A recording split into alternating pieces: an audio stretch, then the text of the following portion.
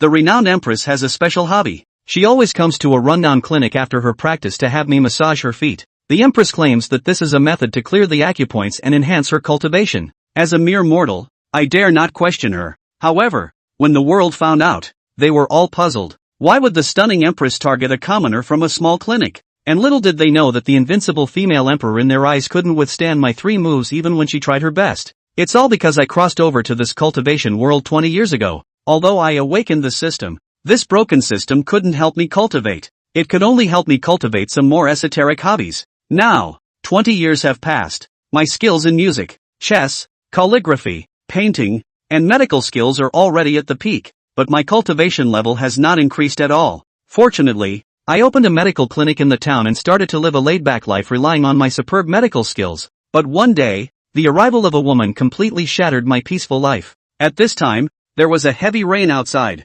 and a lonely and sad figure appeared. Upon closer inspection, it was a woman with delicate features and a cold temperament. The woman was alone, walking lonely on the street pouring with heavy rain, looking sad and lost. Her name is Bayfear, the most proud genius girl of the Bai family, a rare genius in cultivation that appears once in a millennium, and now she has been sold cheaply by her family to this Qingmu city. Betrothed to the eldest son of the Mo family, Bayfear lowered her head, letting tears mix with the rain and slide down. It all started before March, when she explored the great secret realm of the dynasty and encountered evil cultivation secretly poisoning her, completely destroying her foundation. The remaining toxins continue to erode her cultivation, and as for detoxification, it is impossible. Her body is almost fused with the toxins, so detoxification would be equivalent to taking her life. Since you have become useless, then make some contributions to the family again. This was the last sentence Bayfear heard from her father. This wedding, in fact, is a complete joke. As the saying goes, the arrogant will fall, and there are countless people clapping and cheering. Ironically, the difference in status between the Mo family and their own is like heaven and earth. Yet even so, in order for the Mo family to take on this degrading marriage contract, they even had to pay money out of their own pockets. When she arrived at the Mo family, the second young master at the foundation establishment stage, such a mediocre junior, actually looked down on her so much. It's really a case of each to their own. She is 18 years old and already at the 5th level of the Yuaning stage. In the entire Rian dynasty, there are only 3 or 4 people who can match her, but now she has been knocked off the god altar, and her cultivation has fallen back to the 8th level of Qi training in just 3 months. Moreover, this cultivation is still continuing to decline. Even the current rain makes her feel cold all over, and the feeling of weakness becomes more severe. If it were before March, she could easily split the rain curtain with a sword. She still held her soft sword tightly in her hand, but she was running out of strength to draw it out. Oh God, why are you playing me like this?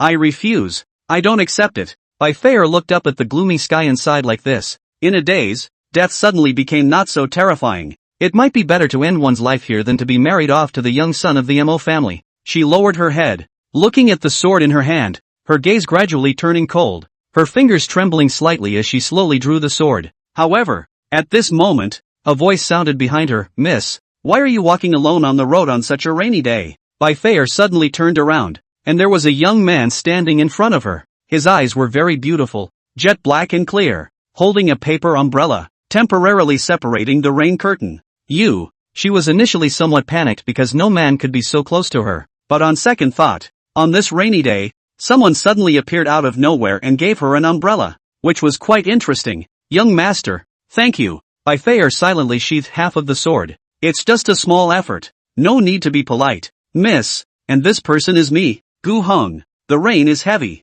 The girl please come to my clinic to take shelter for a while. Bayfear hesitated for a moment, nodded in agreement. The two walked side by side into the medical hall, where the furnishings were simple but clean and tidy. As Gu Heng made tea, Bayfear observed him. He was just an ordinary person, without a trace of true energy in his body. If it had been before, Bayfear would not have looked at mortals more, because they were ants. But she was about to become an ant herself. Come, have some hot tea to warm up. Gu Heng brought back the brewed tea and placed it in front of Bayfear. He looked at Bayfear's face, which was quite beautiful. Bayfear also noticed his gaze, feeling a bit annoyed, thinking that this person's gaze was really bold. But Gu Heng suddenly said, Miss, do you have an illness? Hearing his question, Bayfear was stunned, then showed a bitter smile. Yes, I do have some illness. Even an ordinary person can see that she is deeply poisoned. The disease has turned into cancer, and she is truly miserable. Well, The symptoms have been going on for some time too. He moved closer to observe,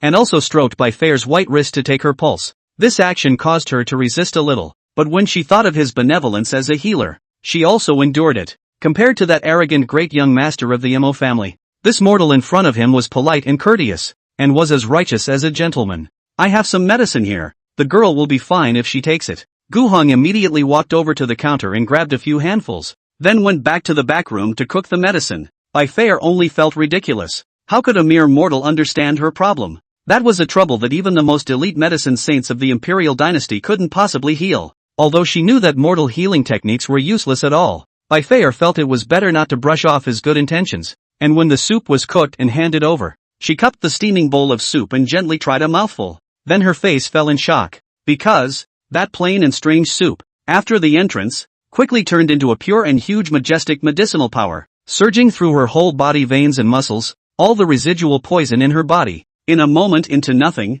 and the original floating and powerless body, also gradually returned to normal. Ha! At this instant, By Fair seemed to see hope, and also seemed to have some disbelief. She looked at the bowl of brown soup medicine dumbly, murmuring, this is, solved? Immediately after that, it was her cultivation that had been lost for a long time that quickly rebounded, and a few breaths of time passed, breaking through the foundation establishment, and then entering the Jiedan, reaching the 7th level of Yuaning. She broke through, just for taking a small sip of this bowl of soup gently. By Fair sat in a daze in her chair, her eyes misty as she looked out the window at the heavy rain that was pattering and pouring, the shock in her eyes unmistakable. What kind of medicine is this? Chapter 2, What kind of Jedi are you? By Fair felt her true chi filling her entire body once again, but she couldn't even control her own hands anymore. At this moment, due to returning to the Yuaning stage, she realized that the bowl of soup in front of her actually contained an extremely terrifying medicinal power. She hadn't realized it before, purely because her cultivation was too weak to notice it.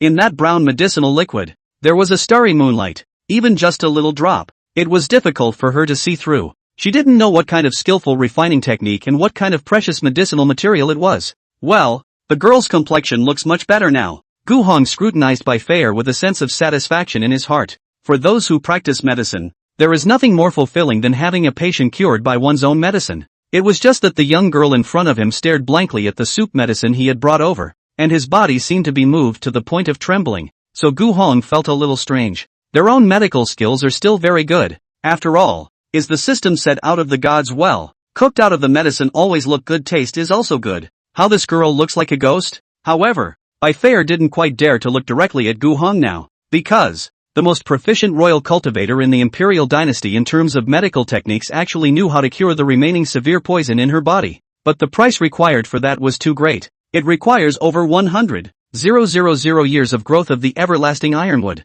with the red gold grass condensed from the lava of the extreme abyss, as well as a portion of ancient dragon's tooth powder, and at least one great cultivator of the third sage cultivation who is proficient in the art of healing, and 49 days of refining, in order to obtain a drop of the star and moon divine water, which can cure her of her persistent illness. But that's impossible. First of all, the current world rumors of longevity ironwood, the White family has the ability to buy the highest only 50,000 years of limit. More than this number, the entire Xiantian world are not many. The White family has spent a great deal of effort, but also only to inquire about the dynasty outside the Transcendent Shrine. Ask the Heavenly Palace in the storage of a limit of 120,000 years of the year, and that is the absolute greatest treasure. As for the extreme abyss lava, non-Mahayana stage cultivators cannot enter, otherwise all those who enter the death, let alone deep into it to pick medicine. Her father, the Bai family patriarch, only the 7th level of cultivation. Ancient dragon tooth powder.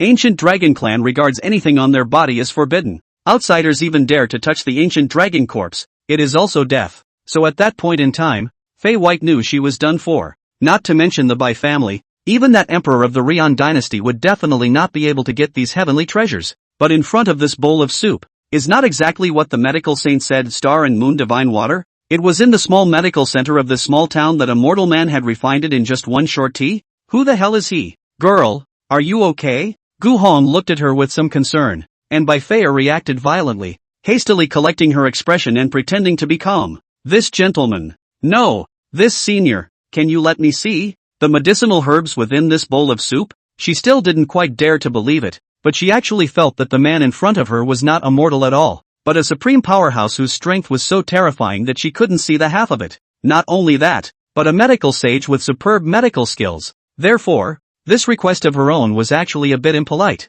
and if she wasn't careful, she would offend him. And just as soon as Bai Fei's sentence was out of her mouth, she regretted it immensely. Well, it's just 3 herbs. Nothing complicated. Gu Hong is still a bit puzzled. How this rather good-looking girl in front of him shouted at his senior. This request is nothing. He thinks that she just wants to ask for a clear prescription, and later when he goes home, he can learn to boil it himself. He walked to the medicine cabinet, casually grabbed it, and put the herbs on the table. Whitefriar's throat rolled as she walked over and took a look, her eyes shaking. That everlasting ironwood was almost overflowing with silver light. Its quality was so high that it was definitely more than 100,000 years old. There was also that red gold grass. It looked mediocre, but Bai Fei had seen it in an ancient book. This kind of medicinal herb should not be touched at will. Even a Mahayana stage powerhouse would be burned. There is also that ancient dragon tooth powder. White Fei just casually looked at it, and could hear the dragon whispering, "Geez, such a precious herb," and he just took it out when he said he would?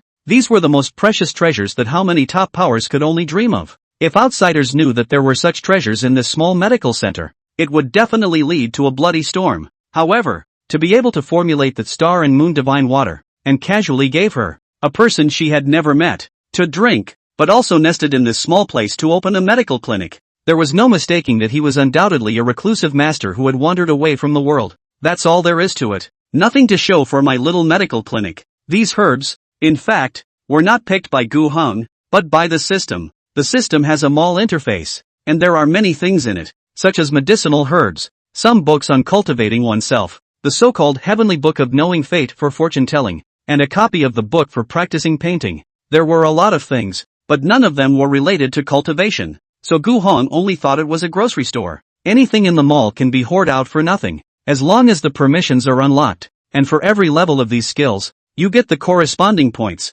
and the higher the points, the more permissions are unlocked. So these medicinal herbs, they were all hoarded out by Gu Hong from the system. He had a lot of points, all the permissions were unlocked, and he could take whatever he wanted from the mall. The points seemed to have other uses, but Gu Hong hadn't realized it yet. But what about these herbs in the mall? To be honest, Gu Hong feels that it is really pulling the crotch, like the ironwood, fire grass, animal tooth powder in front of their eyes. How to look at it is like the most inferior medicinal herbs. Teeth and wood can be used in medicine. Really some subversion of Gu Heng's ideas. It's really a bit subversive to Gu Heng's thoughts, but he's cooked it for others quite a few times and it's worked just fine. These things are no big deal, and I hope the girl is not offended by my tonics. Gu Hong casually picked up a piece of everlasting ironwood and gently pinched it, and the ironwood shattered in response. Bai Fei's eyelids twitched fiercely. Although the everlasting ironwood is a medicinal material, but its sturdiness is appalling, even if it is 30,000 years of everlasting ironwood.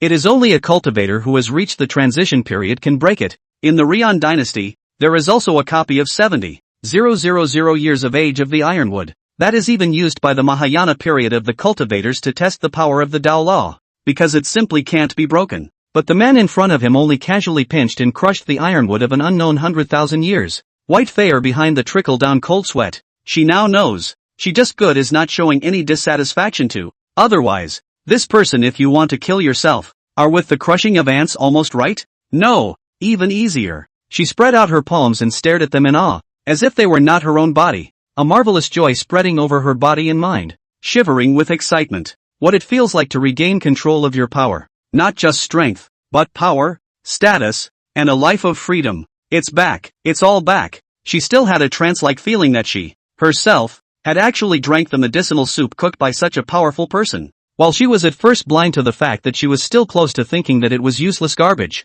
Star and moon divine water. Non-saintly stage powerhouses can't refine it. While there must also be an out-of-this-world medical method to complement it. Such a medical saint. When looking at the whole world, there are only 3 or 2 famous ones. And any one of them, all of them were so well connected that they didn't even need to make their own moves. And with just a single word, they could make a force more powerful than the Sunflame Imperial Dynasty fall over in a single day. Compared to this kind of person, what was she? A small Bai family genius. Worth? Bai Fei couldn't help but feel frightened by the arrogance in her heart just now. Originally, she was already at the end of her tether and all thoughts were lost, but she accidentally gained a new life. And it was all because of the tall man in front of her. Whitefire's violet eyes were sparkling. She slowly raised her head and looked at Gu Hong with adoration and gratitude in her eyes. Many thanks to Senior for giving me medicine. Senior has nothing to show for it. Please accept my obeisance. With that, she was about to kneel down. Gu Hong hurriedly reached out to stop Bai Feier's move. He laughed. Since we met, it is the fate of karma. Ping Shui met. Talk about what to report or not to report. Those things, there is no significance. Bai Feier stared blankly for a moment. Indeed, to the high person in front of the medical saint, the star and moon divine water is just a soup medicine that he can make with his own hands, and it's not even worth him caring about it. But for her, because of this bowl of star and moon divine water, which she could never get in her life, her own cultivation was recovered, and not only was she no longer a waste, but her cultivation was even refined a bit more. Many thanks to Senior for teaching me. Feier understands. Feier this name is quite good. The girl's beauty in this Shoya name, but also very good match. Gu Hong smiled slightly. Bai Feier's cheeks instantly reddened, and she lowered her eyes a bit shyly. Elder is flattering. Feier's bushy-tailed posture. I'm ashamed of it. Girls are quite modest these days, and Gu Heng's heart is quite pleased with this modesty. Outside the rain gradually stopped. Bai Feier took a deep breath, and then made a big salute to Gu Heng. Senior, also forgive Feier body has important matters. Can't stay for a long time, but after that we'll definitely come back to return the favor. I hope that Senior will not turn me away at that time. Bai Feier was now going to return to the Mo family and personally cut this marriage that screamed of shame to pieces with a single sword. Gu Hong nodded. If you want to come, just come. Anyway, this medical center is kind of empty on weekdays, so it would be a good thing if more pretty women visit from time to time. Bai Feier pursed her lips, warmth welling up in her heart as she turned around and disappeared in a few flashes, her true chi exploding. Gu Hong was stunned. So this girl's family is still a cultivator? Chapter 3, the 9-life demon cat that came to the door on its own accord. Whitefield is gone, and it's still raining. Gu Hong took the soup medicine that Bai Feier had only taken a sip of just now back to the back room to put it away. It couldn't go to waste. Now that he thinks about it, that girl is also interesting. His medicine can only cure mortals, cannot cure cultivators at all. She is also a woman with a gentle nature. Obviously he seems to be preoccupied, aimlessly dripping in the rain but also willing to accompany him to do a play, to both of them to have fun. It's just a pity that I'm afraid I won't have the chance to meet them in the future. He was only mortal and she was a young monk. Gu Hong rubbed his aching neck and prepared to go back to the inner room to cook rice, and after eating and resting for a few moments to see if someone would come to pick up the clinic on this rainy day, when suddenly, his ears twitched. Meow. A cat's cry attracted Gu Heng's attention, and he looked toward the doorway of the medical center, where a tiny white head poked out. When I walked in, it was a kitten with white fur, and judging by its size, I guess it had just been weaned. Seeing someone approaching, the white kitten wasn't afraid, instead looking at Gu Hong with large gray blue eyes. Oops, it's a wildcat. Gu Hong squatted down and picked up the kitten, and the kitten didn't resist. As if frothing, quietly snuggling in Gu Heng's arms, he touched the kitten's soft fur. His heart couldn't help but give birth to a few feelings of love and compassion. This kitten was very cute looking. Its body was covered in snow white,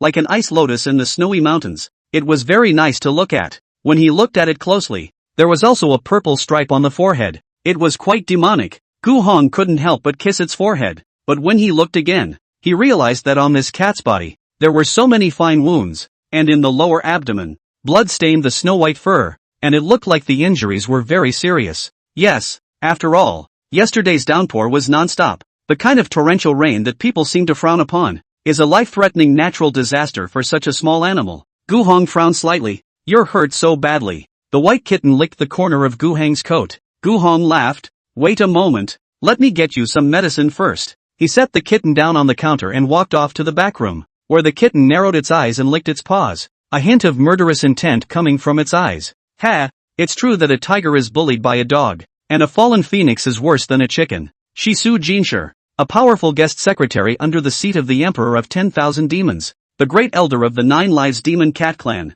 should have taken advantage of last night's full moon in the demon realm to cross the thunderbolt in one fell swoop to enter the Mahayana stage, and as a result of the crossing to the halfway point of the robbery, was surrounded and sneaked up on by the other demonic clans. Failure of the robbery, the thunderbolt struck her half dead. Su Jinshi quickly fled with injuries, ran for a day and a night, I do not know how far to run, and finally landed in the mountains. Even the person cannot be maintained, can only show the body of the demon cat. As it turned out, the house had been rained on, and in this nearby Greenwood city, There was also an old ancestor of the Mo clan whose cultivation had reached the 8th level of the divine separation stage. That dead old man noticed her, and immediately came to chase after himself. But unfortunately Su Jinshi could not use 2 or 3% of her cultivation, and once she fought, she fell into a disadvantage, forcing her to use up the only remaining movement magic treasure on her body, and escaped to the city. This time, Su Jinshi had a lot to lose. In order to save her life, she used a lot of magic treasures.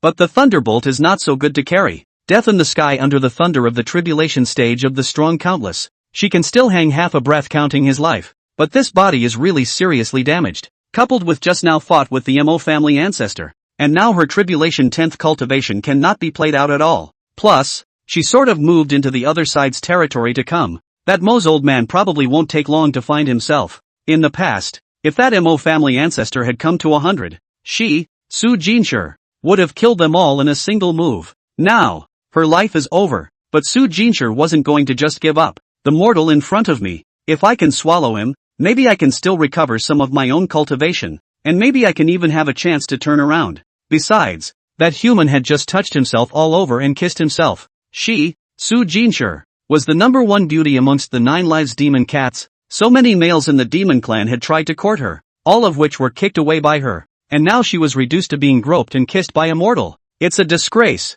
It's not fair not to kill him, Su Jinshi thought hatefully as she crouched down on the ground, closing her eyes and staring, enduring the pain in her flesh. When Gu Hong came back with the tonics, he saw the kitten lying on the table sleeping, and he couldn't help but shake his head and smile. Little one, don't sleep. Healing is important. He placed the tonic on the table and patted the white cat's back. It's just as well. She didn't finish her portion of Miss Faye's soup, so I'll leave it for you to drink. It's good to warm up your body, and I'll bandage you up later. The white cat lazily opened his eyes, scanning the circle. See, this mortal really gave himself a soup medicine too. The heart cannot help but feel that this guy's stupid. This soup medicine on her natural no effect. Thunderbolt dark injury. Have to eat extremely precious heavenly treasures to heal. But she didn't have much strength right now, and she decided to lick the bowl of tonic in order to get this mortal to let his guard down. Then,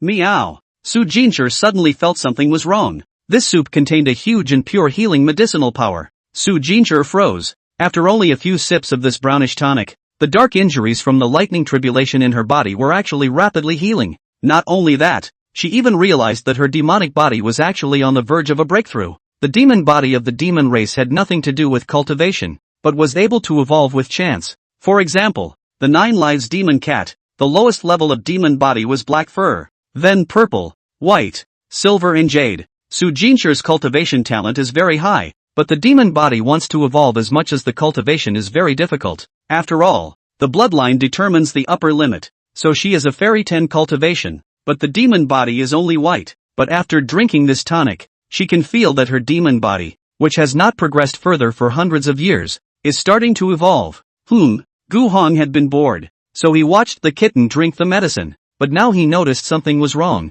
because the cat's fur gradually turned silver white. He froze, and upon closer inspection, he realized that the kitten's eyes were shining with a faint silver light, seemingly brighter than ever. Hey, that silver color is going to look a little better than white, and I haven't seen a silver cat in a while. Although this little wildcat's fur somehow changed color, but Gu Hong also did not put it on the mind. This world is nothing strange. Hair color change that is simply not something to be surprised. I can't believe I broke through like this. Su Jinshi didn't expect that the threshold he couldn't cross for hundreds of years would evolve after he was seriously injured and strayed into a human town. In this small medical center, after a few mouthfuls of soup and medicine, and more than that, the dark wounds she suffered from the thunderbolt have been completely healed, and the cultivation of the 10th level of the fairy can be used recklessly. But, now she dared not act rashly instead, because the soup in front of her, in fact, flooded with the light of the stars and the moon. That is the divine medicine list ranked 11th star moon divine water. In general, only one drop is the most precious, and she is in front of her, is a full half a bowl, and that mortal. No, not mortal at all, because she knew that it was impossible for mortals to have access to the star moon divine water, and that this divine medicine was no different from a severe poison to mortals, and she couldn't see through this mortal youth's cultivation at all right now. She, Su Jinshi, was at the 10th level of the transition. If there was a strong person under the sky whose cultivation she could not see through at all, it could only be a superpower at the Supreme Sage stage. What else can this mean? This person in front of him was bound to be a Supreme Sage stage powerhouse. Su Jincher was now in a somewhat fearful mood. Because a strong person like him? How could he not see that she was a 9 lives demon cat? But the fact that he didn't care at all meant that in his eyes, the 9 lives demon cat clan was no different from a small wildcat. Both were needless to care about. It was also true that the clan leader of the 9 lives demon cat clan was only at the 4th level of the Mahayana stage. Then in his opinion, the 9 lives demon cat was indeed just like a wildcat, and could be touched as much as he wanted. She actually thought of sucking his soul. Herself isn't she living too long and looking for death? As soon as she thought of this, Su Jincher raised her head with trepidation. Gu Hong was staring at her at this moment. His eyes were incomparably cold, and all of a sudden, Su Jincher only felt that 10,000 pounds of pressure was upon her, and she couldn't even spit out her human words. Be honest and finish your medicine. Gu Hong knocked on the soup bowl, his voice slightly serious. This little cat also think the medicine is bitter. Do not want to drink. Do not drink. How to become so long in the rain, not warm body cannot. This keeping of a small animal requires some display of sternness on the part of the owner. Su Jincher. She shook her paws and tilted her neck up to gulp down the medicinal juice, then hurriedly retracted her cat's claws to hug her belly, looking at Gu Hong with a pleasing expression. Gu Hong was amused by its little look. Follow me from now on. I'll feed you. The Mo family of Greenwood City was once one of the few great families in the imperial dynasty. Just one generation is not as good as the next generation of the problem. Also out of the Mo family, to today, the Mo family has lost the vast majority of the ancestors laid down the industry. Can only turtle in the old nest of the city of Greenwood. In the lobby of the Mo clan's residence, the Mo clan's grand young master, Mo Chang, was filled with displeasure. His trashy fiancée, instead of trying on wedding clothes in her room, ran out. It's really not giving him face. This marriage is the old ancestor himself personally finalized. Even if the old ancestor knows that the White family is the Mo family as a grocery store that accepts everything, a waste of a daughter to marry over, but married that White Fair, is also considered to be with the White family to climb the layer of relations. In fact, Bai Fair is no longer of any use to the Bai family, sold out of the waste, but Mo Chang married her. From now on, the Mo family can also be said to have with the Bai family marriage. For Mo Chang, it didn't matter. It was just that Bai Fair had now become a waste, and actually dared to be high and mighty, not putting him, her future husband, in her eyes at all. Anyway, Mo Chang made up his mind. That Bai Fair used to be a genius that he couldn't afford to climb. But now, she is just a waste that was thrown over by the Bai family as a hot potato, and the Bai family will no longer back her up. So after the big wedding, that Bai Fair will be able to taste his power. At this moment, Bai Fair walked into the lobby, braving the unrelenting rainstorm. Where have you been? Mo Chang slammed the table and rose angrily. Where is your old ancestor of the Mo family? Bai Fair contemptuously threw him a glance. She could now see through this Mo Chang. That Jiedan's second level of cultivation was so flimsy, mediocre and incompetent dude. He himself is going to be married to this kind of guy. Bai Fair held back the fire that filled her heart, so that she did not draw her sword on the spot and cut him. Old ancestor has something to go out for, and he doesn't bother to see you. You waste of a woman. Mo Chang snickered, surveying the rain dripping Bai Fair. Bai Fair raised her eyebrows. She also knew that she was now at the 7th level of Yuaning, and with this level of cultivation, how could that Mo Chang be able to tell? This little cutie thought she was still the same loser whose cultivation kept draining away. Listen, Bai Fair, my Mo family remembers that you were once still a celestial pride, and thus treats you with more courtesy. Otherwise, even if you were my Mo Chang's maidservant, you wouldn't be qualified. Now get your ass back to your room and try on your wedding clothes properly, or don't blame me for being merciless. Mo Chang pointed at the door and threatened viciously. Trying on wedding clothes, right? Good. Upon hearing this, the corner of Bai Fair's mouth hooked slightly, glanced at him sarcastically, turned around and left, while the corner of Bai Fair's mouth, who had turned around, floated up in a cold arc. Since the Mo family valued this marriage so much, she would step on the Mo family's face in the grandest of occasions. Chapter 4. The old man of the Mo family is angry. Bai Fair's attitude really made Mo Chang furious. He was the great young master of the Mo family, even though the Mo family was far inferior to the Bai family. But she, Bai Fair, was now a commodity that she herself couldn't carry, and that condescending attitude made Mo Chang's face look as if it was a pig's liver. Humph, this damn woman. When I'm tired of playing with her. Mo Chang gritted his teeth and hated the extreme. At this time, outside the lobby, a drooping old figure fell down. The old man was dressed in a white robe. His beard and hair were like silver, immortal style, only that pair of eyes contained the color of grimy vulture. As soon as he entered the door he saw Mo Chang's twisted and smelly face. He frowned and said in a deep voice, Why is it that at this time of the day, you are still full of unhappiness? Grandpa. Seeing that the visitor is the old ancestor of the Mo family, Mo Chang immediately changed into a pleasing smile, and then intended to buckle an unhygienic hat on Bai Feier's head. It's all about that Bai Feier. Who doesn't know? What's going on? Shut up, the Mo family's old man scolded him, staring sharply at him, his tone stern. Even if that Bai Feier is now a waste of space, before this marriage is finalized, you should not be so contemptuous. The White family's elders will soon arrive. If they see you like this, I'm afraid that my Mo family's juniors have no growth.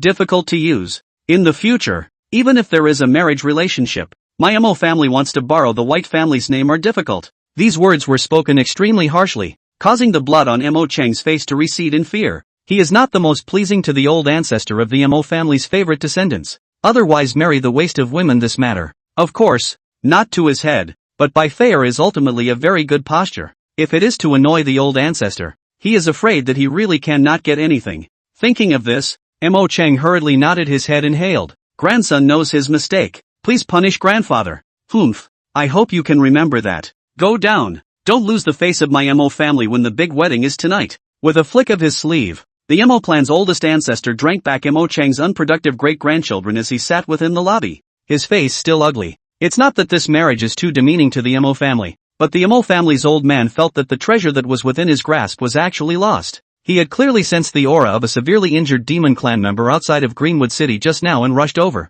only to be met with a 9 lives demon cat whose cultivation had reached the transition stage. The Mo clan ancestor instantly felt that his dying destiny had come to a head, regardless of how she was seriously injured and then fell here. As long as he could take her demonic Dan, the old Mo clan ancestor would be able to make another breakthrough in his cultivation that had stagnated for 100 years and was no longer growing. And he could even cross the divine separation stage's heavenly mode in one fell swoop and step into the harmonization stage. As long as he could advance to the harmonization stage, the Mo clan ancestor's lifespan could be renewed for another 1,000 years. And at that time, the Mo clan would be able to return to the top under his leadership. This kind of temptation was too much for the Mo clan ancestor to resist. Cultivators, without exception, all wanted to become stronger and live longer, and the Mo clan's oldest ancestor was naturally no exception. Of course, the cultivation of such a high level of the 9 lives demon cat in the clan is bound to have a low status. Rashly do it, in the future there is a great possibility of being retaliated by the demon clan, but even so,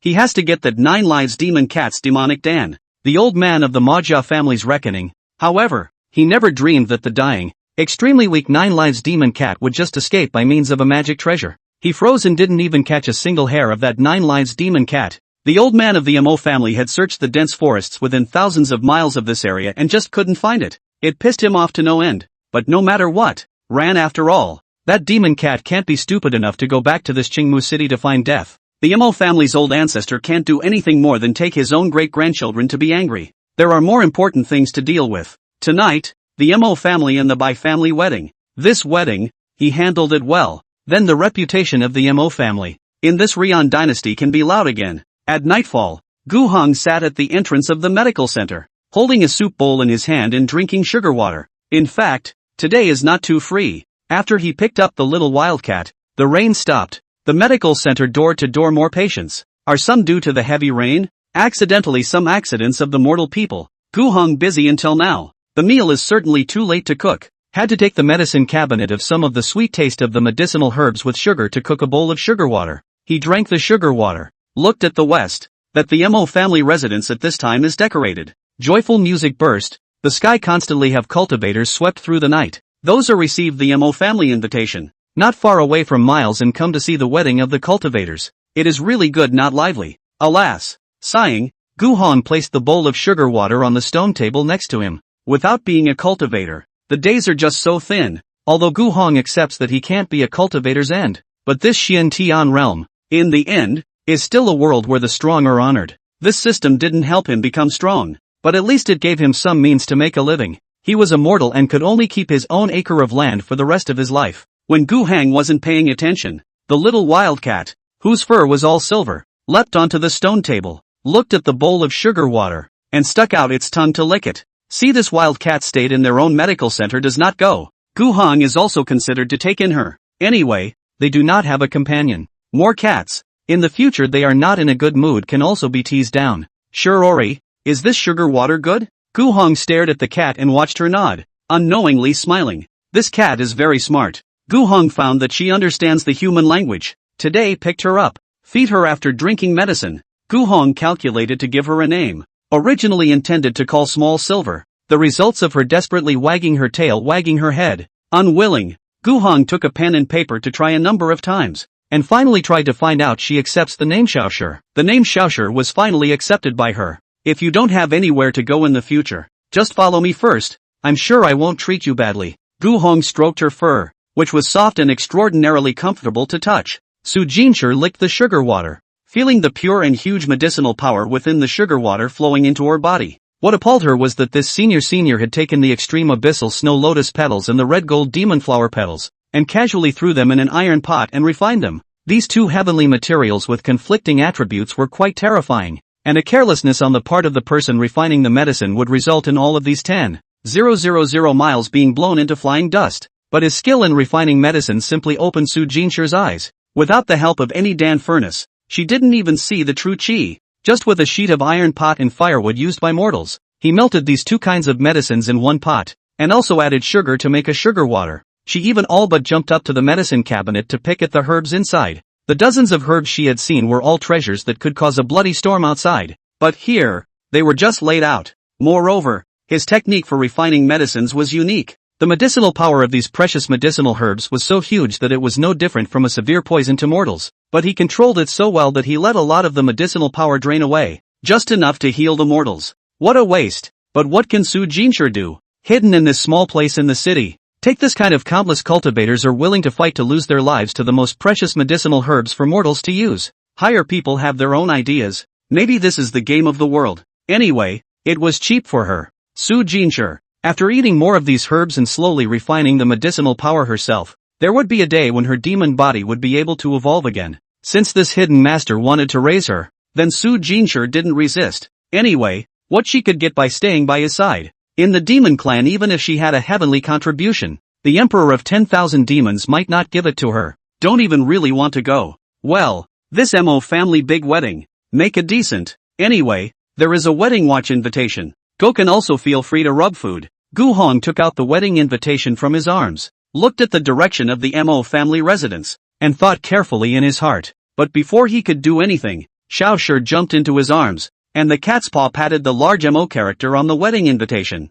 wagging his tail. He understood at once. Okay, I know you're hungry. Come on, dawdle with me. Gu Hong picked up Xiaoshi and walked slowly in the direction of the Mo family residence, and in his arms, Su Jinshi's eyes were glowing with coldness. Chapter 5, I, by fair, will not marry a waste. My Mo family is honored by the 1,000 Spectre Sect Master's visit to our humble abode. Ha ha, that's just it. Elder Mo Xian's words are a disgrace to me. What about this wedding day? I will also offer 1,000-year-old violet viburnum flower as a token of my 1,000 Spectre Sect's goodwill. Mo family residence is very large. The layout of the courtyard is also excellent. Pavilions and everything. And this moment the banquet has long been set up. Guests have come to more than 100 people. Although not much, but these people are quite famous cultivators within the Rian dynasty. Behind them all represent their own forces, and any one of them are not weaker than the Mo family. Mo family old man is sitting in the main seat of the banquet hall. See his Mo family at this time,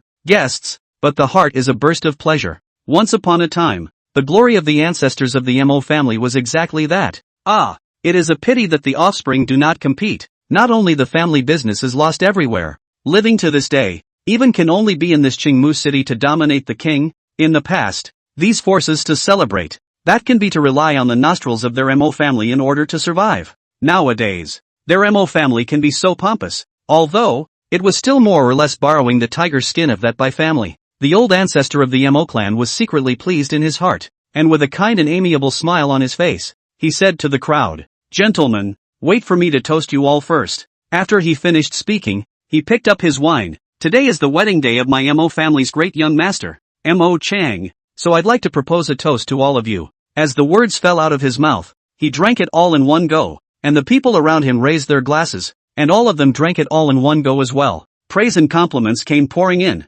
Hearing the Mo clan ancestors' face fill with smiles, these words of flattery, he loved them. Only, when he thought of that 9-life demon cat, he still felt me pain. How come she got away with it? Thinking so, The eyes of the Mo clan's oldest ancestor flickered for a moment, and after sitting down, he looked at the table next to him, where Mo Chang was joking and laughing to the group of dudes he knew well. This caused the Mo clan ancestor to frown. This guy, it is really rotten, but after all, it is his own offspring, although the White family married a waste, but that White Fair Mo's old ancestor is seen. The appearance of the posture is absolutely superior. It is not considered a loss to Mo Chang, just waiting for that by family elder to lead by Fair out. This marriage ceremony would be a natural progression. On the other side, Gu Hong walked up to the door of the Mo family residence, and Xiao Shi was quiet as she showed her head in his arms. There are a lot of mortals who came to watch this big wedding. Most of them are just to casually rub this cultivator's high and have a nice meal, and they don't care much about this wedding. Gu Hong pulled out the marriage viewing invitation, and then the Mo family guards guarding the door let him in. But after Gu Hong entered the door, he still heard disdainful voices coming from the back. Humph, a bunch of useless ones, all coming to dabble in the food and drink, really haven't seen the world. When Gu Hong heard this, his footsteps only paused, but he did not turn back. He continued to walk inside, but Su Jinshi was surprised to look at him. So medical law into the saint of the hidden Highlander. By that not much better than the mortal good so humiliated. He was also light-hearted. It seems that the realm of this light-heartedness is really not just any strong person can reach. At least Su Jinshi, couldn't do it. It was a large place, and the mortals sat in those small seats at the very edge. Yo, Bonesetter Gu is here too. It's rare. Bonesetter Gu quickly chose a seat. This food is really good. Gu Hong walked. Many people greeted him. These people present, there are not many who have not been to his medical center for treatment. Our old repeat customers, he responded one by one, but also randomly chose an empty seat and sat down,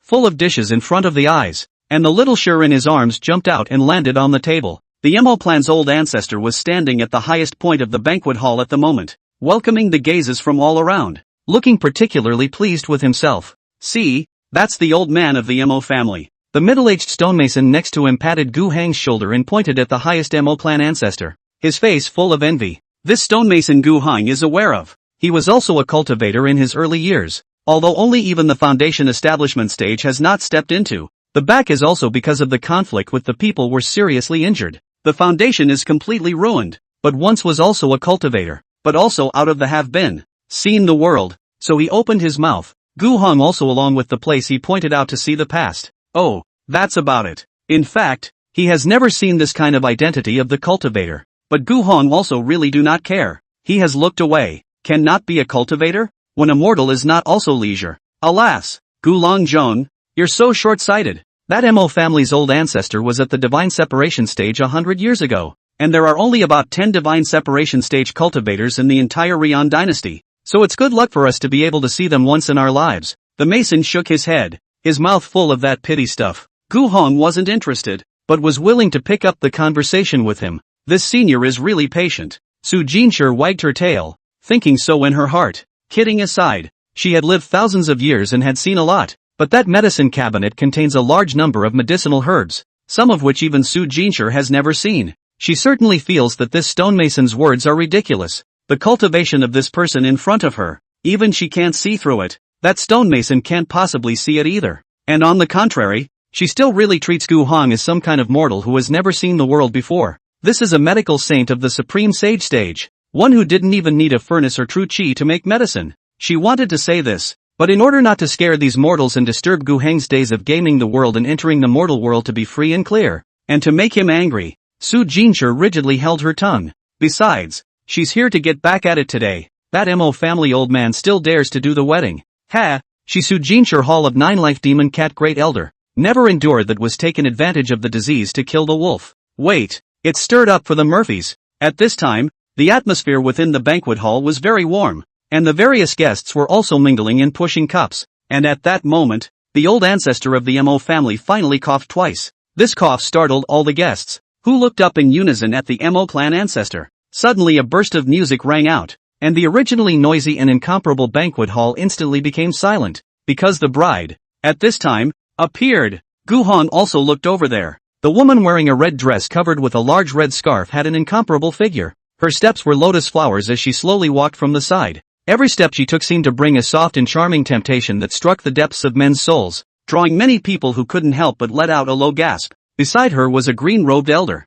Only that unsmiling and even somewhat worried look was a strange call. But the mortals who came to dabble in the food and drink didn't care about that. Sure is beautiful. TSK. This kind of beauty. I really don't know how the Mo family managed to poach it from the White family's side. This is not certain. I heard that it was the Bai family that initiated the marriage. There are some stories behind this. The woman that married over seems to have been a waste. The crowd was talking, and before they had seen the real face, many people's eyes had gone straight as they looked at the woman. Gu Hong narrowed his eyes, a deep thought crossing his eyes. Who is it under that red veil? He always felt that this woman seemed somewhat familiar. And at this time, the old ancestor of the Mo family also spoke. He spoke. His voice was like a bell. Gentlemen, today my Mo family is very happy. The daughter of the Bai family's patriarch, Bai Feier, is now performing the rituals with my Mo family's great young master, Mo Chang, and tying the knot. So please bear witness to this. For a while, the atmosphere of the scene was pushed extremely high again.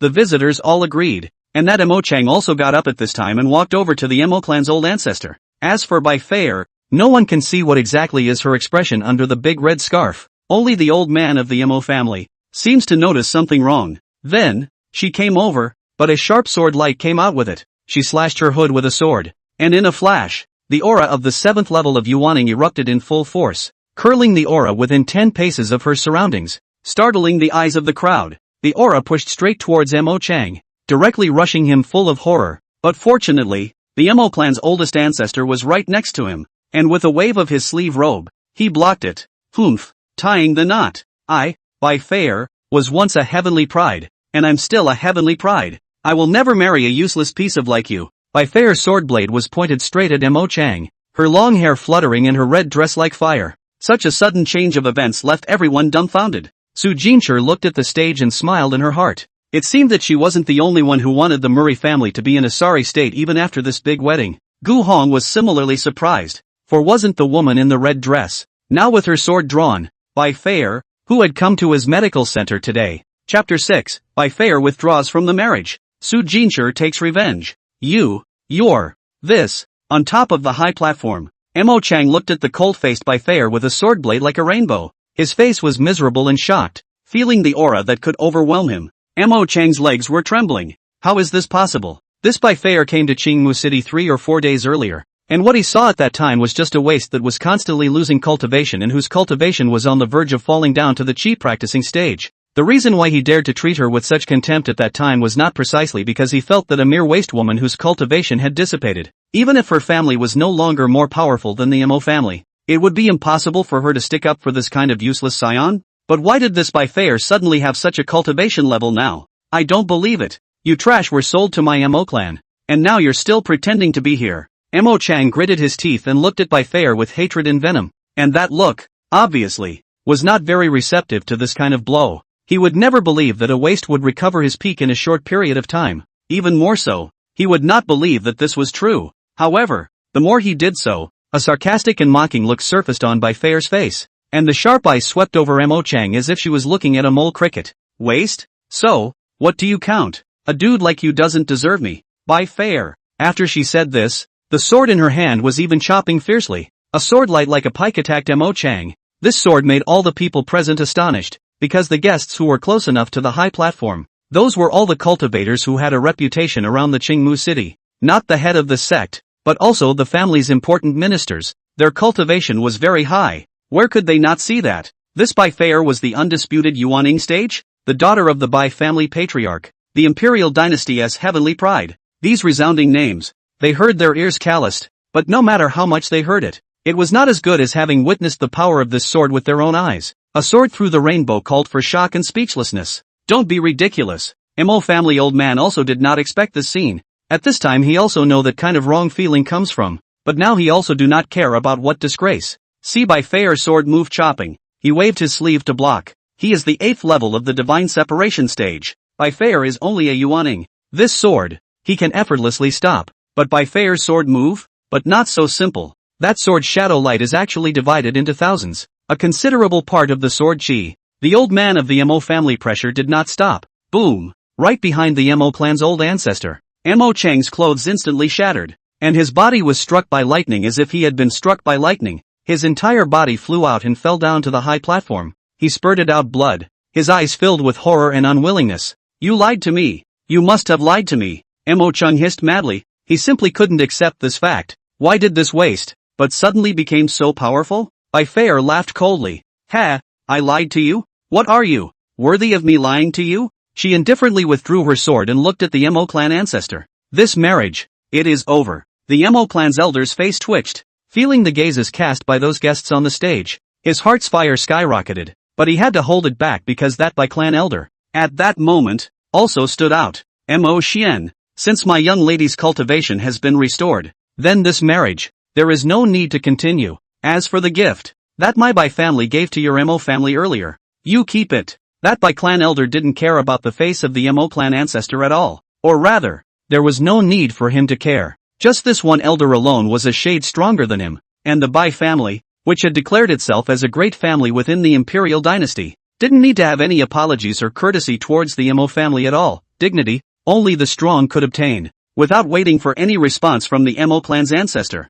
Bai Fair stepped down from the platform and walked straight towards the outside of the Mo clan's residence, with the Bai clan elder following closely behind. What a show! Gu Hong picked up his wineglass and sipped his wine with a playful smile in his eyes. I didn't expect it to come to this. He said it was bad luck to get married on a rainy day, and now it's come to this. TSK, this Mo family the face is lost. Look at those people. That behind them can be all the dignified forces. When they go back, tell this. Ha! The stonemason sked. I didn't expect Miss to have such a strange encounter. When that Bai family elder was about to walk out of the gate court, his gaze glanced to the side if at all, but it was this glance that caused his eyebrows to instantly freeze in surprise. On the banquet table of that group of mortals was a small, delicate silver cat. However, the elder of the Bai clan saw in that silver cat's eyes a great pressure that he could hardly resist. Why is there a 9 lives demon cat here? Speedy departure. A cold and arrogant voice line appeared in the mind of the Bai family elder. He came back to his senses. The cat on the table wagged its tail,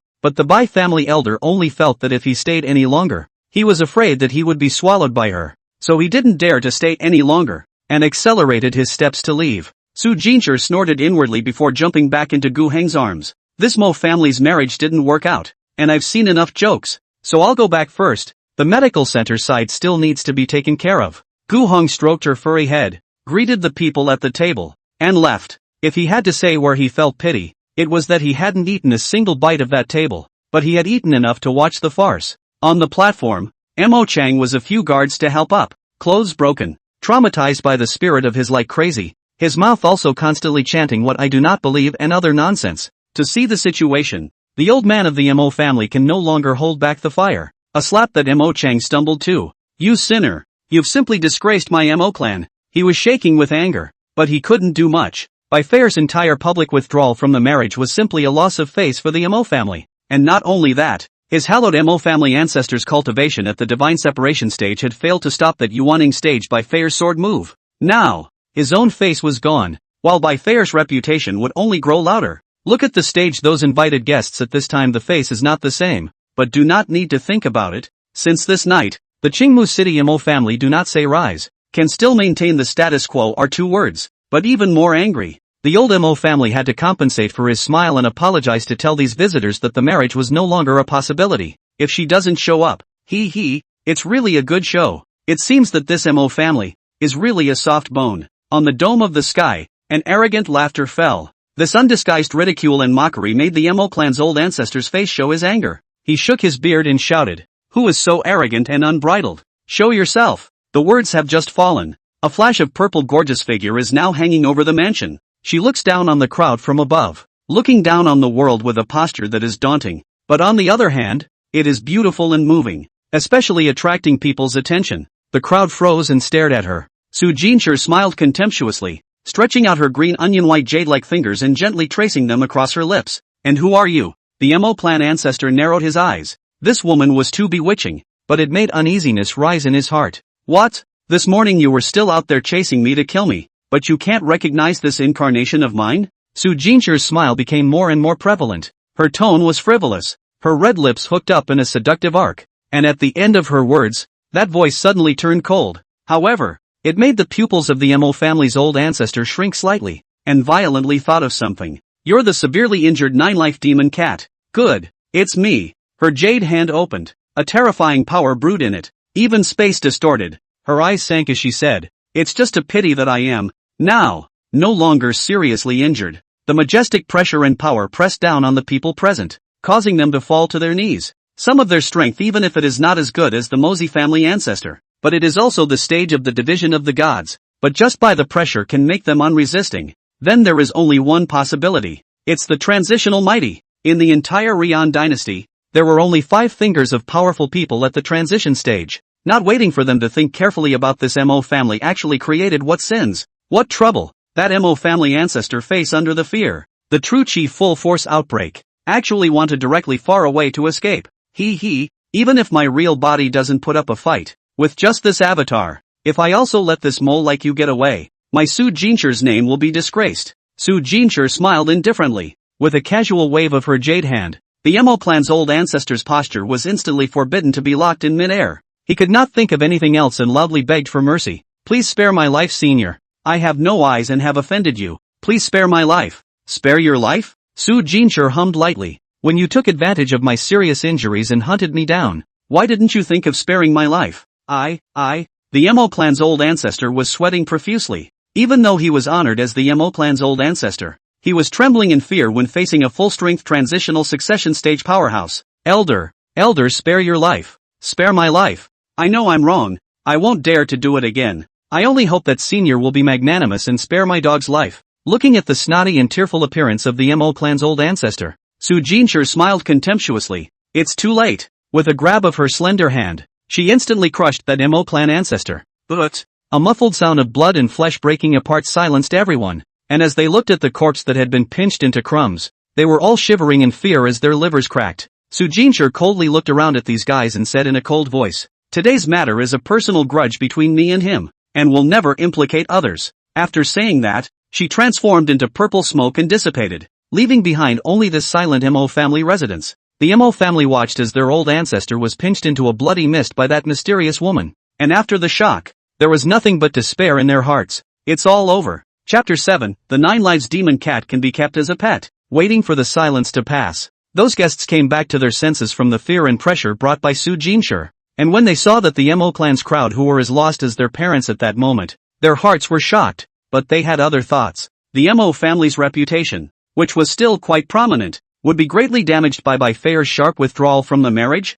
and the death of the Mo family's oldest ancestor had made the Mo family's situation even more precarious. The strongest man is the most respected, and the reason why the Mo family can rank high in Greenwood City is because of the existence of the Mo family's oldest ancestor. And now, he's dead, died at the hands of some unknown transition stage powerhouse. The enemies of the Mo family will never let go of this great opportunity, and the guests present, but also have moved a crooked mind. After all, the Mo family's industry is very large, and now their backbone collapsed. If they do not take advantage of the opportunity to carve up a few mouths of meat to eat, it would only be cheaper for others. Soon, there may be another bloody storm in Greenwood City. The mortals who relied on the wedding watch invitation to dabble in food and drink and see the powerful cultivators. It was as if they were sinking into a dream. After all, what happened this night was one thing after another, getting more and more powerful, making them not able to come back to their senses for a long time. But none of this had anything to do with Gu Hong anymore. He hugged the small pet cat he had picked up today and slowly and leisurely made his way back to the medical center. The next day, Gu Hong opened the door to the medical center. Last night, the matter of the Mo family residence, the whole Qingmu city are talking about. Gu Hong was strange, and the side of the peddler to inquire, only to know. Last night, the Mo family was white Philip domineering withdrawal after, and then came a very beautiful high people, out to give the Mo family ancestors seconds. Listening to the peddler exclaim, Gu Hong smiled, thinking that he hadn't stayed until the end last night, and it looked like he had missed a good show. TSK, the Mo family is completely ruined this time. Hey! The man waved his hand with a look of contempt. Who says otherwise? Although Gu Hong couldn't cultivate, he also understood the truth of the weak and the strong. This Mo family had been the #1 ranked family in Qingmu City ever since he crossed over here, and that Mo family's old ancestor was absolutely indispensable. But since he was already dead, it would be impossible for the Mo family to still want to be this #1, and after being #1 for so long, it must have made some people not too happy, and I'm just afraid that next, it's going to fall down. Of course, Gu Hong was just sighing. What does any of this have to do with yourself? Meanwhile, Bai Feier was working with that Bai clan elder, who was still staying in Qingmu City at the moment, and right now, they were looking at Gu Heng's medical center from afar, but didn't dare to approach. This is it. Uncle Mordecai. Bai Fei pointed at Gu Heng's medical center and spoke to the Bai family elders. This senior really doesn't care much about facades. White End looked at the already old, but not dilapidated, gates of the medical center, and there were more than a few moments of carefully considered caution in his words. In fact, he was also very surprised. Why? Because Bai Fei was poisoned by parasites. The loss of cultivation. He is in the eyes. Bai Mu is watching Bai Fei grow up. See her hall of pride. Suffered such a setback. Overnight fell to the altar. The white end of the heart. Of course, as anxious as burning, but there is no good solution, and ultimately can only look at the white Fei reduced to waste. Was in the clan to marriage in the name of cheap sold to the Mo family to come. The name of marriage is sold to the Mo family. To be honest, this marriage was something that he, Bai Mu, disapproved of 100 times in his heart, but it was useless to disapprove. How could he, a mere elder, fight against the decision of the entire Bai family? However, last night when he saw Bai Fei, he was surprised to find that the residual parasitic poison in her body had already been dispelled, and even her strength had skyrocketed. Before the poisoning, she was still only at the 5th level of the Yuaning, but now she was already at the 7th level of the Yuaning. The change in her certainly surprised and delighted White End. Originally, the White family's idea was that instead of continuing to raise Bai Fei, who had been reduced to being unable to cultivate, it would be better to let her marry out before it was too late and shine a little bit for the clan at last. But now, the fallen pride has risen again, so this marriage with the Mo family should be able to be scrapped. And anyway, the Mo family, compared to the White family, is an absolute weakling, and there is no need to care about the face of the Mo family. But what made Bai Mo really curious was how exactly did Bai Fei do it? What kind of strange encounter did she have? Then Bai Fei told this elder, who was closest to her, bit by bit about the strange encounter she had yesterday when she was walking on the street in the heavy rain. So here they are. Can star and moon divine water, this kind of top-level divine medicine, easily refined out, gave back to an irrelevant junior drink, enough to show that he simply does not care about this kind of treasure, even if he does not care about the return, surely already thought of. Bai Fei cannot get the corresponding value of the remuneration, perhaps this matter, but that the reclusive Highlander's life and no ripples of a small episode only. Perhaps this matter is just a small episode in the life of that reclusive master. Bai Mo was of the opinion that senior had stepped in to help Bai Fei, but it was just a casual gesture. But he still had to represent the Bai family and properly thank them for it. No matter what, etiquette can never be bad. Attitude, the White family must show. I never thought that within the Rian dynasty, there is still this kind of high person who has entered the mortal to the extreme. Go, this time he helped you restore your cultivation, although you have already thanked him. But my Bai family cannot be no indication. White End took Bai Fei and walked towards that medical center. Bai Fei's heart is still a little excited, but also a little worried, mouth calculating some words. But the more you think, the more you feel that it is really not good to open your mouth later. She Bai Fei boasts that she is a heaven's pride talented girl. A large number of young talent cannot see. After the poisoning is even more hit, but only because that senior casually helped themselves. She now feels the first heart of the first move, but that senior looks very young, handsome, but I do not know the geometry of the years. I guess to look at her, but also only as if she is an ignorant little girlet. The two of them entered the door of the medical center. The hall where this pulse was taken and asked about the disease was empty, and when Bai Duo was wondering where the owner of this medical center was, all of a sudden, his gaze and body stiffened, for a silver kitten was, at that moment, standing on the tabletop, its eyes staring indifferently at him. It was the 9 Lives demon cat he saw last night. This, White End pupils shocked, but did not much dare to move, although he is the divine separation stage cultivator. The strength is still stronger than that Mo family ancestor on a line, but at this very moment, when being stared at by that demonic cat, it is as if he fell into a cold pool. His body is cold. He had never felt so afraid. That was from the absolute suppression in cultivation. Just by sight, he already felt that his blood was going to freeze. As long as there was a trace of killing intent flowing out of that demon cat's eyes, that killing intent could be like a substantial killing move. Attacking and killing. Could it be that Mo Xian is being? After withdrawing from the marriage, Bai Mo did not take Bai Fei to leave Chengmu City at the first opportunity, and naturally knew about the change in the Mo family after they left last night. A transitional stage powerhouse made a move to kill the Mo clan's ancestor in seconds. The thoughts in his mind turned very quickly, and he was easily able to connect the 9 Lives demon cat that he saw at the banquet with the transition stage power that had killed the Mo clan's oldest ancestor. Why would the 9 Lives demon cat of the transitional stage appear here? As far as he knew, this was a great clan among the 10,000 demon clans, and was heavily utilized by the 10,000 demon emperor of the supreme sacred stage cultivation. so it was reasonable to say that it would not easily appear in the human realm. Uncle Mordecai, what are you? Bai Fei noticed Bai Mu's strange appearance, but when she saw the silver kitten with his gaze, the same feeling as Bai Mu's also appeared, and that feeling of oppression was even heavier.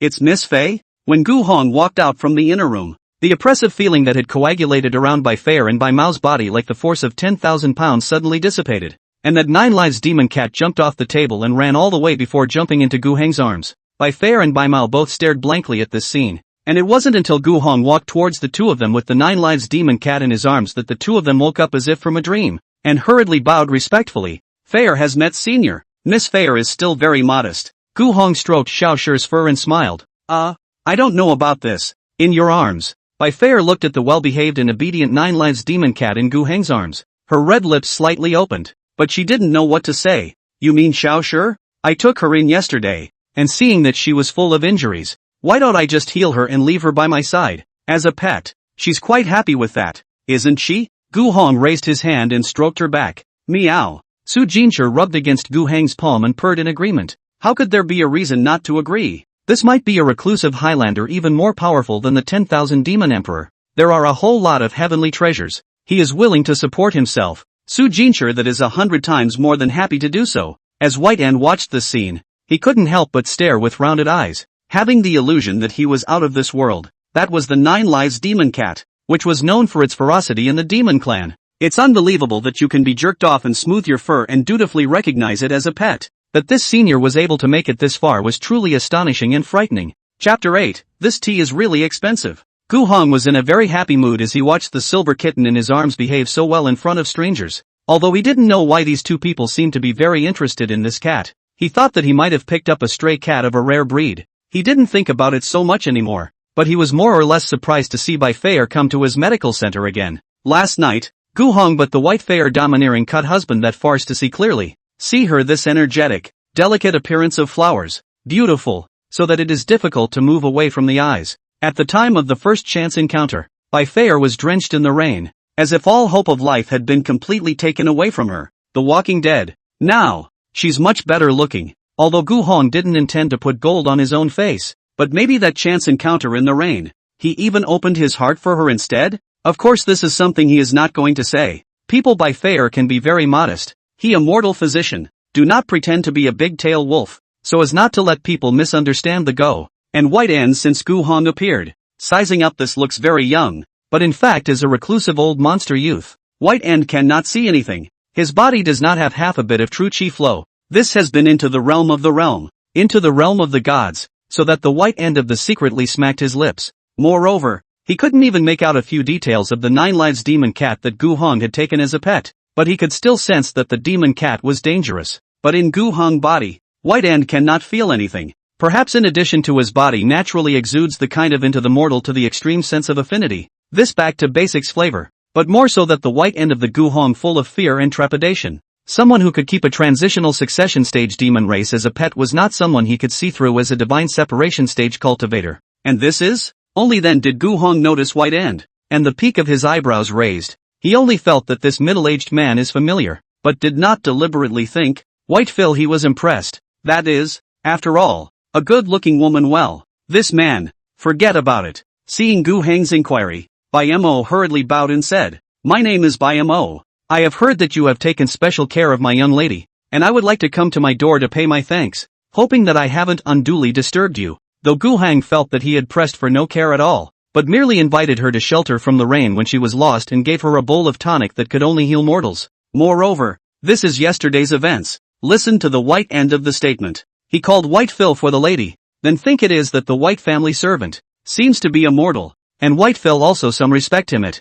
Gu Hong thought to himself, even in the eyes of a cultivator, mortals may not all be ants. I guess this Bai Mao watched Bai Fei grow up from a young age, and naturally had feelings in his heart, and so did Bai Fei. Since the same mortals, then the hand does not hit the smiling face of the people. People think that they are worthy of worship thanks. Then Gu Hong can only smile. Just a hand up. Not worth mentioning. Fair girl is not ordinary. I think that if you change others, perhaps they will also be like me to do it. This senior's realm is truly different. There are too many abhorrent and contemptuous things in this world. Yet he still harbors such a pristine mortal heart. These words made Bai Mao feel many emotions and only felt ashamed of herself. To Bai Feier, this was like a recreation, but Gu Hong only seemed to think that it was no big deal. Originally, the white end of the mouth also brewed a sentence: this grace is as heavy as a mountain. If there is a need, my white family is obliged to words, but now he is not good to say out. People only felt that this was a small matter, and if they instead had to count on any payment, they might instead make this hidden elder dissatisfied.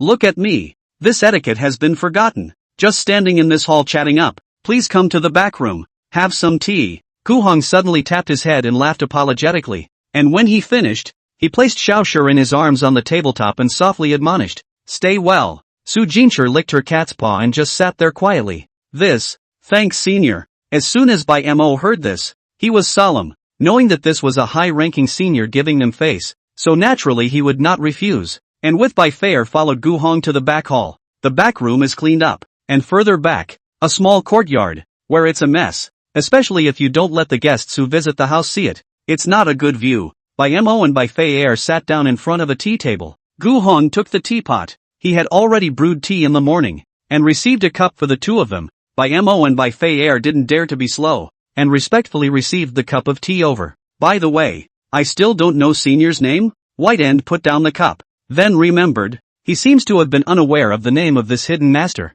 Bai Feier that day by chance encounter would have been very shocked, did not ask, and now she is a young junior, but also do not dare to speak without authorization. Surname Gu Heng, call me Gu Hong is, or Gu Longzhong can also be. Once back to life, 2 times familiar, well, always call me senior. A bit of a setback. Gu Hong sat down, smiling, and took a sip from his teacup. This is not good. Senior is highly respected. How can I dare to offend? Freely, nothing bad. Gu Hong waved his hand, signaling that he didn't need to care. I usually don't like it when people call me senior, so if you really can't, it's fine to call me Mr. Gu. Mainly, he is still so young. Good years, this white end look than he is mostly, but also to him called seniors. Gu Hong listened to feel as if he aged a few hundred years, as if. This white end looked hesitantly at White Fairy. Mr. Gu is right. It's also fate to meet in passing. We look rusty instead. By fair light elegant smile. Her thoughts turned very quickly. Since Gu Hong does not like senior, this name,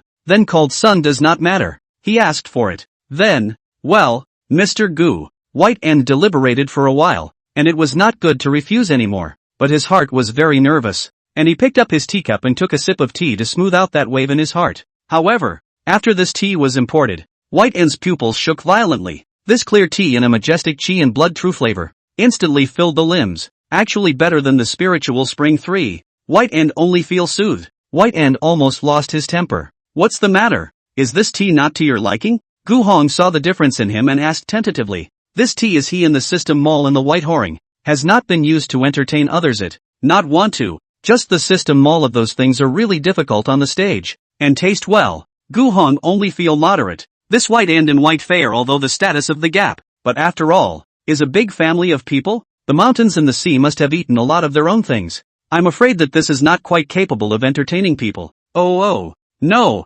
This tea moistens the throat and refreshes the spleen. It's really top quality. Bai Mo hurriedly put the teacup down to hide his agitated heart. He didn't know what Gu Hong had taken to make the tea, but it was obviously some kind of extremely high quality, medicinal rich treasure leaf. So, that's just right. I have a lot of this tea in my hand, so I'll give you some to take back and brew. Gu Hong looked at Bai Mo's appearance, as if he really thought this tea was good. His mind turned for a while, and he felt that he was afraid that he was a roughneck who didn't know how to taste good things. In that case, he might as well give him some of this tea. Thinking this way, Gu Hong got up and went to a nearby cabinet, casually taking a wooden box out and handing it to Bai Mu. This, the former. Mr. Gu is too polite. Bai Mu received it with fear and trembling hands. He opened the wooden box, and what he saw inside made both Bai Fair and Bai Mu's minds doubly shocked. These tea leaves were jade-like in color, glossy and crystalline, emitting a strong fragrance, and the most appealing thing about them was that they were haunted by a faint layer of golden light,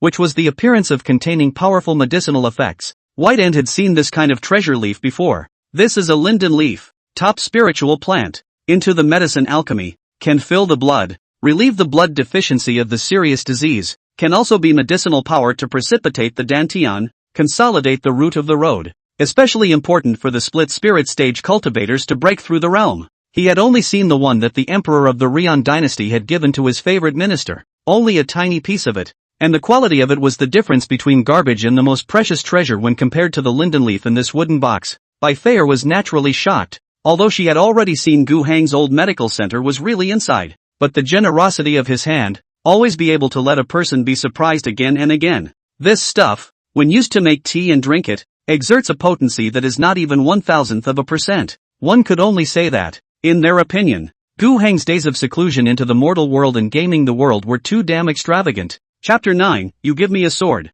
I'll give you a sword too. White End collected the greed and longing in the depths of his eyes and still couldn't believe it when he closed the wooden box. Bai Fei also saw the hesitation on Bai Mo's face. After all, this Bodhi leaf is indeed a rare and precious thing. Not to mention to Bai Mo, even to her father who was interested in everything, it is definitely considered a heavy gift. But Bai Fei has seen real heavenly treasures. So she spoke a few words in a low voice and told him that in the collection of this hidden senior, this Bodhi leaf wasn't really that precious. At least not as valuable as the everlasting ironwood she had seen, which was over 100,000 years old. Hearing his own young lady said so, the hesitation in the heart of the White End also eliminated a lot. And then see Gu Hang that full of care. If he is again pretentious, but a little looked down on people. It was also true that, in the eyes of a powerful person like him who had the highest medical skills, these things, indeed, were not particularly precious. Since Mr. Gu has given such a precious gift, I am truly ashamed to accept it. Gu Hong froze, then smiled brightly. But some leaves to drink. If you think it's good, I'll give you some more. He felt that the flavor of this tea was indeed mediocre, but since Bai Mu thought it was good, he couldn't say I think it's mediocre in front of others. Could he? Bai Mao, however, repeatedly excused himself. This is not necessary. You can't have too much of this precious thing. With this, I have enough. Gu Hong raised his eyebrows non-committally, and said that this Bai Mu was probably more knowledgeable than him. Just so some tea leaves let him push back 3 times. It seems that even if he lives in a big family, this mortal is still lacking in the bottom of the barrel. He just saw it clearly. If not for Bai Fei persuading Bai Mu, he is afraid that he would be embarrassed to accept Gu Hang's gift. By the way, Miss Fei, last night was a good show for a lot of people. Gu Hong suddenly turned his words around and looked at Bai Fei with a smile. Bai Fei's heart jumped, and she couldn't help but look at him. Was Mr. Gu also on the Mo family residence last night? Since the Mo family gave me this thing, there's no reason for me not to check it out,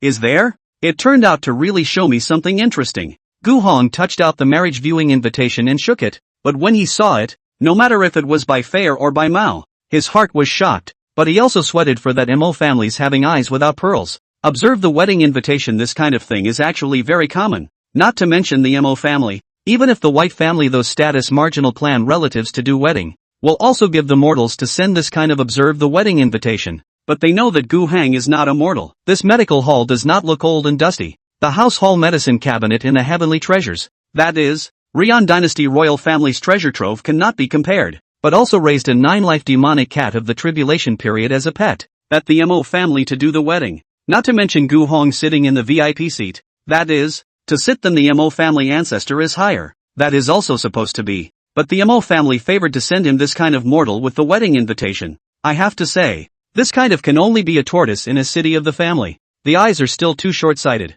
I'm afraid that I have long forgotten the reasoning of the people outside the people. Look at Gu Hang's face, not to say ugly, but some self-deprecating meaning. Think is to think that he is the strongest medical saint of the hidden world here. The result is really by the local family as a clay pinch. White End of the heart felt this into the mortal for a long time. The state of mind has become so indifferent, or he has gone to the peak, accustomed to the cool and cold of this world, so as not to be with this Maja Catty. Were you agonizing over this marriage the other day, when I invited you in out of the rain? Gu Hong looked at Bai Fei and suddenly asked out loud. Bai Fei was stunned, then nodded with a slight blush. If it wasn't for Mr. Gu, I would have been sold cheaply to that Mo family dude last night, and I really can't repay this favor. She finished, pursed her lips lightly and hung her eyes. For her, Gu Hong helped her get rid of the remaining poison and restore her cultivation. It would be like the grace of rebuilding, but she has understood. For Gu Hong, this kind of thing he may not be on his mind. Maybe after 2 days, he will forget about it.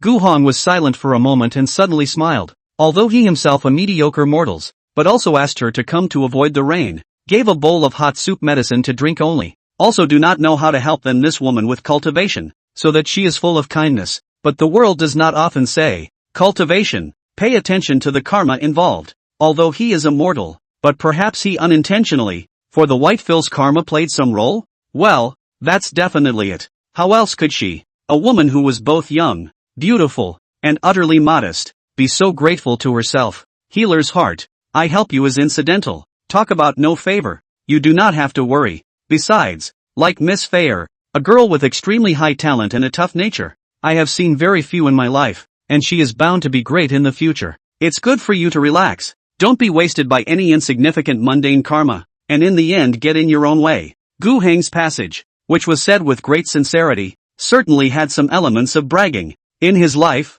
he has never seen such a heavenly pride as by Fair, but she is a cultivator. Of course, his speech must also be a bit mysterious style is, not too shallow, but these words fell on the ears of the nearby White End, but it was nothing less than a thunderbolt. It turned out that this senior could see his young lady's amazing talent at a glance, so it was no wonder that he refined the star and moon divine water to help her return to the top. As the White End who watched By Fair grow up, he has witnessed all of By Fair's past. Since the age of being able to cultivate, By Fair has always been held high by all kinds of amazing words of praise, which of course makes her nature become more and more haughty. Too haughty, naturally, is not a good thing, and then, the robbery will come. She was poisoned and fell off the pedestal. How proud she once was, how heavy the blow she received, and was eventually knocked down into the trough by past praise and countless subsequent taunts. But I'm afraid that in Elder Gu's view, all of this is just inconsequential worldly karma. He might have long since seen that By Fair was bound to go through this difficulty, and that she had finally resisted those insults and ridicule and walked a distance.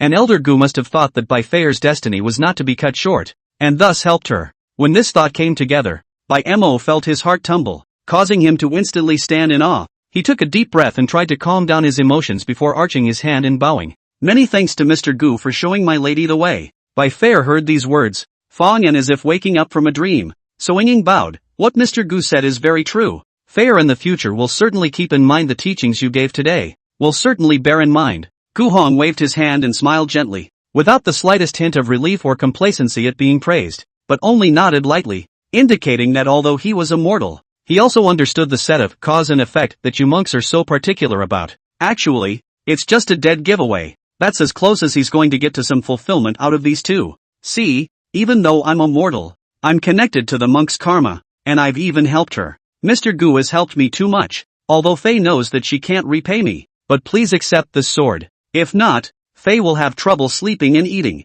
As By Fair spoke, she removed the exquisite silver-sheathed long sword from her waist and respectfully sent it to Gu Hong, while Gu Hang glanced at it, knowing that By Fair couldn't help but accept this gift, and still reached out to receive it. It was cold in his hand, but his grip was a bit heavy. He rubbed it for a while and unsheathed his sword, but it felt completely ordinary. This sword is a bit generic. Gu Hong didn't dislike this gift in return. It's just that this sword didn't look as good as those ruined weapons he had hammered himself. But looking at By Fair's sincere look, this sword must have been commonly used by her, and there were still a few moments of reluctance when he saw her give it to himself. This fair girl big family origin, but still used this kind of general quality weapon.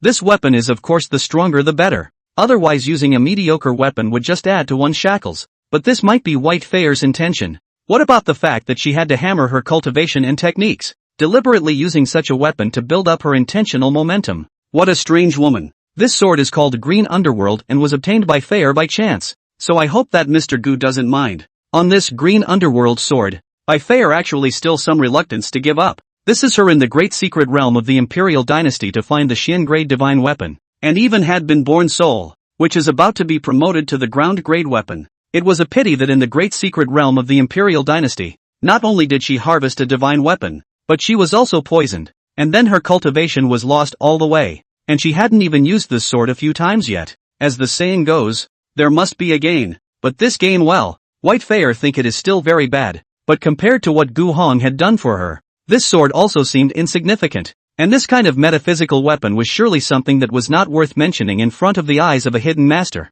Gu Hong took it in his hand and examined it from side to side for a few times, and couldn't help but stroke his palm and laugh. Although this sword seems a bit average to me, but since Miss Fair has bestowed me with a weapon, what will you do? There's no need for Mr. Gu to worry, although I don't have anything else available. I'm not in a hurry. Gu Hong said smilingly, how can that be? It's best to give things away, even though you don't care about it, but I can see that you like this sword very much, and taking it just like that is going to leave me with a lack in my heart. Whitefield froze. Is that so? It's okay, if you gift it to me, I'll gift it to you. Bai Fei sniffed even more hesitantly. But, miss, let's follow what Mr. Gu said. Bai Mu, who was on the side, spoke up to persuade. This was originally Mr. Gu's good intentions. Bai Fei bit her lip and thought for a long time before finally nodding her head. So Gu Heng is not delayed. Went directly to the small courtyard behind the back hall, opened the dusty hut for several years, in which, piled up a large pile of weapons, swords, hammers and halberds have. There are some 9-section whip, double-edged axe and so on. He set the green meditation aside, and then chose what looked to him like the finest-looking soft sword from the already dusty rack of weapons. This sword has actually been Gu Heng's earlier works, from the blade to the scabbard. He held the good-looking calculations to forge, silver and white color, complex patterns. Good-looking is really good-looking, but the quality is actually in this dusty weapon rack, only moderate. Of course, this soft sword is naturally very suitable for women. Just mortals build weapons. In the eyes of the cultivator is ultimately mediocre, but it does not matter. Gift well. As a memento to Bai Fei, she certainly does not lack a good sword, with this general weapon, but also just exercise themselves. So Gu Hong took the sword and returned to the back hall before handing it to Bai Fei. Miss Fei, just take it. Just getting this sword. Bai Fei felt that it was not quite right. The lines on this scabbard seemed to hide the wonders of the sword's power, as if it was a living thing. As soon as she touched it,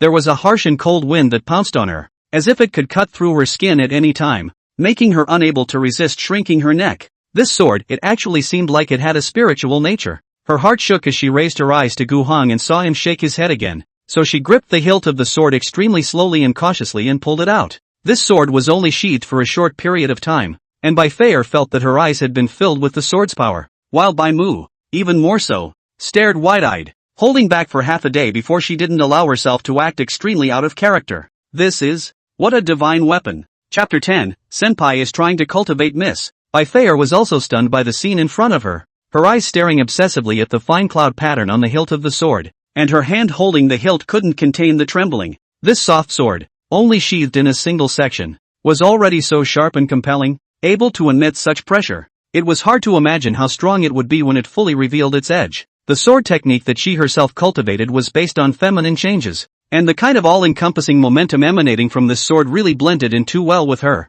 And, it actually does have a weapon soul. It's whispering in excitement. It's calling her name. This sword has already given birth to a complete sword spirit, the world magic weapon halberd. Also with pills, cultivators, there are levels of division. Immortal Emperor Saint Heaven and Earth Xianwang, Immortal Emperor Saint and the world called the upper 3 products, Heaven and Earth Xianwang for the next 4 products, yellow products under the quality of differentiation. But the gap is not how much, only from the beginning of the yellow product, is the real watershed. Each grade, there is a quite amazing gap. Immortal products are the strongest, and has long been the existence of legends. It is said that after the magic weapon halberd reaches the immortal products, it can be incarnated in human form. The spirit is quite high, unless the initiative to recognize the owner. Otherwise it is never possible to be used by the people, but under the immortal products, but they are all hard to come by. Even if it was an emperor product, it was an exceptional wonder with a mature artifact soul that could draw the power of heaven and earth.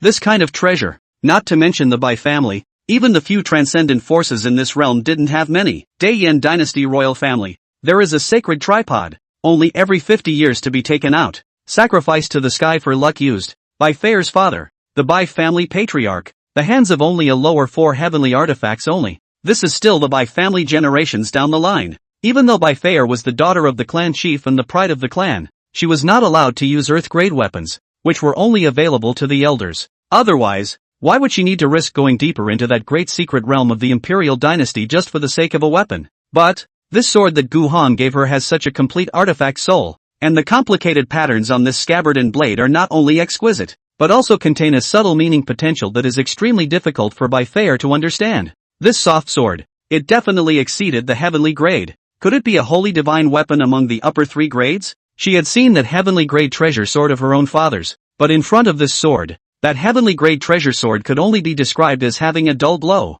without any comparison. Moreover, the spirit of that weapon was even calling out her name, as if it was precisely because it had come into her hands that the sword felt happy instead. Mr. Gu. This, Bai Fei stood in a daze, looking at the soft sword, not knowing how to react for a moment. Gu Hong was a little embarrassed to know. He knew, his sword is really difficult to use, the only advantage that is good looking, But then, Bai Fei does not look like she is dissatisfied. As if she was attracted by the exquisite appearance of this sword. That's even better. A beautiful sword for a beautiful woman. This sword is something I casually fought a few years ago. It should still look good. And the quality isn't too good. But since we're talking about gifts, Miss Fei should take it. It's not exactly scrap metal. Such a warm and generous tone. Immediately let Bai Fei feel strong goodwill. But even this sword is considered not too good. Then her previous weapons are not all scrap iron? As if compared to this kind of saint-grade divine soldier, even if one searched around in the entire Rian dynasty, aside from that saint-grade sacrificial cauldron of the imperial clan, there was absolutely nothing that could be compared to this sword. That, too, was indeed scrap metal, white and trembling. Eyes are also unbelievable light, but more is excited. He has seen more than Bai Fei. Cultivation is also stronger. In fact, in the first time to see this sword, even if not able to touch, he can feel that is firmly locked in the scabbard within the blood-cold sword potential, and upon seeing that short section of the sword, he could even feel a frosty cold power flowing over it. This sword, it was definitely a holy product, and it was the top among holy products. Bai Mo couldn't help but look at Gu Heng, her heart pounding. This senior Gu, it seems like he's planning to make a big effort to cultivate Bai Fei. Not only did he get rid of the poison for her and restore her strength, but now he even gave her such a divine weapon. If he gave her enough resources to support her, then what level would she reach in the future? Bai Fei was agitated for a moment and finally suppressed the hot blood that was churning between her chest. She solemnly bowed towards Gu Heng. Thank you, Mr. Gu, for the sword. I should have excused myself, but since Mr. Gu was sincere in his gift, Fei should cherish it. She tried to make herself appear calm and collected, because she did not want to let the world's highest person in front of her feel that she is the kind of benefit to be complacent, shallow-minded woman. But she did not know. This calm and collected fall into the eyes of the others. She is more and more appear to be gorgeous and extraordinary. Gu Heng smiled. Miss Fei is polite. It was okay. At least it was a good-looking sword that caught her eye. In all the skills given to Gu Heng by the system, although all of them are now in the realm of godly, but in fact, they are also divided into order and preference. The first thing he started practicing is body refining, which is mainly to make his body stronger. This is mainly to make their own body bones harder. And the next is forging and medical law. Not for anything else, is because of other skills, such as fortune-telling, calligraphy, are really useless. In the past, when Gu Heng hadn't opened this medical center, he had actually practiced forging. He thought that he could be a blacksmith or something, help others to beat weapons, repair, can also make money, but in fact, the mortal blacksmith really no way out, because how to forge, but also cannot be compared to those who have cultivation, but also specialize in the forging for a living spirit smith. Moreover, this kind of weapon is really not very useful to mortals, and in the end, Gu Heng still slipped away to practice medicine. Mortals can rely on healing much more than they can on forging. So, although his forging has been perfected, he hasn't forged a weapon in a long time. Today, after seeing Bai Fei's work on his work also without any disparagement, Gu Heng only felt that the heart of the forging enthusiasm that was ruthlessly beaten down by the merciless reality. For the first time, there is a little warmth. The harvest had been plentiful. And since Bai Fei wanted to return to the clan as soon as possible, Gu Heng sent them to the entrance of the medical center and watched them leave. Bai Fei and Bai Mao walked on the streets of Qingmu City. They both felt that this trip to visit was simply very beneficial. Especially Bai Fei. Her eyes could not help but look at the silver-white soft sword in her hand. Just now she also named this sword, changing it to Frost Heart, and the spirit of the artifact also responded that it liked this name. Mrs. Trip today will benefit her for countless years in the future. White and lamented. Bai Fei nodded. In fact, her greatest gain was not the restoration of her cultivation, not this sword, but the awakening above her mind like an enlightenment. She had already been too arrogant, and perhaps lost her awe and humility as a result, and had already committed too many transgressions, and in the end, it was inevitable that she would fall into a low ebb. But that senior Gu surely knew that her path was not yet broken. It was just that this state of mind had to be changed. After walking out of the medical center, Bai Fei had been infected by Gu Heng's mindset of entering the mortal world and returning to the basics. In this Rian imperial dynasty, there was simply no one who could compare to a heart like his, and he is really quite handsome. If he is really young enough, it would be good. Bai Fei did not know how these thoughts floated in her mind. She was doubly shy, and quickly wiped it away. I didn't expect that such a high-level person would live in seclusion in this Greenwood city. White End has a lot to be emotional about. After returning to the family, Gu Senior's matter must be detailed with the clan to explain it. Let them, Bai Fei let out a cold cry, then sighed softly as she raised her head to the sky. her eyes as clear as water. Within the Bai clan, too many people had looked at her as a joke, and this time, when she returned to the clan, she would definitely make those people's faces snap. Miss, that Imperial Dynasty Grand Competition will also start soon. You can totally participate in this grand competition and seize the laurels, so that the world will worship you. White and reminded. Bai Fair thought about it. Once she has been the most prominent one. Originally this dynasty competition, she is to be sure to get the first, but unfortunately, the poison fell off the altar. She suffered countless wells of people ridicule. This dynasty competition, this is not able to participate in it, but this time, her state of mind had been transformed under Gu Heng's enlightenment, and she had also obtained such a divine weapon, so she was bound to be top of the list in this Imperial Dynasty competition. If Elder Gu could have been present to witness it, he would have made him proud. Right. Chapter 11, an old friend returns who hasn't been seen for a long time. The week passed like water. Red sunset reflected in the sky, the distant mountains covered with a layer of orange-red veil. The evening wind ruffled the leaves clattering. Gu Hong sent away the last patient, looked at the already late sky, and went back to the house, putting Xiao Shi, who was sitting on the tabletop, on the hall of the consulting house before he left, and said to her, "When someone comes, tell me." Xiao nodded obediently. He is very happy. Originally this clinic is often cold. Today there are not many people door-to-door treatment. Now picked up a so humane. Understand human language, but also read the word of the pet. This day of course also a lot better. Although she didn't open her mouth, Gu Hong knew that she understood what he was saying, and always came to his arms to rub and beg for a hug. And every time he stroked her silky fur, he felt a sense of satisfaction that soothed his soul. And the little thing's fur had an excellent sense of touch, and was very comfortable to touch and feel smooth. Gu Hong went back to the backyard, ready to pull back on his forge and restrike some weapons. Ever since his work was recognized by Bai Fair that day, Gu Hong decided to pick up this skill that he hadn't used for a long time. He had practiced forging to the point of perfection a few years ago, but he hadn't forged any weapons in order to focus on his medical skills. But after that, in order to focus on his medical skills, he had never forged any weapons again, and now that he was motivated again, he decided to revitalize his state of mind. Forging is not difficult. There were a lot of forging materials in the system mall, and there was also the Forging Gold book which was a guide book, and he only memorized all the forging methods in the book.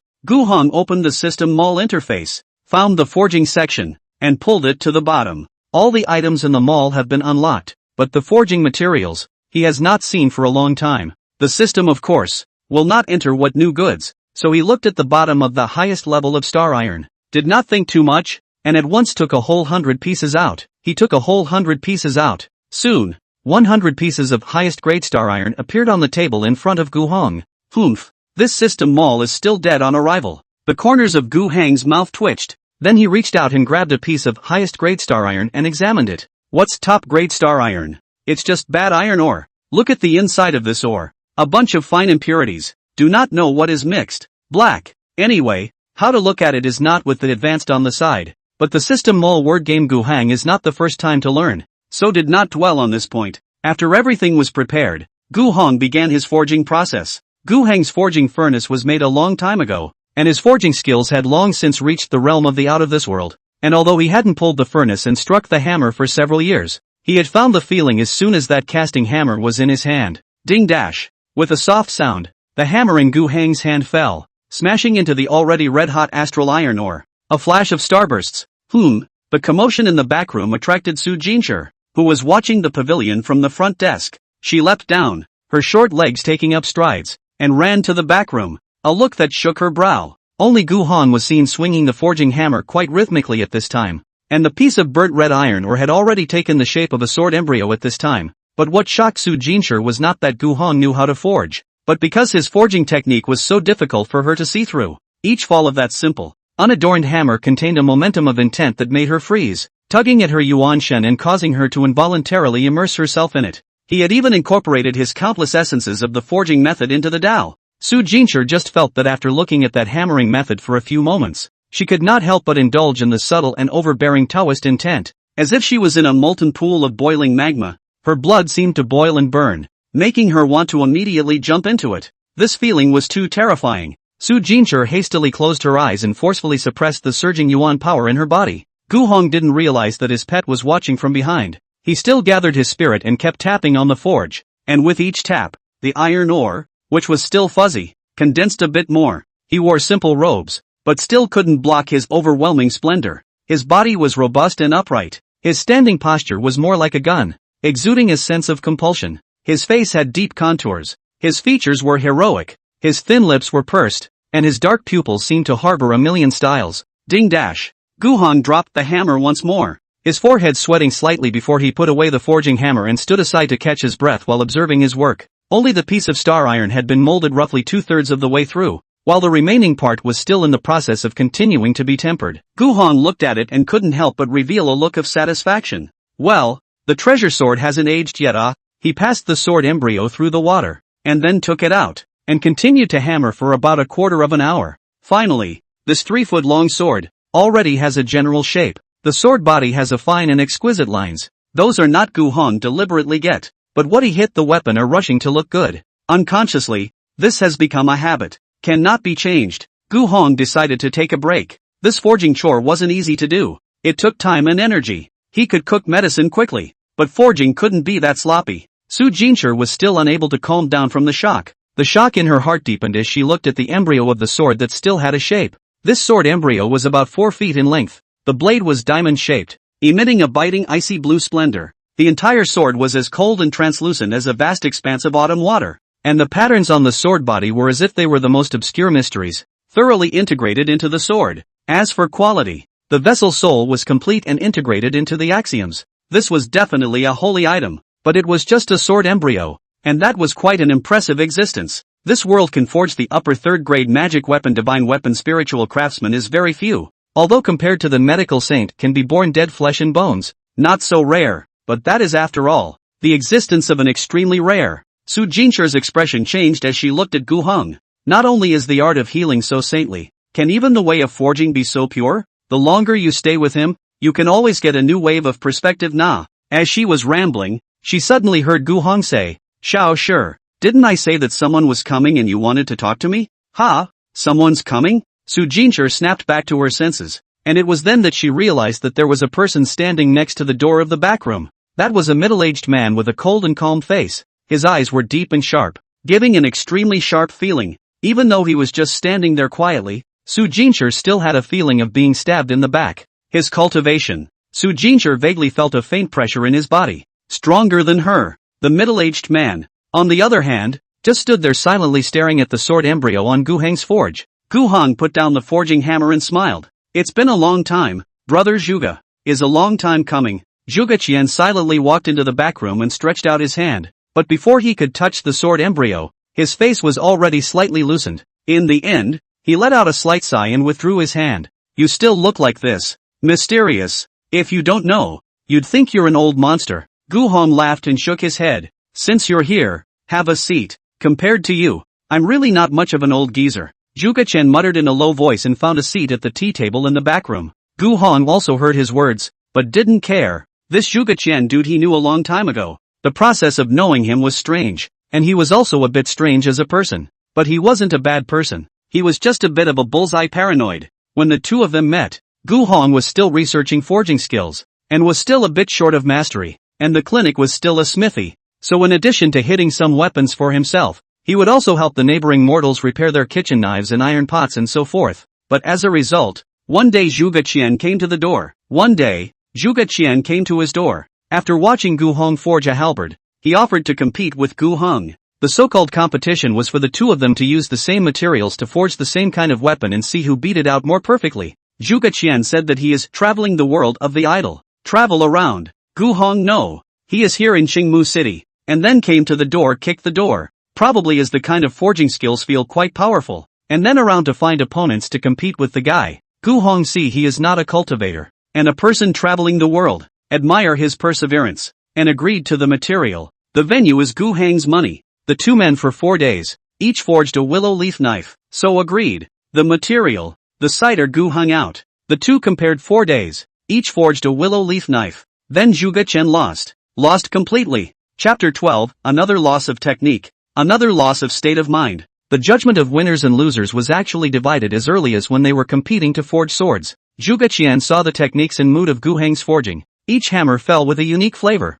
As if the most subtle momentum in heaven and earth had been integrated into the method of forging. This competition was conducted for a total of 4 days, and at the end of the day, in fact, Zhuge Qian knew that he had already lost. This person is hidden in the marketplace, but the world is extremely rare to see a true master craftsman. Zhuge Qian lost. Naturally there was resentment, but there was no room for him to be unconvinced, because at his realm, he naturally understood that right now, he couldn't win against Gu Heng, and the only way to do so was to go elsewhere, continue to look for other people to spar with, and refine his own forging method, until one day, he would come back here to compete with Gu Heng once more. In these years, he traveled to many places, and competed with the famous spiritual craftsmen under the sky to test the forging method, and his reputation also rose with his travels, and his technique was also improving, and he comprehended the new potential. So, after several years, Zhuge Qian returned. There is only one thing to do. He wants to make this person who is at the peak of the intention.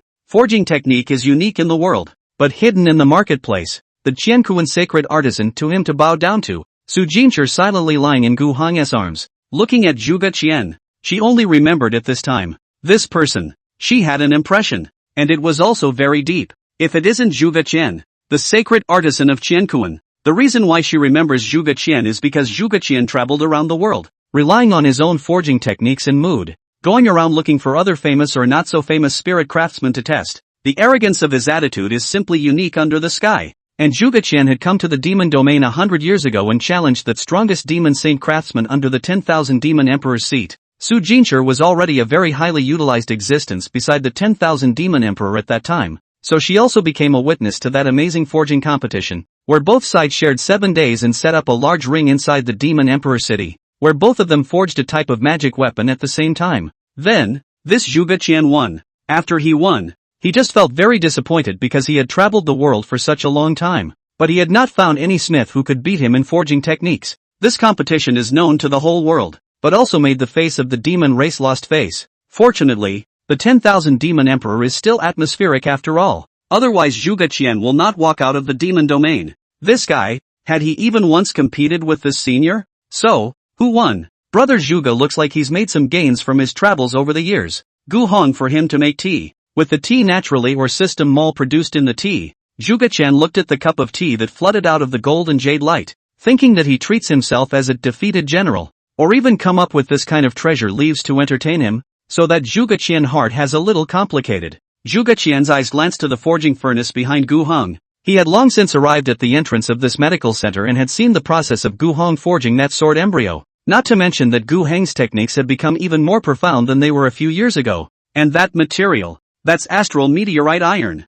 This meteorite iron contained the power of the stars, and was the most difficult thing to forge in the world. Even the current him could in no way guarantee that he would be able to forge this extremely precious heavenly descending object into shape. He had traveled for such a long time, and now his realm had long been incomparable. So Zhuge Qian understood that this match was completely unnecessary, because the results won't change. He'll still lose, and he'll lose even worse than last time. The matter of winning and losing is just a matter that I have long forgotten. Brother Zhuge will be affected if he dwells on the past and abandons it. Gu Heng smiled faintly. He knew that Zhuge Qian was quite unconvinced about the last competition, but that couldn't be helped. The forging method taught to him by the system, although it couldn't be compared to a cultivator, it was no pressure to win against a mortal awe. At that time, Zhuge Qian had that look on his face, as if he had never lost before, but Gu Heng showed him what it meant to be outside of people. It can't be helped. This lack of system can't turn Gu Heng into a cultivator, but he can be a perfect and outstanding mortal.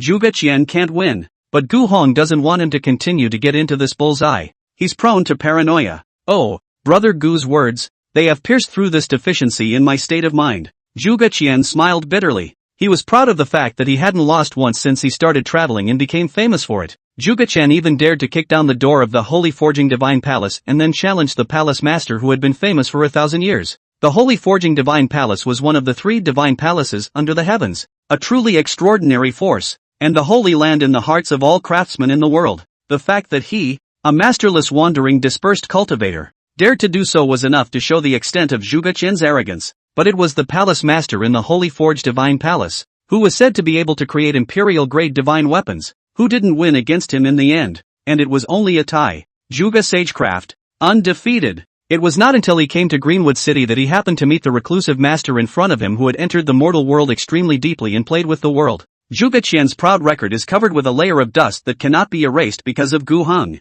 He had always wanted to get back, but when he returned to Greenwood City again, Zhuge Qian realized that he had no chance of winning, and his forging techniques had become even more profound, as if by picking up the forging hammer, he could look down on the world, and no one would be able to defeat him. This setback let him suddenly realize that he should not be so arrogant. This world is always hidden tigers and dragons. Even if he is the Qianquan sacred artisan, still need to remain modest and cautious heart. Indeed, compared to Gu Heng, he relied on his own techniques, challenging all around, capturing the attention of countless people in the world. The reputation of the layers stacked up, but he Zhuge Qian, but also not the strongest one, and ultimately lost, compromising all the arrogance that he had accumulated. The strongest people have long been indifferent to fame and fortune, living in seclusion, not caring about the so-called win or lose. Zhuge Qian then realized that he had not only lost his technique, but also his state of mind. It's also time for brother Zhuge to relax, as karma and destiny dictate. Maybe one day you'll be enlightened and go further, isn't it? Gu Heng laughed softly. His words is also considered to be relieved Zhuge Qian. After all, the same mortal, he also appreciates Zhuge Qian. Compared to him, this is already close to the pendulum. Zhuge Qian also upward struggle of the blood. Gu Heng is not willing to let him wear down the sharpness of this. Ha ha ha, brother Gu is right. Zhuge Qian laughed brightly, but as he laughed, he sighed again as he looked at Gu Heng and asked, however, how did brother Gu start a medical center? Medical law is also originally what I am good at, and the forging path will have to be properly precipitated. Gu Heng replied. Gu Heng of course cannot say forging no money, learning medicine money. People's realm is higher than their own. His idea of profit-seeking, easy to bad mood. After all, the two are also considered to be not fight, not know each other old friends, cannot do so. Zhuge Qian had also seen Gu Heng's technique of refining pills, and it was equally shocking to call out. A person who could refine both forging and healing so well at the same time. Although Zhuge Qian does not understand the refining of medicine, but has not eaten pork always seen a pig run, his Zhuge sage artisan is also considered to be a famous figure. Those who are proficient in the medical law of the masters of the strong, he has also have seen them refining medicine, but not like Gu Heng, such as this. On the control of the medicine of the power of the medicine is so precise. Refining medicine is also quite casual, as if regardless of the refinement of what kind of miraculous pills, it was all just a matter of making it up with his hands. It seems brother Gu is living a life of leisure here as well. What idleness, but just seeking peace. After all, I have nothing more to ask for. Gu Heng smiled and shook his head. The only thing left of a mortal's life after a long time was just boredom. But what else could he ask for? If he couldn't be a cultivator, it wouldn't be easy to go to any of the great places in this world. Zhuge Qian thought about it. Seems to be, this Gu brother forging method and medical method are considered to be a unique world. Cultivation he also completely imperceptible. Such high people. I am afraid that there is really nothing to pursue it. It's just that. I'm afraid this Greenwood City isn't too good to stay in. Gu Heng sighed. What does brother Gu mean by this? Just as Zhuge Qian was unaware of Gu Heng's meaning, several figures streaked across the sky above Qingmu City with a horrifying sound. Zhuge Qian also felt those auras, but he didn't care at all. He knew with a sweep of his sea of consciousness that those were just late yuaning, or out-of-body stage cultivators. Weak ones. The Mo family's old ancestor is dead, and this Greenwood City will soon be a fight to the death for the position the Mo family once occupied. In such an eventful time, Gu Heng felt afraid that he would be wrapped up in going with the flow. Chapter 13, Bai Feier has a plan in mind. Zhuge Qian actually knew what had happened in this Greenwood City. He came back from a long distance in order to find Gu Heng to compete in the forging once more, only to hear that this Qingmu City also had a ridiculously interesting incident last week. And he also knew that the Mo clan's old ancestor had been killed in seconds by a certain transition stage powerhouse, but it didn't much make him care. However, a split-spirit stage cultivator, in this kind of place can also call themselves old man, is simply a joke. I guess I don't know what I'm doing. I've committed some crime, and I've been approached and killed. So what can I do about it? That old Mo family ancestor in his Zhuge Qian's eyes, is also but a weak person who can be seconded by a single move in the district. Since the Mo clan doesn't have its strongest person anymore, it's no wonder that others have risen up and attacked it. This world is like this. Whoever has a hard fist, what they say is the reason. Whoever has a small fist, what they say doesn't count. This is the unchanging rule of the ages. Zhuge Qian snorted coldly. Rather, it's the mortal people in this city who are going to suffer. That's true. Gu Heng nodded his head in agreement. What Zhuge Qian had said was poking at the laws of this heaven and earth. In the face of absolute force, the so-called rules are nothing but nonsense. Brother Gu was worried about those ungrateful fellows disturbing your purity? Zhuge Qian frowned. He saw that Gu Hong was so despondent. He thought that there was only one reason, and that was that he himself had entered the mortal world for so long, and had stayed in this Qingmu city for many years, and as a result, it was not easy to find a piece of such a clean and secluded marketplace, and now he was going to be disturbed by those weaklings. So I'm afraid that he was also quite unhappy. Gu Hong shook his head. Isn't that so? He did not want to make things difficult for Zhuge Qian, but more than clean, he is a mere mortal. If he is caught up in this kind of killing and fighting between cultivators, he will be torn down to the bones. If that's the case, why don't? It turns out that Brother Gu means this. Zhuge Qian wanted to say, if you want this city to continue to be clean, that can be much easier. He casually shot a deterrent. Those small people can only be silenced. Not to mention this Qingmu city, the Rian dynasty, can be in front of this Brother Gu wantonly? That is one or not. But it makes no sense to do it that way, because Brother Gu was originally indifferent to fame and fortune, and entered the mortal world to seek purity, not wanting to be disturbed, but as a result, he now has to make his move, and attracted countless gazes and stares. So isn't this putting the cart before the horse? It's good that you understand. Although he didn't know what Zhuge Qian was mumbling again from his mouth, Gu Hong replied along with him, Brother Gu, why don't we go somewhere else? Zhuge Qian put down his teacup and proposed. Oh, Gu Hong raised his eyebrows. Brother Zhuge has a suitable place to go? White Emperor City can be visited, Zhuge Qian smilingly suggested. That place is good. It's the sphere of influence of the White family of the Rian imperial dynasty. That White family is very friendly to mortals. Although the White family's leader, Bai Qianshan, is not a good-tempered character, but he also takes care of many of the mortal folk under his rule. It's a lot better than this Greenwood city. The White Emperor City was the White family's city, and going there, as envisioned by Zhuge Qian, Gu Hong entered the mortal world and was not involved with the White family, and the White family was good to mortals. So wouldn't this purity be there? It's a beautiful idea. Gu Hong raised an eyebrow. The White family, one of the 4 great clans of the Rian dynasty? That said, he thought of Bai Fei again, but when he thought about it, that beautiful woman wasn't really involved with himself anymore. Gu Hong thought briefly. Good thing, too, in a few days, I'll see that it's time to go. This Qingmu city Gu Hong stayed for a long time, know a lot of people, although not particularly familiar, but go to a new place. Their own no strength and no heritage of mortals, but also have to start from scratch. In fact, is quite troublesome, but if it was more troublesome, it was better than staying here and getting caught up in the strife of the cultivators and then dying. After 3 rounds of tea, the two of them excused themselves. Seeing Zhuge Qian leave, Gu Hong hugged Xiao Shi, stroked her fur, and said, Alas, it looks like it's time to leave this place. How about you follow me as well, and take a look at other places? Xiao just nodded. White Emperor City. When Bai Fei and Bai Mao returned with their imperial swords, her eyes flickered with complexity as she looked at the grand and massive giant city. When she left before, even describing it as down and out wouldn't suffice. Cultivation loss of her has long been called the most attention of the Bai family pride of heaven. When her cultivation in one night from the Yuaning stage all the way down to the Jiedan,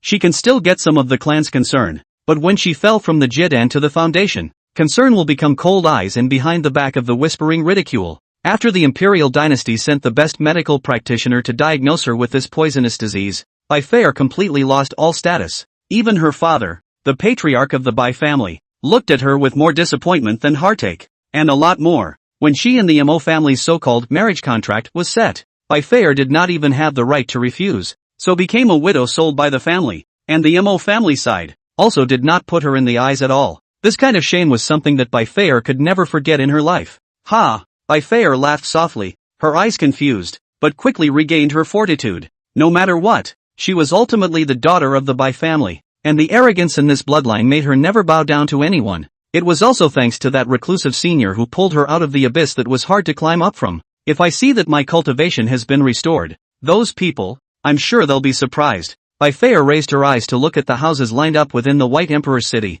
her eyes flickering slightly as she couldn't help but smile at the thought. Those who were already on bad terms with her, and who had fallen on hard times, those whose faces she remembered all of them, as well as those who hadn't really given up on her in times of distress. One's own past, indeed, was overly arrogant, but fortunately, Elder Gu had enlightened her. Miss, there is something. White En stood at Bai Fei's side and suddenly hesitated to speak.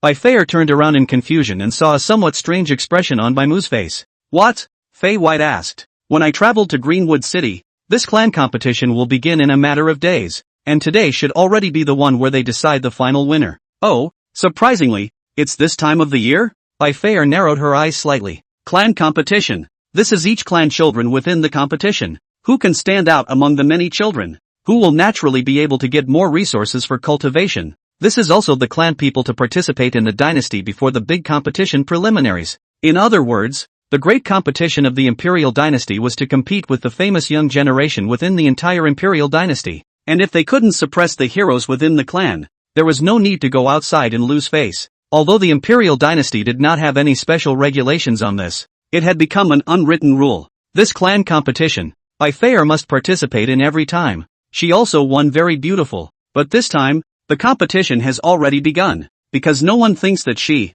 the daughter of the head of the clan sold out cheaply, will still come back to the White Emperor city. At this time, the two had already rode their swords to the outside of the White Emperor city, and from a distance, they had also heard the cheers from the great martial arts arena. Humph, By Fair sneered. It's really lively. Wouldn't this kind of thing be too boring without my By Fair's participation? A group of family elders, and even some characters who were on good terms with the By family, had been invited, and this seemed to be a great opportunity for her as well. She, By Fair, was about to snowball her previous shame at the final duel of this clan competition. Chapter 14, Let's Take You Two for a Clean Slate. By Fair collected her complexion and flew with By Mordecai on the imperial sword to the great martial arts arena. At this moment, inside the great martial arts arena, it was going on fiercely. On the ring, a man and a woman each applying Taoist techniques, fighting inextricably, spiritual light overflowing, pressure gusts, extremely intense. The onlookers on the sidelines can be described as crowded, shouting repeatedly,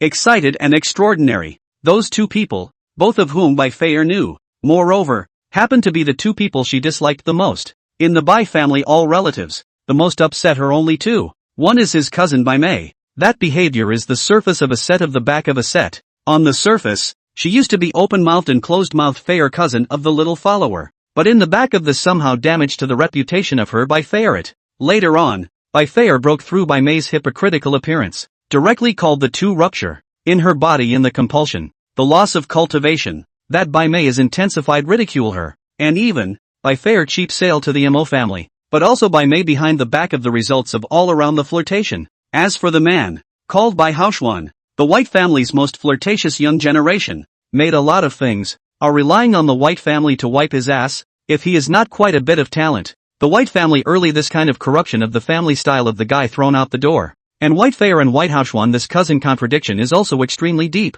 only because that White Haoxuan toyed with a close friend of hers, another large family in the feelings of 1,000 gold, made a big mess of the city. White Fair has always remembered this. By Haoxuan's weapon was a silver spear, while By May used a black mace, and both of them made a formidable and powerful fight. Ha, these two fellows, I'm not around anymore, and they've even managed to make it to the top of this clan competition. By Fair stood on top of the sword and said rather disdainfully, on weekdays, these two people she seldom looked at, obnoxious guys, why bother? But now, By Fair felt that it would be more than appropriate to take the two to re-establish her own authority within the By family, that is, to settle public and private grudges together. Miss, why don't we go and interview the matriarch first? And there's no need to, the White End where I do not know what she intends, at the same time or first persuade a few points. After all, White Fair's temper that is not very good, if a careless, the hand did not have a light weight, to the White Haoxuan and White May into a cripple to go, which, don't worry, I'll take care of myself.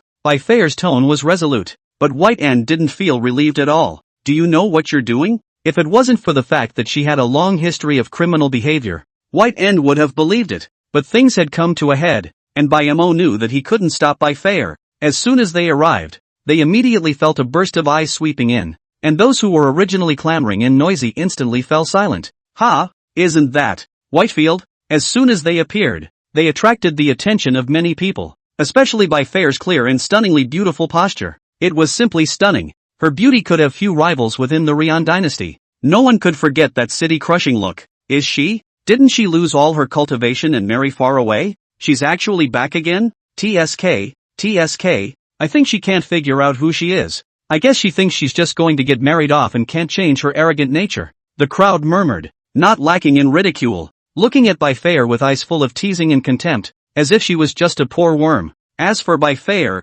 she turned a deaf ear to those rumors, and as By Mordor rode his sword to the large martial arts field, she leaped down and landed firmly in the middle of the field. Bai Haoxuan and Bai Mei had actually discovered Bai Fei a long time ago, but they just didn't care about her. After all, it was the clan competition finals at this time, and they were already in a white-hot state of killing, so where would they care about that waste of a man who had been married off? But as Bai Fei landed in the middle of the field, the duo stopped attacking at once and looked at her. Yo, isn't this Bai Fei? How come? Instead of serving your husband properly, she even ran back to White Emperor City? When Bai Mei saw her, first her heart once again hated her teeth, but as soon as she remembered that this Bai Fei had long been a waste that had fallen from the altar, she couldn't help but feel a burst of pleasure in her heart at the moment, and pretended to be noble and cold as she taunted. Could it be that you are suspicious of your husband for not being handsome enough and thoughtful enough, and would like to come back to beg the clan to give you another marriage match? But the clan members gathered around them laughed out loud when they heard this. Ha ha,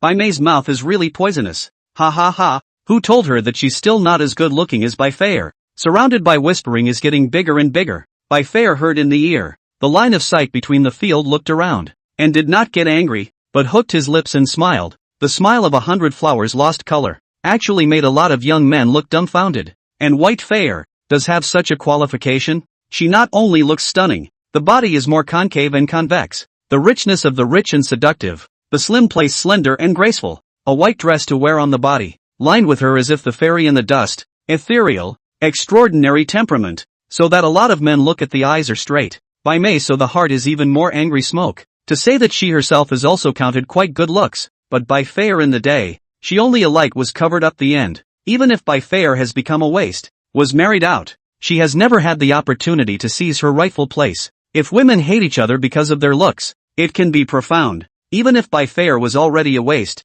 and she, Bai Mei, had already knocked over her opponents in several consecutive matches in the clan competition, the moment she came back, she herself would still be the one who had been crushed underneath her. If it wasn't for the fact that there were so many people at this clan competition, and that there were clan chief elders, as well as guests invited by the Bai clan, watching, she would have absolutely scraped that face of Bai Fei right now. Even the two of you have managed to fight to the end at the clan competition. It seems like the Bai clan doesn't seem to have any younger generation that can hold their own. Bai Fei snorted, and then looked at Bai Mei, whose face was rapidly darkening. What are you babbling about? Bai Mei said angrily. What? You don't dare to admit it? Bai Fei continued to provoke, at the same time lifting her feet to approach the two of them. That every move, all revealed an elegant flavor, just like a princess who descended from on high, letting people be mesmerized. I don't come back so you two scum can have a chance to fight for a pathetic first place here. Do I? Humph. A mere trash. How dare you speak up here?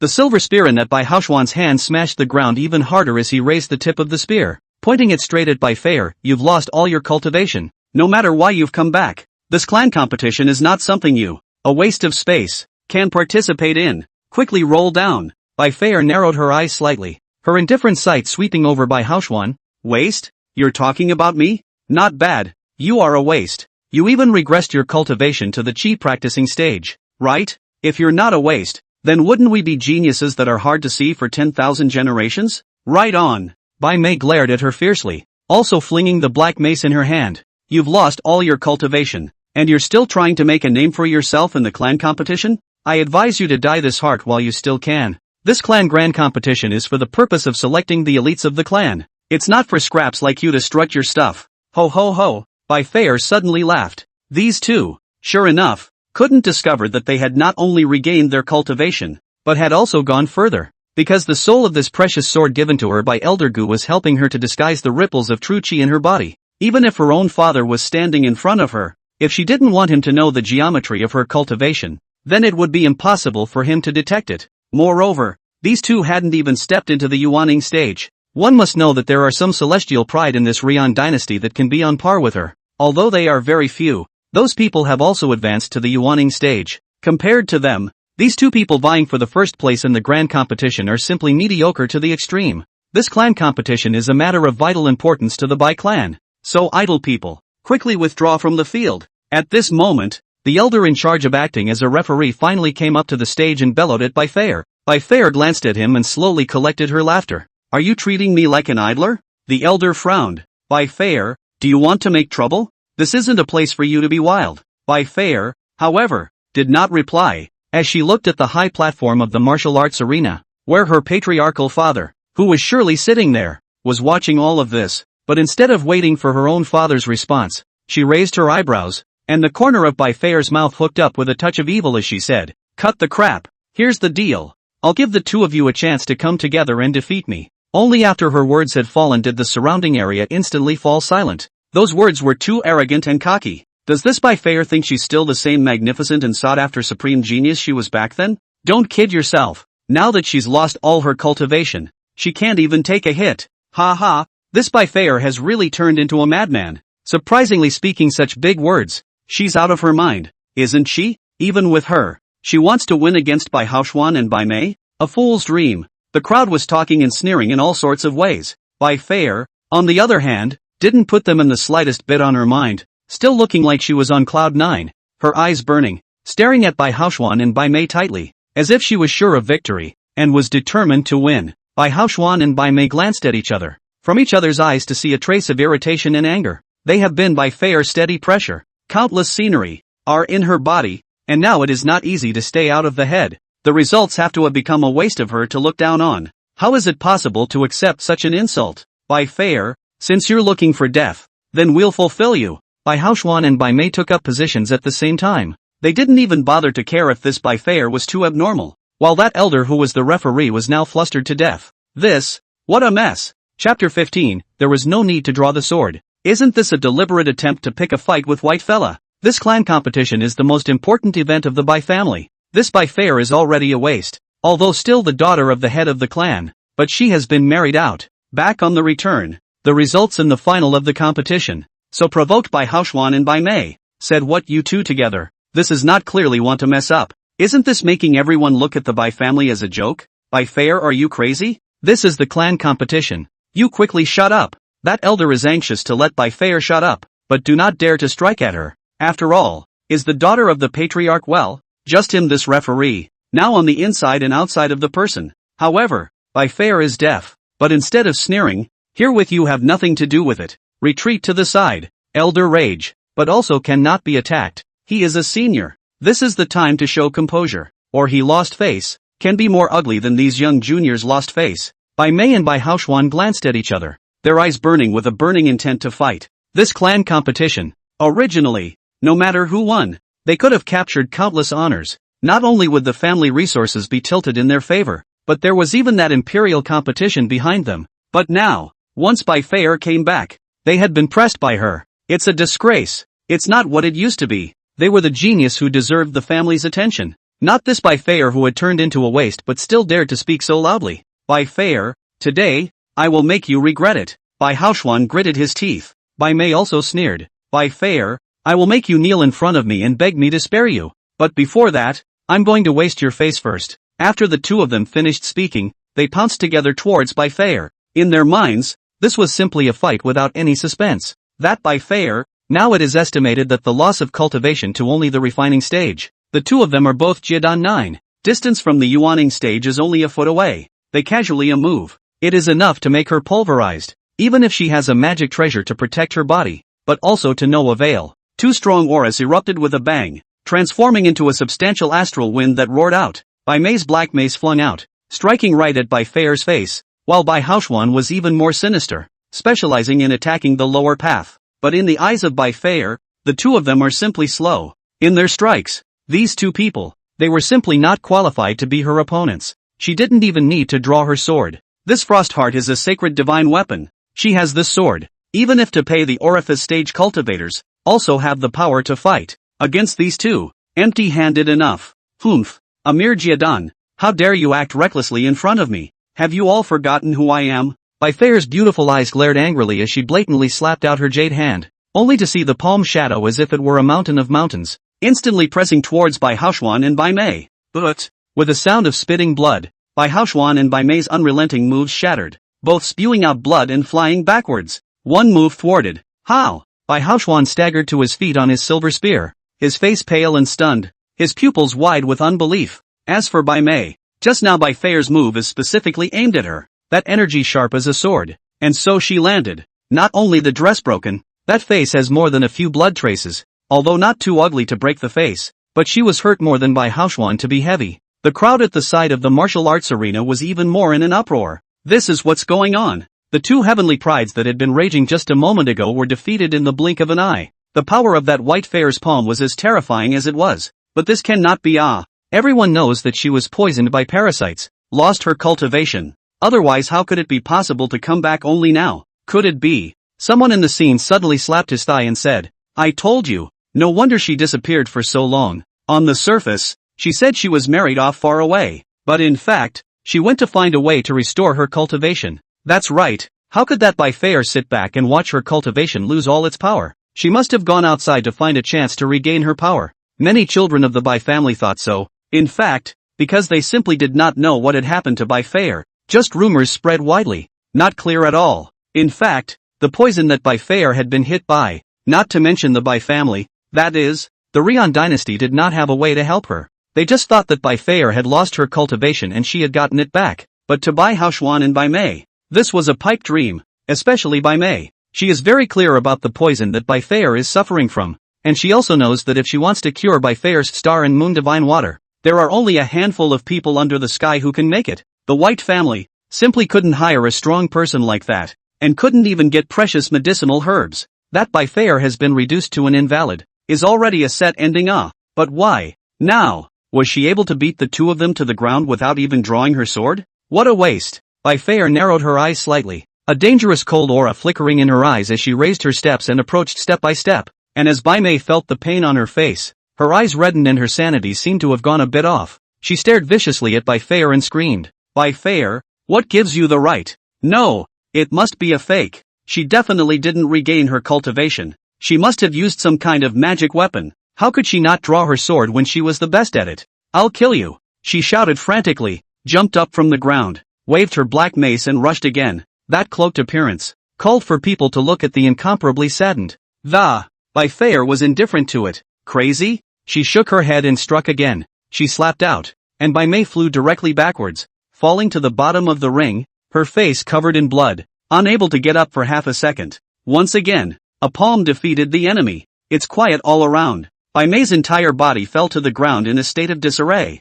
The corners of her mouth were covered in blood, looking very miserable. Aha! You actually recovered. How is that possible? I don't believe it. I'm not convinced. Bai Mei howled hysterically, a light of intense resentment bursting from her eyes. The fire of jealousy almost burned her to ashes. Bai Mei hissed, her eyes red as if she had lost her mind. She fished out a pill from her bosom and shoved it haphazardly into her mouth, desperately urging her body's spiritual energy, causing it to skyrocket. You, go to hell. She leapt up violently, holding a long mace, and stabbed toward Bai Fair once again. At this moment, her power skyrocketed several times. The speed was also several times faster. The true chi in her body fluctuated, and she broke into the yuanying stage almost instantly. Bai Mei ate a pill that temporarily skyrocketed her cultivation, but the side effects would be devastating. Of course, even if one ate the elixir, how could one threaten Bai Fair? Maybe, it just gave her the idea to get out of the sword. Bai Fair smiled coldly, gripping the hilt of her sword and flicking the scabbard.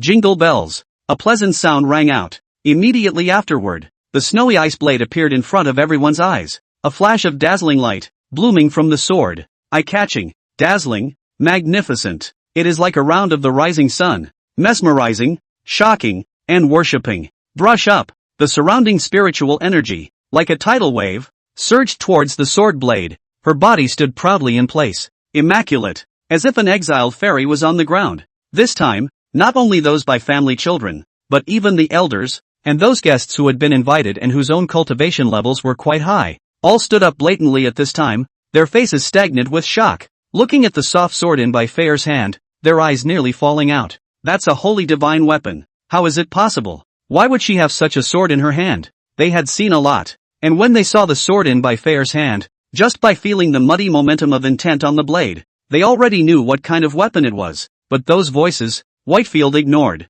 She held her sword and lightly slashed it in front of her. Snort! Bai Mei's long mace, which was raised high and poised to strike, immediately snapped apart like tofu. The frosty, flying snow-like sword chopped down the broken mace. Bai Mei screamed miserably as the sword impacted on her body, knocking her into the ground of this martial arts arena and fainting. Bai Fair still stayed her hand after all. After all, Bai Mei was her cousin, and no matter how repulsive she was still a Bai family child, so she couldn't just be killed in this martial arts arena. You She condescendingly looked down on Bai Mei, then walked to the front of Bai Haoxuan. Bai Haoxuan at this time the only fear in his heart. He did not even have Bai Mei that kind of insanity to be the same as the courage to go out on her. Her eyes were indifferent as she said in an icy tone, "Remember my words. If you offend me again, you will be beheaded." With those words, she stepped away and marched straight out the door without a single lingering thought. The crowd stared at her in a kind of trance. There was only one person who showed a slight expression of interest. The daughter of the White Clan chief. She seems to be a woman with a valiant nature. The one who opened her mouth was a veiled young beauty sitting next to Bai Qianshan, the leader of the Bai clan. Chapter 16, the holy daughter of the pouring healer divine palace. To be able to sit next to the patriarch at the clan competition, higher than a group of elders, this status was naturally not shallow. Although she was veiled, the beauty from the exposed forehead and eyebrows was enough to peek out a star of her face, which was definitely described as a beautiful one. The many sons of the Bai family, the younger ones, as long as they were in a good position and were able to see her, then they all showed their stunning colors, and some even had mesmerized eyes and couldn't help but lick their dry lips. She responded to all those glances with contempt, because there was nothing small about this woman. Meng Yiru, at the age of 19, at the second level of outbreeding, was an absolute heavenly pride of the world. Moreover, she was born in one of the three major divine palaces in the world, the Pouring Medicine Divine Palace, and was the personal disciple of the palace master, the holy daughter of the Pouring Medicine Divine Palace, the Pouring Healer Divine Palace. That was a transcendent power that was more than 100 times more powerful than the Rian dynasty. This saintess of pouring medicine was actually traveling around the world right now, hammering away at her medical skills, and it was said that her medical skills were quite exquisite, so much so that even the palace master of the Pouring Medicine Divine Palace felt that he didn't have such skills at all when he was her age. As for why she came to the Bai family, this is also a not deep and not shallow destiny that Bai Qianshan struck in his early years. He had once been a titular disciple of the Tilting Medicine Divine Palace as well, and had only left after 2 years of learning medicine. But there was still a trace of this master-disciple bond after all, so she had come to visit, and just in time for this clan competition, she had stayed to have a look. If the master and disciple's seniority, Bai Qianshan high and low have to call Meng Yiru a master uncle. Didn't clan chief Bai say that she lost all her cultivation and married off? Now it seems like she didn't turn into a waste like you said. Hearing her question, Bai Qianshan was slightly stunned, but he didn't know how to respond. In front of her,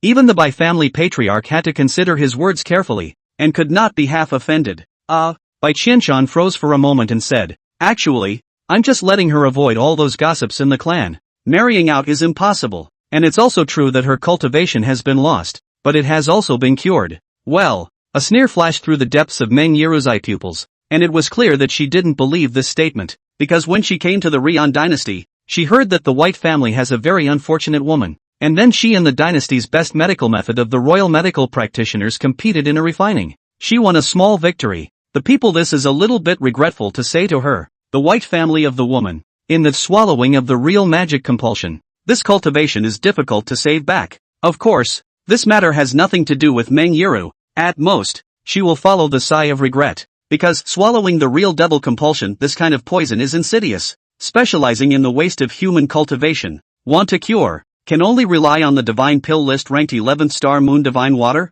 will be the toxicity of the reversal of the medicinal power. The only way to cure it is to rely on the star moon divine water, which is ranked 11th on the list of divine medicines, to reverse the toxicity into medicinal power. But star and moon divine water, this kind of divine medicine, the effect is only effective within 1 day after refining, so it can't be preserved, and can refine this kind of medicine. There are not many in the whole world, and her master counts as one. And refining is also very laborious. Therefore, Meng Yiru had nothing else to do but feel sorry for this heavenly pride that she had never met before. If it can't be saved, it can't be saved. But then, the one she saw just now, the white fill, the cultivation level is the 7th level of Yuaning. There is no such thing as a loss of cultivation. Either the poisoning was a lie, or someone had refined the star moon divine water and cured her. Which is more likely? Plus, Meng Yiru saw that sword in her hand. It was a saint-grade divine armament. This Rian Imperial Dynasty's national divine weapon was only a saint-grade, and she,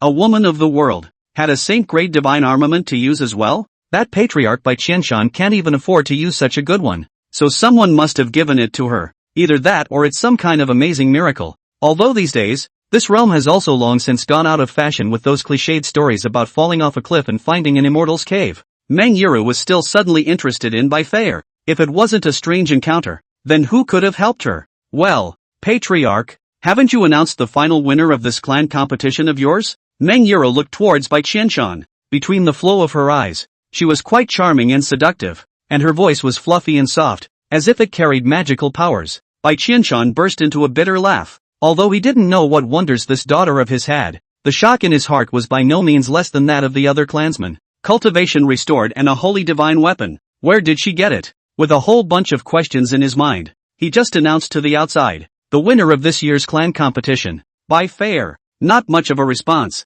It was as quiet as it was going to get in the drill hall. The shock in everyone's heart was really not small, and not many people cared what the patriarch said. Bai Qianshan watched as the two elders went to gouge the heavily injured and unconscious Bai Mei out of the floor of the martial arts arena, and turned around, only to find that his honored guest, Meng Yuru, had already disappeared. Fei White returned to her familiar boudoir. No sooner had she entered than a petite woman pounced on her and hugged her tightly. This is her personal maid, Yun Chung. Miss, you scared the slave girl to death. The little maid cried and screamed with a desolate voice, causing a warmth to rise in Bai Fei'er's heart. Come on, don't cry. I'm safe and sound, aren't I? She reached out her slender jade fingers and wiped away the teardrops that slid down Yuncheng's cheeks. Smiling softly, Yun Qing broke into tears and huffed. She served Bai Fei'er for a long time, and Bai Fei'er's relationship is also very good. Although this young lady's temperament is really a bit arrogant, her mouth is like a knife, but inwardly she is still a very good person. Yun Qing is also very much cared for by her, and looking at Bai Fei'er by the family coldness, rejection, contempt, and finally married off like throwing away garbage. It makes her very sad. As a matter of fact, as soon as Bai Fei'er left, Bai Mei also started to come to her trouble, causing Yun Qing to be very frightened and scared. Bai Fei'er patted Yun Cheng's shoulder and smiled. Alright, don't cry. Quickly help me freshen up and dress up. In the future, no one in the clan will dare to bully you. I'll cover you. Aha! Yun Cheng nodded vigorously. Her cultivation was low and she didn't know how her own young lady was doing now. But seeing Bai Fei'er in that state, it was assumed that the trouble of losing all her cultivation had been resolved, so she could be happy along with it. Only, all of a sudden, Bai Fei'er looked into the courtyard under the shade of a tree and shouted, "Who is spying on my courtyard?" Swish! A gust of wind picked up in the shade of the tree and swept a figure floating down. Meng Yuro slowly landed on the ground, her veil unpicked, her eyes clear, her gaze burning at Bai Fei'er. Who are you? Bai Fei'er's gaze stared at Meng Yuro as she asked in a deep voice.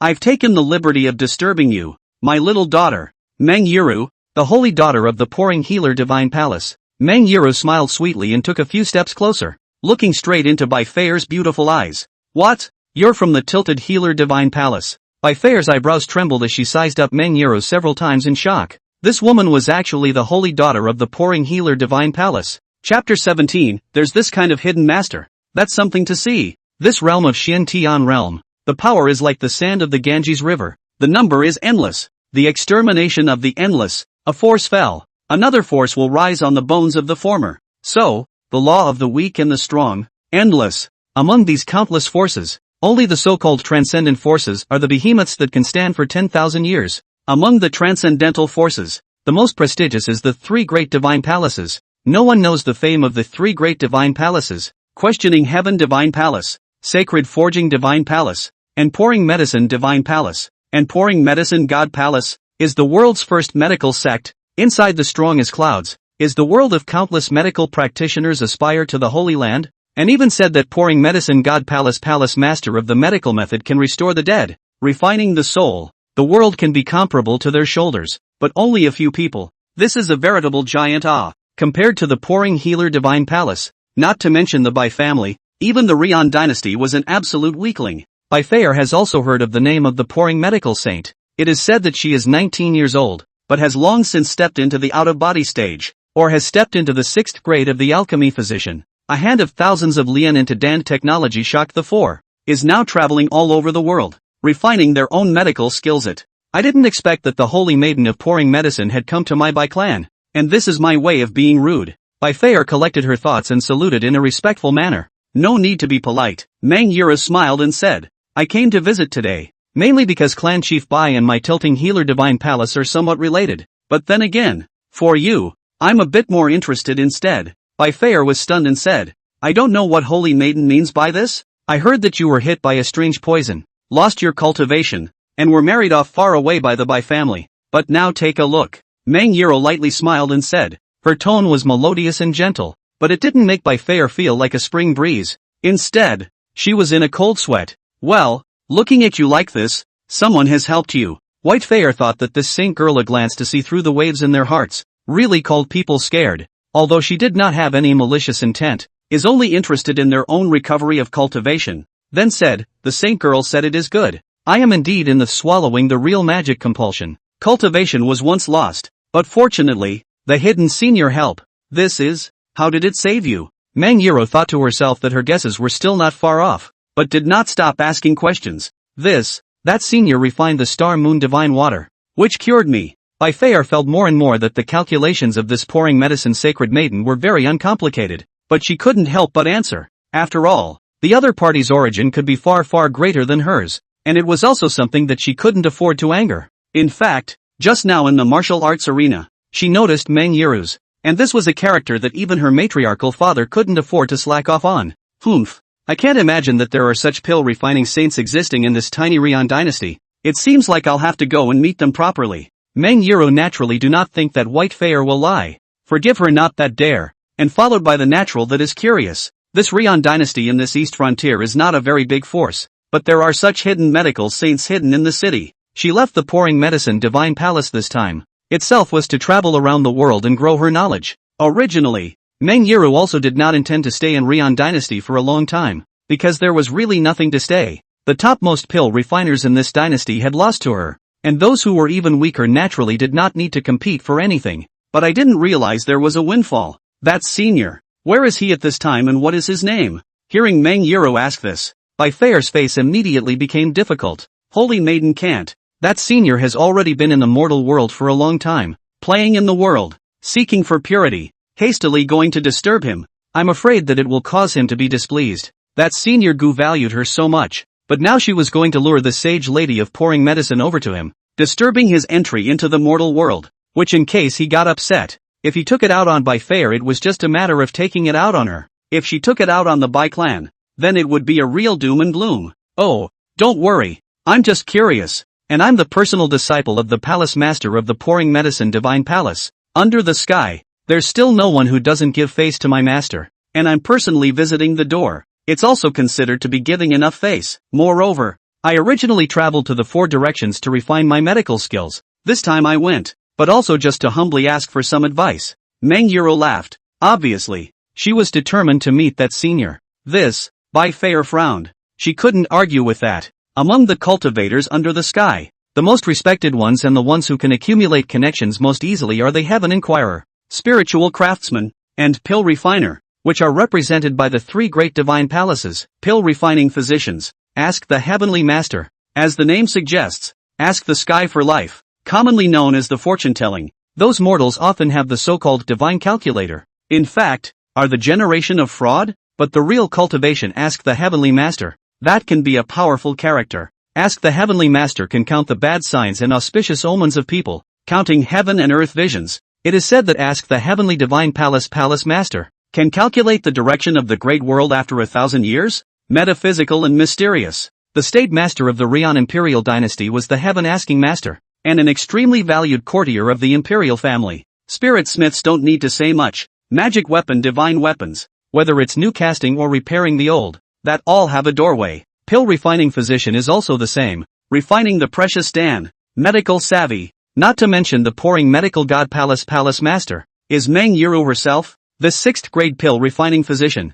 There can make the White family was destroyed by the powerful network, or rely on her own to save up it. There were plenty of expert cultivators who begged her to ask for medicines and treat injuries. If Mang Yiru's identity as the sacred lady of pouring medicine was taken into account, no power under the sky would not give face to her. Not to mention the fact that she was just a reclusive master of the world. Disturbing the purity? It's not like she's doing anything to hurt anyone. It's just a visit. Why? Is there a difficulty? Mang Yiru smiled and said. Although she was smiling, her breath had slowly pressed towards Bai Fei. She was not hostile and only wanted Bai Fei to say something. This is not true. I will take the holy maiden. Bai Fei gritted her teeth and promised. Mang Yiru spread a smile and said. That's right. There's no time to lose. Miss Fei, come with me now. Mang Yiru was in a hurry, and didn't care that Bai Fei had just returned home. She directly grabbed her and flung out her accompanying sacred yin-yang heavenly disc. cutting a stream of light in the sky dome and disappearing into the distance in an instant. Miss, where is this going? In the boudoir, Yeonchung stared blankly at the sky and muttered. Chapter 18, this Hongmeng pharmacopoeia is fake. As the night grew thicker, on a certain street in Qingmu City, Gu Heng and another person sat around a table, pushing cups and exchanging drinks in a joyful manner, and the occasional boozy voice that came out caused passers-by to look sideways. Gu Han looked at the bag of money that was pushed in front of his eyes, without the need to open it, just weighing the weight. He knew that this old brother Wu was definitely giving more money. Oops, gave too much. Bone-setter Gu, don't excuse yourself. You take such good care of everyone. If I give less money, not to mention the others, when I get back home, my mother-in-law won't whip me with the soles of her shoes. Then in that case, well, thank you old brother Wu. Ha ha, Lang Zhonggu is a refreshing man. Don't talk about this money matter anymore. Come on, drink and eat meat. Good, come on. Gu Hong is drinking is on the rise, only because he spent some time, finally sold his own medical center, and the old brother surnamed Wu. Is this area of the number of the landlord? Every time to find their own medicine, never pour silver. Tonight he is willing to spend a lot of money to buy Gu Heng's medical center. Naturally called Gu Hong was overjoyed, since it is to accompany their own gold master, then cannot brush off the face of the people. Follow the drink is, and this kind of wine is already in the eyes of the mortals of the top, but Gu Hong does not feel how. The taste is light, and do not drink drunk. Of course, Gu Hong had kindly reminded this old brother Wu that this Greenwood city would soon be in chaos, and he didn't mind telling him that he was preparing to leave. But old brother Wu didn't really care. He was a merchant runner and had seen a lot of things, and even though he was also a mortal, he could often afford to hire some cultivators. To him, monks were just that. Although Gu Hang somewhat admired this old brother Wu's boldness, he still hadn't dismissed the idea of leaving. After 3 rounds of wine, the 2 men each took their leave to go home. Gu Hong pushed open the door of the medical center. Xiao Shi was lying on the rattan chair next to him, squinting, and he didn't know whether the cat was tired or sleepy. He stroked Xiao's fur and prepared to start packing. Gu Hong searched every drawer and cage in the medicine cabinet, and then loaded the herbs into the system backpack. This system is not difficult to use, although it only allows Gu Hong to practice some of the skills that cannot even earn money, but also has no relevance to the cultivation. But this system is not only these functions, such as this system backpack. Gu Hong has not been able to figure out how many things can be loaded into this backpack, but in short, it is very large. For example, this system backpack. Gu Hong so far has not been able to figure out this backpack exactly how many things can be loaded, but in short is very large. This is the same as the Xian ring used by the monks. Gu Hong naturally cannot afford to use that kind of magic treasure that even the monks think is very expensive, and he does not need it. After working for a tea seasons, Gu Hong took out some of the herbs that were ready to be used up and placed them on the tabletop. These herbs don't have much left, simply don't take them away. Later on, they will be used to make soup and medicine. Gu Hong was just about to go back to the back room and take the contents away as well, but his feet paused by the door. Then he turned around, went back to the tabletop where he had grabbed the medicine and asked for a consultation, pried open the stone there, and took out a book from underneath. The book was ancient, like an antique, but it wasn't broken, and the cover was intact, densely covered with dust. The Hong Kong Pharmacopoeia. This book was given by the system after Gu Heng's medical skills had been practiced to the point of being perfected. The name was overbearing and mysterious, but Gu Hong had flipped through the not-so-thick book, and the content inside had nothing to do with the name of the cover, so to speak, because the content of this book is to teach you how to refine medicine, and the names of those medicinal herbs in it. Gu Hong compared with those inside the system mall, and then, it's the same thing. Engage in so mysterious. In fact, is with the system mall supporting the thing? This book to give others to see. Gu Hong ensure that other people cannot read. See understand also absolutely not as a matter of fact.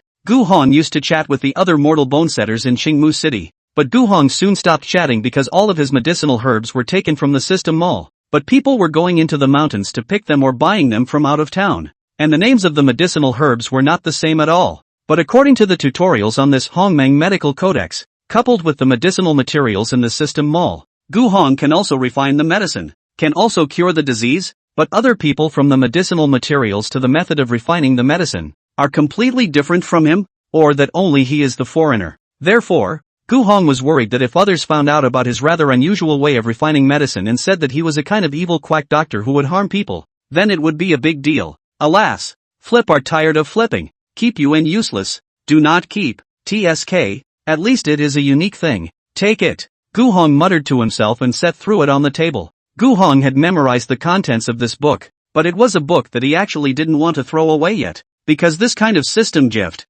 just this one, if you throw it away, then it's really gone. Gu Hong is very concerned about this kind of object, even if it's worthless to other people, but there's only this one copy of Hongmeng Pharmacopoeia in the whole world, so there's a value in keeping it. The system had also given him other things, but those Gu Hong hadn't really bothered to look at. Keep packing, it's getting so late. We have to leave first thing in the morning. Gu Hong muttered and went back to the back room. There's a lot of stuff in the back room and in the yard, so it's going to take a long time to clean up. Su Jinshi looked at the book that was thrown on the tabletop. Her cat eyes narrowed. Then she slowly jumped off the rattan chair, and with a stomp of her little short legs, she jumped onto the tabletop. Several medicinal herbs were placed next to them, emitting a thick spiritual aura, and with a quick sweep, she recognized them. TCH, Elder Gu really doesn't care about these things. 100 Spirit Sacred Fruit can repair broken soul? This thing is the world's strong people everyone thirst for things, because this can keep the soul not broken.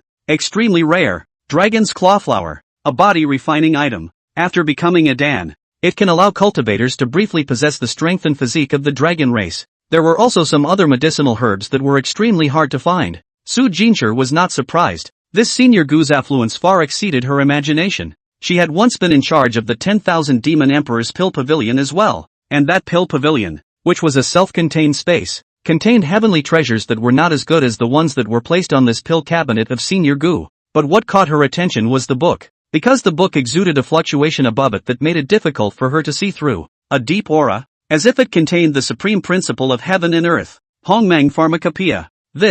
It can't be true. Seeing Gu Senior's attitude toward this book, he should not care if he turns it over, right? Meow. Su Jinshi looked at the back room. It was quiet there, so she gently lifted her furry cat paw and slowly flipped open the cover. Then, within her cat's eyes, she was instantly enveloped by a majestic to intense light. Bang! With a clear sound, Su Jinshi flew out backwards, hit the wall, and slid down. Chapter 19. It doesn't look like there's a hermit here by any stretch of the imagination. Su Jinshi was still considered to be guarded. The moment she flipped open that Hongmeng Pharmacopoeia again, she felt extreme rejection, and immediately utilized her entire body's true chi, which didn't allow her to be seriously injured, just by slightly exposing the cover. The book had erupted such an appalling power. If the book was really opened, wouldn't even she not be able to carry it? Su Jinshi was stunned. She didn't dare to rashly try to turn the next page. She, a great demon of the 10th level of the ferrying stage, had narrowly failed to resist a page.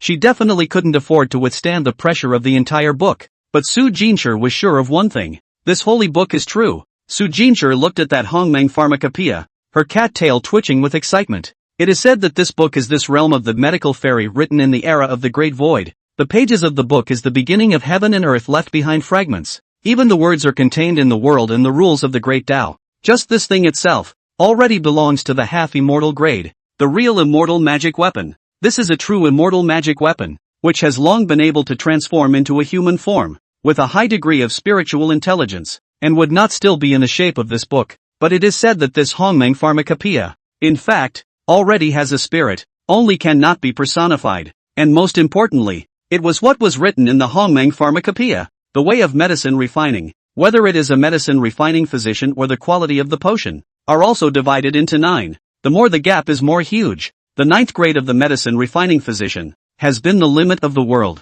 However, in the ancient times of the Great Void, the so-called 1st to 9th levels were actually all classified as mortal levels. Above the mortal rank, there are rumors that there are also king, royal, and emperor, but these levels of medicine saint, in fact, has long been nowhere to be found, and can be practiced out of the 9th grade of the elixir, are extremely rare, as the life's work of the medical immortal. What is recorded inside is the top of the world, and has been extinct and lost medicinal formula, and even rumor has it that in the Hongmeng Pharmacopoeia, the true meaning of breaking through the shackles of the mortal stage is written. If you can read and comprehend this book, just thinking about this, Su Jinshi's cat hairs stood up all over her body. But, it's not for everyone. Although it looked like Elder Gu didn't care about this book right now, Su Jinshi couldn't pretend to be so breezy. Just this Hongmeng Pharmacopoeia, its preciousness was far more precious than all the heavenly treasures in his large medicine cabinet. Sure, Ori, don't move before you hurt yourself. Gu Heng's voice came out from over the back room. As soon as Su Jinshi heard this, she immediately didn't dare to touch anything. I would like to know how many more of these amazing treasures you have on you. Her move of peeking at the Hongmeng pharmacopoeia was definitely known by Gu Hong. It was that this warning came a little too late. If he had said it earlier, Su Jinshi would never have had the guts to flip through the pages of the pharmacopoeia. At the stage of transition, she was not qualified to touch this kind of immortal-related treasures. Forget it, cook something for her to drink. He was in the middle of categorizing a bunch of useless things that he made while practicing the system skills in the back room and putting them into the system backpack, when he suddenly heard a loud noise in the outer hall. Needless to say, it must be that stinky cat messing around and bumping into the corner of the table again. That's owning a cat. Of course it's fun, but sometimes cats are rebellious. But then, Gu Hong actually raised this kitten for a few days. She doesn't eat anything, she just drinks her own boiled soup and medicine. Gu Hong knows that the soup and medicine he boiled actually has the effect of filling up the stomach, but the cat even eats this. That's really good to raise. Gu Hong thought so, stopped the work in his hand. The stove in the back room was still burning. He took away those leftover herbs placed in the outer hall and casually threw them into the pot to cook, and it was soon done. He added sugar on purpose. Shio, come back. Gu Hong shouted and Su Jinshi came jumping and running. Looking at the boiled soup on the table, she didn't hesitate and buried her kitten head into the soup bowl. Seeing her settle down, Gu Hong continued to pack up his things. In the night, Meng Yiru and Bai Feier arrived above Qingmu City, and with Bai Feier's guidance, they landed on the street next to Gu Heng's medical center. The reason why they didn't land directly on the doorway of the medical center was because Bai Feier said that senior didn't like to be playful, and that purity was the most important thing. So Meng Yiru was also very cautious. Miss Feier, you are also a celestial pride. Your words, I am still willing to believe a few points, but, Meng Yiru looked at Bai Feier, her face rather tangled. She still has doubts in her heart, because on the way here, Bai Feier also told her, that Gu Senior only used about a tea time. The star and moon divine water refining out. Who are you kidding? Dream Yiru again. How to say is only 19 years has been the 6th grade of drug refining physician, or pouring medical god palace master's personal disciple. Divine medicine list on those goddamn spiritual medicine. Although she cannot be out, but the 5 domains of the drug refining conference. She has observed those real medicine saint of the refining of the medicine. That 9th grade pill refining physician who stayed in the north of the desert all year round and was known as the pill emperor of the north of the desert. But in the 5 regions pill refining conference, he borrowed the help of 6 Mahayana stage powerhouses, and it took nearly 100 days before he could melt those 3 kinds of medicinal materials. And then it took a full 37 days of refining medicines before he could refine a small vial of the star and moon divine water. And when the medicine left the furnace and came out of the world, it even triggered heaven and earth visions. When this medicine was released from the furnace, it even triggered anomalies in heaven and earth. That one small jade bottle of star moon divine water was bid for on the spot by many powerful people with high prices. Meng Yiru still can't forget the shock of that scene. Originally, Meng Yiru thought that Senior Gu was taking out the star and moon divine water to heal her, but Bai Feier told her that Senior Gu was using an ordinary iron pot on the spot, and spent a tea time refining the 11th ranked divine potion on the divine potion list, and saw him crush a 100,000-year-old everlasting ironwood with his bare hands. It would be strange for Meng Yiru to believe it. Holy maiden, if you do not believe, go to see will know. Just that senior into the mortal for a long time. All cannot see what he is a senior. In fact, I was also full of doubt at the beginning, but saw with their own eyes, had to believe. Bai Feier smiled bitterly. How had she ever deceived Meng Yiru? But this matter, barring that, was truly unusual. Besides, how dare she deceive freely about such things?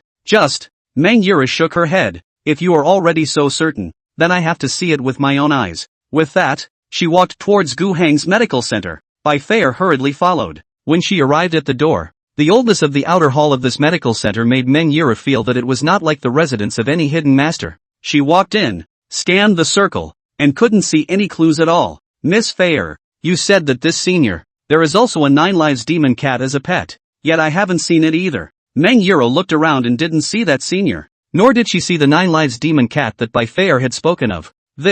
Maybe that senior is out. Bai Feier was also a bit hesitant. Seeing the expression on Meng Yiru's face, it seemed like she would soon feel dissatisfied. Well, I hope I won't have come all this way for nothing. Meng Yiru narrowed her eyes and looked to the medicine cabinet next to her, so she walked over to see what kind of heavenly treasures were in there. Chapter 20, is this a higher power or a mortal? Meng Yiru's guts were actually still not small, at least when Bai Feier saw that she was going to do this. Her face went white at that moment, but she didn't dare to stop her, and could only whisper, Holy maiden, Senior's medicine cabinet can't be touched. This holy daughter of the tilting healer god palace was truly bold. Even if in by Feyer's opinion, Senior Gu that was very good to talk to, but for her to bring someone and mess around with his medicine cabinet when he wasn't there, that would be a good-tempered person who wouldn't be able to allow such behavior.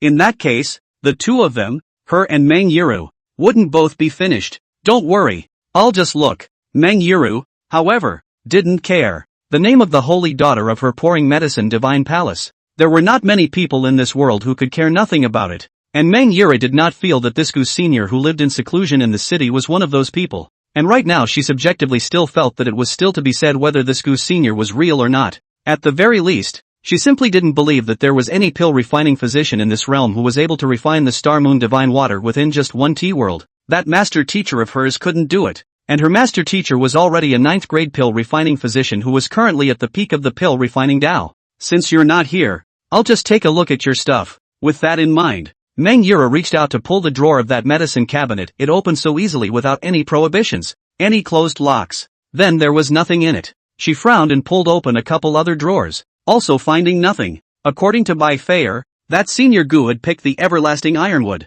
red gold grass, and ancient dragon tooth powder from the medicine cabinet before going to refine the medicines, as if those heavenly herbs that were extremely rare, if not completely absent, even in the pouring healer divine palace, had been placed in this medicine cabinet in such a dignified manner that a person could find them. But there's nothing here? This is more heavy Meng Yiru heart suspicion. How to get out of the ordinary into the ordinary? Those heavenly treasures at least is also people's own collection for many years, right? How is it possible to not properly stored? Prefer to get a medical center, but also put the medicine cabinet in a fuss? Unless that Senior Gu didn't care about these so-called heavenly treasures at all. But that kind of person, Meng Yiru hadn't seen before. She also didn't believe that anyone could be dismissive of these precious things that could cause a bloodbath. Miss Feyer, it looks like what you said is not quite true. Meng Yiru turned around with some disappointment and looked at Bai Feyer, raising her willow eyebrow. She didn't feel that Bai Feyer had told a lie, because the poison that she had suffered from was indeed only cured by the star moon divine water,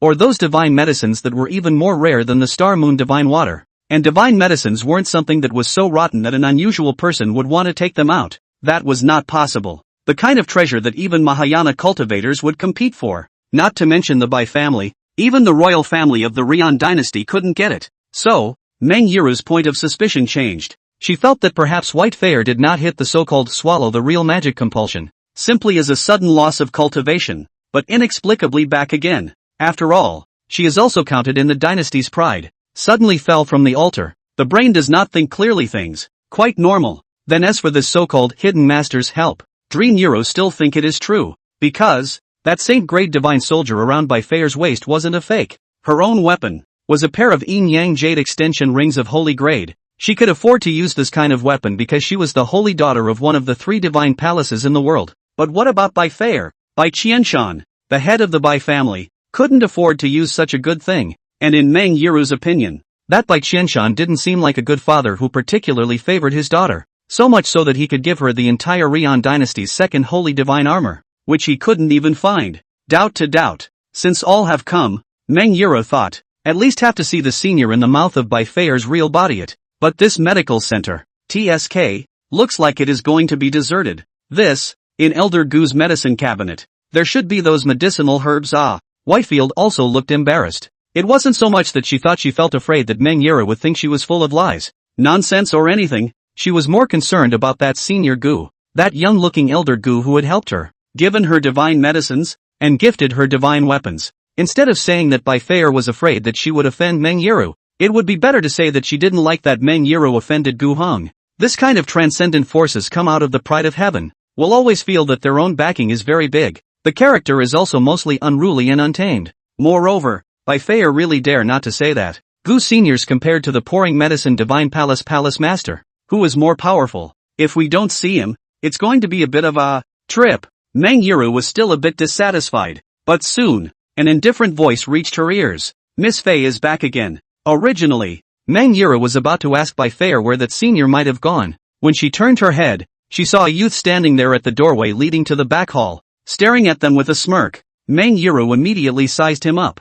Mortals. It looks like a mortal in any case. No real gas flow. It can also be said that his cultivation is extremely high and deep, and hide extremely well. But Meng Yiru has seen a lot of strong people at all. The so-called strong, even if you cannot see the cultivation of geometry, but there is not angry from the authority of the temperament, but the person in front of you. But half of the strong into the bones of the temperament is also not the slightest bit of the strong. Or perhaps, he had gone too deep into the mortal world, and might have completely worn away even the temperament of a strong man. But Meng Yiru frowned. She still had a feeling in her heart that this was feared to be truly just a mortal. However, Bai Feier took a few steps forward and greeted Gu Heng very sincerely. Former, Gu Gonzi, it is really abrupt for us to suddenly interrupt. Mr. Gu? Meng Yiru's gaze flickered for a moment. Previously, when she came here, Bai Feier had warned her that this senior disliked the title senior, and she had also addressed her as son. So it seemed that this should be that senior Gu. It seems that this should be that elder Gu.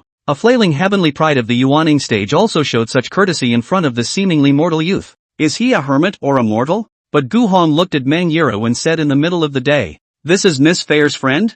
Well, looks quite soft. With Bai Feier that kind of slightly tough valiant appearance and not too different. Is also a delicate beauty. Is that, does not look like a cultivator, but Bai Feier with mortals to be friends is also very normal. After all, she is to their own that is called the white end of the mortal domestic servant or so close. Also certainly will not mind with mortals as girlfriends, right? My little daughter, Yiru, has taken the liberty of visiting, much offense." Meng Yiru was calm. She lowered her stance first, wanting to try to see if this one was a high person or a mortal. She also deliberately didn't report her identity. Chapter 21, you know how to make medicine too? There's a lot of things going on in Dream Elohim's head yet. She couldn't see through the true strength of the young man in front of her, not knowing how powerful of a pill-refining physician this one really was, or simply a mortal who ran a medical center, and which looked like it had nothing to offer, and was having a hard time making ends meet. But although she, Meng Yiru, relied on the fact that she was the holy daughter of the pouring medicine divine palace,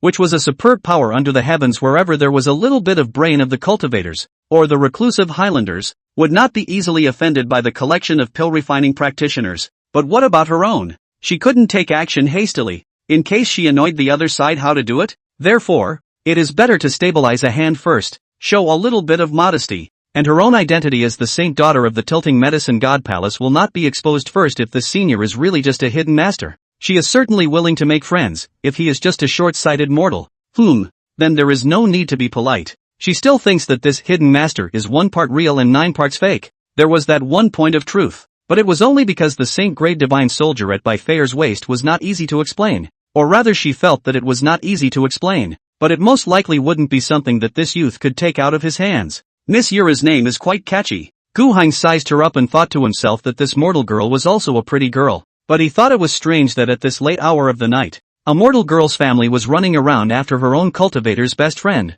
Her heart was really big, but Whitefire looked quite capable of being big, so she guessed she could protect her, and she wasn't worried. But the problem is, just now Gu Heng also saw this girl Yiru's small action. It's just that Miss Yiru, coming to my medical center and going through my medicine cabinet. Is this an intention to steal my herbs? His voice was bland, yet it exuded a bit of majesty. On Meng Yiru's face, a stunned expression finally appeared, an expression that was however caught in Gu Heng's eyes, causing him to confirm his suspicions even more. Well, this mortal girl, her little hands are a bit unclean. Although she hadn't expected at all that her trespassing on his medicine cabinet had been seen in her eyes, Meng Yiru quickly adjusted her expression. I'm sorry, my little daughter is also good at refining medicines, and when I enter this medical center and see something familiar, I can't always help this fidgety hand, so it's really much of an offense. As she said that, Meng Yiru slightly bent over in apology. Oh, you know how to refine pills as well? Gu Hong asked with a raised eyebrow. He didn't change his tone because of it,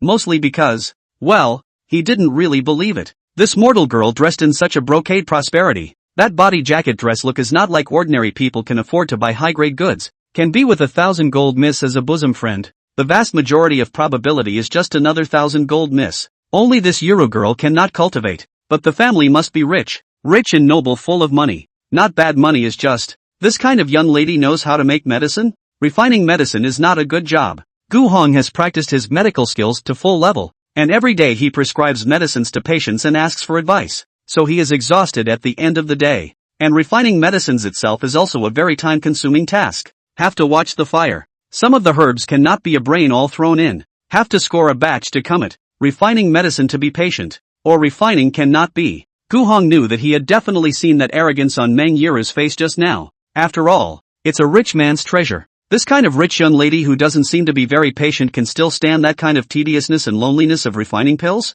It's mostly learned and definitely not refined. However, when she heard the phrase "you also know how to refine pills" and saw the skeptical expression on Gu Heng's face, a ball of fire had already risen in Meng Yiru's heart. This hidden Highlander probably doesn't like to ask about the world, and it's fine if he doesn't know about her, the world-famous sage of medicine, but he actually dares to question his own skills in refining medicines. When she was 15 years old, she had already demonstrated an astonishing talent for refining pills, on par with her cultivation talent, to the point where the tilting medicine divine palace master was personally looking for her to take her as a disciple. In just 4 short years, she, Meng Yiru, had already stepped into the ranks of a 6th grade pill refining physician. 6 pints. In this Rian imperial dynasty, the most advanced pill refining physician was only of the 6th grade, and that imperial cultivator was mediocre in his precision of pill refining and his hold on firepower, and she had easily defeated him. Most pill refining physicians spent their entire lives struggling to cross the threshold of the 4th rank, while she was already at the 6th rank in just 4 years. Even within the pouring healer divine palace, those who think that she is a talent that has not been seen in thousands of years, and those who think that she may break through the shackles of the world's 9th grade and break through the mortal stage, are not few in number. Instead, she now has to be questioned by the young man in front of her. You also know how to refine pills. To be honest, Meng Yiru felt that her temper was quite good now, disregarding whether he was a hermit or not. Daring to question her like this was not only damaging her reputation, but also the great name of the tilting healer divine palace master who had taught her.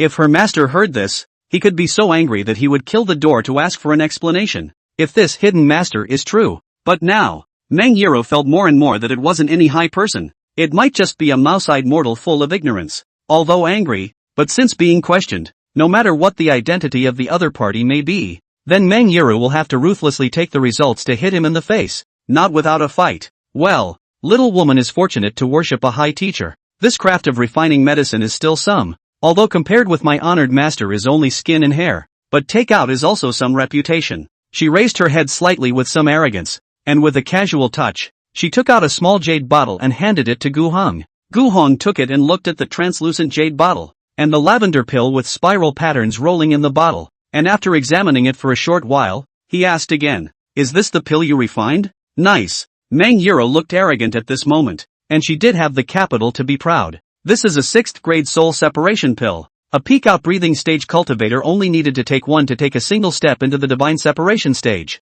The medicinal effect was simple and crude, but this pill might not be able to succeed in one go even if a 7th grade pill refining physician came. She, Meng Yiru, when she was 18 years old, at the 5 Regions Pill Refining Conference, she refined the 6th grade soul departure pill in one go, shocking all the pill refining practitioners present, including her master teacher who was serving as a judge on the high stage. Meng Yiru all felt bullish. Other than that, taking out this 6th grade elixir would definitely make the guy in front of him drop his jaw. Not afraid of him feel that he said false. Each refining physician have their own unique mark, so the refining out of the potion is absolutely impossible to be impersonated by others as their own. The spiral pattern on the potion is her dream Yiru's mark. Gu Heng sized her up for a moment, and when he saw that she kept her nostrils turned toward him, the corners of his mouth curled into a smile. Look at her, she's so proud. Is this thing an elixir? At best, it's just a sugar pill with a bit of a wake-up effect. Gu Heng refining skills are point full. The cultivator's pills he cannot see,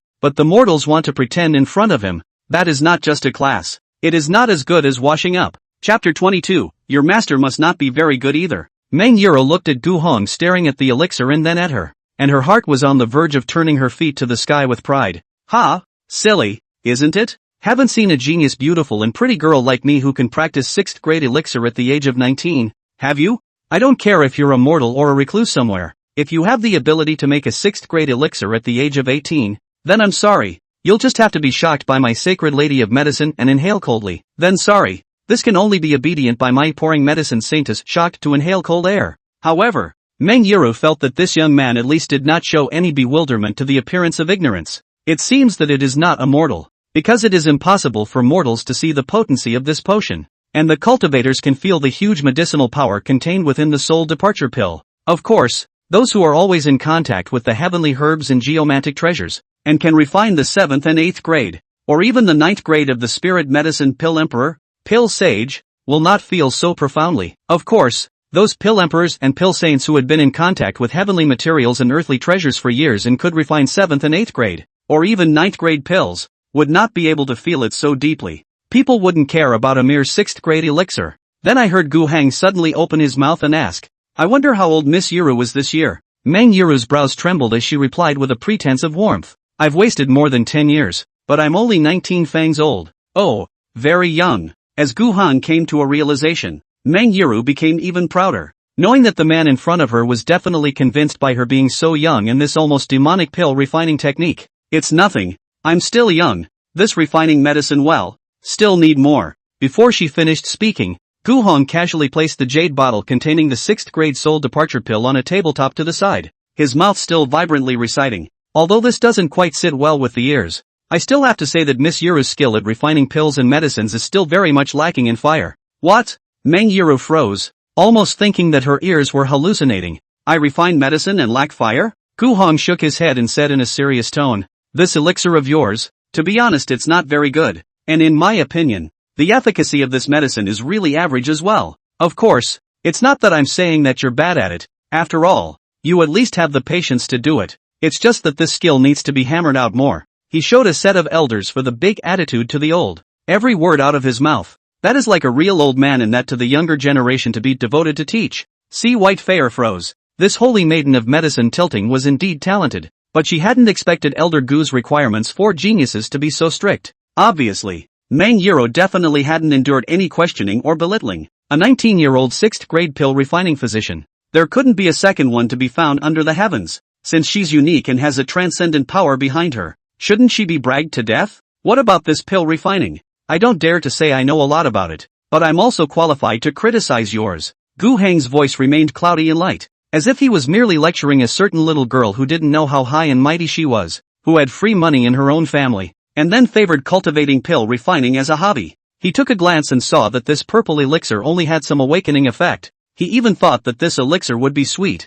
because this hero girl looked like a very individualistic young lady who hated bitter flavors. But then, in fact, she was able to refine such a mellow, sellable and extraordinarily good elixir. No matter how much the medicinal effect pulls the crotch, at least she must have put in a lot of effort and energy, although it is in the appearance. But it also showed that Dream Elohim had patience. After all, this thing called pill refining, the most taboo of all, was haste and nonsense, refining bad pills and wasting herbs, and in the end, the one who refines and wastes may still be his own craft. Looking at this, Gu Heng can be sure that Miss Yuro must have taken the trouble to refine it. Of course, not only does she want to use it to brag to other girlfriends, saying that she is also considered a physician. In the future, if you guys have a bad kung fu, or a decanter or something, she can help cure it or something. So, he'll begrudgingly point her in the right direction. Who made him the junior elder? After all, this girl seems to be very serious about learning. Is not learned, do not know with which master. That guy is also estimated to look to the money.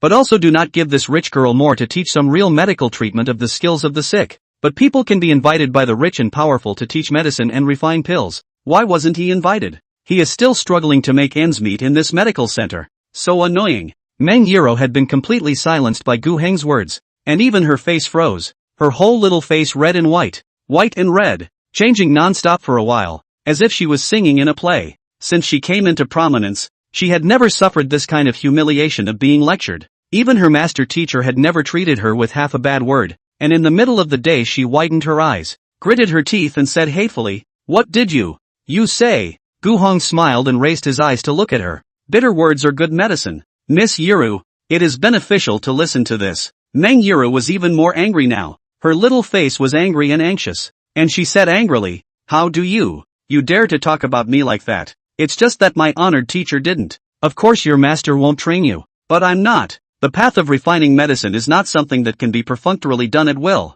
If it's not done well enough, then of course I can't just get by with it." Gu Heng knew that Meng Yuro probably hadn't heard this kind of lesson before, and had trouble accepting it for a while. But he looked at the girl and she had some potential. He couldn't bear to give up his sermon.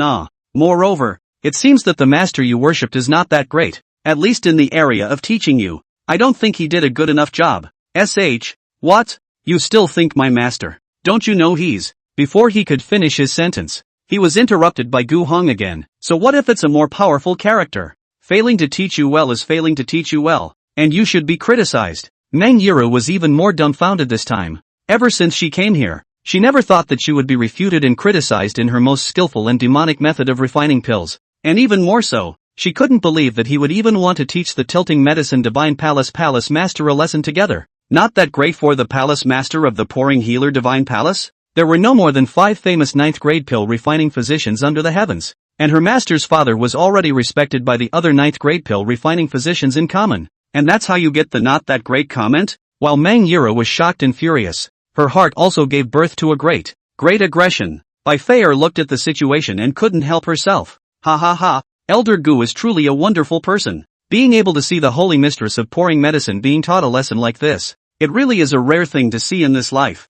Meng Yiru glared at Bai Feier and gritted her teeth as she whispered, Miss Feier, what kind of high-ranking person are you bringing me to see? Arrogant as hell. Even if you belittle me, you even belittle my master. Honestly, is this really high? She thought that this senior Gu looked a bit too ignorant. Chapter 23, You're so powerful. Refine a Dan and show it to me. To be honest, Meng Yiru is not seen to have arrogance of high people strong. Refining most of them are so, but like this in front of me, even dumping medical god palace lord dare to disparage. This word to be spread out, outside must set off an uproar cannot be. This can't really be immortal, can it? Or did he really think that his pill refining skills were so bullish that he could be stronger than the tilting healer divine palace's palace master, and that he could arbitrarily reprimand him for teaching his disciples techniques? Meng Yiru was skeptical that such people really existed. As the saying goes, there is a world beyond man and a world beyond heaven, but that will come to an end eventually. Bai Feier pursed her lips and couldn't suppress her excitement as she said, Don't misunderstand, holy maiden. Elder Gu is by no means a megalomaniac. He really did save me and grant me a second life. Meng Yiru grunted, her small mouth pouting. That look was as aggrieved as it could be. How can you not be aggravated? This was not even just about her own face. It was also about the entire pouring medicine divine palace. Now it was the palace master who was being demeaned and trained. And the palace master was also the one who had the most exquisite and subtle medicine refining techniques in the entire pouring medicine divine palace.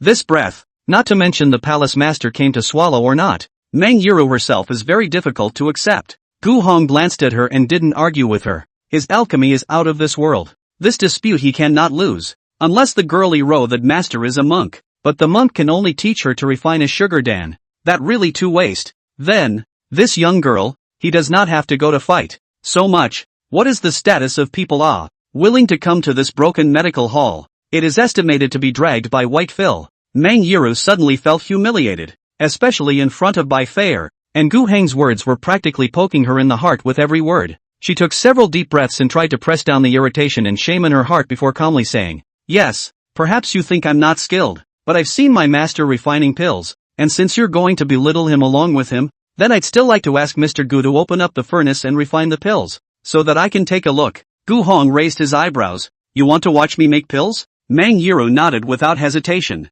Since this guy had put both her and her master teacher down so much, she wanted to see what he was capable of. The words have been spoken to this point. Let Meng Yiru to this mouth bitter medicine swallowed without complaint. Impossible. She had pride. Or rather all pill refining physicians had pride. If she was being lectured so bluntly, then the other party must at least have that qualification, right? But so far, Meng Yiru couldn't see that Gu Hong had any qualifications at all, except for Bai Feier next to her, who was full of conviction. But not seeing is not believing, and Dream Eloise wants to see for herself. But Gu Hong was a bit hesitant. No reason, just because his way of refining medicine was not the way other mortal Lunzhong physicians did, following the teacher's master to learn step by step, or even a very old-fashioned way of refining medicine. But the way of refining medicine that he would learn by reading the teaching materials from the system, brushing his proficiency, and brushing it little by little. The two are almost worlds apart, because the herbs he used, other mortal physicians simply could not be used to refine into medicine. In case this rich lady looked at his drug refining techniques and exclaimed, You heretic, then Gu Heng is probably not very good at mixing. Of course, Gu Heng actually does not have much concern about this kind of worry, because Meng Yiru is not proficient in refining pills. She knows how to pinch a good-looking appearance for the pills, but the potency is so poor. It must be that she did not learn well. Even if she is shown, she is probably not able to see the difference, and it is not like a real old-fashioned mortal bone setter is looking at it next to her, so there is nothing to be afraid of. And he has the added advantage of being able to show off his skills. This rich lady must not have seen the technique of refining two different dawn in one furnace. Coincidentally, Gu Hong could. and played it so well that even more than just 2 different dawn could be refined at the same time and come out at the same time. The best he could do was to refine 7 different dawn at the same time. It's just a shame that no one has seen this technique so far. It's not that he doesn't want to, it's just that he's just a mere mortal. Showing off what 7 kinds of Dan at the same time is not as interesting as going to see the theater troupe from outside. Thinking this way, Gu Hong was even more unafraid. So he agreed readily. Okay, seeing as you're sincere in your quest for guidance, I'll let you take a look. Seeing that he actually agreed, Bai Fei was first stunned for a moment, then she was overjoyed. To be able to watch such a powerful medical saint refining medicines, that was a rare good thing. Why strong people refining medicine will always attract many onlookers? It is because they show in the refining of medicine skill. In fact, on the consolidation of the foundation of the cultivator, the understanding of the intention of the potential are of great benefit, and even some people in the watch strong alchemy, but also invisible breakthroughs. This kind of thing is also not uncommon. The 2 women followed Gu Hong back to the back room. The back room is almost cleaned up. The forging table has been loaded into the system backpack by Gu Hong. The tables and chairs themselves are old, so he just threw them here. Anyway, that old brother Wu gave more money, and then buy new ones when he went to the White Emperor City. Seeing such a humble environment, Meng Yuru frowned, but still didn't say anything. It's Spartan, but clean. She hadn't come to see the gilded palace either. Moreover, there was only a very ordinary iron pot in the back room, and Meng Yuru could see that the pot was neither made of any precious gold nor engraved with any spirit formations, so it was very ordinary. But how could such an ordinary pot be able to boil and refine that star and moon divine water? Are you kidding? It's impossible, okay? Can be ranked in the top 15 of the sacred medicine list of the elixir of the sacred medicine, that is when the medicine is very powerful. I'm afraid that this iron pot cannot withstand the power of melting and refining the medicinal herbs when the power of the escapo. Unless the refiner had been able to completely control every ounce of overflowing useless medicinal power such that even such a fragile iron pot could be unharmed. But there are so exquisite, even can be said to be subtle to the horror of the technique. That is enough to be named medicine saint, and simply do not need to use this crude mortal equipment, because that will only increase the difficulty of refining medicine. People have a very good medicine tripod and furnace it. It seems that Elder Gu didn't. Right now, Meng Yuru is still very skeptical about this senior high-ranking person. Gu Hong took out his Dan furnace from the utility cabinet and placed it next to the stove. That's what he uses to make pills? Meng Yuru was a bit stunned, because this Dan furnace, normal size, the color of vermilion, although some good looking, but it's still an ordinary object. Instead, Meng Yuru didn't dare to say anything more now, because Gu Heng's alchemy had been a bit beyond her imagination from the start, so it would be better to honestly watch and see what good job he could straighten out. Gu Hong even thought about which pills to refine, simply refine 3 with different potencies, 1 to replenish chi and blood, 1 to heal internal injuries, and 1 to powerfully awaken the mind. Simple, but refined and out of the oven at the same time,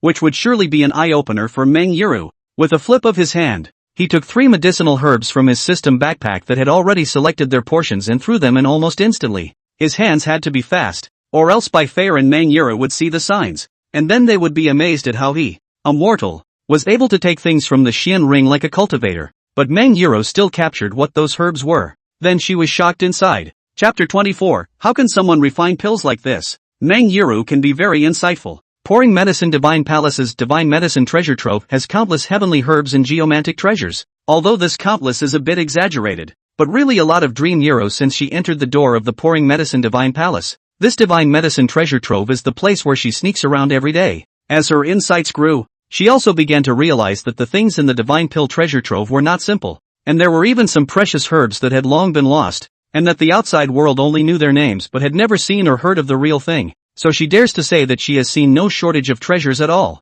But what did she just see? This senior took out 7 kinds of medicinal herbs at once, and the names of those medicinal herbs, she remembered, or rather, because she had seen them in the Divine Pill Treasury, so she remembered them very clearly. 60,000-year-old 6 poisonous dragon snake bile, 12,000-year-old thousandwood vines. There is also the purple demon echinacea flower, the mountain heartfire lotus, and the ice phenomenon phoenix leaf. Although it was just a glimpse, Meng Yura dared to be sure that she was absolutely not mistaken. It was the first time she had seen a 60,000-year-old 6 poisonous dragon snake bile, because when the 6 poisonous dragon snake reached 60,000 years in its annual lifespan, precise to the time of a single breath, this kind of demonic beast would immediately metamorphose into another kind of demonic beasts. Therefore, the 60 000-year-old 6 poisonous dragon snake gallbladder is in fact an extremely rare and legendary medicinal herb. Even the treasure trove of divine medicine doesn't have this kind of thing. She originally thought that Gu Han was too arrogant. Even the tilting Dr. God Palace Master dared to put words in disparagement at will. But she stayed in this kind of shabby medical center in a shabby little city. But now looking at the 7 herbs that had been put into the furnace, Meng Yiro suddenly had a feeling that the senior in front of her, the tone of his voice didn't seem to be that arrogant either. But it also depended on what kind of pills he could refine. Having heavenly materials and treasures, and being able to refine the same spiritual pills that were sought after and demanded, were 2 different things. Her lips trembled, but she was doing her best to look less shocked. At least her face was still normal. After all, there was a Bai Fei next to herself. She had seen less. She had seen more. She couldn't act like she hadn't seen the world in front of her, and so on. What did he just do? These 7 medicinal herbs, their medicinal properties are all extremely drastic, and they will clash with each other. Especially the mountain heartfire lotus and ice phoenix leaf. These 2 kinds of medicinal herbs cannot even be put together, or directly explode. Desert North there is a 8th grade alchemist, because you want to try the ice and fire feeling, and then these 2 kinds of medicinal herbs thrown into the furnace, did not even begin to refine, because of the overflowing of medicinal power conflicting with each other and led to a violent explosion. From then on, Desert North had one less 8th grade pill refining physician, and he so directly put these 7 flavors of medicine into the Dan furnace. Meng Yiro instantly tensed up, but she couldn't open her mouth because when an alchemist was refining pills and concocting pills, it was the time when the spirit was the most fully concentrated, and any disturbance in such a state could lead to a failure in refining the pills and cause the alchemist to suffer a backlash. She herself was a 6th grade pill refining physician, but when she saw that Gu Hang's method of refining pills was so brutal and fearless, she really had fear in her heart. Gu Hong had certainly sensed Meng Yiro's nervousness and apprehension. He raised his eyes to look at Meng Yiro for a moment and said in a faint voice, "Watch this. The path of pill refining has many doors." Meng Yiro and Bai Fei immediately gave their full attention. Since people have said so, let's just watch. A ghostly blue fire had automatically risen under the furnace, and the furnace was instantly a ball of fiery heat. And Gu Hong saw that the python gall, luo hanguo leaf, red lotus, purple orchid, and other medicinal herbs that he had taken just now, immediately melted rapidly under the high temperature. This furnace Gu Hong used very handy, because this furnace is also the system scent, the name of the Qiankuan purple gold furnace. In fact, this furnace is neither purple, there is no gold, but also not with the word Qiankuan 2 words with the edge of the broken vermilion lacquer furnace. The only advantage is that the furnace has its own fire function. This stove comes with a fire function. Do not need him to set up on the stove. And Gu Hong only needed to rely on his thoughts to control the size of the alchemy fire. Convenient and works well. But it still doesn't change the fact that this is a broken Dan furnace. This is... Meng Yiro and Bai Fei were both wide-eyed, seemingly already immersed in the divine wonders of Gu Hong as he refined the medicine. Because in this environment where the most important thing for a pill refining practitioner was to meditate and concentrate, they could feel the kind of intentionality and technique that Gu Hong used when refining pills to refine the fire and control the molding of the pills. A dry heat flowed up through their bodies. It's not a hallucination or an illusion. The feelings of Meng Yiro and Bai Fei were all different, but one thing was the same, and that was that they had both been unconsciously attracted by Gu Heng's movements. And even if that movement was slight, or even just a finger casually fiddling with it, they could feel the ripples of their true intentions. The technique of refining the medicine was flowing, fast, accurate and steady, pleasing to the eye, and Meng Yiro and Bai Fei were both dumbfounded. Moreover, what shocked Meng Yiro the most was the fact that the medicinal power of these herbs was completely restricted to the fire. When refining pills, even if the alchemist controls how precise, there will still be medicine overflow, damage to the furnace or the pot itself. At this time, of course, you have to use a better quality,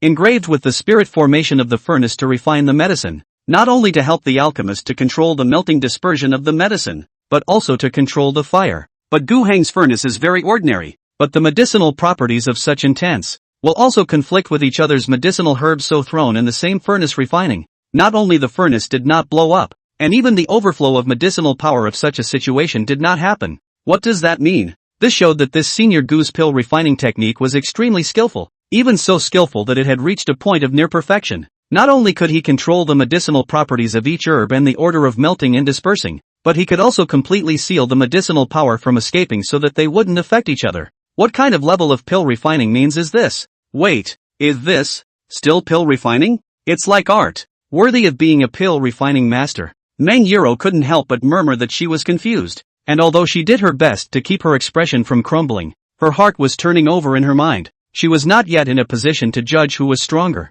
Gu Heng's pill refining technique or her master's, as she was only a 6th grade pill refining physician, and it was simply impossible for her to judge who was superior in the techniques of 2 pill refining powerhouses. Moreover, the more she looked, the more she could feel that Gu Heng's body looked like it was condensing profound and subtle intent potentials around her body. An intense true intent impacted her and Bai Feier's minds, and in the very next moment, Bai Feier's entire body shook. Meng Yuro looked over, only to realize that she had actually broken through. The 8th level of the Yuaning stage had even touched the threshold of the 9th level of the Yuaning stage. As for herself, she had already broken through to the 2nd level of the outbreeding stage during her travels. But now, her foundation was rapidly stabilizing, and although there was still some distance to go, Meng Yuro felt that she would soon be able to impact the 3rd level. Simply watching Gu Hong refine pills was a great benefit. Chapter 25, Meng Yuro's little heart can't hold out any longer. Bai Feier was thrilled, while Meng Yuro had been stunned, but Gu Hong ignored them both. His eyes were tightly closed and his arms were held flat as if he was holding up a flaming mountain peak as heavy as it was.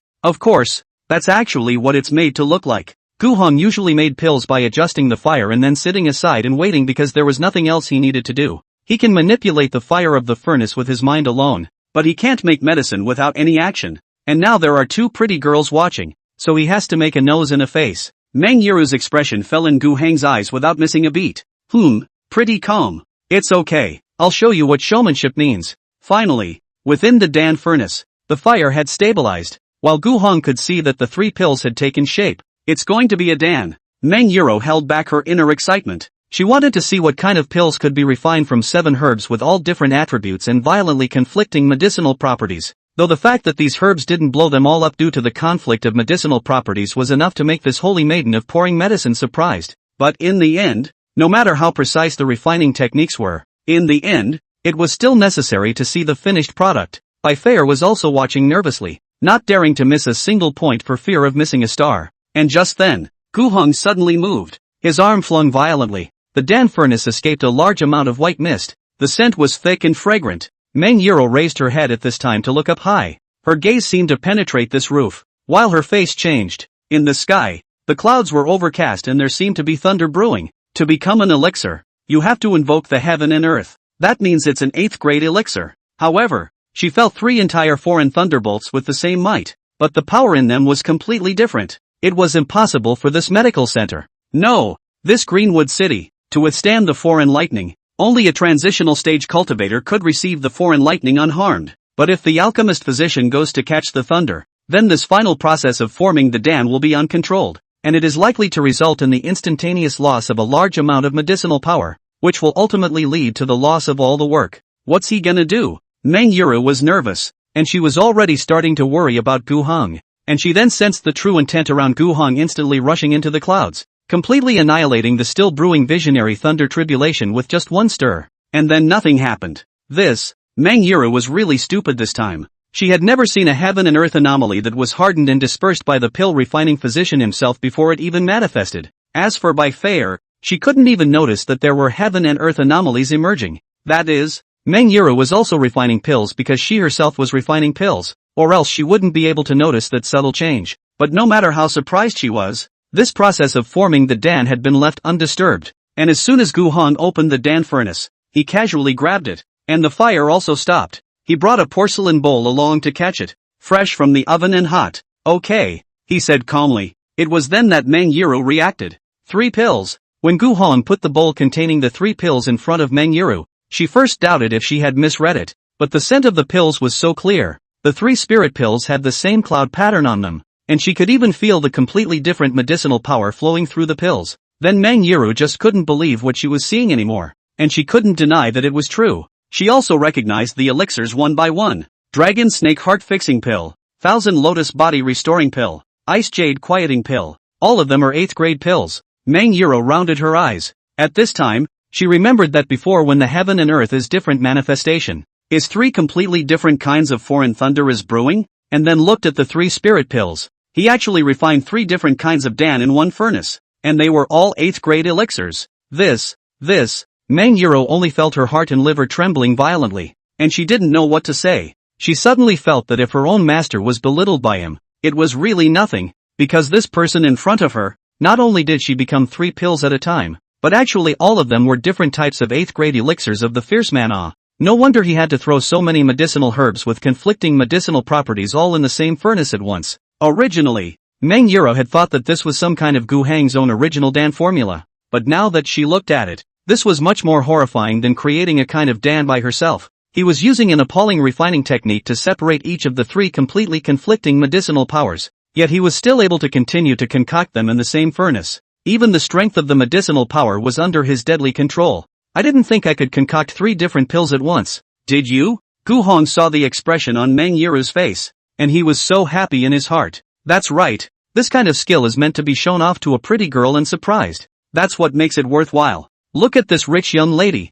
Thought in those who received money to teach her a few tricks under the juggling practitioner to learn. Although very serious, but just casually refining a pill only. Not worth so proud. If he showed a furnace refining 7 kinds of Dan, she was afraid to kneel down on the spot, called him Gu Hong for the venerable master. Mr. Gu, if my daughter has offended much earlier, please forgive me. Without even thinking about it, Meng Yuro directly apologized 3 times in a row, her attitude sincere to the extreme. Such a high-ranking person was by no means something she could easily anger. What's more, she was still very unconvinced when people taught her a lesson just now. But Elder Gu was generous and directly displayed a handful of superior skills. So if she were to hold back, she would be failing to give them face. Alas, there's no need to be so polite. I just wanted to tell you that there are a lot of doorways in the path of refining medicine. The corners of Gu Heng's mouth hooked as he continued to pontificate in an old-fashioned tone, but Meng Yuru's heart surged as she listened. This is so powerful for such a high-level person. She looked more and more adoringly at Gu Heng.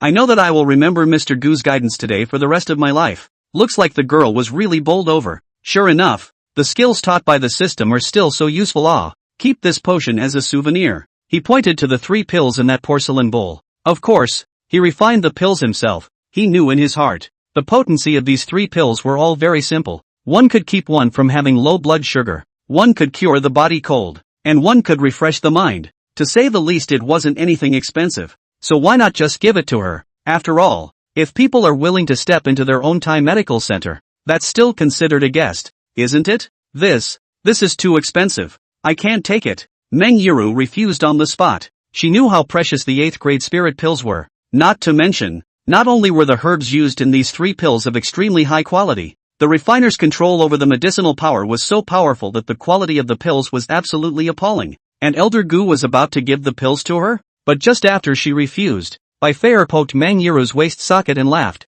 Just take it. Mr. Gu was a bit of a strange preacher. If he doesn't take it, he'll be upset. Chapter 26, this trip is simply a great opportunity. Bai Feier didn't understand that this elixir was precious because she wasn't skilled in refining medicines. Not to mention that an 8th grade elixir couldn't possibly be a treasure that could be accessed by a person of her status. But seeing Meng Yuru's overflowing shock and admiration, she also understood that Senior Gu must have pulled off something big that shocked this saintess of pouring healers, just like when he had taken a saint-grade divine warrior and bestowed upon her. Take it. It's not a precious thing anyway. Just take it back and eat it as a sugar pill. Gu Hong continued to advise. Anyway, their skills have been dazzled. The force has been loaded. The view of the beautiful girl's expression of adoration must also look happy. Then they are not directly send Buddha to the west, before leaving to give a small gift, and then brush a wave of goodwill. In case this Euro girl goes home and tells her wealthy father that there is a super powerful physician in Qingmu City, so that he can teach her the art of healing, then she will have a lot of silver money to earn in the future.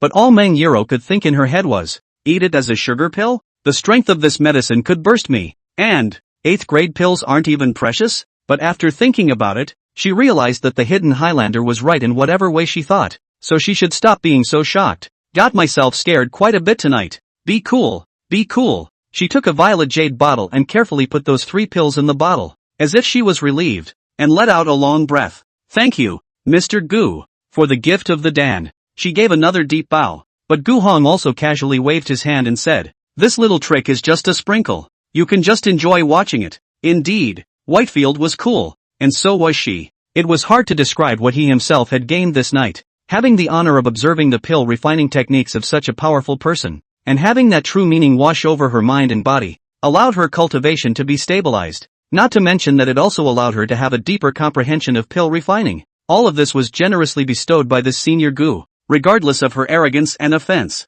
And, Meng Yura raised her eyes and stole a glance at Gu Hong, only to realize that his appearance is also quite handsome, although she does not know how old he has been. But just this eye-opening drug-refining art. Let her feel the more she looks at her eyes, and the admiration is hard to say, and she can't help wanting to get closer. She has a talent for refining medicine, and is also obsessed with the art of refining medicine. Originally thought that she came out to travel. There may not be any good harvest, but who would have thought that in this she usually may not look at more than one glance of the Rian dynasty's Qingmu city. So fortunate to find such a refining of medicine to make her 5-body worship of the hidden world of the masters? And so handsome. It was really a matter of face and talent. It was just a good pity that he wasn't his master. Although Meng Yura was convinced by Gu Heng's pill refinement, she was still the holy daughter of the pouring healer divine palace after all. Why is Miss Eloise looking at me like that? Ahem. Meng Yura hurriedly averted her eyes, faked 2 coughs to hide her embarrassment, and hung her head with slightly red cheeks. Gu Hong didn't pay attention to her embarrassment, and looked at Bai Feier, and the sword hanging from her waist, and realized with some surprise that it wasn't the same soft sword he had given to Bai Feier. She actually has it with her. Is the sword working okay? Out of concern, he still asked this, although he knew that Bai Feier had the habit of using mortally inferior weapons in order to hammer her own swordsmanship. But a sword forged by a mortal, no matter how powerful it was, would not be enough to be compared to a weapon crafted by a spiritual smith with cultivation. Wouldn't it be embarrassing if he was up against someone one day and this sword he gave him was chopped off? The embarrassment was secondary to the fear of harming this beautiful young girl. Of course, Gu Hong was still happy to see Bai Feier treasure the sword she had given her so much, even if it was nothing more than a mortal object gifted by a mortal. Bai Feier froze, not expecting Gu Hong to care about this, and immediately revealed a delighted look, replying with a fluttering brow, "It's very useful. This sword is very suitable for me in terms of compatibility. It's simply like a tiger with wings." She also raised her sword in a particularly playful manner, indicating that the sword Gu Hong had given her was really good to use. Bai Feier was also touched, feeling that Senior Gu had even considered her own low cultivation level, fearing that this saint-grade divine soldier would not be smooth for her to use, and might even backfire on her due to the revolt of the artifact's soul, which was already caring for her. Gu Hong couldn't help but lose his smile and shake his head, stretching out his index finger to flick the scabbard. "Since it's good, let's use it." After exchanging pleasantries for a while longer, Gu Hong said that he had to pack up his things, so he wouldn't send the 2 beautiful ladies away. Anyway, this medical center of his was just this big, and the entrance was right there, so he still had a large amount of things to pack up. Bai Feier and Meng Yura watched Gu Hong return to the small courtyard at the very back, so they obediently exited the back room and stood in the empty front hall. Meng Yura looked at the jade bottle in her hand that held 3 8th grade pills,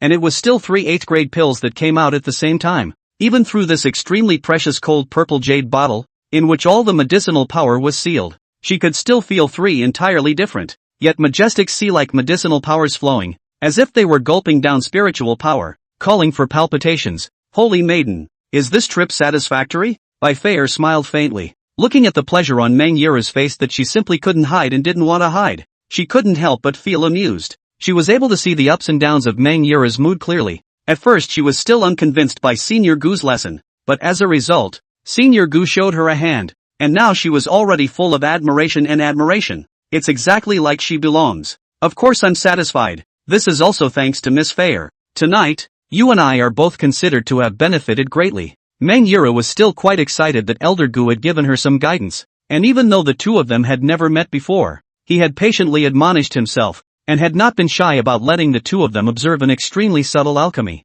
And those aren't the main ones. The main thing is that this hermit and tall man has a face and a talent. Bai Feier guffawed, then gathered her demeanor. "It's just that Senior Gu is already packing up. I really don't know where he's going to travel next. He entered the mortal world so deeply, only to play the world. This kind of spontaneous nature is too rare to see." Meng Yura thought of Gu Hong that secluded in the city, living idle days. Think carefully, if he did not have that kind of strength, in fact, is not to find any idle clean. Could it be that the final point of all peak powerhouses is to enter the mortal and hidden world? She had even begun to think that when she became a supreme being in the future, she could also be like Elder Gu and mingle with mortals on Earth. So there might be something else to it. Just as they were planning to leave, Meng Yura glanced out of the corner of her eye, but she saw the mediocre book on the table next to her. "What is it?" Chapter 27, Still thanks to Elder Gu. Everything in this medical center looked ordinary, but in fact it was really ordinary. This was what Meng Yura thought. The truly surprising treasures were actually all on Elder Gu. But this book is not only Meng Yura, Even Bai Fei was slightly attracted when she saw it, because the 4 big words Hongmeng Pharmacopoeia were written on the cover of this book. Hongmeng Pharmacopoeia? What is that? Although Bai Fei had some doubts in her heart, she didn't want to turn over that book and didn't know what it was. Don't mess around with Gu Senior's things. Didn't she see that just now Meng Yero messed around and ended up being caught in flagrante delicto? She didn't want anything else to happen that might annoy Elder Gu. After all, Elder Gu had treated her well. Does the Hongmeng Pharmacopoeia, this thing really exist? Meng Yero was more knowledgeable than her and changed her face the moment she heard her read it out. Whitefield asked her in disbelief. You know? Meng Yero pursed her lips and said in a low voice. I once heard my master mention that. It is said that in the ancient Taishu period, there was a medical immortal who wrote the Hongmeng Pharmacopoeia and used it to prove the Tao, creating a great reputation. But it's a pity that later on, this thing was nowhere to be found. Could it be that this book is the Hongmeng Pharmacopoeia? The Hongmeng Pharmacopoeia is a rumor in the world, and also a rumor that the pill-refining physicians have never given up searching for. Of course, no one can find it, and the period of the Great Void has been millions of years from the present world, and such priceless treasures have been sought by countless people. Meng Yura does not know whether the Hongmeng Pharmacopoeia is really as magical as the rumors, but these things, her master had talked to her in detail a few sentences. She remembered her master said, although the Hongmeng Pharmacopoeia was written by the medical immortal, but there is a heaven and earth breeding secret. Non-great chance, great perseverance shall not be able to get to peek at the person. This, Meng Yura looked at the plain old book and hesitantly glanced at Bai Fei. No, it's something that's too hard to stay away from. She was obsessed with the art of refining medicines, but now it was highly likely that she would see a priceless treasure that was rumored to be in the world. Although it was hard to tell if it was true or not, even if Senior Gu was so powerful, but it was hard to tell if this kind of thing was true or not. Then, Meng Yuro made up her mind. She slowly approached, her jade hand extremely slow, about to touch the book's cover. Then, a massive force instantly rushed in. Meng Yuro was caught off guard, but the pendant hanging around her neck instantly and silently shattered. But the force still kept coming. At this time, a silver cat suddenly appeared. She jumped onto that book, and with a wave of the cat's paw, she swatted Meng Yuru's hand to the side. Meng Yuru covered the back of her hand and let out a cry of pain as her entire body staggered and almost fell. Meow. Su Jinshur yawned lazily, looking at Meng Yuru with eyes filled with dislike, truly not knowing the heights of heaven and earth. A mere out-of-body stage dares to pry into such divine objects. She finished the bowl of tonic and was lying on top of the medicine cabinet in the house hall to rest and refine the medicinal power. Who would have thought that these two ignorant little girls would have the guts to touch that Hongmeng Pharmacopoeia? If she hadn't stepped out in time, this Meng Yuru would have had to be completely crushed into pieces by the power of the Pharmacopoeia. When Bai Fei saw Su Jinshur, she immediately recognized that it was the 9 Lives demon cat that had been kept as a pet by Elder Gu, and said fearfully, "Many thanks to Elder Demon Cat for saving my life." She had just felt just the lightest hint of aftershocks from that Hongmeng medicinal codex, all of which had nearly caused her entire body to burst, and had this demonic cat not saved her in time, she would have perished. What demon cat, senior? My name is Su Jinshur, the 9 Lives Demon Cat Clan's Grand Elder. You two are no big or small. Su Jinshur opened her teeth and claws. That book is really the Hongmeng Pharmacopoeia. Dream Yuru palpitates. The pendant on her neck is a holy product of the body protection treasure. Can withstand the full force of the cultivator's attack, but this pendant is as mortal as a general instantly shattered. Fortunately, this 9 lives of the demonic cat out to block, otherwise she would be afraid of dying a horrible death. But because of that, this pharmacopoeia, it must be true. You're the disciple of the tilted healer Divine Palace's palace master? Su Jinshur took catwalks and elegantly paced in front of Meng Yuru, raising her head slightly. Yes, I don't know about Elder Jinshur. Don't mind it. Don't think too much about what you shouldn't pry into. It's a good thing that Master he deliberately asked me to keep an eye on it, or else the two of you would be corpses and bones by now. Still, don't hurry to retreat. Disturbing my rest here. I'll bite your heads off later. Su Jinshur opened a cat's mouth, and the sharp teeth in the center, most of it flashed with a cold aura, as well as the aura pressed over. Immediately, Meng Yuru and Bai Fei apologized repeatedly before grabbing the door and leaving. Humph, two little girlies. Su Jinshur wagged her tail, glanced at the Hongmeng Pharmacopoeia, resisted the idea of going to flip the cover, jumped onto the medicine cabinet, and continued to rest. The two women slipped and ran almost straight out of Greenwood City, and at this time, they were in the forest on the outskirts of the city when they stopped. Meng Yuro's heart palpitated. She reached out and wiped off the cold sweat on her forehead and gasped. That demon cat. She said that she was Su Jinshur, the Grand Elder of the 9 Lives Demon Cat Clan? Bai Fei also blanched. That's what she said. Well, Meng Yuro nodded and suddenly thought of something. No, A few days ago, there was news from the Demon Clan side that the 9 Lives Demon Cat Clan's Grand Elder, when he impacted the Mahayana stage, died because he didn't resist the Thunderbolt. This thing is making a lot of noise. Everyone knows about it, although Meng Yuri does not pay attention to the things of the demon race, but cannot afford to gossip just slipped into her ears. Ha! Bifeir was instantly frightened, and hurriedly said, then the 9 Lives Demon Cat we just saw would be a demon cat. Meng Yuro thought deeply. I think it's that great elder. She's still alive, but now she's at Elder Gu's side. Behind this, there must be some kind of secret. But there were secrets, and they weren't hers to keep. The demon race's affairs. The human race is less concerned. That 10,000 demon emperor is very disliked by humans. More importantly, it was still that book, the Hongmeng Pharmacopoeia, as well as these 3 freshly baked 8th grade pills in her hands. There was such a hidden power in the world, with superb medical skills, just by observing him refining medicine. His own cultivation had suddenly touched the bottleneck, as well as her medicine refining skills, which seemed to be about to break through as well. Miss Fair, I have something important to do. I have to go back to the pouring medicine divine palace first. I won't forget this night's favor. In the future, you and I will be friends, Meng Yiru solemnly said. Although this chance was given by Elder Gu, without the guidance of Bifeir, how could she have found it? Moreover, from the looks of it, Elder Gu had also gifted this Miss Bai clan with a Saint-grade divine soldier, so it was obvious that he valued her talent and wanted to cultivate her. Since this is the case, why don't we just recognize each other's relationship, and it will definitely be beneficial in the future. Bifeir froze, then was also pleasantly surprised and immediately agreed. She was able to make friends with the Holy Maiden of the Pouring Healer Divine Palace, something she didn't dare to think about before. Still thanks to Elder Gua. Chapter 28, Slipping Away. Early in the morning, the sky was cloudy. Greenwood City, the Mo family residence. Due to the death of the Mo family ancestor, the Mo family residence is now the only remaining piece of sad atmosphere.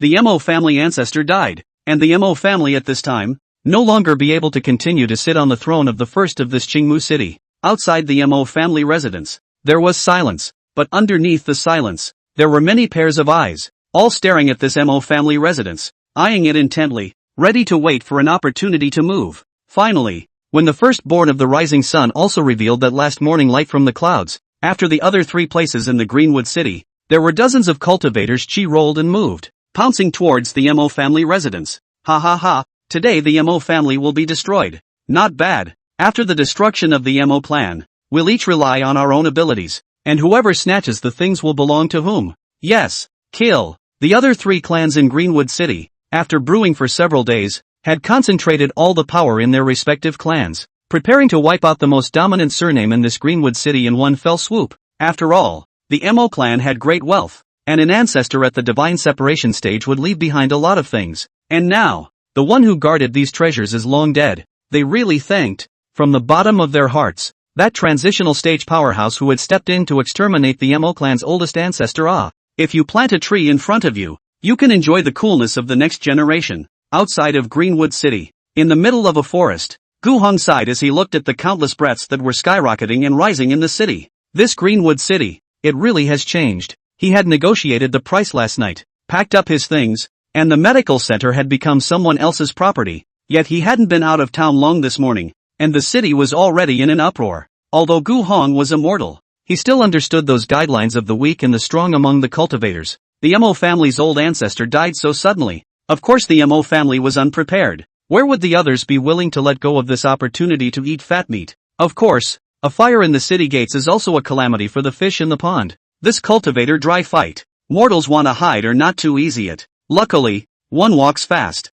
Humph. If I had known I should have stepped in and exterminated all those mole crickets, causing the master to now have to change places to continue his mortal days in order not to reveal his identity as a strong man. The silver-colored kitten, Su Jinshur, was now lying on Gu Heng's shoulder, looking in the direction of Qingmu City. She was at the 10th level of the ferrying stage, and with a sweep of her spiritual thoughts in her sea of consciousness, she knew what kind of goods the cultivators in that Qingmu City were, and there was not a single one who could fight. The strongest 3 people were only at the 9th level of the out-of-body stage, and by the looks of it, the divine separation stage was a rift in the sky. In a nutshell, waste. On this, she does not say hands. The breath of a scattered can be crushed. These guys 7 bleeding and die. But unfortunately, Gu Hong does not want to expose their identity. He into the mortal, open a medical clinic, and even take the heavenly herbs to refine medicine. In order to be able to let the human beings to drink the medicine is not propped up by the power of the medicine. He dispelled the power of the medicine in the way of the waste of the world.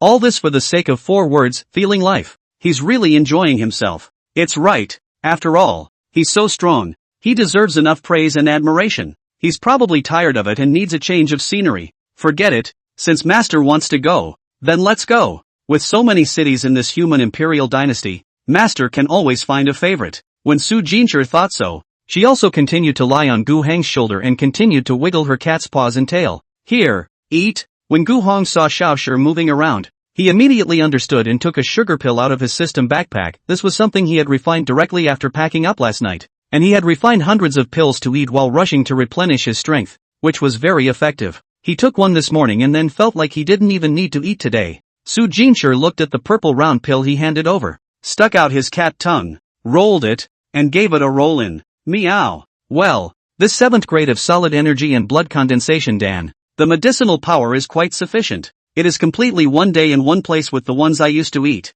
Su Jincher felt like she was having a comfortable day. Except she can't change her person. Gu Hong seemed to like the fact that she kept her demonic body, and that she had to behave like a wild cat with an undeveloped spirit when a normal kitten was like that, or at least when he was around. Of course, with such a good potion to eat every day, not to mention her cheap matriarch came, have to honestly turn into a cat-like, every day to pick Gu Hong pants begging to eat, for no other reason than that there is just too much to give. Just as Su Jincher was slowly refining the medicinal power, she suddenly realized that the scenery around her flickered almost instantaneously. What's going on here? She looked down, but found that Gu Heng is indeed a step by step, but every step he took to fall, the scenery around him changed quickly changed, as if, with a single step, Gu Hong took a step miles away. When it was already dusk and darkness was approaching, Gu Hong stood halfway up a lonely mountain, looking at the dense forest in front of him, and after some thought, decided to start a fire here. 10 miles away, there was a city, but after nightfall, the gates were closed tightly to prevent stray bandits and robbers from entering, and they paid no attention to mortals who hadn't entered the city after sunset. Of course, the cultivators were irrelevant and had their own way of entering the city, while those who could fly with their chi simply ignored such rules and went in from the sky. Gu Hong felt that this was purely a rule for mortals, but whining aside, Gu Hong still decided to rest for the night here in the dense forest first. He walked into the deep forest and found a clearing. It was dry, and there was no need to pick up firewood. There was a big pile of it in the system mall. He casually took 2 or 3 bundles out and threw them here, and casually rubbed them, and then lit them. As the flames burned up, Gu Hong leaned against a nearby boulder, took a sugar pill, and fed it to Xiaoshi, who was on his lap. Well, it's still a day's walk away from Baidi City. Gu Hong silently took out the map. This is the map of the Rian dynasty, and the White Emperor city is still far away from his location. But just one day's time is just a day's time. He has actually traveled half of the journey.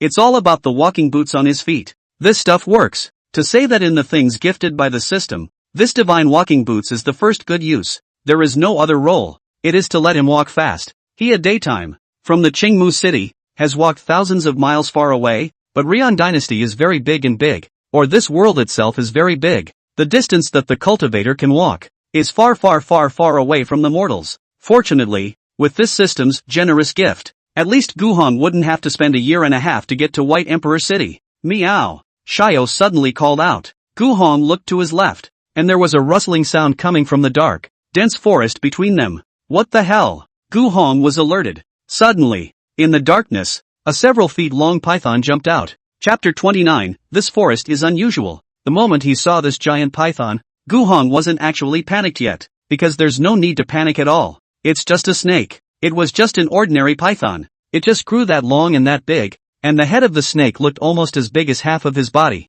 so maybe it could crush him just by its body alone. But Gu Hong was also a mortal healer who had been into the mountains, hunted, and had a lot of experience and skill to fill his body. Even Xiao on his lap was calmly, completely unconcerned, still stroking his cat's pawpaws and showing off his nails with impunity. Cats aren't afraid of snakes. How can such a big man be afraid of snakes? Though the snake did look like it could swallow him in one bite. Gu Heng smiled and watched as the python slowly swam over, its vertical pupils slowly opening and closing, spitting out its letters and emitting a hissing sound. And then Gu Heng realized that the snake's breath was a bit heavy, and along with the sound, there was also a strong smell of earth. Elder snake, I've been gone for a good day. Can't you let me find some peace and quiet? Gu Heng's tone was calm, as if it was really just an unusual conversation. I'm having a hard time with you. Hiss. The python twisted, issued a low hiss, the large hideous head raised, rushed to Gu Hong spitting snake letter. It has opened its spirit. Understand human language. Of course,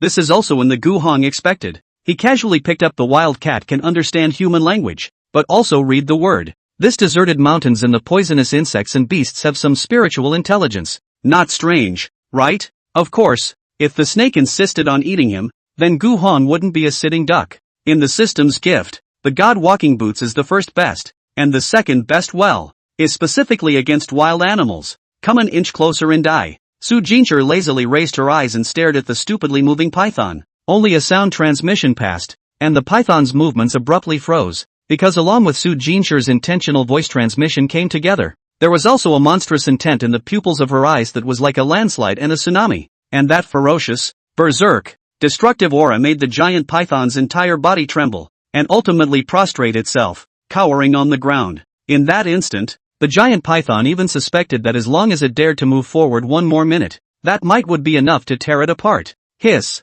The python shook its head uneasily and quickly retreated, the rustling and wandering sound quickly fading into the forest, leaving only Gu Hong and Su Jincher sitting there. Meow. Shio was excited. Well, that's good. It seems that this snake old brother doesn't eat mortals like him either. It seems that his own words just now kind of spoke to the snake's heart. Gu Hong felt the temperature of the fire and pondered whether he should hunt some beasts to eat and try the flavor. Shio, wasn't that snake strange just now? Gu Hong stroked the silver kitten's head and muttered to himself, but then he suddenly thought about it. Snakes that understood human language were strange. Was this little wild cat on his lap that understood human language as well as words not strange? The master also sees that something is wrong. Su Jincher, on the other hand, looked at the direction the python had left and fell into deep thought. Yeah, it's weird indeed. Because she recognized what that demonic beast was. Black-scaled earth python, a 4th grade demonic beast, equivalent to a cultivator who had just stepped into the outbreathing stage. Not a formidable demonic beast, but just now,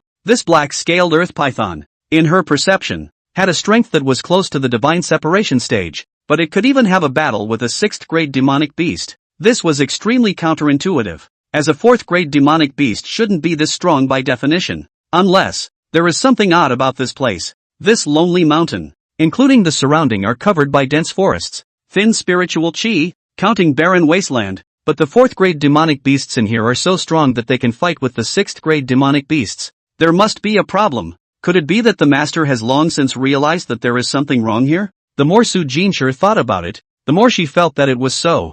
This person was a great power. There is something wrong with this lonely mountain. He must have seen it a long time ago, otherwise why would he deviate from the main road? Not enter the city, and have to stay in this deserted place for one night? You're interested too, aren't you? Gu Hong continued to stroke Xiaoshi's head, muttering to himself. Finished? I was so bored that I was telling the cat about these so nonsensical things. I should have known that I should just go into the city and forget about it. I can still go to the marketplace and drink the night tea. Let's just hope that this little wildcat that understands human speech doesn't think that he, the owner, is mentally deranged. So master can also see that I'm interested in the visions here? Su Jincher felt that he really couldn't hide anything from him. However, since it's all mentioned, why don't we go and explore a little bit, just in case there's really something to be gained? Thinking this way, Su Jincher jumped down from his lap. Seeing that Gu Hong didn't move, that would be a tacit approval for it to go and see what was so strange in this lonely mountain. Then she took her short little legs and scampered away, leaving Gu Hong with a furry back. Gu Hong, this little guy, he's gone to pay his respects? Forget it. Anyway, this is a lonely mountain to come here, and she understands human language, so she will come back herself later. And if she can't come back, Gu Hong has a way to find her. He lay at ease, while amidst the dark gaps of the dense forest new peepers appeared. Why is there a man here? In the dense forest, several figures tangled in the shadows of the deep woods, avoiding the moonlight and hiding their breath. It's not good to not be careful, because they've had losses here. They looked at one of the few clearings in the deep forest, and there was a young man, with a campfire lit, sitting next to a green stone, looking over a map. What's going on? In this neighborhood, there is a very strange black-scaled earth python infested. They had been chased by that earth python 2 hours ago, nearly losing their lives, and had gone down the mountain in a sorry state, and only dared to reappear on the mountain after sunset, just to see if they could bypass that earth python demonic beast. That damn snake is yet again close to the strength of the divine separation stage. This guy, How a mortal can stay so peacefully on the burial mountain? Oh, someone in the group muttered. They were originally casual cultivators, but also considered some cultivation. The 5 of them are out of body stage, but this lineup, want to look for that piece of unknown authenticity in the Tomb Mountain Emperor tomb, is really a little self-conscious. The leader, in fact, had learned from a certain heavenly inquirer that there were treasures in this mountain, and that there might even be the burial cave of a supreme power. And they want to, but not to mention the treasures. This peripheral wandering a black-scale earth python they cannot deal with. Still have to wait for the night is deep. See if they can sneak past it. But now, it wasn't the snake python demonic beast that was coiled in the clearing anymore, but a mortal who had made a campfire. Why don't we just kill him, lest the news of the treasure here gets out? Then the 5 of us won't even be able to lick our soup bowls. Not to mention eating meat. No way. Don't you have a brain? Each of us has trouble detecting the fluctuation of true chi from him. He's either mortal or stronger than us. But mortals, how many of them are likely to come to this tomb mountain in the dead of night? When the leader said that, everyone fell silent. Indeed, the villages, towns, and cities around this burial mountain had circulated some rumors about this place, saying that some people had come here to cut wood and collect medicine, only to be haunted by a stern ghost or eaten by a giant beast. In short, once the rumors spread, mortals would definitely not have the guts to come here again. It doesn't rule out the possibility that some just looking for a thrill and also unbelieving ruffians might come here. If this young man was not a mortal, then he was a cultivator stronger than all 5 of them. Just, how much stronger? Asterisk asterisk asterisk asterisk. Someone else must have learned of the news that there's a treasure in the burial mountain. Someone was vicious.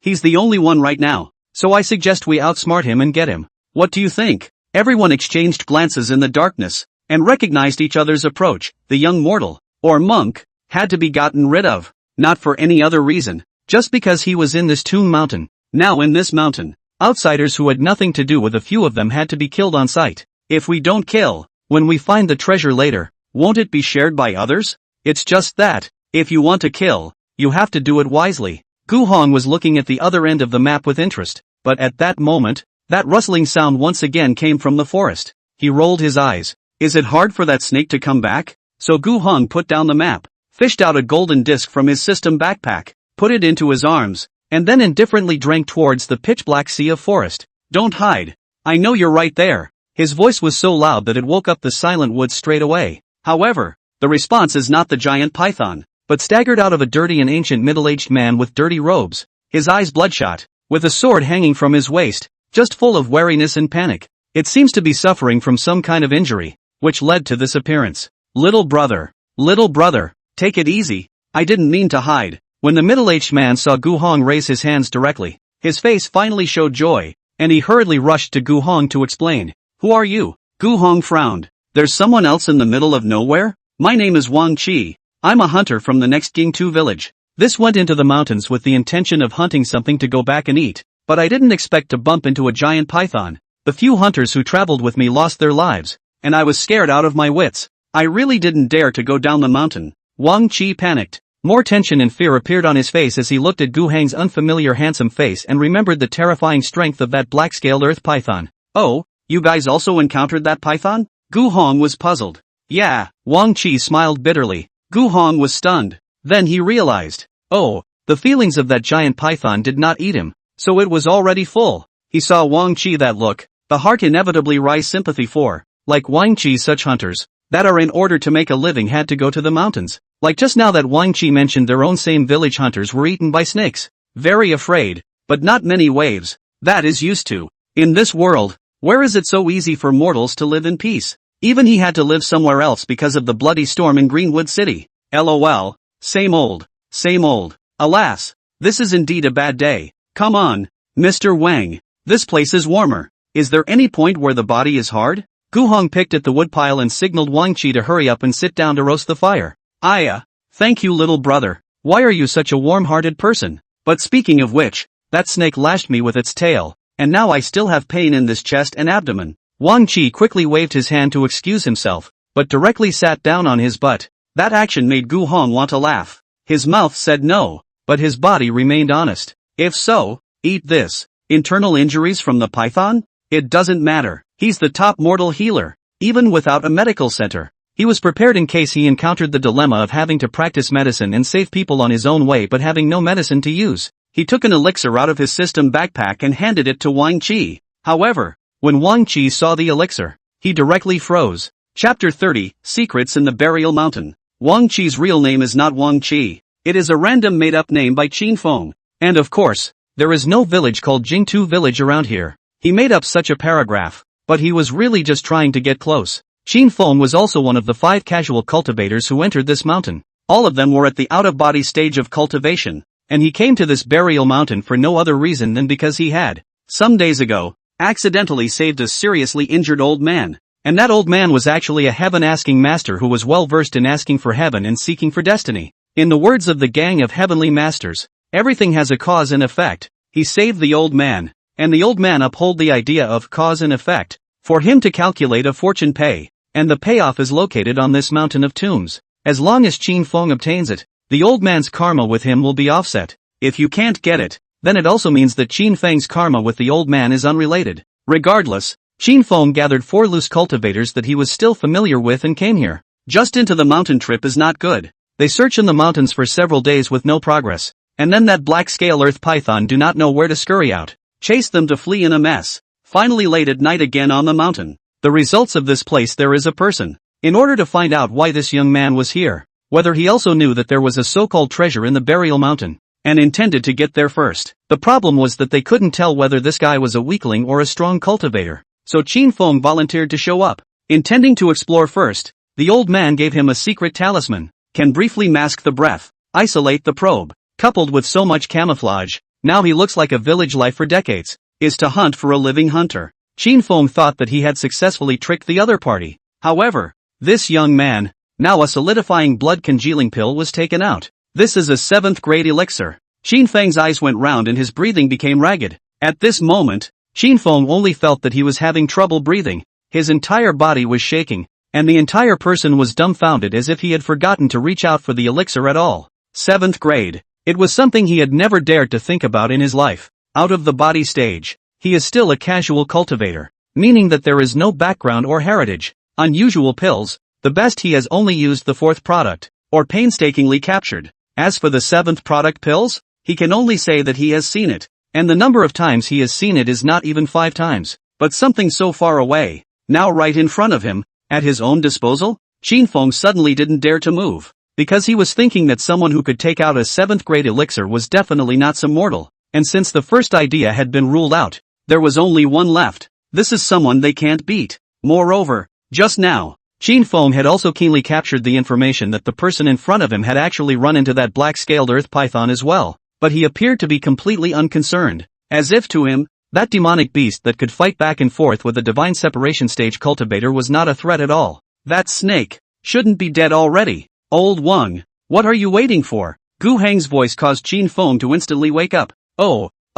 He shivered violently and hurriedly cupped the elixir with both hands. The elixir was crystal clear, glittering with a faint luster. A single sniff would make people's essence and spirit sufficient and their body comfortable. I don't know how huge that medicinal power is, but the moment he got it, Qin Feng, who had a trace of suspicion in his heart originally, now no longer had any doubts. This is a real 7th grade elixir. As soon as he took a sniff of the fresh scent of the potion, he could already feel a trace of medicinal power entering his body, and it was repairing his injuries, the very same injuries that he had received from that earth python demonic beast this afternoon. Qin Feng immediately gulped in excitement. Gu Heng narrowed his eyes slightly. Although he is immortal, but he is not stingy in rewarding others. Not to mention that the old king hunter in front of him is also to survive. Just look at his appearance. This fill the stomach with sugar pills are held as a rare thing. Look at it, but also do not want to eat. This old king before the days have to live in how poor. Old Wang, if you eat it, you'll be guaranteed to have strength right away and swing your sword faster than before. Ha? This really? Then thank you little brother, but I'd rather not eat it. Save it for later when I can eat it slowly. Qin Feng hastily shook his head and stuffed the elixir into his shirt pocket. The 7th grade pills he now eat, might as well keep. When heirloom treasure make, of course, sell is absolutely impossible. An out-of-body stage loose cultivator is not qualified to have a 7th grade pills. If you let others know, he must die. Not even the guys behind him who were still ambushed in the woods could know. This thing is not precious. Why do you need to cover it as a treasure? Just, since it is given to you, it is your thing, I will not ask. Gu Heng shook his head, thinking that the poor people's lives were even worse than his. and that he was lucky to have had so many years of purity. Not precious? Xin Feng's heart was turning over in big waves. The 7th grade pills could be given away casually, as if they were indeed not precious in his opinion. So what kind of supreme treasure would that precious thing be? He didn't even dare to think about it, fearing that some greed would grow in his heart and then be detected by the other party. Fortunately, with that old man's secret talisman, this young man couldn't see that he was a cultivator yet and still treated him as a mortal. Otherwise, I'm afraid that the atmosphere wasn't that quiet. In short, Xin Feng no longer had the guts to make a move. As for the beginning of the discussion with the gang of guys to take this person's life, take his life? 7th grade pills are already not precious things, and the black-scaled earth python doesn't care about them. So how low can this young man's cultivation be? Even if it is not high, it must be a valuable person of some big power. This kind of person, they absolutely can't move. Move and you will surely die yourself. Little gentleman here, I don't know your name yet. Xin Feng pretended to be careless as he inquired with a casual remark. Gu Heng. Gu Heng casually picked up fast small broken stones and wrote his name on the soft ground. And don't call me sir, it sounds oddly archaic. Gu Gongzi will do. Oh, Mr. Gu, that's a good name. It has a hoary spirit. Xin Feng smiled and agreed, and could not help but ask, by the way, looking at Mr. Gu like this, it does not look like he wants to go into the mountains to beg for a living nah. Why is it? This big night? Gu Heng only casually said, I am a medicine refiner. I heard that there are some good herbs in this mountain. I plan to go into the mountain to take a look. Lao Wang, you also understand. This medicine is sometimes not so good to find. Of course he wouldn't tell old Wang that he was actually too late to get into the city and had to make do with a night in the mountains. In fact, for this Wang Qi, who looks quite simple and thick, and has led a poor life, he always keeps a watchful eye. Gu Heng is not without a loss in the hands of mortals. Good thing there is a system. He practiced a good sinews and bones, and his medical skills are high, or else a few years earlier, this guy is going to be pitted to death by those cunning villains in the mortals. Don't look at this guy, but if he can go into the mountains to make a living and fight with wild beasts, can he be a good guy? Gu Heng didn't want to be robbed in the middle of the night by the unruly people of this poor mountain because they were defenseless and overly trusting. Oh, looking for medicine. Xin Feng nodded and didn't continue to ask, and with a thump in his heart, he knew that sure enough, that worst possible scenario had come up after all. This Mr. Gu was here for that secret treasure in the burial mountain. Chapter 31, Seniors actually saw through everything a long time ago. But, what can be done about this? Xin Feng was a bit worried. The only thing he could be sure of now was that there was something good in this burial mountain. But he wasn't sure exactly what it was. This Mr. Gu was a master pill refiner and also had a high level of cultivation. He was definitely aiming for the treasures in this burial mountain. To compete with him, these people of their own were not qualified at all. What to do? Xin Feng frowned as he pondered his response, but after thinking for a while he gave up, because there was no countermeasure for the press. The weak had no qualification to compete with the strong. Striking a stone with an egg would only end up in broken pieces. And what could he do if he found something if he continued further? So, this Toon Mountain treasure hunting, in fact, has ended. Lu. It's so hard. I just missed my chance.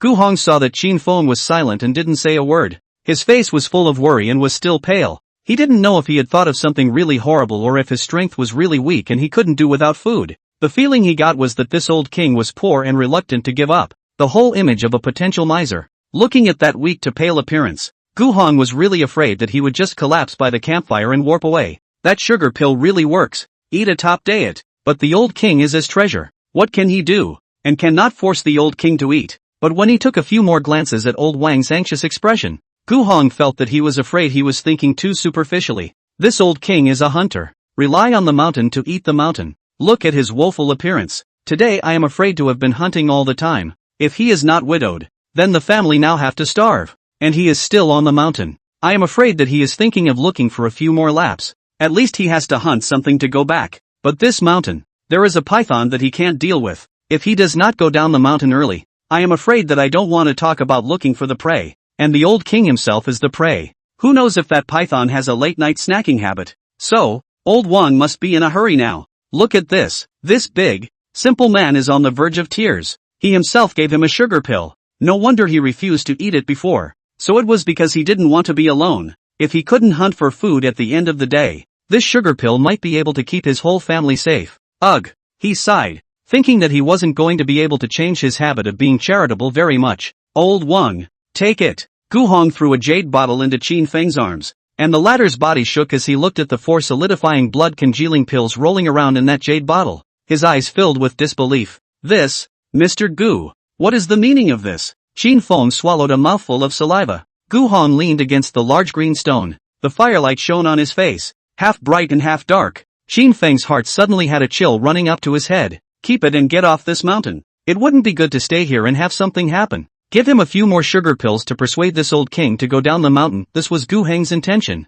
since he felt that the sugar pills were valuable. Then give him a few more of them. After all, things are as precious as they are scarce. And now that he had 5 sugar pills, they weren't too scarce. Eat one. Enough for him to go all the way down the mountain. Then back to the village. Even if he can't hunt today, his family can eat these sugar pills and not go hungry. So there's no need for him to continue to stay on the mountain and risk being eaten by snakes to hunt. Mr. Gu, you, Qin Feng looked down at the jade bottle. 5 7th grade elixirs. And for them, the casual cultivators who had entered the mountain. There were exactly 5 of them as well. This is, let them have one each? He looked up at Gu Hong, as if trying to discover something on his face. Don't look at it. Take this as a supplement for your losses. Go down the mountain earlier. If you continue to stay here, do you want to lose your life as well? Gu Hong saw that he was still a bit hesitant. At that moment, his face couldn't be tensed and sank. This old Wang. People are too naive. Sometimes so honest. Easy to make yourself suffer. Ah,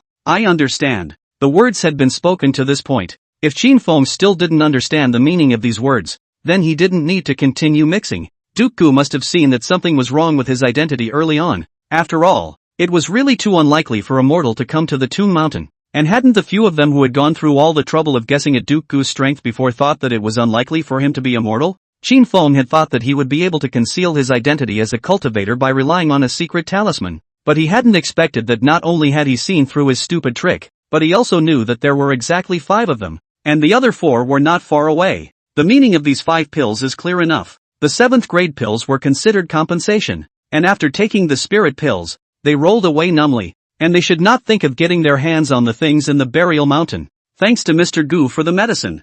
I won't bother you anymore. I'll take my leave first. Qin Feng made a bow, then quickly moved away, his figure disappearing into the gaps of the dense forest. Well, finally, Gu Hong sighed in relief. It's okay. I don't need to hear the screams of someone being eaten by a snake from the mountains tonight after all. Qin Feng traveled all the way to the edge of the dense forest as he let out a low shout. All come out. Wow. 4 figures flashed out of thin air like ghosts. Well, one of them asked rather nervously. We'll go down the mountain now. The treasures in this mountain, no matter what they are now owned by that senior. We must not meddle in them anymore. Qin Feng took a deep breath and said seriously. Upon hearing this, the 4 people looked different, and one was puzzled. Senior? That's not mortal? Qin Feng didn't reply. He just took out the jade bottle containing 4 7th grade spirit pills with a serious face. That senior actually knew that you existed long ago, and also saw through our shoddy deeds, but he was willing to offer the price of 1 7th grade spirit pill per person to allow us to retreat from this. Looking at the elixir in that jade bottle, the other 4 people's eyes went straight, but what followed was a gradual rise of horror. 5 7th grade pills, just give them away? What level of powerhouse does that have to be to make such a big deal? The stage of union? Transitional stage? Or the Mahayana stage? But no matter which level it was something they couldn't afford to mess with. And what lingered in their hearts, besides being appalled, there was also curiosity. Deep curiosity. If that senior was willing to take out 5 7th grade pills in exchange for them to leave, wouldn't that mean that the supreme treasure hidden in this burial mountain was 1,000 times more precious than 5 7th grade pills? But curiosity to curiosity, they, as casual cultivators, could live to this day, relying on having a sober self-awareness, knowing what things could be plugged in, and what things were best not even heard of. Here's the kind of thing that just don't even bother listening to. Curiosity killed the cat. Thus, the 5 people combined their efforts and each divided the elixir, then quickly headed towards the bottom of the mountain. To be able to get a 7th grade elixir for one person was already a blood profit. If there was still any greed in one's heart, then don't say elixir. Don't even want to live. Gu Hong stared at the campfire and suddenly remembered something. That silver kitten that ran off to go out of the house. Why hasn't he come back by now? It's not lost, is it? Meow. Shio's catcalls sounded just behind him. Su Jinshi was very excited. And looking in Gu Heng's eyes, she was now wagging her tail and head together, her 4 short legs bouncing around. A look of joy that she was about to fly. The corner of Gu Heng's mouth couldn't help but tickle. And when Su Jinshi bounced over, He stretched out a fingertip and gently touched its ear. Xiao closed his eyes in comfort. Gu Hong smiled. What good things did you find? Look at how happy you are. I don't know why this little one is so happy, but also just out of a Christine's time. Don't know that she thought she had found a partner in the wild mountains and engaged in a passionate performance. However, Su Jincher was excited because she had indeed found the secret of the burial mountain. Want me to check it out?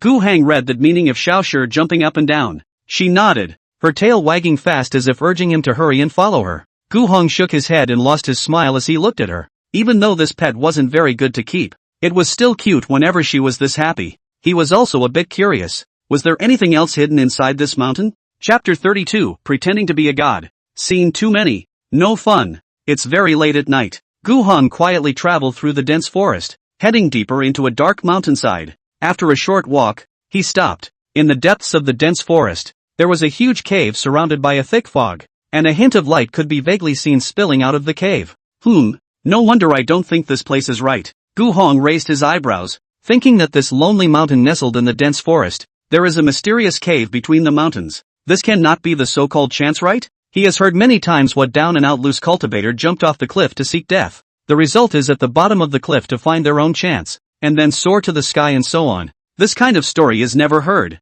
but really false. He district mortal, and cannot be verified. But, how could this happen to him? Can it be that the original self cannot be a cultivator? In fact, is the chance has not yet arrived, but now is not the arrival of it? Xiao rubbed up and stood next to him, his tail tucked high and his two little round, beady eyes staring into the giant cavern. There's something weird about this place, because Su Jincher could clearly perceive that beyond this cave, there was an extremely solid sword intent stretching across it, as if it was an impenetrable high wall, and whoever dared to go past it would be cut to pieces. Her cultivation of the 10th level of the ferrying stage, facing the wall of sword intent that was invisible and tangible, she only felt as small as a thin veil. If she dared to touch it easily, she would surely die. Moreover, she found that this sword intent seemed to have broken slightly, allowing the aura within the mountain cave to spill out a trace. This little bit of aura was not enough to affect heaven and earth, but it was enough to affect the concentration of aura within 100 paces around this mountain cave. No wonder.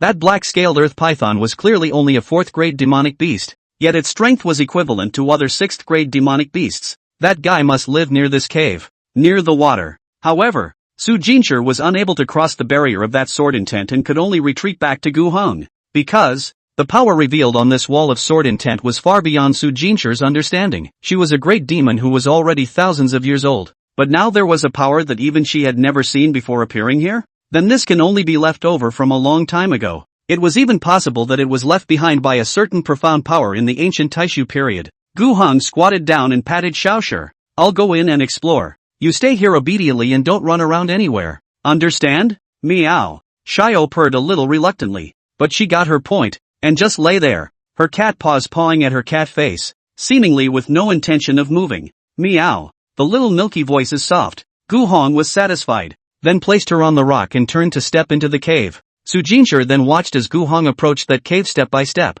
getting closer and closer to the invisible barrier made of sword intent. Ha! He just went in. In Su Jincher's eyes, there was an even more subtle and powerful hazy golden light on Gu Hang's body, directly causing the wall of sword intent to quickly retreat into a hollow about the same size as him, after which, Gu Hong walked inside the cave unharmed. Can still be like this? Su Jincher's cat eyes widened. He was even strong enough to make this sword intent go around him. It seems that his own estimation of his strength was still very much in error. Gu Hong stepped deeper into the cave, and after walking down another extremely long flight of steps, he reached the bottom. In this mountain, there is a palace hidden? Where he was at this moment, was in the middle of this lonely mountain, which looked like it had been hollowed out in a large chunk, and right now, he was standing inside this mountain palace cave, and in front of his eyes, was a large, dilapidated and ancient hall. The hall, it looked thousands of years old, but even so, it couldn't hide the splendor and solemnity of the hall itself. The palace cavern is littered with crumbling walls and moss,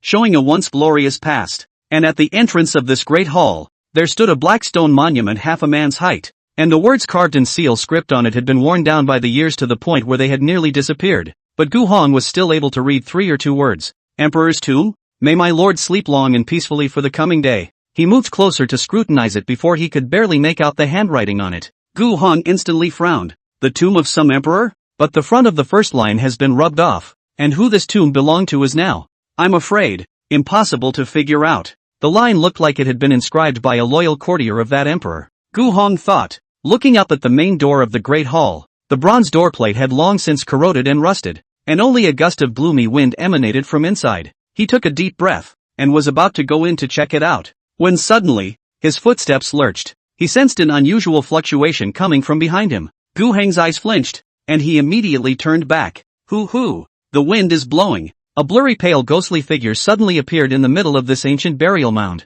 its pair of empty eye sockets burning with ghostly blue flames, luridly lunging towards Gu Hong. Holy, what the hell? Gu Hong was scared to death, and when he saw the ghostly shadow pouncing, he hurriedly dodged sideways, and the ghostly shadow missed, but stalled in mid-air. This guy actually managed to dodge our family's attack? The ghostly shadow was also a bit surprised in his heart, because he thought that this guy had unintentionally trespassed into his lord's tomb and was breathless. Just a mortal. But mortals who break in here, that's where they die. Before he died, he was just an insignificant hair under the feet of that glorious lord. But now, he is the only guardian of this tomb, and his cultivation of this Mahayana stage in his life may have been lost a lot now. But to deal with a mortal, I think it is more than enough. And so, the ghostly shadow lunged out again. No matter which unlucky bastard you are, never let you disturb my lord's purity. He thought to himself that he would tear that foolish mortal to pieces. Get out of here. Who are you scaring? Gu Hong, after the initial shock, now also not very scared,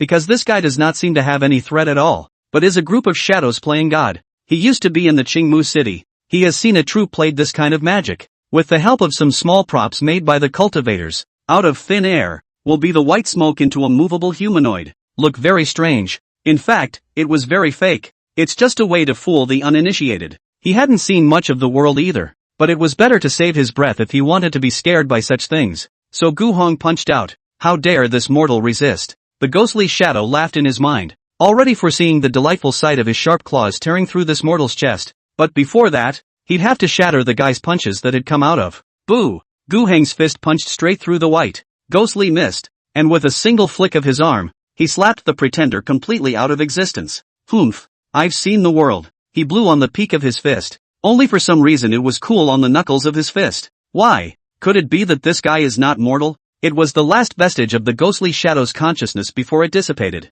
Chapter 33, The Unlucky One. Purple Sword Realist. Gu Hong snorted. Sure enough, the pretender. Just a white mist with a pinched shape, but he still beat it apart? He shook his head and collected his thoughts as he walked over to the bronze gate carved with various intricate patterns and symbols, which was so badly rusted that it only required a slight push for the door to fall down, and a puff of smoke ensued. Walking into the great hall, the feeling of decay and dilapidation greeted him. The dome of the temple was shattered, and all the stone pillars around it had collapsed. So if there was a reason why this place was still holding up, I'm afraid it was because the hall was practically embedded in the mountain. It's not a big place either. He had thought that there could be something in this hall that could reveal the origin of this nameless tomb, but Gu Hong turned around and realized that there was almost nothing left in this hall. It has become a mystery as to who the owner of this mausoleum is. Who are you? Suddenly, a voice came from the fallen stone pillar beside him, and Gu Hong looked at it warily and droned. Who's pretending again? Then another white smoke came floating up from behind the stone pillar and gradually condensed into a glowing white ball, like a ghost fire. Seems really haunted. Gu Hong shook his head. He should have known that this place was eerie. After all, it was a mausoleum and it was normal for it to be haunted. When he was in Greenwood City before, there were quite a few people who, because they went to those places outside the city in the wilderness to cut firewood or hunt, and then messed up in the mass graves, ended up being scared half to death by those ghosts who hadn't died through, and then came to him to ask for some medicine to condense and calm down their minds, so that they could have a restful night's sleep. In this world, it's perfectly normal to be haunted, and these ghosts are basically no threat other than scaring people. And some mortals who are not cultivators but have practiced martial arts are able to get them to drive out ghosts and cast out evil. Of course, there are some evil ghosts. It is said that in life is the evil generation, after death by the 9 ghosts of the netherworld rejected, stay in the world. For the scourge of the party, this kind of natural is to be given by the cultivators to strangle. But Gu Hong looked at the hazy white ball and immediately jumped to conclusions in his heart. This is not even counted as a ghost. Just now the one outside is still like a ghost. At least there is a ghost-like. Inside this ghost-like are not acting horror movie are not qualified special effects. Who are you? Why can you step into this place? The white ball wandered over to him, making a sound that was actually somewhat neutral, as if he had been in his prime before he died. TSK. If you want to ask my name, why don't you report yours first? Gu Hong looked askance at the white ball and spat coldly. He was not expecting to talk to a cloud of ghosts one day. Me?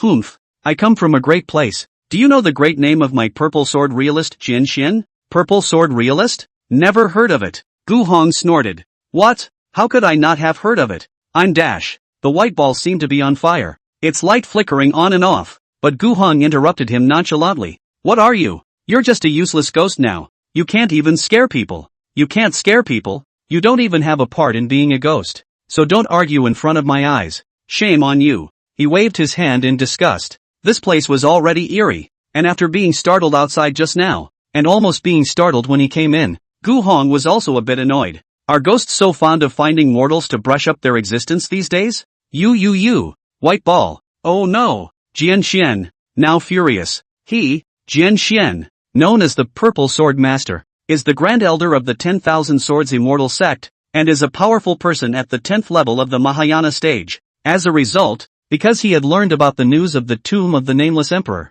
he thought that there was a chance here, so he hurriedly rushed to this place. Then Jian Xian was overjoyed because at the mouth of this mountain cave, there was a wall of sword intent. He knew that this sword intent was just a roadblock and that the real chance was inside. So he borrowed his powerful cultivation and the sword momentum that he had sensed alone, and with a lot of effort, he managed to break it up for a split second before he took advantage of that very small gap and rushed in. Then outside of this great hall, it was surrounded by thousands of residual souls, each with the strength of the transitional soul stage. In order to pass the first level, Jian Xuanzhou had expended a great deal of effort. At this time, he tried his best to fight in the second level, but he was also completely defeated. He disregarded everything and fled into the great hall, but as a result, just after he entered the hall, he was subdued by the ancient formations that had been laid down in here. Only a dying remnant of a soul remains. That was I don't know how many years ago. It was only in the last few years that he had regathered his strength, and this remnant soul was able to perceive external objects,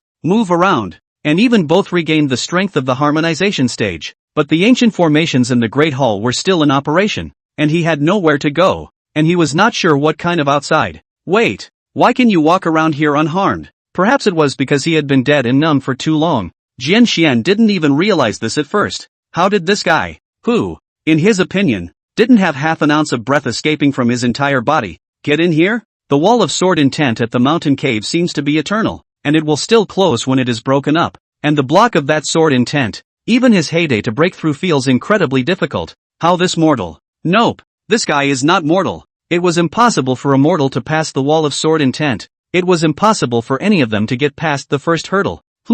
You ask why I can walk around unharmed? Gu Hong looked at Jian Xian, his face full of doubt. Have you been dead for too long and can't think things through? Is there anything in this hall that can stop me from walking around? When he finished, he even took a side trip around the temple and rejoined the white ball with a face full of expressions like, what are you talking about, silly things? This great hall has been deserted for so long, there is no one alive, and there are only 2 dead people. Is it possible that there is something else here? Gu Hang is not seeing it, and he feels that this purple sword realist may really be a bit confused. Don't blame him, it's dead. What more can you ask for? But Jian Xian finally saw it clearly. That ancient formation can't even be triggered. The man walked into the array's extermination range in a dignified manner, and then the array only operated for an instant before it was completely silenced. Jian Xian knew that this person had not made any moves at all, and it was impossible for the formation to be ineffective. So there was only one possibility, and that was that his very own presence had been able to render the formation ineffective.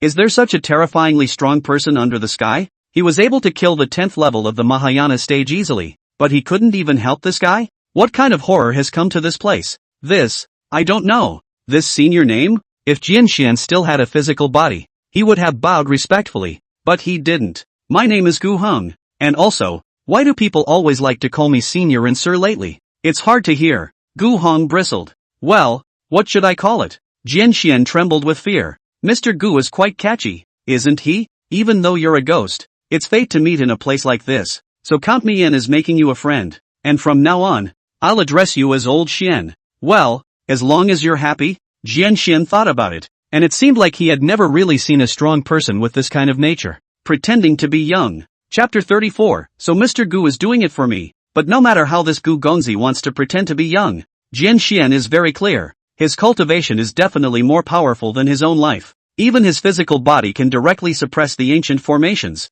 which can be casually messed with. Since you can't afford to mess with them, you should just hug your thighs. Jian Xian had been trapped here for a long time, and regaining his consciousness and part of his cultivation had only been a few years in the past, but after regaining it, he couldn't get out of this great hall. The ancient formations spread throughout the temple were capable of completely crushing his residual soul. Although he didn't know that he had managed to have part of his residual soul retained despite his form being destroyed in the first place, that was presumably luck, and now was not the time to gamble on luck. He no longer wanted to continue to stay in this nameless emperor tomb. Regardless of what might have been here once the most precious treasure or chance, he did not care. Once Jianxian also felt that in order to seek proof of the great Tao, sacrificing his life would not be hesitant to do so, but really feel a death after so many years have become a remnant of the soul wandering around. Really let him miss his past days of sound hands and feet. As long as he can leave and follow this strong man, he will surely have a way to remake a physical body later. Mr. Gu, please also take me out of here.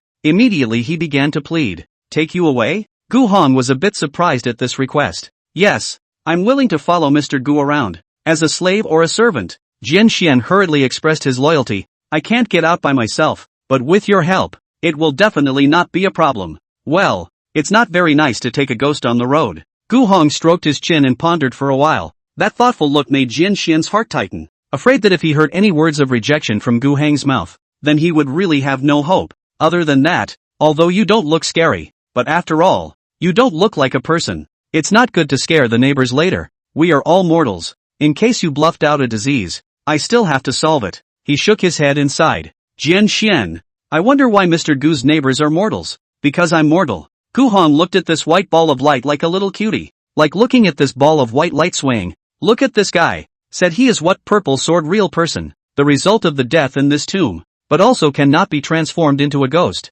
Gu Hong can only think that this guy is not capable in life. After death is also a crotch-pulling thing. It probably used to be just a very downtrodden monk. It meant that the guy couldn't even him. A mortal. But the tone sounded like he despised mortals. It seemed that cultivators as beautiful and kind-hearted as Bai Fei were still in the minority. Since Mr. Gu said so, then I can also not be scared. As long as there is a place for me to stay. Although Jian Xian did not know why such a high-level person who could even ignore ancient formations would feel that he was immortal. But since Gu Hong said that he himself was immortal, then he was. He had lived for so many years, and it wasn't like he hadn't seen those old monsters who were hidden in the world. But like him, in order to blend in with the mortals, he even had to subconsciously tell others that he was immortal as well. Jian Xian really hadn't seen them, but Jian Xian definitely didn't go for sophistry either. Going along with this Mr. Gu's wishes would be exactly right, and it wasn't impossible for him to make others think he was mortal. It's good that he likes it. Habitat then you can stay in here.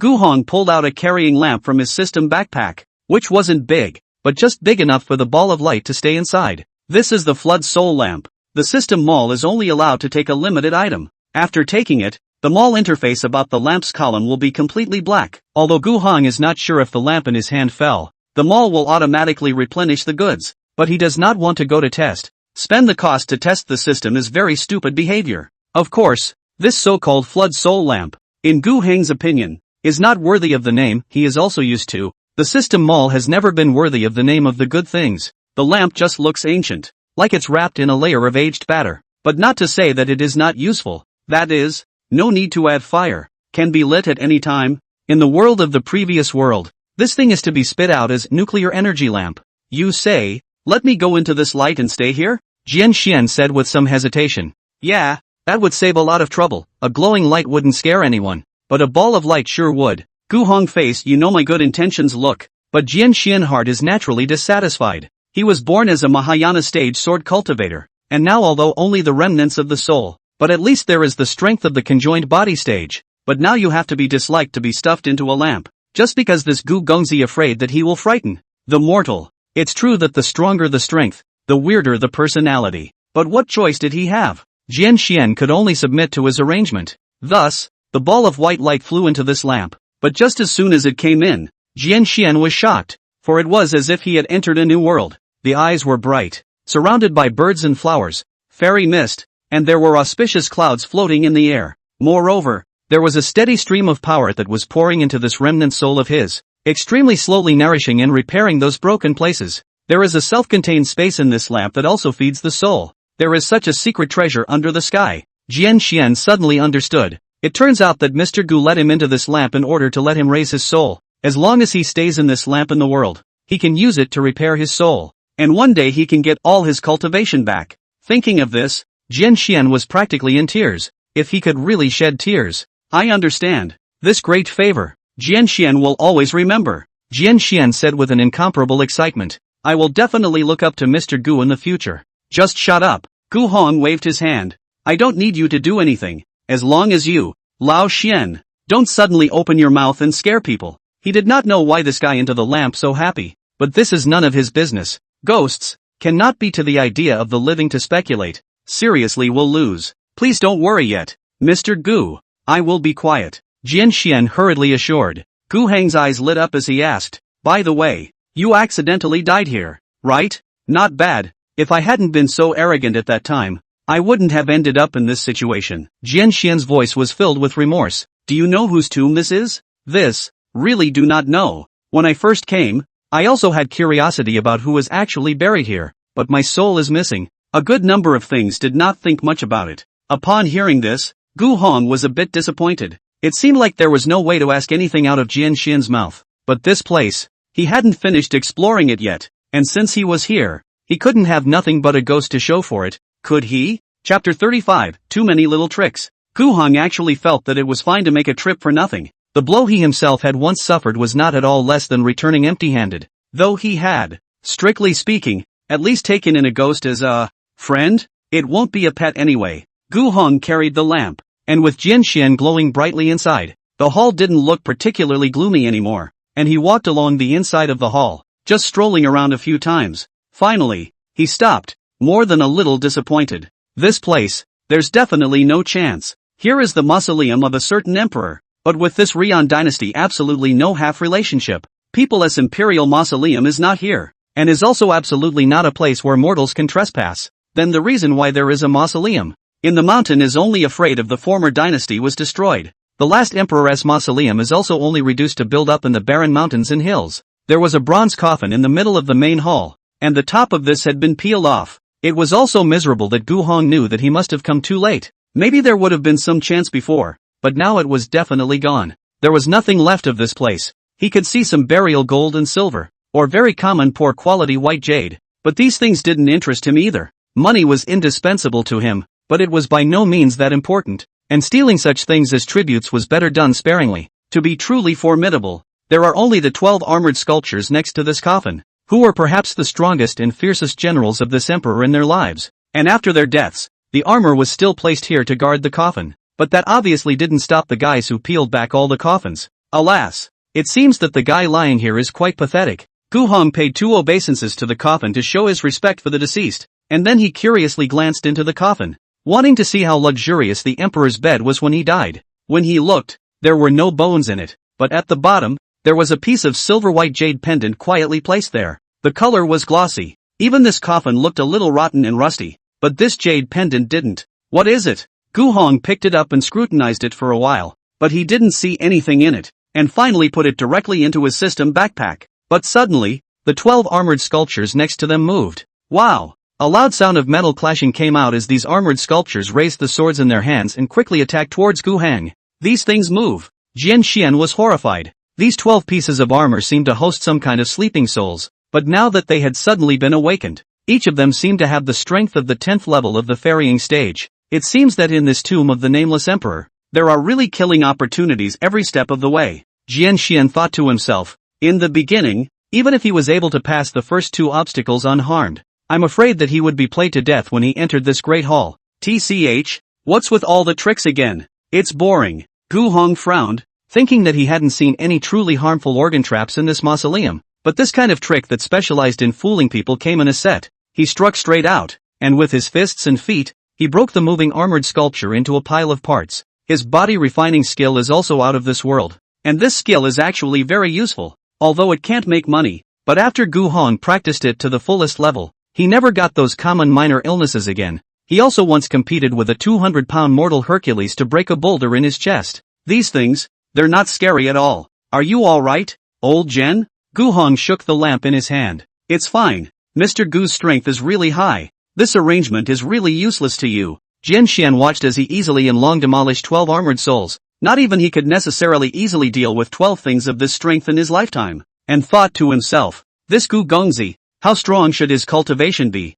There's no point in taking things for granted. His scent was impossible to detect, too well hidden. Aha, whatever you say. Gu Hong didn't want to pay any attention to him. Having become a ghost, he didn't think things through too well, and probably really thought of him as some kind of powerful person. But he was interested in the fact that as soon as he approached the bronze coffin, these armored sculptures moved. Because he took the jade pendant? If that's the case, then I'm afraid this jade pendant has a history. It was just that he definitely couldn't think of anything here. So Gu Hong decided to leave first and go into the city first. He turned and walked out of the Great Hall. Making his way in the direction he had come from, he retraced his steps out of the cave to the outside, and Gu Hong looked up, only to realize that it was already cloudy. Without realizing it, the night passed. Gu Hong didn't feel sleepy, or perhaps it was because after leaving that familiar go-to place in Qingmu City, it wasn't really a good idea to fall asleep in this mountainous wilderness. Well, so obedient. Gu Hong saw the little silver cat lying next to the roots of the tree,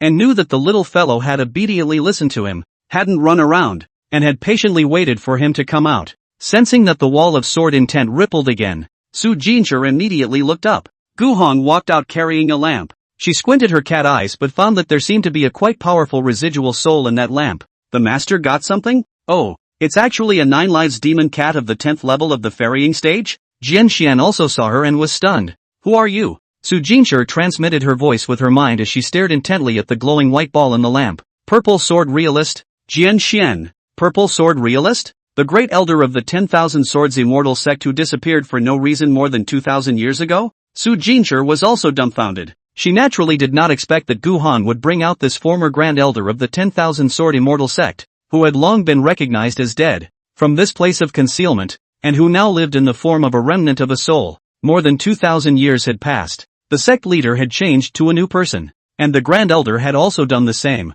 The 9 Lives Demon Cat clan also had friends I knew well back then. I wonder how Su Fangchun is doing now. Su Fangchun is now the head of my clan, Su Jinshi said. Jian Shen felt that the time had passed really quickly. It seems you and I now have a co-owner. Su Jinshi looked at the ancient lamp for Jian Shen to perch on, and saw at a glance that this thing was extraordinary, and thought that Gu Hong, seeing the pitiful appearance of this remnant of his soul, had taken it in and allowed him to contain his soul at ease. It's also counted as this Jian Shen bumping into good luck. But why don't you reveal your true body? Jian Shen asked. He likes me like this. I guess he thinks I'm a little cuter this way. Oh, Jian Shen is aware of it. He used to have a small demon cat, a demon beast. Very small, very comfortable to touch. Since then he has been particularly fond of jerking the cat. But compared to him, Gu Heng's pursuits were clearly more refined. He raises demonic beasts, but others raise demonic clans, and the ones they raise are still at the 10th level of the ferrying stage. Come back. It's time for us to go into town.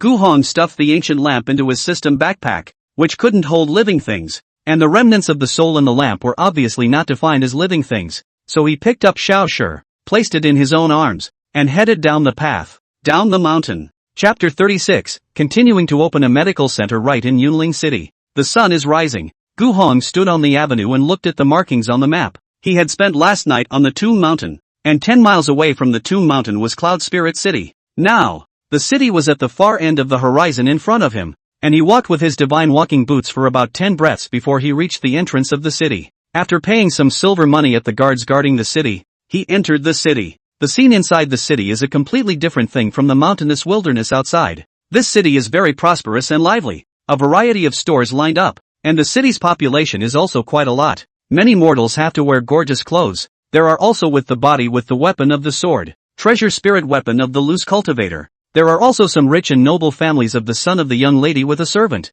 Maids, is shopping it. The security here is rather much better than the outside world. Gu Hong sighed slightly as he looked at the bustling, unending stream of people. This Cloud Spirit City could be much larger than Greenwood City, and the streets were wider, and the mortals in the city seemed to be living quite comfortably. He suddenly felt a little out of his depth. There was no comparison between Greenwood City and Cloud Spirit City, but if this Cloud Spirit City was to be compared to White Emperor City, then I'm afraid there would be even less point in comparing them. And although his medical clinic in Greenwood City had sold for a good price, was the money really enough for him to buy a store of the same size in White Emperor City? I'm afraid that's not enough. He's still too ratty to raise any eyes after being in a small place like that for so long. Although he could also ask for one from Bifeir, He really didn't love owing others favors, especially since cultivators' favors couldn't be owed indiscriminately because they couldn't afford to pay them back. Alas, it looks like we'll have to settle for second best, Gu Hong murmured in a low voice and stroked Xiaoshi's head, intending to find an inn to stay at first.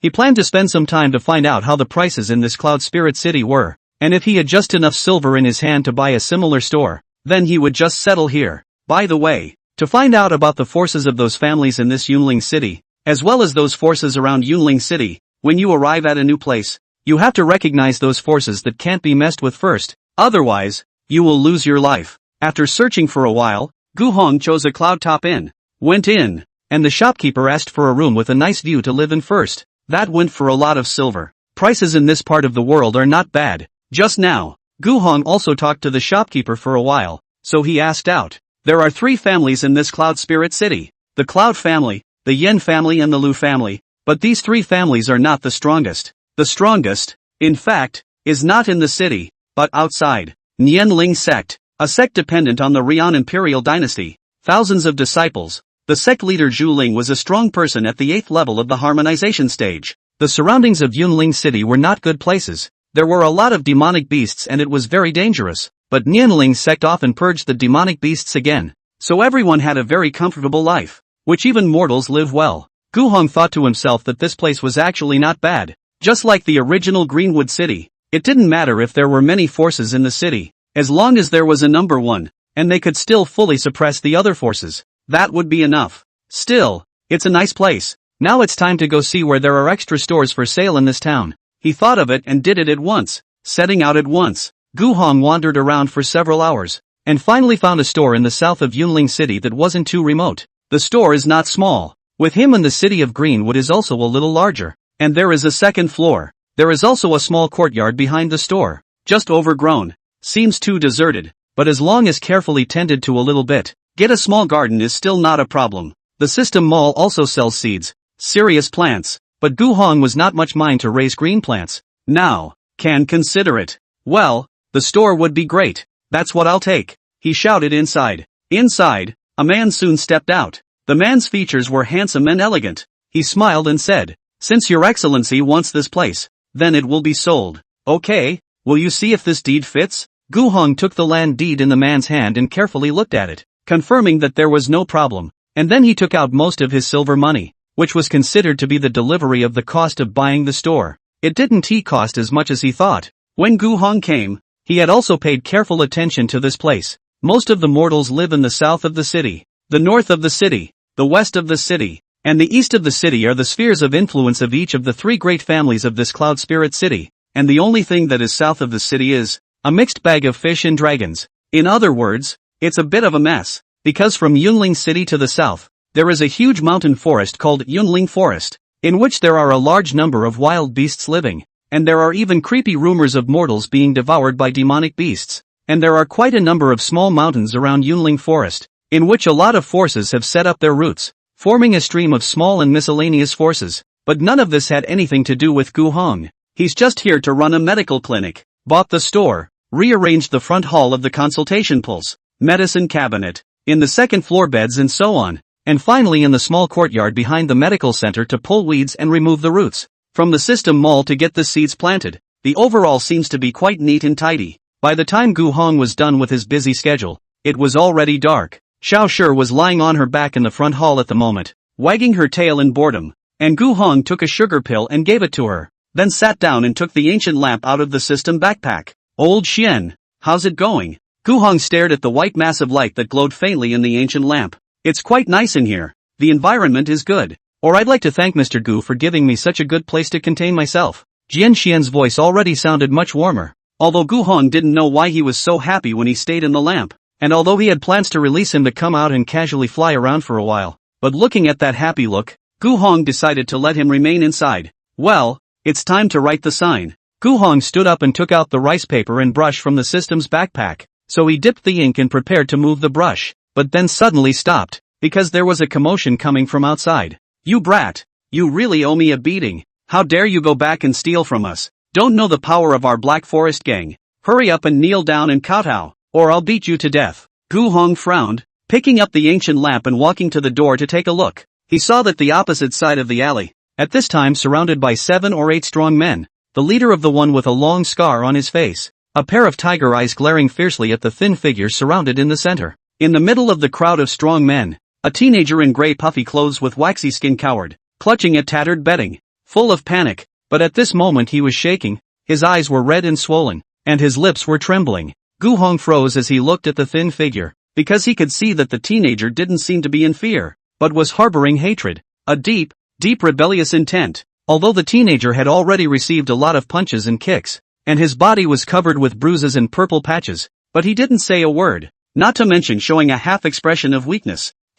This kid really isn't a normal cross. Our Black Forest gang is at least one of the big gangs in Cloud Spirit City. How dare we offend our Black Forest gang members, simply looking for death? A couple of hombres spoke in a chorus. Gu Hong stood behind the window, listening silently for a moment, and couldn't help but draw the corners of his mouth. The Black Forest gang is not big, at least from the information he had gathered. The forces outside the south of the city that had set up camps and fortified themselves on the mountains were actually very weak, certainly weak for cultivators, but still not to be messed with for mortals. But Gu Hang swept a glance and only felt that none of these guys were cultivators, and at best, they were just mortals who had practiced some martial arts. Should we go help him? Gu Hong was a bit torn. It wasn't a good thing to mess with the small local snakes when you came to a new place, but he was more than happy to sit back and watch that teenager being beaten to death by them. What's the matter? You still won't kneel down? Seeing that the teenager gritted his teeth and wouldn't let go, the leading scar-faced strong man snorted coldly, waved his hand and called out, "Brothers, go! I have to beat him to death today." Yes, the remaining few responded and rushed forward. Those people had a stout figure, while that teenager looked extremely thin, and even lacked nutrition. But that teenager was not panicked, and rolled up the quilt on his side and blocked it in front of his chest, while clasping his hands in fists and making a defense, as if he had already begun to intend to withstand the punches and kicks of these people. His eyes were steely, devoid of any sense of cowardice. Such boldness, on the contrary, made Gu Hong unable to help but marvel at it. It's better to help. After all, whatever the boy had done, it would have been cruel to kill him like that, and would have made him feel guilty for the rest of his life. Gu Hong lifted his steps out of the house and headed straight that way. "Guys, can we stop for a second?" His gentle voice made the crowd stop and turn towards him. It was dark and the sudden appearance of a young man with an ancient lamp and a plain robe on the road really made them freeze for a moment. But soon, the scarred face cursed angrily. "Damn, where did the brats come from? Get out of here." "Oh, sorry to interrupt." Gu Hong smiled apologetically. "It's just that I want to tell you all something." "What is it?" "I just moved into the store. If you guys beat someone to death here, I'm just afraid I won't be able to do business with peace of mind. Can we leave him alone?" "Ha?" Those big men looked at each other for a few moments, a bit puzzled. But soon, the scarred face reacted first and also looked at him sorrowfully. "Brat, you want to stand up for him? I advise you that you better not stop us, or when we finish this little bastard, it will be your turn." He walked up and stared intently at Gu Hang. "Get lost. We're from the Black Forest gang. If you dare to get in the way, I'll kill you too." "Yes?" Gu Hong was still smiling. "Then I can't leave even more. You're threatening me now." The scarred face had thought that by scaring him twice, the man would leave in a sensible manner. But who would have thought that Gu Hong would still be standing in the same place, with an appearance of not being the least bit intimidated? "You don't want to listen? Then just do it." The scar-faced burly man sneered and raised his hand to throw a punch. The peak of that fist came fast and furious, bringing up a strong wind, obviously using all his strength, intending to directly break Gu Hang's face into phases. Chapter 37, Doing Good When You First Arrive. Hong Ba was a famous bully in the south of Yunling City, and he had never seen a mortal who dared to be so reckless. He was an insignificant little man of the Black Forest gang outside the city, a little bit of cultivation, but only at the foundation establishment stage, not to mention the demonic beasts. Even if there were more ordinary beasts, he would definitely not be able to beat them. However, this amount of strength was still enough to act as a bully in the south of Yunling City, as he was cautious enough to see whether those people should be messed with or not. The youth in front of him, who was fighting a light and was still full of fearlessness, was definitely not the kind of guy that could not be messed with. There is not a single fluctuation of true chi on the body. That is not a mortal. And where do mortals need to be afraid of? What about posturing? "I'll you up first." Hong Ba's fist came fast, but in Gu Hang's eyes, his movements were even as slow as a dying man who was terminally ill. Gu Hong dodged it lightly. He didn't even bother to lift his leg. He easily dodged that fist just by the sensitive speed and reflexive movements of his body. Gu Hong lightly threw out a slap, directly jerking Hong Ba's entire body backwards, slamming into the wall and vomiting blood and passing out. The people around them looked dumbfounded and shocked with disbelief. They were all cultivators, but they were only at the chi refining stage. But Hong Bao was at the foundation establishment stage. And this youth had actually knocked him unconscious with just a casual slap? Gu Hong raised an eyebrow and swept his gaze over the others. What? Do you want to try again? His tone was calm and even contained a bit of a smile, but it was inexplicably chilling. And the crowd looked at each other in disbelief and swallowed their saliva. Before one of them said, Do you know what will happen if you mess with us? The Black Forest clan. Even those words were tinged with fiddly horror and fear. Leading their big brother who was now down there. How could they dare to confront Gu Hong head-on? The skinny figure that was curled up in the corner, holding its head in a defensive posture, slowly raised its head, revealing only half of its eyes as it looked at Gu Hong, and what flickered in the bottom of its eyes was a curious light. Gu Hong smiled calmly. Black Forest gang? I pressed on. Those few strong men saw this contemptuous and unnecessary expression on the youth's face. They also dared not act even more rashly. Even the Black Forest gang is not in their eyes? Their gang leader was a 10th level Jiedan cultivator. He's in charge of 2 mountains, but he's not afraid? What's this guy's status? I'll give you 3 breaths to carry that guy out of my sight, or I'll let you all perish here. Gu Hong shook the ancient lamp in his hand, and the faintly white light reflected a touch of pallor on his face, but it also added a touch of secretive coldness. He had no soft hands for these mortals with malicious intent. Gu Hong had once dealt with those bandits who robbed the roads in the mountains, and he had never been afraid after he brushed up his proficiency in the art of refining his body. Moreover, he knew how to refine medicine, and if he knew how to refine medicine, he naturally knew how to refine poison. In this world, there were not a lot of cultivators who died from poison at all. He was in the Qingmu city. He had once unknowingly poisoned and killed a cultivator from another lineage. And that guy, it was precisely the Jiedan stage. Like this so-called Black Forest gang, the leader is afraid that the highest will be the Jiedan stage. The strength is stronger. Then there is no need to set up a fortress in the mountains outside the city to spend their days. So, Gu Hong had nothing to fear. Seeing this, those few people no longer hesitated. 2 of them shouldered the already fainted Hong Ba, then turned around and ran. A smoke got out of the alley, then ran out of sight. Only Gu Hong and the teenager who had already been beaten somewhat miserably were left in the alley. The thin body trembled slightly, while the dirty face didn't have a few moments of pain, but rather a very shallow stubborn defiance, and some curiosity. Gu Hong looked at him and asked, Does it hurt? The teenager shook his head. Hungry? He lowered his head and didn't answer, but without answering, Gu Hong could see that he was absolutely starving and had no strength whatsoever. What's your name? Gu Hong asked again. No answer.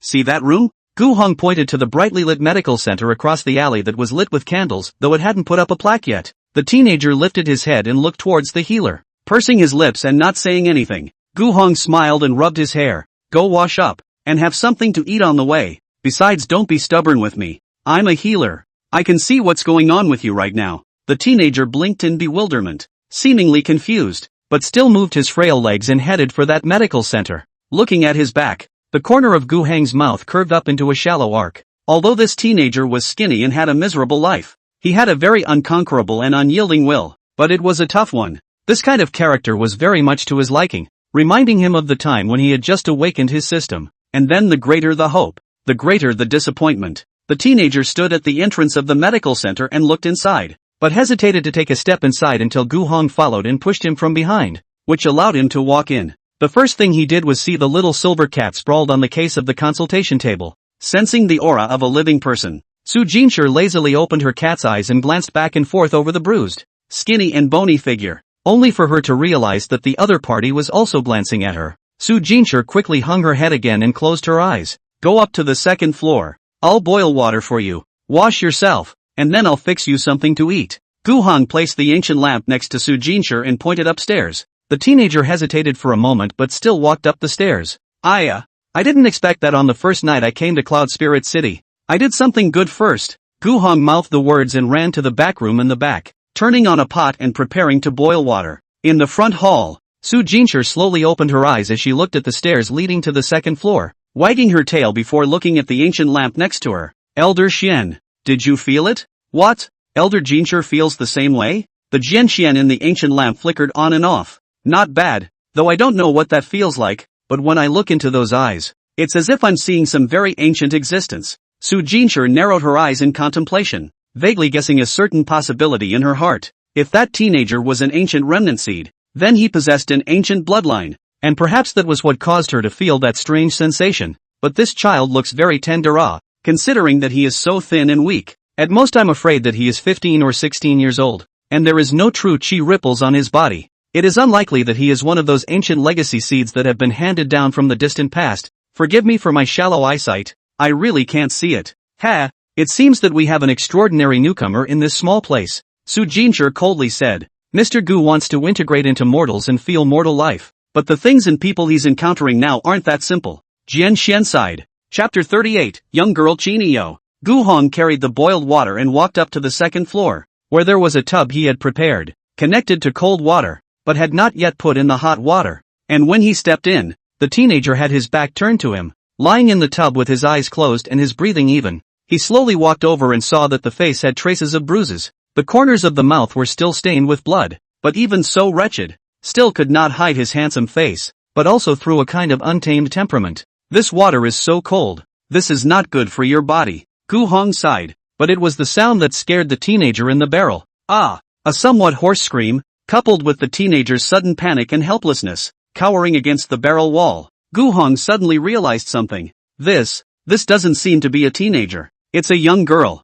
Gu Hong really did not see that this teenager was actually female. She was too skinny, hadn't eaten a full meal in too long. Her clothes were tattered and she was covered in dirt. So if you didn't look closely, it was hard to tell the gender. But now that I look at it, it's quite beautiful. He does not quite understand, but the beautiful women he has seen as a comparison or understand. Although she is still a little tender, but is already a beauty embryo, well dressed, wears some nice dress, absolutely beautiful enough. The young girl was soaking in a cold bath, and when she saw Gu Hong come in, she buried her entire body into the water, only revealing a head. Her underwater arms clasped tightly in front of her chest as she stared at Gu Hong with rounded eyes, her eyes red as if she was about to cry out. She was already born beautiful, so the pearly appearance is even more charming. Let a person cannot help but rise up protective desire. Let me get you some hot water. Gu Hong tried to make himself less embarrassed, although he did feel awkward being stared at by her like this, his eyes full of wariness. It really wasn't meant to be a molestation. You add it. As the young girl continued to stare at him, Gu Hong slowly poured the bubbling hot water from the pot down the side of the bucket, then tested the temperature with his hand, and it was just right. Ahem. Well, you wash first, and I'll go cook, and get you some suitable clothing on the way. Gu Hong coughed dryly, carried the pot, and turned to leave. Bang! The door was closed. When he was gone, the figure in the water finally relented, and she let out a light breath, looking up at the roof with confusion and struggle shining in her eyes.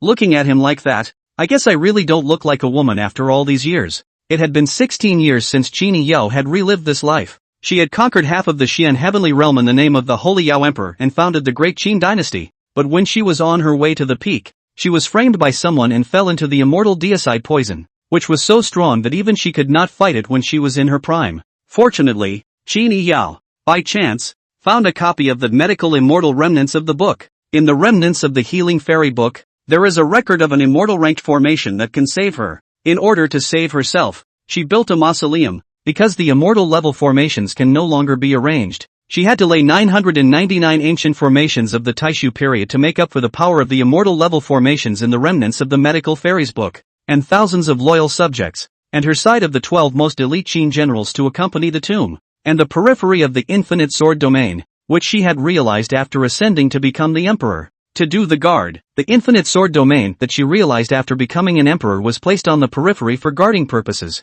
Having done this, she went into her coffin and died. And then, rebirth. I don't know how long it took, but when she re-emerged from the coffin, she realized that her body had become this thin and tender. The mausoleum had also become a ruin, and there was even a mountain that used her mausoleum as a base, slowly rising up to become a lonely mountain. Qin Yi Yao and the death of all the preparations made, including those left to their own spirit pills, magic weapons, spirit stone, and even a company the tomb guarding the ministers, all to be arrayed sucked out the power of a cultivation has also long been neutralized and dissipated with the immortal deicide poison. She is ultimately relived, but turned into a mortal with nothing to lose. She didn't know how long it had been since her time when she got out of the coffin again, but the Qin dynasty created by the former Holy Yao Emperor had long since turned into flying ashes in the river of years, and now the world had been cracked up for a long time, and the strict laws she left behind had become a pile of waste paper, and for the past 16 years she had lived in humiliation and inferiority as a mortal. or rather, an ant,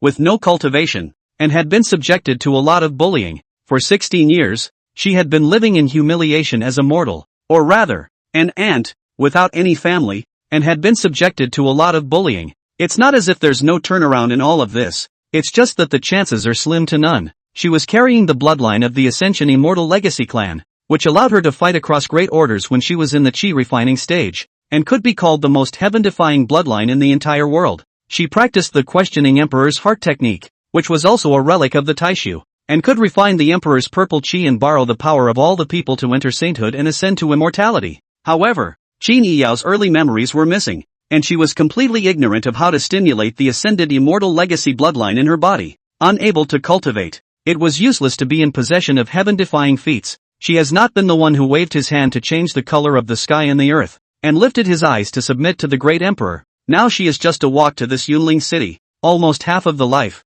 can only live in the alley, and cannot even eat enough to eat the mortals, and even to leave is a luxury because of the many dangerous places outside of the Yunling city. She cannot survive. Even if she stayed in the city, she still had to be bullied by those mole crickets that she once couldn't even give a glance to. A great emperor, reduced to this. But Qin Yiyo was quite acceptable. After all, once upon a time, she had come through the process step by step. Tonight she was also prepared to suffer a severe beating. Those people do not dare to really kill themselves. The real ruler of this Yunling city, the Nianling Zone, cannot see her such a mortal's cheap life dirty the ground of Yunling city. The name of the game is the people of the world are not to be killed indiscriminately. This kind of bull asterisk. Qin Yiyao scoffed once she heard it, but it would be saved, which was something she didn't expect anymore. That guy looks like he's not some ordinary mortal. Though, Qin Yiyo peeked behind her. He didn't come back up. If it was in the past, those who peeped at her taking a bath would have been punished for a capital offense.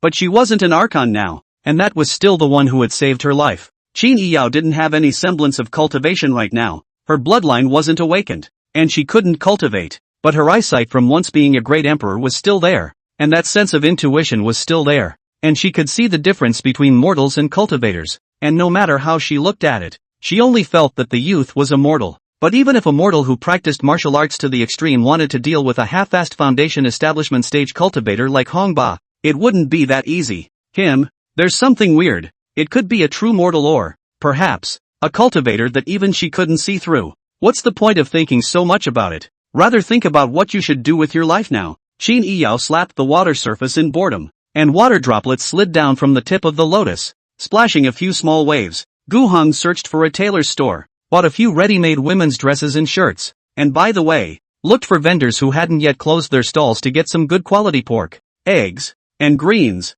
and returned to the new medical center. Going upstairs and seeing her still soaking in the tub, Gu Heng placed the several sets of clothes and skirts he had bought next to her. I don't know if these clothes fit. Anyway, you can wear them first after you've washed them. Qin Yiyao gave a Then you can wash up, and I'll make you something to eat, even though I'm a terrible cook. Gu Heng scratched his head and smiled in embarrassment. Just as he was about to go down, he heard her say, Qin Yiyao. He turned back. My name. Ooh, that one. It's pretty good. Gu Heng smiled and went downstairs. It's quite nice. Just now he wouldn't talk, but now he's willing to tell him his name, and it's kind of letting down some of his guard. He returned to the back hall, burned the fire to cook, spent some time getting 2 dishes out, and set up the dishes, when footsteps also came from the other side of the stairs, and a delicate and slender silhouette stepped down. Qin Yiyao was wearing a light green long dress. Her long black and silky hair was draped over her shoulders, cleansed of the mud and dust that was all over her body. At this time, her skin was like gelatin, her eyebrows and eyes were exquisite, her lips were thin and her teeth were white, and her facial features were as if they were heaven's most outstanding works of art, and every bit of it was just right. If anything is missing, that's too skinny. It looked like very little meat. That dress was a fairly small size in that tailor store, but Qin Yiyao's body didn't even hold it up. Gu Heng raised an eyebrow, thinking that he had picked up a treasure tonight. Qin Yiyao saw him standing by the door looking at himself. A faint scarlet color surfaced on her face, biting her lower lip tightly, lowering her head and not saying anything. A pair of white and tender small hands twisted together, seeming to be a little short of breath. Gu Heng responded and knocked on the doorframe. It's time to eat. Oh, she answered and hurried to follow, slowly moving over to sit down. The table was placed with veggie fried greens, beef and sauce, and scrambled eggs. The selling looked actually bad. She used to eat mountainous delicacies, spirit fruits and spirit birds that were grown in a treasure land rich in aura. But that was all a long time ago. After Chini Yao was reborn, she had long since lost track of the last time she had a normal, full meal, so she pressed on without picking, winding her way through the dishes on the table. The corner of Gu Heng's mouth twitched twice as he watched her wolf down her food. Well, it seems to have picked up quite an edible little one. A moment and a half later. I'm done eating. Chini Yao burped and looked at Gu Hong with a bright smile. Her smile was very infectious. At that moment, it was as if her entire person was bright and shining. And it also infected Gu Hong, who hooked the corners of his mouth and brought a smirk to his warm and handsome face. Eat up and warm up. Talk business. Chini Yao froze. Business? Why would the Blackwoods go after a little girl like you? Gu Hong loved secrets. And although he never pried, this kind of secret that was delivered to his doorstep, he still wanted to find out. Why do you ask? I see that you are alone and have no one to rely on, and I want to help you more or less, but without telling the truth. There's nowhere for me to exert my power even if I wanted to help. He said it with candor and sincerity. Chapter 39, Even Mortals Take on Disciples. She gave him a look and slowly lowered her eyes. Because of this, Chini Yao fished out a purple gold pendant from under her breast collar. And the moment Gu Hong saw the thing, he sensed that it was definitely worth a lot of money. He reached out to bring it over for a closer look before he saw Chini Yao's gaze full of caution. Gu Hong was stunned for a moment, then smiled and shook his head. This thing is very valuable, right? Aha. I originally lived in the alley at the edge of the south of the city, but it turned out that that area was taken over by the Black Forest gang and kicked me out. But this jade order I hid under the bricks, and this night I sneaked back to get it, and then they found it. She sighed. Gu Hong nodded slightly and pondered for a moment. This is a relic left to you by your family? She thought about it. It was sort of placed in her coffin before she died, so it was a relic of sorts, and a very important one at that. The territory of the once great Qin imperial dynasty spanned half of the Xian heavenly realm, and the imperial treasuries were everywhere, guarded by elaborate and powerful forbidden formations, and this violet golden spirit pendant was the key that could open each of these treasuries. Originally, Chini Yao also considered that after her resurrection, the great Qin dynasty would be destroyed, and she would have to start from scratch, and even expected that she would lose all her cultivation. But she never thought that the many pills and treasures she had left behind would all be rendered useless because of the array that she herself had laid down. Therefore, the purple gold spirit pendant in Chini Yao's hand was actually of no use right now, but she couldn't give it up. Alas! What happened to this girl was perhaps even more tragic than Gu Hong had imagined. Look at her appearance. Before Think is also rich family out, but suffered what he is not clear about the changes, resulting in her street. The purple gold pendant must be worth money, but she did not want to take it to pawn. Where can you replace a relic left by a loved one so easily? He raised his hand and pressed her head, soothing her. Do you have somewhere else to go? Chini Yao shook her head. Then stay at my place. She looked up with some consternation, only to find that Gu Hong had already gotten up and gathered up the dishes and chopsticks. But then, not for nothing, you will be my apprentice. He adds. Apprentice? I'm a physician who refines medicines to save people's lives. I'm new to Yunling City. I've just bought this store. Everything is starting all over again. And I'm also short of an understudy. Since I've saved you tonight, it's mostly considered that the two of us are destined to be together. Anyway, it doesn't matter if you learn all of this medicine-making skill of mine. How about it? Are you willing? Good. Chini Yao didn't think long before agreeing. It was true that she didn't know where to go from here. She was all alone anyway, and there was probably no one left in the world that she still knew. Then you can call me master from now on. Gu Hong shrugged, thinking that he, a mortal, had also taken on an apprentice, which was something he hadn't thought about. But you, master, took me in, not afraid of the Black Forest gang coming to my door? Chini Yao's worries were not unfounded. After all, the Black Forest gang was considered quite a strong force outside of Yunling City. There were 4 or 5 Jiadan stage cultivators, although they didn't dare to go over to the east, west, or north side of the city to cause trouble. But this was the south side of the city, and she was afraid that Gu Hong might have attracted trouble that he shouldn't have caused because of her. No fear, Gu Hong said unconcernedly. The Black Forest gang is not worth my fear. Ordinary minions came. He 3 or 2 strokes to dry over. Really came to what foundation establishment Jiadan cultivator. Ha, his poison, but there is no antidote. He still remembered the first time he had killed a Jiadan stage cultivator with poison in Greenwood City. At that time, Gu Hong learned that the difference between a weak cultivator and a mortal was not that great. So, nothing to be afraid of. Well, Chini Yao quietly looked at him, only feeling that she was afraid that she was right. He didn't look like that kind of ordinary mortal.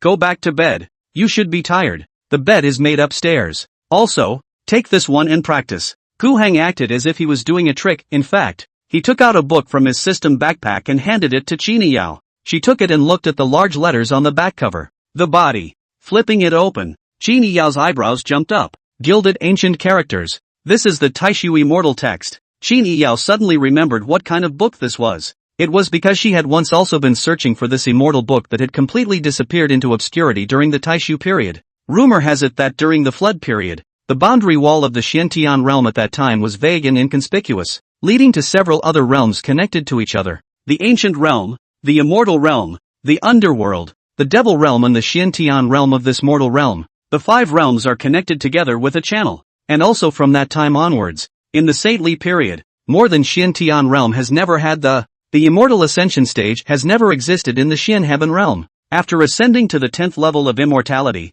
one enters the realm of immortality. Below the immortal realm, they are collectively known as the mortal realm. Transcend the mortal and may enter the immortal. During the flood period, a very small number of immortal ascension powerhouses emerged in the Xian heavenly realm. And 2 they authored extremely precious treasures in order to pass down their techniques and insights to future generations. And among them were the Hongmeng Pharmacopoeia, the Taishang boundary-breaking decision, and so on. The Book of Bodies, on the other hand, is one of them. This is a 10 immortal flood-strong man written, he to body cultivation road to the ultimate. According to the method of this book, can refine the body, physical transformation, even without foundation of the mortals, can also be the body to a certain degree of refining. Grow the root of the road, even according to the book written in a step-by-step manner, can also be steadily into the ranks of the strong, although then have to rely on personal comprehension of the path, but this book can at least less difficult to go through the bitter road. However, at the end of the flood, the 5 worlds war rose up, causing the boundary wall to be in turmoil, and the 5 worlds passage to fall apart, even leading to a disaster of extinction. At the end of the tribulation, countless living beings were killed and maimed. Since then, the so-called ascension to immortality has become an untraceable myth. Qini Yao was once in search of the method of ascending to immortality, and for this reason, she opened up new frontiers and expanded her territory, building the great Qin dynasty to its peak, but she retired in disgrace before she could make any gains on the path to immortality. It's just a sob story. Her eyes twinkled and her mind stirred as she looked at the heavy, ancient, old book with its yellowed cover. This body book is actually in his hands. It was hard to believe that he had cultivated this book of body. Qini Yao suddenly realized that her newly recognized master had a lot of secrets in him, and it was impossible for the current her to see through them, including his cultivation. Could it be that he had gone to the immortal ascension stage? Highly likely, although Qini Yao didn't have any cultivation right now, but her feelings towards cultivators of any strength,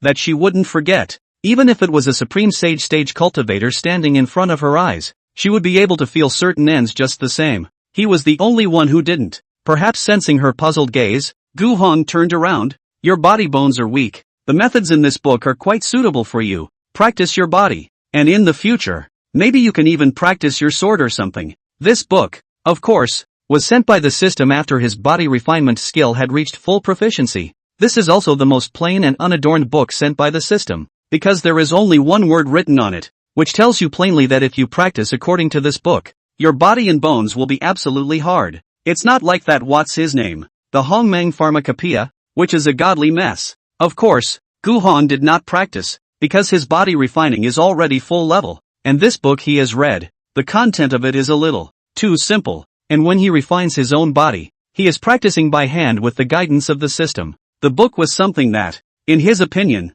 could only be practiced by someone with no foundation. It just so happened that Qini Yao was this kind of person. Thank you, master, for the book. I will practice. Qini Yao smiled and nodded her head. At this time, looking at him again, I only felt that he was out of the dust and avoiding awnings, and contained sharpness within, such as the stars and rivers of glory, as if only one step away from being able to go to the most extreme pinnacle, is the final step on the path to immortality to enter the mortal world, to restrain the sharpness and refine the immortal heart. Is that why he's here? Trying to be immortal, to feel the last glimmer of realization the world's dust can give him? Unexpectedly, before she was born, in order to pursue that misty and hopeless path of ascending to immortality, she gained nothing, but after she was reborn, in an alleyway of this latter-day imperial dynasty, she, who had already been reduced to a mortal, met the person who had truly embarked on the path of ascending to immortality, and now she was his disciple. What a time and place! Qini Yao felt that she might have found the chance that she had been searching for many years, outside Cloud Spirit City. at the edge of Cloud Spirit Forest, on Black Forest Mountain. It's been decades since the Black Forest gang took root here. Bang! A loud bang came from the stone fortress at the top of the hill, followed by the sound of blood and flesh splattering. A tall, strong man, drenched in blood, crawled out of the ground, staggering forward for 2 or 3 meters before plopping down on his knees, gasping violently for breath, as if it took all his strength to slow down. Please help master, spare your life. I'm really not lying. He fell to his knees and kowtowed desperately. On the side, a middle-aged man with an iron face sat on the main seat, a face so gloomy that it was almost dripping. Huang Su, the leader of the Black Forest gang, listened to his men's pleas for mercy and silently pondered over what had gone wrong this night. Right in front of him, and under the eyes of this large gang, Hong Ba's corpse was lying there, still warm, with his eyes wide open, as if he was dying in peace. The tendons and veins of the whole body were shattered. The death was extremely painful. As for what happened, listening to this guy with a handful of snot and a tear, scared half dead after all set out, Huang Su listened more and more feel wrong.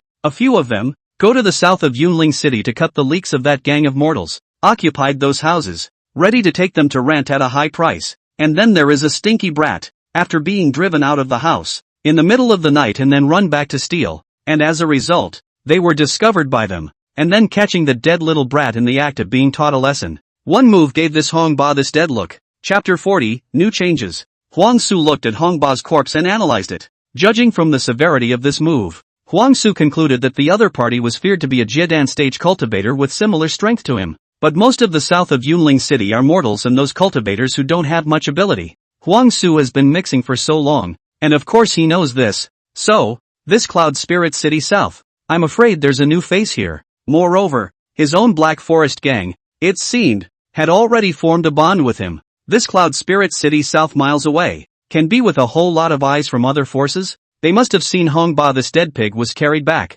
and quickly able to think that someone had made a move against his Black Forest gang. It had damaged the face of his Black Forest gang. More importantly, it was what the brat had taken in the house that made the guys bother to go after it. The mortals in that part of the world can be so poor that it's the land that's worth it, not the people. Do you know what that brat took? Huang Su asked indifferently. That's a pendant. A purple gold pendant. According to Hong Ba, that thing is definitely a cultivator's item. It might even be a spatial storage exotic treasure. Or something else. All in all, it's very valuable. What did you say? Huang Su slammed the armrests of the chair and rose up angrily. And at that moment, the entire chair was in pieces and scattered everywhere. How could a mortal hide such a treasure? He paced, a deep concentration and shock on his brow. But when he had thought it over, the corner of his mouth lifted into a cold smile. Either way, that's not acceptable for a mortal to hold such a treasure, even if someone gave it to him or left it to him. So what? In this world, the weak are the strong, and what he can't keep,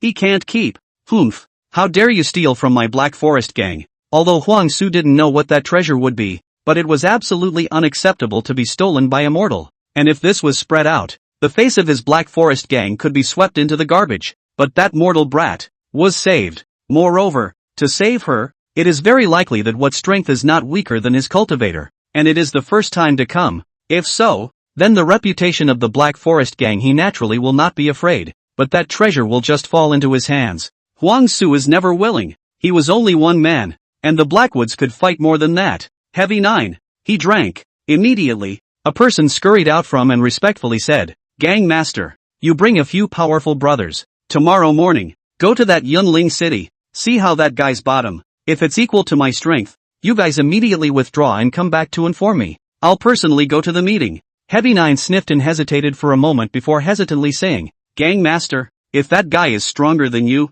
then, Huang Su's hideous and terrifying eyes fell. Yes, Heavy 9 headed out the door without looking back. Early in the morning, Gu Hong had already begun to organize the small courtyard in the back, where there was a hut, and he threw in a brainstorm of all those miscellaneous things he couldn't use. He lifted his pen and dipped it in ink, waving and dropping the ink on the rice paper in a flowing stream and writing down 4 large characters. Gu's Medical Center. His calligraphy skills are also outstanding, but basically no chance to show others, and he has long been not much heart to write. Open the medical center has business, but now he's looking for someone to punch a new plaque for the sign. Gu Hong rolled up the paper and clipped it to his armpit, just in time to see Qini Yao come down from upstairs, sleepy-eyed and full of tiredness. Did you sleep well? Gu Hong laughed. Aha! Qini Yao rubbed her eyes and lazily answered. She is afraid that she is exhausted. before the street to beg for a living. Do not have enough food. Sleep is not solid. Gu Hong smiled and shook his head. Also do not mind. The little girl. I'm going to take a walk outside, so why don't you watch the store? There's hot buns and hard-boiled eggs in the pot. Master, take care, Qin Yao said obediently. Gu Hong nodded and left. After Gu Hong left, Qin Yao rubbed her eyes and stretched her body. Crackling and crunching sounds coming out from the various joints of her body. Last night, she had been studying that body book until late at night, and now the trouble that had plagued her for many years after her rebirth had been resolved. The root of the path is revealed, and the practice is initiated. So she immediately ran the questioning Emperor's heart technique according to her own memories. Originally this was the technique she had been practicing before she died, and naturally, she now knew it by heart, and after running it for a night, she, Qin Yao, was now at the 6th level of the Qi practicing stage. However, if she were to truly fight with someone, even if she were to deal with a 1st level Jiedan stage cultivator, she would never lose the upper hand. After working all night, Qin Yao's hope finally came. Qin Yao pushed away towards the kitchen in the back hall. Just as she opened the stove, she saw the eggs placed in the pot. She was slightly stunned. Then she revealed a light smile, grabbed one and put it in her mouth. It's quite tasty. One has a very handsome and considerate master. Elder Xian, do you feel it? In the front hall, Su Jinshi, who was lying on top of the medicine cabinet, transmitted his voice to Jian Xian, who was in the ancient lamp placed in the corner. Well, the 6th level of Qi practicing stage, Jian Xian said. Last night, her body clearly still did not have any signs of the Tao root manifesting it. Did not think that one night passed. This has stepped into the 6th level of Qi cultivation. This kind of speed is really unheard of. Master is truly discerning. Seeing how extraordinary she is, Su Jinshi raised her cat's paw and touched her face. Without Mr. Gu, I'm afraid that she, the genius, would have to fall early. Jian Xian laughed lowly. In the west of Yunling City, Gu Hong held a paper scroll in his hand as he searched for a store that specialized in carving. He also didn't stroll all over the south of the city first, but after chatting with the right butcher he bought meat from last night. He inquired and found out that over in the west side of Yunling City, there was a store specializing in plaque engraving. It is said that the old gentleman surnamed Gu, excellent craftsmanship, and write a good character, is a calligraphy. If someone else brought a character to ask him to carve, he would be upset, and if the character was not written well, he would be very upset. And then he would write a character himself and then carve it. Overall, an old man with an eccentric nature. But Gu Hong wanted such a craftsman. After all, no matter how, their calligraphy is also out of the blue. Always have to be worthy of their skills. Not just find those who have poor craftwork thief to get. After searching for half an hour, Gu Hong finally found the store in an alleyway that wasn't too deep, which was hidden deep in the city. And outside of it was the bustling marketplace. Like it was hidden underneath the clamor and noise, and truly contained the essence of a high-level person's place. You're such a stubborn brat. Before he even entered, Gu Hong heard noises coming from the head of the store. My character still lacks a few points of fire, but if Senior can instruct me a bit, Junior will only learn with an open mind.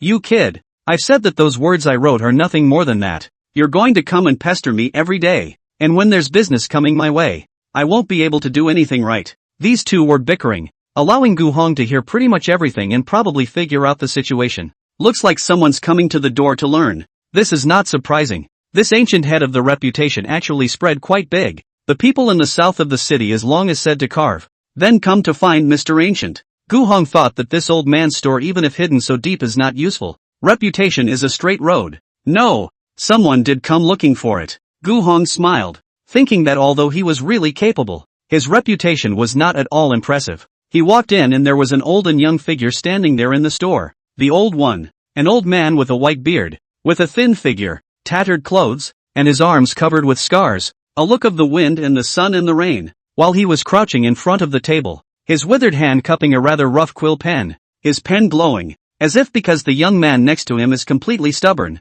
disturbed his mood, and now write out the words with some extremely sharp edges, seemingly angry hair, and next to him stood a young man of about 20, his long hair pulling hairpin, his body is elongated, his eyes are as clear as the autumn moon, his thin lips are lightly pursed, and his temperament is warm and indifferent, like a mountain stream. At a glance, he is a quite handsome young man. Gu Hong thought to himself that this cloud spirit city was worthy of being a good place, with handsome men and women everywhere. I've taken the liberty of interrupting. Gu Hong laughed, making a respectful bow in passing. Oh, it's to carve a plaque? Ancient Head looked over and glanced back and forth over him. and when he saw Gu Hong holding a roll of rice paper under his armpit, he frowned without trace. Not bad. I first came to Yunling City and just landed. I heard that there is a stubborn old man with a rather odd temperament in the west of this Yunling City, but writes a good handful of words and carves a good handful of signboards, so I have to come to take a look at it, Gu Hong said frankly. There were a few moments of laughter flowing out of that ancient head's face,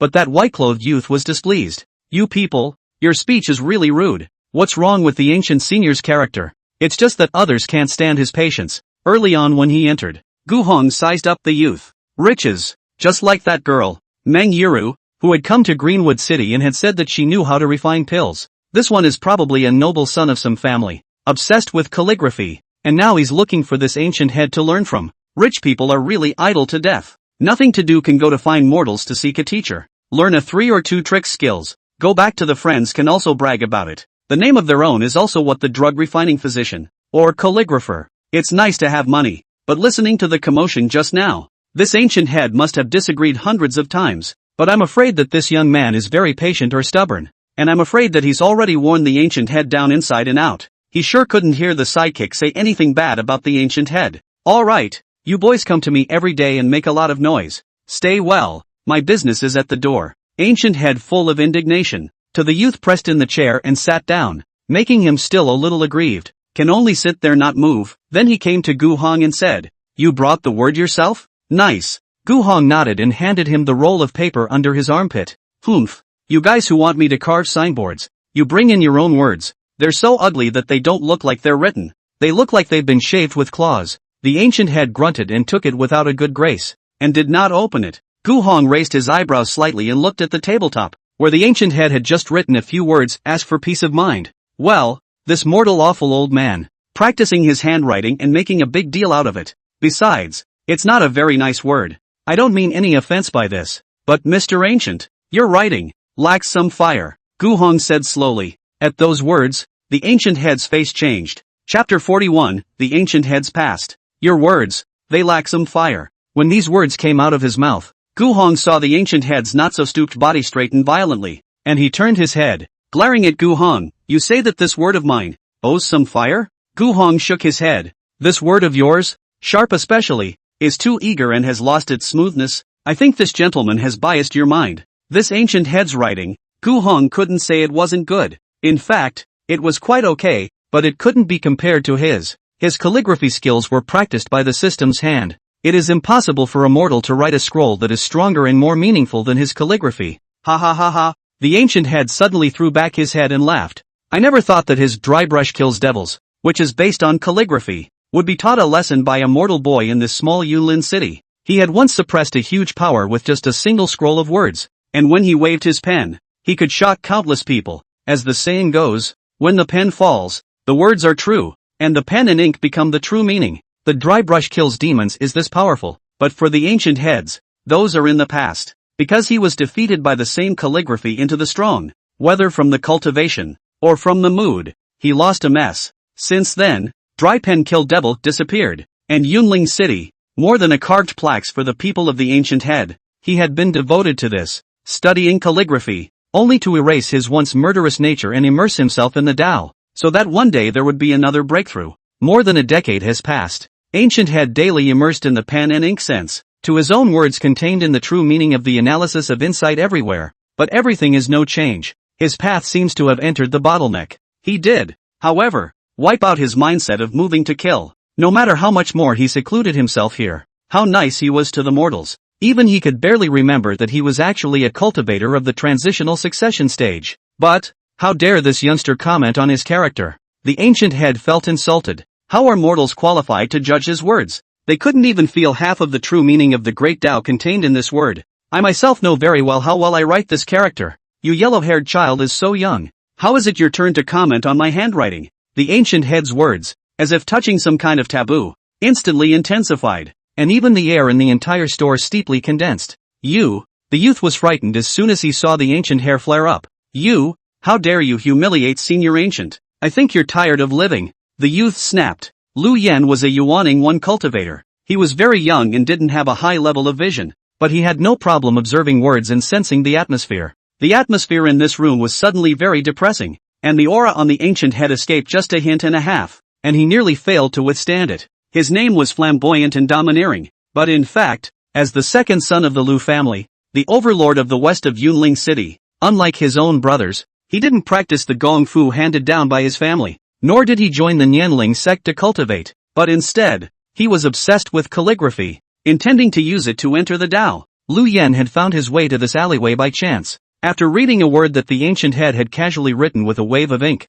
he was deeply touched, and even through the sharp true meaning contained in that word, it allowed him to successfully break through that hurdle and step into the Yuaning stage. Since then, Lu Yen was grateful to the ancient head and said that he would worship under him no matter what. Even if he just worked here as an odd-job laborer boy, he was willing to do so, but the ancient head never thought that way. He just saw that the Lu family's second son does love calligraphy, so he casually did some guidance, but that's all. But Lu Yan's stubbornness was also indeed beyond his imagination. In the past, the ancient head of this kind of rash youth that has long been a move second, save trouble, but now he has long wiped out his killing heart, unwilling to do those unnecessary killing. I was struggling, but I never thought that a business came to my door today, but the one who came was a cocky young kid. Lu Yan naturally cannot see the ancient head of this profound calligraphy by the mortals insulted, said what still lack of fire, this kind of nonsense, and then look at Gu Hong. Body not half of the fluctuations of the true chi, is the kind of the most ordinary mortals only. Lu Yan was even a little worried that this guy was too arrogant and would be killed by the ancient head later.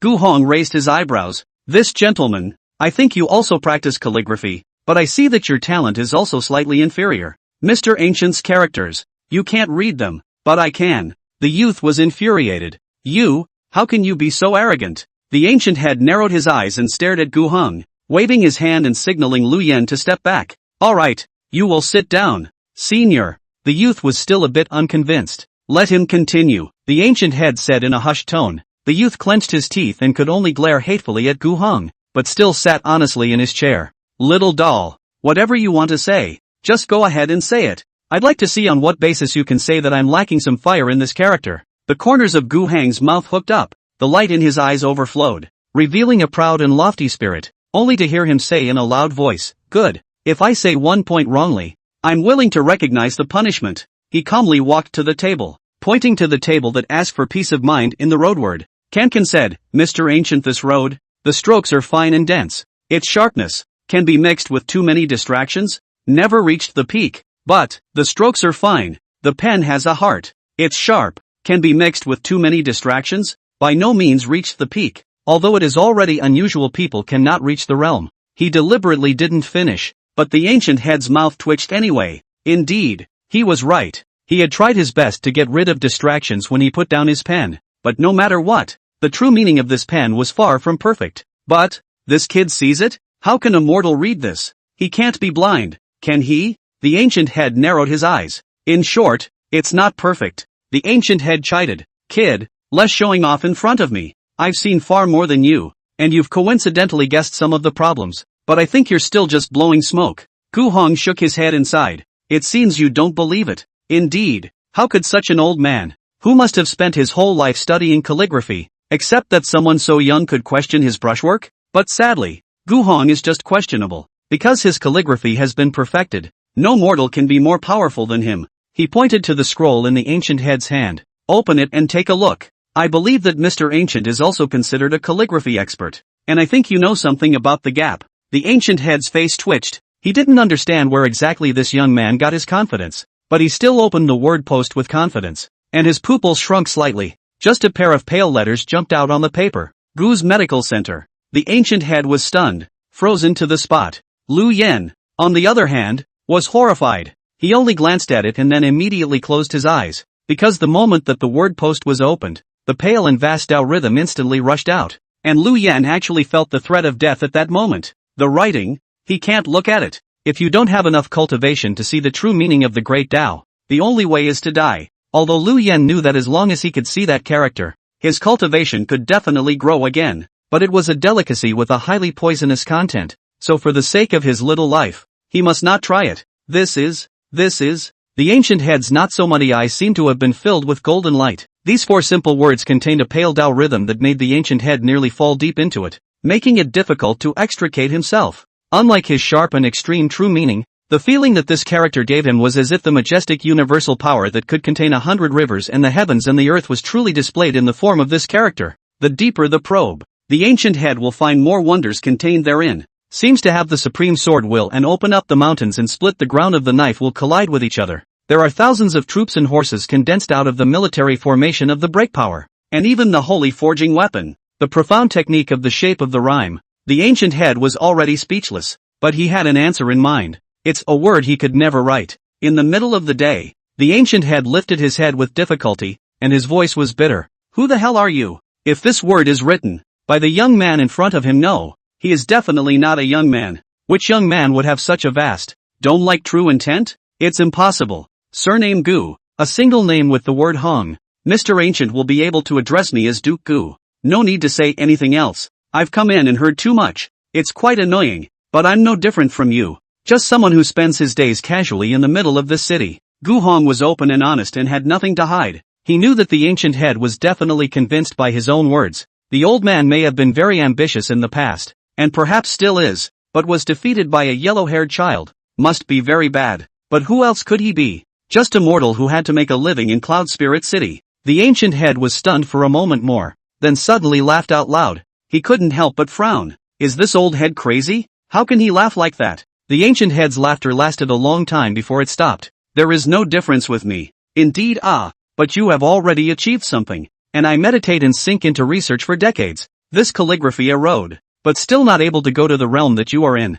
The ancient head looked at Gu Hong, but he had never thought that in this Cloud Spirit City, there was another high-ranking person who lived in seclusion in the city. Like him. The ancient head is even a little ashamed. He had to go into seclusion just to ask questions because he was suffering from a lot of hardship and was having trouble making a breakthrough. And Gu Hong, in her opinion, is completely different. He has gone to some kind of peak extreme. Perhaps ask the road, I'm afraid, that has long been finished by him. There is nothing to do. So secluded in the city. The two were in completely different realms. Ancient Head felt that his realm was far too different from his. As if he had accepted his fate, he rolled up the postcard and put it aside. But his thoughts had been immersed in the vastness of that vastness of meaning, and he knew that he had not been able to get that realization for many years. And it was about to appear. Chapter 42, Gift of Words. Keep this writing. Gu Hong knows that this old head persuasion is not persuasive. To give him his own slowly think through the line. After all, if you are such a big man, you can't be like that Zhuge Qian,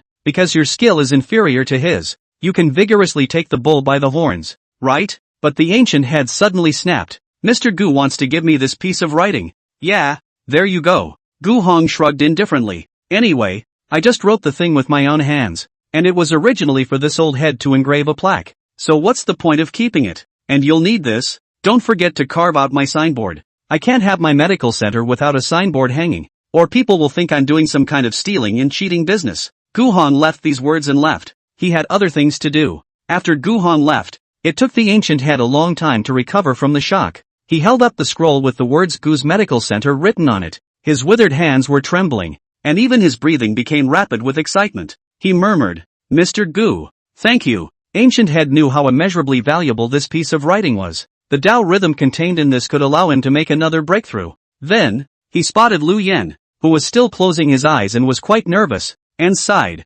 saying in an unkind manner, all right, open your eyes you brat. The intentional momentum in this character scroll can't kill you. Only after hearing this did Lu Yen dare to slowly open his eyes. He was really scared. The moment the ancient head unfolded the scroll of words, he saw nothing more than a little fraction of the shortest stroke on the word, and already felt death. Even after reading one of the words, he might have bled to death by now. Elder Gu, that person just now was Dash. Don't be insolent. The ancient head slammed the table fiercely, frightening Lu Yen so much that his face went a little whiter. Do you know what that Mr. Gu was just now? He shook his head. That's a strong person who can overthrow this Rian imperial dynasty in an instant with the move of a finger. Don't look at him as young. In fact, he's older than me by who knows where. Lu Yen rounded his eyes. How could he not expect that such a terrifying and powerful existence would be in Cloud Spirit City? The ancient head glared sternly at Lu Yen and warned. You just treated him. Already more than offended. It's a good thing that the one has a good temper. He lives in seclusion in the mortal world and has an excellent heart. Otherwise, not to mention you, it's never possible for you, this Lu family, to bear his wrath. What happened just now must not be allowed to spread, or else you will surely die. When the ancient head said the last word, his voice turned abruptly cold and murderous. and Lu Yan only felt that his body suddenly went cold. The old man is very clear. This kind of strong person who lives in seclusion in the city. The thing that they hate the most is that a cultivator discovers their existence and comes to their door to annoy them indiscriminately. He himself is a person who has been living in seclusion for several decades. Of course, he knows this point. Since we're going into the mortal world, we have to do it thoroughly enough. Even if you visit the door, you definitely can't act like a cultivator. You have to act like a mortal. Otherwise, it is easy to disturb people's entry into the mortal world. He was afraid that if this Lu Yan's brain was hot, his mouth didn't hold the door, and he gave the existence of that powerful person out. Do you want to die? Lu Yan was busy nodding his head and assured, I will definitely not divulge the secret.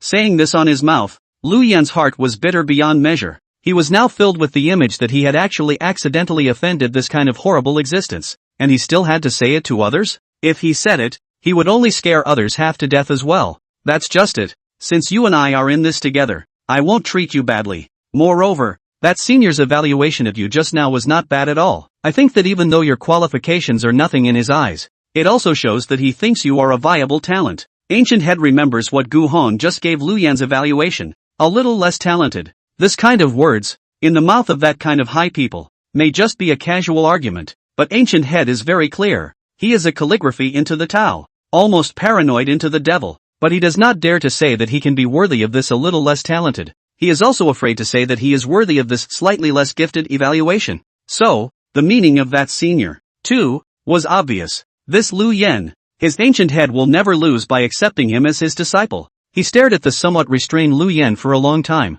and finally slapped his thigh. I, Gu Yin, have never taken on a disciple before, but from today onwards, if you, Lu Yan, want to be my disciple, then I will take you on. Just how far you can go depends on your own realization. Hearing this, Lu Yan's face was delighted, and not caring about anything else, he kneeled down on both knees and performed the master worship salute. Greetings, master. It was only a 3 to 2 hour journey from the Black Forest Gang's stronghold to Yunling City. Chongjiu led 4 or 5 of his men with Foundation Establishment stage cultivation into the city, and soon arrived outside that alleyway under the lead of someone from last night. This is it. The man trembled, while Heavy Nine just glanced deeper into the alleyway. Then his eyes turned and looked directly at the somewhat outdated store on the opposite side of the alleyway. There is a small courtyard outside. This house is new. No signboard. If according to that unlucky guy said, here lives a young cultivator, should have G-Dan stage cultivation, with their Black Forest gang leader is not similar. Heavy Nine just stared at that place for a long time.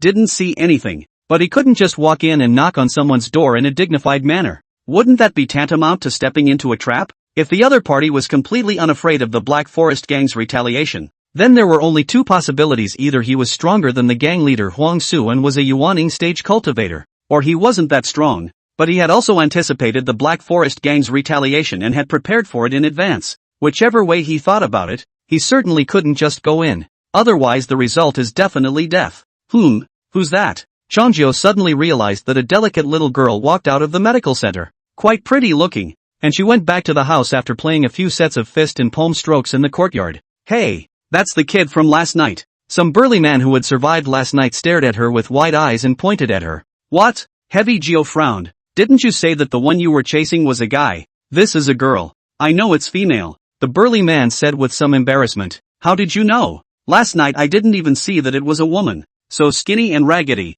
I just assumed it was a brat. The other man was also puzzled, because I didn't get hard last night when I looked at him, which means it must be a female. The crowd all tacitly distanced themselves from the guy who opened his mouth. If that's the case, I'm afraid the treasure that the girl stole is now in that cultivator's hands. Damn it! Heavy Geo said angrily, although the few men he brought with him were also at the Foundation Establishment stage cultivation, but the skills of these guys were definitely not enough to deal with the Jedan stage cultivators, or for that matter, the even more powerful Yuaning stage. He pondered the response. Finally got a good idea. He is the strongest person here. Jedan triple. The strongest strength. Run the fastest. Others, you guys, go in there and see what's going on. Heavy Nine raised his hand and pointed at the medical center across the alley. Yes, the crowd responded and quickly dispersed. Heavy Nine watched them leave before quietly feeling into the depths of the alleyway, intending to find a suitable corner to sneak into and wait and see what happens. It was quiet in that room, and no one else was there except the delicate girl.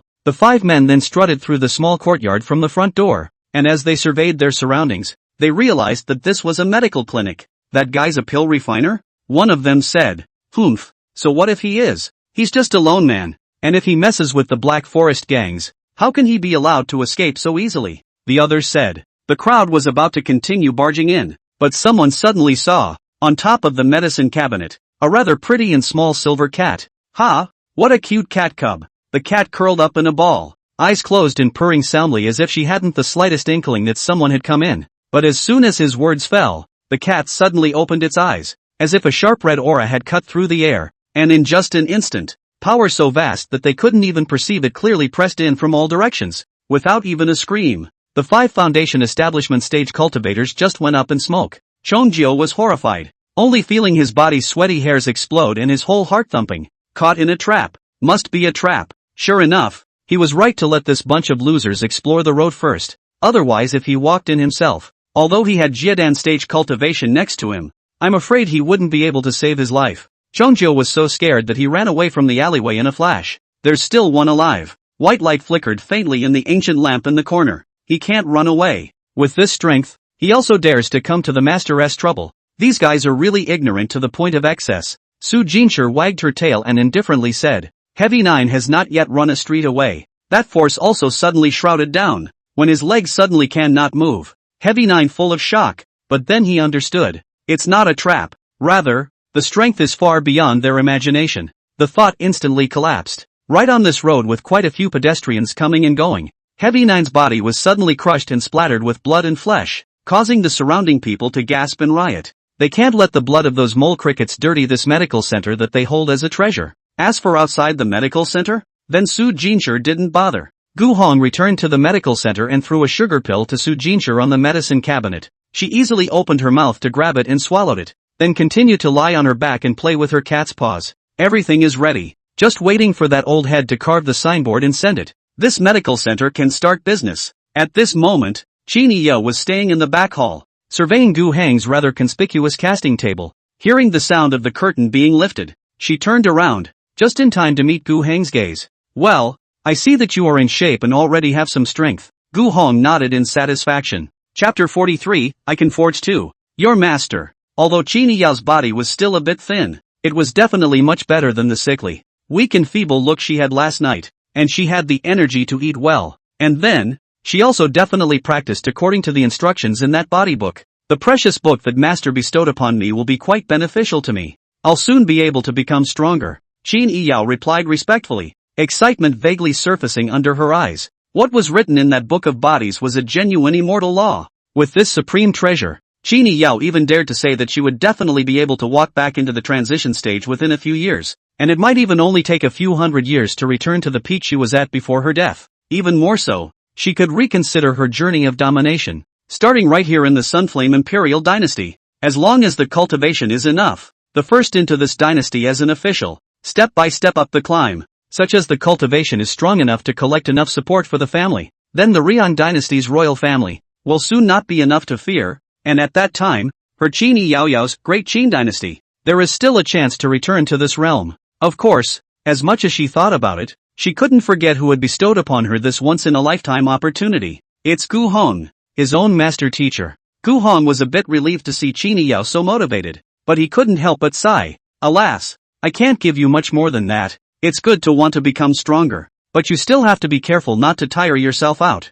Practicing martial arts strengthens my body. I don't find it hard. Qin Yao firmly shook her head. Furthermore, this world is treacherous. Get strong earlier to protect yourself. That's so nice. Innocent, young, and unyielding. This little girl had lived a hard life for so long before, but her mind was still optimistic. Much better than him. He's been swinging for the fences ever since he was fooled by the system's countless word games. Gu Hong was just very bitter. She was still so young and she was tied to her side as a disciple. Where was this being a mortal's disciple better than being a cultivator's disciple? Just, does she have the talent? If there is, then it would be good. He and by fair that rich big family origin cultivator girl is quite a bit of relationship. Trust her to help this little girl to find a sect to worship should not be difficult. If not, Gu Hong would have to mourn for her. By the way, Master, why is there a casting table here? Qin Yao asked suspiciously. Gu Hong, oh, this, I have nothing to do. Occasionally use it. To say that I am not afraid of your jokes, in addition to refining medicine, I am also proficient in forging. Only forging this one, not to mention it. He did not want to say in front of his own disciples, learning to forge really eat dirt, learning medicine to have a way out. Qin Yo was a bit surprised. When she was still the Holy Yao Emperor, she naturally had the world's strongest pill refiners and spirit craftsmen under her hand to serve her. And she also knew that pill refining and forging were two completely different techniques, and it was not easy for anyone to learn even one of them, and practice it to the point of perfect perfection, and to be proud of it, and that would be difficult enough, at least when she was still alive. She had never heard of such a heavenly talent who was proficient in both pill refining and forging. Why are you asking this all of a sudden? Do you want me to forge a weapon for you? Gu Hong tilted his head to look at her. I want to practice swordsmanship. Qin Yo hesitated. She is proficient in many strokes. Only the sword is the most smooth she practiced. Now their own cultivation is still weak, so also intends to re-practice the sword up. Just this practice sword. Naturally need a sword powerful enough to the side of the body is. Oh, let's put it this way. You come with me first. Although Gu Hong also wondered, does this little girl really have to wield a sword? But he still led Qin Yao to the small courtyard in the back, and then he opened the door of the small house in the backyard. As soon as Qin Yao entered, she felt countless cold auras staggeringly intersecting in front of her eyes, so much so that she had to temporarily close her eyes before slowly opening them again, so she saw where these cold auras came from. There were several weapon racks in this room. Swords and axes abounded, and there were dozens of them at a general glance. However, none of these weapons were of a quality lower than heavenly grade. The upper 3 and lower 4 grades of magic weapon halberds, as early as in the era when Qin Yo was the great emperor, has become the law of everyone's ears. Even at that time the great Qin imperial dynasty, which was in the ascendant, can afford to use the emperor's divine weapon. There are only a handful of people. The Cloud Dragon Twilight Yao sword is a half-step immortal greatsword. Her own Cloud Dragon Twilight Yao sword, on the other hand, was a half-step immortal greatsword. Immortal products. This was something that could not be built by a mortal realm spiritual artisan. Only an immortal can create an immortal product. Those spirit craftsmen under the immortals could not create an immortal quality magic weapon halberd, even if they exhausted their efforts. Therefore, in the past of the Flood era, a million years after the break of the 5 world passages, in the Taishu era, around Qin Yo and other status of the strong, but also can only use the sort of half-step immortal products, the real immortal products. Master, these are. Qin Yao's eyes were a little sore from the strange light and sharp aura flowing from those weapons, and she hurriedly averted her gaze. Gu Hang slightly related, but it is just some scrap copper and iron. They are all things that I feel are not quite perfect after hammering and forging them out. Tasteless and tasteless. It is a pity to abandon them, and they cannot be sold. When he opened his smithy in the early days, he basically had no business coming in, except for fixing the kitchen knives for the buxom cook next door for no pay. What's the point of having a full forge skill? Can't be a meal. A weapon that can't be sold is no different from scrap metal. That's why studying medicine is the way to go. Qin Yo blinked blankly. Scrap metal? There are at least 4 imperial grade weapons on that shelf. Just like that, it's still reduced to garbage. Qin Yo wondered if the half-step immortal weapon she had once used could get a barely usable rating from this master. But looking at the bland expression on master's face, he really didn't care about what was in here. She hadn't seen how strong Gu Hang's pill refining skills were, but if his pill refining skills could be as powerful as her own forging, it would be very intimidating to Qin Yo. I felt bad about losing these things anyway, and I didn't realize that I'd already have a use for them now. Gu Hong took her hand and walked to a shelf, handing her a sword with a purple-red color. You can use this one. Out of all the weapons I've forged, this one I still find quite satisfying. Qin Yo went over to look at the scabbard, and the word Candle Sun was engraved on the scabbard. This was one of the 4 imperial weapons, but she only gently stroked the scabbard of that sword, and a volatile and burning sword chi exploded out from the scabbard,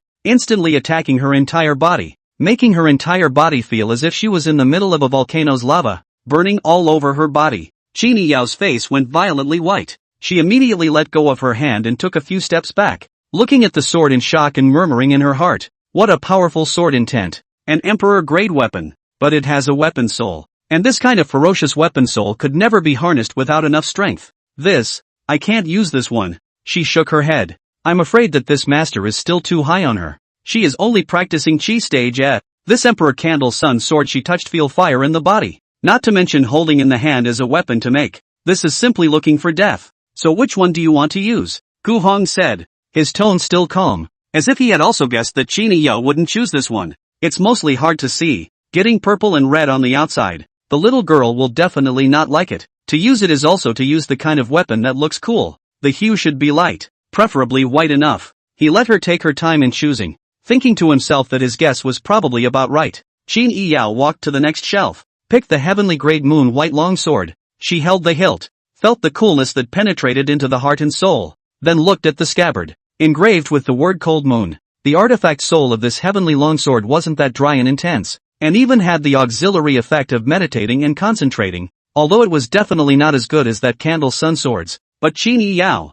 with this chi practicing stage cultivation, didn't have the qualifications to pick it either. If she thought about it, if she didn't have a transitional cultivation, an imperial armament would definitely not be easy to use. That's the one. She brought it to Gu Hong and held it out for him to see. Gu Hong looked at it and realized in his heart, sure enough, little girls love the color. Then it's up to you. Gu Hong lost his smile, looking at Qin Yao's unconcealable leap of joy after she got her new weapon, thinking that this daughter's family just loves to be pretty. Qin Yao realized that she was a bit excited and blushed a bit. He raised his hand to touch Qin Yao's head and said, if you want to practice with the sword, go ahead. Maybe you can even open my eyes. Qin Yao nodded her head repeatedly, her eyes shining brightly as she looked at Gu Hong, like a hamster that had been fed. That, I can just go out and wander around. Is that okay, master? Sure, go wherever you want. It's best if you don't go too far or you'll be prone to accidents. Gu Hong admonished. Got it. With permission. Qin Yao immediately farted out of the small door. Gu Hong looked at her bouncing, distant back, and a small smile appeared at the corner of his mouth. Qin Yao came to the front yard, holding the sword in her hand. She took a deep breath, then violently unsheathed her sword. A clear cold aura flowed out from the blade of the sword, and a ray of cold and compelling sword light swiftly swept through, cutting an extremely deep gully in the courtyard wall. This was the first sword stance that Qin Yao practiced when she first started out and was not well known. The Moon Frost Sword Technique. This set of sword skill is mainly a simple, refining chi stage can also be used, also only divided into a total of 3 styles only. Other moves, with her current cultivation level, forcing them would only damage her body. But, enough is enough. Qin Yao looked at the sword chi gully on the wall and silently withdrew her sword back into its sheath. She is the kind of gentleman revenge 10 years is not too late nature. Before the resurrection of things, she will be treated as the past, let it go. But after the resurrection of things,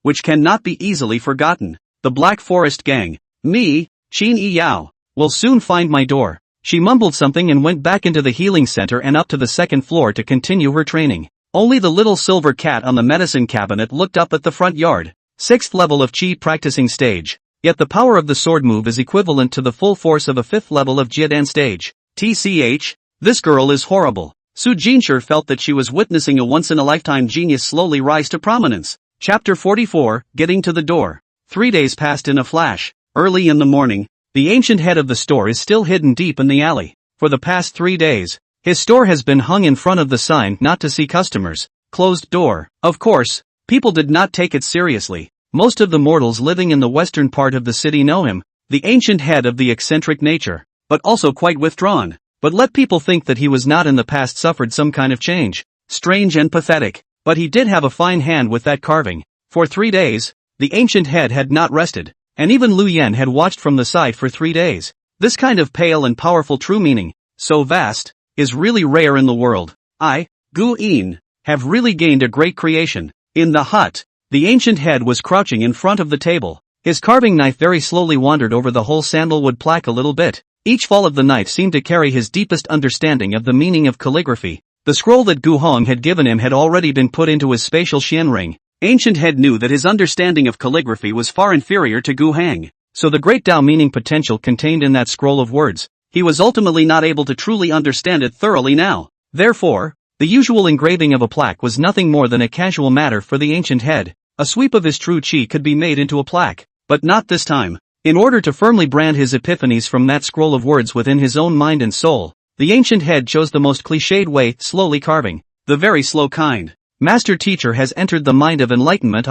Lu Yen sat aside, rather nervously watching the carving of the Ancient Head. Every time he dropped a knife, his eyes seemed to have an ethereal light flashing through them, and the understanding of calligraphy in his heart deepened a little bit more. He was already looking at his eyes dry and covered with blood. So did the Ancient Head. In the past 3 days, he had almost wasted his sleep and food, and was only seeking to comprehend the flavor of the great Tao contained in that pair of scrolls, which was also the key to his breakthrough. If he did not cherish this opportunity, then perhaps he would not be able to reach a higher realm in his life. He didn't want to miss it. In a flash, Another 2 or 3 hours passed. The ancient head sighed in relief and put the carving knife down. What Duke Gu had asked him to do, he had finally allowed himself to accomplish. Phew! Finally done! He wiped the beads of sweat from his forehead, a slight sigh of relief in his mind, before looking down towards his work. On the plaque, Gu's Medical Center for Powerful Carving of the Word, although it is carved on the word, but the true meaning of the rich, outlining landscapes, dragons and phoenixes,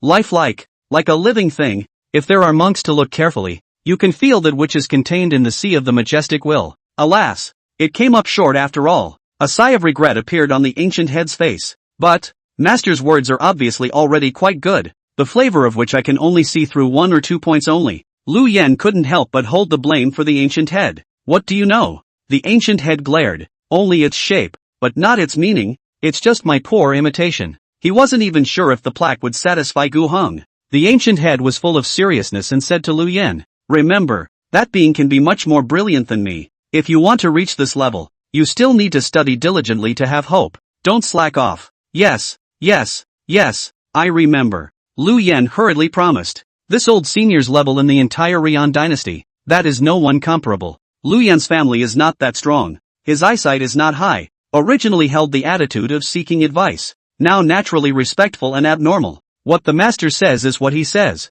You feel well. For the master to see this true chi of yours, it should be about to break through. You and wait here. I'll take this tablet and send it to Mr. Gu. After the ancient head had finished his orders, he carried the large plaque and went out the door. In the south of Yunling City, in the medical center. Master, I'm going out. Chinio tied her belt, looked at the Yunshio boots on her feet and the cold moon sword on her waist, and shouted to the back room. Go on. Get there early. Gu Heng's voice came out. Hearing these words, Chinio paused before she walked out the door and headed out. Today is the day to make the Black Forest gang pay. She had been cultivating intensely for 3 days, and she had been given Gu Heng's solid foundation cultivation dan to eat, and now she was already at the second level of the foundation establishment stage, and only 4 days had passed since Chinio was picked up by Gu Heng, carrying the bloodline of the Immortal Ascension Legacy clan, and complemented by the peerless techniques of the Taishu period. Although Chinio looked weak now, when she really fought someone, no matter who her opponent was,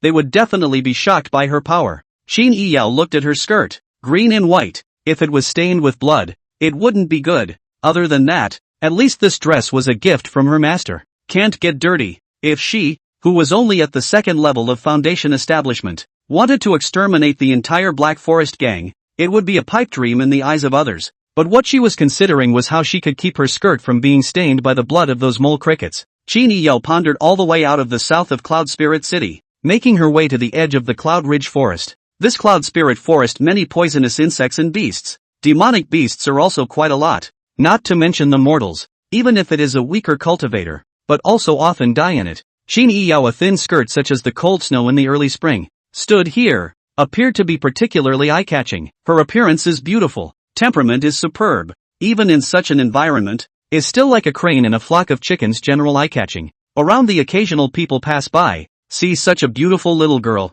Most people are marveling at its beauty. There are still some guys, full of greed, or salivation. This girl's family is so pretty. Unfortunately, I don't know which family's young lady it is, but we can't enjoy it. Humph. What are you afraid of? She is no more beautiful than a little. Chinio's ears were smart. Hearing those thieves discussing recklessly, she frowned. Her eyes looked over sternly, the scabbard on her waist shaking lightly as the coldness fell. Those few people saw that she was actually staring at them, so they hurriedly dodged and fled in panic. Waste. The corner of Chinio's mouth raised in a cold smile as she took a step and continued to walk forward. She lived in the south of Yunling City has been 10 years long. What forces are entrenched outside the city? Chinio is also very understandable. That the Black Forest gang is hidden in 4 miles away on the Black Forest Mountain. That the Black Forest Mountain's terrain is steep, easy to defend and difficult to attack. And it is said that the cultivation of the Black Forest gang's gang leader in the Jedan 10th. Unusual cultivators cannot be, so there is also considered to be a hegemony in the vicinity. Using her true chi to hurry, Chinio quickly arrived at the foot of that Black Forest mountain. She raised her head, looked at the dense sea of forests on the peak of this treacherous mountain, touched the heavenly longsword at her waist. Her eyes were firm, and she raised her sword to ascend to the top. In the Black Wind Gang's main fortress, gang leader Huang Su always felt his eyelids fluttering in the last few days. He sent the second most capable fighter under his command, Chong Jiu, with his men to scout for news in the south of Yunling City that day. and then there was no more. 3 days did not come back. Either that Heavy Nine robbed that treasure, directly set up another portal to go, or his men are all buried in the hands of the young cultivator of the Jedan stage. Huang Su felt that it was mostly the latter possibility, but the latter one was a bit more terrifying. The Black Forest gang had already formed a bond with the other side, and none of the people sent there had returned alive, so even if he thought about it, he didn't dare to send more people there. But if we just take this dumb loss, will the Black Forest gang still be able to mix in the future? Just as Huang Su's face was filled with entanglement,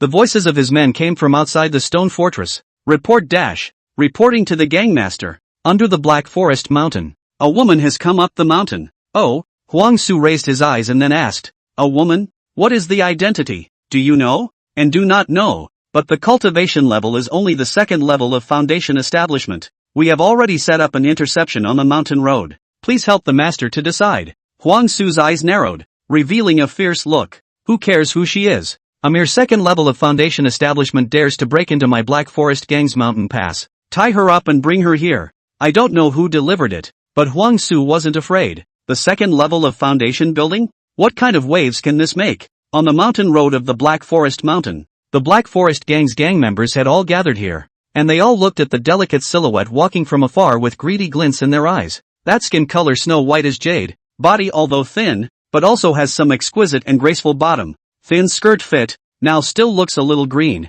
but in time, that must be the beauty of the magnificent. Only at this moment, her expression was extremely cold and her aura was high. Qin Yiyao's lotus steps moved lightly, stopping on the mountain path and looking coldly at those people from the Black Forest gang. That deputy gang master had a sledgehammer stationed in his hand, full of contempt and lewd smiles, seemingly completely unaware of any threat from this little girl of the second level of foundation establishment. They press on with no fear. Qin Yiyao silently gripped the hilt of her sword, and her voice carried over. Where is the master of the Black Forest gang? Little girl, have you thought this through? This is Black Forest Mountain, the territory of my Black Forest gang. If you want to come to the master of the gang, then you have to pass through the path guarded by us brothers first. Be honest and maybe we will even take you back to the mountain to have a good time. Ha ha ha ha. The Black Forest gang laughed. There was a vague anger burning in the bottom of her eyes. Being humiliated by these guys with such outbursts. Where could she bear it? Of course, even without the insult, it makes no difference.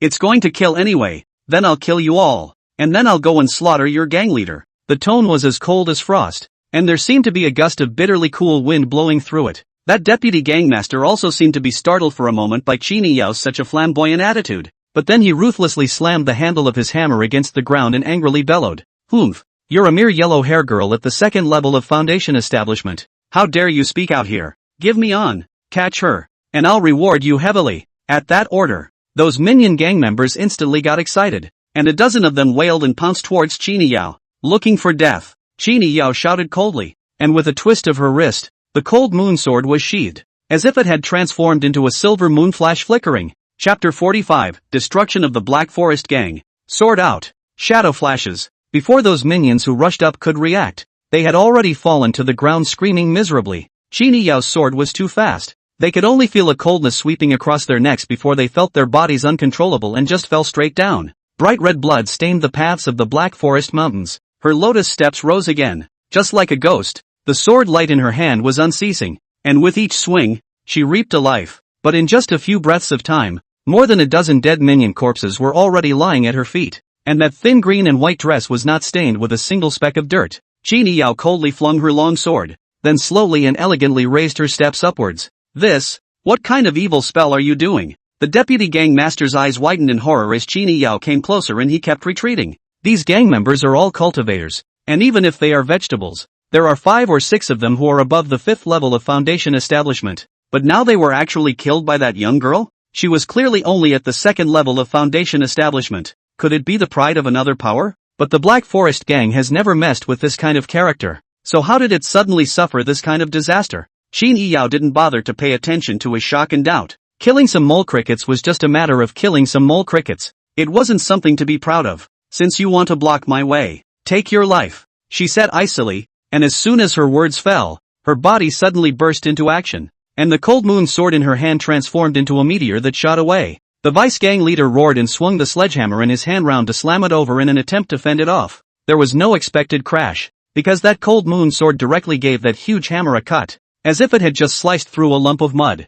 She took advantage of the situation. Her slender arm fiercely intensified, and the sword light slashed down on her head. How? How could? Not possible dash. The corner of Qin Yiyao's lips flared up in a sneer, and behind her, the headless corpse staggered and collapsed. The words that hadn't yet come out of her mouth were just blocked out. This Black Forest gang, and only that gang leader, might be able to make her feel the pressure. It was said that Huang Su was at the 10th level of Jiedan, but maybe he had also made a breakthrough. But no matter what, Qin Yiyao was bound to take his life today. She walked up the mountain road step by step, while over at the stone fortress, with many of the gang members escaping back, Huang Su also got countless bad news one after another, and finally couldn't sit still. In the lobby of the stone cottage, Huang Su grimly listened to his men's report and violently pounded his fist on the tabletop, the deafening sound echoing in the empty hall. He roared, "Wastes, all a bunch of rice buckets. Hall master, that little girl's kung fu is really powerful. Our men have suffered 70% to 80% casualties."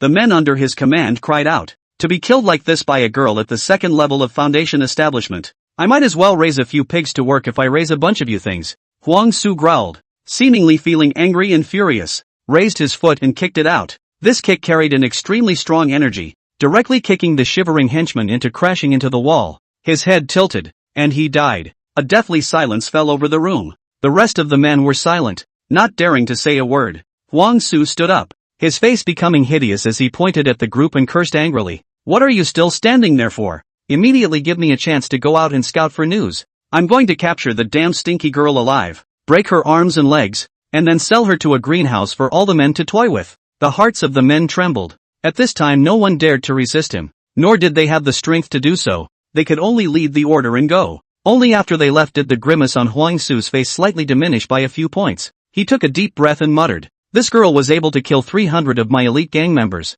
What exactly is her origin?" He wondered if his men had recently messed with someone they shouldn't have, or else how could a yellow-haired girl kill the Black Forest gang in good time? But the thought was soon dispelled. It's not that he can't figure it out, but it's because there are already sounds coming from outside the stone fortress. That's the chaotic sound of his gang being killed to the ground. And then, the main door of the lobby was smashed open by two bodies flying out backwards. Qin Yiyao slowly walked in. The sword in her hand was extremely cold, beads of blood flowing down along the blade. Her gaze was unbiased, staring at the middle-aged fat man sitting in the main seat of the lobby. "You're the Black Forest gang leader, Huang Su?" When she saw that this man had a vicious face, a bushy beard, and a fierce aura, she knew that this man was a bloodthirsty and ruthless person. Huang Su looked at Qin Yiyao's delicate and beautiful face, and his heart itched. Such a special thing he has not really seen. His own a few good-looking, compared with this little beauty is simply withered flowers. However, he had never met a person at the 2nd level of Foundation establishment who was able to treat the numerous members of his Black Forest gang as nothing.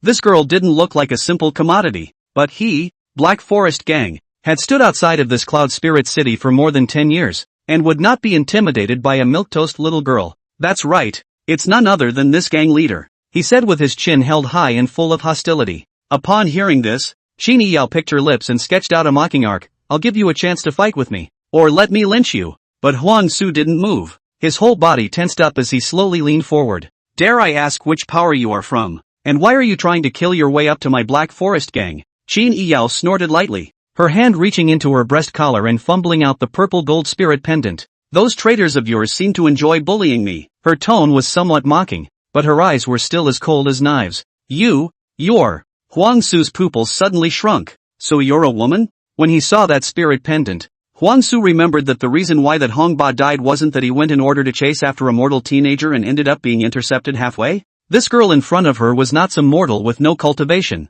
but a cultivator of the 2nd level of Foundation establishment. Moreover, it could even fight across the ranks. Take a life. Qin Yiyao, however, didn't want a bull with this guy anymore. Saying that, the cold moon sword in her hand had already chopped out, and the cold and chilly sword chi was like a sharp arrow, pushing straight for Huang Su's throat. Huang Su had been prepared for her move, and immediately drew himself up and leapt to the side, avoiding her attack. Only that the chair he was sitting on just shattered with a bang. Really has some skills. No wonder he's so arrogant. "Unfortunately, you're too young." He let out a low gulp. Thick and strong spiritual energy surged out from his dantian and injected into his right palm, and then violently launched a palm. The palm wind carrying thunder and lightning, directly attacking Qin Yao's vitals. Out of the blue as a killing move, and Qin Yao did not retreat but advanced. The cold moon sword stabbed repeatedly, striking out with the first style of the Moonfrost sword technique, Moon Kill. A sword chi of the utmost severity rushed towards Huang Su. Humph, a small sculpture. Huang Su sneered. However, when the two forces collided with each other, and the explosion set off the astral winds that swept in all directions, Huang Su's expression finally solidified. The true power contained in that sword move actually made him feel a hint of danger. Huang Su retreated a few steps, and there were actually horizontal and vertical blood marks on his palms, bright red and piercing. Damn, how could this girl be so powerful? The other party is just a young girl doll. How could she hurt him? Qin Yao had a cold smile on her lips, and a murderous aura filled her eyes. She continued to sword, and Huang Su was also forced out of the fire. In this stone cottage hall war chaotic, astral sword shadow staggering fight, in the blink of an eye, it is already over 10 strokes. Qin Yao also didn't intend to continue to wear it out so hard. After all, she was only at the second level of foundation establishment. Her foundation was weak, which was a natural disadvantage. And in the end of the fight, Huang Su would definitely retain more chi. Huang Su thought the same thing. Don't bully people too much, he shouted angrily, and as his palms launched out, shocking Qin Yao to retreat 10 or so steps back, he seemed to have made up his mind, and with a flip of his wrist, there was an earth-colored elixir clamped to his fingertips, and Huang Su didn't hesitate any longer, swallowing it directly. In an instant, his muscles swelled up and his bones crackled, his skin quickly rose to his full height, his entire frame thickened, and the lines of his face became twisted and hideous. Huang Su frantically hissed, covered in white smoke, obviously taking some kind of potion that stimulates potential. Such a secret technique, using it once needs to pay a painful price, if not forced to do so. Qin Yao took one look at him and then withdrew her gaze. This guy, she forced him to use his bottom card, to be able to push me this far. You definitely won't lose anything by dying. Suffer death. Huang Su's eyes had become scarlet, his body was thick with murderous aura, as if he was a bloodthirsty beast. His movements were as fast as a shock, and his force was much stronger. As he blasted with a fist, even the air trembled and whimpered. Qin Yao snorted coldly, not dodging or dodging. Since you're looking for death, I'll fulfill you. Saying that, she similarly swung her longsword to meet the attack. The second stance of the Moonfrost sword technique has been released. In an instant, fists were whistling, sword shadows were spreading, and the entire lobby was filled with a terrifying pressure. No one could have imagined that a young girl who was at the second level of the foundation establishment stage, and who didn't even have any cultivation a few days ago, would have forced the Black Forest gang, the hegemonic gang of the southern part of the city, to such a state? Bang! With a muffled sound, the sword shadow broke through the fist energy and went straight for Huang Su's neck. The cold sword blade was only an inch away from him. Huang Su's pupils contracted violently. No! He bellowed angrily, raising his arm as hard as he could to fend it off. Puffing, blood splattered as the blade was taken. Qin Yao gasped for air and watched as Huang Su covered his neck and collapsed with eyes full of unwillingness. Death is not an option. And her upper body,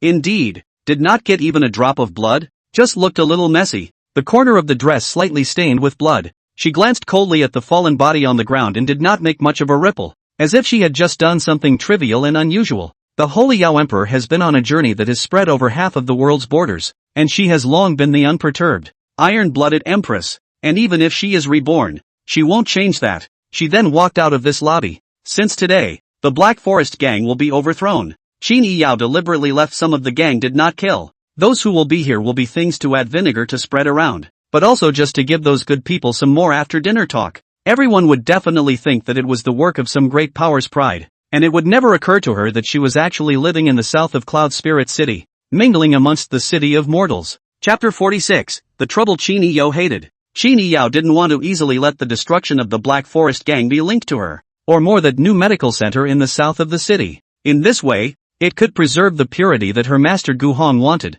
the original intention of entering the mortal world and cultivating the state of mind, lest in the event that someone sought the door in time, her master would inevitably be unhappy. Thinking so, Qin Yao descended down the mountain along the way she came. Then, halfway to the road, she saw another 3 or 4 young men coming head-on, only just a few years older than her. Qin Yao furrowed her brows and looked closely, but realized that these young men were all wearing the green and blue robes of the Nianling sect. It's a disciple from the Nianling sect who came out to practice. It wasn't uncommon. Qin Yao had seen it before. Nianling Zong's patriarch is quite influential in several cities around here. As far as Qin Yao knows, the 3 great families in this Yunling city will send a considerable amount of tribute to Nianlingzong every year, and even the mortals in the south of the city will also come to worship at this time when Nianlingzong comes down from the mountain. And the big families in the major cities, there are many of them who are willing to send their own sons and daughters to the Nianlingzong to sharpen their skills. It was only because the Nianling sect's patriarch and the supreme elder were harmonization stage cultivators.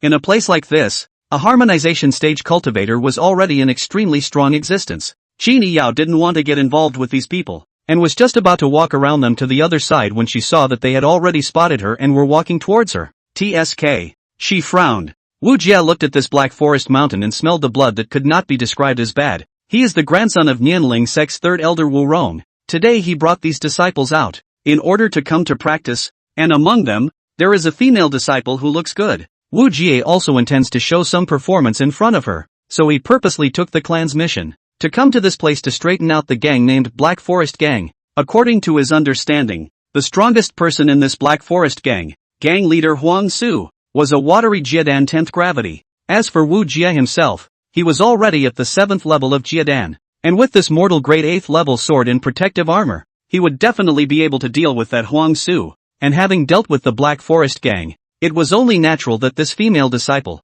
too, would fall into his hands and become another one of his playthings. Just what he didn't expect. Has something happened to the Black Forest Gang? Walked all the way up, died a place of people, and all wore a sword to seal the throat. The person who shot. I am afraid that the strength is not weaker than Ma. By the time they reached the halfway point of the mountain, Wu Jie also felt that this Black Forest Gang was afraid that it had already been exterminated by someone who had gotten the jump on them. It didn't matter that this sect mission was not going to end. The key was that he didn't have the chance to show his strength in front of this female disciple, which made him a bit upset. And Wu Jie's eyes suddenly stopped on the mountain road in front of him. A slim and slender figure is walking down. A green and white gauze skirt set off the exquisite and flawless cold little face. Compared to her, Wu Jie suddenly felt that this female disciple beside himself is really ordinary and mediocre. It's a soft, cold, delicate flower. And at a closer look, this is only the 2nd level of foundation establishment. I'm afraid that it is a mistake to enter this Black Forest mountain of which young lady.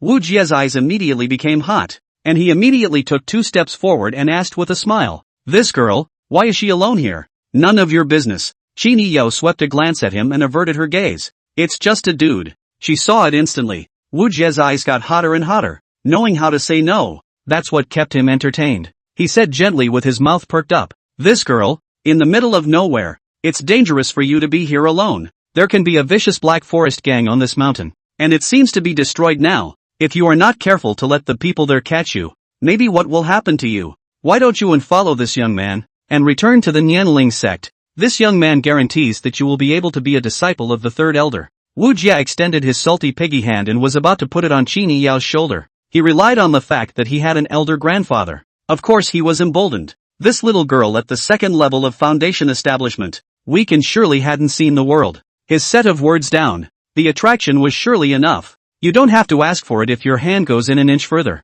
But Qin Yao's cold voice rang out like a pot of cold water poured over him, forcing his hand to lag hard there. Wu Jie didn't expect that he would be rejected. His grandfather was one of the 3 harmonization stage cultivators of the Nianling sect, and around here, the Nianling sect never had any enemies. Which of those ladies of the world's families or commoner girls that he had his eye on, even if they were female disciples in the Nianling sect, dared to say a word against him? Just the stinky girl at the 2nd level of foundation establishment dared to speak to him like that. With this kind of talent, even scrubbing toilets in the Nianling sect doesn't have her share. In an instant, a flash of annoyance appeared on his face. "Do you know who I am? It's your good fortune that I'm looking at you. If you want to do this, then this young man guarantees that you'll have to suffer." "Ha!" Qin Yao snorted coldly. "Truly a dog's mouth can't spit out ivory. Stinky girl." Wu Jie was grumpy and impatient. He slapped his palm out fiercely. A huge force surged out from the palm wind, and in an instant, it enveloped Qin Yao, as if he wanted to devour her. He didn't punch her in the face. After all, it wouldn't be fun if her face was broken. Moreover, against the 2nd level of foundation establishment, there was no need to be serious at all, and that young girl would surely be too frightened to move. A cold aura exploded from the bottom of Qin Yao's eyes as a sword strike blatantly pointed out, and in a split second, the sword dipper condensed. Blood splattered. Wu Jie had just reacted when he realized that his palm had actually been cut off flush. Ah! The sound of his miserable howl echoed through the silent mountains. The several disciples beside him saw that their senior brother had failed to flirt, and was actually backhandedly cut off by this young girl's right hand that was holding the sword. Is this young girl crazy? The third elder of that Nianling sect had only this one grandson, and he was so protective that even the patriarch had to show him more favoritism, lest that third elder be unhappy. But now, the hand holding the sword was just chopped off? All they felt for a moment was fear, because if this matter was spread back to the Nianling sect, that third elder, in his rage, was afraid that he would take them first to vent his anger. If the elders wanted to beat and kill them, the new entrant disciples with humble status and little talent, it would simply not be too easy, and the patriarch wouldn't care about it at all. How dare you? Wu Jie was in pain. Beads of sweat rolled down his forehead. He looked at his severed hand that had been cut off in horror and hissed out, "Kill her! Kill her! Do it quickly! Do it! Kill her!" Upon hearing Wu Jie's hiss, the few Nianling sect disciples did not dare to move at all, because as soon as Qin Yi Yao's sword blade pointed at them, they felt a chill enveloping their entire body, and their hands and feet trembled. And they then realized that this thin-looking young girl was actually very fast. She didn't draw her sword, she just swept by with a stance like a ghost, and after just an instant of time passed, those few disciples all fell to the ground, covering their chests, their faces pale. Each of them had a higher cultivation level than her, and one of them had even formed a Dan, but they hadn't even fully seen her move. When did the second level of foundation establishment become so powerful? I won't kill you,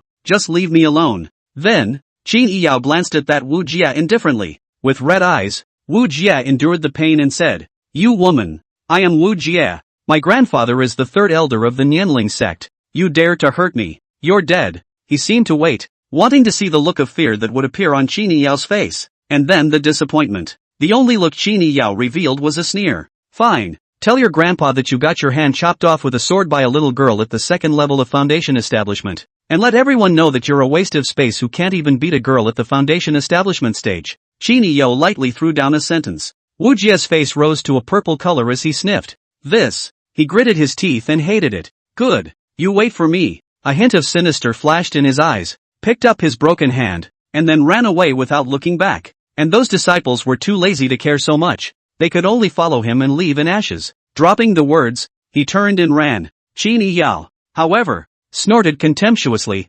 "Stupid. Ask your grandfather to come so that we can clean up the little one and the old one together and make a clean break." Originally, she didn't intend to get involved with the Nianling sect, but now, that dude took the initiative to stick up and beg for a beating, which she couldn't tolerate. The old one may not be able to defeat himself at the moment, but there is still the master. Still, Qin Yi Yao had to hurry back first. It was just about noon now, so I might even be able to go back in time for the meal cooked by the master. Sunrise. In front of the medical center, Gu Hong saw the ancient head who came carrying the plaque. This old man. The work is done quite fast. Gu Hong lamented as he greeted them. "Mr. Ancient, why are you here in person?" He did admire the stamina of this ancient head. So old, still able to carry the plaque from the west of the city to the south of the city, handing it to him face to face. Not to mention, on this door-to-door service dedication, worthy of praise, the ancient head surveyed Gu Heng's medical center and nodded. "Mr. Gu, this medical center looks really nice." Fallacious. The two exchanged pleasantries, and the ancient head placed the tablet on the ground, rubbing his hands together with a slight tension on his face. Gu Hong walked over and surveyed the plaque. To be honest, the workmanship of the plaque was even better than he had imagined. With sandalwood as the base, the lettering was strong and powerful, and the words carved out were all painted with gold paint, making them appear to be full of atmosphere. Moreover, the font was quite a bit more in the mood of his calligraphy. His calligraphy skills are out of this world. It showed that this ancient head's knowledge and skill in calligraphy was but not bad, and just by imitating it, he could have a few almost. The more he looked at it, the more he appreciated it, and said with a smile, "Mr. Ancient really does have two brushes." Ancient head was instantly more excited, and also looked more ashamed. "Mr. Gu, this is a shame. Your calligraphy, but I have been reading it for days before I had some insight." Chapter 47, a little trivia about accepting an apprentice. Ancient head was clear about how many pounds he was at his own level. Gu Heng's calligraphy contains the Tao. Far from a few days he can see and understand. To be honest, when he first came, the ancient head is still worried that he is not good enough to carve this plaque. After all, people were generous enough to give away all that scroll of words. Mr. Ancient has come all this way. I have to entertain him as well. Go sit inside first. I'll hang up this plaque first. Gu Hong warmly invited the ancient head into the medical center. Good. The ancient head nodded in a hurry. Such a high person was willing to invite himself into this house for a talk. He naturally would not refuse. Gu Hong first hung the plaque, carefully wiped the dust, very satisfied. This signboard looks very atmospheric, very stylish. And then with his medical center, absolutely able to attract many patients. Ancient Head walked into the front hall. The entrance was shocked by the Su Jinsher who was lying on the medicine cabinet, and his eyebrows trembled furiously. The 9 lives of the demon cat? This clan is very proud, and with the Ancient Head of his own cultivation, found that the strength of the demon cat he was not able to see through much, enough to see that the other side of the strength of a lot higher than him yet. However, with that kind of status and that kind of strength, this 9 lives demon cat, it's not qualified to be condescending in front of him. Ancient Head went to the back hall. Gu Hong also followed. Then he took the tea leaves bought in the system mall, took the hot water and brewed it, and filled it up for this Ancient Head. Tea is fragrant. Ancient Head smelled this tea aroma. The whole person is quite a lot of spirit. He picked up the cup and took a sip, only to feel that the flavor is extremely good, and could not help but praise. This tea is not bad, sweet in the mouth, with medicinal power flowing in. It was not an ordinary tea. Ancient Head felt that he was afraid that his insights were not that much, and did not know what kind of treasure this was, but this great senior was willing to receive himself at a high level. Ancient Head this heart felt very flattered. Ha ha, I don't have much to show for it in this medical center. Gu Hong grinned. This tea he did not feel how to drink it, but others drank it and said it was good. That white family old slave, and Zhuge Qian, even this Ancient Head. It's also good to know that this stuff doesn't cost anything yet. By the way, that young man from the other day, you should have taken him as your disciple as well, right? Gu Hong talked about small, common things that were trivial. Not bad, although I did not care much about him at first, always come to annoy me, but see him so patient, and finally could not resist his soft and hard. I have not yet received a disciple. Receive a, good. The Ancient Head smiled and stroked his beard, mainly because he felt he really didn't have that discerning eye. In fact, he really accepted Lu Yan as a disciple reason, mainly because Gu Hong said that he had good talent, plus that little young man is indeed very persistent. The Ancient Head felt that it is not impossible to accept a disciple. After all, he had been paranoid about the Tao and asking for the pull for so many years, and hadn't thought for a second that this realization and technique of his shouldn't be forgotten along with him. The name of Qian Pen Kill Devil still has some deterrent power nowadays, right? Since this is the case, cultivate this disciple, and in the future, he will also be considered as a respected teacher. Take him as a disciple. You won't lose out. Trust me. Gu Hang smiled and buried that envy in his heart. That young man is dressed so rich. His family must be very rich. His kind of nobleman, and still so persistent to learn calligraphy from this old man. Not to mention other things first. This attitude Gu Hong thinks it is very good. It is a good seedling that is deliberately cultivated. Moreover, having recognized the master, it was only right that one should be filial to him. Other than that, that young man will get a new store for this old head when the time comes, and make it look grand and grand. All basic operations. Gu Hong had so much envy. People's disciples are rich and famous. His disciples are picked up in the alley. And for her, he has also tied up with the local snake gangs outside this Yunling city. I don't know when those cultivators will kill the door to settle the score. And then he has more mouths to feed in his medical center. In the past, when he opened a medical center in Greenwood City and lived by himself, sometimes when there was no business in the medical center and he was in dire straits, he would refine his own sugar pills to fill his stomach.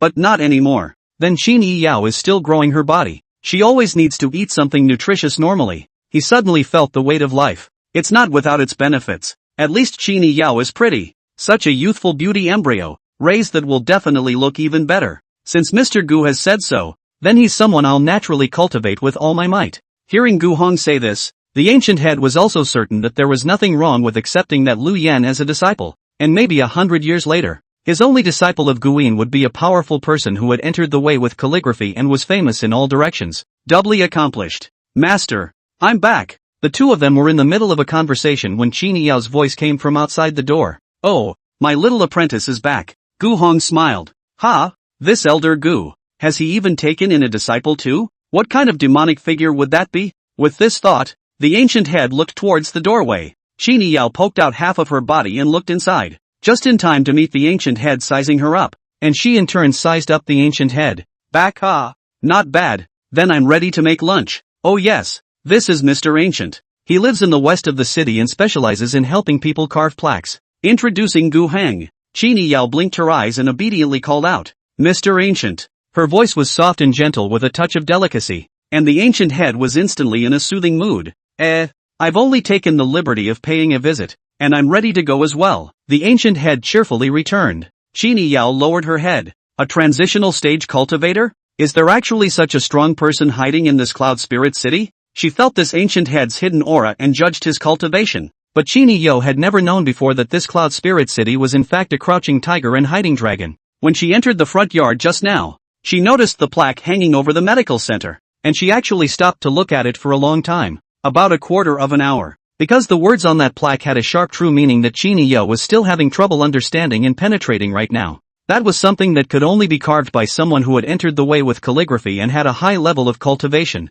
and the ancient head sized her up and withdrew his gaze. He didn't see anything. This little girl is only the second level of foundation establishment, and it looks like she is already 15 or 16 years old. This talent is reasonably quite poor. The ancient head stroked his beard and thought this in his heart. However, the ancient head did not dwell on it. This female doll seems to be poorly endowed, but that pair of eyes is clear, containing depth and wisdom, as if precipitated by the experience and heart of a person, revealing a composure and resilience that does not match that age. This girl, obviously, is not as simple as she looks. The reason why it looks simple, ancient head only think that they are old and blurred, do not have the ability to recognize people. Chapter 48, I'll cover you. Besides, the ancient head thought he'd better leave people alone to take on any disciples. He himself didn't have that ability to see what kind of talent his disciple had and how enlightened he was. The ancient head also recognized that the sword on Qini Yao's waist was a heavenly grade divine weapon, and guessed that this little girl was now worthy of a heavenly grade weapon,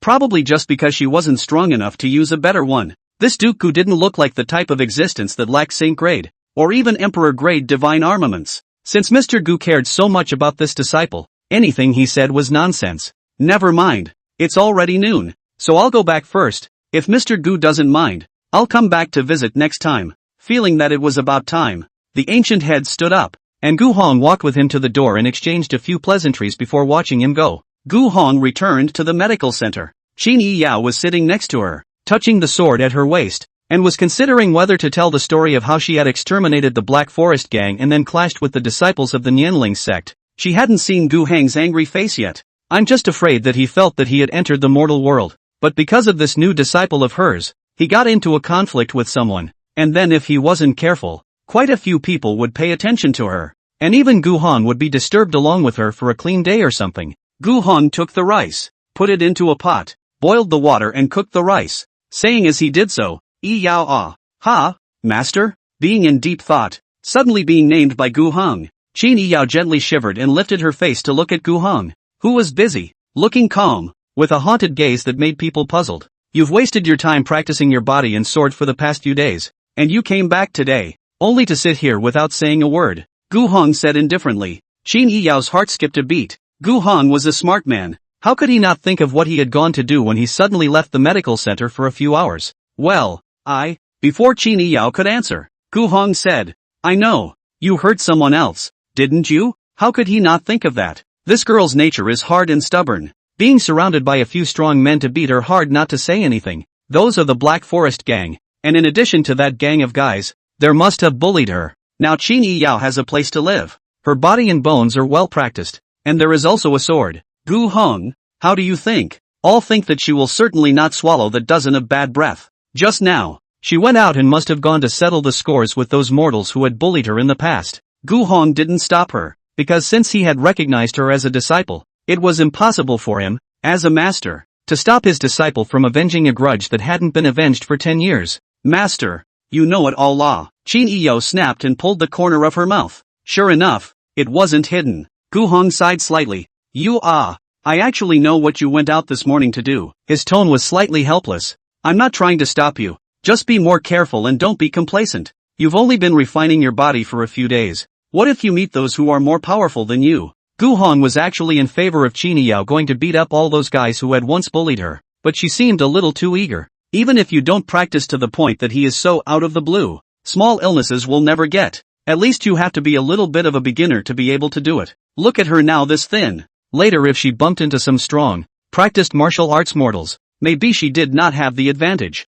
Encountered the cultivator. Then even more no advantage. Understood. Master, I promise I will never be this reckless in the future. Qin Yao spat out her tongue. In fact, she knew that Gu Hong was right. After all, she was only the second level of foundation establishment. In case she met a Yuaning stage cultivator, or stronger, she would be in serious trouble. She was indeed too hasty. She could care less about that Black Forest gang that she had exterminated. But clashing with the disciples of the Nianling sect could be a different matter. Certainly with her own good master in place, that Nianling sect was all but fearless. But it was still the same as soon as the Nianling sect came to her door. It definitely disturbed her master's day of entry into the mortal world. Master may not care about these mole crickets, but being approached is another matter. Next time, just do things with more consideration. Gu Hong shook his head, Qin Yao pretending to be cute to muddle through. It was a trick that worked for him. Well, and, Master, perhaps the elders on the other side will come to the door,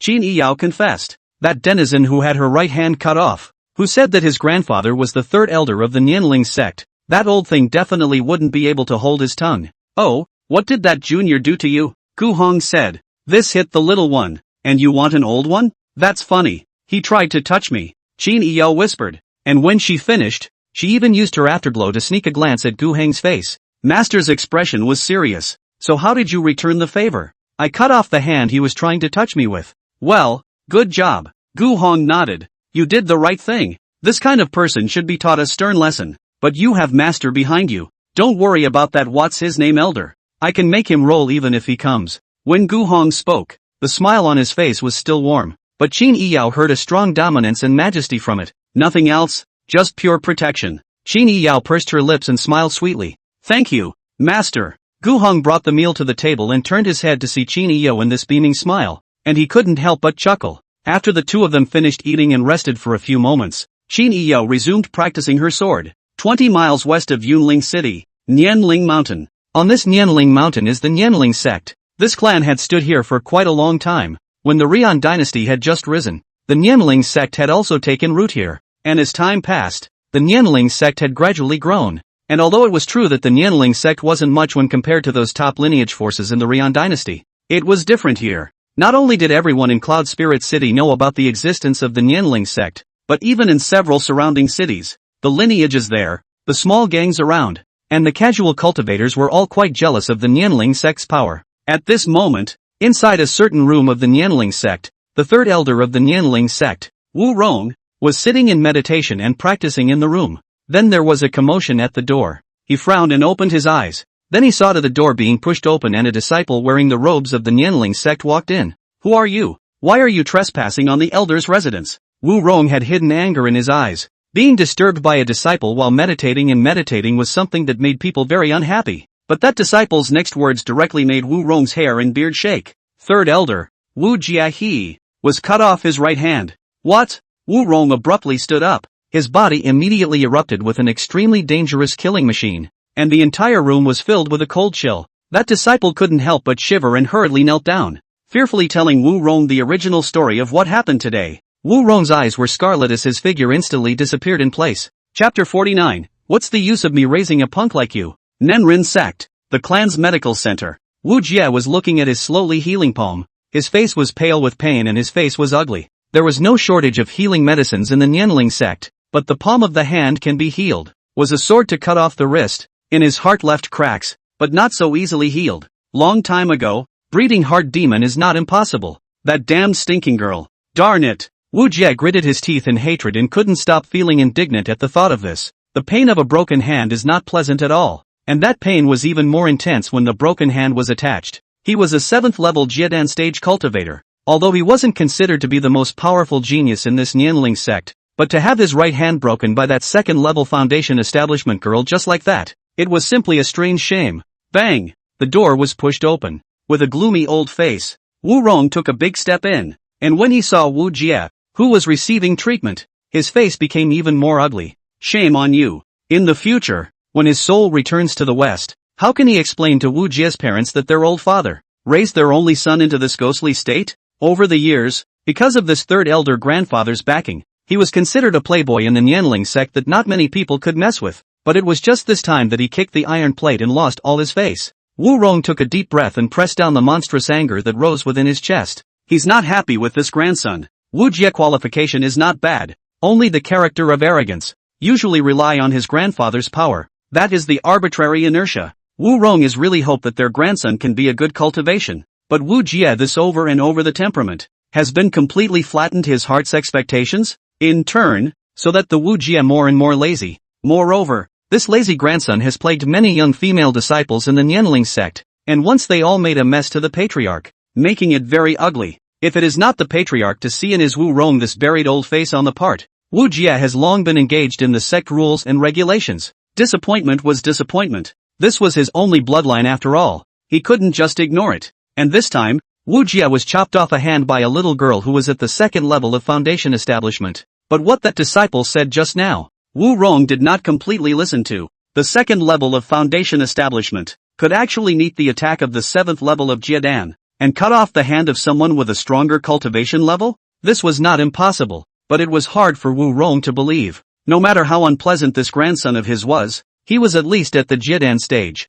Being injured by the foundation stage like this, Wu Rong felt that he still had to ask, "Grandpa, you're finally here." Seeing Wu Rong, it was as if Wu Jie had found his backbone. If not for the fact that his hand was still not fully attached, he was afraid that he would have to kneel on the spot. "Shut up!" Wu Rong's face was grim as he waved his sleeve and a soft force grabbed Wu Zhang. "Tell me, the girl who hurt you, is she a second-level foundation establishment?" "Yeah." Wu Jie nodded. "What a waste. For so many years, you have been trained by my own hands, and I have full confidence in your qualifications. I didn't expect you to lose to a milquetoast yellow-haired girl. Disgracing my face. What's the use of me raising you?" He pointed at Wu Jie and cursed. He scolded this useless grandson so much that he didn't dare to raise his eyes to look at him for a while. "Tell me yourself what good you have done to invite this mischief." Wu Jie vainly shrunk his neck. He has not seen his grandfather angry. But the fire is so big or the first time. Do not dare to respond positively. Wu Jie hastened to sophistry. "Grandpa, I did not do anything. It is the roadside to see that beautiful girl. Just want to make a friend with her." Wu Rong's eyes rounded as he saw through Wu Jie's weakness. "Tell me honestly, did you make a move to molest someone?" I just see that girl is quite beautiful. Well, just tease her a few sentences. Who knows, she is so grumpy. Directly pull out the sword to cut me." Wu Jie's heart crossed, but instead he said in an invigorating manner, "This matter is clearly her fault. Not only did she cut off all my hands, she also let slip that she doesn't care about the Nianling sect at all. Grandpa, how can this be tolerated?" Wu Rong narrowed his eyes. "Oh, is that what she said?" Wu Jie immediately added more fuel to the fire. "Yes, Grandpa. I heard it with my own ears. She also said that our nimble spirit sect is nothing, completely unworthy of being placed in our eyes. She's simply tired of living." At those words, Wu Rong's expression changed. Second level of foundation establishment can seriously injure a seventh level of Jiedan across the ranks, of unknown origin, and doesn't care at all about the Nianling sect? This doesn't feel right. Those who could fight across the ranks were extremely rare heavenly pride demons. When was there such a young girl in Cloud Spirit City? The Nianling sect's concern for Yunling City was actually not small. Because of all the forces that paid tribute to the Nianling sect, Yunling City's three great families were the ones that paid the most, and since they were their own biggest moneybags, they definitely had to look after them well. If there really was such a genius, then the Nianling sect would have long ago collected them into the sect and focused on cultivating them. If anything, she's not in the Idea Spirit sect. That means that she must have a stronger existence than the Nianling sect behind her as a backer. Thinking about this, Wu Rong looked at Wu Jie's face as more a burst of green and white. This useless grandson drooped his face, as if the appearance of an old dog, forcing him to live or firestorm. Hate to punch him 2 punches to vent their anger, but the fist still didn't swing. Pop. Instead, he raised his hand and threw out a slap. Caught off guard and blindsided, Wu Jie covered the swollen half of his cheek and stared blankly at Wu Rong. "You stupid bastard, do you realize what you've done?" Wu Rong glared angrily at Wu Jie. "What?" Wu Jie was dumbfounded. "Grandpa, you don't think this is my fault too, do you?" "Crap, how is this possible?" Wu Jie was stunned. "She's nothing more than a mere little girl at the second level of foundation establishment. Even if you don't need to make a move, sending out a law enforcement team can easily clean her up." Wu Rong covered his forehead and thought to himself, if this waste is really too addicted to female color, he can't even see this difference, and he is still mouthing off. He took a deep breath and said angrily, "She is so young, only the second level of foundation establishment, and she has already been able to chop you off with one hand. This kind of heavenly pride, my Idea Spirit sect's most talented disciples can't even compare. She is also completely outside of the Nimble Spirit sect. What do you think she could be from?" Wu Jie, who had been blinded by his own grandfather's big mouth, seemed to have finally come back to his senses at this moment, and he instantly stiffened, a thought floating in his mind. The thought made his whole body fall into a pit of ice. You mean, her? Chills rushed up Wu Jie's brain. That damned yellow-haired girl. A heavenly talent from a power more powerful than the Nianling sect? Yes. The Foundation 2 heavy step over the serious injury Jiedan 7 heavy. This is not impossible. When the world those famous, the reputation of the big power of the pride, which does not have a little step over the fighting skills, but he managed to meet such a one. That's a lot of bad luck. Chapter 50, entering the city quietly. Wu Jie wanted to cry. He had a backer. But if someone else's backer was bigger than his, then messing with that kind of person was definitely too much for him, and he felt he hadn't lived long enough. Wu Rong sighed, you bastard. This time it's thanks to that girl's mercy that she only chopped off your hand. Otherwise, even if you are beheaded by her today, even if I have the intention to do something, it is just useless. Wu Jie shivered. This time he was completely scared. His heart palpitated. His legs that kept trembling made him unsettled even when he sat down, and he felt that the blood in his body was cold. But why is there suddenly a genius out there for no apparent reason?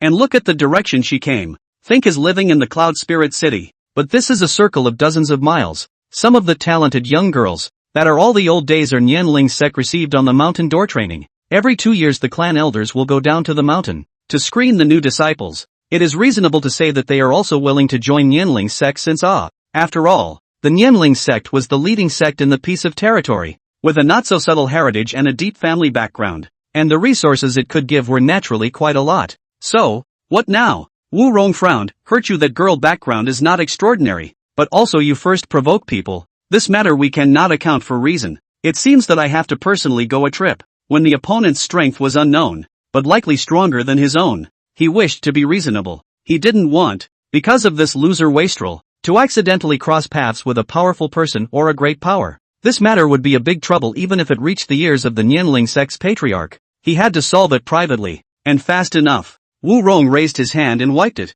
taking a drop of blood from Wu Jie's wound and sensing it carefully. Well, the girl who hurt you lives in the south of Cloud Spirit City. He carefully felt the remnants of that sword aura, and as his Dao thoughts extended out, he followed the aura and traced where Qiniyao's location was. South of Cloud Spirit City? Isn't that place full of mortals? There isn't even a decent power. It's all just ants. Wu Jie muttered. Cloud Spirit City South actually counts as quite a mixed place. Due to the outside of the city is not far from the Cloud Spirit Forest, so there are a large number of loose cultivators in the south of the city. One is to discuss the convenience of life, and the second is the west of the city. The north and the east of the city is the sphere of influence of each of the three big families, in which is to comply with the rules, and like to comply with the rules of the cultivators are not many. These three big families are not particularly powerful characters, especially compared to the Nianling sect, and the Cloud Spirit City Lord's office doesn't care at all, as long as it collects enough tribute rates every year to hand over to the top on the line. So the south of the city was chaotic, and there were quite a few mortals and a lot of loose cultivators. Looking at this grandson who didn't have a bit of oil in his brain, Wu Rong sneered. Humph, what do you know? This world, never lack of those who live in the city of the strong. I was still in one-person training then. The cultivation is blocked in the peak of the Yuaning stage, difficult to move. Well in the way of a certain small city. Met inside a open tea house shopkeeper. I thought he was immortal, but he just casually pointed out a few times. I will have a breakthrough. Wu Rong said with a dark gaze. Wu Jie was stunned. This was a story he had never heard before. There are people outside of people, and there are heavens outside of heaven. If you continue to act so recklessly, there will come a day when it will definitely be more than just your hands that are chopped off. Grandpa's words were filled with warnings, causing Wu Jie to instantly turn into a frosty eggplant and wilt as he lowered his eyes, hiding the fear in his pupils. Wu Rong does not think that there are a lot of hidden powerhouses in this world, and Cloud Spirit City happens to have one, and this loser also happens to meet the disciple of that one. How to think about this is quite strange, but this matter, if you do not explore an understanding of the matter, Wu Rong, that is really difficult to sleep and eat. If that girl behind really have a powerful backer, she went back if the matter will be said. The other side is not allowed to be directly to the door, to ask for a statement. Then the best result is Wu Jie lost his life. The worst result is that he and Wu Jie are losing their lives. In this case, the old Wu family line will be completely broken. Either that, or this is actually a coincidence. That girl is from the wild, may only have a master who is not particularly strong to teach her. The other side in front of the Nianling sect is actually just a small shrimp. How exactly? Wu Rong felt that he had to make a trip. With this in mind, he no longer had any delays and set off immediately. Rushing from the Nianling Sex Mountain Gate to Cloud Spirit City was only a matter of a quarter of an hour with his harmonization stage cultivation. Wu Rong carefully gathered his breath and changed his clothes before he left. Now he looked like an ordinary landlord old man. He did not want to expose his trail, nor did he want to attract too much attention. After all, he came this time, whether he came to the door to ask for a lawsuit, to fight and kill a little bit, or lowly apologized for his grandson's behavior in exchange for forgiveness, it is still unknown. If you are not careful to reveal the identity out, their own Nianling's own third elder, face-to-face people bowing and pleading to apologize for the appearance can be. Wu Rong feel that their old face, always still have to leave some humble thin face. If you have to kneel or something, don't let anyone see you. He followed the remnants of that sword chi to a street that didn't look too busy. Wu Rong's eyes brightened slightly. Where the sword chi is located, is the end of the street that looks ordinary and inconspicuous building. The front door is hanging a plaque, engraved with Gu's Medical Center. How does that word feel? He muttered the chant, a vague touch in his heart, as if a barely noticeable touch of hidden power was coursing through the four large words of the plaque. But in the end, I didn't see anything. Wu Rong walked over and got closer, sizing up the place. The medical center was not too big or small, but there was a young man inside who was treating patients. He was about 20 years old, with a clean-cut face and a green coat. While carefully inquiring about the patient's illness, he took out a silver needle and stabbed the patient's acupoints, and patted his chest a few times. Finally, Wu Rong watched as he wrapped up a sufficient portion of medicine in paper and gave it to the patient. The man thanked the young man and exited the healing center, walking past Wu Rong as if he were blind. Wu Rong concealed the whole body's breath. Mortals will not feel the existence of Wu Rong, as disappeared. Even if the cultivation of a slightly weaker cultivator, it is unlikely to detect him. Wu Rong did not care about the patient, but the young man, who, it seems, is the owner of this medical center. The Dao idea swept over and probed back and forth on that young man's body. But how Wu Rong looked, he didn't find any cultivation aura on him, but he didn't jump to conclusions, thinking that the young man must be mortal. I can't even see through his words with my merging stage cultivation. It's hard to believe that it's an existence of the ferrying stage. Wu Rong frowned in thought, but at that moment, the young man stood sideways in front of the medicine cabinet, counting the number of herbs, and spoke indifferently. Come in. What are you doing standing outside? Wu Rong was shocked. Has he already discovered himself? Chapter 51, Long Discovered. How is this possible? He had clearly suppressed all of his own breath fluctuations. For the stage of the body cultivator, want to deliberately erase their own sense of existence. Melting in this great city is more than simple thing. But he only realized now that the other party had already seen all of his attempts to conceal his breath and figure. The master of the medical center looks ordinary. In this city to the mortal healing, to say that he Wu Rong is now also considered this place has a big name. The so-called high man style, he is not, but also seen a lot. But the young man in the medical center who had already spotted him had no such demeanor. But the more so, Wu Rong heart will be more a few points of doubt. Could it be that this person's origin was far more terrifying than he thought? Although Wu Rong's heart and soul trembled, he still did not show half of the abnormalities, slowly stepped into the interior. Anyway, he was found. He simply did not cover up. Seeing Wu Rong walk in, Gu Hong also just glanced at him and continued to organize the medicines, calmly saying, just waiting for you. Your own grandson's hand was cut off by a stinky girl. If you don't come to seek a statement, I'm afraid it's not possible to say anything. Gu Hong had actually spotted the sneaky old man a long time ago. As for how to find out, this guy stood on the road outside the front yard of his own medical center, and could look inside. The expression on his face was to be more and more gloomy, and it was clear at a glance that it was not to cure the disease, but to find trouble. Thinking about what that girl Qin Yao told him at lunch, can't be wrong. I guess it's this old man's grandson. Salty piggy hands itching to scratch at his precious apprentice, and then he got into a lesson of a broken hand. Look at this old man, full of riches, wearing a brocade silk robe, hanging on the wrist with gold bracelets. This old man in the body of the rich and noble gas cover, but also appeared to be not so withered. It is true that the rich and noble family is to be born and raised comfortably. People are old and have the blessing. Seems to have raised a pretty dopey grandson. It is estimated that in ordinary life, there are no few rely on their own money, bullying men and women, scourge a lot of good women, this time to play the wrong calculations. Broke a hand. Gu Hong could only say, good cut. And while the youngest was beaten, now it was the oldest who came to the door. But this old rich man came to the door to ask for a lawsuit, and he didn't even bring a guard around. Could it be that this old man is still a practitioner? Wu Rong's heart was on alert. Sure enough, the owner of this medical center is not simple. Not only had he discovered the trail he had taken the trouble to hide, but he had even known why he had come. After a few moments of contemplation, Wu Rong said, "Good. Since your excellency is already waiting for me, it would seem to be disrespectful if I don't go in." Since he came, the other side also saw his intention. Wu Rong heart instead also less worry, then step into the front yard, but the front foot just crossed the threshold. That piece of plaque hanging on the door of the medical center suddenly appeared to be a strange change. Wu Rong's pace seemed to be frozen in this moment. His eyes stared blankly as what he saw at that moment was a true intent as vast as the sea and as strong as the mountains. So powerful and mighty. What a deep Tao. That Gu's medical center for big words. As if instantly extended a flood of Taoist rhythms. Will Wu Rong shrouded in it? The heart and mind instantly by the rhyme and the words surprised beyond words. At this instant, Wu Rong only felt like a drop in the ocean. As small as dust. Cannot be compared to the rhyme. Wu Rong wanted to feel this true meaning. Oblivious to the fact that his consciousness was completely trapped. Is there anything to see in that plaque that would mesmerize you so? If you want to talk serious business with me, just focus. Wu Rong instantly woke up.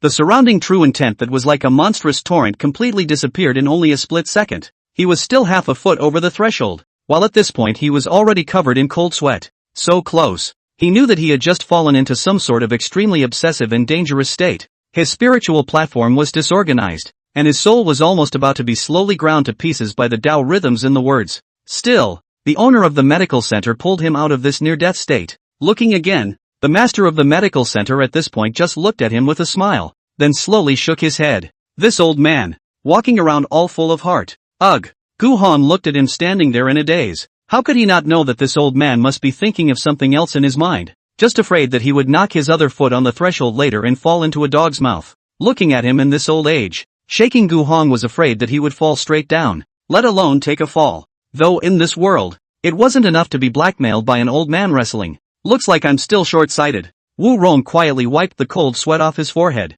He suddenly felt that his own cultivation of this conjunction stage can be in this corner of the Rian dynasty to reign supreme, but take it out. But it is also just a grain of dust in the 10,000 living beings who still have to look upwards. Even if it is the most powerful character he has encountered in his life, I am afraid that it is far less than half of the person in front of him is strong. And such a supreme powerhouse is secluded in such a small place? Wu Rong couldn't help but be in a bit of a trance. And then his heart was also filled with fear. The worst possible outcome was just around the corner. That female apprentice of his must have told the owner of this medical center about that good deed his grandson had done. Looking at this appearance, he still seemed to think that Wu Jie's having a hand chopped off wasn't enough to wipe out his anger. Being stared at by such a strong and overwhelming big brother himself is only fierce today. Regardless of how it ended, Wu Rong still had to tough it out. Turning and fleeing could have ended even more tragically. He finally walked into this seemingly ordinary medical center. This point of the road, obviously can casually cross into, but Wu Rong still feel that the heavy heart was unloaded.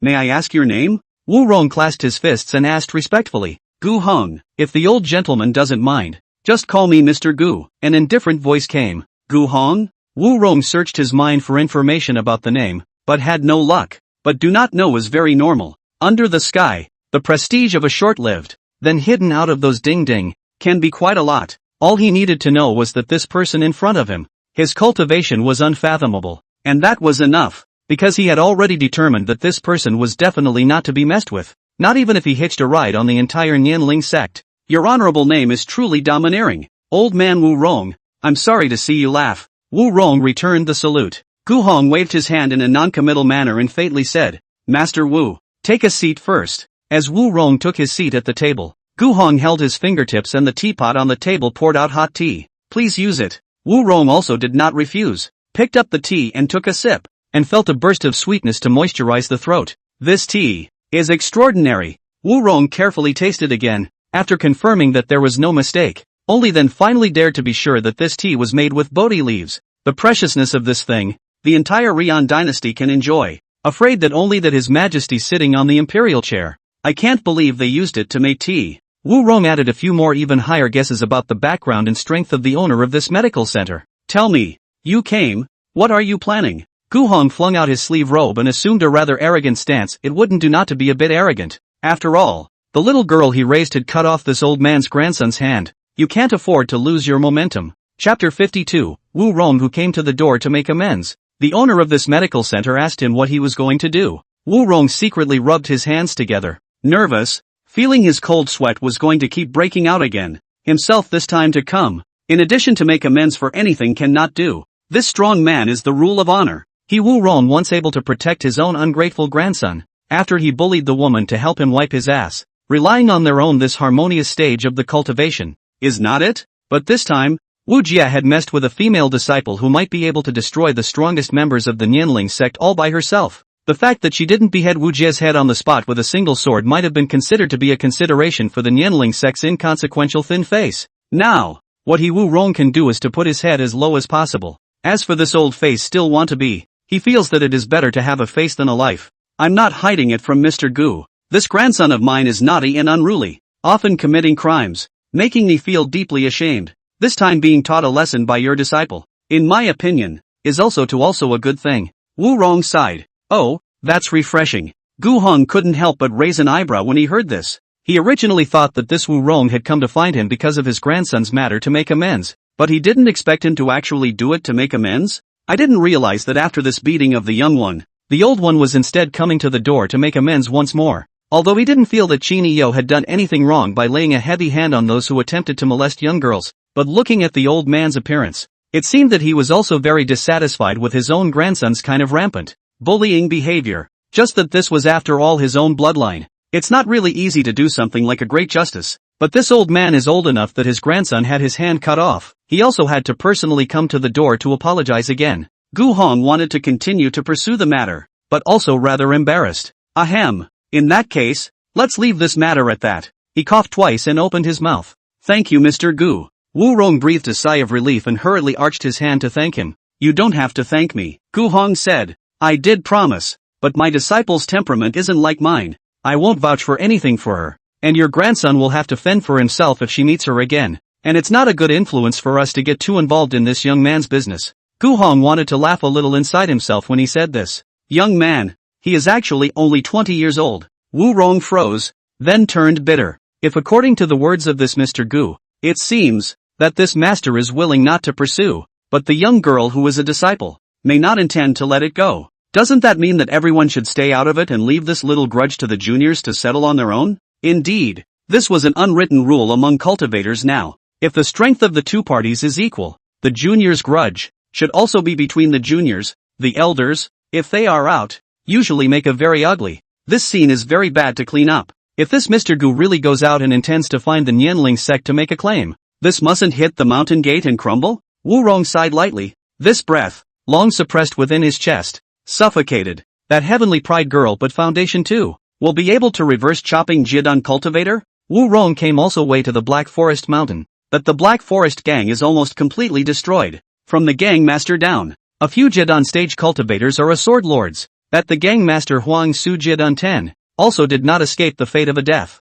He could see that the sword chi residue on the wounds of these loose cultivators was exactly the same as the one on his grandson Wu Jia's broken hand. Doesn't that mean that little girl killed through the Black Forest gang with one person and one sword? And after a big battle, when she came down the mountain, she met Wu Jia by chance, and still had the strength left to chop him up and seriously injure him. What kind of cultivation ghost talent is this? Wu Rong heart of the aftermath of the fear is not at all less. This woman must be the future of the cultivation giant. If one day in the future, she remembered this matter, there is still residual anger in her heart, so she destroyed the Nianling sect. So how should it be? It was not unheard of for sects and families to turn their doors into dry bones overnight under the sky. Wasn't it because of some small things that seemed to them to be totally worthless that they were hated by the then still unknown generation, and finally led to the tragedy of total annihilation? I see. So can I ask the gentleman's disciple to come out and see what else I can do to make amends? He decided that it would be best to get that out of the way first. It can't be delayed. Gu Hong was slightly stunned at his words, and after a moment of contemplation, he nodded and said, all right, since Elder Wu has this request, I'll have her come over. Well, thank you Mr. Gu, Wu Rong said joyfully, no matter what, as long as he could make that girl's anger subside now. Wu Rong felt that he could pay any price. Gu Heng shouted towards the stairs, Yi Yao, please come down, someone's at the door. Not long ago, the staircase came from the sound of footsteps. Wu Rong rushed to look, only to see a young girl wearing a long green and white dress silently pacing down. That appearance is indeed playful. Only the expression of cold eyes chilly between the eyebrows reveals the cold and unapproachable detachment. The figure of the slender pavilion, beautiful, but also with a refreshingly cold air. She walked slowly down the stairs to them and stood still. She bowed to Gu Heng. "This is my disciple, Qin Yao." Wu Rong nodded. The spirit thoughts slowly swept through her. This is indeed the second level of foundation building. The foundation is really weak, but the thickness of this true qi is so thick that it is difficult for ordinary Jiedan stage cultivators to compete with it.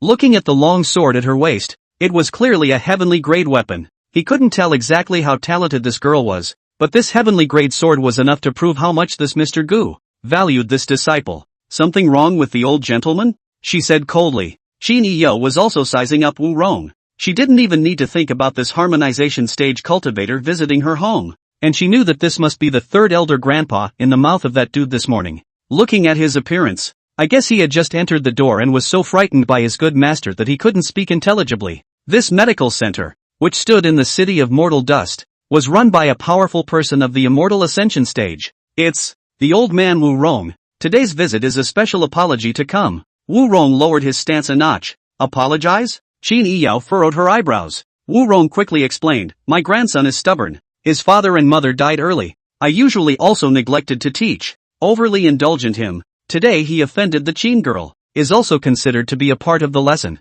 That's why the old man came all the way here today to apologize to the girl, and to hope that the girl can be lenient and this matter will be resolved." These words were said with the utmost sincerity. Qin Yao glanced at Gu Heng, who returned a look of "you do as you see fit," and immediately she understood. "Since you have also personally come to the door and said so, would I not appear to be too unintelligent if I did not comply?" Qin Yao suddenly laughed delicately, smiling sweetly and overwhelmingly. When Wu Rong heard this, he didn't have to be relieved, but then he heard Qin Yao slowly say, "However, I do think that you can give me some more compensation. How about it?" The corner of Gu Heng's mouth twitched. This little girl chopped off someone's grandson's hand, and now she wants to squeeze some favors from that grandfather. Quite good. With a treacherous air of cannibalism. "When you go out in the future, you definitely won't suffer." Chapter 53, We Are Reasonable. When Wu Rong heard this, his face stiffened. End of the day. Sure enough, there's still bleeding to be done, but after all, he was not the kind of poor casual cultivator.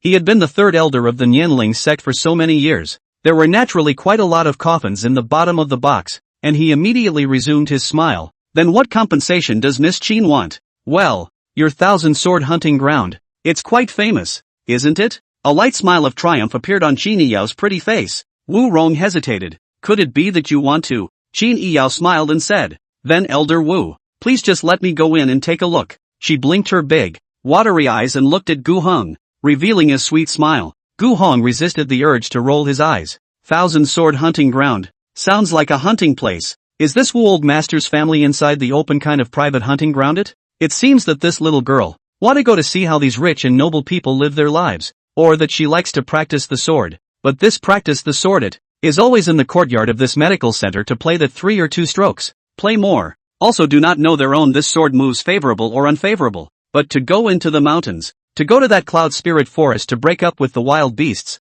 and a little too dangerous. Anyway, Gu Heng didn't really want her to go to that deep forest. This girl looks quite energetic. Can't let her brain get hot and have an accident. But then, if it's the kind of hunting ground that the rich families own, specifically for the male children and young ladies to go hunting inside, this one can be had. A bred beast, not so ferocious. Letting Qin Yao go to someone's own hunting ground there to juggle swords and cut down 3 or 2 wild beasts was quite good. This world is actually many dangerous. Even if this girl does not have the opportunity to cultivate, but also always need to see more blood. Otherwise in the future when things go wrong, she's scared how to do. Gu Heng himself is not very knowledgeable when he first came here, but Qin Yao has also lived in this Yunling city for quite a long time, so perhaps she quite understands the situation of this Wu family, e.g., how rich is this Wu family. This compensation, Gu Heng felt was also quite appropriate. At least it didn't ask for money. But the next second Gu Heng heard Wu Rong's sharp gasp, and his old face had more anxiety. He said,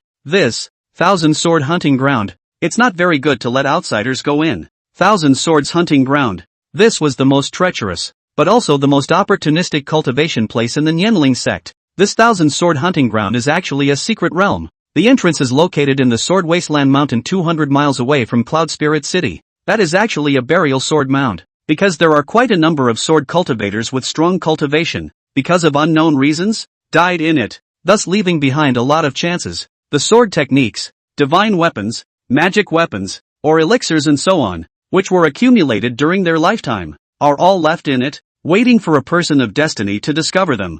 Nianling sect can rise, relying on this thousand swords hunting ground. A lot of Nianling sect disciples in the inside to find treasures, or better chance of predecessors, and therefore skyrocketed. And this place was tightly guarded, and no one could enter unless they were an elite disciple of the Nianling sect. Even the elite disciples of the clan have to go through a selection process before they can be put in, and no elder has ever been able to privately circumvent this rule, and those who dare to do so will have to be dealt with by the rules of the clan. After all, this is a dead order that has been passed down from generation to generation in the Nianling sect. Although Wu Rong is the third elder, there is so much power in the hands, but this kind of thing he can't make a decision. He also has a second elder on top of his head, the eldest elder and the patriarch. It is said that the supreme elder is also still alive. No one has seen just, so this request of Qin Yao's was really poking his lungs. The main hit is a hard one. Qin Yao skimmed her mouth with a displeased expression. It's okay if you don't let it, there will be consequences. She grunted and turned around,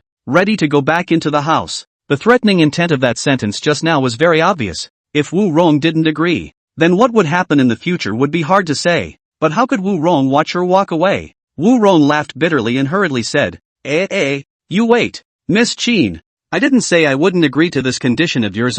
It's just not that easy. Oh, Qin Yao turned around. This, hey, is really something that old me can't do anything about. Wu Rong sighed and shook his head helplessly. The thousand sword hunting ground is not under my control. This matter, I have to ask for instructions. Then go and ask for instructions. Qin Yao shrugged her shoulders with a whatever you want look. The so-called thousand swords hunting ground. She must go in. Only before did not have that opportunity. Now caught. She cannot give up. She actually knew very well that that place was, in fact, inextricably linked to her. When she was still the Holy Yao Emperor, because she was poisoned and had to build a mausoleum. She also ordered people to build a new treasure vault not far from the mausoleum and sent people to guard it. The thousand swords hunting ground is actually one of the hidden treasures of the great Qin dynasty. Is there any justice if this doesn't go in? Seeing Wu Rong's face, Gu Hong felt strange. How is it that this old man is full of richness and wealth, and doesn't seem to be the person in the family who can clap and make decisions? Just letting his little disciple into their family's hunting grounds.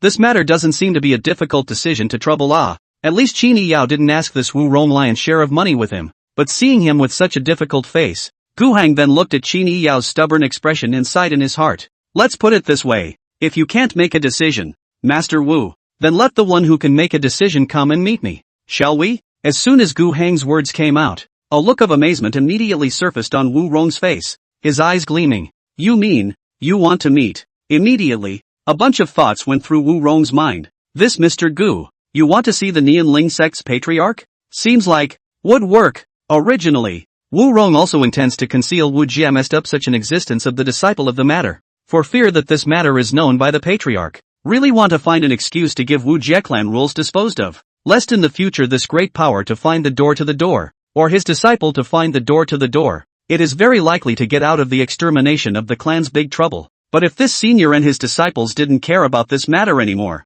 personally letting the patriarch hear their attitude would instead leave him without a reason to dispose of Wu Jie. Wu Rong is an old man essence. The heart immediately felt a clear idea to. What? No? Seeing that this Wu Rong's face was still somewhat thoughtful, Gu Hong was also a bit annoyed, but he still decided to be reasonable. Master, you have come to the door with sincerity, but this sincerity, my disciple feels that it is not enough. Of course, we are not bandits who buy and sell by force. So, you take my words to the people who can make decisions there. Immediately, Wu Rong held his breath and listened well. Let my disciple enter the thousand sword hunting ground of yours, and I'll pay you the entrance fee. How about this? Gu Hong felt that this kind of request was already quite good. Chapter 54, Senior Gu is really generous. That thousand swords hunting ground didn't seem like a place where outsiders couldn't be let in. Maybe it was more private, but what couldn't be solved with money? Gu Hong felt that his wallet was still quite full. Of course, these are for their own little girl disciple. It is not easy to adopt such a moving and lovely girl. That of course, have to spoil. Disciple want what? This do master should try to meet well. He looked at the slowly stretching face of Wu Rong and knew that his request was definitely accepted by this old man. If Mr. Gu says he wants to pay an entrance fee, this matter is completely negotiable. Wu Rong clapped his hands and smiled joyfully. That thousand sword hunting ground is indeed not good for outsiders to enter. But, if Mr. Gu is willing to pay some price to let your disciples enter, it is not impossible. The corners of Gu Hang's mouth curled up slightly. Sure enough, this rich and noble family out, that all know how to point out more benefits, Although the grandson of this old man Wu's hand was cut by Qin Yao, but he seems to quickly please this distressed old man's mentality, is very able to bend and stretch. Gu Hong think that this old man is not only a grandson, said that the door to make amends to apologize to, but his heart may also not care too much about this matter, maybe just to mix it up with him here, but is it necessary? Gu Hong feel that he is a broken open medical center. What is worthy of this landlord old man flatter good face?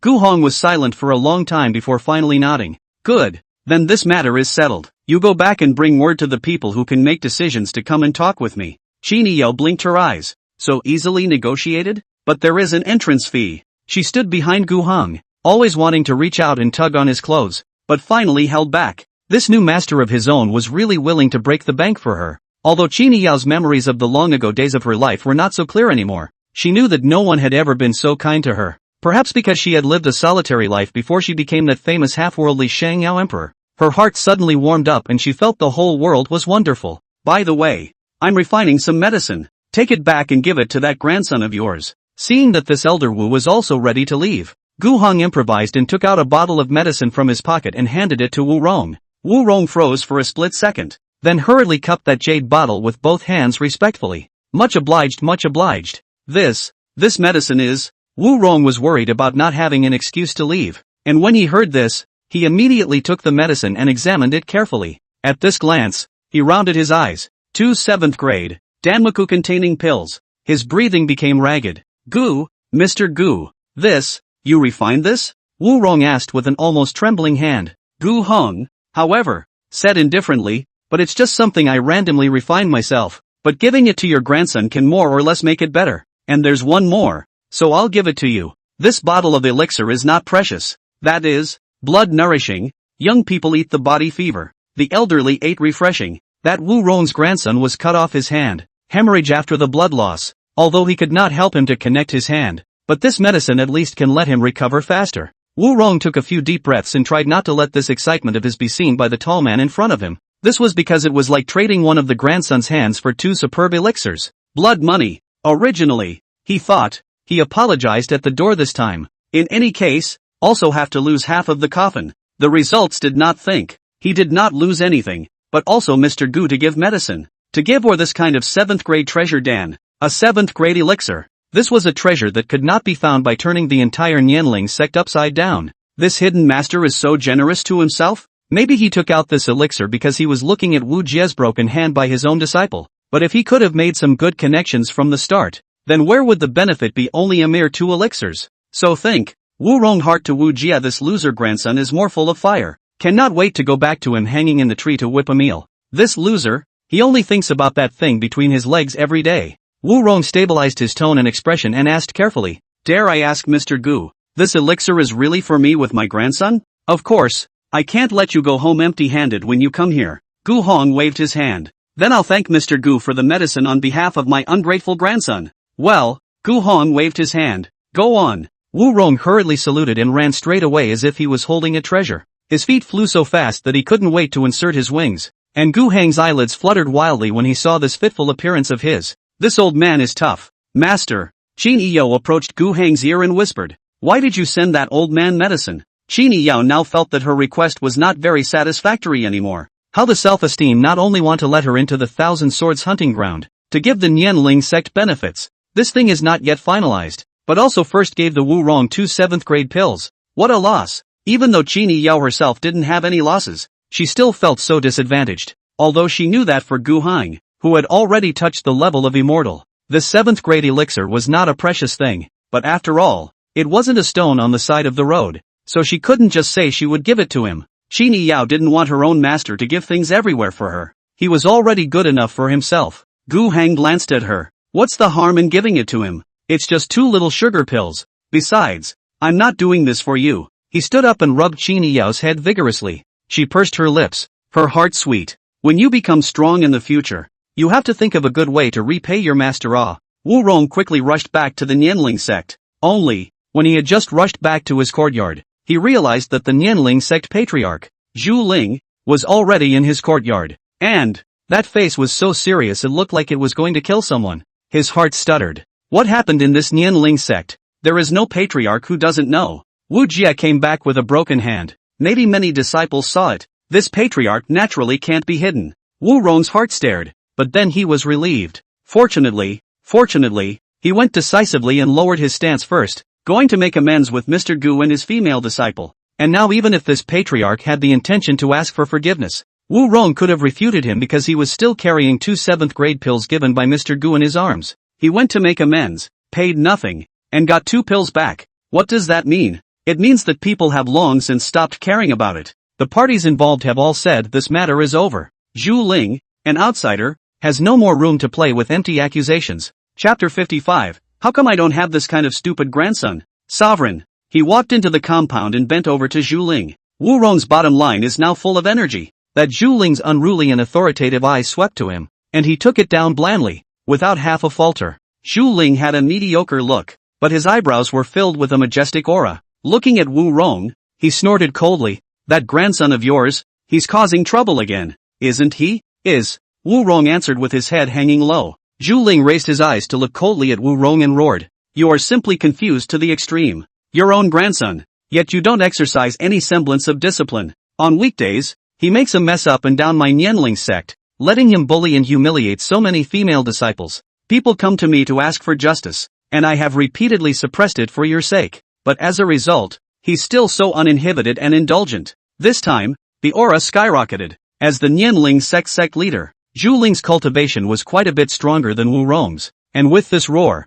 Wu Rong's face instantly paled for a few moments. He held back the fishy sweetness that welled up in his chest and gritted his teeth. Patriarch, rest his anger. This matter is due to my poor discipline. Even if Wu Rong had the intention to defend himself, he was a bit overwhelmed at this moment. On the cultivation, the same as the stage of merging, Wu Rong is not Zhu Ling's opponent at all. Now this patriarch is just above the head of anger. He himself knows that this is Wu Jie is not justified. So a sentence of redundant sophistry are not. Can only be the first will Zhu Ling's anger to hold down as much as possible before saying. Otherwise, what he really want to say, certainly half of the sentence cannot be said. Wu Rong's knowledge of the situation slowed Zhu Ling down. He let out a cold laugh and said, since you've realized that you're not good at disciplining yourself, you might as well let me clean up for you. Honestly speaking, that a sword cut off your grandson's right hand. Cultivation is only the 2nd level of foundation establishment woman. Do not know what kind of backing behind it. That grandson of yours just messed with the others. That waste of time to break a strip of hand is but a small matter.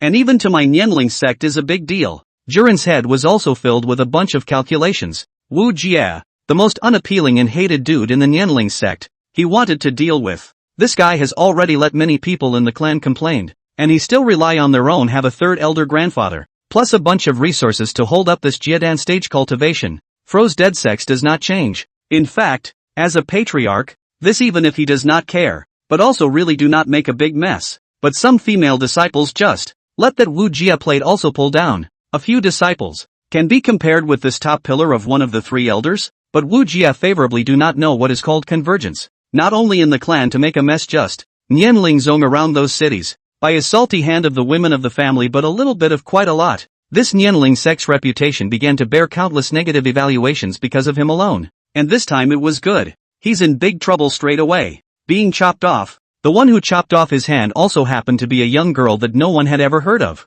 who was only at the 2nd level of foundation establishment, and looked plain and ordinary. As soon as Zhu Ling thought about it, he knew that mediocre was impossible. To reverse chop a Jiedan stage cultivator at the 2nd level of foundation establishment, it would have to be a heavenly pride to be able to do this. Maybe it is the disciple of which big power or the young lady of which family comes out to travel, and as a result, it is given to this Wu Jie to bump into. Zhu Ling felt that it was time for him to dispose of the surly fool who thought with his lower body, but before disposing of it, he still had to come and talk to this 3rd elder Wu Rong to painfully explain a wave of advantages and disadvantages, lest the higher echelons of the clan make an abstract drama of splitting up later on, which would easily allow other forces to take advantage of the situation. It's about time you figured out that your grandson, keeping him is a scourge. Pack it up before it's too late, lest the strong man behind that young girl come to your door. Patriarch, wait yet. As soon as Zhu Ling's words fell, Wu Rong knew that it was time for him to take out this bottom card. He, long ago, had begged for the forgiveness of that predecessor. As for the girl, what she wants is to enter the 1,000 Swords hunting ground to explore, and then to Wu Jie she will not be blamed. And that Mr. Gu is also willing to pay some entrance fee for this. Then this thing wants to be done simply easy. He only needed to give this patriarch in front of him persuasion. You must not continue to plead for him. Zhu Ling was filled with indifference, feeling that this old man was still trying to plead for his grandson. His tone became even more decisive. Wu Jie must be punished. Otherwise, how can our Nianling sect convince the public? How can the backers behind that young girl be convinced? Wu Rong frowned tightly with both eyebrows, speaking with earnestness. Patriarch, I can assure you that senior has no intention of pursuing this matter at all. I have previously gone to a trip to Cloud Spirit City, met that girl, as well as her master, and have already compensated for my sins. That being has also been magnanimous and forgiven Jie. Otherwise, if he really wants to take it into account, today Jie will not only lose his arm so simple, it's me, and there's no way I'll come back alive.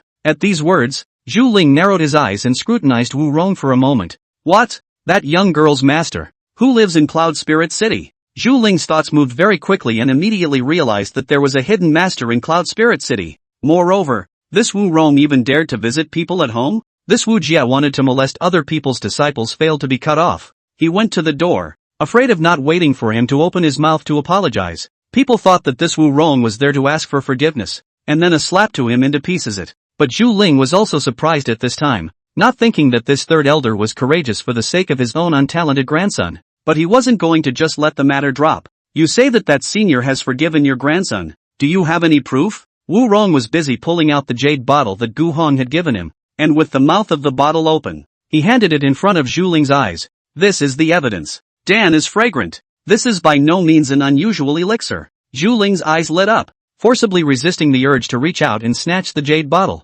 This Dan. I brought it back from Cloud Spirit City. Wu Rong hurriedly adding, this is a 7th grade spirit pill gifted to me by that senior. Such a generous person. I only got to see it today. Zhu Ling's eyes had been completely hooked. It's a 7th grade elixir. He had one too. It was only a treasure that he got when he explored the great secret realm of the Imperial Dynasty 200 years ago, in order to avoid those eye-catching people who demanded money. But he had hidden it for a long time, until he borrowed that 7th grade red fire Dan and broke through the threshold of the harmonization stage in one fell swoop. And now he was the master of the Nianling sect. It could be said that without that elixir, there would be no Zhu Ling today. But Wu Rong, this old bastard, his grandson lost a hand. He went to the door to make amends. Not only did not pay anything, but also had to be sent 2 7th grade spirit pills. This patriarch's eyes immediately reddened. I don't know whether it was because he was infuriated by this good to heaven destiny of Wu Rong, or whether it was simply because he saw the 7th grade precious Dan, so his greed grew crazily.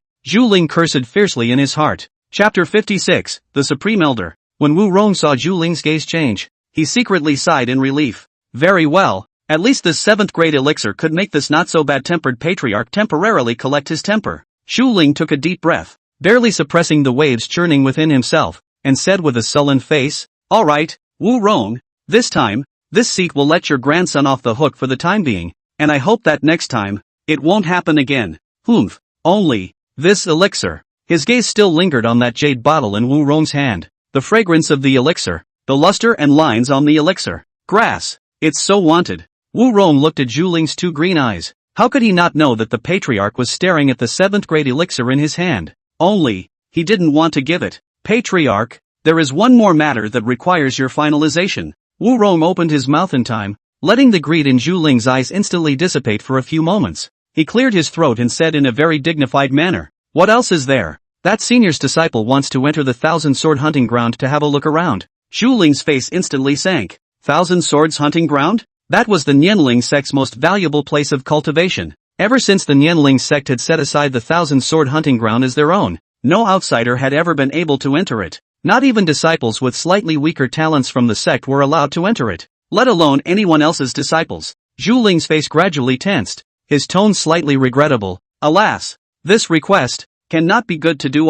Although I Nianling sect cannot afford to mess with that kind of existence, but to say that will be the clan's most secret of the place to outsiders into. Wu Rong smiled mysteriously and whispered, That senior is willing to pay some price to let his disciple enter. And he wants you to come to the door in person so he can confer with you. Is not out of the question. Zhu Ling instantly beamed with joy. When one thought that senior could even casually give away 7th grade pills as sugar pills, then how much would he be willing to pay to allow his disciples to enter the Thousand Sword Hunting Ground? 8th grade pills? A heavenly treasure? Thinking of this, Zhu Ling's heart pounded. He breathed sharply for a few minutes, but still pretended to be calm and said, But I still need to discuss with the Grand Elder and the Second Elder. Wu Rong, this matter, you do not tell anyone first. With that, he turned to leave. Wu Rong was busy stopping him. Patriarch. His demeanor was solemn. Patriarch, that senior lives in seclusion in the city. This time deliberately let you go forward. Must not intend to make a sound. You also know that the temper of these secluded Highlanders are all a little strange. This matter, it is best not to let a third person know. Otherwise, once the news leaks out, in case there is a wrong one, at that time, my clan is in danger. Sensei, it didn't matter why that Mr. Gu was opening a medical clinic in Cloud Spirit City and healing mortals, but since he wanted to do so, it would be best to let him continue to do so and not have other people disturbing him, or else once he disturbed the purity, the consequences of this would definitely be unimaginable. Zhu Ling's expression was solemn when he heard this. As the head of a clan, how could he not understand the meaning of Wu Rong's words? He immediately said, I know what to do. Third elder, please also relax. After saying this, he threw up his sleeves and left. Looking at his departing back, Wu Rong finally breathed a sigh of relief. Geez, it's so uncomfortable. It almost killed me. Wu Rong wiped the sweat from his forehead and couldn't help but sigh. Just now Zhu Ling body that aura, in fact, has been pressed on the body of Wu Rong. After all, he is here to ask for punishment. This aura, if you do not set enough, is not no patriarch majesty? But he saved his grandson's life after all. It's not child's play to be disposed of by clan rules. However, this time, it's really thanks to Mr. Gu. If it's not his gift, I'm afraid that this matter will be in big trouble. Wu Rong shook his head, turned around and was going to go to the clan's medical center, to take a look at the defeated grandson who was not lightly injured. On the other hand, after Zhu Ling hurriedly left, she didn't immediately go to Cloud Spirit City and look for that hidden master. Instead, he came all the way to the Nianling sect's main hall, and then went all the way down, straight into the deep palace at the bottom of this hall, and eventually came to the deepest secret room. He opened the stone door. Within the secret room, a young man with white clothes and clear eyebrows was sitting cross-legged on a futon, his eyes slightly closed, seemingly having fallen into a state of cultivation. Hearing the ringing sound, the man slowly opened his eyes, revealing a light smile. Supreme Elder, Patriarch Zhu Ling pays his respects. Zhu Ling bowed slowly to the youth in an extremely respectful manner. The youth raised his hand and said, What is it that you need to see me for? Here's the thing. Zhu Ling will woo all things, complete and whole. The more he listened, the eyes of the Supreme Elder slowly glazed over, and when Zhu Ling finished, he coldly grunted, Humph, that Wu Rong's grandson is really a scourge. This time he was allowed to hit the big time, but if he can't learn a lesson, it's better to kill him before it's too late. Zhu Ling said bitterly, What you said, the way Wu Rong handled this time is also quite steady. This matter should not be taken lightly. If it is utilized properly, it is a great opportunity for my Nianling sect. The Supreme Elder narrowed his eyes, pondered for a moment, and then added, And if you do so, don't rush to meet that Mr. Gu in a hurry, otherwise it will appear that I, the Nianling sect, have little insight and a short temperament, and I want him to know that in order to allow his disciple to enter the 1,000-sword hunting ground, we also have to think deeply about it. Just wait 3 or 4 days and then go again. When Zhu Ling heard this, he immediately understood and bowed. Thank you, Supreme Elder, for pointing this out. I have understood. Although Wu Rong had told him that the matter of there being a hidden master in Cloud Spirit City must never be made known to anyone else again, this kind of major event must not be hidden from the strongest person in the Nianling sect. That is, this half-step transition stage Taishang Elder. The consequences of keeping this from the public are absolutely unimaginable. He had seen this Supreme Elder get angry. The Nianling sect's Supreme Elder had always been alive and had already attempted to impact the transitional succession stage more than once, only that it had always been to no avail. As a matter of fact, the area of 3 harmonization stage cultivators, in fact, it is impossible to maintain the leading position of the Nianling sect in this thousands of miles around. The Supreme Elder is the main beam of this hammer. That's actually what I was going to tell you. The Supreme Elder's face also became extremely serious at this time, as he slowly sat up straight and said, I am preparing to impact the transitional sedimentary stage again in the next few days, and originally, I thought that I was afraid that this matter wouldn't have much of a chance of succeeding as well. But now, there is a chance. That senior, since even a 7th grade elixir, can casually gift that Wu Rong, trading an 8th grade elixir for his disciple's entry into the 1,000-sword hunting ground. That's definitely not a problem. Since it's inconvenient for me to step in, this matter, it's up to you to get it done. Towards the end, the eyes of the Supreme Elder contained intense sword intent, as if he could pierce through Zhu Ling with just one look. If this matter is not accomplished, not to mention you, Nianling sect, I am only afraid that it will also decline. He sighed, as if a real weight was deadening him. Zhu Ling, however, was a bit puzzled, and before he could inquire about the reason, the Supreme Elder looked at the stone wall inside. The Patriarch of the Desolate Blade Sect, just yesterday, advanced into the transitional succession stage. Chapter 57, Movements on a Moonlit Night. The Desolate Blade Sect's Patriarch advanced into the transitional succession stage. When Zhu Ling heard this, his heart shook dramatically, and even more, a wave of worry surged to his heart in an instant. The Desolate Blade Sect, that was the biggest rival of the Nianling Sect. There are 8 states in Rian Dynasty. Nianling Sect and Desolate Blade Sect are the 2 most prestigious and strongest forces in this Kurian state. Even the nominally largest force in Kurian state, Kurian state government, has to give enough respect and face to these 2 sects. However, the Nimble Spirit Sect had been suppressed by the Desolate Blade Sect for nearly 200 years. There was no other reason. It was because the Desolate Blade Sect's sect master, Desolate Force, seemed to have gained some sort of chance, and over the past 200 years, his cultivation had been growing, and his blade intentionality had also become more and more powerful. Zhu Ling was also aware that the reason why the Supreme Elder had been sitting here in seclusion was actually to recuperate from his injuries. It was because 100 years ago, the Supreme Elder and Desolate Force, as representatives of the Nian Spirit Sect and the Desolate Blade Sect, fought a great battle, destroying a mountain peak at the junction of the 2 sects' forces. And that great battle, the Elder's defeat ended, although he didn't die, but the sword chi into the body. Extremely difficult to dispel. He spent decades before he could heal his injuries, but perhaps it was because of this reason that he had repeatedly failed in his attempts to impact the ferrying stage. Is what you say true? Zhu Ling was already covered in cold sweat, but as the head of a clan, he could not lose his temper now. Humph. The Kukan state government has already sent the Desolate Power Old Man the personal congratulatory decree of the Rian Emperor. The 6th transitional succession stage of the Rian dynasty came out of nowhere. Although the Imperial City side is worried in their hearts that this Desolate Blade Sect may become more and more powerful in the future, and I'm afraid that the state government won't be able to suppress it, they can't help but congratulate it in the end. The Supreme Elder had his own eyes planted within the Desolate Blade Sect, and, although he was only a half-step transition, he could sense when someone broke through the transition stage and triggered a heaven and earth anomaly. A comparison between the 2 sides confirmed that the Desolate Force had indeed advanced to the transitional stage, and that could not be wrong. Even that Emperor Rian congratulated. Zhu Ling silently wiped the cold sweat beside his cheeks. It seemed that the situation facing the Nianling sect had become increasingly dire. In the 100 years ago before the war, both sides of the forces can still be said to be equal strength, but after the defeat of the Supreme Elder, the Nianling sect this 100 years, it is constantly by the Desolate Blade sect suppression. Eat up. The original some of the fans have also been robbed by them, so that today to the Nianling sect on the tribute to the money. Only a few towns within a circle of a few hundred miles. The days get worse and worse. If it wasn't for the deep family background of the Nianling sect, I'm afraid that it would have long since fallen into the second rate of the withered cloud state. But now that his nemesis, Desolate Power, broke through the transitional succession stage first, he simply couldn't imagine the end. And that ending would most likely be the destruction of the Nianling sect. Taishan Elder. Zhu Ling trembled his voice and said with difficulty, if I can exchange the 8th grade pills from that senior, you can break through the transition stage? Since I can, even if it's not the breakthrough Dan,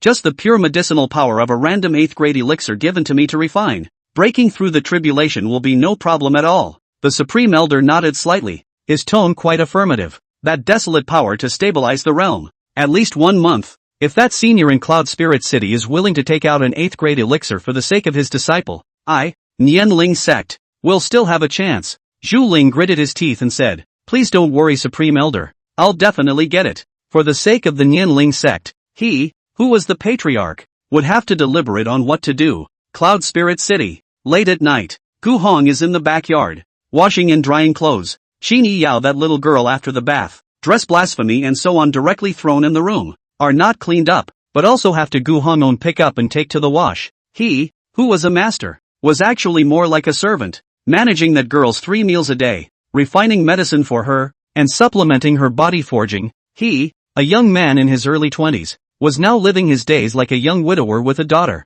However, Gu Hong was happy about it. 2 people are better than 1, and it's nice to have more good-looking sweethearts to look at, isn't it? Here he was going about his business, while the street outside the medical center was in the midst of a killing spree. On the almost lightless street, 2 silhouettes fled in front, while 5 or 6 murderous black shadows followed closely behind, chasing and killing without stopping. That's 2 wonderful women running for their lives. The speed of those several black shadows was incredibly fast and well coordinated. Every time they were about to escape the range of vision of those two silhouettes before they pounced on them, and every time they struck, they were bound to make a vicious move. Bang! Accompanied by a muffled sound, one of the women fell and flew out. After rolling around twice on the ground, after struggling for a moment, she could no longer get up, obviously having suffered a considerable amount of injuries. Ha ha! Seeing this, the several black shadows burst out into excited maniacal laughter, accelerating and chasing after them once again, while the woman with blood spilling from the corner of her mouth lifted her head, revealing her beautiful and pristine face.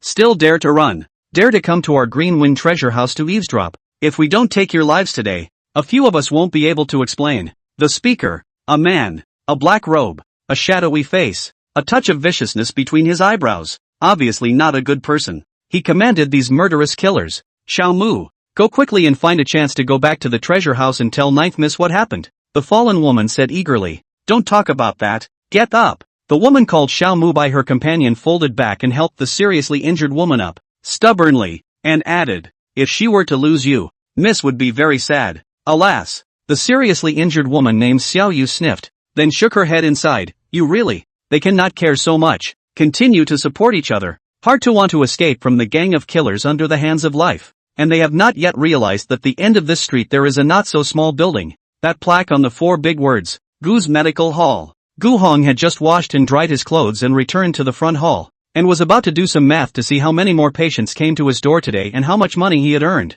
when he heard the sound outside the front yard that was getting closer and closer. Confusion. Hissing. The little silver cat resting on top of the medicine cabinet silently raised its head. Su Jincher looked out the half-hidden gate and wagged her cattail. There's a murderous aura approaching, but not for this medical center. It's a big night. Why are you still making a lot of noise? Later the neighbors will have to come out and give a good stink. Gu Hong helplessly put down the account book and rubbed his forehead as he walked out of the house. He went to the front yard and opened the gate. Just outside the door on the ground, the 2 young women were already in a sorry state at this time, their clothes in disarray, and one of them was pale and out of breath, obviously bleeding too much and seriously injured.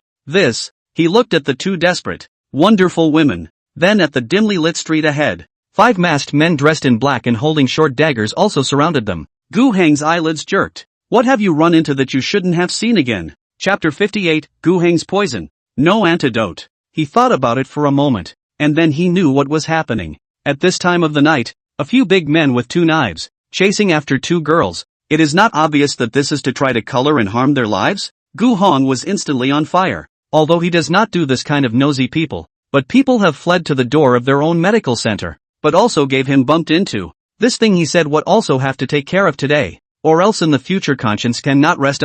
Moreover, looking at these 2 women have been panting, obviously off the force of the hair, one of them breath so weak away, but also suffered internal injuries, if not quickly recuperate. I am afraid that life is difficult to protect. A healer cannot watch a patient fall in front of his or her eyes without offering a helping hand. Xiao Mu's face became even worse when she saw the door of this Gu's medical center open, but a mortal youth with no cultivation on his entire body came out from inside. It's over. This mortal is going to die too. These killers of the Greenwind treasure house can be described as rampant to the extreme. In order to kill the 2 of them, even if it destroys the south of this cloud spirit city, there is no way to do anything about the Greenwind treasure house, even if the city lord side pursues the responsibility afterward. Xiao Mu's heart was full of unwillingness. It didn't occur to him that he had failed to explore the secret and stirred up a hornet's nest, but now he had to take the lives of innocent people. My lord, I'm really sorry, but please run. Blood spilled from the corners of Xiao Yu's mouth, but she still held herself together, urging anxiously toward Gu Heng. They have no thoughts of you. Get away from here quickly, and perhaps they will let you go. Oh, boy, listen to these 2 es. The leading middle-aged masked man sneered and flung the dagger in his hand. He was ordered to wait for someone to hunt down and kill these 2 women. And now, all of a sudden, another mortal was involved in it. He actually didn't mind killing one more. Mortals only. With his cultivation of this first level of yuaning, he didn't even need weapons to kill him. He could slap him to death with a casual slap of his hand. These 4 underlings of his own were all at the 5th level of Jiedan cultivation as well. It's up to the guy to know enough. Unintelligent. Slaughtered. If you know what you're doing, you can also kill, depending on your mood. It's just killing a mortal. No pressure. Gu Hong, however, smiled faintly and slowly stepped forward. Gu, can't watch a weak woman stand up for me. While slowly stepping forward, he stood between the masked man and the 2 women, like a wall across the street, and said, You too, Go into my store. Anyway, tonight, you won't die. Retire ye. And what grudge ye have? Let us speak after this night, or ye shall have to pass me. At these words, the 5 masked men froze. Afterwards, several people laughed out loud, and the only one who didn't laugh was the lead assassin. How dare mortals play hero at a time like this? These few people, which hand has not been stained with dozens of lives? If they were outside of Yunlin City, they were all free to kill the weak, but in this city, they couldn't go too far, or else the several families in Yunlin City and the city lord's office would have to track them down. Only the lead assassin, who was staring intently at Gu Heng. This person clearly looked like he had no cultivation, but he dared to be this hard-headed. He was all a bit confused. Was this guy just holding on for dear life? Or did he really have some skills they couldn't see through? Duke! The 2 women both looked stunned, and then hurriedly dissuaded them. Gonzi, don't be impulsive. These people are the killers of the Green Wind Treasure House. Their strikes are ruthless and incomparable. The 2 of us are not even able to defeat them when we join forces. You'd better save your own life first. They were also anxious at this point, and it was not at all gratifying that someone was willing to stand up for them. It's not worth it for this youth to play the hero now and try to save the beauty. Oh, so it's a monk? Gu Heng paused in his steps and turned his head to look at the group of masked killers, but there was still no trace of fear on his face. Friar? It wasn't like he hadn't killed cultivators before. Gu Heng had long ago re-refined a batch of poisons for emergencies after he knew, at first, that he might have formed a bond with the Black Forest gang outside that city. Once he was able to poison a Jiedan stage cultivator in Greenwood City, so how hard would it be for him to poison this group of assassins in Cloud Spirit City? Only, he thought at first that these people were just simple thugs, and only intended to use their own fists and feet. But since these 2 girls kindly reminded him of this, he flipped his wrist, and some greenish-black powder was saved between the slits of his fingers. It's a tasteless etching poison with no antidote. Afterward, Gu Heng's fingers lightly shook. It's windy tonight, and it blew right toward the gang of killers. The lead assassin watched for a while, seemingly losing his patience. Grass. This guy was nothing more than an ant that could be beaten and killed at will anyhow. So what was he being cautious about? Just kill them all. With a sharp look in his eyes, he said, cut the crap and get on me. Slaughter these guys. The girl can be kept to have fun first. Kill her after you've had enough. He waved his hand, and instantly the 4 assassins danced their daggers in unison, killing towards Gu Heng. Get out of the way. Xiao Mu and Xiao Yu screamed in panic, but they had already closed their eyes in despair. Mortals, how could they possibly dodge the siege of these Jiedan stage killers? But Gu Heng didn't dodge, narrowed his eyes slightly, and didn't even hide, remaining still, looking straight at the killers as they pounced, and finally, his eyes blinked. Hala! In an instant, a pounding, chilly wind rolled across his face. Silence. The tip of that knife was still 3 steps away from Gu Heng's heart, while the bodies of the 4 killers could no longer hardly take a step forward. And then, with blood flowing from their 7 orifices and their eyes rapidly lax, they collapsed to the ground. Dead. What? What's going on here? The lead assassin's eyes rounded incredulously. Why did all his men die so violently? And the death is so dry. That youth did not even move a step. His mind was racing, but there was no more time left for him to think, and with a clench of his teeth, he saved his true chi under his feet and was about to leap to kill Gu Heng. Only, he didn't move, because by the time he realized that his legs had long been out of control, it was all too late. He stared wide-eyed as blood spilled out of the 7 orifices of his face, and then his eyes rolled over and he just died on the street outside this medical center. This, Xiao Mu and Xiao Yu were both confused. What kind of trick is this? They were very close to Gu Heng, but they couldn't even see what moves he had made. And these killers who had chased them all the way and left them with wounds all over their bodies were now lying there dead with this kind of chilling and extremely shocked dead look, while next to him, Gu Heng was shaking his head and sighing. Alas, good words are hard to persuade that dead ghost. Chasing 2 such frail girls had wasted a lot of effort, chasing them this far and not being able to kill them, so they must not be much stronger, and they themselves were not moving their fists and feet. That is, because the other side was crowded and had knives in their hands. He's a killer anyway, so it's not too much of a stretch for him to use some underhanded tricks, is it? Chapter 59, Genie Yao kills rats. I told you that you won't be able to die tonight. Gu Heng twisted his head and gave Xiao Yu and Xiao Mu a gentle smile. Not afraid now, are you? Gongzi. Thanks. Xiao Mu looked at Gu Heng gratefully. She never expected that it was this strange mortal man who stepped forward and saved them in a life and death situation. However, in front of them, letting a first-level Yuaning assassin die violently, it seems, not something that mortals can do. You're welcome. Gu Heng shook his head slightly, his gaze sweeping over the side. Those 5 corpses, they were a nuisance, but he didn't pay attention to them right now. the two women in front of him, they still needed to be treated for their injuries. You guys have these injuries. You need to be treated. So go into my healing center first. Gu Hong helped the two of them and entered the medical center. And on the wall of the front yard, a small silver cat was lying there, its tail not wagging anymore, and its cat eyes had a few moments of concentration in them. Su Jinshi took in how these people died. At the 10th level of the ferrying stage, even if she could feel any heaven and earth anomalies or fluctuations of true chi within 100 miles of this cloud spirit city, just now, when Gu Hong personally shot to kill these few mole crickets, there was still no fluctuation of true chi on her body. He used poison, and that kind of poison, Su Jinshi had heard of it and was able to see it by chance. Sky spider dust, greenish black powder, tasteless, toxicity is very strong, can quickly corrode the true chi. If this poison into the body, only 3 breaths of time, must be due to the true chi erosion of all the blood in the 7 orifices and die. This kind of poison is extremely difficult to prevent, because with people against the enemy, can be integrated into their own moves, bombard the other side. As long as there is a grain of heavenly spider dust into the body, then it is finished, because this kind of poison will become more connected to the intense as in the corrosion of the true chi at the same time. Moreover, there is no antidote to the poison of the method. Su Jinshi had heard that it was because of this poison that killed the last 10,000 demon emperor. The one who used it was this 10,000 demon emperor. It is said that the former 10,000 demons emperor after this poison into the body, with the help of countless can grow vitality, get rid of 10,000 poisonous precious medicine, and even intends to split the soul to renew life, but still after 3 months died. And just now, this intense poison that could even kill a Mahayana cultivator, heavenly spider dust, was caught between Gu Heng's fingers. Why Gu Hong had this kind of poison? Or the fact that he killed ants with a dragon chopper and wasted such a rare and strange poison on this group of punk assassins who could all be killed with a movement of their chi.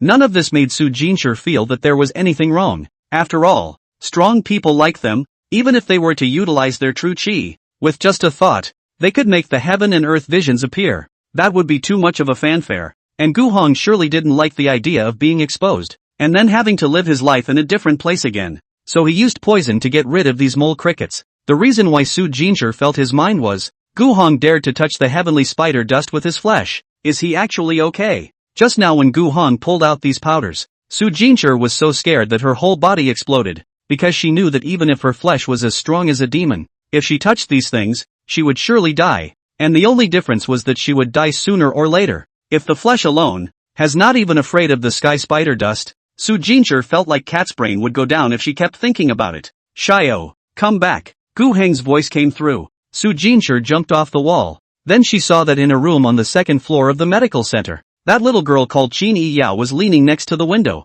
holding that heavenly treasure sword in her hand. The rats that didn't show up, just let her take care of it. She didn't even have to look back to feel it. Not far away, there are 2 other guys, hiding in the shadows. Do you see what's going on? Didn't see it clearly. Why did Qing Si die like that? It doesn't matter about the other 4 losers, but he's a first level Yuaning, and the only ones in the treasure bank who are better than him are those 3. 2 men stepped out of the shadows. They were also masked, dressed in black, looking not far away, at the 5 corpses strewn across the doorway of the medical center, their eyes mostly fearful. What now? There is no way. Take the body of the green 4 back. Tell Lord Shang, the Golden Phoenix treasure bank of those 2 women, was saved. And, this Yunling city south of the Gu's medical hall, need to pay more attention. That medical hall master, although no cultivation, but can kill Yuan one, need to be cautious against some treatment. The 2 exchanged opinions, then quietly and gropingly slipped in front of the door of the medical center, and then one of them quickly carried the body of the leading killer,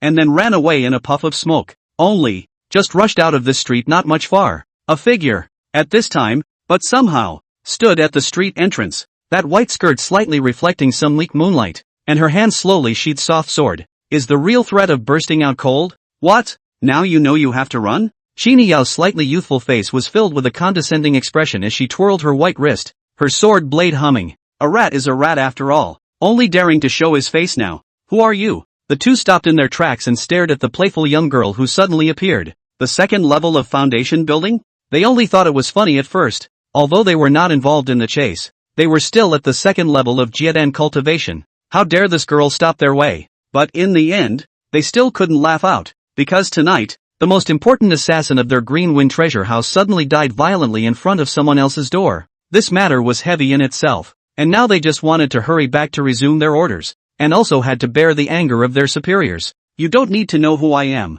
You just need to know. Qin Yiyao's words turned abruptly. It's time for you to accompany those who have offended this medical center. That medical center? When the two finally understood the taste, her wrist violently shook, her long sword flew up, and in an instant, a biting killing aura swept out in a flash. This aura is far more than the so-called Foundation establishment too. The pupils of the two men suddenly shrunk, immediately revolving their true chi to meet the battle. Brush it! The air rattled as if torn apart. A sense of danger instantly enveloped the two of them, and those two were horrified, only to realize that her sword had cut through one's arm, while the other had a deep wound cut through his chest. This young girl's speed and strength were far above theirs. Pust! Without hesitation, Qin Yiyao continued to stab out. The soft sword pierced through the neck of one of them, and with a smooth slice, the head fell to the ground. But when she tried to turn back to decapitate the other man, a cloud of purple smoke exploded in front of her eyes, and thinking it was poisonous, she quickly retreated about 10 paces, but when she realized that it was just a blindfold,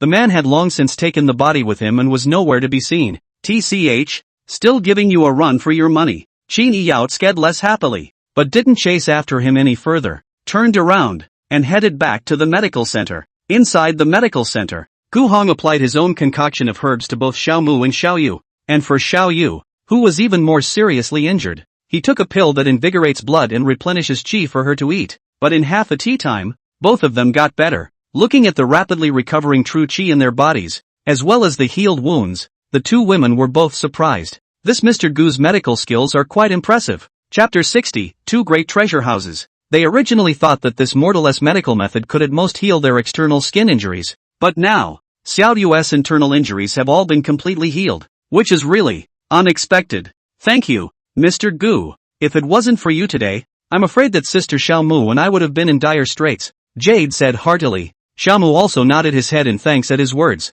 Indeed, if it wasn't for Gu Heng's hand, the two of them would have had to die in the south of this Cloud Spirit City tonight, and with the Green Wind Treasure House's style of behavior, they probably wouldn't even have had to leave their bodies intact. Gu Hong waved his hand and said blandly, "It's just a show of hands." It had been a long time since he had done anything like meeting an injustice and pulling out a sword to help him, and today, after a long absence, he had done it again, and it was still killing someone with poison, and Gu Heng's heart still felt a bit of excitement even now. He thought that he would be able to become a cultivator and go to the top with the help of the system, but the system could only say that it disappointed him too much. Obviously he was only in his early 20s, but his heart had already been flattened by the system, and this life was already impossible to pursue his expected heights. But even as a mortal, one's days are not always smooth sailing. Coming to this world, not seeing blood, that is impossible. Personally, Gu Hong is not unheard of. Let's just say that the only thing that made waves was the fact that he killed the cultivator as a mortal.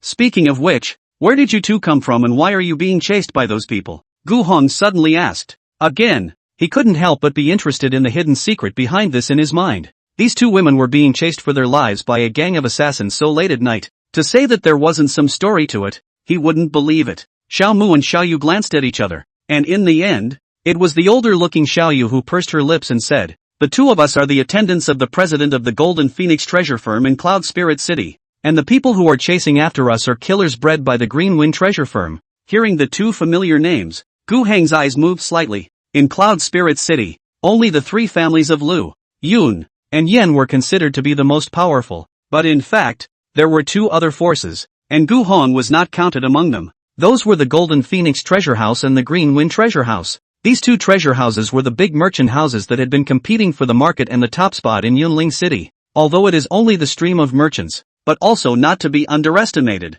After all, money can make the ghosts push mill. This kind of treasure line of business, that is, the mortals also do it, the cultivators also do it, and who also do not fall off. It was said that the power of these two treasure houses was far greater than the Rian dynasty, and that the one in this Cloud Spirit City was nothing more than a small branch, but even so, they were a deservedly large power in the city. People don't even bother to come and open a branch in a small place like Greenwood City. After a few rounds of thoughts in his mind, Gu Hong thought to himself, I'm afraid there's going to be a fierce conflict between these two treasure houses. The president of the Golden Phoenix Treasure Row sent out his own maidservants, and they were chased by the killers of the Green Wind Treasure Row in the middle of the night. These two girls definitely went to spy on business secrets, trying to silence it. This stealing people's money is similar to killing their parents. Gu Hong thought to himself that the business wars of this world were really simple and plain, and then he heard Xiao Yu say, Mr. Gu, Are there any more questions? He froze, completely oblivious to the fact that the look of interest on his face was being watched by Xiao Mu and Xiao Yu,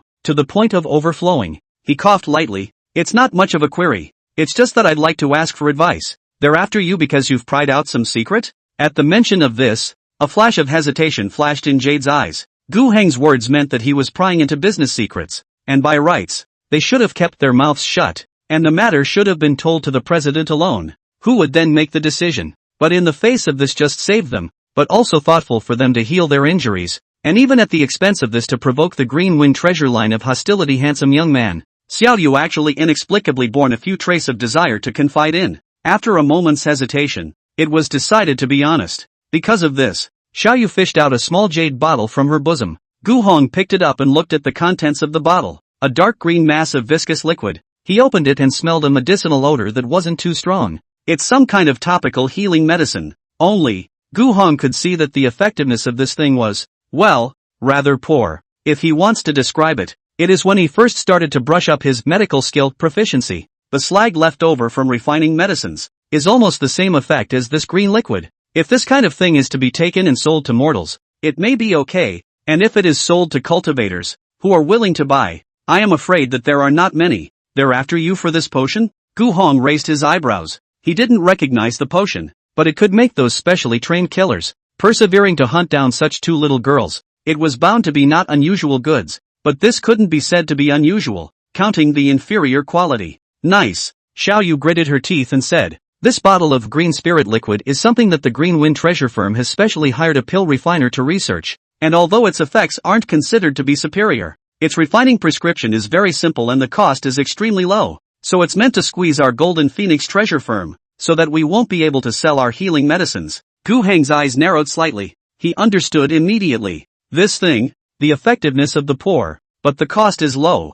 that the Green Wind treasure line of the green spirit liquid, can be a large amount of low-priced sales? Maybe Golden Phoenix treasure line of healing medicine quality is better, but the price is also higher. So 1 to 2 to go. This Qingfeng treasure house is trying to make money from mortals and poor weak cultivators. When this green spirit liquid refining at full power, and then sold in large quantities, the Golden Phoenix treasure bank's healing medicine, in the group of those who are shy. Naturally, there is not much of a market. There are many small forces outside of Cloud Spirit City, and they will definitely buy the green spirit liquid in large quantities, as well as those casual cultivators, who will definitely choose cheaper medicines, and those mortals in the city, who will definitely try to save time and go to the medical center less if they can spend some silver money to buy such healing medicine. It's not that no one buys anything from Golden Phoenix Treasure House, it's just that there are always more poor people than rich people in this world. Anyone would like to enjoy better, but there can just be a lot of people who settle for second best. I understand. No wonder the two girls were chased so woefully. This can be regarded as an absolute trade secret. Qingfeng Treasure House can completely treat this as a big move. Just wait for their own green spirit liquid stock enough to create a big enough momentum, and then a breath to launch to sell. Qingfeng Baoxing, looking for a sneak attack. At the most crucial time, a heavy blow was dealt to Golden Phoenix Treasure Walk. He returned this jade bottle to Xiao Yu and said, you want to bring this bottle back so that the president of your treasure bank can think about how to have a better countermeasure, don't you? Jade nodded, and Gu Heng's next sentence made their mouths feel like they were stuffed with eggs. But this bottle of medicinal liquid, in my opinion, it is too much trash. I alchemy when the slag of the furnace to cold water to soak and drink. The effect is more than this, better than a dozen times it. Chapter 61, Geniao, my master is super powerful. Gu Hong smiled and spoke with particular candor. But after his words fell, Xiao Yu was instantly stunned, and Xiao Mu next to Xiao Yu also stared with rounded eyes. What's wrong? Is something wrong? No, nothing wrong with that. Xiao Yu shook her head and just exchanged glances with Xiao Mu. The two of them had served one master for a long time, and just eye contact was enough for them to understand their respective meanings. It's not as good as the dregs from his alchemy to make water to drink? This Mr. Gu, why does his speech sound so wild? The effects of this green spirit liquid could be absolutely terrifying. They took great pains to sneak into the interior of the Green Wind Treasure House tonight, but they saw with their own eyes that the mysterious alchemist employed by the Green Wind Treasure House, with a large furnace pot, refined 50 bottles of this green spirit liquid in one go, and also tried out the efficacy of the medicine on the spot, and a Jidan stage cultivator who had suffered a superficial wound, which would be healed within 10 breaths with just one drop of the medicinal liquid, and it also has a slight expectorant effect. This kind of definitely counted as a second-grade spirit medicine. and it was also a second-grade spirit medicine with a quantity as large as a torrent. The most crucial thing is that this kind of green spirit liquid, the medicinal ingredients required for refining are very rare and common. Only the prescription they can't find out. It's very likely that it's a self-created new prescription. Cheap, can be refined in large quantities, and the healing utility is quite powerful. Although Xiaoyu was only a maid, she was also the chairman's maid. She could see at that time that this thing would put the Golden Phoenix Treasure House in an absolute predicament, and the Qingfeng Treasure House was trying to take advantage of the current situation, to refine more green spirit liquid, and then with these stocks, to deal a fatal blow to the Golden Phoenix Treasure House. The key is, their Golden Phoenix Treasure Bank's cheapest healing medicine. The effect is only a little better than this green spirit liquid, but the cost is too high. Sold to the public, that are 3 spirit stones a bottle, and that green spirit liquid. She could even think that the Green Wind Treasure House would pack 3 bottles and sell them for just 1 spirit stone. In the end, the Golden Phoenix Treasure House will definitely lose. You guys think I'm talking out of my ass, don't you? Gu Hong looked at the kind of astonishment and confusion on both of their faces, and in his heart, he must be thinking, he's wildly out of his mind with this broken open medical center. But yes, if he was capable, how come he wasn't hired by people to make pills? So angry. But the effect of this green spirit liquid, in his opinion, is indeed first-class garbage. This kind of medicinal liquid, he can casually cook a pot out, and then also continue to watered down 1,000 or so times. The effect is also better than the green spirit liquid. Although it's wrong of us to be so skeptical of Mr. Gu, this green spirit liquid is indeed somewhat powerful. This time, the one who opened her mouth was Xiao Mu. She spoke fast, and after finishing her speech, she was afraid that Gu Hong would misunderstand her, so she hurriedly added some explanations to the scene. Then you guys wait. I'll go back to the back room to refine the medicine. Seeing is believing. Gu Hong intended to convince people with reason, although this was completely unnecessary, but he had been a pharmacist for a few years, and he could not be questioned by non-professionals when it came to professionalism. And when he was questioned, he had to speak with the facts. He turned around and went back to the back room, and Xiaoyu and Xiaomu were too embarrassed to follow them over to watch.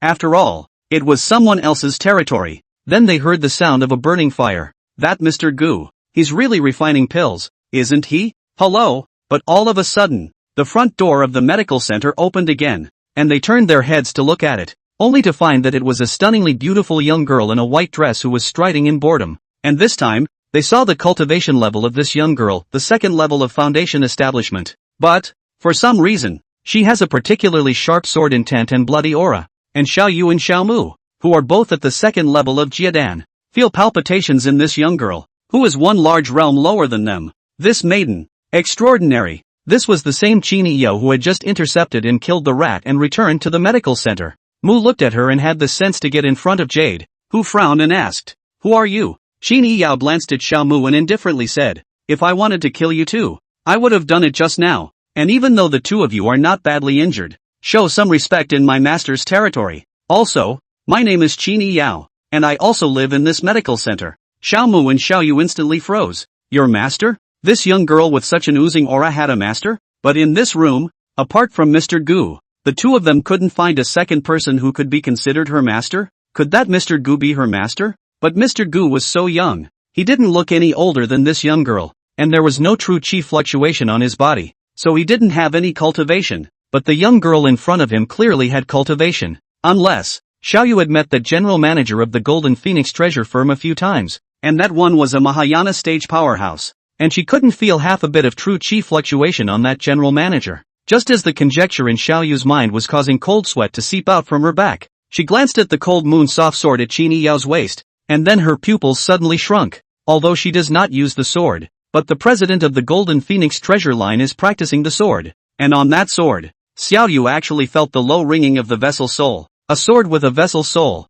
This must be at least a heavenly weapon. At the second level of foundation establishment, you can afford to use a heavenly weapon. Needless to think, this thing was definitely given by her master teacher, but her master's father. Jade's cold sweat beaded down. Qini Yao looked at the sword at her waist and smiled lightly at the corner of her mouth. Did the two of you not feel any cultivation aura from my master? Xiaomu and Xiaoyu just nodded blankly at this point. That's right then. You two Jiedan second level. You are not qualified to feel his aura. Only a strong person of the ferrying stage, or the Mahayana stage, has that kind of qualification. If he really releases his breath, then it's someone who has angered his pressure. And at that time, not to mention Cloud Spirit City, even within this 10,000 mile radius. Those who can withstand the pressure of his breath won't exist, Qin Yiyao said. Her eyes steeply turned stern. She said word by word, slowly but firmly, "You too, can you understand?" As he spoke, that cold and chilly sword intent also flooded over. Xiaoyu and Xiaomu only felt a cold aura on their backs.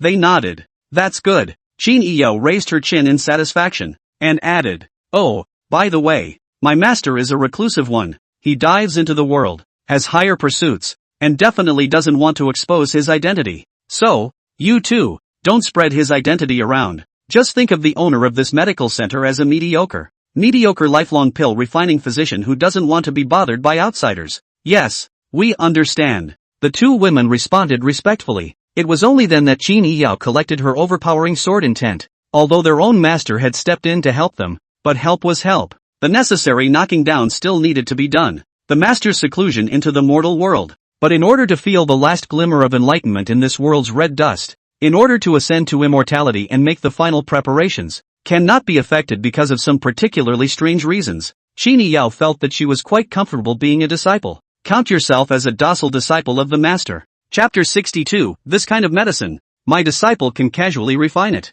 Finally refined. Gu Hong was in a good mood as he looked at the large iron pot full of light blue medicinal liquid. This kind of medicinal liquid is too easy to refine. When he brushed the proficiency of his medical skills, it was all gradual and slow, starting with the simplest first. This kind of medicine is made up without any need to care about the fire. The higher the requirements for the fire, and also have to take into account the time of the herbs into it. However, now his medical skills have long been out of the ordinary. The technique of refining medicine, along with his increased proficiency and into the brain, simply cannot be forgotten. These medicinal liquids, he only boiled them for a tea time before messing them up. Moreover, the effect is thousands of times better than that laborious green spirit liquid. Of course, every drop of this can be taken to water, and after watering it down, the effectiveness is also definitely better than the green spirit liquid. It was also time to let those two big girls see what he was capable of, and let them know that he was a professional medicine refining physician. Gu Hong walked out of the back room with a light smile on his face before he sensed the not-so-friendly atmosphere in the front hall.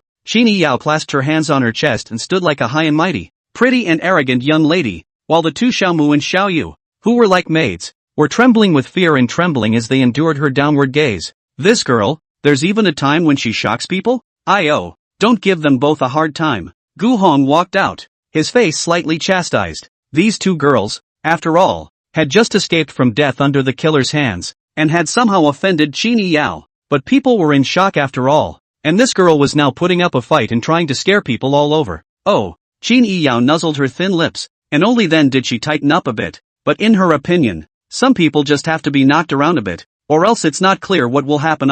Also, I let a mouse get away. Qin Yiyao recalled that she had intercepted and killed only one of the Green Wind Treasure House assassins' leaks on the street, and she couldn't help but still feel a bit chagrined in her heart. Two Jiedan's second-level wastes, not even worthy of participating in the assassination, only worthy of watching the battle from the side, and then pass the message. For that matter, she didn't even manage to have a quick battle, but instead, she gave one of them the opportunity to find a chance to cast an underhanded trick and escaped. The more she thought so, Qin Yiyao felt that she should speed up her progress in refining her body a bit, as long as she could quickly integrate the contents of that body book. After that, her cultivation path would lose a lot of resistance, and she would be able to take a lot less crooked paths. Her master had done enough for her, and it was time to let her talent shine through. Run away? That doesn't matter. Gu Hong had been wondering why she wasn't sleeping, but it turned out that there were rats. Such a sexual, stubborn and sharp girl, there is still something to be afraid of. He thought about it. It seems that he has to get some poisonous rats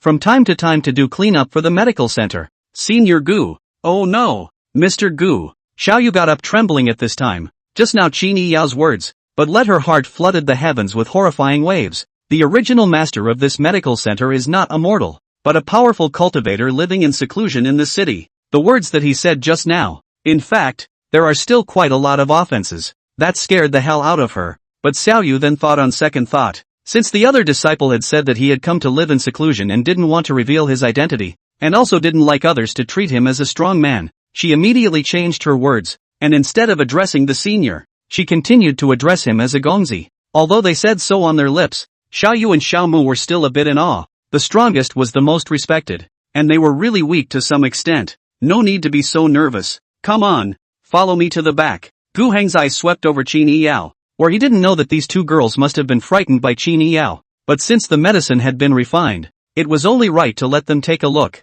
They came to the back room, not waiting for them to have thoughts about the simple and plain furnishings in the back room. Xiaoyu covered her mouth in shock, looking incredulously at the cauldron in front of Gu Heng, a whole pot of light blue liquid, which even vaguely came with a burst of refreshing fragrance she had never smelled before. Such a strange and fragrant medicinal scent. Moreover, he had used this ordinary cauldron, not the kind of pill cauldron unique to pill refining physicians. To refine it, Mr. Gu, what kind of spirit medicine is this? Xiaoyu and Xiaomu were naturally shocked because they could smell even a shallow sniff that this spirit medicinal liquid contained an essence of medicinal power that was far stronger than the green spirit liquid. There's no name, but I'm too lazy to name it, and refining it is just to let you guys know that green spirit liquid really isn't anything. Gu Heng slightly hooked the corners of his mouth. Hearing such bland and completely domineering words, Xiaoyu didn't dare to be slow, and before she could say anything, Gu Heng let Qin Yao pick up a pot of cold water, and then picked up a little bit of the spiritual liquid inside the pot and dripped it into it. Just a drop of liquid medicine. Let the whole basin of water quickly turned into light blue. In the two women's horrified gaze, they noticed that this basin of cold water, even quickly have the medicinal power to emerge, only 10 to breathe time, became another basin of liquid medicine. This, can you still do that? Although they are not alchemists, but there are in the Golden Phoenix treasure house as the president's personal maid, alchemists refine out of the potion or pills they have seen, never heard of, drop the liquid into the water, can make the whole basin of water into a potion that possesses a healing effect. Gu Heng took a jade bottle, the kind of thing he usually kept on hand, and filled it with some light blue medicinal liquid from the water basin, handing it to Xiaoyu. The girl might as well compare them and see which of these two potions is superior. Xiaoyu was stunned as she looked at Gu Heng, but she saw that he looked relaxed, as if he was really just asking her to test the medicine. Yes, Xiaoyu hesitated for a moment, but still reached out her hand and took the jade bottle from Gu Heng's hand, and the refreshingly cool medicinal power instantly gave her a sense of enlightenment and clarity. This blue medicinal liquid was definitely more enhanced than that Green Wind Treasure House's green spirit liquid. Moreover, in terms of potency, it also far surpassed the kind of low-ranked healing medicine that their Golden Phoenix treasure shop was currently selling. As for the difficulty of refining, what kind of strong person was this Duke Gu? Just now his disciple also gave both of them a good eye-opener, or at least a frightening one. For a strong person like him, refining low-grade healing medicines might be the kind of simple chore that could be done by anyone who had the hands to do it. Seeming to have also seen through what Xiaoyu was thinking in her mind, Gu Heng pulled Qin Yao in front of him and patted her little head. This is the kind of potion that my apprentice can learn how to make in a day. Ha! What's master doing? She'd never learned to make medicine. Pill refining was the most important thing about talent, and Qin Yao knew that she didn't have that talent. Qin Yao looked at him with a puzzled expression, while Gu Heng just gave her a don't worry, master knows what's in his heart look, making her understand. These words, without a doubt, gave Jade the biggest shock of all. She looked deeply at Gu Heng and eventually lowered her eyes. Chapter 63, Cooperation. Xiaoyu and Xiaomu glanced at each other, and they made sure that what they were thinking in their minds were both exactly the same. To how to target the Green Wind Treasure Bank is ready to launch this kind of green spirit liquid. In fact, there is already a solution. That is, this kind of blue medicinal liquid. Simple to concoct, potent, and so terrifyingly potent even after mixing it with water. How much water can be mixed with that entire pot of concentrated medicinal liquid? How many bottles of healing medicine would this be? And after watering it down, the effect is still to crush that kind of green spirit liquid. If even this disciple of Mr. Gu's could casually refine it, then it couldn't possibly be difficult. And the prescription was definitely simple, at least for a young girl at the second level of foundation establishment. To say that she was some kind of pill refining master was something that the two of them felt was too much of a pipe dream. In that case, Xiaoyu gathered her courage and asked directly, Mr. Gu, dare I ask if you, or your disciples as well, can you cooperate with our Golden Phoenix treasure house? Gu Heng smiled. Here we go. That's what he wants. Originally, at the beginning, Gu Heng had only thought to show these two girls that his skill at refining medicine wasn't too bad. But just now, while refining the medicine, he actually had an idea in his mind. The Green Wind Treasure House even went so far as to send out killers to intercept the Golden Phoenix Treasure House's people, just because that bottle of green spirit liquid in his opinion is so inferior. This kind of healing medicine, he cannot just get a whole lot of it? This Cloud Spirit City's two major merchant houses seem to have put in a lot of effort in order to earn money from mortals. This green spirit liquid, at the end of the day, can only be sold to mortals. The efficacy of the medicine, Maybe enough to cure a wind-cold chi deficiency or something, and can never be sold to the cultivator. If one wanted to earn a cultivator's fortune, then Gu Hong felt that he had no chance of interfering. But since he was trying to make money off of mortals, why couldn't he, a mortal with a full healing arts skill set, come in and play a part? The medicine that he had refined himself was definitely of high quality and low price, and was more than a little bit better than this green spirit liquid. It would be a win-win situation if we could work with Golden Phoenix Treasure House. When you open your own medical center, you can't make any money yourself, and now you have to feed an extra mouth, and a pretty little girl, so you can't live one day at a time like you used to, at least not until Qin Yao grew up. He had to properly nourish this delicate and beautiful delicate flower. Daily watering and fertilizing is essential, and now he waited until the other side personally spoke up and asked for cooperation. A great opportunity to make money comes to your door. Well, want to cooperate? But I'm not interested in cooperation. I just want you to understand that an inferior medicine like the green spirit liquid, not to mention me, even my disciples can casually refine a better one. Gu Hong was filled with disinterest. Retreat for advancement. You can't act like you're one of those money grubbers who cares about money. Hearing this answer, Xiaoyu wanted to ask again, but once she thought that the other party was the kind of reclusive master who flipped his hand to invoke the clouds, and his hand to get the rain, the words that came to her mouth were still swallowed hard. This kind of character, stepping in to save her, might be nothing more than finding it interesting. Whether it was the Green Wind Treasure House, or the Golden Phoenix Treasure House, these two small branches in Cloud Spirit City might be nothing more than shrimps that could be easily exterminated with a casual flip of a palm in the eyes of Mr. Gu. But you can't force it. Instead you have to beg him to help the Golden Phoenix Treasure Line. And the request is sincere and humble. I'm kind of interested. Qin Yao took the initiative to pick up the conversation. Although she didn't know anything about pill refining, she completely understood that look in Gu Heng's eyes,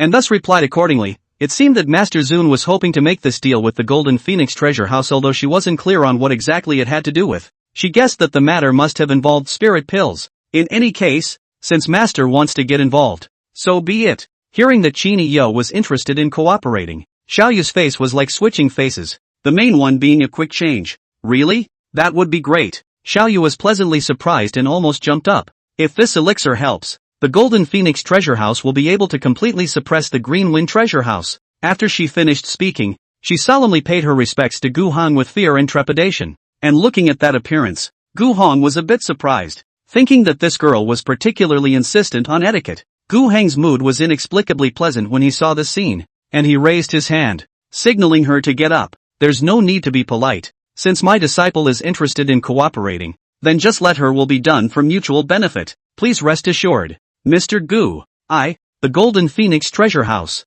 will definitely cooperate to the fullest. Xiaoyu nodded her head busily. We will definitely do our best and will never excuse ourselves. Well, Gu Hong pondered for a moment. Girl, this is still don't say too early. If I'm not wrong, the Golden Phoenix Treasure Bank can make the decision. There is someone else, right? Although Xiaoyu's attitude also made him feel that this matter is stable, but the principal of the Golden Phoenix Treasure Shop may not have the same idea with her. After all, Gu Hong is still an outsider. He just came to Cloud Spirit City for less than a week, and he has no roots in the local area. So the principal of the Golden Phoenix Treasure Shop will not be able to trust him so easily. He is afraid. Sure enough, Jade froze at her words for a moment before nodding hesitantly. Indeed, the lead in this matter was not in her, and it was not good for her to agree for her master. It's getting late today. If the two girls don't want to catch up while it's still night, I have an empty compartment upstairs, so it's up to you if you want to keep it or not. Gu Hong looked at it. It was already late at night. Xiaoyu and Xiaomu discussed in low voices and still decided that they would immediately return to the Golden Phoenix Treasure House now. The pursuit by the Green Wind Treasure House had already returned in defeat, and instead of squatting in Mr. Gu's medical center until tomorrow morning, it would be better to leave now. And by the time those people from the Green Wind Treasure House realized that the pursuit had failed, they would have long since returned to their own territory as well. Moreover, it is important to report what they have heard as early as possible. With this in mind, the two of them did not linger any longer, and after once again expressing their gratitude to Gu Hong for saving their lives, they quickly left. Only after walking away did Qin Yao quietly ask, Master, what exactly were your plans just now? Wanting to cooperate with the Golden Phoenix Treasure House to sell your spirit medicine? She blinked, curious. Gu Hong shook his head and let out a laugh. That's for sure. Do you think it's easy for me to open this medical center? And now I have to support you more as a girl. If I don't get some silver money to supplement my family's expenses, you'll only be able to eat the sugar pills that I refine every day to fill your stomach in the future. Oh, is that really all it is? It turns out that Senior's idea was really to go and work with the treasure bank to sell his own healing medicine. Thanks to her. She had just wondered what the big secret was Master really just trying to make money? But he didn't lack these things either. The so-called subsidize the family, this kind of rhetoric. Qin Yiyao naturally do not believe. With those heavenly herbs in his medicine cabinet, and those high-grade pills that he casually gave away, then not to mention maintaining the medical center, it would be no pressure to buy this Yunling city. Yiyao, you should know that this living life is also about being smart and having some sense. Right now you're young, so you don't understand that, but you will later, just like I did. Gu Heng sighed and patted Qin Yiyao's shoulder in a serious tone. Actually, he's only in his early 20s. Qin Yiyao instead fell into deep thought. The master has been in the mortal world for so long, only to perfect his mind on the path to immortality. Could it be that experiencing this kind of human condition is a necessity? Qin Yiyao began to wonder at which step she had failed to do well as the once great emperor of the sacred Yao. Is it possible that the step of entering the world is missing? The more she thought about it, the farther her thoughts drifted. Chapter 64, They're all starting to flog. West of Cloud Spirit City, Green Wind Treasure House. In the middle of the treasure bank's pill refining room, President Shang Xiong was looking at the neatly arranged 100 small jade bottles in front of him, and the curve of his mouth was getting higher and higher. A whole 100 bottles of green spirit liquid. Moreover, this was nothing more than the results that alchemist had gotten from a single alchemy. Qingfeng Treasure House now had a whole 1,000 bottles in stock. Shang Xiong knew that his position as president of this Cloud Spirit City chapter would soon not belong to him, because, by virtue of this green spirit liquid in the future will appear huge profits. His position will be rising. Not to say that this small Cloud Spirit City chapter president, even if it is to do the entire Rian Dynasty chapter president, he Shang Xiong are fully qualified. One day, he, a native of the Rian Imperial Dynasty, would still be able to go to an even more expansive place outside the Xian Heavenly Realm. This Rian Dynasty, in the end, was only a midstream lower power within the Xian Heavenly Realm. President, the potency of this green spirit liquid is a shade worse than the Golden Phoenix Treasure House's healing spirit water. But as far as the price is concerned, they definitely can't compare to us. Next to Sangwong is Vice President Yigong. As the second in command of the Green Wind Treasure Bank, deeply used by Shang Xiong, his brain is quite lively, and business is also very tactful. In the understanding of the effect of this green spirit liquid, as well as the number of outputs of a refining, as well as the cost of consumption, he immediately understood that the Golden Phoenix Treasure Bank, in the future in the Cloud Spirit City, will not be a threat again. Their two families, fighting a commercial war in this Cloud Spirit City, was not for a day or two. In the past, the Greenwind Treasure House and the Golden Phoenix Treasure House were each winning and losing, and no one could do anything about it. In the last few years, their Greenwind Treasure firm had begun to gradually run out of steam. Because of that Golden Phoenix Treasure line, came a new president, is a very young woman. She came up, for the old president of the kind of business path, directly out to do the change, but to the Greenwind Treasure line to a downward spiral. Although I heard that the female president in the Golden Phoenix Internal is also engaged in everyone's grievances, but her wrist's really not weak, so Shang Xiong felt that he had to find a chance to turn the tide. This time, Qingfeng Treasure House seized the opportunity. If he couldn't bite Jinuan Treasure House hard, then he could be sorry for his Shang Xiong's reputation. Now, the opportunity has arisen. With this excellent and inexpensive green spirit liquid as a selling product, as long as it is operated properly, it can easily eat up the Golden Phoenix Treasure House's share of the profits from the low-ranking healing medicines. Thinking of this, Yi Gong's eyes shone brightly, a pair of eyebrows raised high, obviously very happy. Well, you quickly make a plan. We've been brewing long enough. When this green spirit liquid is launched, it has to be shocking enough. I want to let that little ninny from Golden Phoenix Treasure Bank know that ginger is still old and hot. Shang Xiong stroked his beard, his gaze cold and ferocious. Humph, all these years we've given in to them. They'd become more and more rampant. In that case, let's let them know their own weight. His gaze was cold and he looked like he had a plan, as if he had already seen the Golden Phoenix Treasure House's fiasco. When Yi Gong saw this, a smile appeared on his face. The president is wise. I'll go prepare the plan. When Yi Gong retreated, Shang Xiong sat down, holding a bottle of green spirit liquid and carefully examining it. Then a figure stepped out from a shadowy corner and leaned down to whisper a few words in his ear. Shang Xiong's face quickly darkened as he angrily slapped the table and shouted, "You said that Qing Si is dead." "Yes. How is it possible? Qing Si is a Yuaning first-level cultivator, and those two stinky girls are only in the second level of Jiedan, and I told him to bring 4 more people with him just to be on the safe side." In the midst of Shang Xiong's violent anger, he was actually a bit shocked. "This dark guard, he's here to report a problem." You'd better go and see. He came back with the body of Qing Si. The others? I am afraid they are all gone. At those words, Shang Xiong's face changed dramatically and he stood up and hurriedly rushed outside.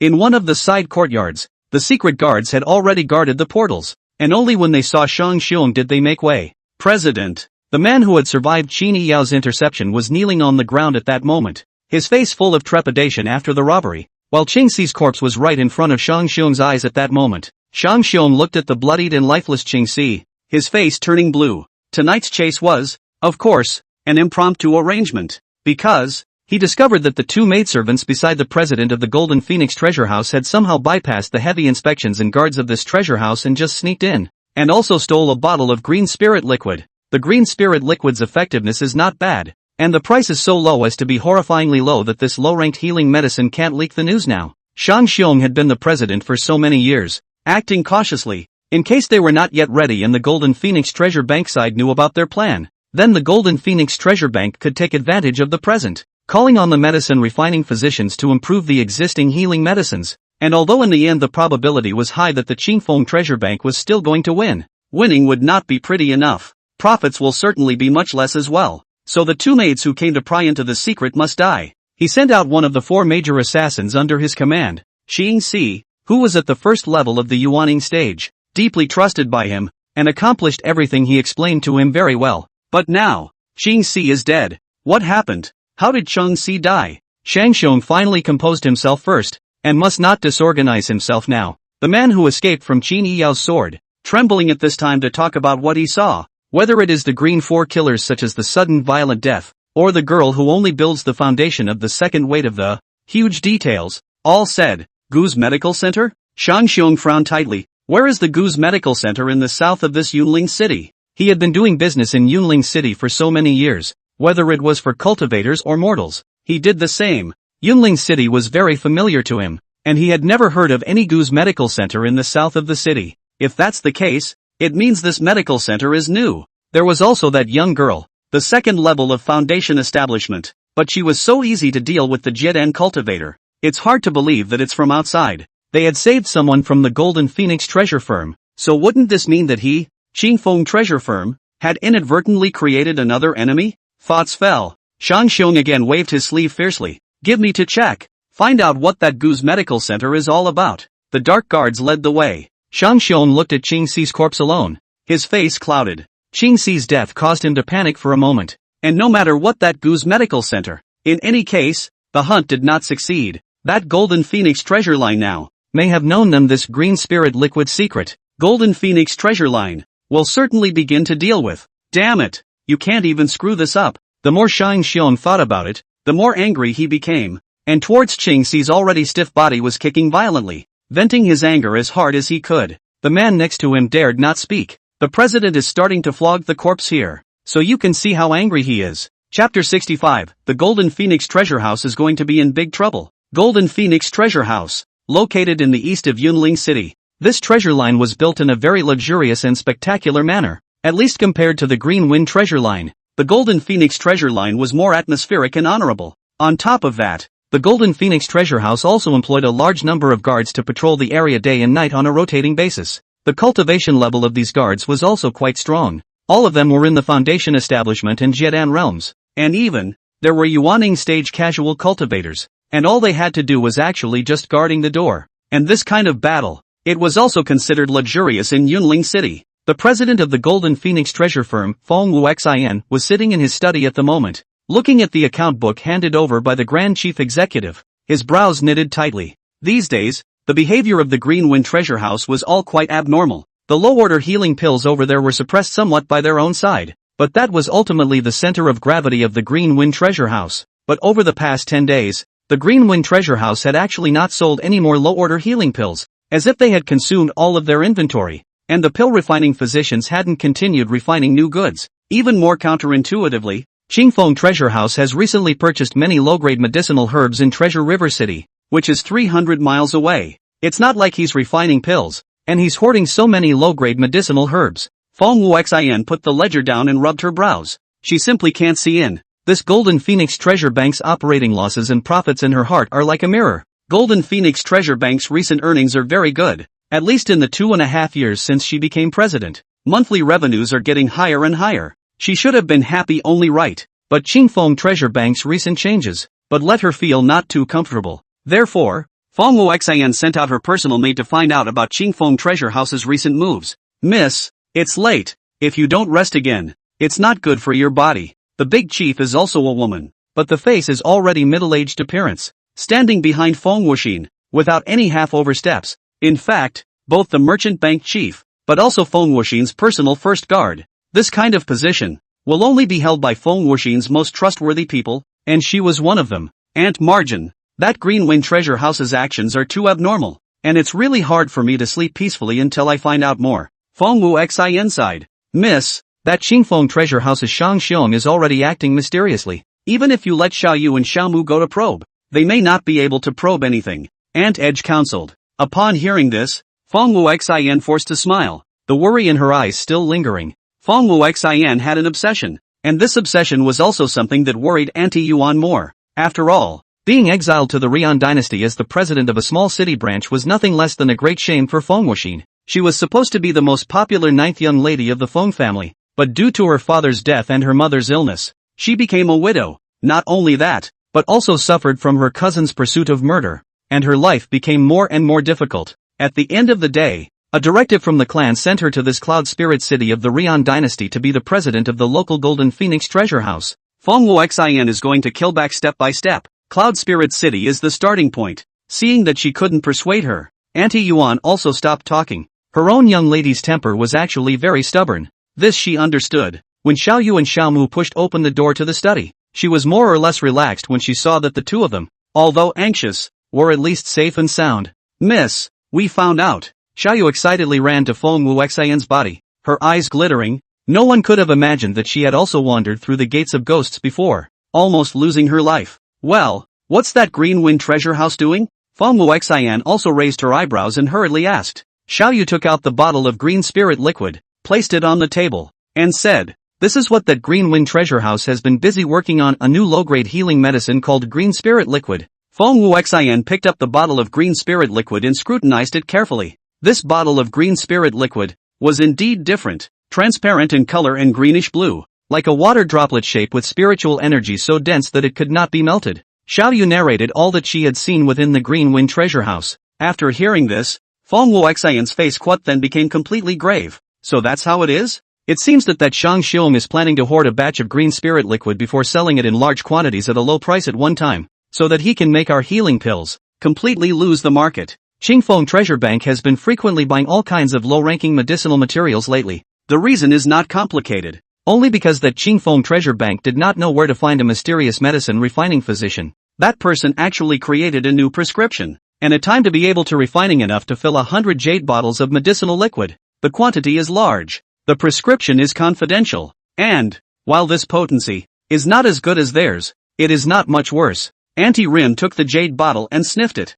Her face then hardened. As the person with the strongest cultivation present, she could see the medicinal power of this green spirit liquid more thoroughly, and with similar medicinal effects. The cost of this green spirit liquid was just too low, so low that it was terrifying. Miss, I'm afraid this is a bit troublesome. Qingfeng Treasure House may already have quite a lot of this new medicine in stock, and it's rapidly increasing, without the need for Aunt Rim to open her mouth. Fengwu Xian could see that the Golden Phoenix Treasure House was going to be in big trouble. A large number of low-priced green spirit liquid would force the Golden Phoenix Treasure House to lower their prices together, but the costs of the two parties' healing medicines were completely different, and the Golden Phoenix Treasure House would be dragged down first. Xiao Mu, I'd also like to trouble you to go and invite Master Mu here. Fengwu Xian commanded. Xiao Mu received the order and immediately went, but in a tea time, she returned with a middle-aged man. I wonder what President Feng has to do that he is so eager to see me. Grandmaster Mu's face did not look very good. He was just delving into refining pills as a way to enhance his Yuanshan power, but he was interrupted while practicing, so he was naturally upset to no end. But eventually it came. After all, he was also working with the Golden Phoenix Treasure House, and to him, the Golden Phoenix Treasure House was a very generous gold master. Master Mu, please also take a look at this. Feng Wuxin handed over the green spirit liquid. Master Mu took it, only to see the color of the liquid. His face was a little unnatural, and then smelled the fragrance of the medicine. Anyone can see that this Master Mu was shocked by this spirit medicine. This can't be possible. For lowest ranked medicinal herbs are able to refine this kind of spirit medicine that is almost close to the 3rd grade? Although Grandmaster Mu was only a 2nd grade pill refining physician, he had no small amount of experience in the path of pill refining. But even so, he was almost about to praise the refiner of this green spirit liquid. May I ask President Feng where this medicine came from? This is what my maid got by sneaking into the Green Wind Treasure House this night. In other words, the Green Wind Treasure House intends to sell this spirit medicine. We are in big trouble. Feng Wuxian's tone grew colder and colder. Chapter 66. If you want to break the game, you still have a chance. Golden Phoenix Treasure Shop's Wound Healing Spirit Water is a 2nd grade elixir. It is the elixir that Master Mu obtained by improving the healing water formula and enhancing its therapeutic efficacy. Originally, the healing medicine sold by Qingfeng Treasure House was 3 spirit stones a bottle, while their healing spirit water, the price was the same, but the medicinal power was stronger. And the Golden Phoenix Treasure House's family background was actually still a bit more abundant than Qingfeng Treasure House's. Therefore, Feng Wuxian relied on the healing spirit water to make the Golden Phoenix Treasure House earn a lot of money. But now, this new type of wound healing spirit liquid from Qingfeng Treasure Firm is definitely more marketable than the wound healing spirit water. First of all, it's cheap in quantity. Qingfeng Treasure Firm can completely choose to sell it in packages. There is no doubt that. Next, Golden Phoenix Treasure Firm will surely suffer heavy losses, being snatched away from the main source of profit, and even have the crisis of closing down. Qingfeng Treasure House had been silent for 10 days and was actually waiting for a hit. Master Mu, since you can see what herbs are used in this green spirit liquid, then please also think of some ways to improve those healing medicines that my Golden Phoenix Treasure House is currently selling, so that we can at least lower the cost some more. Feng Wuxian said, and that was why she had called Master Mu here. This Master Mu has been working with Golden Phoenix Treasure House for over a year. What he wants, Feng Wuxian can be tried to meet, because the healing spirit water prescription has always been in the hands of that Master Mu. Of course, this can understand this unique prescription, but the refining physician's own secret treasure will never be easy to give people to see. Master Mu nodded in understanding, but that shaky look on his face was captured by Aunt Edge. You can't do it, can you? Auntie Yuan opened her mouth in such a straightforward manner, leaving no room for error in poking at Master Mu's pain. Grandmaster Mu instantly turned red. He smiled awkwardly. Chief Rim has misunderstood. I am saying that this matter needs to be considered in the long run. Feng Wuxian looked at this attitude of his, as if she had already guessed it. Master Mu, if you can't do it, just say so. Golden Phoenix Treasure House, won't make things difficult for people. When Feng Wuxian said this, it caused Master Mu to freeze. Ugh, nice. I really can't help it. The instant he saw this bottle of green spirit liquid, he actually knew that no matter who that Green Wind Treasure Firm's pill refining physician was, he was far inferior. Using 4 of the lowest order medicinal herbs to refine a spiritual liquid whose quality is directly comparable to that of a 3rd grade product, almost draining all the medicinal power from the herbs without leaving half a bit of medicinal refining waste. How demonic and talented a pill refining physician would have to be able to achieve such a miracle? How much mental power is needed? Master Mu knows that the talent is mediocre, wasted decades, now is only a 2nd grade alchemist, and want to break through the 3rd grade. Not easy, and can break through the 3rd grade. That is known as the demarcation of the moat of the 4th grade. He does not have any chance. He's not too young to know that there are some things that trying won't change. Yes? Feng Wuxian sighed, and the hand squeezing the jade bottle gradually tightened.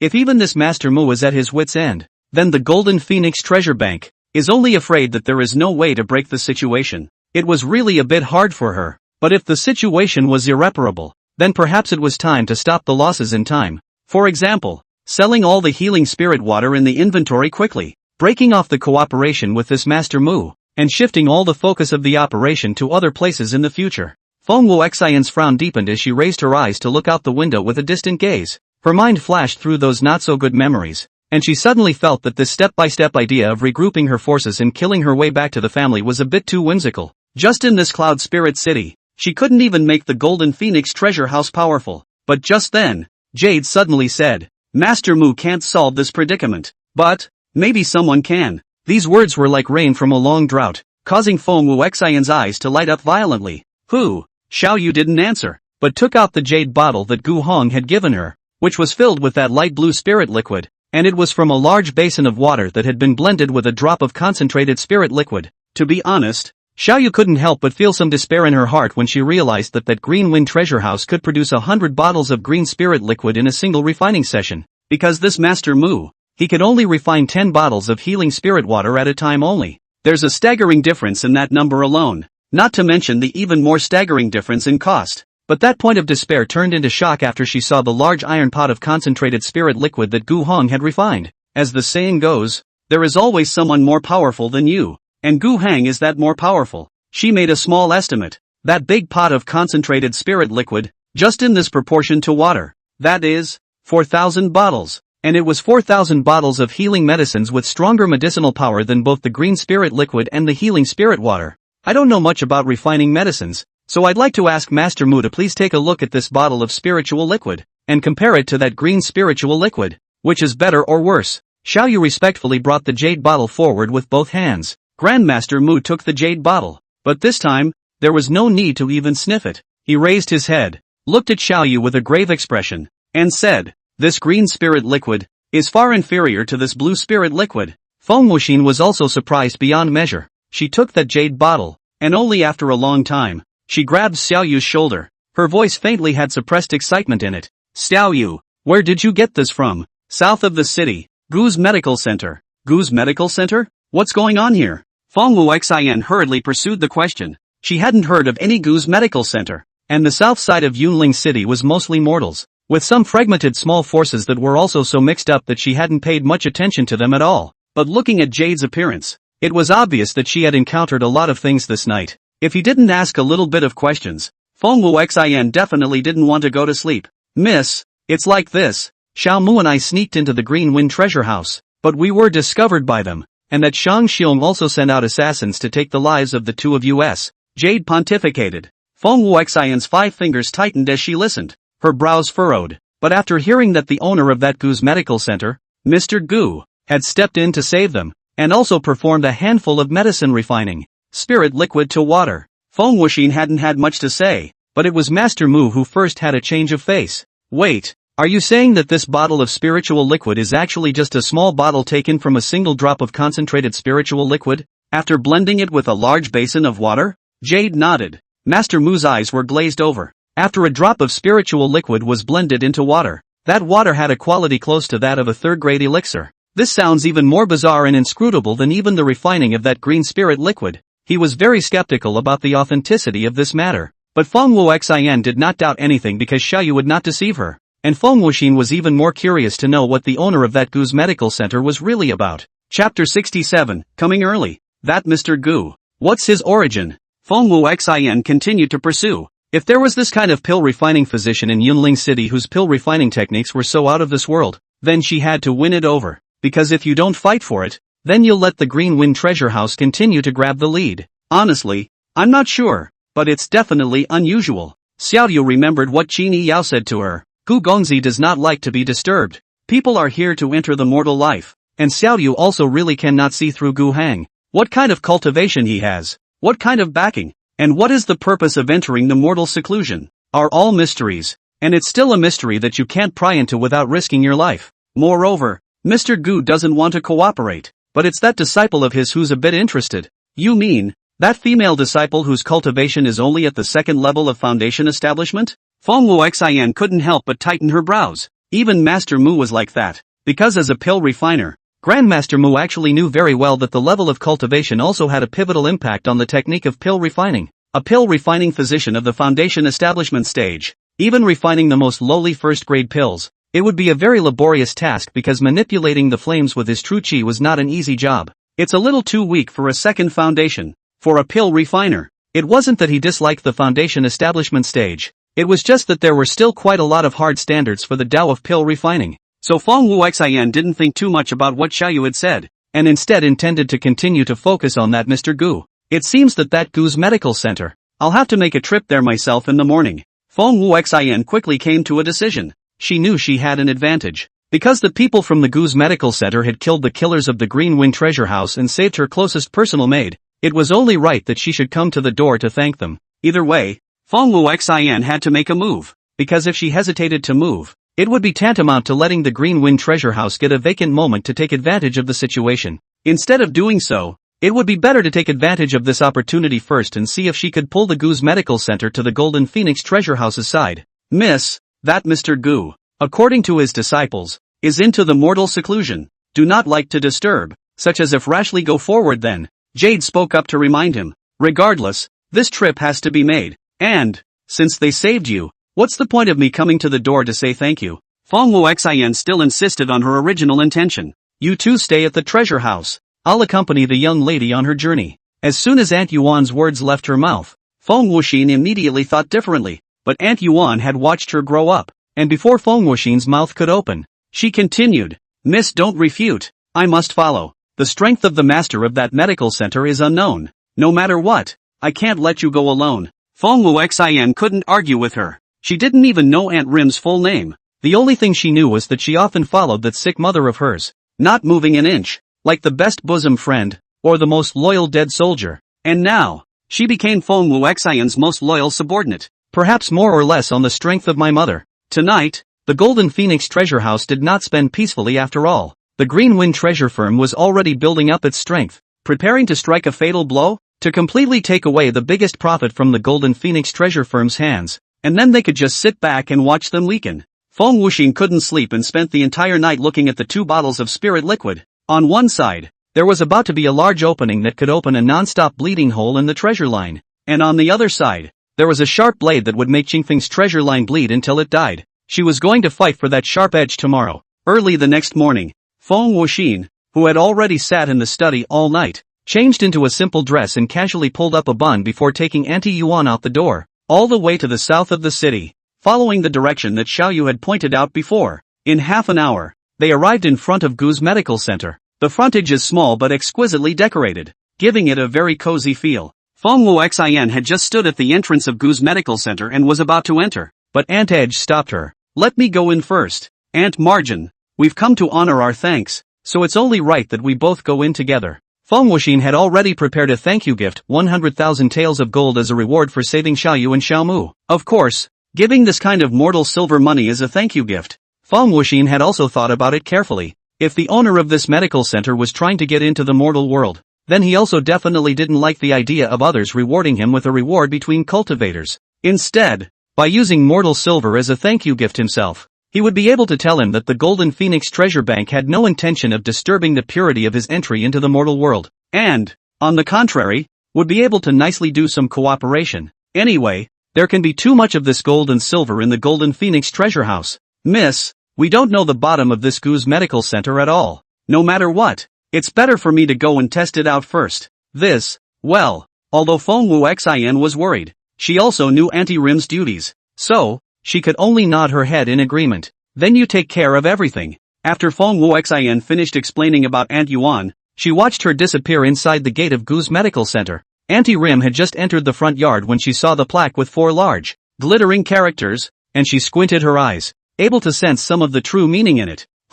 A plaque carved by someone who has taken calligraphy into his heart? She sensed the sharpness flowing from the plaque and could tell at a glance that the carver of the plaque had a not-so-low level of cultivation. Aunt Edge was then more than a little wary. The front door of the medical center was wide open. She walked straight in. Looking around, this front hall where the consultation and pulse-taking took place, there was nothing worth noticing. Not a single person. And in the corner there was an old ancient lamp, unlit. Everything was like the most ordinary of mortal healers. Then, she saw that the door leading from the front hall to the back hall was pushed open, and a young man walked out, and she immediately stared and held her breath, knowing that this person should be the owner of the medical center. Sure enough, no cultivation could be sensed. Originally, when Xiaoyu told her that they couldn't sense the cultivation of the owner of this medical center, she hadn't put much stock in it. After all, she was only at the 2nd level of Jiadan, so how could she possibly sense the aura of a strong person? But she can't either. Although her true source was shattered and her dantian was heavily damaged and not healed,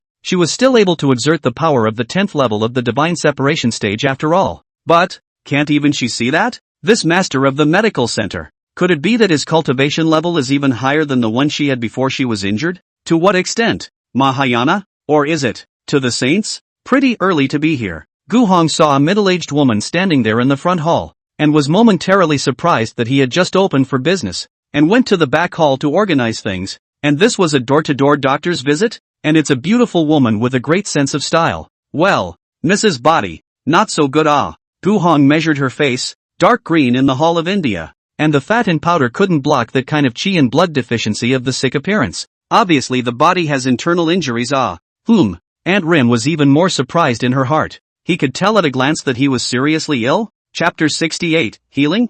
I'm a professional. Auntie Rim was indeed injured. And the injuries are serious. The dantian was heavily damaged and the true source was shattered. As a cultivator, she had already come to the end of the line. Because the spirit medicine needed to repair the true source was completely impossible to get even for her at the beginning. And now even if she got it, it wouldn't be of much significance. Because it takes a long time to repair back again after a fall in cultivation. Aunt Rim's mind was now focused on nourishing Feng Wuxian and helping her to expand her power. Her own little injury was long since worthless. I wonder what the lady's name is. Gu Heng gathered himself and asked Auntie Yuan as gently as he could. This beautiful woman looked quite rich and somehow found her way to his medical center. But having come, he had to greet her attentively. Just call me Mrs. Edge. Auntie Rim was still wondering at this time if her intention to come had already been discovered. After all, he could see her internal injuries. So maybe he had already discovered her in Feng Wuxian long before the two of them came. But on second thought, if that was the case,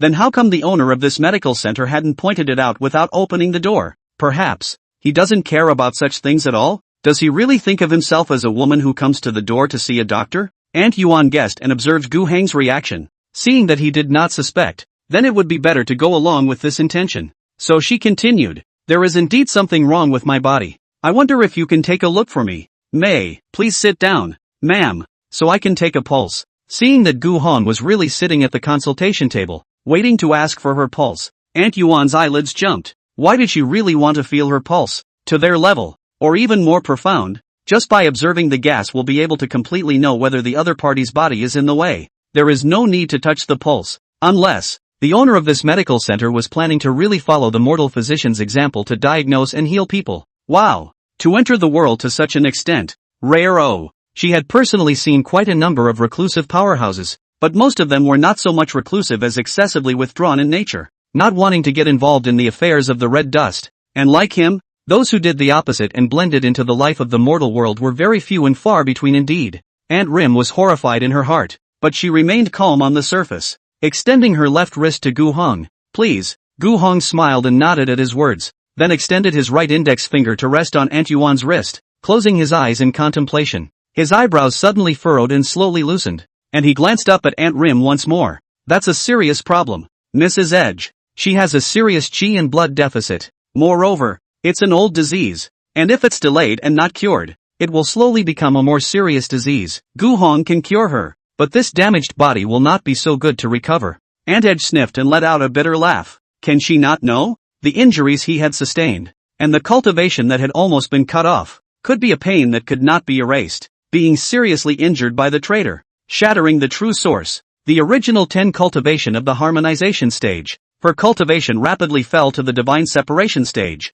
If not for the special technique of her gongfu, the dantian is not shattered. She did not say to keep the rest of the cultivation. Whether she can live or not is a problem, but it can be cured. Gu Heng threw out another sentence with a light smile, and Aunt Yuan's mood became tight as she listened. Seeming to see her nervousness, he patted the back of her hand gently and soothed her. Just relax. I'm here. I'll make sure you're healed. Can it be cured? It's certainly curable. Aunt Yuan also knows that the true source is broken. With the help of spiritual medicine to remodel, and then follow up with many spiritual medicine to assist, slowly make the true source restabilized on the line. But the cost of this treatment is not expensive. She cannot afford to pay, especially after Feng Wuxian was exiled and she came along with her. There was no more treatment possible, turning this entire Rian dynasty upside down. One could neither find such precious medicinal materials nor such a powerful pill refining physician. But, if this is to be cured, I'm afraid I can't afford that much. Auntie Rim sighed. She was poor now.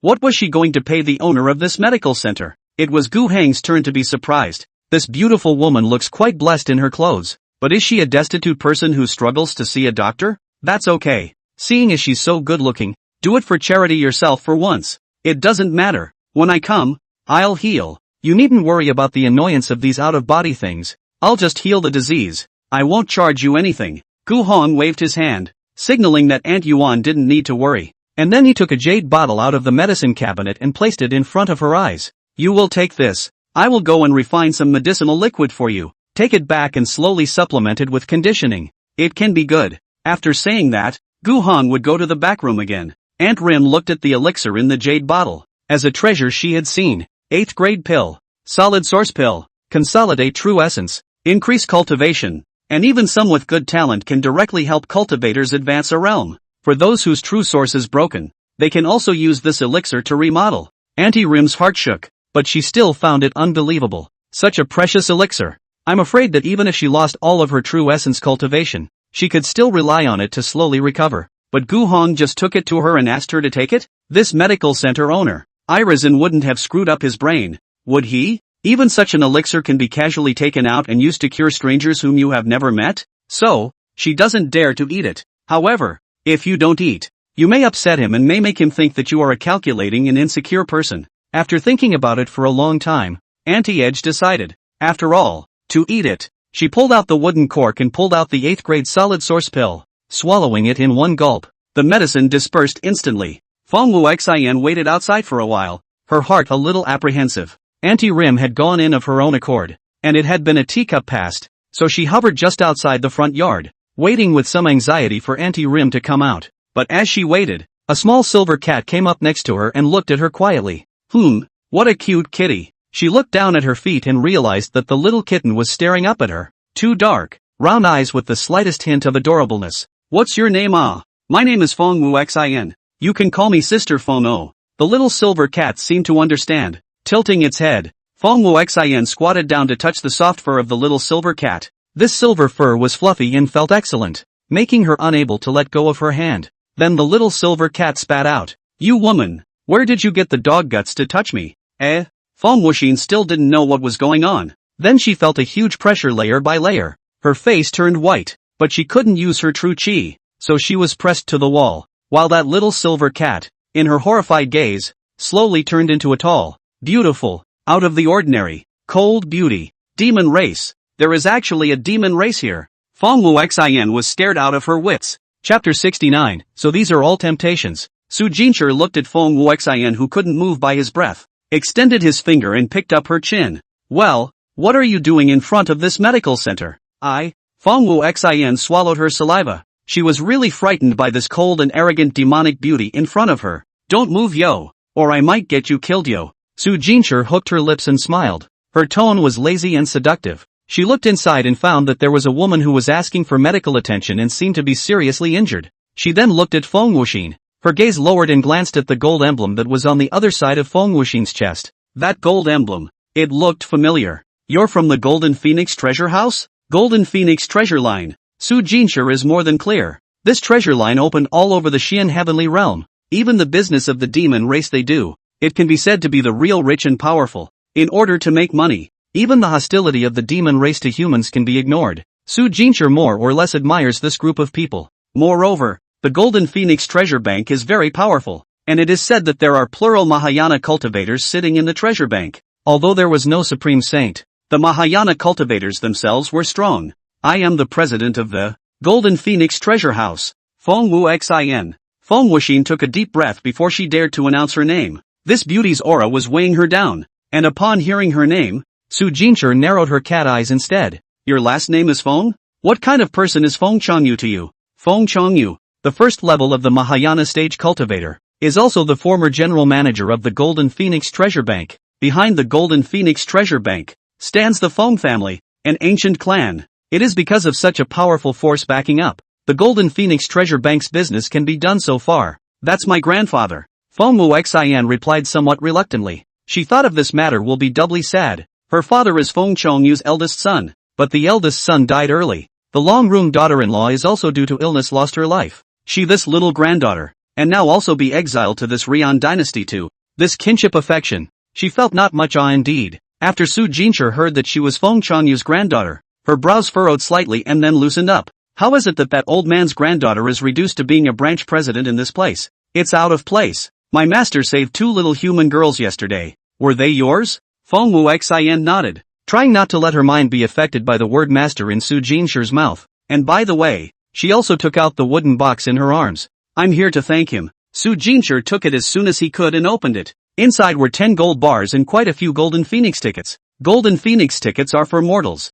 and each one can be exchanged for an equal amount of gold at the Golden Phoenix Treasure Bank. Humph. You're smart. My master is entering the mortal world at this time, and it would be to his liking for you to give some mortals money. Su Jinshi scornfully swept a glance at the gold bars and golden tickets before throwing the box back at her. Senior, can you let go of me? Feng Wuxian gritted her teeth and with great difficulty squeezed out a few words from her throat. She really almost thought she was going to die here just now. This demonic woman was really too strong. Feng Wuxian wasn't very old, only 17 years old, and she wasn't that outstanding in terms of her cultivation talent, only Yuaning 5th cultivation. She had no advantage over those truly notorious demonic geniuses, but she was a surprisingly ghostly genius in this aspect of business. But all of this was irrelevant. What mattered was that the power of this demonic woman was far stronger than Aunt Rim, and she called Mr. Gu master. All of this made Feng Wuxian realize that this Gu's medical center was a terrifying place of crouching dragons. He, look at you. I haven't done anything to you yet. Su Jinshi suddenly withdrew the pressure.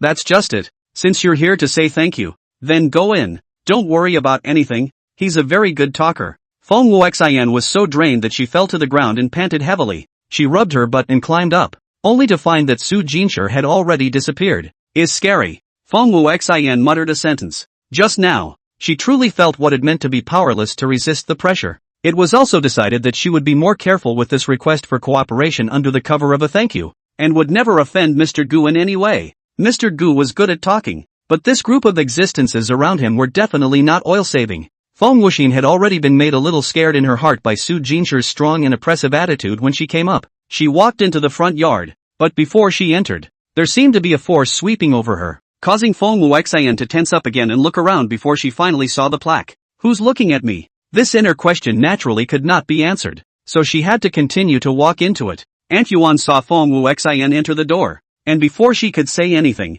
Gu Heng walked out at this time, with 5 jade bottles in his hand. Mrs. Rim, take this medicine back. Gu Heng raised his head, and when he saw that there was someone else in the room, and that it was a young girl who had a very good figure but was quite young by her appearance, his words came to an abrupt end. Mr. Gu. Feng Wuxian quickly stepped forward and bowed towards him. Gu Heng? It's early in the morning, and there are 2 beautiful women at the door at once. Previously in Greenwood City, his eyes have never enjoyed so many blessings at once. This came to Yunling City. Is it Peach Blossom luck? My daughter's name is Feng Wuxian. She is the president of the Golden Phoenix Treasure Bank branch in Cloud Spirit City. Last night, you stepped in to save 2 of my maids, so I've come to pay my thanks today. After speaking, Feng Wuxian placed the wooden box containing the gold bars and gold tickets on the table. Gu Heng didn't move and walked over, gently picking open the box, and when he saw the flash of gold inside, he couldn't hide the smile in the corner of his eye. Grass, lots and lots of gold. President Feng,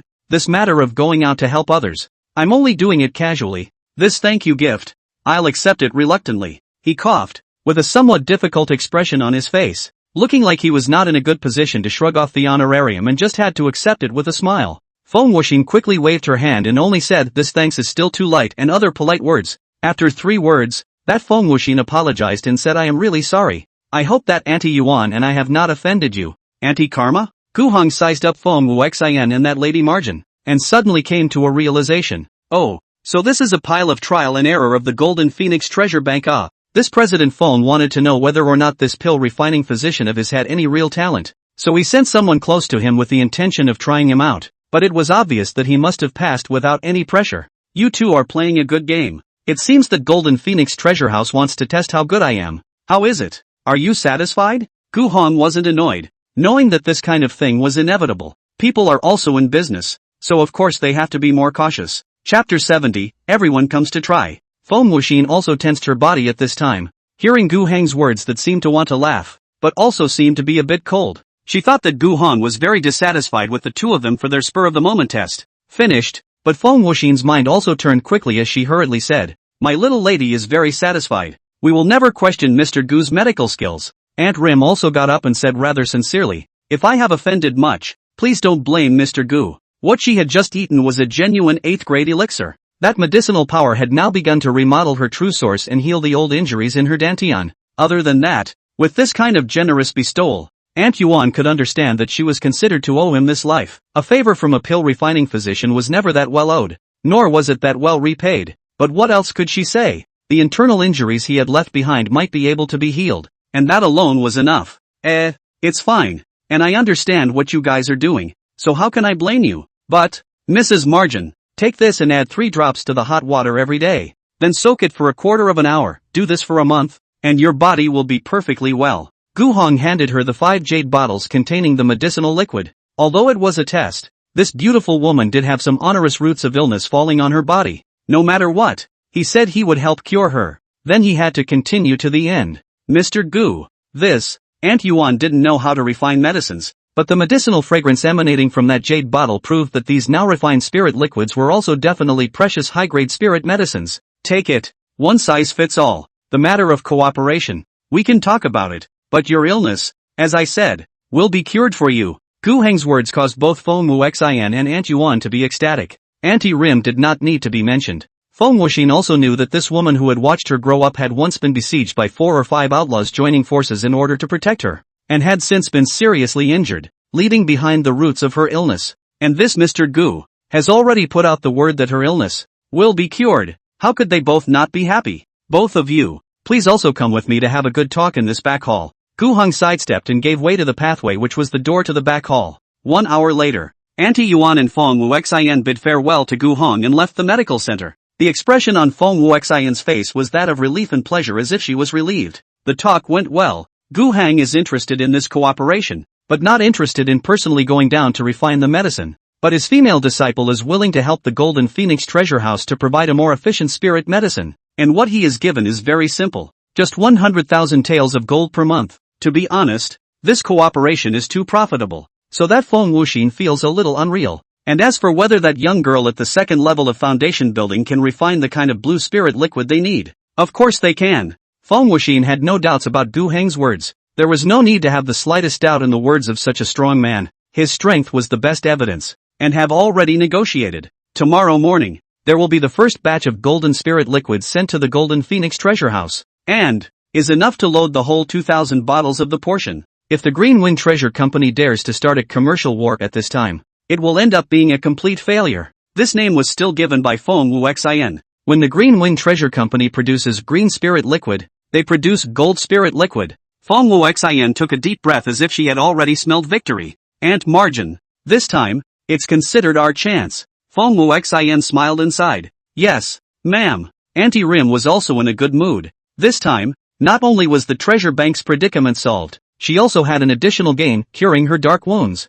It's also time for the Green Wind Treasure House to get the hell out of this Cloud Spirit City. In Feng Wuxian's mind, there was already a sharp and vicious scheme taking shape. This Cloud Spirit City's too big treasure line will set off a bloody battle, and she had thought that the Golden Phoenix treasure line will be the one constantly by the Blue Wind treasure line blunt knife cut meat of the poor. But now, the offense and defense changed. Tomorrow I get 2,000 bottles of golden spirit liquid. She can completely preemptive attack, and then the Blue Wind treasure line will know what is called pain. Only, that would be too pointless. Why didn't she wait for Qingfeng Baoxing to make a move first, so that when they thought they were winning, she would then give an even heavier counterattack? It makes you look forward to it when you think about it. The Green Wind Treasure House, she believed, would not be able to escape this fate. It was not long after Feng Wuxin and Auntie Yuan left. Qingfeng Treasure House's #1 assassin, Xing Yi, appeared in front of Gu's medical center. This time he had likewise received orders from Chairman Shang Xiong. He had learned his lesson and stayed far away.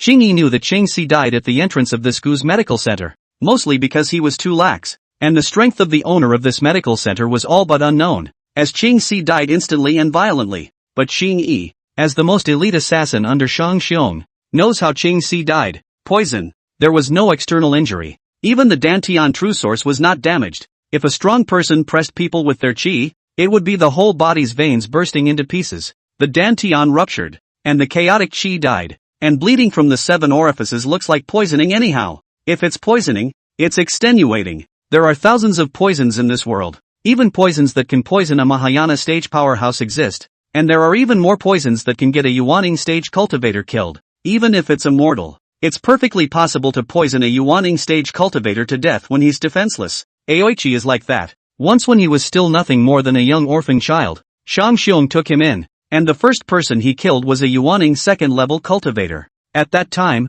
Aoichi was also just a mortal. He paid the price of half of his palm and watched that Yuaning cultivator fester and die all over his body. It's a poison called bone piercing. In order not to poison himself, Xingyi cut off half of the palm that touched the bone piercing, and survived. And that Yuaning cultivator just died, by a mortal child to death. Since then, Aoichi was the best assassin under Shang Xiong, bar none. Gu's Medical Center. Never heard of this place having this medical center. If it's a newcomer, you'll have to check it out before you can do so. He stealthily watched from a dark corner. Xingyi is very cautious. He even used up his only one of the stowed chi pill. This kind of pill can make his breath completely dissipated. Along with all the cultivation is also so. Now he is immortal. Until the effect of this stowed chi pill disappeared. In order to prevent this Gu's Medical Center from really having any powerful people at the transitional or Mahayana stages, then concealing one's breath and cultivation would be useless. The only way to do this is to borrow the elixir to dissipate your cultivation. Of course,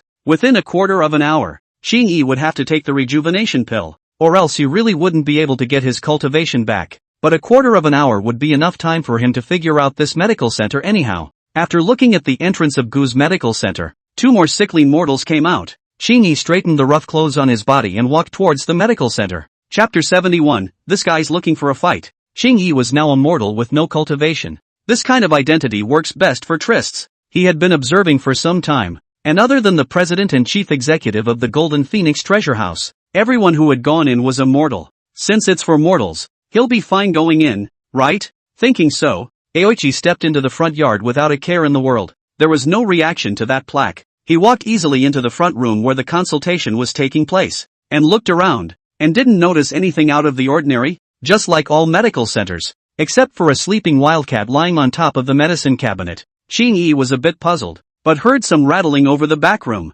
He tiptoed over, although he had no cultivation, but he had been an assassin for so many years. This kind of anonymous footsteps he used with ease, without revealing his movements. He approached the doorway of the back room silently. Xingyi looked inside, but he saw a young girl, boiling some medicinal liquid in a large iron pot, and he also smelled a medicinal fragrance. On closer inspection, the medicine in that iron pot was a thick blue color. What kind of spooky is this? He sniffed the scent of the medicine and seemed to think that it had a healing effect, but before he could think about it, the young girl saw him, then stood up and walked over to him, sizing him up. Aoichi was suddenly nervous now. This young girl, with the second level of foundation building cultivation only, is not only, Xingyi is now immortal although he also had poison on him just in case. He didn't dare do anything rash, because, according to that survivor, this young girl, however, was able to intercept 2 Jiedan second-level killers and crush them in a crushing manner. He himself, now that he had temporarily dispersed his cultivation,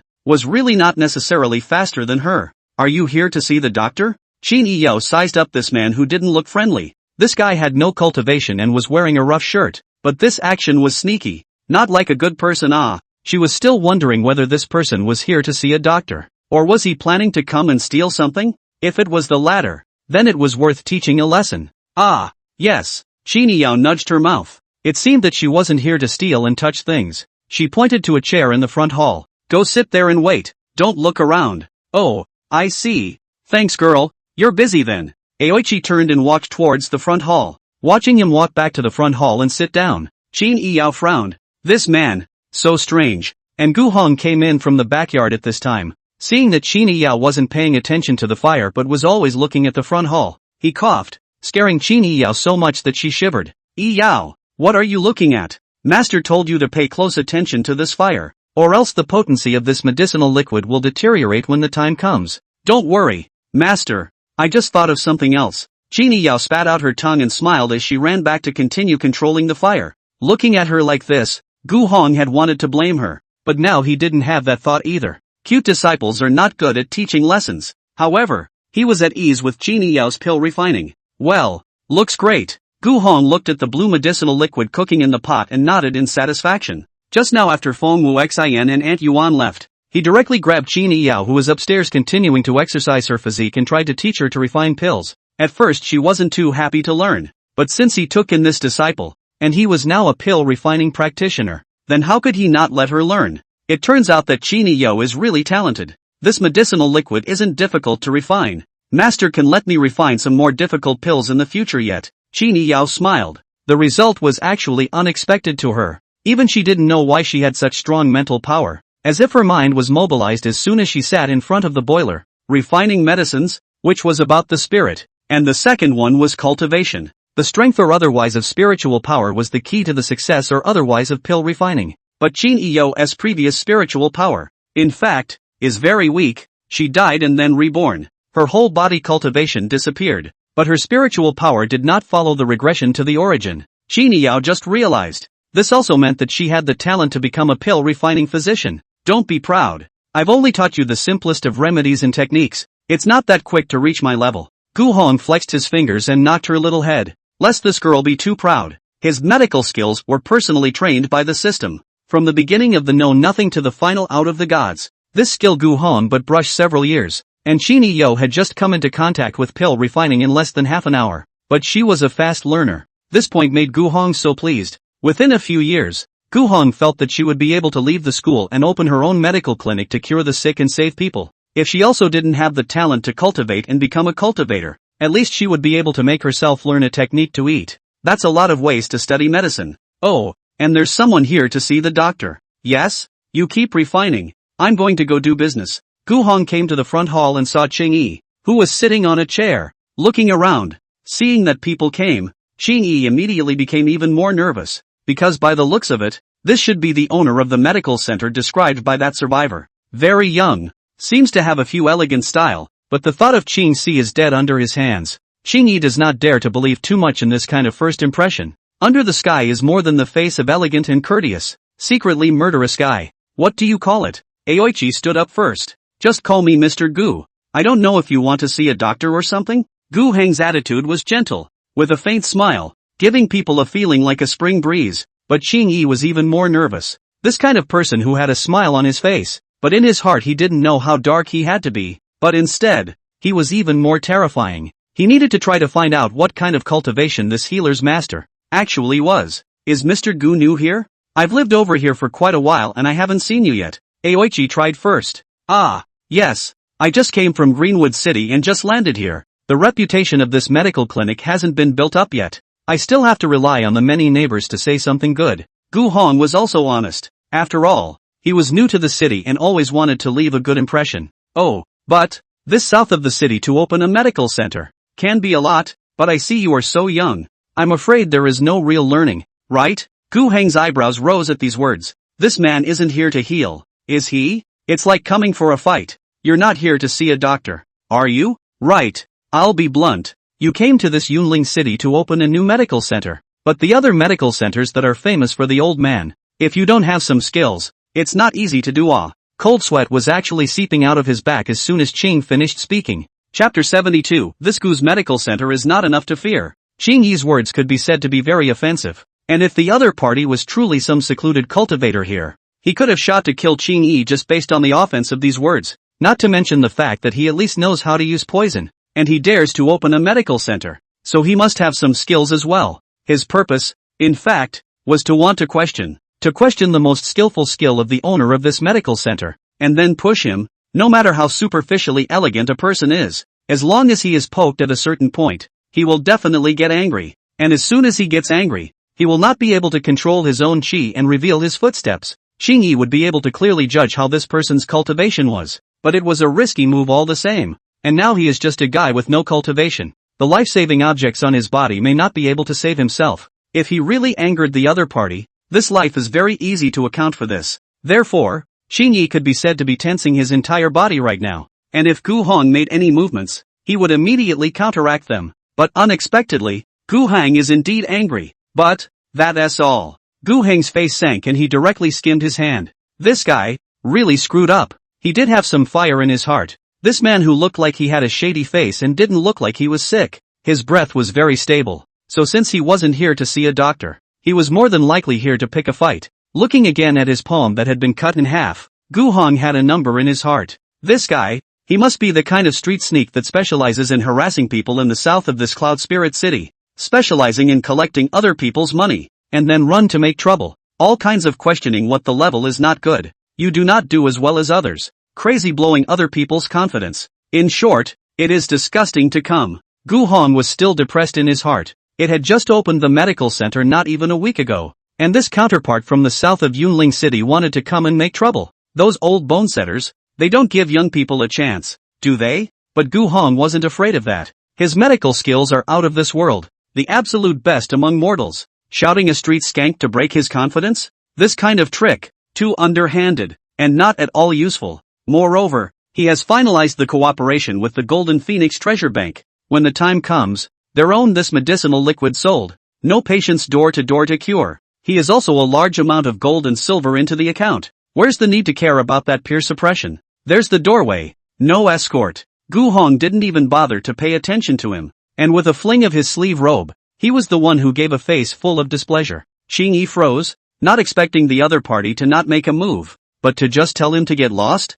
This medical hall owner is very angry. The cultivator so angry. Emotional fluctuations violent. That true chi fluctuations simply cannot hide. If so cannot sense half a point of cultivation. It's really just immortal. That young girl looks like she's the real owner of the medical center. She had just been cooking medicine, and she was the one with cultivation. This Mr. Gu was afraid that he was just a servant hired by that young girl, with no cultivation, and he was able to push out, so that other people could not guess that the owner of this Gu's medical center was someone else. Yeah, that must be it. Qing Yi felt his thoughts instantly penetrate. His eyes rolled and he had a plan in mind, but his face was still smiling. Ha ha, then Mr. Gu is busy. I will take my leave first. After he figured it out, he knew there was no point in staying any longer, and just waltzed out the front door. The trial is over. This Gu's medical center is not enough to fear, but it's just a young girl of the second level of foundation establishment, plus a mortal who can only use a bit of poison. Compared to Qing Feng Baoxing, that can't play a bit.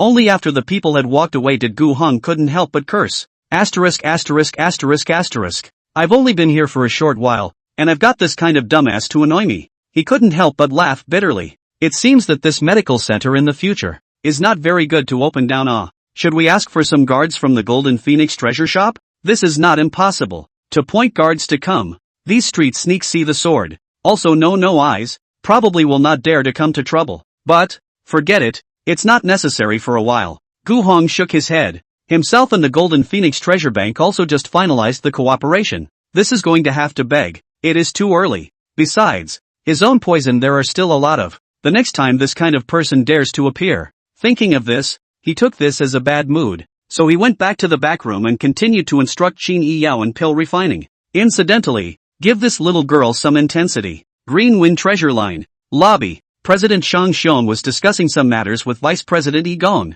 While on the side, a black-robed man was sitting there without saying a word, and the only thing that could be seen was his hands, which should be a rather young man. Soon enough, Aoichi returned, and when Shang Xiong gave a look, Yi Gong retreated in a very disciplined manner. That black-robed man did move slightly after seeing Qing Yi and didn't say anything. President, fortunately, I have scouted out that Gu's medical center. Qing half kneeling on the ground. The corner of his mouth is obviously some smile. Looks like a success. Shang Xiong looked at him this appearance, the heart even more doubtful, and hastily asked, tell me, what are the people in that medical center? What is the origin? There are a total of 2 people in that medical center. A mortal and a young girl of the second level of foundation establishment. No threat, Aoichi said without being condescending. Hearing this reply, Shang Xiong instead revealed a look of astonishment. Are you sure? Shang Xiong's face was grave as he continued to pursue. The ones who chased after those 2 girls that day were a Yuaning cultivator and 4 Jieden cultivators. How could a mere mortal,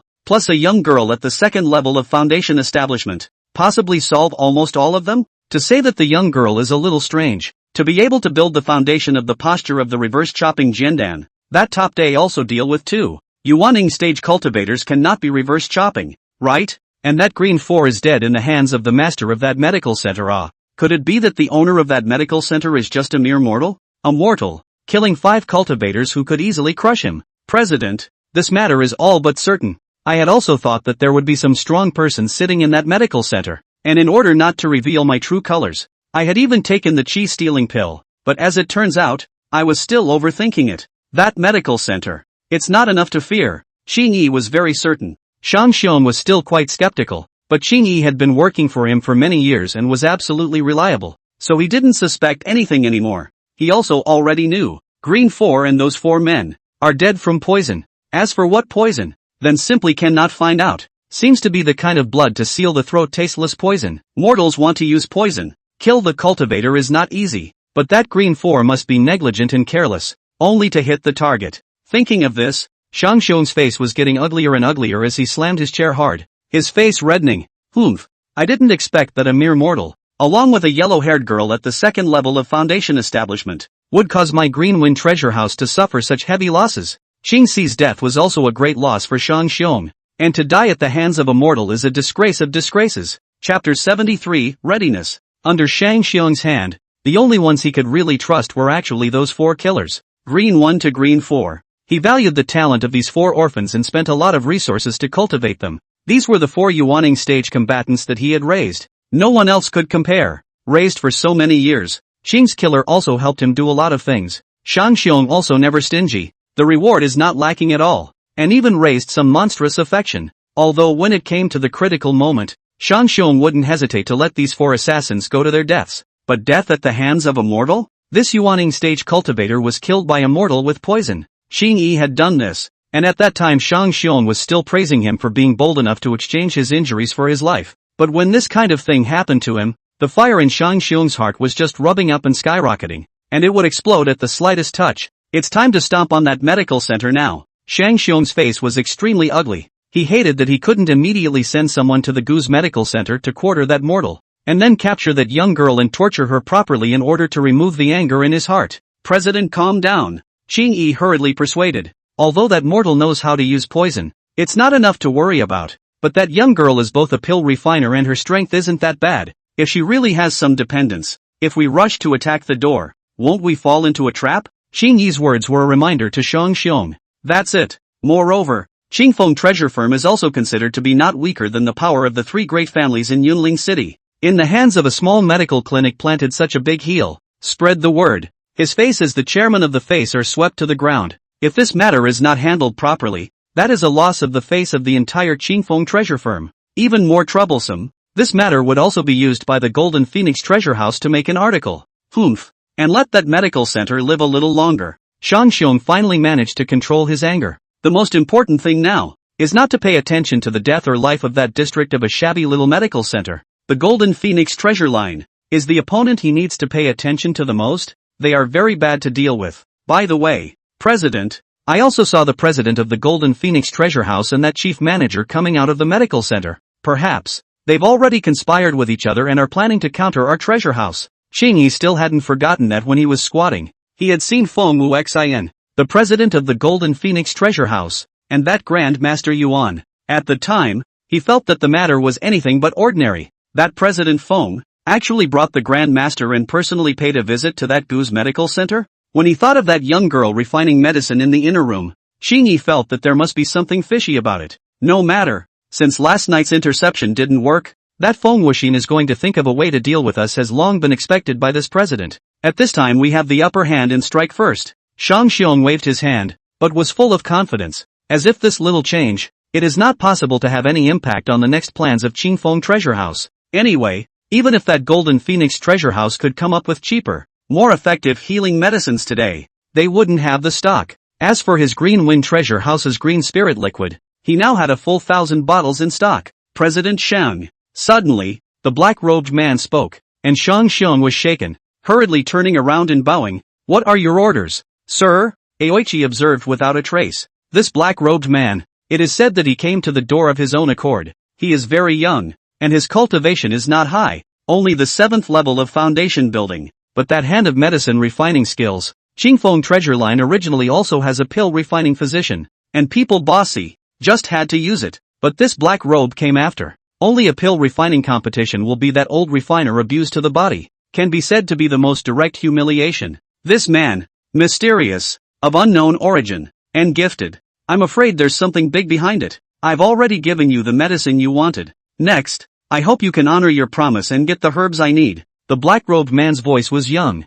sounding like nothing more than a youth in his 20s, but the tone was unusually low and cold. Shang Xiong respectfully said, of course, I promise that I will be able to deliver what you need in a matter of days. Aha! The black-robed man answered and left. When the man was far away, Aoichi asked, Chairman, who the hell is this man? Shang Xiong shook his head. I don't know either, but he is so young and his ability to refine medicine is so outstanding. Behind that, I'm afraid there is a great power that taught him. This black-robed man, in fact, made Shang Xiong very jealous. It was because his pill refining technique was truly demonic. If he said that there wasn't any more powerful pill refining masters behind this black-robed man, Shang Xiong didn't believe it, so as the president, he also acted respectfully, never showing any contempt or offense because of the other party's young age. High-level pill refining physicians, those were not to be messed with, and messing with them was equivalent to stabbing a beehive. After Shang Xiong was silent for a moment, he added, "By the way, have you searched clearly for those things I asked you to collect?" Qing Yi frowned slightly. "Chairman, those few things are not easy to find. No matter what, just look for it. If you don't keep your word, that black-robed man won't stop. It doesn't matter to him, but the backer behind him can never be something we can mess with. Ha, it's just a pity that he's too mysterious. Otherwise, if he were to be brought together, then dealing with Feng Wu Xin would be one more safeguard." Shang Xiong sighed darkly, with a few hidden regrets in his heart. "President, do you think that we should gather some manpower and destroy that Gu's medical center first?" "No need, since there is something odd about that medical center. Let's not act rashly for the time being, lest we get drilled. You first send someone to keep an eye on the Golden Phoenix Treasure House's movements. They are bound to make the next move. What we need to do now is to take down the Golden Phoenix Treasure House as soon as possible and annex it before we can grow our strength." "Okay, President. Subordinate will go now." Aoichi arched his hand and excused himself. On the other hand, the head of the medical center, Qin Yao, looked at the pot of blue spirit liquid that was thick in color and filled with medicinal fragrance and wiped the sweat from her forehead. Success! It took her 2 hours to regain control of the fire and the amount of herbs, and she finally succeeded in refining this golden spirit liquid. It's blue though. However, in order to compete with the Green Wind Treasure House's green spirit liquid, Feng Wuxi named this spirit liquid Golden Spirit Liquid. Well, the color is good, although there is still a lack in experience, but practice makes perfect. You will just refine more in the future. Gu Hong nodded in satisfaction. That's nice, that little girl. She learns everything quickly. Letting her refine and forge her body, she was fascinated to learn by hugging the book, and practice sword training to develop a few points of valiant warrior woman style, and now teaching her to refine medicine. She also learned quite fast. Gu Heng felt that he might have unintentionally taken in an all-round genius as a disciple. Chapter 74, The Nianling Sect's Trouble Comes. Thank you for the compliment, Master. Qin Yao smiled, brightly showing her teeth. Immediately afterward, she reached out and took out the container with the spirit liquid, handing it over to Gu Hong. "Master, after taking these golden spirit concentrated liquids and mixing them with water, there's exactly 2,000 bottles of portions instead, which is enough to be sold over at the Golden Phoenix Treasure House." She knew that most of the cooperation that Master Teacher had negotiated with Feng Wu Xian was actually to pave the way for Qin Yao. Gu Hong only needed some mortal silver money so that he wouldn't be reduced to the point of having no food to eat when he sensed the mortal life. But now this job of refining medicine was Qin Yao's responsibility, and she was also the one who was responsible for delivering it to the Golden Phoenix Treasure House, and then teaching them to modulate it. So this cooperation was actually a cooperation between Qin Yao and the Golden Phoenix Treasure House. He's only taking a lead role in it. Therefore, for Qin Yao, this is naturally a precious opportunity. That President Feng Wu Xian, in her opinion, is quite ambitious, and holds a fierce energy to charge upwards. This golden spirit liquid will allow her to completely defeat Qingfeng Baobao Company, and then in the Cloud Spirit City, a dominant one. Further on, the towns surrounding this Cloud Spirit City, or the cities farther away, would also become her possession, and Qin Yao was the one who had provided her with all these opportunities. Although she had lost everything after she was reborn, she had been able to start from nothing in the past and work her way up to the position of a great emperor with power over half of the realm. She could do the same now, and Feng Wu Xian's ambition and expansion was what Qin Yao was in need of. The name of the Holy Yao Emperor would not dissipate so easily, and it was an opening that was as wonderful as she had ever imagined. With a good master who was entering the mortal world and cultivating the heart of immortality, she has a bed to sleep in, a full meal to eat, and can cultivate without distractions, without worrying about the wolves, dogs, and rats that surround her on all sides. Before, she didn't have such a good time to live. From a silent, unsupported casual cultivator, slowly killing her way through the rules and circumstances of the weak and the strong, every step is a dangerous situation. Even if in the end she founded her own forces and had a group of fans,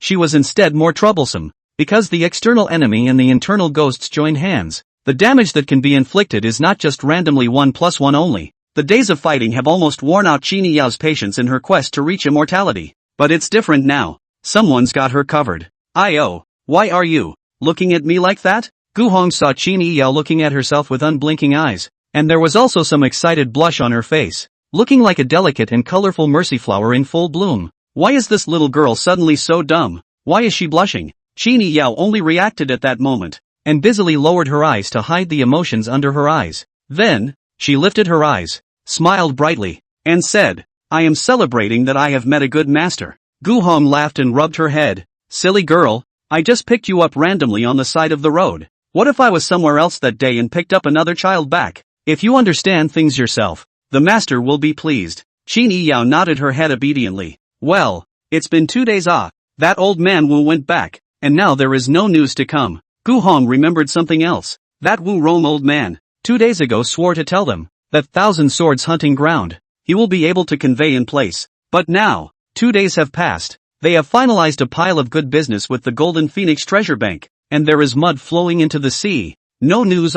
This girl of his, it was rare that she had some special requests, so Gu Hong wanted to satisfy her in any case. If you say you're going to be pampered, then you have to do it. If they don't agree, forget it. Qin Yiyao blinked her eyes and shook her head. She didn't trust that Nianling sect's third elder wholeheartedly, and she also naturally had some preparations. If that Nianling sect refused to let her in, then she would break through the blockade of that Thousand Sword hunting ground by herself. Bringing this up was merely to save some face for the Nianling sect. It's a good thing they didn't say yes. Qin Yiyao didn't want Gu Hong to keep breaking the bank for her, especially to these forces that even she couldn't see as a waste. No, words are not good. It is not a good thing. Master Wu promised me, we'll let the person who can make the decision to come over to talk. May as well wait another day. If you cannot wait. Gu Heng's eyes slowly sank. Anyway, he had hooked up with the Golden Phoenix treasure house himself. If that rich merchant family wouldn't agree, then let them feel their strength in another way. It's not hard to borrow a tiger's skin.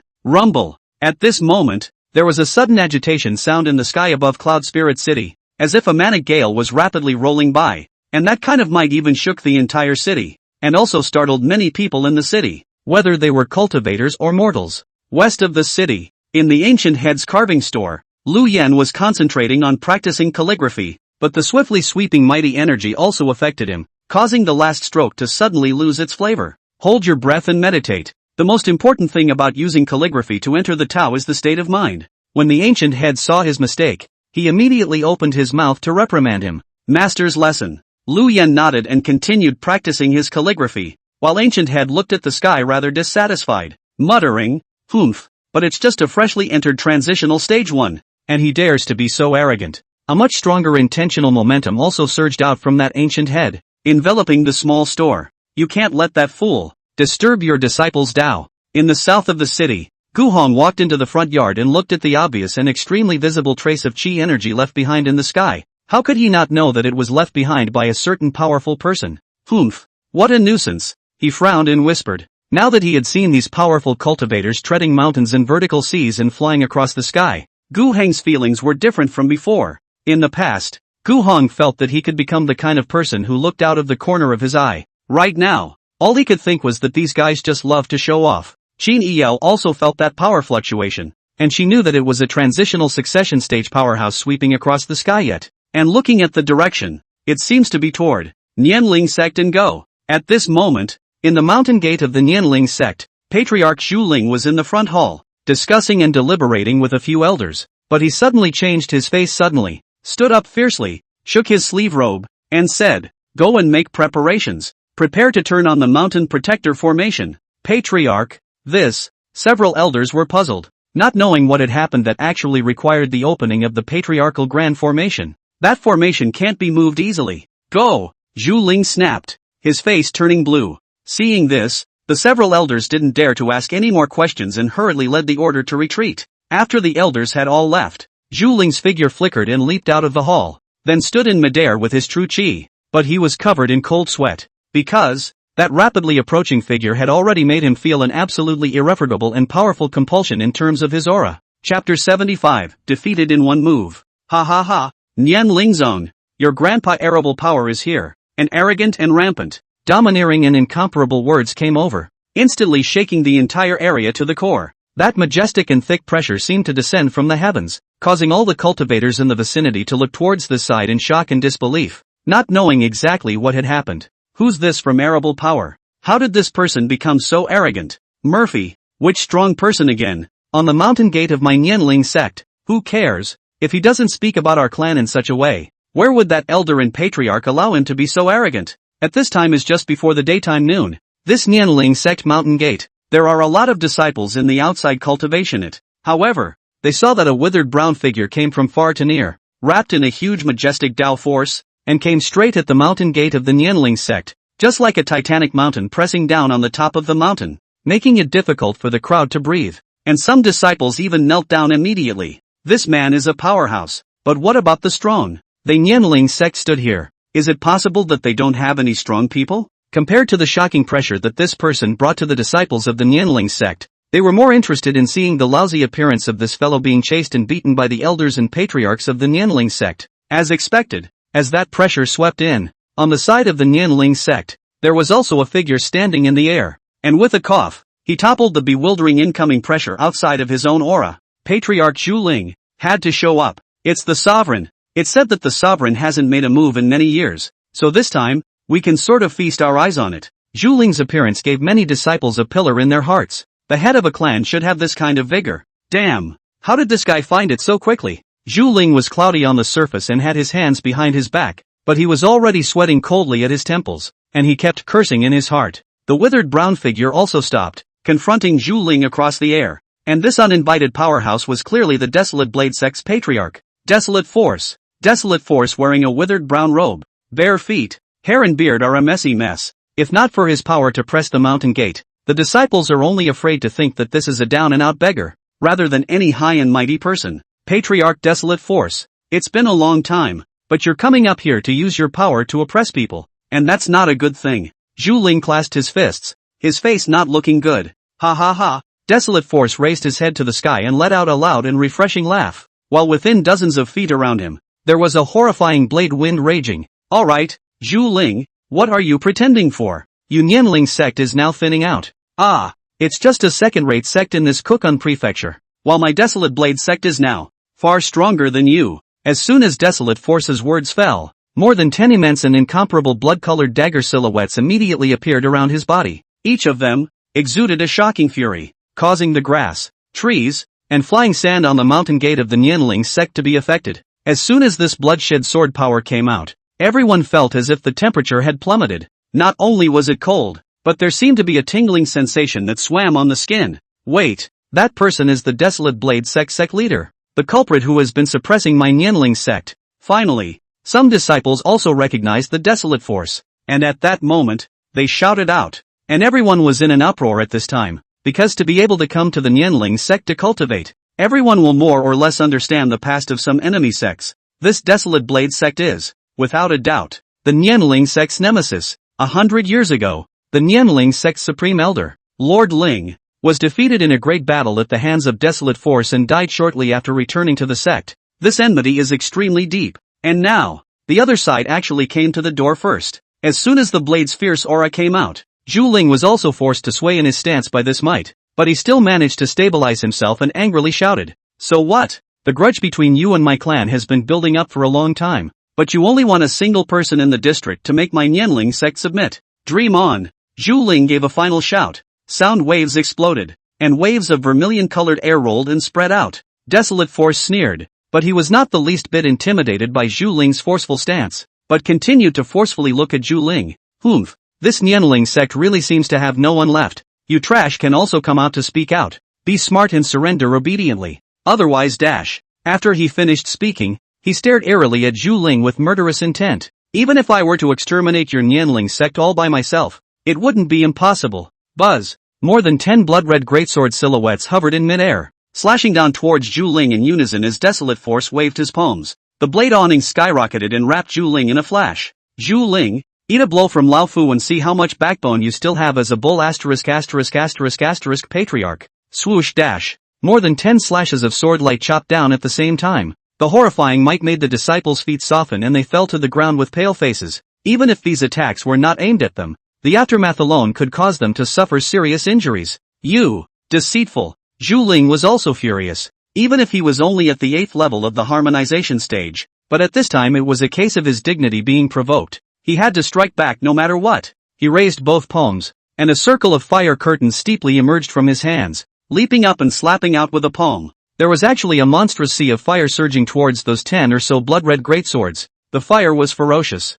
like a jet of lava. However, these blood-red daggers were as tough as copper walls. and the red vermilion flames burned on them, only stirring up a circle of ripples, and there was no way to destroy them in the slightest. Sculpture. Desolate Force smiled disdainfully, and then he twirled his fingers together, aiming them at Zhu Ling and pointing them remotely. In an instant, that a blood-red large knife will be towards Zhu Ling fiercely bombarded. That vast knife power enveloped the mountain door, making Zhu Ling pupils shrink slightly, but found that his strongest move, Flame Burns the Sea, had been unable to block. Under the hasty and hastily cast some defensive spells, in an attempt to block the more than 10 horrible knife light. It's just a shame that this struggle is also futile. Under the shroud of these terrifying bloodlights, the defense that Zhu Ling had put up was instantly torn apart. Zhu Ling's entire person was blown backwards, directly crashing into the mountain gate hall, collapsing halfway, completely losing in full view of everyone. Hiss. Seeing this scene, everyone present couldn't help but draw in cool air. What realm is their patriarch in? The 8th level of the harmonization stage.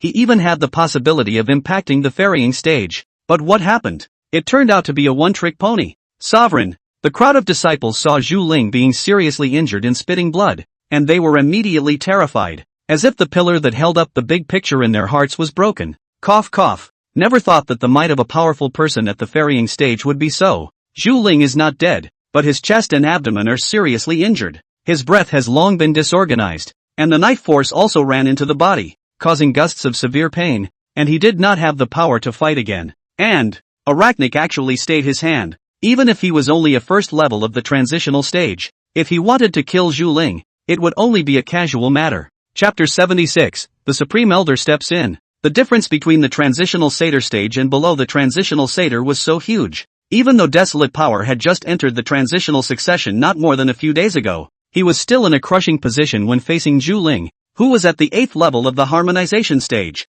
In the final analysis, it lies in the fact that the cultivators at the stage of the transition can already use the power of heaven and earth, and every move has a shallow resonance of the rules of heaven, while under the transition, they do not have this ability. A man who has borrowed even an ounce of God's power is strong enough to be proud of the world. This is the case with the draconic force. Now that he hadn't even stabilized his realm, his foundation was easily damaged, but Araceli still stepped onto the Nianling sect to come without fear, without any other reason. Because there were no opponents that could have a cool fight and didn't need to be feared. Too weak. Oracli seemed to feel regret and shook his head. Desolate Force, how dare you be so arrogant? Do you really think that there is no one in my Nianling sect? An elder stepped forward, and even though he knew the gap between the enemy and us, he still roared with righteous indignation. Ha! The corner of Desolate Power's mouth curved up. You, Nianling sect, do have no one left, don't you? There was a dead silence in the mountain gate. The many disciples actually had no words to retort. Their faces were pale,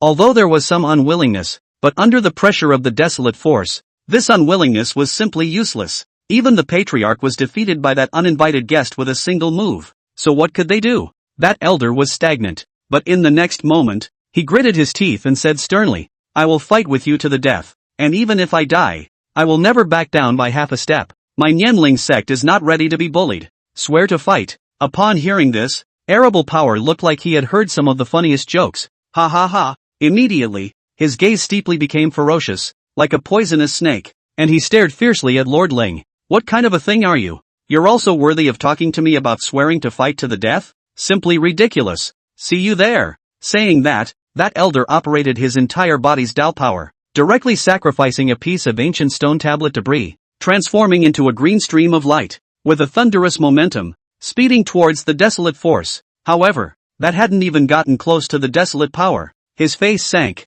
and with a casual stroke of his finger, an invisible baleful aura swept out of thin air, shattering the fragment of the stone tablet just like that. Put! The magic treasure was broken, and that elder was directly affected by the backlash. A mouthful of blood sprayed out, and his divine soul shriveled up. However, his eyes remained resolute as he once again gathered his entire body's Dao power. Humph! Desolate Force snorted coldly, killing intent flashing in his eyes. Since you're obsessed, don't blame me. This guy, too stubborn. This gap was already so obvious, yet he still had to futilely resist him, directly provoking the majestic killing intent in Aracheli's heart. How can stubbornness end well? In the next moment, his body trembled, and majestic sea-like Dao power crazily swept out from all his limbs and bones, and as the Dao power surged, a blood-red greatsword followed suit, condensing and transforming, densely suspended in his surroundings, revealing extreme sharpness, as if it would slice at those disciples at any time, sending icy chills piercing through one's body. This, feeling the terrifying aura of the blood-red greatswords hovering around Desolate Power, Zhu Ling and the others suddenly changed their faces and retreated back, not daring to stay where they were. This time, no one can save them. However, at this moment, Desolate Force suddenly smiled contemptuously and waved his right hand, and instantly, 3 large blood-red blades detached themselves from his body and shot out like electricity, killing towards that elder. The elder didn't dare to stay. His body was about to retreat, but he couldn't be fast enough for Desolate Force's blade, which had arrived in front of that elder and directly pierced through his body. Ah! That elder screamed miserably, and his figure fell backwards. One move. Kill. The faces of Zhu Ling and the others became twisted as they watched, and Desolately Shang did not intend to spare them. It seemed that he felt that this Nianling sect no longer had any that could fight, so it would be better to directly exterminate them. So he was ready to wave his hand once again, and dozens of blood-colored blade potentials were about to slash down. Zhu Ling hard across. Their clan protection array is also ready to be able to be activated, but want to be used to deal with the desert power of the transition stage, but it may not work so well. Moreover, the Zhu Ling, who was in the main formation, was now seriously injured. Is the clan really going to be destroyed? Just as the 2 men were despairing, they suddenly heard an indifferent voice. Enough! Accompanied by the sound. Everyone looked towards the direction of the sound source, only to see a young figure slowly floating in. It was precisely the Nianling sect's supreme elder, Lord Ling. He had to step in. If he didn't step in again, this Desolate Force would really destroy all of his Nianling sect's mountain gates and the foundations laid down by his ancestors. Although the Lord Ling only half-stepped transition stage cultivation, but the desert power to promote the first level of the transition stage is only a few days. He is not without the power of a battle, and, once the protective array is open, more or less can make up for the gap. However, if they fought hard against the Desolate Force, this Nianling sect would have to be destroyed no matter what. Especially the thousands of disciples in the sect would definitely not survive. The aftershocks of a strong battle could kill them all. Taishan Elder. After Zhu Ling saw clearly that it was Lord Ling, she immediately called out, "Don't worry. I have my own way of dealing with it." Lord Ling cast a confident look at Zhu Ling. When Desolate Force saw this, a cold smile of relief rose between his brows as he took a deep breath and his gaze became more and more chilly. Ha ha ha, I knew that you guys don't die that easily. Cut the crap. Lord Ling stared at him coldly. You, Desolate Blade Sect, are trying to start a war with my Nianling sect today? So what if it is? Desolate Force clasped his hands on his chest, obviously also saw that the Lord Ling simply did not advance into the transition stage. With him to fight, that is the possibility of 10 defeats and no victory. He also knew that this Nianling sect's mountain gate must have some kind of big formation. Desolate Blade Sect also has this kind of insurance. But Desolate Force is just dare to kill alone to the door. Do you think that today's Nianling sect is still the same as it was 200 years ago? You guys are already wasted. I, the Desolate Blade Sect, am the greatest sect in this Kokun prefecture. Arable power ran rampant. Rumble. The Dao power within his body surged and turned into a black dragon surrounding him, making his aura more and more terrifying. And around him, rolling dark clouds erupted, thunder roared, and storms were coming. The Lord Ling said in his heart that it was not good. This aura, it clearly suppressed him by more than a head. Sure enough, it's the transition stage. He knew that the battle with the Desolate Force was inevitable, but just did not expect. This guy was so anxious. The realm has just had a breakthrough, and even do not intend to meditate for a month to stabilize the foundation, which will directly kill the door to the door. Exterminating your nimble spirit sect is but a trivial matter. Without any difficulty, Desolate Force turned his words around and laughed fiercely. Not to mention that my Desolate Blade sect doesn't even need to come out of the woodwork. I alone can deal with all of you. Lord Ling couldn't refute it. Chapter 77, A Time of Life and Death. Below the transition, one may not challenge above the transition. That's true. Even if there is a protective array present today, and he is the main arrayer, if he wants to win this Desolate power, he only has a 1 or 2% chance of winning, and the end is likely to be that Desolate power will be injured and Lord Ling will die. But even so, Lord Ling couldn't back down, because he was carrying the hopes of the entire clan on his back. Fortunately, Lord Ling quite understood this nemesis. This Desolate Force was a rather demented fellow. Perhaps to him, it was precisely because the Nianling sect did not have anyone left who could fight with him, that he rose to the idea of killing, and wanted to exterminate this Nianling sect. If you want to fight, I'll just accompany you. Just you and me. The usual place. The Lord Ling took the initiative to open his mouth, laying down the gauntlet to Desolate power. Oh, the corners of Desolate Force's mouth rose slightly. But your half-step transition stage strength isn't enough to look at. Give me 4 days, and I can advance to the transitional stage as well. The lordling looked at him calmly.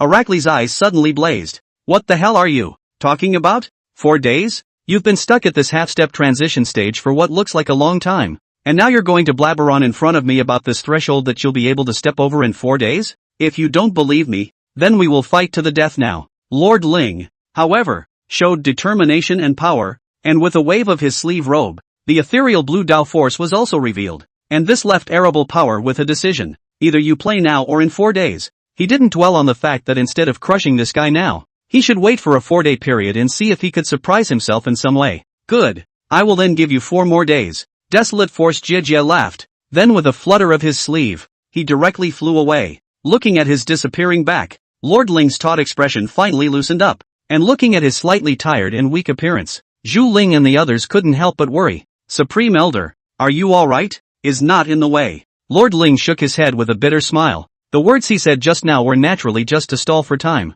After all, the battle after 4 days, he also does not have the certainty of victory. But will he let himself show his timidity? Deliberately speaking loudly, that desolate force actually eats the set. Otherwise, if he shows half a bit of cowardly intentions, then he will inevitably face the disaster of extinction.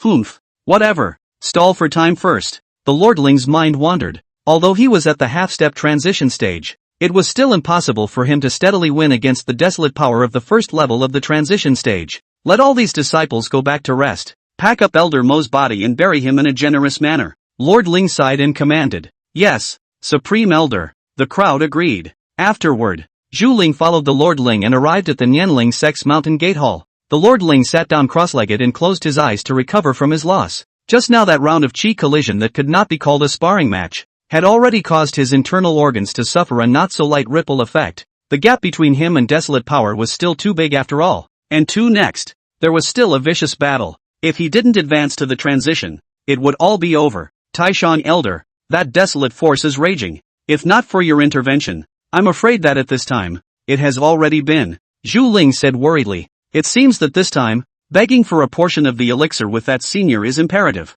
The Lord Ling opened his eyes, the bottom of his eyes flickering with a different color. Then, has the Supreme Elder ever considered? Zhu Ling hesitated for a moment, as if he felt that this question shouldn't be mentioned, and stopped. Considering what? Lord Ling asked with a lift of his eyebrows. What if he doesn't want to give it? May? Lord Ling smiled bitterly. If you don't give it, then you can dismiss all the disciples of this Nianling sect, and I'll go face desolate force alone. At those words, even if Zhu Ling still had some words to say in her mouth, she couldn't say them anymore. You and I will personally go to the door to beg, so that there is some sincerity. My Nianling sect is already on the verge of a life and death crisis. The Lord Ling continued to add, saying that he stood up and marched towards the mountain gate. Aha! Zhu Ling was silent for a moment and hurriedly followed suit. The two rushed. The speed is very fast. From time to time we'll arrive at the Cloud Spirit City, and listen to the words of Wu Rong told them. That senior like quiet. Into the mortal is for this. Although the cultivator is not unable to visit him, but also cannot be too much publicity, people have already entered the mortal. Their own is not possible to end up with a frame. So, as they neared the city, they landed and walked slowly. Wait and don't say anything. I'll just communicate with him, the Lord Ling mentioned. Good. Jiren nodded. Entering the Cloud Spirit City, Zhu Ling didn't say anything. Only Ling Ling looked at the bustling street scene with people coming and going. His heart felt a little melancholy. I haven't left the retreat place within the sect for 100 years. This place, it's refreshing to me. This Supreme Elder muttered. The Supreme Elder is extremely right. You should walk around more, Zhu Ling said smoothly. The two of them chatted while arriving at the south of Yunling City, and following the route pointed out by Wu Rong, they found Gu Heng's medical center without much effort. Lord Ling stood in the doorway and looked at the plaque, his eyes narrowing slightly. What's wrong? Zhu Ling noticed the change in him and asked. The Lord Ling whispered. This senior. I'm afraid it's not simple nah. Jiren froze. He carefully stared at the plaque several times, and really didn't find anything unusual, so he couldn't help but frown and say, Taishan Elder, what do you mean by that? The Lord Ling said softly. The true meaning on this plaque is very strong. He had half a foot in the transition stage, and it was easier for him to discern the Tao rhythm conveyed on the words than an ordinary cultivator. So naturally, he could distinguish the power contained in the rather shapely script, not to mention the handwriting on the plaque, which had another flavor. That's intense wariness. Although it was hidden, he could vaguely catch a strong aura of killing from it. This plaque, I think it was engraved by the owner of that medical center himself. And looking at these 4 words, Lord Ling even felt that he had seen his former past. He took a deep breath and slowly exhaled. This senior. It seems that he was once a ruthless character as well. The sharpness of the words on this plaque's rhyme is hard to hide. So I guess my hands are stained with the blood of many enemies. Is that so? Zhu Ling's eyes widened. The Lord Ling nodded, pondered for a moment and said, but, we still need to be cautious. Although this senior seems to have secluded himself in the city, but if we are not careful to provoke those killing nature of his past, life is difficult to protect. When these words came out, Zhu Ling instantly understood. He nodded, agreeing with Lord Ling's judgment. The Supreme Elder is extremely right. The two of them discussed for a moment.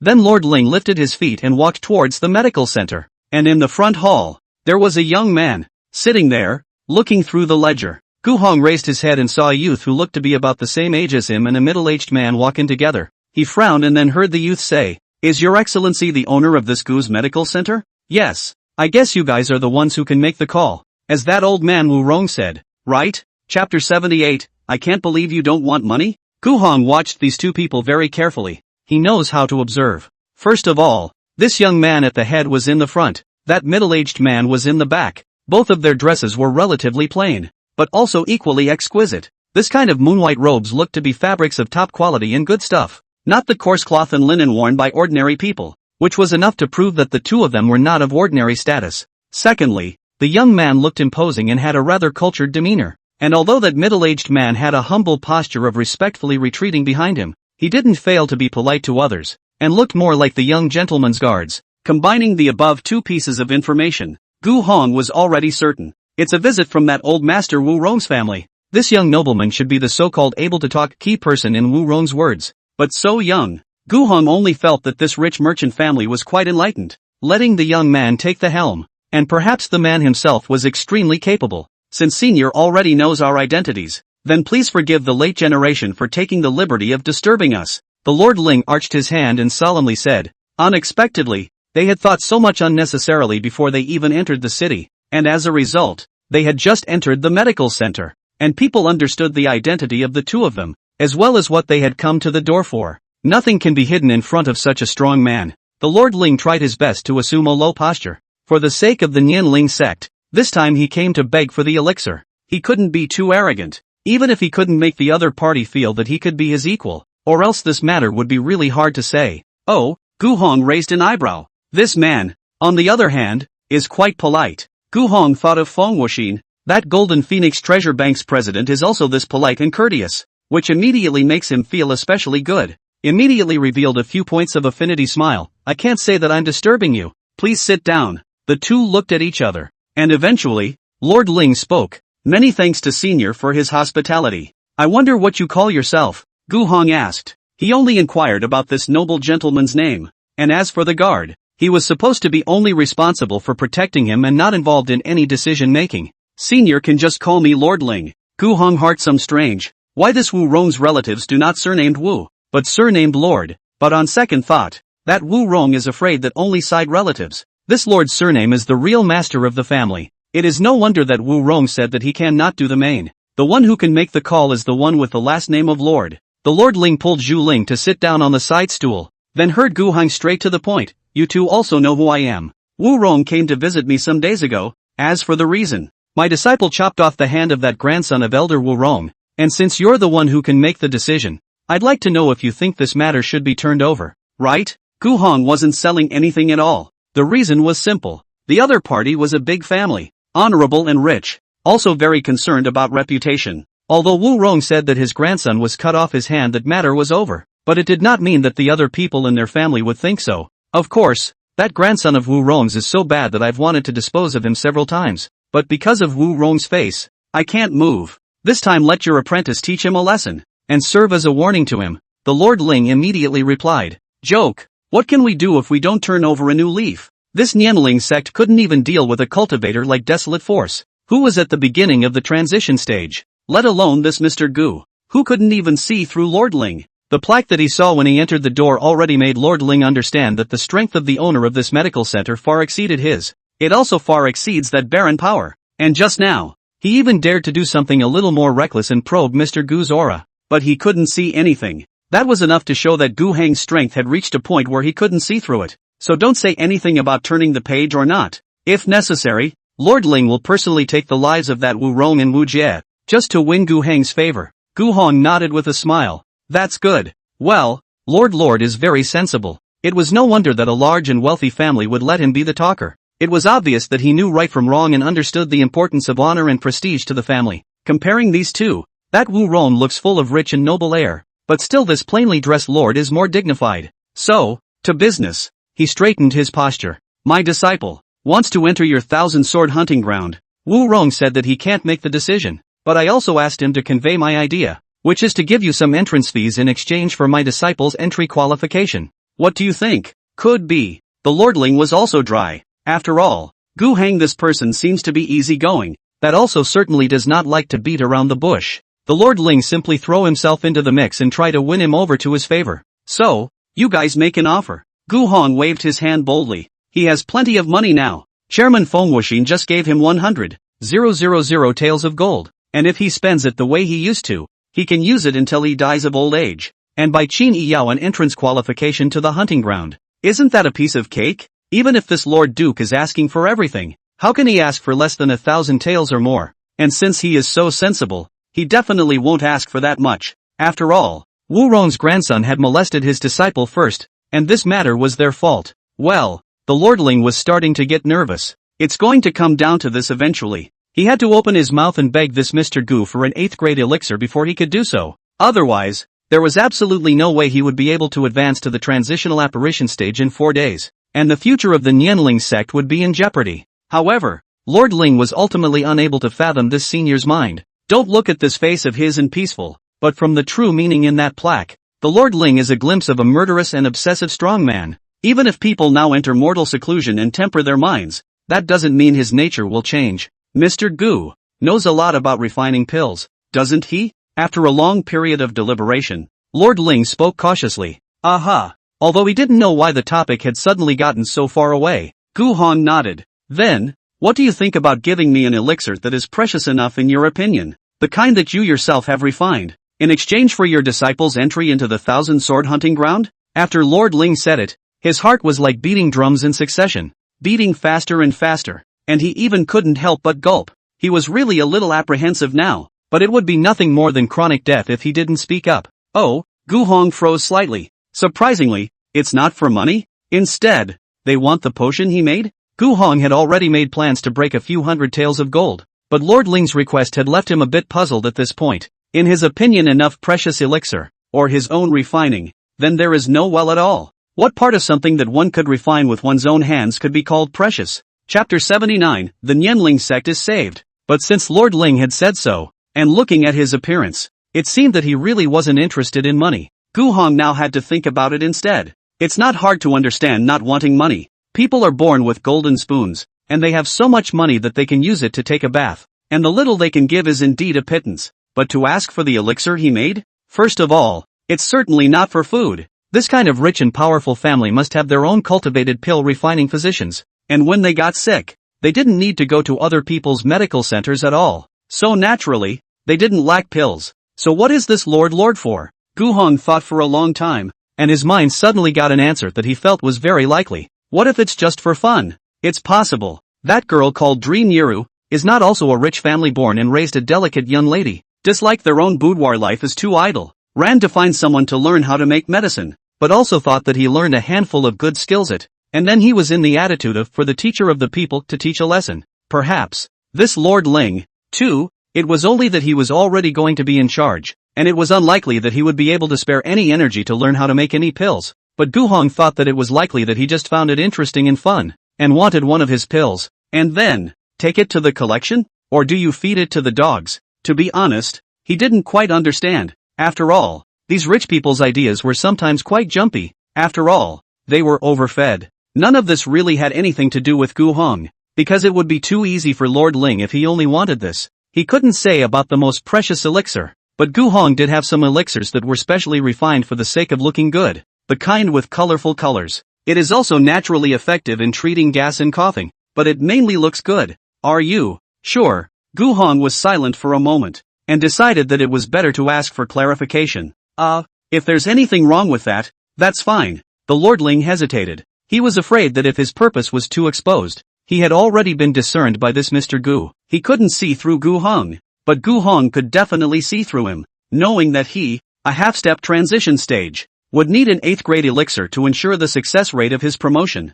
I'm afraid that the moment he walked into this medical center, he had already been watched by Gu Hong from beginning to end. Therefore, Lord Ling unknowingly wanted to loosen up a little bit. If you really can't ask for the 8th grade elixir, it's not impossible to retreat. That's definitely better than returning empty-handed, or even perish on the spot, right? But Gu Hong laughed lightly and hastily said, "No need. There's nothing wrong with it. It seems that this Lord is serious. He didn't want silver money. He wanted a potion. Whether it was for his collection or to feed his dog, then let him have it." What reason could Gu Hong have for not satisfying him? It's an elixir that he's given away quite a bit to people to eat. After saying that, Gu Hong got up, walked to the medicine cabinet next to him, pulled open one of the drawers, and then fished out a jade bottle. Lord, in my opinion, the pills I made myself are not considered precious, but if you want them, I'll give this to you. He placed the jade bottle on the table. The bottle is filled with the 4-color pills. Looks very beautiful. This is Gu Hong brush medical proficiency.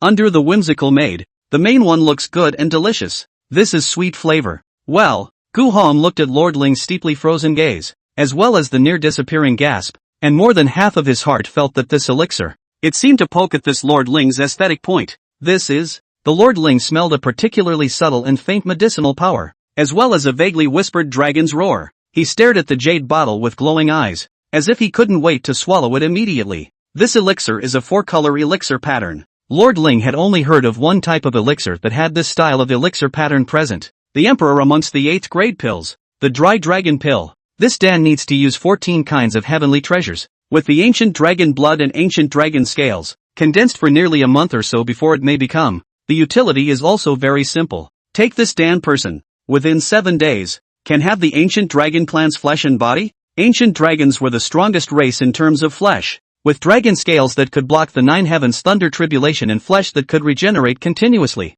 Those promotion thunderbolts that were extremely terrifying for ordinary cultivators, and even had to account for their lives if they didn't pay attention, were nothing more than a hair's breadth for ancient dragon. If he had this Qianlong Dan, not only would Lord Ling have 12% confidence that he would definitely advance into the transitional succession stage, but also, he would be able to rely on this powerful physical body physique to beat that desolate force to a standstill. Take this. It should satisfy you too. Gu Hong saw the excitement flash across Lord Ling's face and knew that he must like it, and that he himself had acted cheerfully enough. So this business, it was something that could be done properly. Then I beg to differ. Sir. Lord Ling took a deep breath and suppressed his inner excitement, placing the Qianlong Dan into his bosom and tucking it away. He didn't want to say any words of thanks, perhaps to Mr. Gu. This 8th grade elixir was what he was being exchanged for, and it wasn't worth mentioning, but Lord Ling knew that he had already, invisibly, saved the Nianling sect from extinction, and it goes further. What was previously taken away by the desolate Blade sect,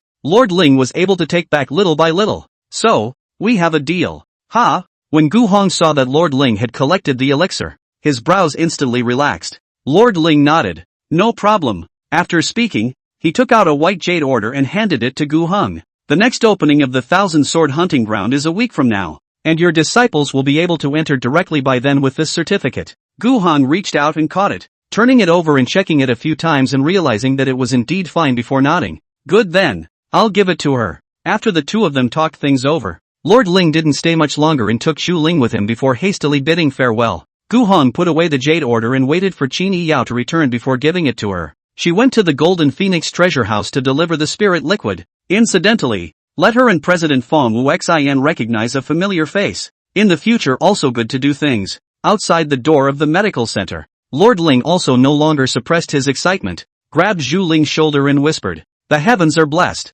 The Nianling sect is saved." He took out that jade bottle, so excited that even his hands were trembling. Dry Dragon Dan. Taking this elixir, this huge medicinal power would allow him to advance into the transitional succession smoothly, and for a week afterward, he would be able to have a powerful flesh body that was no different from that of an ancient dragon's, which would help him carry the pain of the advancement, and also give him a strong 1-2 punch in the face of the desolate force afterward. It's only temporary, but it's enough. Supreme Elder, how helpful is this elixir? To you? It was rare for Xu Ling to see Lord Ling so excited, And in his heart, he couldn't help but also become curious as to what kind of elixir Mr. Gu had given him. He was not recognizing this kind of high-grade spirit elixir. Chapter 80, Golden Spirit Liquid Hot Sale. Lord Ling didn't hide anything and directly told Zhu Ling about the utility and preciousness of this Qianlong Dan. Zhu Ling was shocked. And naturally, he didn't expect that Mr. Gu would take out such a valuable spirit pill in exchange for his disciple's qualification to enter the Thousand Sword Hunting Ground. Although he had never heard of the Dry Dragon Dan and did not know how difficult it was to refine,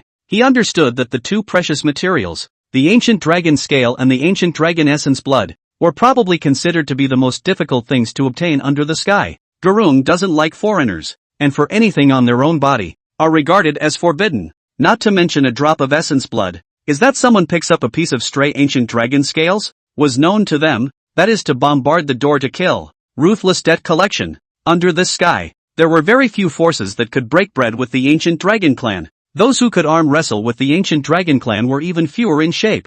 And the scattered strong cultivators who had no power were even fewer. If Mr. Gu can even get ancient dragon blood and dragon scales, then how strong must he really be? Zhu Ling didn't dare to continue to think about it, because there was no use in thinking so much. It would be better to be honest and let the Nianling sect get through this crisis of destroying the sect first. He carefully looked at Lord Ling and asked, "Then are you? Now, not bad. With this Dan, I can advance to transition within 2 days." Lord Ling's tone was certain and austere. The corner of his mouth was hooked in a cold arc. Desolate Force was a guy who practiced swordplay to the point where his brain was a little crazy. To him, directly destroying the defenseless Nianling sect would be disappointing to him. But if, one-on-one, you can fight a life and death battle with him, Lord Ling, and after you win, then you can wipe out the Nianling sect as the top winner. Arable power will then feel a sense of fulfillment. Lord Ling knew this old foe too well. As long as he used this method to agitate him a little bit, desolate power would definitely give him more time. And after this elixir was refined and Lord Ling advanced to transition,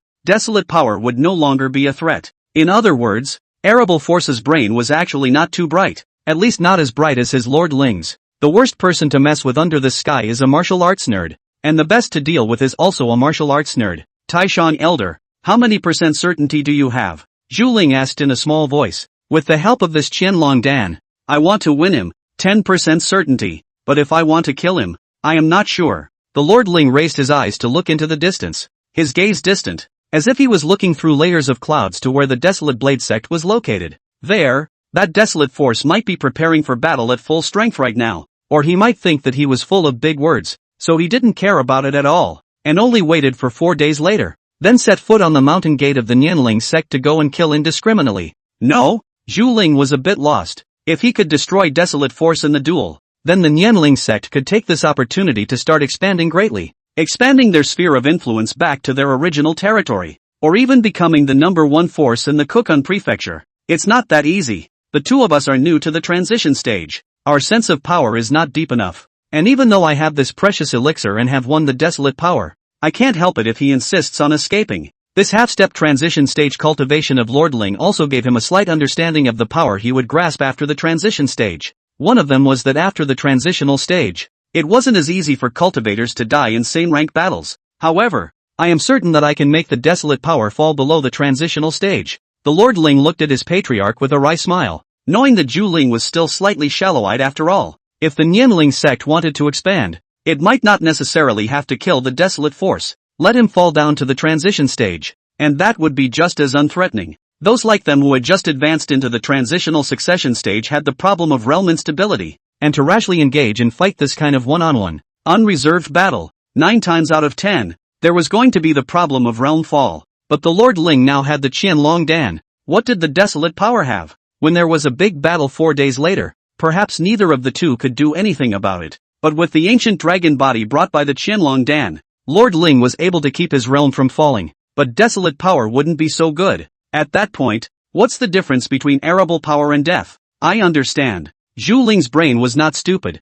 and he quickly understood the meaning of Lord Ling's words. After saying that, Lord Ling and Zhu Ling still low-keyed their way out of Cloud Spirit City before they dared to fly in the royal air, all the way back to Nianling sect, and after they went back, Lord Ling announced that he would be closed for 4 days, and a tense atmosphere pervaded the whole sect. All the disciples knew that after 4 days, whether or not the Nianling sect would still be able to survive depended on this supreme elder. After 2 days of living in peace with each other, Yunling City also ushered in a round of not-so-small waves, because, On this day, the Green Wind Treasure Firm and the Golden Phoenix Treasure Firm almost simultaneously launched new models of healing spirit liquids, Green Spirit Liquid and Gold Spirit Liquid. The two big treasure houses also put in enough horsepower to start publicizing, and found the right opportunity to desperately suppress each other's elixirs. But only one day had passed, and the trouble of Qingfeng Treasure House had come. They have a full 1,000 bottles of Green Spirit Liquid in stock. But in one day's time, it was surprising that less than 100 bottles were sold. In contrast,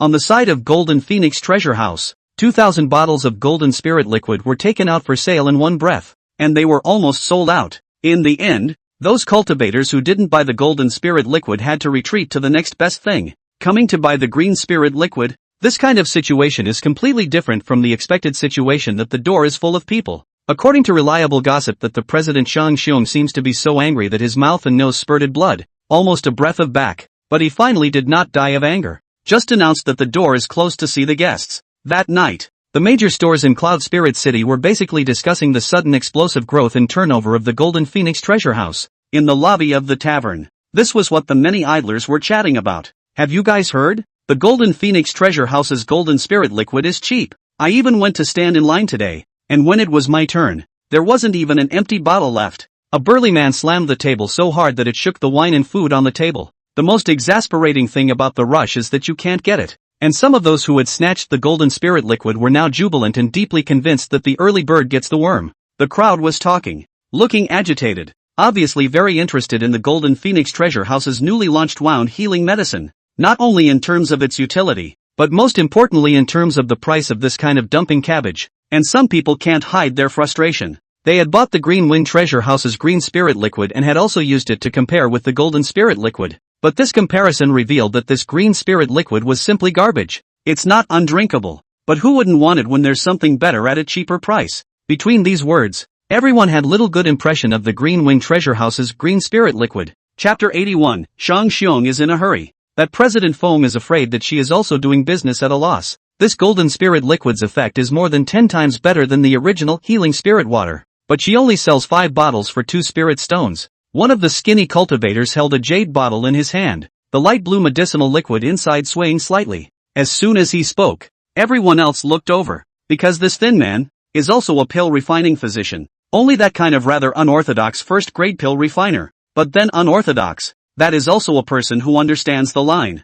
Yeah, the healing spirit water that they used to sell at the treasure house cost 12 spirit stones for a bottle. How is it that this Golden Spirit Liquid is now more than 10 times more effective? Yet the price is so much less all of a sudden. Or is it sold in bundles? It's a huge question that goes unanswered, and it condensed in everyone's mind, whether they had grabbed this Golden Spirit Liquid or not. Because of the second-grade spirit medicine, the price is generally not cheap. For them, these scattered cultivators, the second-grade spirit medicine is not something that they can afford to buy at all times, especially this price. Before, the Golden Phoenix Treasure Bank sells 12 spirit stones, and the Qingfeng Treasure Bank side also wants 18 spirit stones. But today, it was as if these two treasure houses had a tacit understanding, simultaneously launching new healing spirit liquids, and both of their prices were ridiculously low. But ultimately, the Golden Phoenix Treasure House is lower. Where did they get the nerve to dare to press the price of a second-grade elixir to such a level? Aren't you afraid of losing your money? Alas, I heard that Master Mu of the Golden Phoenix Treasure Bank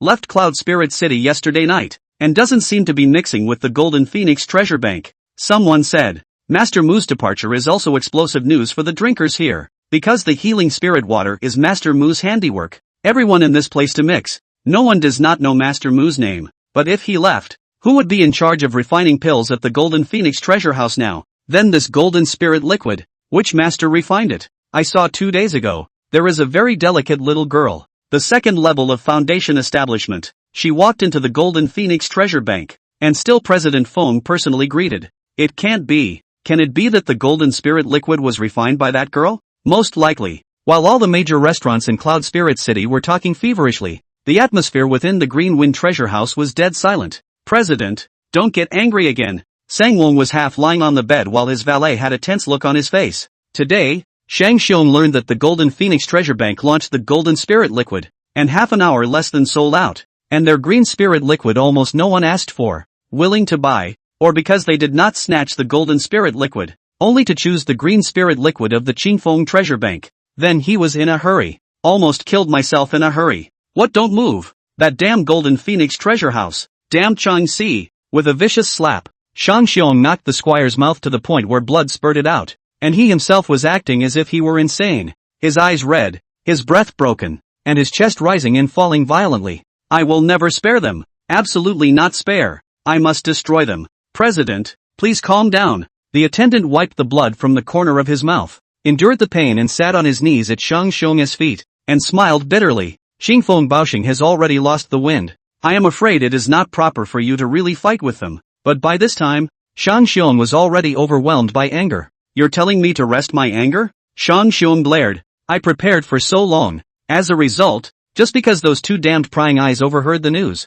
now it's like this. The word urgent seemed to be written all over his pale face. Today, the Golden Phoenix treasure house is considered to be out of this world. Green Wind treasure house, on the other hand, made a fool of itself. Because news had long been circulating around outside that the price of the golden spirit liquid was lower than the green spirit liquid, and it was also more effective. And once word gets out, it's impossible to keep it down. He couldn't force the entire Cloud Spirit City's casual cultivators not to buy the golden spirit liquid. From today onwards, Qingfeng Treasure House will be completely kicked out of the market of this low-order healing medicine, and all the cake will be eaten by Golden Phoenix Treasure House alone. In fact, the loss of the Green Wind Treasure House is not big. That 1,000 bottles of green spirit liquid, in the end, can still be all out of the market, can also return to the capital, but Shang Xiong cannot accept, is that the Golden Phoenix Treasure House will use this as an opportunity, completely will be suppress them. Originally, the revenue gap between the two treasure houses was not that big. Qingfeng Treasure House could still support that little loss of profit, but damage a little flesh. But now, the Golden Phoenix Treasure Firm would completely leave the Green Wind Treasure Firm behind. It only takes a month. No, it only takes half a month. Their revenue would be 40 to 50% higher than that of Green Wind Treasure Shop, and with the extra liquidity, then Fengwu Xian would definitely add to other business directions, squeezing Green Wind Treasure Shop's market from all directions. In the end, the Green Wind Treasure House would definitely not be able to hold out. But the president can't be so moved to attract anger again. You even have been ill. Can't be so? At this time the treasure line still needs your decision. The squire worried. Shang Xiong's face became even more hideous when he heard this, but at a moment like this, he really couldn't fall down out of anger. He gritted his teeth in hatred, his fists clenched and creaking. Get me a oichi. The squire sighed in relief. Understood, chairman. I'll get right on it. Aha. Sangwong responded, leaning back against the bed and thinking carefully. He was really pissed off this time, but he had not lost his mind. Golden Phoenix Treasure Bank came prepared, gave a heavy blow to the Green Wind Treasure Bank is not false. That Fengwu Xian reacted quickly, but also in just 2 days to complete the layout. Visible this woman not only extraordinary heart, and must have helpers. That Master Mu, he knew, but that kind of mediocre waste material is simply impossible to refine such a thing as golden spirit liquid. That Fengwu Xin, in such a short period of time, where did she go to find such a powerful pill refining physician? Thinking about it, there seems to be only one place where this is possible. It's the Gu's Medical Center. Not long after, Qing Yi entered Shang Xiong's room, then half-kneeled on the ground, arched his hand and respectfully said, President, I have found out the source of this golden spirit liquid. Say, Shang Xiong indifferently said, here's the deal. Qing Yi stood up and pulled out a bottle of golden spirit liquid, placing it on the table while the bottle was still stained with warm blood. He slowly said, this golden spirit liquid, it was refined by the young girl from that Gu Clan's medical center. He paused when he said this, and there was more hesitation in his eyes as he saw Shang Xiong's already not-so-good face, which was rapidly deteriorating down at this point. And in the end, Shang Xiong's throat rolled as if he had swallowed something. Sure enough, that Gu's medical center made it. Shang Xiong suddenly cursed angrily. Qing Yi hurriedly bowed his head, but before he bowed his head, he glanced out of the corner of his eye and saw a wisp of blood at the corner of Shang Xiong's mouth. What is that maiden coming from? Chapter 82. We, Green Wind Treasure House, are the good guys. Seeing the look of his own chairman who was so angry that he spat out blood and had to swallow it back in his stomach, Qing Yi pursed his lips. Kind of pathetic. He continued, President, our insider in the Golden Phoenix Treasure House said that the young girl is called Qini Yao. Her age is just 16 or 17. It's just that the origin of this is unknown. According to my subordinates probing the other day, this Qini Yao is the real owner of that Gu's medical center. Shang Xiong slowly closed his eyes, thinking that this step went astray and collapsed step by step. Just because Qing Si failed to kill those two women who had overheard the secret of the treasure bank, now they would have to face a heavy counterattack from the Golden Phoenix Treasure Bank. But the key is still in that Gu's medical center. That young girl called Qin Yi Yao, 16 or 17 years old, the second level of foundation establishment, can reverse chopping jiedun, and such a subtle technique of refining pills. Shang Xiong's heart was instantly on guard. This girl, it couldn't also be some demonic genius with a mysterious background who was personally taught by some great man of the heavens, right? President, my subordinate has seriously thought about it and feels that Qin Yi Yao should just be a casual cultivator without any backing. Aoichi also knew the concern in Shang Xiong's heart, so he said directly, scattered? Shang Xiong laughed coldly, Qin Yi, I'm not someone who hasn't seen anything. Tell me, do all young casual cultivators have this kind of skill these days? He didn't really believe in Qin Yi's words, and although this was the most loyal assassin under his command, Shang Xiong was still angry at the moment and couldn't help but be a little angry with him. Moreover, Shang Xiong has seen a lot of things. This golden spirit liquid, Shang Xiong also let the young black-robed man who cooperated with them have seen. But he just said, I do not so people and this place actually have this kind of alchemist. Even a genius with that mysterious background had said such words. Could Shang Xiong still believe Qin Yi's claim that the owner of that Gu's medical center was a casual practitioner? It's not that there is no such natural talent under the sky, but is he, Xingfeng Bao Heng, so unlucky that he bumped into such a person at such a time? It's not like this Cloud Spirit City is an auspicious place. Where are all the geniuses? If it did, then was this their bad luck or the Golden Phoenix Treasure House's good luck? Feeling his own president's anger heaving pressure, Qin Yi put his posture even lower and slowly said, President, my subordinate believes that if she really is the disciple of a certain great power, with this kind of talent, then she should also be focused on cultivation, and should even be sent to the Pouring Medicine Divine Palace to dive into cultivation before it is?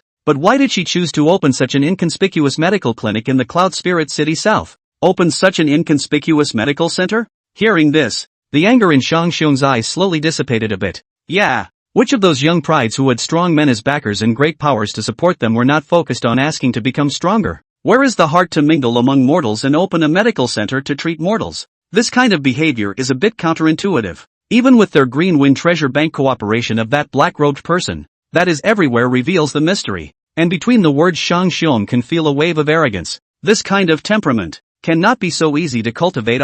Heaven's pride that had someone backing them up were all looking at people from above. This is Shang Xiong mixed in the shopping mall for decades to get. He most believe in the voice of experience. There's one more thing. My subordinate thinks that it can also be seen that Qin Yi Yao is also a loose cultivator. Seeing that Sangwang seemed to have some faith in what he was saying, Aoichi then continued to throw out what he considered to be evidence. Shang Xiong narrowed his eyes. Go on. That Golden Phoenix treasure firm set up a partnership with Qin Yi Yao. But according to our insiders in the Golden Phoenix treasure firm, that President Feng Wuxin's payment to her turned out to be nothing more than the gold and silver used by mortals. What? Shang Xiong froze. Are you sure? 1,000 times over. Of course, Aoichi didn't dare to tell any lies about such an important matter. Shang Xiong, on the other hand, was in deep doubt at the moment, his brain racing. This golden spirit liquid came out of nowhere, directly kicking Qingfeng Treasure Firm out of the low-ranked healing medicine market, and also allowing Golden Phoenix Treasure Firm to get hundreds of thousands of counts, or even millions of counts of spirit stones revenue. But that Golden Phoenix Treasure House pays people in mortal silver? What can a mortal's money do for a cultivator? You want to play with it? Or is it that the owner of the medical center has not even seen many spirit stones, has been using mortal silver money to live? So this is in this kind of thing, do not know how much to pay, and as a result, let the Phoenix Wu Xin see the clues to the end, and then played this disguised empty gloves white wolf? That gold and silver, which are useless to cultivators, were exchanged for a healing elixir that could bring in such lucrative spirit stone profits. This kind of behavior, Shang Xiong didn't even feel like empty gloves. It's called robbing someone's golden bowl for begging in front of a blind man. If that was the case, then Qin Yi Yao, I'm afraid, would really just be a yellow-haired girl with great talent, but with a reckless background and no knowledge of anything. She probably didn't even understand how precious spirit stones were. Gold and silver, compared to spiritual stones, it was less than a cow's hair. So, it is. Shang Xiong suddenly sat up from the bed. His face was red. Qin Yi was still startled, thinking that the chairman was returning to the light, but he soon saw Shang Xiong jumping down from the bed again, picking up the bottle of golden spirit liquid on the table and pouring it down. The flavor of this golden spirit liquid was light and refreshing, but after drinking it down, a warmth spread from the stomach as if it was in a warm furnace, so comfortable that one couldn't help but want to hum a couple of songs to relieve the dryness of one's heart. This golden spirit liquid, it is indeed stronger and more powerful than that green spirit liquid. Sangwon mumbled as he felt the warmth. And then, the jade bottle was shattered by his hand. Ha ha ha ha, very good. Green Wind Treasure House, still have a chance to turn the tide of battle. Shang Xiong laughed out loud, his eyes narrowing slightly as a cold aura flickered in his eyes. God forbid he should die. If that golden phoenix treasure line of Phoenix Heartless, willing to do things sincerely, honestly take the spirit stone. Even cultivators use the magic weapon treasure to that medical hall master to do the gold spirit liquid compensation. Then his Green Wind treasure line really cannot find this kind of opportunity to see the needle in the eye of the needle. But sadly, that woman, too, is a cunning adulterer. She took advantage of Qin Yao's weakness of being young and inexperienced in the world, and tried to maximize her benefits. In other words, the remuneration that should be given to that golden phoenix treasure house is not given at all. Then it was time for them, the Green Wind treasure house, to make their move now. I wonder what the president has in mind. Aoichi hurriedly came up and asked in a low voice. Although I don't know why the president is so happy, he must have a way to break the situation. Shang Xiong's eyes flashed a trace of coldness. Said, since that medical center owner is just a countryside girl with no heritage and shallow ideas, then let's tell her that the Golden Phoenix Treasure Bank, in fact, is cheating her. And we're the good guys. Chapter 83, it's time to use the money power. Aoichi blinked. He only knew how to kill and spy. He didn't understand the brilliant plan that Shang Xiong's mind was now speculating. Nor does he need to understand. Come on man. Shang Xiong droned, and the close attendant guarding outside immediately pushed the door and walked in. Summon the vice president to meet with me. The close attendant received the order and immediately retreated. But in half a tea time, Vice President Yi Gong arrived. What does the president want? You go to the treasury. Get 200,000 spirit stones, and that treasured yellow grade sword. Bring it along. Shang Xiong's brilliant plan is actually very simple. It's just the word interest. After learning that the Golden Phoenix treasure firm's payment to Qin Yao was neither spirit stones nor weapons and magic treasures, but only gold and silver used by mortals, he immediately had this idea. That Qin Yao was not deeply involved in the world and was deceived by that treacherous and cunning snake and scorpion woman, Feng Wuxin, without even realizing it. She does not understand. This golden spirit liquid brought benefits. How she should also score a 20%. But now, Feng Wuxin is not even half of the Chengdu to give her. This is open robbery. But, Green Wind Treasure House does not do such unethical things. When Shang Xiong personally bring people to the door, the spirit stone and the yellow product sword, to the master of the medical hall in front of a put, guaranteed that what do not know, have not seen the big money of the yellow hair girl was immediately shocked to inhale cold air. Then, Shang Xiong could also take this opportunity to directly fill Qin Yao's ears with mesmerizing sounds, telling her that Golden Phoenix treasure bank was sucking her blood, secretly tucking away the huge benefits that should have belonged to her, and that her heart could be put to death. Then, that golden spirit liquid, it should be placed in the Green Wind Treasure Bank's workshop to sell. Simple, clear, and surely very effective brilliant ploy. The main focus is one of truthfulness and honesty, plus a little bit of money power. However, when he heard that Shang Xiong was going to take away 200,000 spirit stones from the treasure bank's inventory, Yi Gong was directly shocked and hurriedly arched his hand and said, President, the spirit stones available in the treasure bank are only 200,000 left. Why are you suddenly asking for so much? Why? For such a large treasure house, the available spirit stones in the depository were usually more than 700,000 to 800,000 dollars. But unfortunately, because of their cooperation with that mysterious black-robed man, he first supplied 1,000 bottles of green spirit liquid, plus subsequent continued supply, while the price that Qingfeng treasure firm would have to pay was to help that black-robed man to look for 6 medicinal herbs. He didn't want to go looking for it himself, so he simply came to Qingfeng treasure house to make some exchange of benefits, sitting back and waiting for the treasure house to deliver the herbs to him, for had now been found, and that had cost the Green Wind treasure house over 400,000 spirit stones. So, Yi Gong knew that Pahong was actually in a bit of a predicament right now, but Shang Xiong only swept him a fierce glance and droned in a deep voice, if you're told to take it, you take it. Don't talk nonsense. The arm cannot twist the thigh. Seeing this, Yi Gong can only lead the order to do. Soon, Yi Gong came in with 2 boxes of spirit stones and a long wooden box. It's all here, President, and I'd like to know exactly what you're planning to. You don't need to ask too much. This president has his own plans. Shang Xiong waved off Yi Gong, and then opened those 2 boxes with his own hands. Immediately afterward, a rich and pure aura came to his nose, causing Shang Xiong to be invigorated. The spirit stones in these 2 boxes amounted to exactly 200,000. Shang Xiong's eyes burned as he stared at the 2 boxes. The corners of his mouth curved into a sinister arc. Feng Wu Xin, you're going to be halfway folded by me after all. These 2 boxes of spirit stones are enough to convince the owner of the medical center. In the Golden Phoenix treasure house, everything was running in order. Looking at today's revenue, the smile on Feng Wu Xin's face was like a blooming flower bud, becoming more and more delicate. Earned it.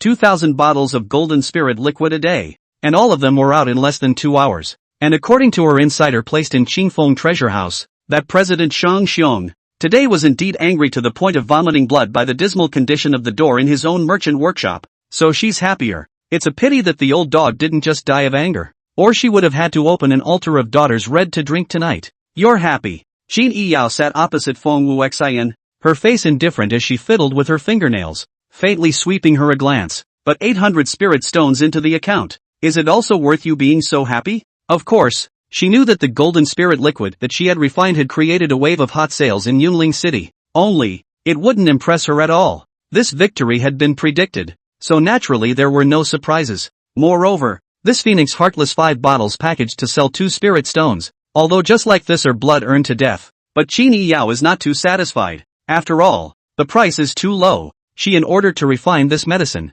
but also spent 2 hours time it. Wouldn't it be better to take it to train your sword than to make medicine? I'm not so much happy for the 800 spirit stones as I am for the misery of the Green Wind treasure house. Feng Wuxin put down the account book, stood up and stretched, and said lazily, but then, I hope that Miss Yao can come up with more golden spirit liquid, preferably 4 times more, and as for the price, it can also be pulled up a bit. Qin Yao raised an eyebrow at his words, triple it. She didn't want to waste that much time. Feng Wu Xian shrugged his shoulders. Miss Yao decides. After saying that, she snapped her fingers and the maid behind the door entered, placing the wooden box in her hand on the table and opening it. Inside were neatly arranged golden tickets, a total of 1,000 taels of gold. This is gold for Mr. Gu. Qin Yao glanced at it and closed the wooden box. There is also the spirit stone given to Miss Yao. Feng Wuxian took out another red jade domino with the emblem of the Golden Phoenix treasure house carved on it and placed it in front of Qin Yao. There are 300,000 spirit stones here, and this can be cashed in at will wherever my Golden Phoenix treasure firm opens.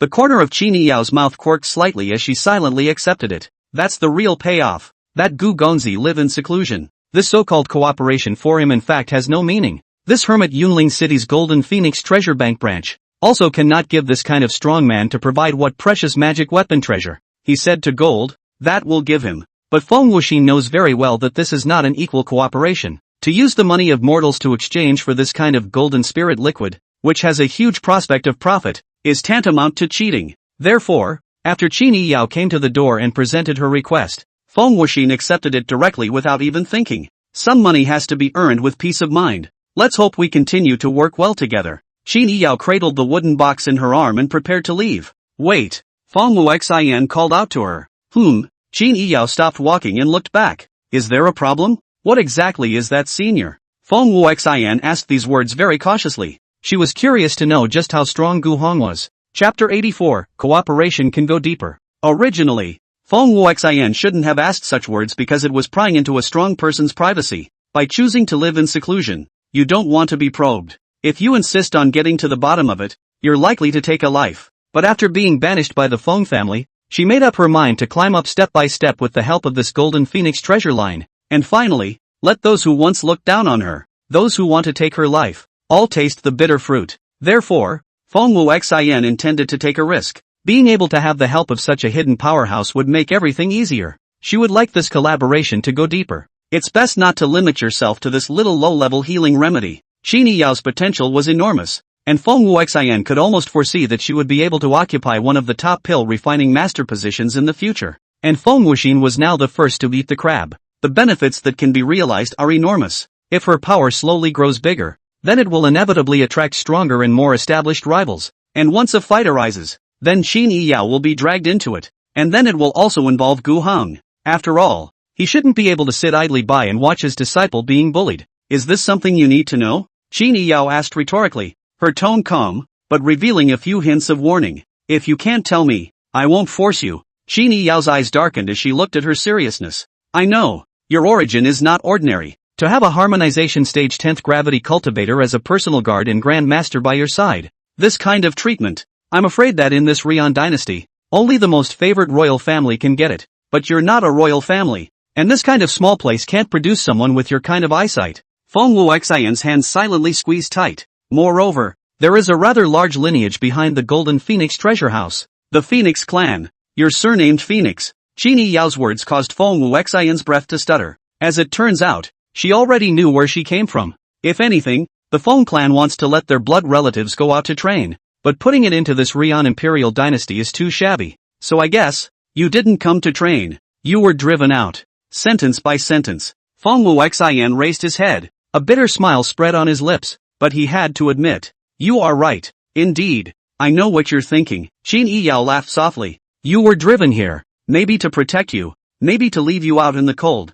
But you don't care about any of that. All you think about is getting back into the Feng clan. And going back as a victor. But my master doesn't give a. So he won't be involved in whatever you're playing at. Hearing this answer, although Feng Wuxian was a bit lost, it was expected. If they weren't tired of fighting, they wouldn't have to come to a place like this and open a medical clinic to treat mortals. It was clear that he didn't want to get too involved in the matters of the cultivators anymore. Unless someone is going to mess with him. Qin Yao took a step closer and looked down at Feng Wuxian. But, I'm interested. Feng Wuxian raised his head, his gaze meeting hers straight on. We both have both potential and ambition. You want to return to the clan as a strong and victorious man, while I want to make my name known in this realm. If you help me, I will naturally help you. Qin Yao's words cold and confident. If another person too, Feng Wuxian only feel that this is talking big words, because a 16 or 17 years old only foundation establishment 2 girls, talent can be said to be mediocre to the extreme. But Feng Wuxian no, can be that Gu Gongzi accepted as a disciple of her? Can be refined golden spirit liquid of her? Certainly does not belong to the mediocrity. Moreover, what made Feng Wuxian most suspicious was Qin Yao's heart and thoughts that did not match her age. Just now, after Qin Yao entered the door, the words spoken to her were no more than 10 sentences, but it was in these 10 sentences, from the current situation of this small corner of the city to the signs of the world's great world, Qin Yao said some insights that called out to be surprised. Feng Wuxian even felt that the one who climbed into the conversation with her wasn't a youthful young girl, but an empress with power over the world. You're hesitating. Qin Yao pierced through Feng Wuxian's thoughts with a single glance, her voice as calm as ever. Feng Wuxian nodded. Qin Yao raised her eyebrows in understanding. Take your time to think about it, and I'll be back tomorrow, and I hope that by then, you won't disappoint me with your answer. Feng Wuxian looked at her back as she gradually walked away, suddenly feeling a trace of excitement. Her words are very convincing. Although Qin Yao was only a foundation establishment 2 now,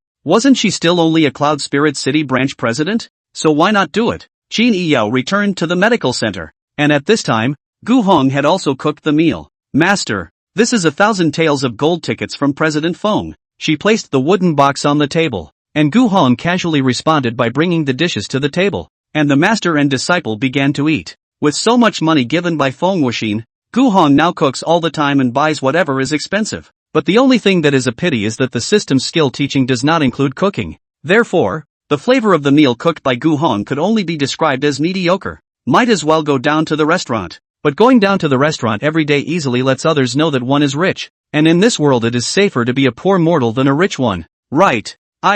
Take this and add it to the hot water when you take a bath tonight. Gu Hong was halfway through his meal when he seemed to remember something, then took a piece of dried brown medicinal clay from the back and placed it on the table. Qin Yao also stopped her chopsticks as she didn't see what it was at all. But this is the medicine that Master Shifu made. Moreover, his method of refining pills was proud of the world. So, this is good stuff. This is the medicinal mud I just burned. My own exclusive recipe. Add it in when you take a bath. It can strengthen your body. The effect is very good. Gu Hong hadn't fired this kind of medicinal clay in a long time, and it's actually a very poor seller. It's very much like a lump, and it's one of those air-dried lumps, but it works so well. I used it on a rich old man with osteoporosis in Aoki City, and I heard that by the end of the day, he was so hardened that he was able to turn himself upside down with his new partner. The beds are shattered a few times. He only gave it to Qin Yao after repeatedly making sure that it didn't have any strange catalytic effects, because in a few days, she was going to go into that what's her name 1,000 sword hunting ground, to hunt. Gu Hong afraid of this little girl delicate tender flesh, not much strength, these days also give her to do a lot of sumptuous meals, but this body is still quite thin. In addition to the 2 groups of soft meat looks more bulging than before some of the changes. Not much. Sure enough, this daily reading and learning to hammer the body is not enough. This kind of should belong to the practice of internal strength. and he wants to give Qini Yao a little external boost. Thank you, Master. Qini Yao laughed out her dimples and happily put away the medicinal clay. Chapter 85, An Unexpected Guest Arrives. After the meal, Qini Yao carried the medicinal mud in her pocket and headed for her room. After boiling a bucket of hot water and adding bath salts and flower petals, Qini Yao poured the medicinal mud into the bucket and then catalyzed it with her internal breath. In less than a quarter of an hour, the entire hot water in the bucket turned into a reddish-brown color, exuding a strong medicinal fragrance. Just the smell of it made her feel a tightening of muscles throughout her body. This medicinal clay, I don't know what kind of medicinal herbs that was fired,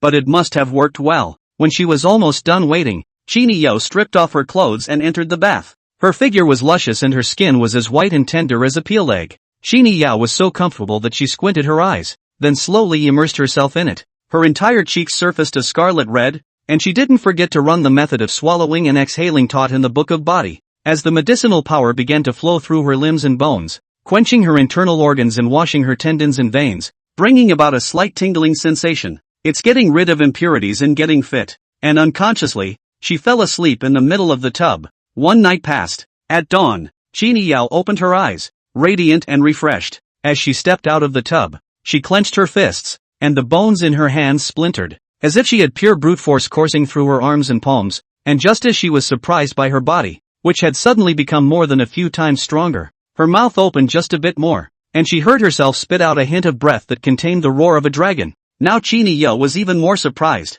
because she had clearly unintentionally spat out a very faint dragon's breath just now. She hurriedly looked inward at her dantian, only to realize that there was a thin ancient dragon Xianqi hovering within her dantian. Soak a night of medicinal bath. How the body also more shares of dragon energy out. The medicinal mud Gu Hong had given her. What exactly was it refined with? Qini Yao changed into a dress and took all the dresses and blasphemies that she had changed out of yesterday to the backyard, ready to be washed ever since the other day, when she had been criticized by Gu Hong in a small way because she had left her clothes lying around in her room after she had taken a bath. She had developed a habit of doing so, going down to the backyard of the medical center. Qini Yao placed the clothes in a wooden barrel, and then she drew her sword and danced a couple of sword flicks. The bodies are all a lot more athletic than they used to be. After a night of this medicinal bath, it was as if the power in her body that had been suppressed for a long time had been partially unlocked, allowing her to leap from the second level of foundation establishment to the 10th level of foundation establishment. Bringing this body back to life for a lifetime has its benefits.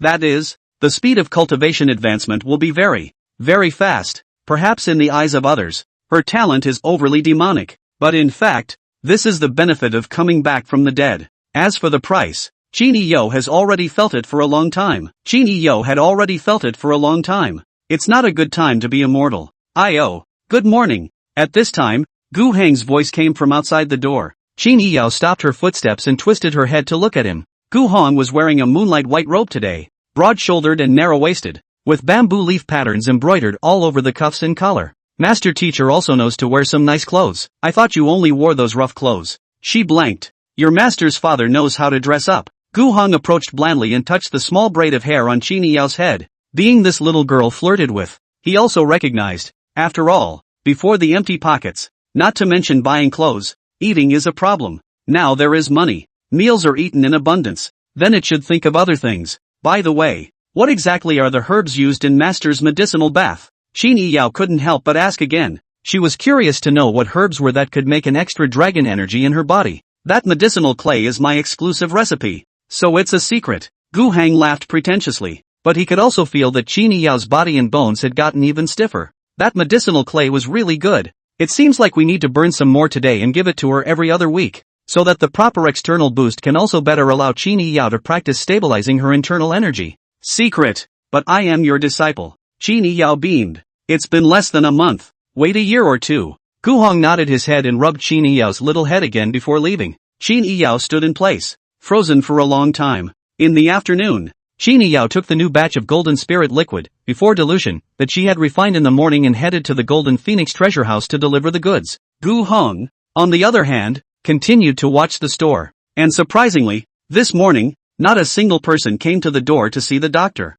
If it were before, Gu Hong would have to worry his head off, but now he didn't care. Master has money. He doesn't leave the clinic much, because he buys a month's worth of dishes for cooking in advance, and he uses the piece of primordial ice bead gifted by the system to artificially create a small ice cellar under the backyard. which he uses as a refrigerator. Gu Hong had heard that the golden spirit liquid was selling well. This cloud spirit city was huge, and the Golden Phoenix treasure house had a reputation. So even if a new medicine was introduced, it could be sold very quickly, even to the point of being out of stock. But in the south of Yunling City, this news seems to be particularly closed, and I have not heard of any neighborhood bought that golden spirit liquid. But if it is said that no one came to see the doctor, it also means that they may have bought that golden spirit liquid to prepare and drink a bottle of it if they are not feeling well. Then the minor ailments are gone and you don't have to come to the doctor. Forget it, simply close today. Anyway, master has money. On this as a rich man is no problem. After sitting in the front hall for a few hours,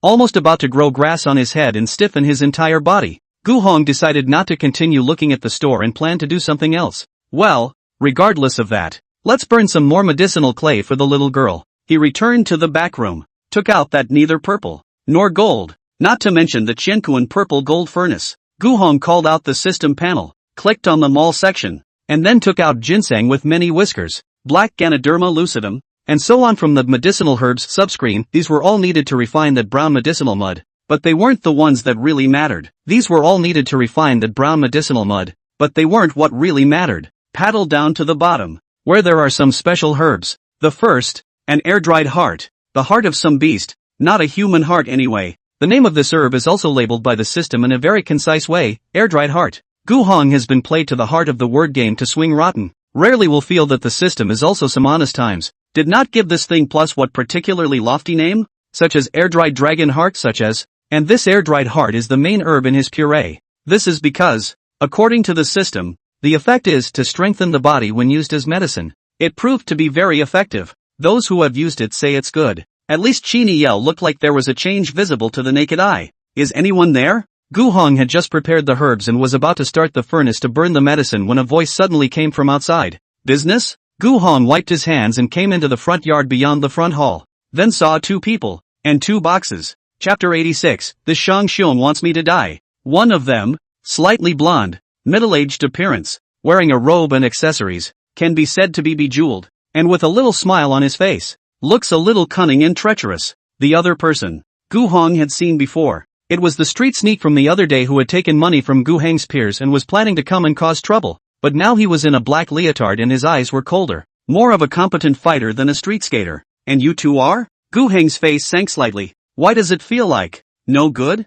The blonde middle-aged man cupped his fists and said, Shang Xiong, the president of Qingfeng Treasure House. This is my personal guard, Xing Yi, but I think you've already met him. The president of the Green Wind Treasure House? Gu Hong was instantly alert in his heart. Some days ago, your personal guards came to my medical center. Were they planning to cause trouble? So it is. That day, this guy called Xing Yi, dressed as a kind of hooligan hanger-on, came to his medical center to put down some very strange words. Gu Hong at that time thought it was the Yunling city south of the piers to do a good thing. Now the truth comes out. It's the handiwork of Greenwing Treasure House. Gu Hong was a bit nervous, because there were 5 killers from Qingfeng Baoxing, but they had actually died under their own poison. And it was obvious that Qingfeng Baoxing was aware of this matter. It seems that night, I'm afraid that there are still some eyes that were not killed and went back to report the news. You can't say that. My guards came to the door and didn't smash any bottles or jars in this medical center. Did they? Shang Xiong squinted his small eyes as he sized up Gu Hang while smilingly explaining.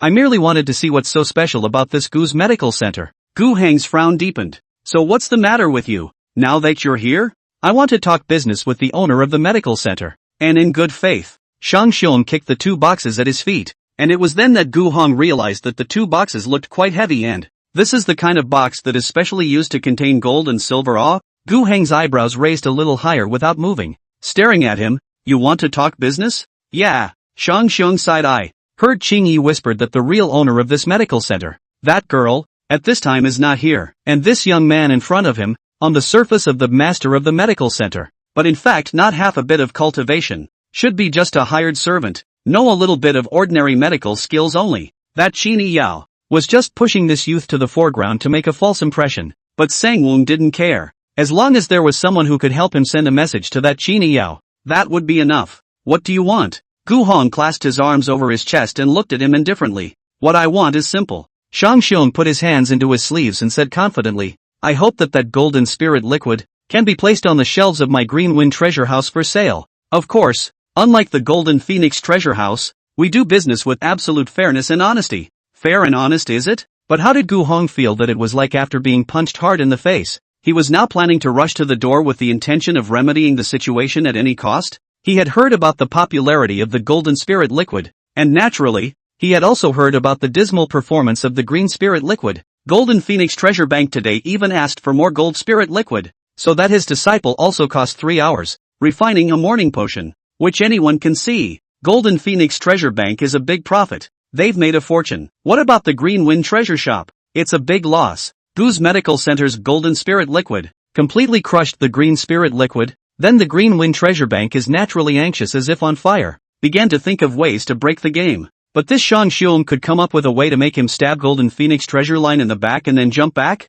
Kind of stupid. President Shang, you found your way here, so I'll be straight with you. Gu Heng's face became meaningful. The Golden Phoenix Treasure House and I are in a partnership, and the pay they give isn't too thin. So if you want to be an interloper right now, then it's better to please go back. This Shang Xiong, trying to get him to stab in the back. Gu Hong naturally refused to do so, not to mention how many benefits could be reaped from such deeds. But the Golden Phoenix Treasure House and the Green Wind Treasure House were both behemoths. Behemoths that could drown this small medical center with money. If he backstabbed the Golden Phoenix Treasure House and jumped back to the side of the Green Wind Treasure House, what could he do? Could it be that the Green Wind Treasure House would be able to offer him better pay and more noble courtesies? You know, it's a leveling partnership. He definitely didn't believe that this chairman Shang Xiong, who couldn't hide a treacherous smile on his face, was the type of person who would willingly bow down under him, Gu Hong, and put up a low profile. Besides, being a 250 is an easy way to attract hate. Repeated horizontal jumps will not end well.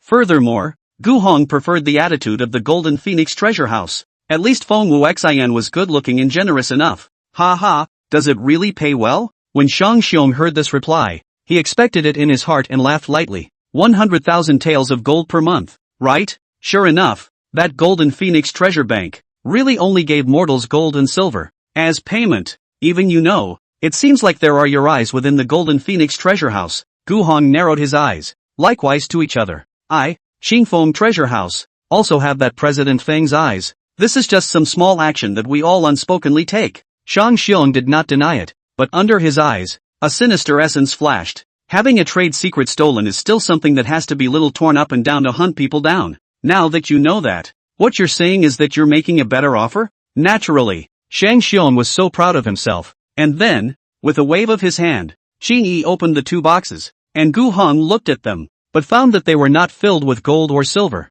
but with a small stone that was irregular in shape, and had a glowing pattern on its surface. 200,000 spirit stones, Shang Xiong said with a smile. Gu Hong froze. Never seen it, have you? When Shang Xiong saw Gu Heng's baffled expression, he despised it in his heart, thinking that this guy from this raggedy place was just this uneducated as he continued to laugh. I'll tell you the truth. The value of that Golden Spirit Liquid is far more than that of those golds. My price is to give you spirit stones. Oh, but Gu Heng's response, this time, was completely different from what Shang Xiong had thought. His eyes looked like he was looking at a little cutie at this point. President Shang, please take these 2 boxes of stones of yours and hit the road. Gu Heng's second refusal was even far more resolute than the first. Of course, he had heard of spirit stones, and knew that this kind of money only circulated among cultivators, but he was only a mortal. Why would he need this kind of spirit stones? Moreover, this guy gave him 200,000 spirit stones in one breath.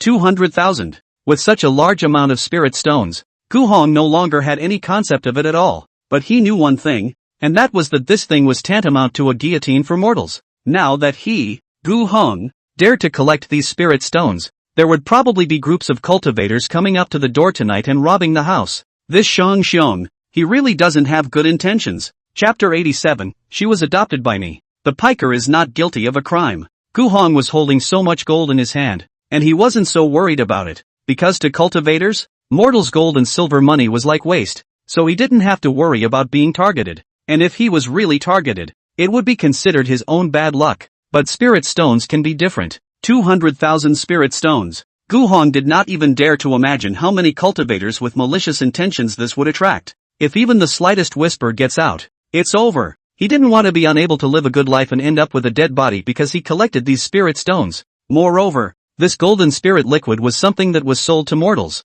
and it was decided from the beginning that it was meant to earn money from mortals. So where would a cultivator go to buy it? Buying a few hundred bottles and taking them home to soak in a bath might have a bit of a cosmetic effect, but it wouldn't cure injuries at all. This chairman Shang moved 200,000 spirit stones over, said that he wanted the gold spirit liquid to be sold at their place, and also said that the value of that gold spirit liquid was very high, far from gold to be able to equate. Isn't it obvious that there's a ghost? Gu Heng's own potion. How much is it worth? His heart is as clear as a mirror. Still need Shang Xiong this layman to tell him? Bottom line, there's definitely a conspiracy going on with this guy. Shang Xiong didn't seem to have expected Gu Hong to refuse so quickly either, and couldn't help but round his eyes and shout angrily, "Kid, do you know what this means?" "I know. Spirit stones." Gu Hong scanned him indifferently. "But I don't want it." He knows what to take and what not to take. He might be able to deal with 1 or 2 fallen low-level cultivators, but what if a dozen or 2 swarmed around him? If this 200,000 spirit stones were taken,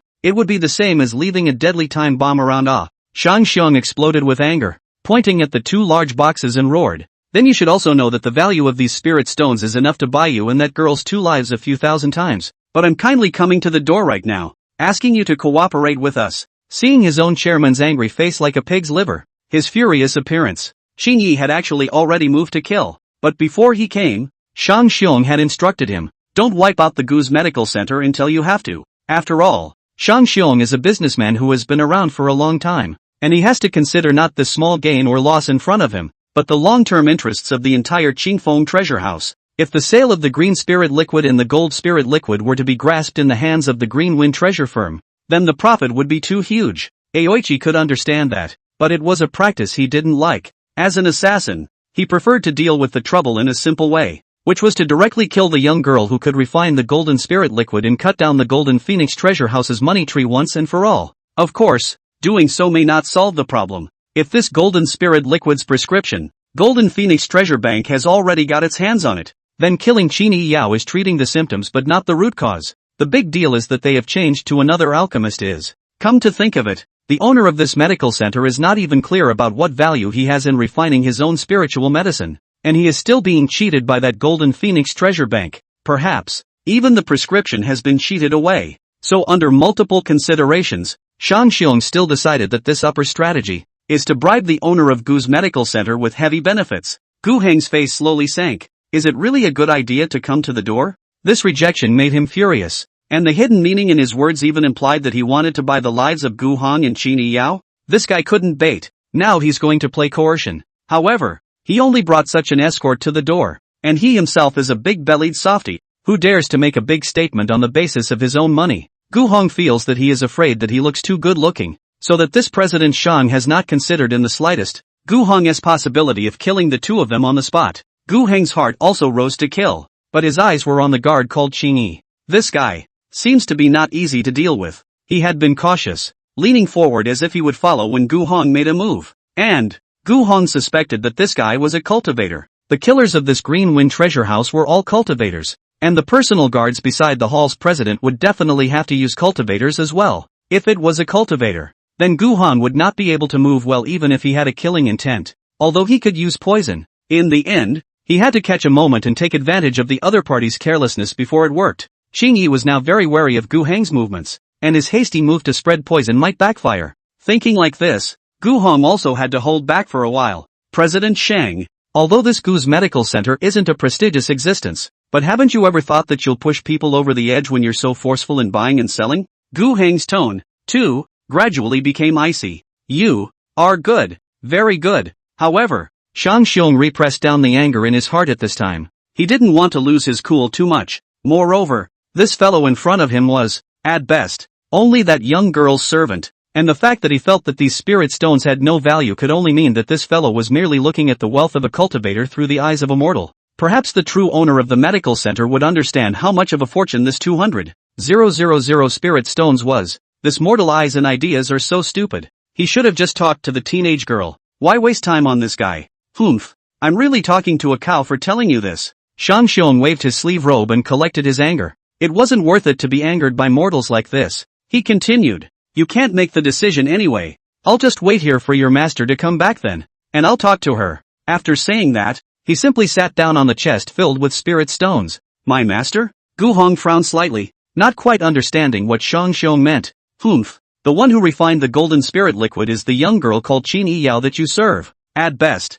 you are just a servant that she has put out as a cover. I want to talk to her. Not you. Shang Xiong said proudly. Gu Hong suddenly came to a realization. As a matter of fact, he asked Qin Yi Yao to go to the Golden Phoenix treasure shop to deliver the goods, and Shang Xiong got the news from his eyes, and then he thought that Qin Yi Yao was the one who could make the decision, not knowing that Gu Hong was the one who finalized everything from the beginning to the end. Why does this Chairman Shan think that Qin Yi Yao can make decisions? This kind of cooperation, according to common sense, must be older elders to arrange it. That little girl is bent on practicing the sword. Every day after waking up, she plays with the sword flower in the courtyard. Not that he has made a request. She absolutely does not go to refine the medicine. Gu Hong couldn't help but laugh. Looking at Shang Xiong's eyes, taking on teasing and sarcasm, President Shang, don't bother with that effort. What I don't agree with, she won't agree with either. My opinion is her opinion. Also, I'm not her servant, although I do take care of her, but that girl is adopted by me.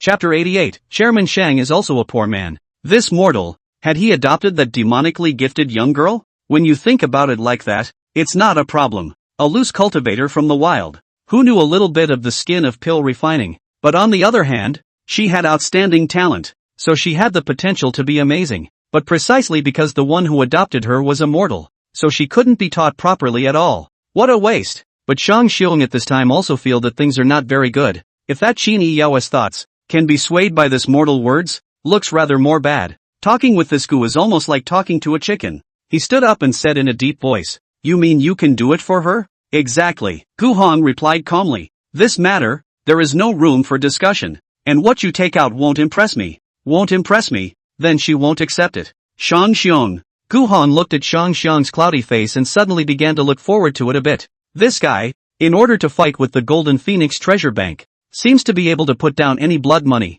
Gu Hong is very curious to know. This President Shan can come up with what good things to impress him. Shang Xiong was obviously not willing to leave just like that. He hesitated for a moment and said tentatively, "Okay, I'll make the last bid." Gu Hong raised an eyebrow. Shang Xiong snapped his fingers, and that Ching Yi also pulled out a long wooden box like a magic trick. Shang Xiong took it and then opened it. Inside lay a long sword. The scabbard is beautifully carved and ornate. The sword does not come out of the sheath. There seems to be a cold and sharp sword flow. Ching Yi's eyes instantly hot. He even felt a biting and murderous aura. This is a yellow-grade sword. The value of this sword far exceeds these 2 boxes of spirit stones. Shang Xiong revealed a smug smile, but he knew exactly how precious this sword was, which Gu Hong, a mortal, wouldn't understand. So he said eloquently, "This sword is called Pan Ruo, and it is the best of my personal collection. I know that she is good at using the sword, and this sword is enough to give her wings. How about giving this Pan Ruo to your Qin girl?" After he finished speaking, he stared intently at Gu Heng's expression, the corner of his mouth sketching up a smirk of triumph. This Pan Ruo also spent Shang Xiong not small price to get. Moreover, a yellow-grade sword was not easy to see in this entire Kukun prefecture. For a casual cultivator who came from a wild background and was adopted by mortals, how could there be any thought of refusing such a precious sword? Shang Xiong guessed that perhaps the sword used by that young girl, maybe just the first or second rank of mortal goods. Most of the casual cultivators use this kind of, and such a garbage weapon. In addition to being more able to withstand the Tao force, and the mortal blacksmiths to build the weapon basically no difference, but above the 9th rank of the mortal product, it is the yellow product in the lower 4 grades. For a weapon, this is an absolute qualitative change. In fact, if there is no such thing, this sword, Shang Xiong in the end most likely will be given to Qing Yi. He coveted this treasure also for a long time. Right now, it is still important to focus on the interests, and as long as he can hold the sales of the golden spirit liquid and the green spirit liquid in his hands at the same time, not to mention the yellow grade, in the future, even if it is the Xian grade, or even the earth grade of the magical artifacts and divine weapons, he, Shang Xiong, will be able to get it. President Sang, you're not kidding. However, what made Shang Xiong strange was that instead of showing a look of excitement after Gu Hong heard the reward he offered, he frowned and let out a contemptuous snort. "What do you mean by that?" Sang Wong rounded his eyes. "President Sang, this kind of rags, you also consider it as the best collection?" The expression on Gu Heng's face became subtle. He didn't even bother pulling out the sword to see what the color was like, because there was absolutely no need to do so. After the system's forging technique had reached its full proficiency level, it actually unlocked a unique but very weak passive skill for Gu Hong. which was that he could tell whether a weapon was good or bad based on its appearance alone. This so-called Pan-Ruwa sword is really a piece of junk. How far is trash? Even those edges left over from when he built the weapon a few years ago could easily knock this sword off. Those weapons he kept in his backyard shed. Picking the worst one out of them would be able to hang this thing. But the president of the Green Wind Treasure House is not poor in money. So how could he take this kind of inferior product and call it the most precious collection? Other than that, the 200,000 spirit stones would definitely be able to buy better weapons than this trash. But Shang Xiong is so sure that the garbage in his hand is a sword. Gu Heng's eyes suddenly became compassionate. He's been tricked. Some people take inferior goods as good goods. To the president of this Shang fooled, this guy is so pathetic. First, the trade secrets were discovered by the Golden Phoenix Treasure House, and now the revenue is losing. And as a result, his most precious collection is still a fake. It's quite rare that people's luck can fail to such an extent. Rags? What kind of are you babbling about? Shang Xiong was really furious this time. Even if he was a bit patient before, even when he took out this crushing treasure, he felt that this matter was mostly stable. However, I never thought that the word rags would pop out of Gu Heng's mouth. Is there something wrong with this mortal's brain? A yellow product sword, equating to nothing more than rags in his eyes? If this sword were to be taken to the Kukun prefecture capital to be auctioned off, it would casually fetch a high price of 400,000 to 500,000 spirit stones, and it's certainly not a fake, either, having been authenticated by a professional forged spiritualist. Alright, look at you in a hurry. Gu Hong waved his hand carelessly as he spoke slowly and lethargically. President Shang still shouldn't bother. No matter what conditions you open, the Golden Spirit Liquid will still continue to be sold on the shelves of the Golden Phoenix Treasure House. He was also too lazy to continue speaking to the Shang Xiong. Are you seriously turning me down? Shang Xiong's face was completely blackened. He finally realized that he had run into a hard case. He's not out of his mind. He's doing it on purpose. Saying that this yellow product sword was rags was actually amusing Shang Xiong, because from the very beginning, this Gu Hong had never thought of accepting the price he had offered. Not bad. Gu Hong replied bluntly. Chairman Shang, the road is over there. Don't hit the door frame on your way out. Shang Xiong took a deep breath, and this time he said nothing as he forcefully closed the wooden box and turned around to leave in stride. As for that Xing Yi, he looked meaningfully at Gu Heng, a smile at the corner of his mouth as he also shouldered the 2 boxes of spirit stones and followed. This kind of person can actually be the president? It's really rare. Gu Hong looked at Shang Xiong, who had left angrily, and shook his head helplessly. Can't keep trade secrets, can't win business battles, and get snubbed by scammers. There's a stiff, shallow beauty to President Sang's intellect. Chapter 89, When a Good Plan Fails, There's a Stupid One. Shang Xiong was black-faced and went all the way back to Qingfeng Treasure House. As soon as he sat down, Vice President Yi Gong rushed to welcome up, originally thought to ask to see the president of the brilliant plan how to carry out. But now look, do not have to ask. Such a stinky look, must have hit iron, or cotton. Either way, it didn't work out anyway. Now Yi Gong's pressure is very big. Qingfeng Treasure Line, there are 10 or so senior to eat Treasure Line revenue dividends.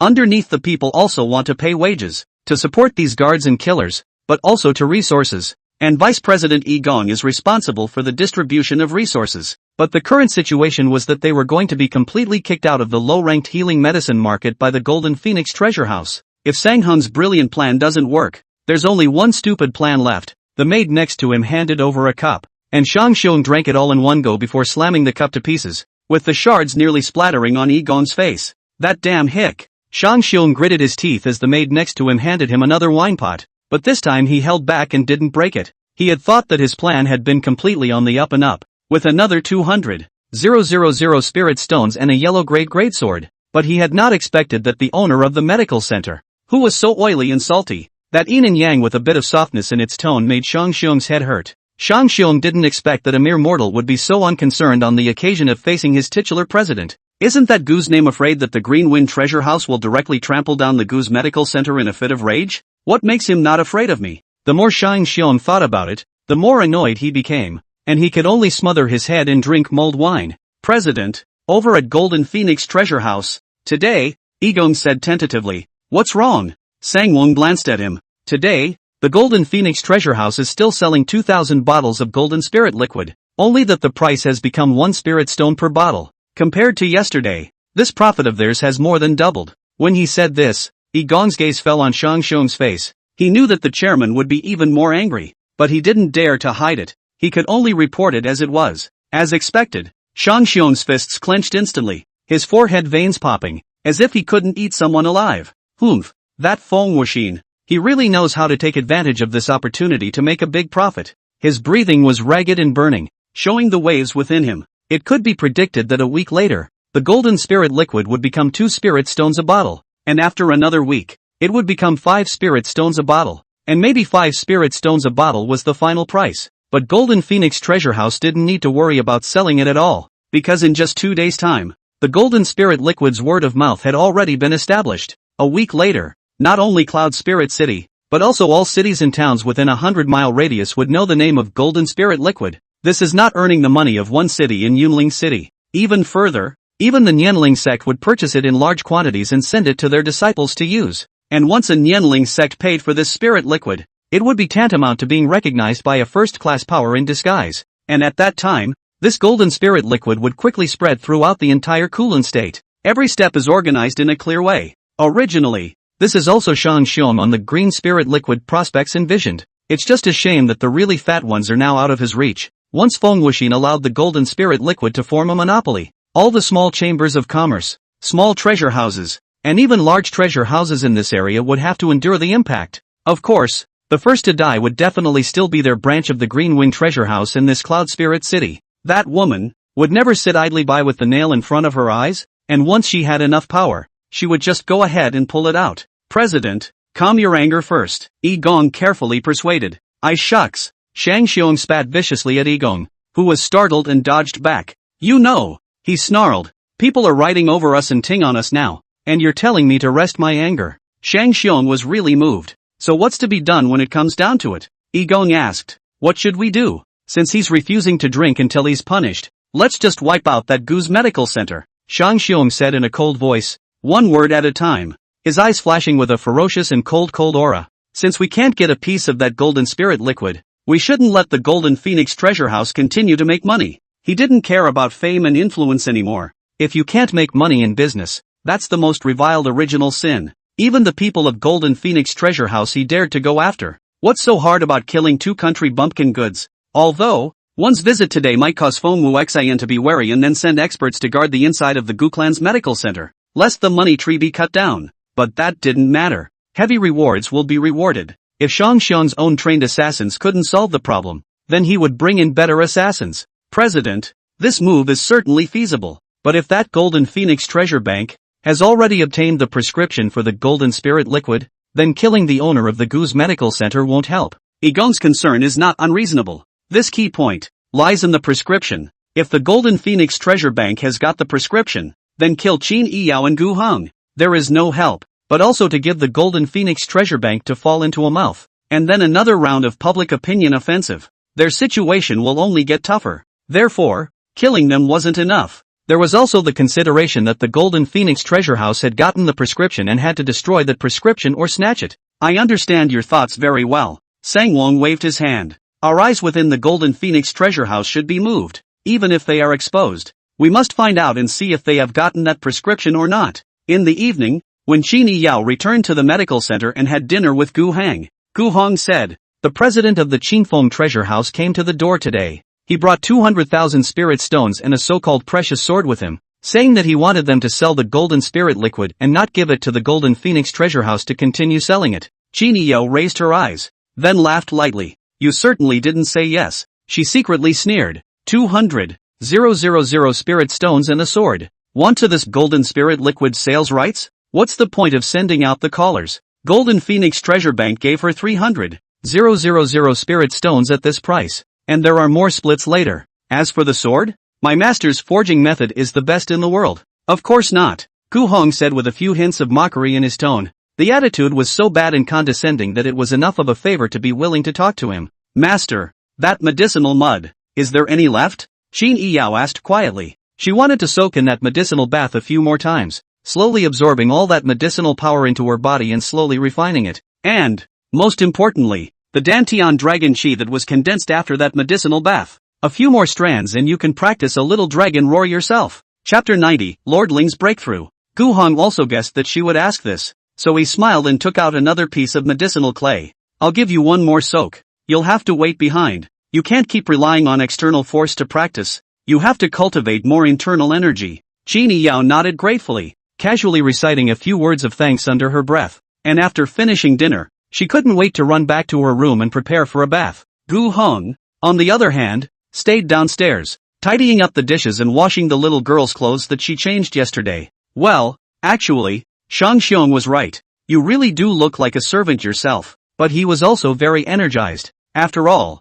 now that he had gone from living on his own to living with a maid, Gu Heng suddenly enjoyed this hectic feeling of running the household, as if he had returned to the time when he had just awakened the system, and his mentality of being full of fighting spirit and being positive was back. It's only coming back a little bit though. The night is deep, the moon hangs in mid-air, and the clear light pours over the earth. Nianling Sect Mountain Gate. At this time is already the middle of the night, but the clan lobby but the atmosphere is heavy. The patriarch Zhu Ling, and the 3 elders under him, also everyone is sitting upright, the only 4 of them in the hall, but also within the Nianling sect, in addition to the supreme elder Lord Ling in addition to the strongest 4 people. Zhu Ling's eyes were closed, his hands laced together, his fingers occasionally brushing against each other, and his brows knitted tightly from time to time, signaling that he was not in a calm mood at the moment. The other 3 elders, too, each had an expression of anxious waiting, because at this moment, right in the back of the Nianling sect's Forbidden Mountain, the Supreme Elder, Lord Ling,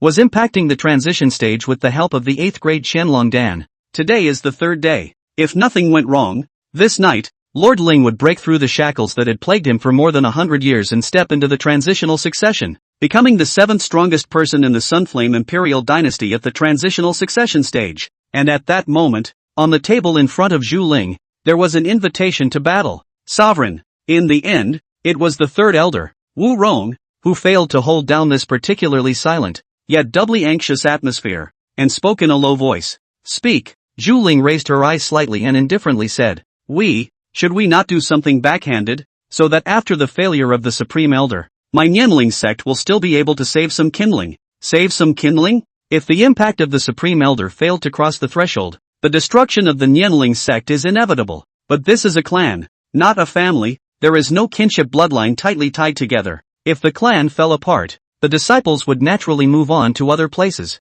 The sect is weak. The disciples under the door naturally want to find a more able to bring the way out of the place. This is human nature. If there is really a disciple who has a deep affection for the clan and is unwilling to submit at that time, the desolate force will also kill without hesitation. And the remaining ones will be hummed. The idea of keeping a fire makes no sense. When there was just a little bit of dissatisfaction showing in Zhu Ling's eyes, the one who opened his mouth first was instead the Grand Elder Mu Chong, the old man who looked even more senile than Wu Rong, with a face like orange peel and dry hands. Hu Jiajia laughed. Old bastard Wu. You're not trying to preserve the fire for the Nianling sect. You're trying to find a stable way to live for your bastard grandson. The few people here knew all too well how Wu Rong spoiled and pampered his wasteful grandson. Wu Jia. This guy. Words have meaning. And not in a good way. In the face of the Grand Elder's eccentricity, Wu Rong was not afraid and sneered back. I heard in how, yesterday, your granddaughter had already moved away from the Nianling sect and went to the Red Cloud State to look for your younger brother who is an official. It's just for her to visit her uncle. What are you getting more worked up about? Mu Chong sneered. Shut up, both of you. When Zhu Ling opened his mouth, a scorching aura made the hall feel like a furnace, frying even more. He raised his eyes, then tapped his finger heavily on the invitation to battle. That desolate force has written a post about his battle with the Supreme Elder tomorrow and has already sent it out. All the forces with a nod in the entire Kukan state are now afraid that they're already heading to that shocking Kukan Valley. This battle, we can't avoid it. The Supreme Elder can't fail. If he does, then the Nianling sect will die. Zhu Ling stood up and looked around for a week before coldly saying, you two still have to be here. Getting upset over this useless triviality. Mu Chong and Wu Rong were both honest at this time. The patriarch was furious. The two of them combined couldn't hold up. Seeing that these two old guys finally stopped quarreling, Zhu Ling collected his chi and sat back in his seat. But at this moment, all 4 of them had sudden changes in their faces in unison. This was because they sensed that a huge amount of heaven and earth spiritual chi was being rapidly siphoned off and surging towards the forbidden area in the back of the mountain. Several people looked at each other, rushed out of the hall to go, swept up to the top of the temple, looking at the direction of the back of the mountain, only to see the ghostly night. The wind rises, as if there is unfathomable vortex forming, and the center of the vortex seems to have a dragon soul is soaring in the sky above, covered in the rich purple gas. Above the sky, dark clouds rolled in. The tumbling clouds pressed closer and closer. as if they were about to crash down the next second. Originally gloomy night sky, at this time seems more and more treacherous and inexplicable. Vaguely, the crowd can even hear that roar mixed with the muffled sound of thunder. And in the sky above Lord Ling, there was even a silver thunderbolt as thick as a pillar and as curved as a snake roaming around. This sight caused the several elders present to look mesmerized. The vision of heaven and earth has appeared. It's a sign of a breakthrough. Zhu Ling and the others didn't dare to breathe, only looking at the place where the aura converged from afar, their hearts in their throats. The Lord Ling stood in that pitch-black heaven and earth, his clothes fluttering and dancing wildly against the wind. Buzz. Purple light flashed suddenly. A marvelous fluctuation came from the Lord Ling's body, as if a certain shackle, in this instant, was broken. A vast and majestic and overbearing aura immediately filled the entire Nianling sect's mountain gate. The aura in the heavens and earth rioted crazily. It was as if it was boiling, and it was madly converging around Lord Ling. Lord Ling's divine sense expanded to include the entire clan in his mind. Hello dash. Around Lord Ling, a huge cyclone gradually arose. He waved his hands, countless spiritual chi as much as possible with the closing of that vortex, and was incorporated into his own body. A wonderful fluctuation came from Lord Ling's body. The seventh ferrying stage cultivator of the Sunflame Imperial Dynasty appeared. Seeing this scene, Zhu Ling and the others' hanging hearts finally dropped. God bless my Nianling sect. He laughed out loud. And the commotion of Lord Ling's breakthrough was so great that in the middle of the night, quite a few disciples who were sleeping or meditating were awakened. And as they went out to the outside of the house, they saw the vision that was mesmerizing in the night sky.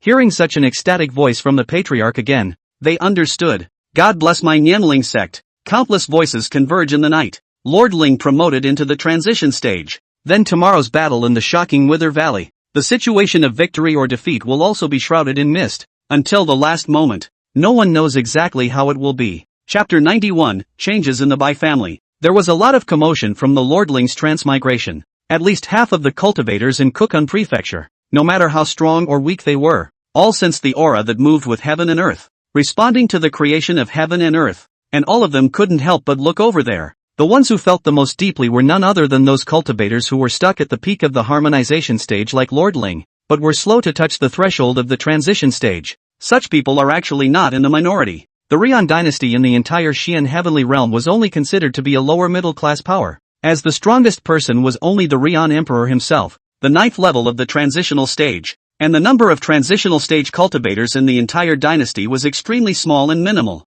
Counting Lord Ling, that's only 7. However, the peak harmonization stage cultivators under the transition are more than several times the number of transition stage cultivators. There are 10 levels of realms in cultivation, and 8 is the watershed. Below the transitional succession stage, it was as if there was an absolute mountain peak, and if one wanted to climb it, one had to pay an unimaginable amount of perseverance and price for an ordinary person. The heaven and earth have visions of someone advancing to the stage of transitioning to the tribulation stage. This aura, so familiar, could it be? For a moment, not only within the Kukun state, but even outside the Kukun state, those renowned giants in the Rian Imperial Dynasty also detected this aura. As they were also at the same stage of the transitional succession stage powerhouses, they were too sensitive to this kind of aura. It's also too familiar. The northeastern part of the Kukun Prefecture outside of the Kukun Prefecture was the White Emperor Prefecture, while here, it was almost always the White family alone that had the final say. At the top of a towering peak, Bai Qianshan, the head of the Bai family, looked up at the sky. A slight glint of amazement swept across his eyes, and beside him was the Bai family's Grand Chief Executive. At the 10th harmonization stage, it was the same one step away from crossing the threshold, but Grand Master Bai had already paid a lot in order to step over this hurdle. But there is no hope in sight. At this time, his look was far more complicated and lamented than Bai Qianshan's. Perhaps things were not as they should be, and it was time for him to give up. That Kukun state has encountered a strange thing. Bai Qianshan laughed. A week ago, the Desolate Blade sect's desolate force broke through the transition, and as a result, today, someone from the Nimble Spirit sect also broke through the transition. This news, in fact, doesn't mean it's good, because the grudge between the Desolate Blade sect and the Nianling sect had been in full swing since 200 years ago, and although the Nianling sect had declined and been damaged after that, now that everyone was on the same page again, it would be strange for the two great sects not to fight. As a matter of fact, Bai Qianshan had also received news today that the strongest of the two clans would fight again at the same place 200 years ago. Of course, he hadn't cared much before. Transitional stage fighting under transitional stage. There was absolutely no need to watch this kind of battle, but if it is two fairy stage beating each other, then it is very interesting. Moreover, the Desolate Blade sect didn't mind if someone traveled to watch the battle. This duel of the powerful. There would always be people who would go to watch the battle. Only whether or not they would be affected by it would depend on their own abilities. Elephants fight, cockroaches watch the show, and when they get trampled to death, they deserve it. Do you think they'll have to share life and death this time? Bai Qianshan did not turn around, but the White Grandmaster smoothly picked up the conversation. It is very likely. This Kokun state is their strongest, and now they are also evenly matched. If they do not fight to the death, I don't think they will be comfortable. Just that it is unlikely that it will develop to this point. Hearing his reply, Bai Qianshan smiled, and there seemed to be insight in his eyes. It was clear that his thoughts coincided with those of his own Grandmaster. Although it was said that these two forces wanted to share life and death, something that no one should stop, but for the entire Rian dynasty, one more transitional succession stage cultivator would be one more chance to win in the dynasty's conquest. After all, in name, the Nian Spirit sect and the Desolate Blade sect, that were both vassals of the Rian imperial dynasty. Therefore, that Sunflame Emperor would never sit back and watch as the two strongest sects of this Kokun state were to share life and death. If you're really careless and die, Emperor Rian would definitely hug the dragon chair and cry bitterly. Grand Master Bai proposed, we might as well send some of our clan's children to observe and watch. After all, it's a great battle between two clans. It's a rare opportunity. Well, that's what I thought. Bai Qianshan nodded. This kind of great battle where strong men clash can sometimes be of great benefit to watch. Of course, if nothing else happens, it's logical that his daughter will definitely be sent there. But something went wrong. How's the search going? Home Lord, I haven't found her for the time being. Perhaps she went to some familiar woman and should have left the White Emperor Prefecture long ago. Grand Master White bowed his head. As soon as he thought of Bai Feier, Bai Qianshan's face sank a bit, as his relationship with Bai Feier had been deteriorating drastically in the time since she had returned to the clan. And more than that, she had clashed with almost all the elders. Anyway, it is the original support to marry her far away. White Feier are treated equally. Good face is not given. Bad temper is violently spread. Admittedly, Bai Qianshan could understand why Bai Feier was angry. After all, the loss of cultivation. She will have to sell her cheaply. For the former pride of heaven. This is simply a kind of shame. Even to die to make clear the will is more dignified than this. But the decision to make it was itself a desperate one. Continuing to stay within the family, allowing her to watch her former peers or juniors surpass her in droves and then turn around and continue to fall on her. It would be better to find a family for her to marry before it's too late, and perhaps the in-laws might not even let her suffer. But to continue to stay in my mother's house, I'm sure I'll be aggravated. The Mo family of that Greenwood city was still the next best thing the Bai family had picked for a long time before they had to choose. But in order to let Bai Feier married out, the Bai family and a dozen families have talked, but willing to want to Bai Feier is not one. And finally only the Mo family reluctantly accepted, and also want to go away a large number of bride price. Because of the repentance of this marriage, now the reputation of the Bai family is quite bad, especially on the side of the Rian imperial city. It is said that the jokes of the Bai family are circulated among all the restaurants and tea houses, and every day there are a few hundred of them that do not overlap. Even the courtiers within the palace, to the time of the court, can also speak a 3 or 2 sentences to listen to. It is said to be able to make the Rian emperor laugh. Thinking with his toes, Bai Qianshan could also figure out who spread all these jokes first. There were so many 3 or 2 forces that were very much at odds with the Bai family, but they were all still existences that were evenly matched with the Bai family. Can't help it. And it is at this time. Bai Feier also went out, now can be hidden, and so cannot hide. This father and daughter do not agree with the news spread out. Those white family jokes may be more, how many kinds of it? You send more people. And by the way, find those forces that are on good terms with us, and cast a wider net for me. Bai Qianshan frowned. Anyway, make sure to chase her back. Grand Master Bai respectfully bowed his head and said, as you command. Anyway, even if the Patriarch didn't give a death order, the Grand Master was going to chase after it desperately. If they couldn't recover it, this Bai family would really be losing a lost and recovered heavenly pride. Chapter 92, Attitudes of the Parties. Kokun State, Desolate Blade Sect. As a top-notch first-class power in the Withered Cloud Prefecture, the Draconic Blade sect's underpinnings were by no means something that anyone could speculate on. Its gate was built on a barren Gobi beach, surrounded by grass and wind, but it is said that it was here that the first patriarch of the Desolate Blade sect realized the meaning of desolate, broke through the stage of the tribulation, and then founded the Desolate Blade sect. Of course, later on, there was never another patriarch with this kind of enlightenment like him, until now. Desolate Force. The patriarch was not liked by many people even in the Desolate Blade sect because his paranoia towards cultivation and enlightenment could be described as obsessive, and perhaps with just that one slightly wrong step, he would lose his Tao heart and then become a demon. However, after all, it was the second transitional succession stage that had appeared in the Desolate Blade sect in so many years.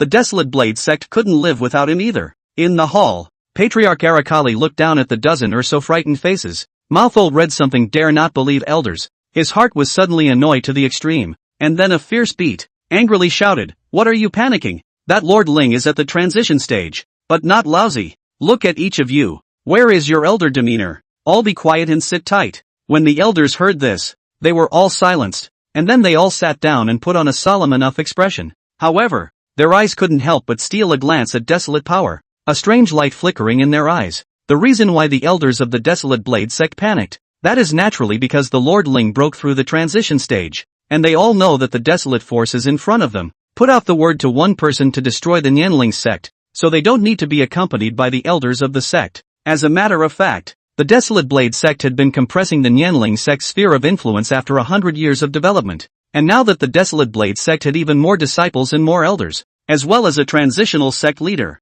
it was a sure thing that the Nianling sect would be taken down. But Arable Power favors not. He was going to kill up there alone, to see if there were any more capable fighters in the Nianling sect, and if there were, then let's have a fight first. As a result, Arakari really came back empty-handed, because the Nianling sect's supreme elder said that he would be able to advance to the transition stage in 4 days, and then fight a duel with Desolate Force in the same place 200 years ago. And then, the selfsame patriarch really believed it. Isn't it obvious that you're being cheated? Desolate Force himself in the Desolate Blade sect's ancestral land of 100 years of cultivation. It is not easy to realize the opportunity to break through. The results of people a sentence breakthrough in 4 days to show you. Really fooled him over? However, at that time, the elders didn't feel that there was anything wrong because the matter was definitely false. And then the results wouldn't change when the time came. The Nianling sect is still going to be destroyed. The Desolate Blade sect was going to settle this century-old grudge once and for all, and then firmly sit on the throne of the #1 sect in the Kulun prefecture. Only, that Lord Ling didn't lie. He really broke through. The ripples brought about by the heaven and earth visions spread throughout half of the Kukun prefecture, and they, the elders who were not at the transitional succession stage, all felt it one after another. Thus, they panicked, literally within 4 days, breaking through to the crossing. It would be really kind of mind-boggling and unbelievable, but what comes with it is skeptical thinking. If the Lord Ling breaks through the transition stage, then this duel, in fact, is a duel that is difficult to see the winners and losers. Now the Desolate Blade sect no longer had a 10% certainty of victory. If Desolate Power lost, then the Desolate Blade sect would have to lose many things, and might even be devastated by it. So no matter how you counted it, this duel was not a good thing for the Desolate Blade sect. The elders are worried. Naturally, Arable Power also sensed their agitation, but he didn't have much to do, because the Lord Ling's breakthrough to the transition stage was also outside his expectation. But Arakali wasn't afraid. He was confident enough that he himself had broken through a few days earlier than the Lord Ling, and he had a deeper sense of the power that would come after the transition. And it was actually a surprise to Arachnik. Someone like him who cultivated to the point of obsession needed such an opponent to prove himself. Well, don't look bitter. Come and have a drink. Desolate Force looked at the gang elder's still tense face, directly waved his hand. The Tao Force will support the wine pots have flown. It's a sad face, so naturally you have to have a good drink. You guys just rest assured, that Lord Ling will never be my opponent, even if he breaks through the transition stage. Arachli arrogantly tilted his head and poured a bowl of spirits down his throat, speaking with a bold voice, as if he was certain that he would never be defeated. Patriarch Mighty, we have faith in your old man's strength. Hearing him say that, the elders couldn't afford to be so blunt anymore, so they all complied with Arakili's wishes and drank all of that wine. Anyway, it's come to this point, there's nothing else to do but trust the sovereign. Rian Imperial City, deep in the palace. At this time the night has been deep, and Rian Imperial City this side, heavy rain pours. In the Imperial study, standing in the Rian Imperial dynasty at the apex of the Emperor, at this time is sitting, waving the pen ink. A real meaning of calligraphy is about to be completed. He was fully absorbed. And at that moment, the Chamberlain standing at the door of the Imperial study, bent down and whispered, "Your Majesty, King Yin Xian has an audience." Those who could come to the Imperial study at such a time could only be important ministers beside Emperor Rian, and the visitor deservedly deserved Emperor Rian's favor. Let him in. The Emperor stopped writing, raised his head, and nodded at the Chamberlain. The Chamberlain retreated, and not a moment later, a man wearing a purple robe, a jade crown on his head, and golden boots strided into the entrance of the imperial study. His age didn't look similar to the Sunflame Emperor, while his appearance was even more similar by 80 to 90%. Elder brother, Yan Xian Wang approached and saluted with an arch of his hand. Be excused. Emperor Rian raised his hand. Yan Xian Wang was not obsessed with etiquette and casually chose a place to sit down in the imperial study. Brother should know that within this short week in Kukun Prefecture, there were 2 transitional succession stage cultivators in a row, right? Naturally.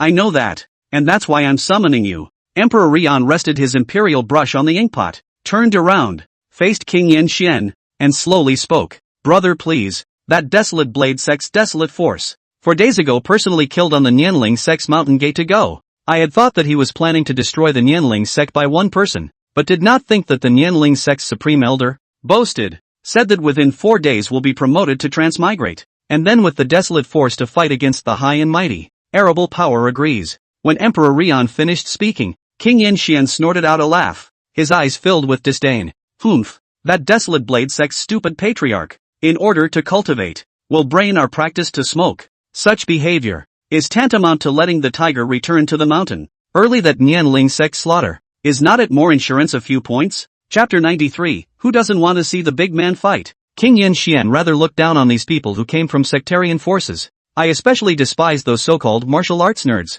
because he thinks that such people, their brains are not there, and their ideas are foolish. If King Yan Xian were to make the choice, he would definitely not give that Nianling sect any respite. Even if such a thing as breaking through to the transition stage in 4 days sounded like a complete fantasy and a crazy statement, King Yan Xian would never wait for 4 more days, but would go straight for it, because in this world, anything is possible, no matter how small the probability and how unlikely it sounds. To listen to such arrogant and cocky words from the weak and actually wait would be to let your chances go to waste and look foolish. Why should the strong accommodate the weak? However, what made King Yan Xian care even more was that Lord Ling could really advance to the ferrying stage within 4 days. How did that guy do it? Whatever the sectarian thinks, just let him be. Emperor Rian waved his hand, telling King Yan Xian not to care about how many holes in that desolate force's brain were filled or not. What's important now is that the duel between that desolate force and Lord Ling must not result in any deaths or injuries. Otherwise, it won't be good for my Rian dynasty. King Yan Xian nodded approvingly as he heard this.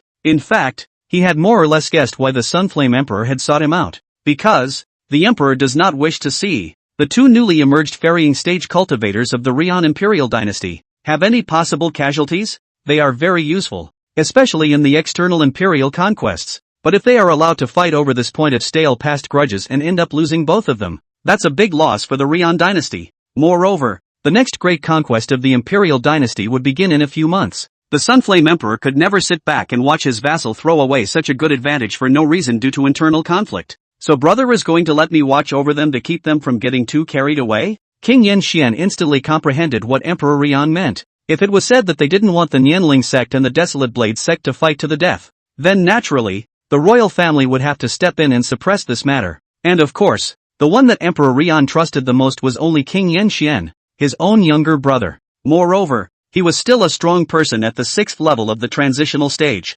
Rian Emperor returned to the desk, pen and ink. He took calligraphy into the road, handwritten holy orders, but also has its true meaning of the avenue. The font is strong and majestic. The dragon flies, a stroke, are filled with the majesty of the vastness. He wrote it in one go, stamped it, rolled it up, and handed it to King Yan Xian. You will rush to the Kukun Prefecture house this night. Let that side prepare a big gift first, waiting to be handed over to the one from the Nianling sect. Remember, make sure they don't fight too hard. After all, those 2 people are still of great use, and cannot afford to lose. Yes, sir. King Yan Xian led the way and clasped his fists. In the morning, Gu's medical center. The 2nd floor was silent. Only the scent of the medicine was still permeating. Qin Yiyao sat in the bathtub, bathing in the rich spiritual qi, her arms wrapped around her chest, her eyes closed as she rested her mind. When the time came, she left the tub and stretched. She opened her mouth gently and exhaled burning breath with a hint of a low dragon's growl.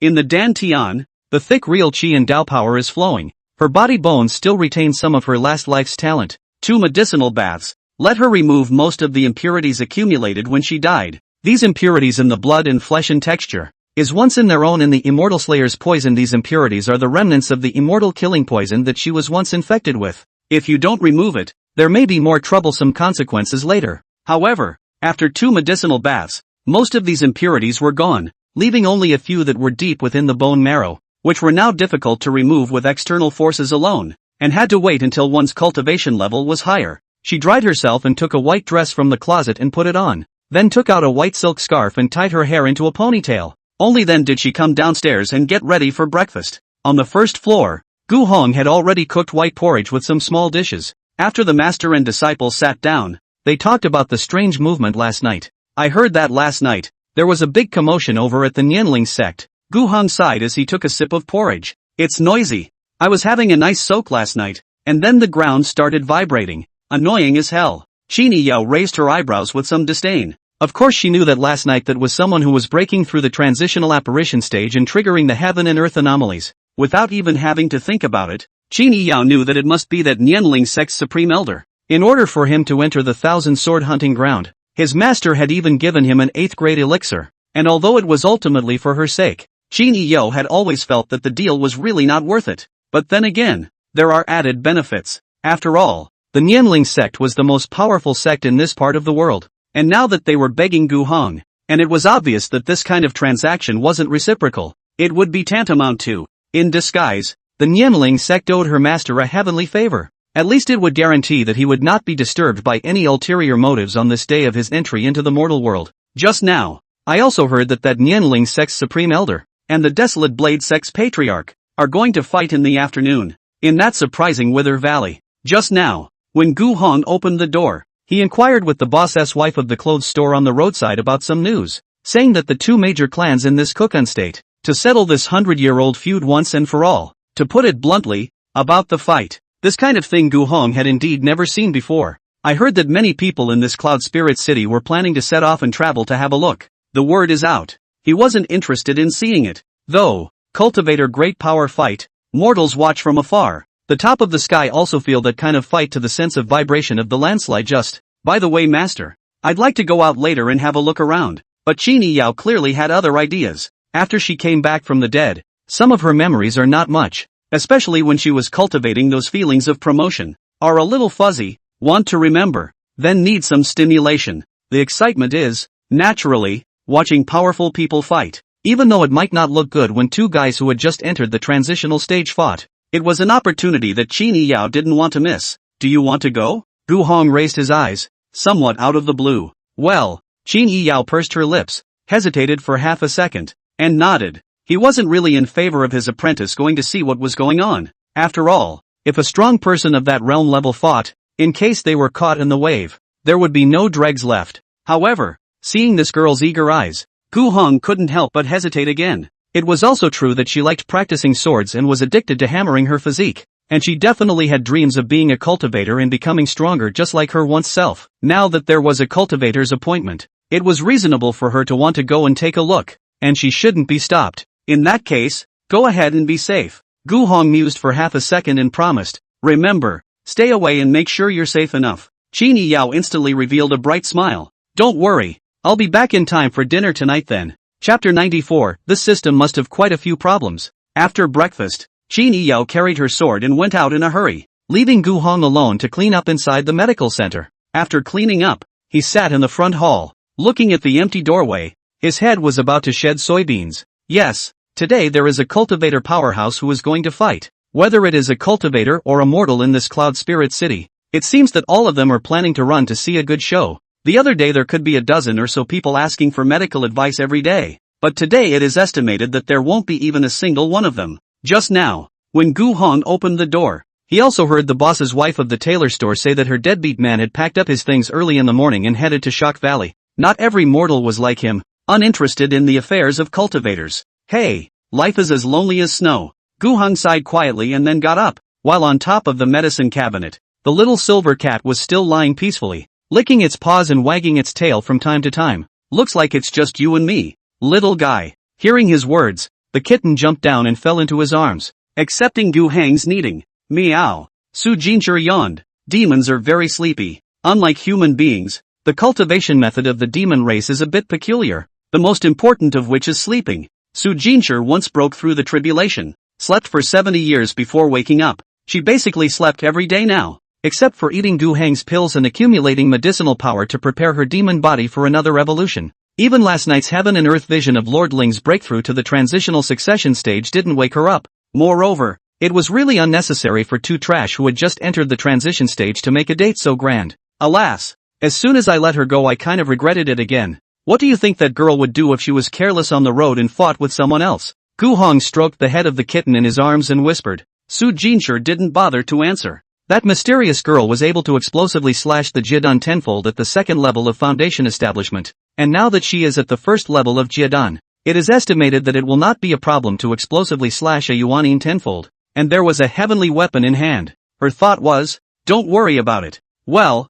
I should have known that I should have asked Chairman Feng to send her 2 escorts. Gu Hong muttered. It's still very unsettling. What am I talking to you for? Ugh, but today I guess no one will come to see the doctor, and I am idle, so I will go to sneak around well. Gu Hong placed the kitten on the counter and straightened his clothes before closing the door to the medical center and leaving. Ugh, I'll go along and check it out. Su Jinshi was somewhat helpless as she listened to Gu Heng's rambling words. Anyway, I have nothing to do, so I might as well check it out. Since that little girl is the disciple of her own master, then she, who is a pet, should also have the responsibility to protect, although Su Jinshi feels that the cultivator who can directly kill her in seconds, in this entire cocoon state, only 2, and those 2 are still ready to fight to the death. With this thought in her heart, Su Jinshi's body surged with thick demonic chi, condensing out of her personal stance. At that moment, the ancient lamp in the corner also lit up. Su Jinshi noticed and looked over. Elder Su, is this an intention to go out? Zhen Xian's soul light mass floated out from the ancient lamp and saw that Su Jinshi had condensed an avatar. So he asked. Aha. Su Jinshi nodded slightly. That little girl is going to watch the fight of the transitional cultivators. Master is afraid that she will get into some trouble, so I'm going out in a separate incarnation, just in case. However, I look at this appearance of Elder Jianxian. Soul containment is good. Jianxian laughed lightly. Thanks to this lamp from Senior Gu, this soul body of mine will probably be able to recover to the Mahayana stage again in less than a year. As an encapsulated remnant soul, Jianxian had very little to do, and that was to stay in the self-contained space in the ancient lamp, slowly repairing his soul, and then he could think about remodeling his physical body. Although remodeling his physical body was what was more troublesome. Since Elder Su is planning to go out, why don't you simply bring me along? The soul light mass wriggled and separated into a small white tadpole-shaped soul body that attached itself to Su Jinshi's avatar. Jian Xian also wanted to take a good look at how this outside world had become. Good. You and I have quite a bit to talk about. Su Jinshi readily agreed. This humanoid incarnation of man, my rhythmic beauty, turned into a puff of purple smoke and dissipated,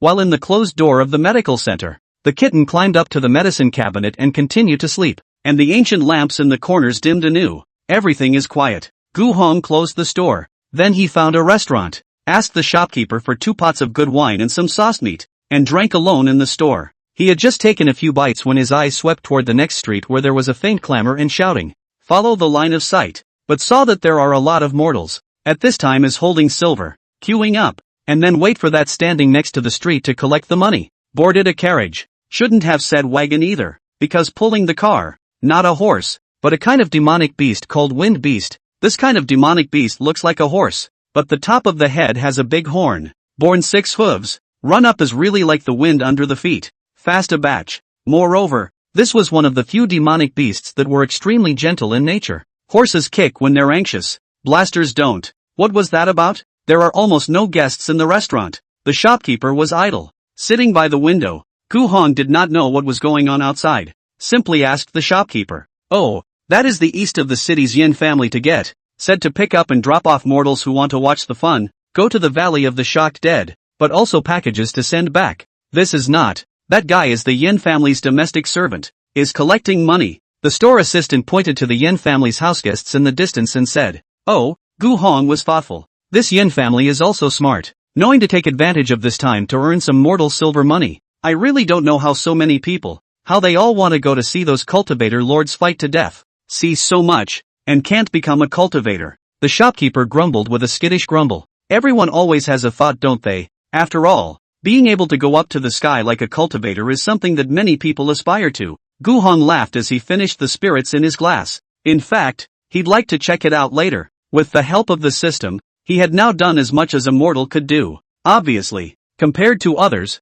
he was the most qualified and most likely to step onto the cultivation path, but the system just couldn't help him. Damn, they cannot cultivate. I thought that after so long, This mind is calm enough. But in fact, Gu Hong for the cultivator, there is still a trace of fantasy. Gu Hong was certain that the system was definitely capable of allowing him to cultivate, because certain treasures, gifted by the system, let him feel the thrill of becoming a cultivator. Like those walking boots, walking thousands of miles a day. The fact that the system was able to pull out a pair of shoes like this that were clearly not mortal already spoke volumes. Chapter 95, why does this mortal dare to go so deep? These divine walking boots are obviously some kind of so-called cultivator's magic treasure, only for mortals to use it as well. So, the system must have some function that he hadn't been able to trigger, and when he did, he might be able to cultivate.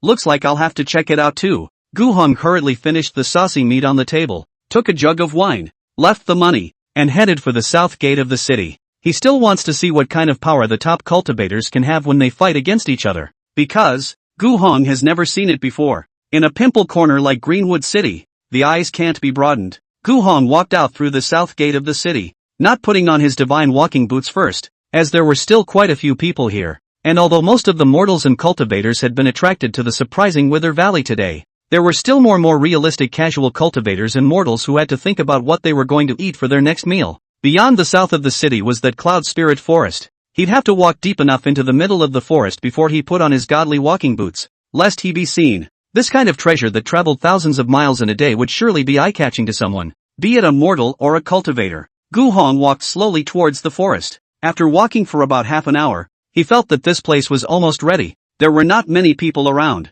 and occasionally there was a bit of shouting of wild beasts, which would encounter demonic beasts if he walked further into the depths. Just as he was about to change into his godly walking boots, there were some strange noises in the bushes next to him, and Gu Hong listened with his sideways ears. Seemingly writhing sounds. Gu Heng's face turned cold. Who? He fished out a tiny flying dagger from his waist and drank coldly. There's someone in that bush. How is it that I've gone so deep and there's still someone here, and squatting in the bushes? That just doesn't seem right. Gu Hong was alert and ready for danger. But soon, that bush slowly came out of a person to come. Gu Hong cautiously surveyed the other party. The other party's body is thin and short, looks less than 20 years old. The skin is waxy, the clothes on the body is dirty, and on the back also carries a wood knife. Gu Hong frowned. This kind of dress, could it be a woodcutter? I'm sorry for scaring His Excellency. The woodcutter didn't approach hastily. Just 10 paces away from Gu Hong, he arched his hand, his tone respectful. Gu Hong narrowed his eyes, his wariness still evident.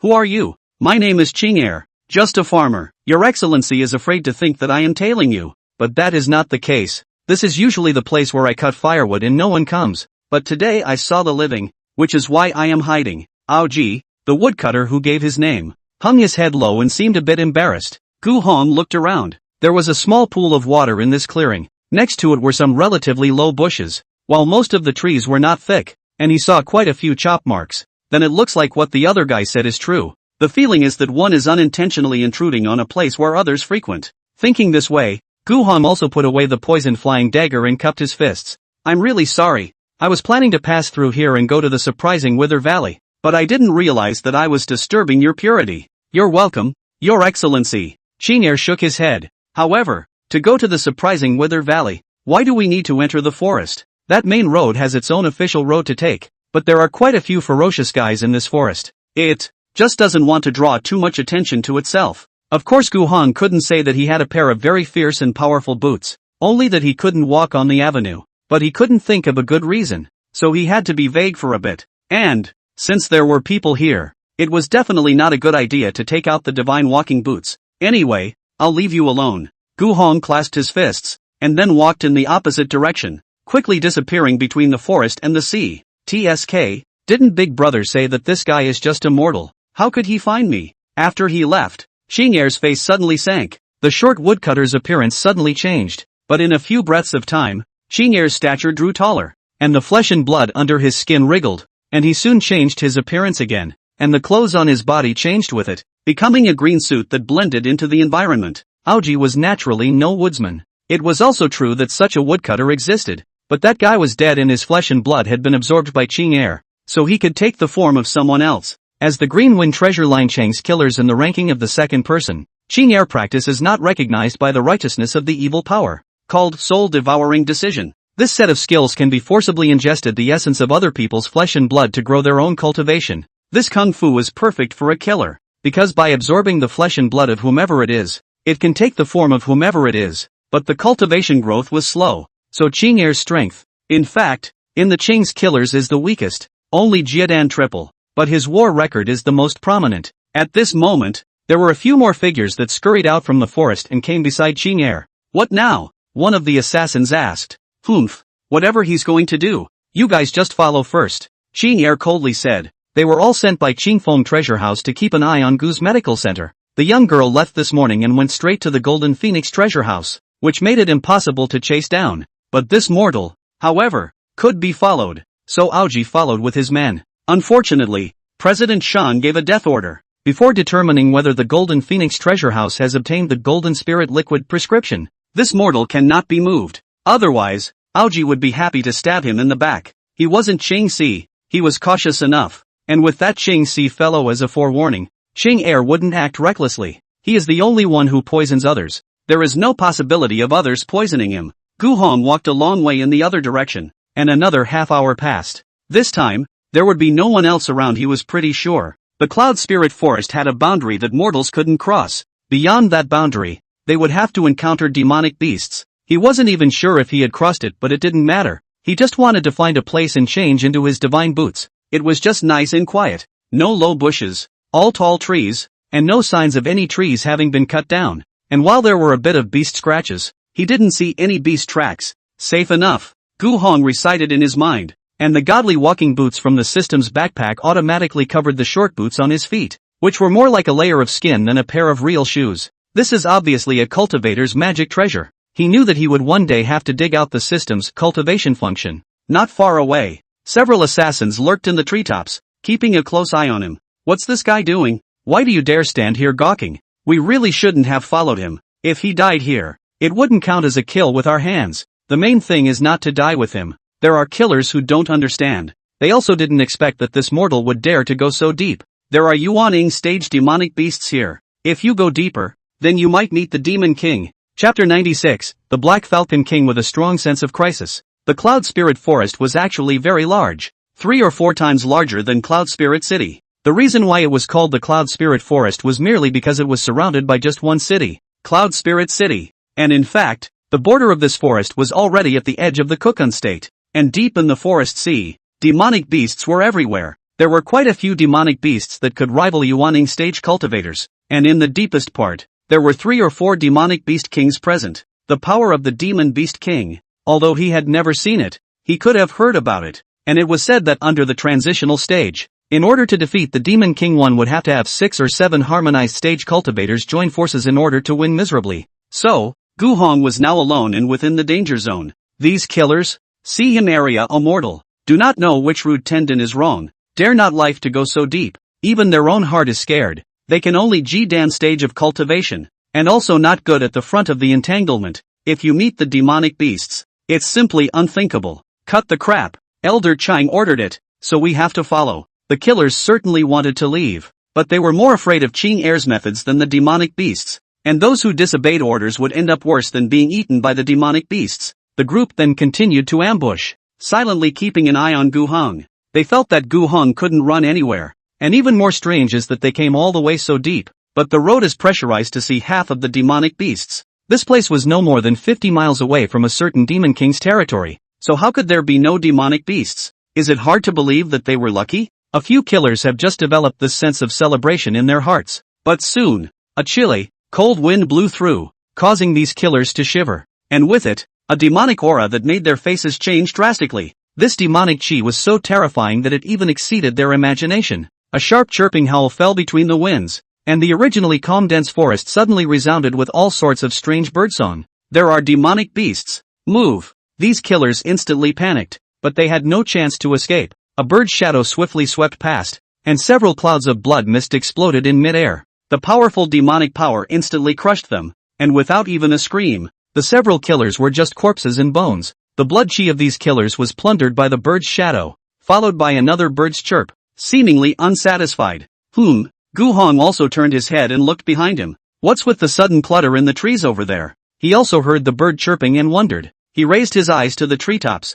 above the canopy. I don't know when to stop a purple and black bird falcon. The wings still seem to have blood. There is a fishy smell. This look knows that it is not a good bird. Why is there a mortal here? The Black Falcon King wondered in his mind why there was another clueless mortal in this place. It was one of the 3 demon kings in this cloud spirit forest. This place was actually not its territory either. But because it had recently sensed the appearance of a human powerhouse's aura, the demonic beasts in the forest had sensed it, especially the 3 demonic beast kings, who had a not-so-small sense of crisis. The depths of the cloud spirit forest, in the territories occupied by these individual demon kings of theirs, were actually all good places with dense auras. It also nourishes a lot of heavenly treasures. Originally, all these things were things that the demon beast king himself could enjoy exclusively, and even if the humans had the mind to rob them, they couldn't beat them. But it's different now. In a short period of 10 days, the 2 far ends of this thing, there were 2 successive breaths rushing into the clouds, allowing the demon beast kings to feel a small shock. Demonic beasts and humans, in fact, are killing and devouring each other. There is never any reasoning, even for the spiritually intelligent demonic beast king. Originally, within thousands of miles outside the cloud spirit forest, there were no human powerhouses that could threaten them. But now, there were 2 at once. The Black Falcon King was the first to make a move. Deep in its cave, there was a 6,000-year-old blood lotus grass. Originally, the Falcon Demon King was planning to keep it for another 300 years to make the medicinal power of this blood lotus grass a bit thicker, and then it would swallow it, which would allow it to evolve its body and enhance its strength. However, the Black Falcon King felt that he might not have 300 years left. Maybe humans will kill them in a few days, or a few months, and rob them of their heavenly treasures, and slaughter them, and take them into medicine and alchemy. Therefore, the Black Falcon King decided to use fresh flesh and blood to inspire that blood lotus grass. In the past few days, it left its territory and went on a killing spree in the surrounding forest sea of demonic beasts and human cultivators weaker than it. It killed thousands of them, of which there were still more demonic beasts, and used this blood and flesh to feed the blood lotus grass. But after killing today, the Black Falcon King began to face a dilemma. There was no more to kill. Sensing that the demonic beast king had gone on a killing spree, radicalizing the instincts of the lower-level demonic beasts and causing them to flee to the vicinity of the other demonic beast king's territories, the Black Falcon King couldn't chase them too far because once they went to the outskirts of the cloud spirit forest, they were sure to attract the attention of the human powerhouses. The Black Falcon King didn't want to attract the attention of any living beings right now. However, today it also has an extra harvest. There are a few very weak human cultivators who dare to go so deep. The Black Falcon King admires their courage, but to kill, although it is not much, but it is still meat. However, it just realized that there is a human here, and, unlike a cultivator, it's mortal. But if it's mortal, why is it here? The Cloud Spirit Forest was a fierce reputation. Unless one was brain dead, it was unlikely that any mortals would dare to come here. Of course, the Demon Beast King had a spirit, but not many. The Black Falcon King had burned his bird brain out by asking why would a mortal dare to walk into the depths of the forest? What are you looking at? Seeing that the bird was strangely shaped and had blood on it, and that the bird kept staring at him in a way that was so disconcerting, Gu Hong blurted out. He would have just scared the bird away, but it didn't work. Yo, that don't scare you away? Gu Hong was a bit surprised. It was logical that all birds should be frightened by the sound. Suddenly aroused, he stepped forward and kicked hard at the tree. The force was not small, and the verdant green leaves on the canopy fell with a crash. But the bird on the branch remained unmoved, still staring at him with its ebony eyes. Gu Hong smiled. It's quite calm. He thought that he could keep a bird in the medical center, and he could tease it every day if he had something to do. It was quite interesting. But the Black Falcon King was already enraged. This mortal, does he really think of it as some fragile bird of prey that is easily frightened, and yelling and kicking trees, just to see it get scared and fly around? This human hadn't taken him too seriously. The flesh and blood of mortals is also flesh and blood, and one more is not too much to slaughter. Chapter 97, The Big Man with the Cheesy Name. Driven by rage, the Black Falcon King let out a furious cry before transforming into a purple-black marauding shadow, about to crush this mortal who didn't know the heights of heaven. Gu Hong laughed instead. The bird seemed to be enraged and was going to fight him to the death. But the bird isn't that big. It looked like a carnivorous bird, but at this size, he dared to charge at a human, really treating him like some kind of dead body to be gnawed on. And temper. Cut. Gu Hong grunted lightly. The trajectory of the bird flying over was clear in his eyes. He found the right moment and swept his left arm across the room, directly hitting the black bird with a miserable howl before crashing into the trunk of the tree next to him. What thoughts were in the Black Falcon King's head? It only felt that the 5 viscera and 6 bowels within its demonic body had all been shattered by the strong force. Even its inner Dan was completely turned to mush. This human, unexpectedly this powerful. but he has no cultivation at all. Ah, is it because his cultivation is too high? It cannot see. Chirp! A mournful cry rang out, and the Black Falcon King fell to the ground and convulsed a few times, eventually losing his life. No! This is dead? Gu Heng furrowed his brows and went up to point at the strange bird's body with his foot, but there was indeed no more movement, so it was obviously not alive. That's a tough bird. Originally, he had wanted to tease the bird, but the bird was so unforgiving that Gu Heng's interest was quickly lost. Moreover, his purpose was originally to go to the surprising Wither Valley as well. He had his own divine walking boots, and this road might not take half an hour to walk to, but now it's good that he has no pastime, and he still has to wait dryly when he goes over there. With a long sigh, Gu Heng decided to go anyway. The divine walking boots effect was activated, and his figure disappeared in an instant. But just now, the Black Falcon King's ferocious cry had actually startled many of the forest's demonic beasts into fleeing in all directions. And those who were equally startled actually had two other major demonic kings. They were each in the depths of their territories, but they all keenly sensed the fierce cry of the Black Falcon King's fury, as well as the rapidly disappearing vitality. Something's wrong. After about 2 or 3 teas had passed, 2 beast shadows arrived here from afar. A 4-eyed giant bear covered in white fur and a brown-skinned 3-headed python were none other than the White Bear King and the Earth Python King. The demonic beast king left the territory, and along the way, I don't know how many more demonic beasts were startled. And when they saw the corpse of the Black Falcon King, indignation appeared in their eyes. The Black Falcon King is dead. Also, it was obviously killed by a human. We are all demonic beast kings, and each of them look at each other on a regular basis, and there is some friction, and that is their own business. But when humans intervene, it's not like this is not a cheese burner. The White Bear King plowed his claws and shouted angrily, "Damn humans!" The Earth Python King also spat out a letter and said grimly, "No matter which human killed the Black Falcon King,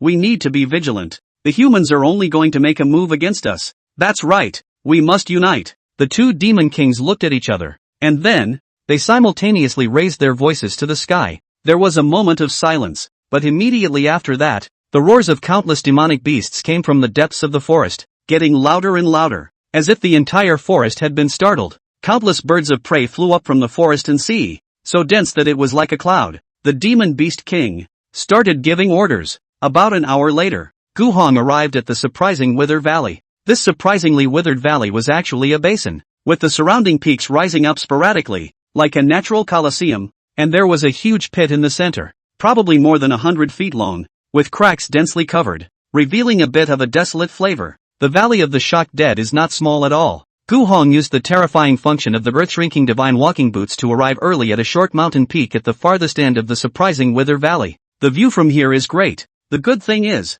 you get a panoramic view later, and it was far enough away that there was no need to worry at all about the 2 sides fighting spilling over. The appointment of the strongest person of those 2 clans was scheduled in the afternoon. He came quite early, with the divine walking boots in place. Those who came from Cloud Spirit City, or from whatever other city, paid to take a car and drove. That was not as fast as him. Gu Heng randomly chose a piece of green stone to lie down on the top of the mountain, crossed his legs, took out the melons and fruits he had prepared from his system backpack, and began to eat them slowly and comfortably. After about half an hour, a number of mortals had begun to arrive in the distance. They all came here in the same way. That is, by car. The blast beast is good for birth. Used to pull the car is the most suitable. First came almost 100 or so mortals. They also each looked for a peak that looks better to climb. And then in the middle of the mountainside or other positions, just find a place to sit. Soon, more and more mortals were coming. Gu Heng looked around with interest at the carriages with canopies that arrived one after another, not realizing that the influence of this great cultivator's appointment was not small at all. So many mortals wanted to see the power of the immortal cultivator. As for this short mountain peak where Gu Heng was, there was not a single person there. Perhaps because it was just too far away and they felt that they couldn't see clearly enough. But there was no point in seeing the faces of the great powers. It was just a matter of seeing if their moves were bright enough. Safety is the main concern. You're early, little brother. But just when Gu Heng thought he could monopolize this mountaintop, a bearded man came to strike up a conversation with Gu Heng. Gu Heng glanced up at the burly man and asked, "What is your name?" The bearded man scratched the back of his head and laughed nervously. "My name is Li Dahu. This name is vulgar. He. The corners of Gu Heng's mouth rose slightly as he said, "My name is Gu Heng." He looked at this name, sounds like the village people of the big man. Dress is also very rough. A pair of eyes gleaming, full of enthusiasm, should be the character of the bright and straightforward generation. This Li Daho waist also don't have a unsheathed knife. It should be a practicing martial arts. It's just extra shabby. Most mortals were like that. Aspiring to be cultivators but not having the skills to do so, so they could only turn to martial arts. And no matter how well they practiced, they weren't as good as a cultivator who could use their Dao power. However, Gu Hong glanced at the unsheathed knife with a rudimentary handle at Li Dahu's waist. This knife, it's good quality. I don't know which smith knocked it for him, but it's certainly 1,000 times better than Chairman Sangwong's collection. Li Dahu grinned, sat down beside Gu Hong, and said, this rushing day is laborious as hell. Gu Hong raised his eyebrows. This big, simple man looked like the kind of person who was genuinely interested in the life of a cultivator. And looking at him, he didn't look like he lived in the city, but more like a mountain villager. It seems that this short mountain will be divided between you and me. Meeting is fate. Have a melon. Gu Heng smiled and casually tossed Li Dahu a fragrant melon, which he also caught. Li Dahu glanced at him, smiled nervously, and then nibbled on the melon. That's funny. He didn't expect that he would actually run into a character here that he couldn't see through. Chapter 98, Straightforward Li Dahu. Li Dahu arrived from outside the Rian Imperial Palace. The purpose of coming here is for the Desolate Blade sect, or, in other words, for a pact he once made with someone hundreds of years ago. When he arrived in the Kulun prefecture, he heard that the Desolate Blade sect master was going to fight the Nianling sect's supreme elder, for a second time, and with both of them advancing to the transition stage, the battle would be even more interesting to watch. But Li Dahu was not interested in these. He was more interested in the ancestral Desolate Blade true intent of the Desolate Blade sect. So here he is. Wanted to see how exciting this Desolate Blade sect master could fight. Li Dahu had waited for a few days on the farthest short hill outside of this shocking dead valley. But he didn't expect that the person he wanted to fight didn't wait for him. But he waited for a mysterious youth first. He was startled at first, because on this short mountain, Li Dahu had set up a very hidden prohibition, just so that he wouldn't be disturbed. And this prohibition, it was almost impossible to detect under the 5th level of the transitional stage, and even if one could detect it, it would not be easy to break open. But this brother Gu, he just walked in, treating him as if he were nothing. A bit of, is too good Although Li Dahu was simple and straightforward, he also immediately understood that this was an unknown strong person, and much better than him. So, he simply climbed into a conversation with Gu Hong. Li Dahu wanted to try to see if he could make a shallow karmic connection with Gu Hong to recognize his face. After all, there was no harm in knowing more powerful people. Secondly, he also wondered what such a strong person was doing here, because with his unfathomable strength, he could not see clearly. The big battle of the transitional stage cultivators, no different from a child's fight. Li Dahu nibbled on a melon, then struck up a conversation with Gu Hong. Brother Gu, I'll say something unpleasant. Gu Hong waved his hand. But say what you will. I've heard it all before. As I see it, Brother Gu shouldn't be someone who was interested in such things yet. Gu Hong laughed lightly and nodded. But I have nothing to do. And there are people fighting. So it's a no-brainer. Indeed. What Gu Heng actually wanted to see the most about this kind of exchange of powerhouses was just how magnificent and ferocious their moves were. It's just a figure of fun. To say that sense not interested, sense a little, but not completely. Gu Hong had always left a little bit of room for error when speaking to strangers, and in doing so he could make himself slightly more philosophical. Oh, so that's it. It seems that Brother Gu has been living in seclusion for a long time, but he doesn't want to do it himself, so he probably just wants to come out and watch others fight. He could understand it perfectly. Li Dahu, while face viciously gnawing melon, said, well nah, I look at the Gu brothers this look on the understanding. This is the cultivation of nature, whereas I like, the whole is the village wild recklessness. You see me wearing, although washed clean, but the clothes are still patches stacked on top of patches. He appeared to be complaining, but Gu Hong couldn't hear that flavor. Instead, he seemed confident and self-aware. Straightforward. Gu Hong laughed darkly, thinking that it wasn't easy to meet such a straightforward person these days, and he continued to get high, looking at the hills that were gradually filling up with people. Hopefully the time spent here will be a little more worthwhile. He lay back on the green stone and watched the warm sunlight pour down. Brother Gu, you can't say that. Since we're here, it doesn't matter what the final result is. Li Dahu mumbled as he nibbled on a melon. You're looking at it from a very open mind. Buddy Li, you practice swordplay? Gu Hong was bored with Li Dahu's conversation, and incidentally took another look at the knife on Li Dahu's waist. The more he looked at it, the more he felt that it was quite easy on the eyes, although it was very rustic, but it was definitely good to use. Certainly no more than he had forged. Gu Heng's forging technique was the absolute top among mortals, and so he had seen too many exceptionally poor quality weapons. And so far, the only weapon that he could praise with a few words of well played came from the hands of only one person. It's the same Zhuge Qian who once kicked it door to door. As a fellow mortal, Gu Hong thought that Zhuge Qian dude had a strong heart and desire to win, and was extremely paranoid in pursuing the craft of forging.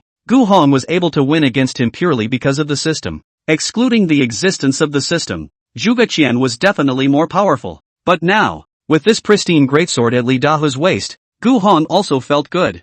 I just don't know which mortal craftsman this good stuff came from. Hearing Gu Heng's inquiry, Li Dahu scratched his head and nodded his head repeatedly, yet he didn't look humble, just letting people feel more of that simplicity of his. Hey, I've been practicing swordplay since I was a kid, and after practicing for so long, I actually don't have much that I can hold, just a little bit of skin. Gu Hong came to a realization. So, you're interested in this Desolate Blade sect? That's a good guess. This dude likes to play with knives, and the Desolate Knife sect is such a big sect. All of them are famous and established with knife skills. There that patriarch plays with knives, must be particularly powerful, also quite powerful. What splits the mountains and cracks the earth for fear of not being in the conversation? Oh, I'm sure Li Dahu would like to see it. He hemmed and hawed, not lacking a few moments of otherworldly shrewdness in his simplicity. Gu Hong looked at his expression and couldn't help but smile. This Li Dahu's appearance was actually very durable. A large dark face with this naive appearance, but added a few points of affection, especially his eyes, as if they could speak. Brother Gu, I tell you. Li Dahu came closer to Gu Hong and whispered, this shocking Wither Valley actually has an origin. Oh, look, what about this place? 200 years ago, there was actually a duel, and it was exactly the same as this one. Li Dahu knows a lot. At least Gu Hong didn't even know that the reason why there was a big pit 100 feet wide in this shocking Wither Valley was actually a trace left behind from the last duel. And the people who crossed paths were still exactly the same. The only difference was that their cultivation levels had all increased dramatically. Of course, Gu Hong didn't know that the Nianling sect and the Desolate Blade sect had such a past. Then it seemed that the grudge had been building up for a very long time, but he wasn't interested in learning about it per se. However, Li Dahu understood this very well. He began to talk to Gu Heng at length about the past grudges of these two great clans 200 years ago, and as he talked and ate melons, the atmosphere was quite cordial. Gu Heng, on the other hand, was surprised that this Li Dahu was so skillful in speaking about these things. I'm afraid this person is really longing for the life of a monk. In the blink of an eye, almost 2 more hours had passed, and this time, it would no longer be mortals who came. Gu Hong looked to the east and west sides of the surprising Wither Valley, only to see that there were more than 10 large spirit ships on both sides, sailing towards the surprising Wither Valley in mid-air. These boats are huge boats. The whole body shows ink blue. In the sky under the reflection of the hot sun flashes sparkling cold light. Seeing these giant boats appear, the mortals and cultivators watching the battle on the mountain peaks around the surprised Blight Valley stirred. The main man is finally here. Chapter 99, there's a big man coming. Both the Nian Spirit sect and the Desolate Blade sect had come with many people, and they had all come on their sect spirit ships. Spirit ship, a large flying magic weapon that was very common in the Xian heavenly realm. It wasn't expensive and was particularly common. Gu Hong had heard of it and had even seen it once, but of course that was back in Greenwood City. It was said that when the Rian Imperial dynasty went on foreign campaigns, they used these spirit ships to transport their troops.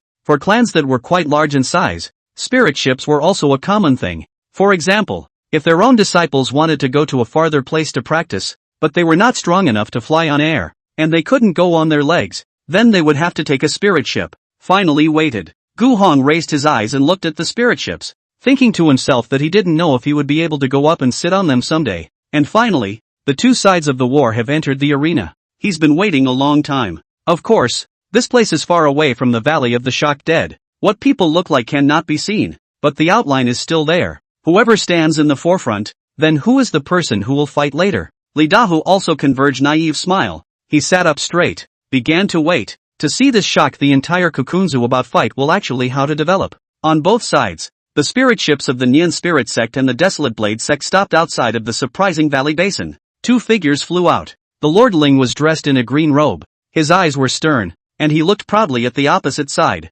Desolate Force's hemp-robe was still wearing a slightly puzzled look on his face. It seemed that even now he was still wondering how this Lord Ling had broken through his tribulation in just 4 days. The two had been old rivals, and now that they were meeting here anew, they had no words. Both sides of the aura release, directly across the air against the clash, bursting out of the crackle of the air explosion sound. This seems to be an unequal, and cannot predict the balance of victory or defeat of the duel. On the Nianling sect side, there were about 1,000 disciples on the spirit ship, as well as Patriarch Zhu Ling and the 3 elders. Their faces were tense. And with Lord Ling at the forefront, the aura might of that transitional succession stage didn't work on them. However, the elder disciples of the Nianling sect had already felt the pressure of the transitional seismic cultivator. After all, the enemy this time is the deserted Knife Clan's patriarch Deserted Force, is the Nianling sect's nemesis for hundreds of years, and he relied on the famous Deserted Knife decision is said to have reached the realm of realization. With the repossession stage cultivation, a sharp blade hangs in everyone's heart. Winning or losing this great battle was not only about the honor or disgrace of the sect, but also about each and every one of them. If you can win, then you can really raise your eyebrows, and from now on, wherever you go, it is doubly awesome rhythm, at least in the withered cloud state. Sticking out a chest and lifting a head, it is easy, and if they lost, I'm afraid their end would be quite miserable. And on the side of the Desolate Blade sect, those disciples and elders are all equally moody, because the Lord Ling and Desolate power at this time in the exchange of momentum, without falling into the wind, can be said to be equal. Is it really hard to distinguish between winners and losers today? Both sides are apprehensive. After all, whoever loses will have to Nestle and Role. Now wide-eyed, Zhu Ling looked around, and there were already countless silhouettes of people gathering on the mountain peaks outside of the surprising Dead Valley Basin, both mortals and monks. He saw the elders and clan sons of several great families in the Rian dynasty, and he especially couldn't ignore the existence of the Bai family. Even a great lineage like the Bai family, where one clan monopolized a state, had sent people to watch the battle. If either party lost, if they still wanted to mix in the Rian dynasty in the future, they would be subject to criticism. Rumble. As the two sides' auras collided, there was a roar. The aura aftermath spread to the vicinity of the spirit ships, shaking them a bit, but they quickly stabilized and remained floating in midair, unmoving. Brother Gu, who do you think will win? Li Dahao quietly pulled Gu Heng's sleeve and lowered his voice to ask. I don't care. Gu Hong shook his head and took out the wine pot, slowly pouring it. This time over. This is to observe. Just need to watch the fun on the line. As for the final ending, how are determined by the strength of the two men? Gu Hong cannot bother to worry about that part of the idle heart. Brother Gu is right. We don't need to care about such things. Li Dahu laughed. Indeed, he and this brother Gu, that both didn't have to care at all about who lost or won, because for strong people like them, crushing would be the end of the matter. He was indeed naive in nature, but he also knew what it meant to be strong. By the way, where does brother Gu spend his time? Cloud Spirit City. I opened a medical clinic there, just to see people's illnesses and stuff. Idle. Gu Hong faintly said. When Li Daho heard this, he couldn't help but envy. Wow. Brother Gu, this is the life of a god. Living in seclusion in the city, opening a medical center, and occasionally treating mortals. This kind of life was quite good. Li Dahu felt that he someday should also stop traveling and properly find a quiet place. Live a little plain days. Sealing the sword does not fight. Gu Heng glanced at him. Looking at this naive big man's dress is quite rough. The palms of his hands are also a lot of calluses. That knife on his waist may be more than just practicing martial arts. It is likely that it is still used to chop wood for dinner work. Well, let's hope your heart is in the right place someday. He casually said a few words about the scene, and then continued to pay attention to the increasingly tense atmosphere on that shocking Wither Valley. The aura collision between Lord Ling and Desolate Power could no longer be seen as stronger or weaker, and soon they were going to fight. And the mortals and cultivators watching the battle around them seemed to have expected this, and tensed up. But just at that moment, another huge spirit ship appeared in the distant sky. Its speed was extremely fast, but in 10 or so breaths of time, it flew to the top of the surprise valley. For this sudden appearance of the third party, everyone also immediately noticed. Then, all those surrounding cultivators who were watching the battle changed their faces. It was because this ship was engraved with reddish golden lines, which was the clan emblem of the Sunflame Imperial clan. This is the warship of the Sun Yen Imperial clan. On this warship, there stood a soldier wearing black armor. His body was tall and sturdy, his breath was majestic, and his body was so strong with killing and fury that it was not strange even if a blood cloud was condensed on the spot. Hiss. Is the Black Flame Army? Some cultivators sucked in cool air on the spot. This Black Flame Army was the elite war army of the Rian dynasty, but it was a primitive forbidden army that only the royal family could command. But the Black Flame Army is usually only stationed in the imperial city, and usually does not come out. Just, today so prosperous for the sake of what is the reason? It couldn't be that the Nianling sect and the Desolate Blade sect were going to be at each other's throats, and this could still alarm His Majesty the Sunflame Emperor? At this time, a cultivator recognized who the owner of this ship was and said with a trembling voice, wait, is that Yan Xian King's warship? King Yan Xian. The crowd was shocked. The appointment battle between the strongest of these two clans had actually alarmed King Yan Xian. Did this kind of great man who stood at the apex of the Rion dynasty appear? It's really getting more and more interesting. Chapter 100, Battle of the Transitional Cultivators. They had naturally heard of King Yin Xian's name. He is the dynasty Rion Emperor's most favored younger brother, but also in the royal family, second only to the Rion Emperor himself, a great cultivator, whose feudal territory is more than 10,000 miles, and is mostly rich in fertile land with dense spiritual chi, which is naturally not a simple character. That was why Lord Ling and Desolate Force, who had originally been at Swords Drawn, both stopped immediately after the appearance of this worship, and each took a step back. The Sunflame Imperial clan suddenly appeared here, regardless of the reason for their arrival. Then they should be given due respect. To do otherwise is to provoke the authority of the royal family and is punishable by death. Other than that, just the appearance of King Yin Xian alone, Desolate Force and Lord Ling had no thoughts of making a fool of themselves in front of him, because this king, with one hand, could have crushed the two of them to death. The sixth level of the transition stage was this powerful. The two of them, who were only at the beginning of the transition stage, hadn't even figured out just how strong this power was yet. Subsequently, on the warship, a figure stepped out with great strides. That Yen Xianwang was dressed in a red gold brocade robe, topped with a Chinese crown, and between the dragon's march and tiger's stride, an overbearing aura came to the surface. Yo, here's a good powerful guy. On the top of the short mountain, Li Daho looked at the suddenly appearing Yen Xianwang, his naive expression tinted with a slightly amused luster. Does Buddy Li know who that guy is? Gu Hong only looked from afar, and although he could see clearly, he didn't recognize who this brocade-robed nobleman was, so he only asked, alas, that's King Yen Xian, just a minor character. Brother Gu didn't know him before, and he doesn't need to know now. With a wave of his big hand, Li Daho casually took another fruit from the pile of melons and fruits that Gu Hong had taken out to eat. This Yen Xianwang was only at the sixth level of the transitional apparition cultivation. He, Li Dahu, didn't care much, and this brother Gu, who was not much better than him, needed to care even less. King Yen Xian? Could it be one of the princes of the Rion dynasty? It was true that Gu Hong didn't know much about this, but he didn't care what the royal family sent someone out for. It can't be to persuade a fight.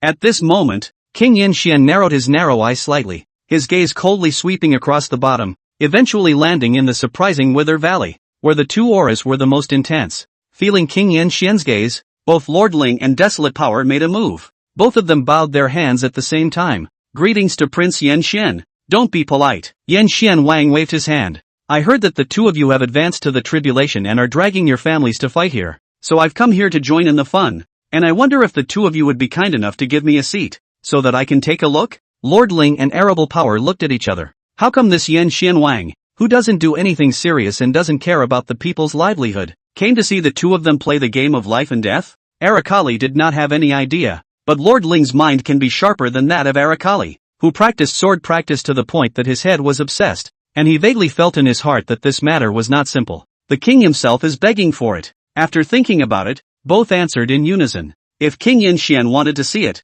then let's show it to him. Refusal was impossible to refuse, unless life was not wanted. In that case, the king will be respectful. King Yin Xian haha laughed, and then, a black flame soldier carried up a dragon chair and placed it on the deck of the warship, and when King Yin Xian sat down, the warship slowly lowered and hovered in mid-air. This king, then, deservedly occupied the best position and the closest distance. Naturally, he wasn't afraid of being caught in the aftermath of this battle. Both of you may begin. King Yin Xian waved his big hand, and his voice mixed with his true chi spread all around the surprising Wither Valley, and everyone could hear it clearly. Lord Ling and Arable Power also stopped confronting each other. These two people were both filled with a strong aura, and their breath rose up to the sky, desiring to stir up the heavens. Humph! Watch the move. Desolate Force was the first to be unable to hold back. He grunted angrily and took the lead in striking out a powerful palm, smashing over viciously with majestic Dao power. Battle ends open. The fun begins and everyone doesn't want to blink.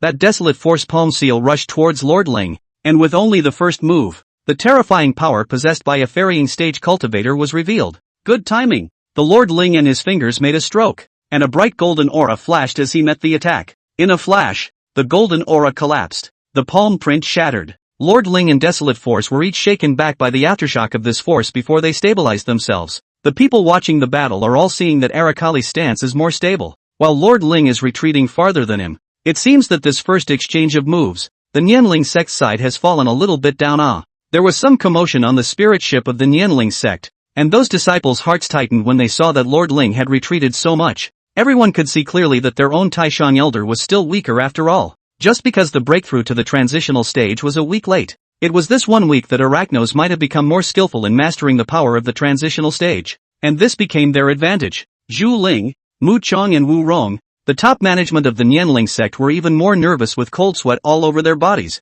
On the other hand, on the side of the Desolate Blade sect, Desolate Force's first move gained the upper hand, causing the elders and all the disciples to erupt into a burst of cheers. Good. Now that's an opponent who can give me a good fight. Desolate Force's eyes gleamed. The whole person was as hyper as if he had been pumped with chicken blood, and after a violent roar, he attacked again. Again! Lord Ling also did not show any weakness. The two of them went back and forth, and in an instant, they exchanged 20 to 30 rounds. Numerous waves of vigor swept through the shocking Wither Valley, so strong that the several peaks that were closer began to shake. But those who dared to watch the battle here were all cultivators, and all of them were the younger generation that came from sectarian families, and they were protected by the elders, and thus were not worried at all about being caught in the middle of it. Of course, getting any closer was impossible. This level of Dao power exchange was simply not something that a low-level cultivator could withstand. If they leaned a little closer, they would inevitably be torn into powder by this power. And in the midst of that fierce battle,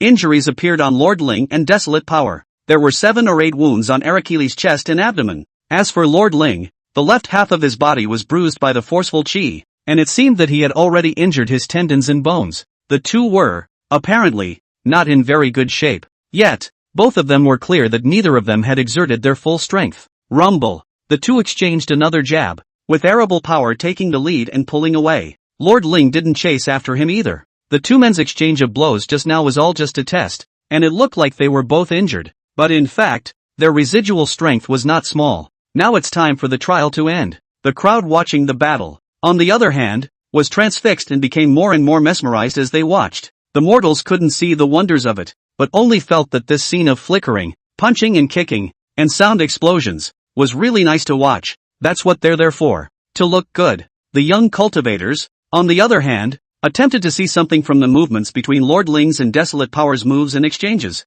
the use of Dao power, in an attempt to see some of the way out, and then to make sense of it. It's certainly something that depends on talent as well. Some cultivators with little understanding and mediocre talent will only end up like mortals in the end. It can only come to Kong to look good. Chapter 101, No one can expect. Well, it's okay. Memory's a little loose. Somewhere at the top of a mountain, Qin Yiyao held her sword and stood at the top of a tree canopy, her face expressionless. Some hidden light flickered under her eyes. Watching the powerful men exchange blows evoked certain vague memories within Qin Yiyao's heart regarding her previous life. If only those memories would become clear again, Qin Yiyao's cultivation path would also be smoother. Sure enough, he had come to the right place after all. It wasn't in vain that she had found the Golden Phoenix treasure house and specially asked Chairman Feng Luxian to send her a small spirit ship for her own personal use. I hope these two guys can fight faster, or else it will affect my ability to go back and have dinner and rice with my master. Qin Yiyao secretly said in her heart. If Gu Hong knew that his little girl was so mindful of his cooking, he would have been so happy that he would have burst into tears. Seeing that Lord Ling and Desolate Force each temporarily stopped fighting to comb their disordered true qi, her gaze was cast down to the tree, and as it happened, Qin Yiyao's line of sight locked up with another black-robed woman. What are you looking at me for? Qin Yiyao narrowed her eyes, a trace of displeasure in her heart. How is it that we're still being stared at here? Although she was wearing a black dress, wrapped in a black robe outside, and masked, it was hard to hide her slender figure. The black-robed woman blinked in her bright peach blossom eyes and laughed softly. Don't be angry, little sister. I just saw the sword in your hand and felt a bit familiar with it, like it came from a certain acquaintance. Qin Yiyao bristled. My sword must have nothing to do with your acquaintance. This woman, who lies without batting an eyelid, can she be trusted? Her sword was forged by her own master, and this black-robed woman was mysterious and acted so strangely that she knew at a glance that she was not a good person. Where would her master get involved with this kind of person? Moreover, this black-robed woman seemed to have a cultivation level of around the 8th level of Yuaning only.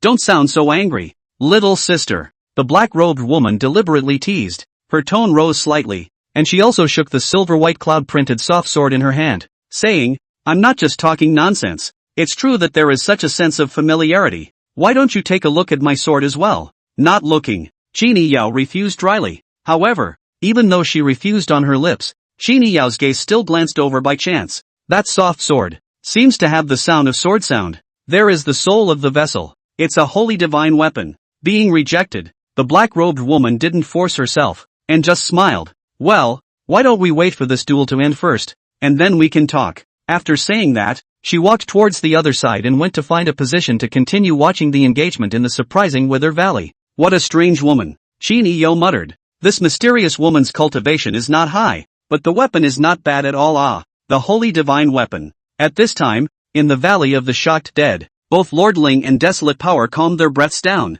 while at that moment, Desolate Power laughed out loud. Ha ha, Lord Ling, not bad, you did give me some surprises, but, in the end, I'll win this duel. Immediately after that, he held his right hand in a false grip, and the brown Dao power quickly condensed, and in the end, it actually turned into a large, blood-colored sword without a hilt in his hand. The Lord Ling frowned. The moment that blood-colored greatsword appeared, Desolate Power's aura suddenly became stronger and sharper, as if he was a different person, while a fierce wind suddenly blew in the surprising Wither Valley, as if the sword dagger had a self. It's a trick. It's not easy. Meet the true intent of the Desolate Blade that I have spent 100 years to perceive. Arable Power no longer stays in the game. Directly, he chose to offer up his top and most crushing move. Seeing Desolate Force execute this Blood Blade move, both the Nyen Spirit Sect and Desolate Blade Sect's faces changed drastically. Only on one side there was shock and on the other side there was ecstasy. Is this the Desolate Blade true intent? Zhu Ling's eyes were wide and full of shock.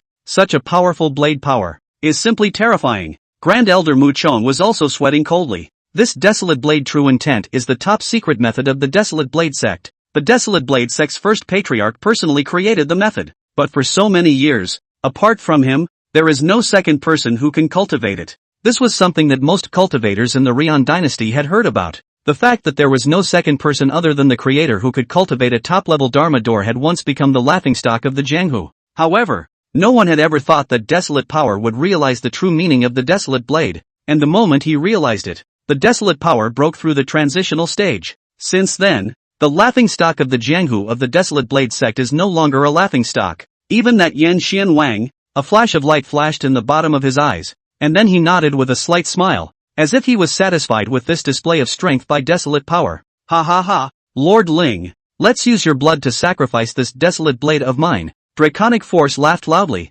Seeing that Lord Ling didn't make a move, he only thought that he was intimidated, and he didn't wait any longer. Lifting his blood-colored greatsword and slashing violently at Lord Ling, bloodshed fills the air and barrenness grows. One could only see a blood-colored blade light that was no more than 10 feet long, swirling with a fierce wind, and it hacked down towards Lord Ling. But after this slash was cut out, most people exclaimed in shock because of it. What kind of terrifying power is this? King Yin Xian narrowed his eyes. This great move of Desolate Power was indeed powerful. His eyes turned to the Lord Ling, wanting to see what he had to deal with. But he only saw that the Lord Ling had no movement, looked nervous, as if he was indeed nervous, but he just didn't move. What kind of a time is this? Get out of the way. Zhu Ling's face turned pale as he immediately shouted. The might contained in this blade light would definitely completely split Lord Ling in half. As for their Taishang elder, at this moment, he unexpectedly did not make any half-assed movements, and the disciples, as well as the crowd watching the battle, were all sighing or exclaiming in shock when they saw this scene. This Nianling sect's supreme elder was scared out of his wits. Is this even a dodge? To give up resistance and just meet death? Just as the blade on was about to land on top of Lord Ling's head, he said lightly with a light smile on his lips, "That's it?" Afterwards, Lord Ling gave a furious shout. Layers of fine brown scales immediately surfaced all over his body, and along with it, his aura skyrocketed. Just suddenly, everyone felt as if there was a dragon's roar resounding through the surprising Wither Valley. He stretched out his hand and turned his 5 fingers into palms, hardening his grip on the blood-colored blade awnings that descended from the sky. Then, crushing. This scene happened so fast that before anyone could react to what was going on, Lord Ling had steadily blocked Arachnophobia's surefire attack. King Yin Xian rose brazenly, and his face was also grave. He thought that he was the strongest person here, but the changes in Lord Ling's body were somewhat unexpected. What's going on here? He actually took this surefire move with his bare hands? Pust. The blade awnings were crushed, and Desolate Force spat out a mouthful of blood,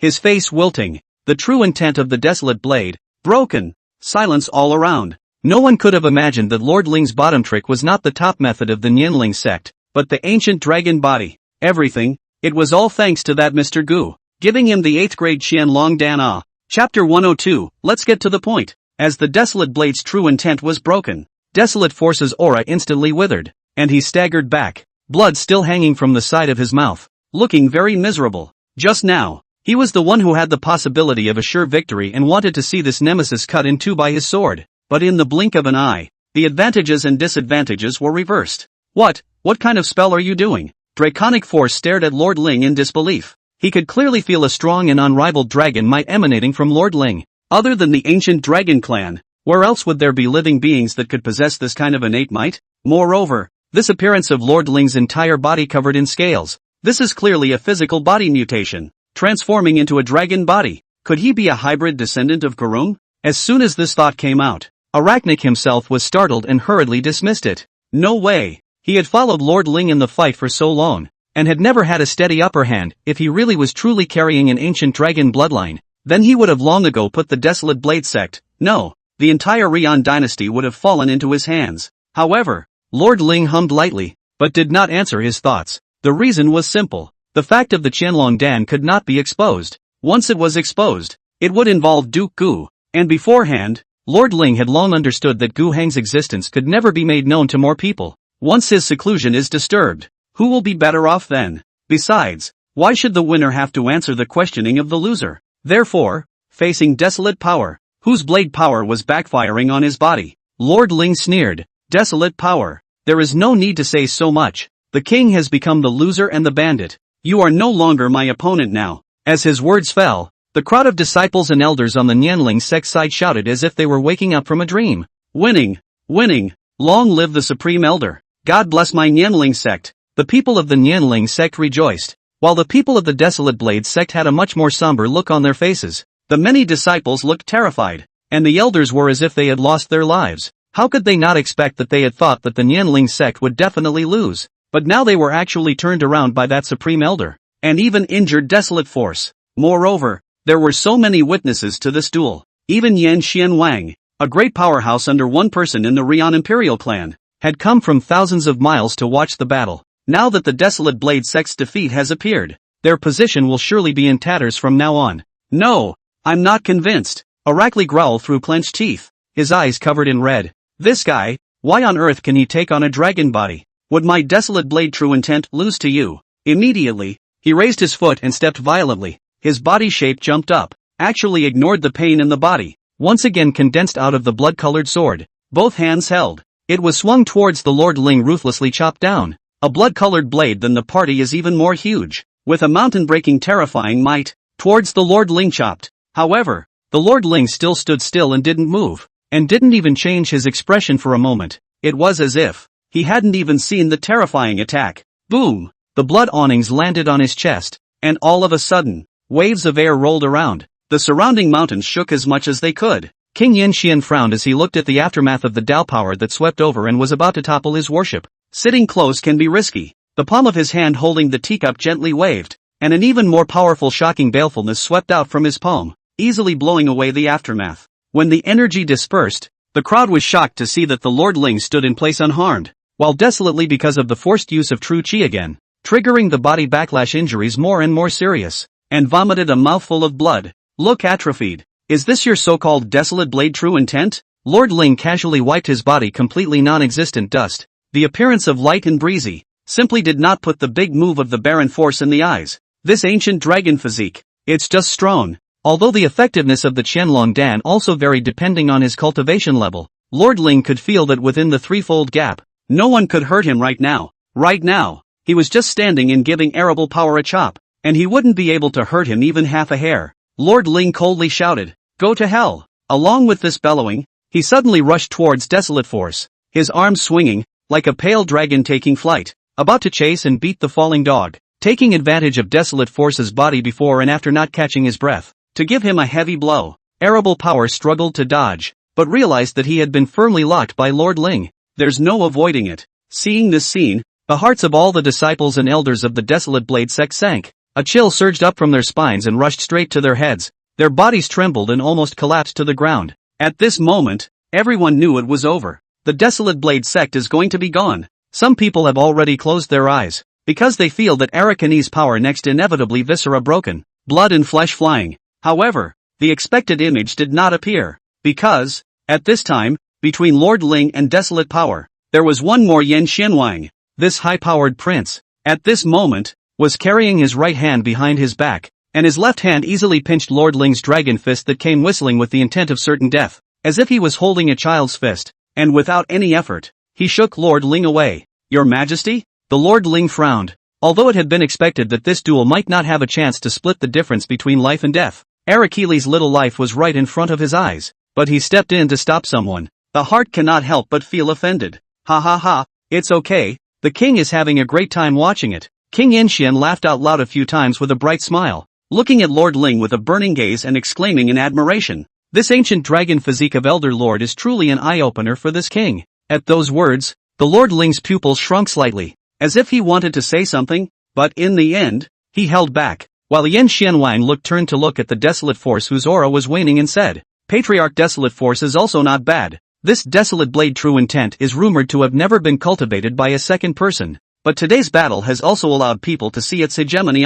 Hearing these words, the crowd of the Desolate Blade sect were all stunned. How does this compliment from King Yanxian sound strange? Didn't you see their patriarch's 2 consecutive moves? And the one across the street didn't even break his defense? And bossy? Thanks for the compliment, Your Majesty. Although they were suspicious in their hearts, the crowd of the Desolate Blade sect could only respectfully arch their hands in response. They had watched with their own eyes as this Yan Xianwang, with just one hand, flicked off Lord Ling's heavy punch, showing how powerful this Yan Xianwang was. Lord Ling also smiled bitterly and cupped his fists. I'm grateful for Your Majesty's love. It's just that this little carving skill of mine is really not worth mentioning in front of Your Majesty. His words were humble and polite, as if the battle just now was just a game. However, Arable Force's heart was suffocated to the extreme, hating to immediately find a piece of tofu and crash it to death. He was the head of a clan, and now that he had lost without any face, King Yanxian still wanted to deliberately praise him. This was not a compliment. This was clearly a disgrace to the family. Your Highness has flattered me. Although he was annoyed in his heart, Arakili managed to squeeze out a smile on his face. After all, this person in front of him was a strong person of the 6th level of the transitional apparition, so how would he dare to slack off? Chapter 103, For the Face of the King. Well, you too. This duel, it ends here. With a wave of his big hand, King Yanxian declared that this battle, which was supposed to be divided into winners and losers and determine life and death, was over. His tone was filled with unquestioning determination. Hearing this, all of the people from the Nianling sect were dumbfounded. It's over? That Desolate Force is not even dead yet. That guy killed the Mountain Gate, and even killed one of their elders. How can this matter be so easily resolved? Originally, this duel, the Nianling sect had come to completely suppress the Desolate Blade sect. Now that King Yanxian says it's over, where does that leave them? And the gang of disciples and elders on the Desolate Blade sect side were all similarly dumbfounded. As for the people watching the battle around the surprising Wither Valley, they also found it a bit baffling. Most of the crowd didn't expect King Yanxian to block it at this time. Logically speaking, what did the fight between these two great sects have to do with Yan Xianwang? There are only a few people who smell something on the horizon. King Yanxian appeared. Itself is not simple. Perhaps, this just represents the attitude of Emperor Rian? This Kokun prefecture is not an auspicious place. But in just a few days, my Rian imperial dynasty has 2 more transitional succession stage cultivators. This matter, naturally, is worth celebrating. King Yanxian's voice mixed with Dao power spread far and wide. Everyone should take peace for granted. Don't get too entangled in these sectarian grudges. Things have come to a head. Everyone take a step back. It's also a way of giving face to the king. King Yanxian said so. He had come here, in itself, just to prevent these two from fighting for their lives and losing their ferrying stage cultivators for no reason at all. In the end, these two people are still loyal to the Rian dynasty. Something can't be lost because of this internal conflict. Ugh, this is great. On the spirit ship, Zhu Ling let out a long sigh, deeply feeling in his heart that the moment had been missed. The faces of several elders were also filled with regret. Originally, if Lord Ling was able to directly kill that Desolate Force here, in this dead cloud state, it would naturally be the Nianling sect's turn to be dominant. But now, King Yanxian's intervention had completely blocked this possibility. This king has put his words here. Anyone who doesn't listen is punching him in the face. So this is what happens. Everyone, pacify the disciples. But they also understand that in this duel, it's my Nianling sect that has won. Zhu Ling said forcefully to the several elders. Although Desolate Force was a bit confused, but soon he was relieved. With Yan Xianwang's character, since he had intervened in, it meant that he definitely wouldn't sit back and watch as Lord Ling continued to strike. Thinking of this, Arakili let out a sigh of relief and then gave King Yin-Xian a grateful look. Otherwise, if he allowed Lord Ling to continue to perform that plain and simple heavy punch, he would only have to be left here. Elder Lord Ling, in this battle, it was you who won. I'm sure no one will have any objections to this king's decision, right? King Yin-Xian's voice carried far. For this result, everyone naturally had no objections. After all, everyone saw that not only did arable power fail to break the defense, but also incidentally backfired on himself, which was of course a direct high and low. I have no objection to what the king has said. The Lord Ling clasped his fists, but immediately afterward, his words changed. However, since the Desolate Blade sect has lost, they have to pay a price. Otherwise, this duel, wouldn't it be meaningless? His gaze swept over, and the crowd of that Desolate Blade sect immediately felt chills running through their bodies, as if they were being stared at by a fierce beast. Indeed, King Yin-Xian nodded. The cause of this duel, he is also aware of, is that this Desolate Force first breakthrough of the transition stage, and then went forward to the Nianling sect provocation to seek war, but did not expect the Lord Ling just 4 days within the promotion of the transition stage, but also reversed the trend in one fell swoop. Right now, the Desolate Blade sect was losing. Since the Nianling sect had won, it was only right to make the loser pay a price, otherwise it would be somewhat unfair to the Nianling sect. King Yin-Xian didn't know that much about managing power and scheming, but he knew that the winners needed to be rewarded and the losers needed to be punished. I'll leave it to the two of you to discuss this matter. This king will not interfere, King Yin-Xian said indifferently. At those words, the eyes of all the people of the Nianling sect lit up. That's good. Since King Yin-Xian said so, then the Nianling sect would have the opportunity to ruthlessly cut the meat off the Desolate Blade sect. On the other hand, on the side of the Desolate Blade sect, everyone was wearing pain masks. It's impossible for this Nianling sect not to ask for a lion's share of the money. Alright, however, the patriarch was at least alive, the status of the Desolate Knife sect, and will not fall so seriously. But this reputation may not be good for more than 10 years. Hello, Elder Lord Ling, please also come with me to have a chat in the battleship. After King Yin-Xian had finished speaking about his decision, he turned around and flew into his warship, and after some hesitation, the Lord Ling followed suit. In the distance, on a short hill, after Gu Hong and Li Dahu each watched that King Yin-Xian intervene in the duel and declared this battle over, Gu Hong skimmed his lips. It's no fun, wasting so much time. I might as well have stayed in the medical center and watched the store. These strokes back and forth exchange collision, and not much let a person amazing and even Gu Hong feel a little simple clumsy, but the fight is real enough. It's not unattractive,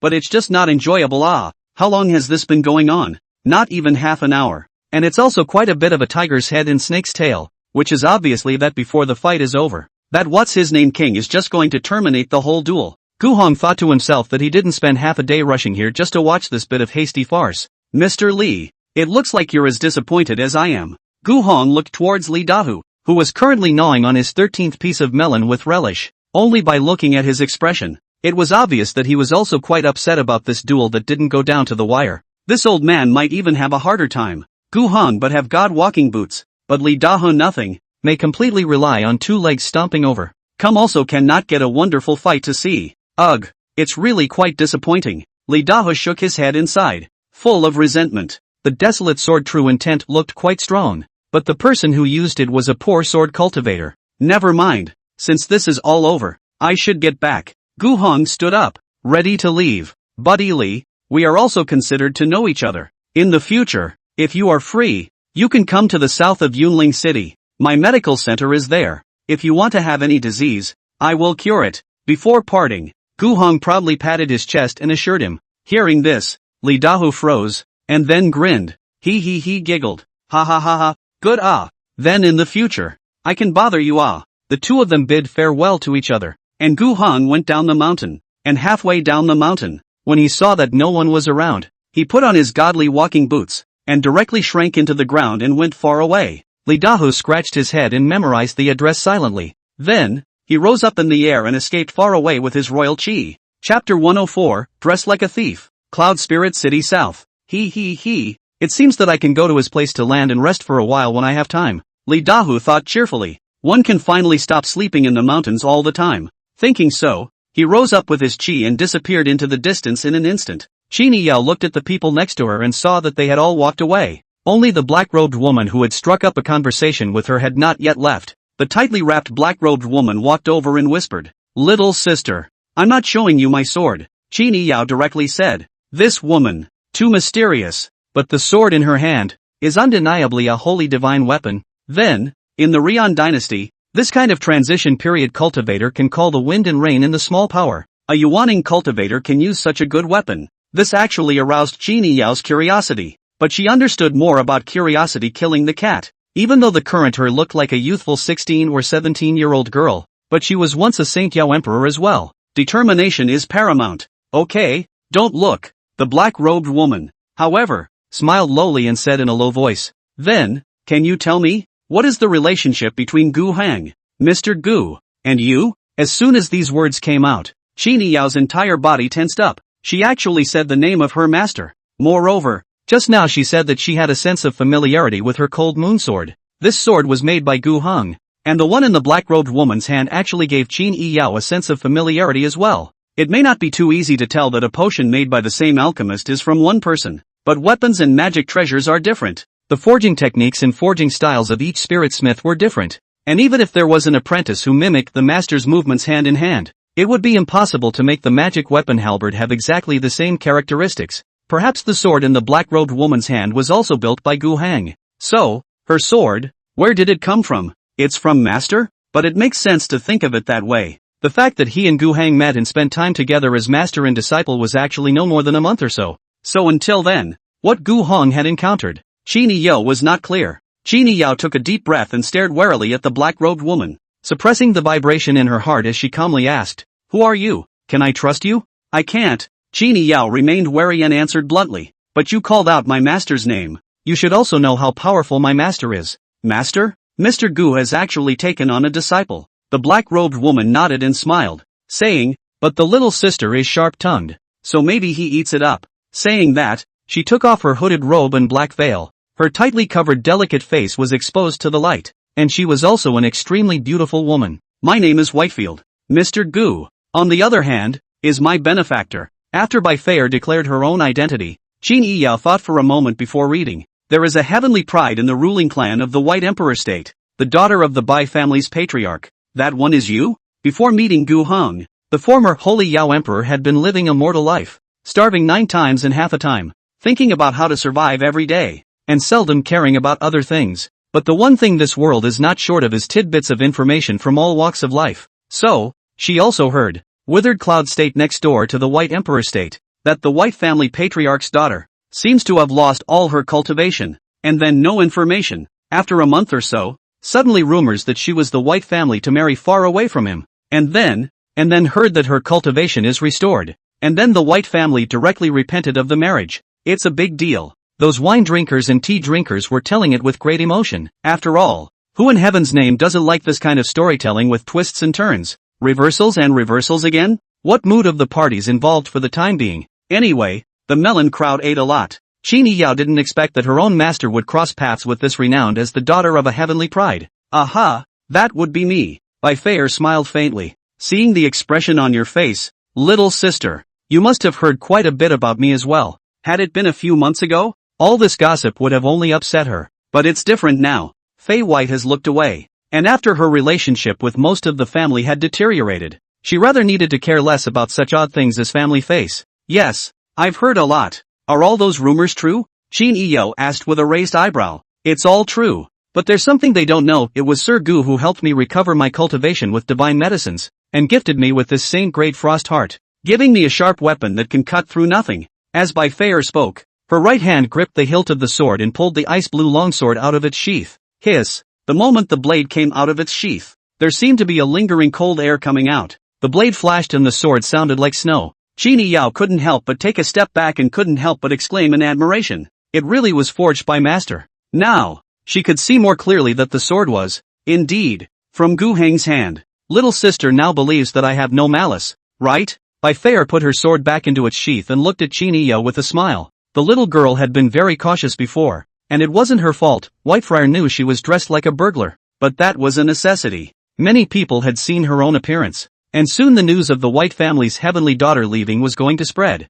and she didn't want to draw attention to herself. "I just saw your White family's elder, bringing a bunch of mediocre people to watch the battle." Qin Yao cocked her head. "Why did you appear here by yourself?" "The matter is somewhat of a long story." Bai Feier smiled bitterly and touched her cheeks. "Oh, Qin Yao nodded and didn't pursue anything further. Bai Feier continued. I went to Qingmu City earlier, but Mr. Gu is no longer there. Can little sister tell me where Mr. Gu is now living in seclusion? Could he still be running a medical center? Qin Yao swept her eyes a few times and sighed. You come with me, since you're quite familiar with the master. It doesn't matter if I bring you to the door. She turned around and took out a very small spirit ship, a treasure given to her by President Feng Wuxin of the Golden Phoenix Treasure Firm, and it only took 2 hours to rush back to Cloud Spirit City from shocking Blight Valley. Bai Feier followed suit, and then she heard Qin Yao say, and don't call me little sister. My name is Qin Yao. Chapter 105, King Yin Steps. In the sky above the surprising Wither Valley, the Desolate Force and Desolate Blade sect had already left in ashes.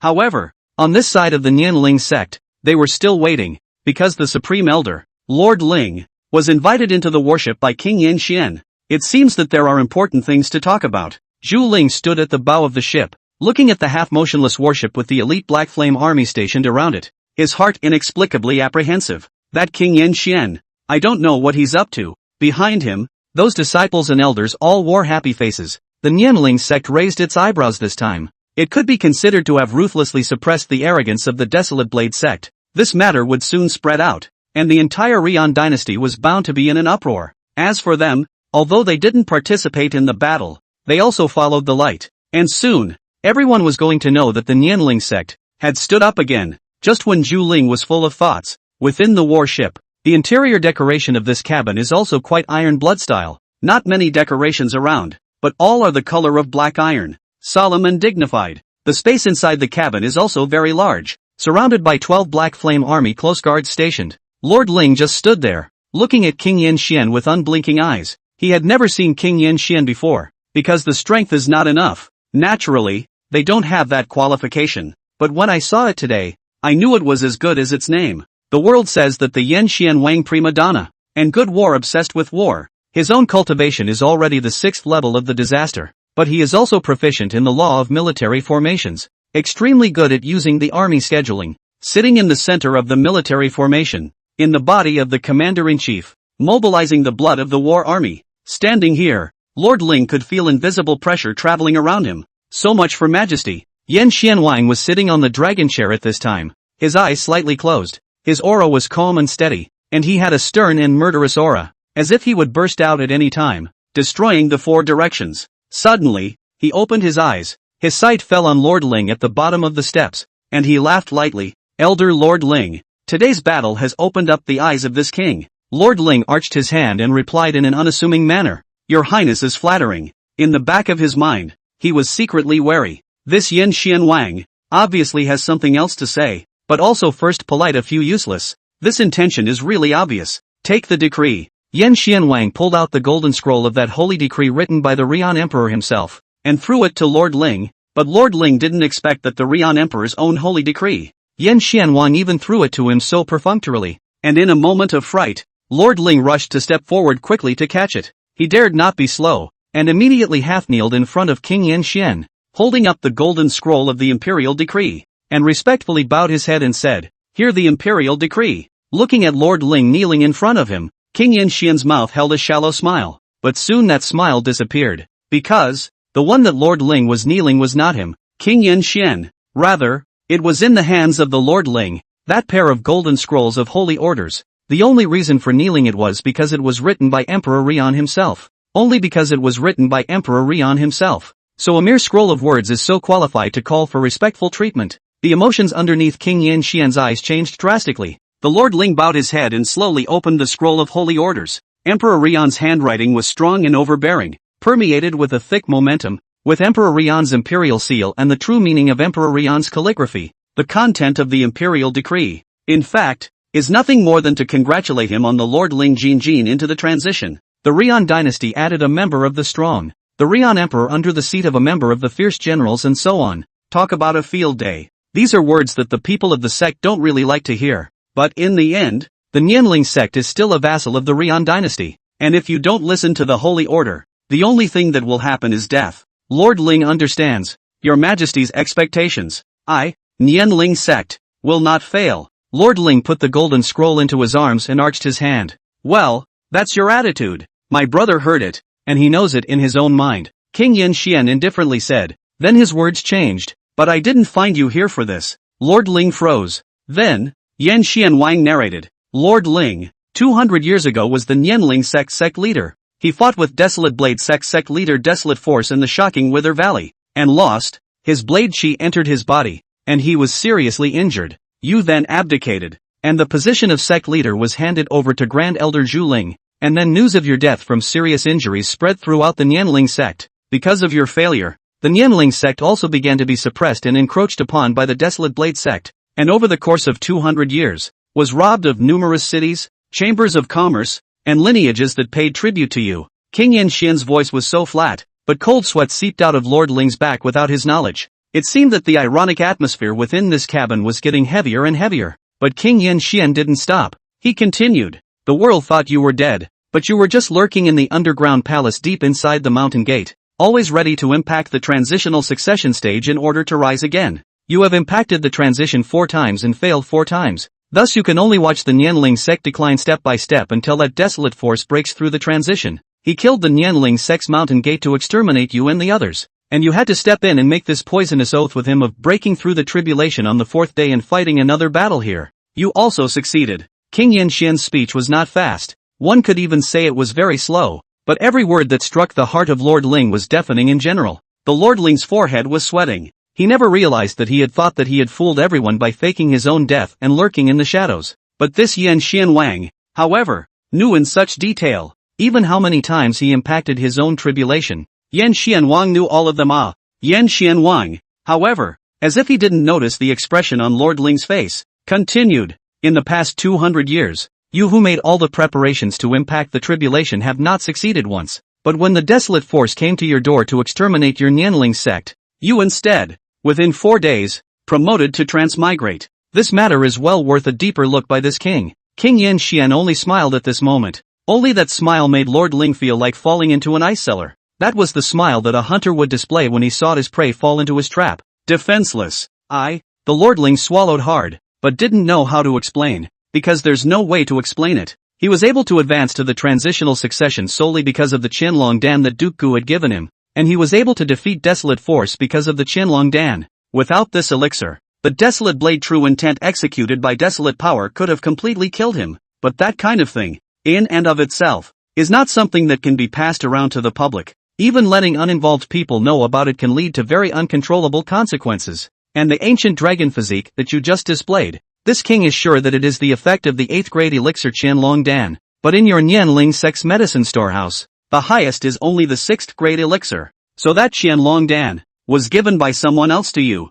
Yan Xianwang slightly moved his body, probed forward a little, condescending, looking disdainfully at the Lord Ling. If this king guesses well, that person should be Yunling City South, the owner of the Gu's Medical Center? Lord Ling's pupils shrunk. Done. Everything is exposed. Chapter 106. You must beg for one thing for this king. Until this moment, the sense of fear in Lord Ling's heart was the most intense he had ever felt. Even in the beginning of the Desolate Force rely on their own cultivation. One person killed on the Nianling sect's mountain gate to come. The Lord Ling has not been afraid, because the big deal is just a death. And at that time, he actually had confidence in his heart. Orakli is the kind of guy who tinkers until his brain goes out of his head. In terms of playing with his brain, arable power was not as good as half a finger of Lord Ling. But King Yanxian was never this kind of person. This is the most powerful, but also the most powerful prince of the Rian dynasty. He is good at palace fighting and power plotting, under the command of millions of elite soldiers, and has the cultivation of the 6th level of the ferrying, can be said to be a real hand for the clouds and hands for rain. And yourself? It's just a loose cannon. Although he had the help of Duke Gu and had broken through the transition stage and possessed the 1st level of transition, he was nothing in the face of King Yanxian, a figure who not only had the 6th level of transition cultivation, but also had a huge amount of power. Therefore, Lord Ling never wanted to go against King Yanxian. But now, King Yanxian had actually approached him. Moreover, he also knew of the existence of Lord Gu, and most likely, wanted to hear that answer from Lord Ling that matched what he had in mind. This realization caused Lord Ling's breath to catch. It's over. Now it's a double whammy. Completely planted. Lord Ling, to be able to have you and Zhu Ling visit the door at the same time, and still prefer to enter the city in a low-key manner without disturbing others. I think that the owner of that medical center is a reclusive pill refining master. King Yanxian faintly said. Lord Ling clenched his teeth and didn't say anything. This scene looked in King Yin-xian's eyes, making him more and more certain of the speculation in his heart. He laughed coldly. Lord Ling, this king's eye line is all over the entire dynasty. Even that by family, this king still has scouts deep inside. Every move, this king are all in hand. I just need an answer from you. Give or take. It's up to you. The words fell. The extremely intense and extremely fierce might press down on Lord Ling at that moment, as if it were a million mountains. Ahem. Bright red blood spilled from the corner of Lord Ling's mouth, and his entire body made a difficult sound as he nearly fell to his knees. It all happened in the blink of an eye. The surrounding Black Flame Army's close guards raised their halberds at the same time and approached at every step, their halberds then pointing at Lord Ling. These close guards, but the out-of-body stage 8 or so cultivation. But at this time, the Lord Ling and a handless mortals do not have any difference. The aura of the 6th level of the transition is able to firmly crush him. The 1st level of the transition, Lord Ling couldn't even utilize his ancient dragon body now. I don't need to remind you of what happens to those who toast and refuse. King Yin-xian glanced at Lord Ling with contempt.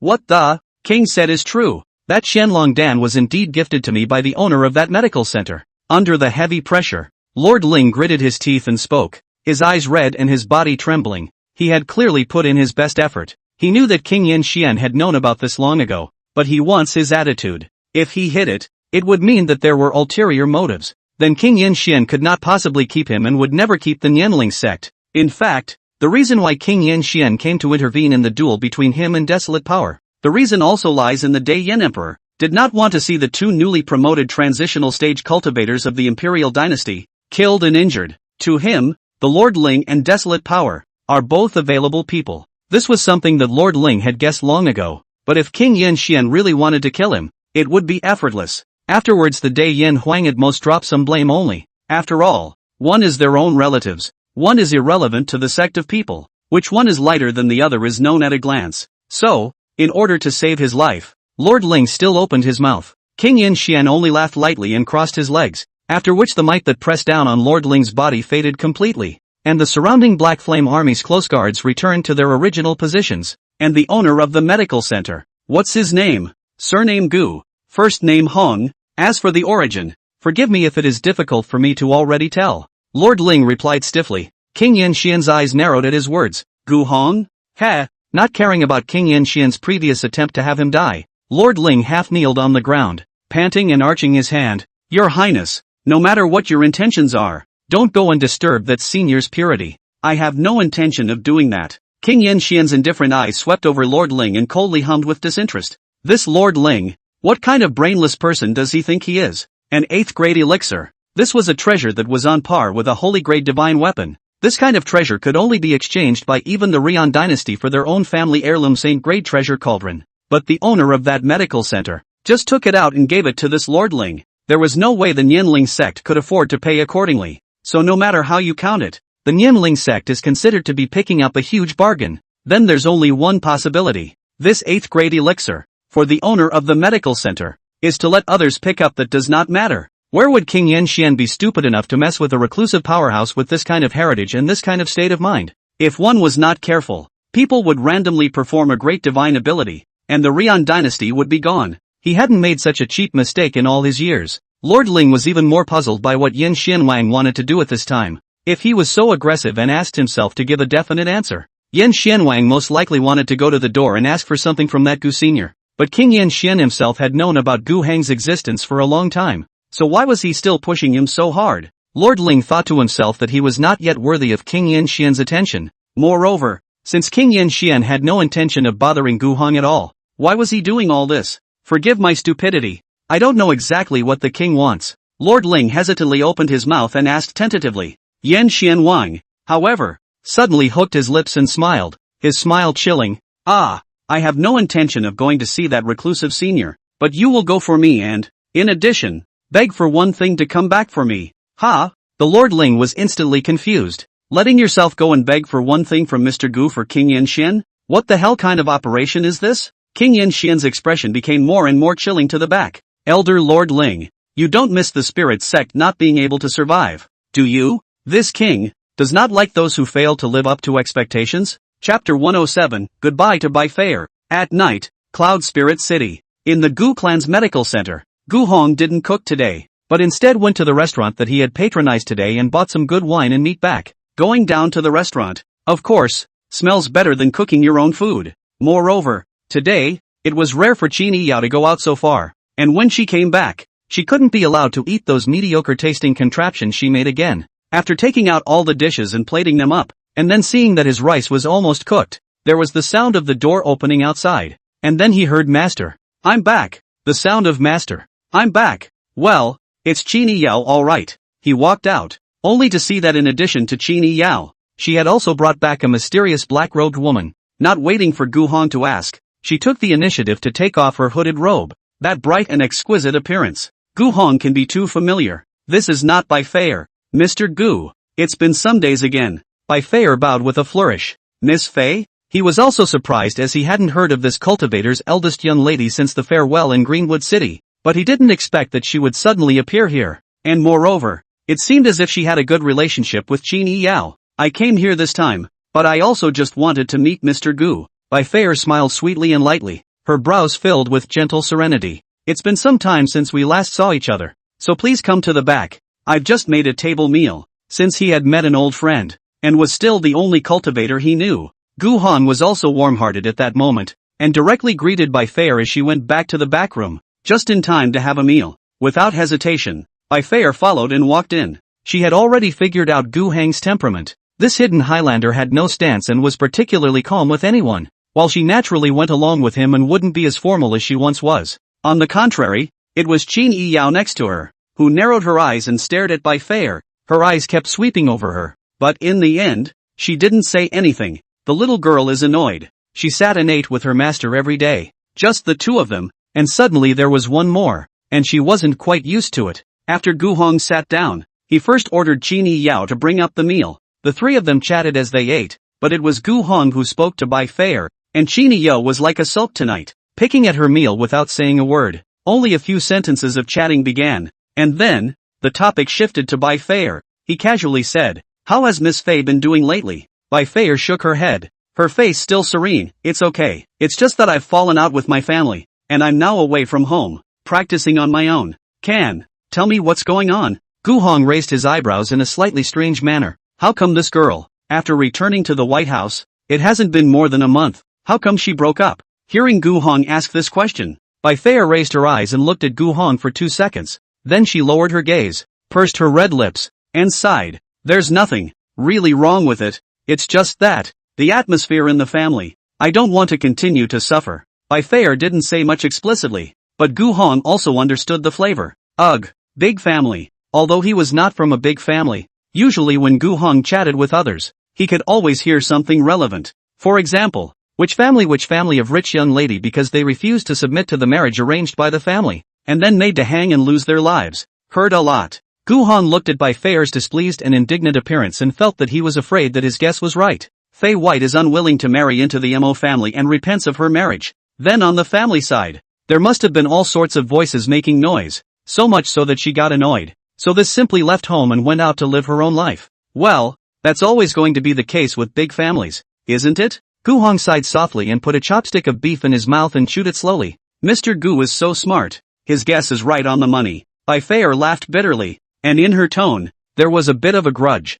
She could tell that Gu Hong was genuinely feeling sorry for her situation. The White House, indeed, did not want to stay any longer. At one time, Bai Fei could feel the so-called expectation from her own patriarch father and the gang of elders, and she relied on her high level of talent and never thought that there was anything wrong with it. Until, that is, the moment she lost all her cultivation. After the expectations disappeared, it was as if she had become a piece of carrion in the family that everyone hated, and everyone hated the dog. Even her own father was filled with words of disappointment. Once he had often come to see how well she was cultivating, but when she needed a pillar of support the most, he had instead stopped coming. This kind of discrepancy could not be described as a heavy blow to Bai Fei, but soon, after a few months, with the help of Gu Hong, her cultivation came back, and then she saw those faces with expectations again. Fei White just felt sick. Therefore, she returned to the Bai family this month, almost with most of the elders have been deadlocked, or rather, she itself did not intend to give these people a good face to see,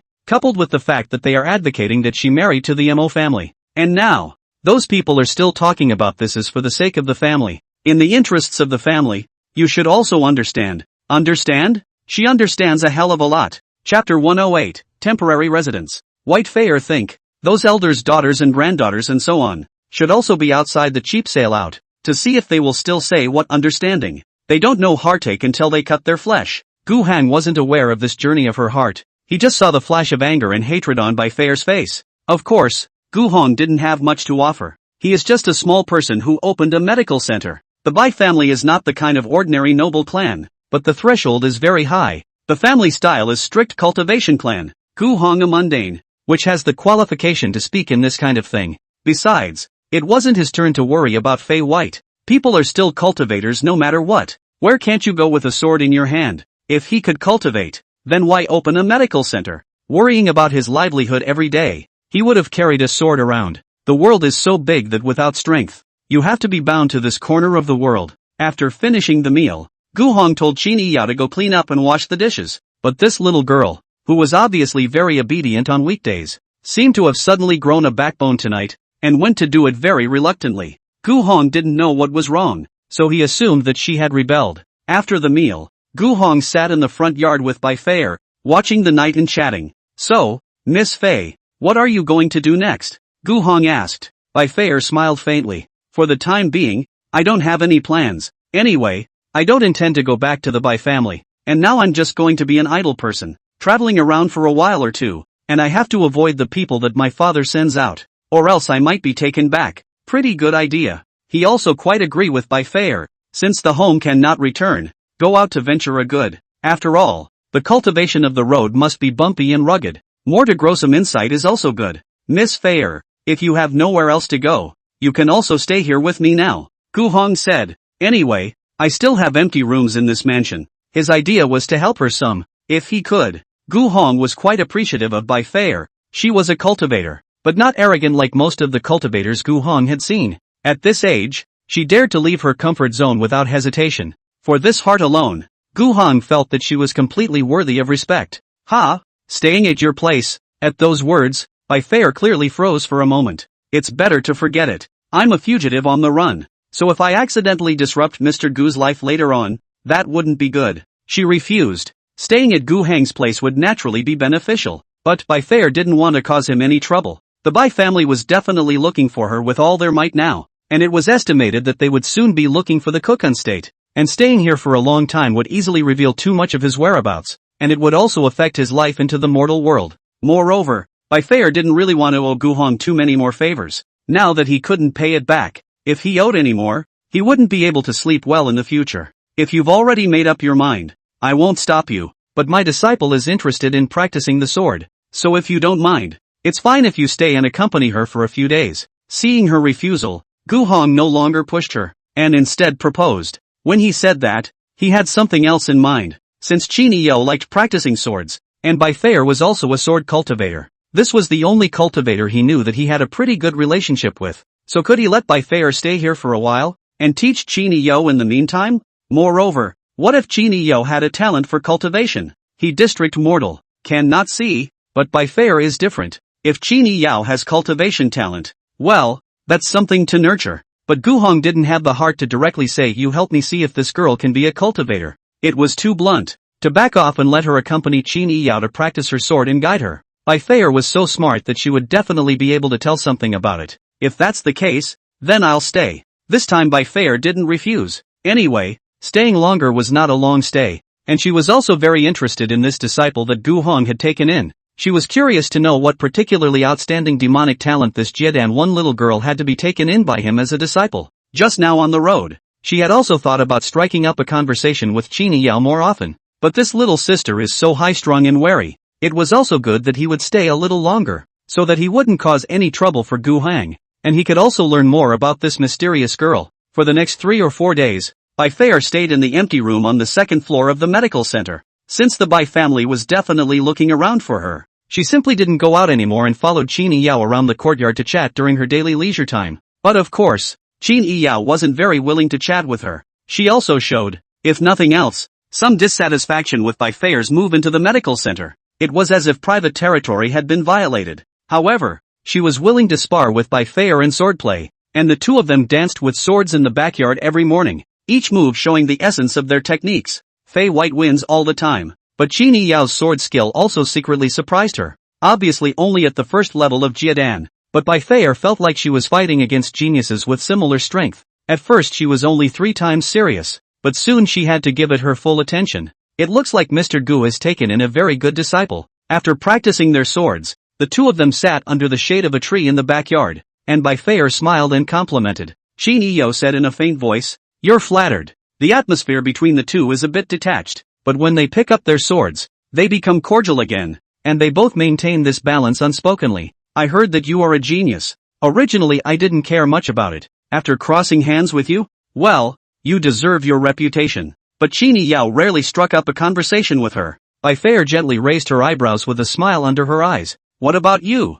"Me? A month ago, I was just a mere mortal cowering in the shadows and living. But now, I already have a Jiedan 1 cultivation, and I can still fight you back and forth." Qin Yao pursed her lips, and the words that came out caused Bai Fei's eyelids to shake violently. A month's time to leap from mortal to the first level of the Jiedan stage? That speed. It's a little too scary. Of course, that didn't surprise her too much. After all, how could Gu Heng's disciple not be special? Chapter 109, Nianling Sect's Dilemma. The mountain gate of the Nianling sect was filled with the laughter of the disciples for the past few days. That duel, although in the end there was no difference between life and death, the winner had already been decided, and it had already been capped, and no one could change it. The Desolate Blade sect, defeated. Therefore, they also have a reason to be happy, especially those who once went out to practice. But when they met the disciples of the Desolate Blade sect and were scorned and belittled, slightly older brothers and sisters, they even felt that they had raised their eyebrows, and when they walked in the sect, their backs were much straighter than usual.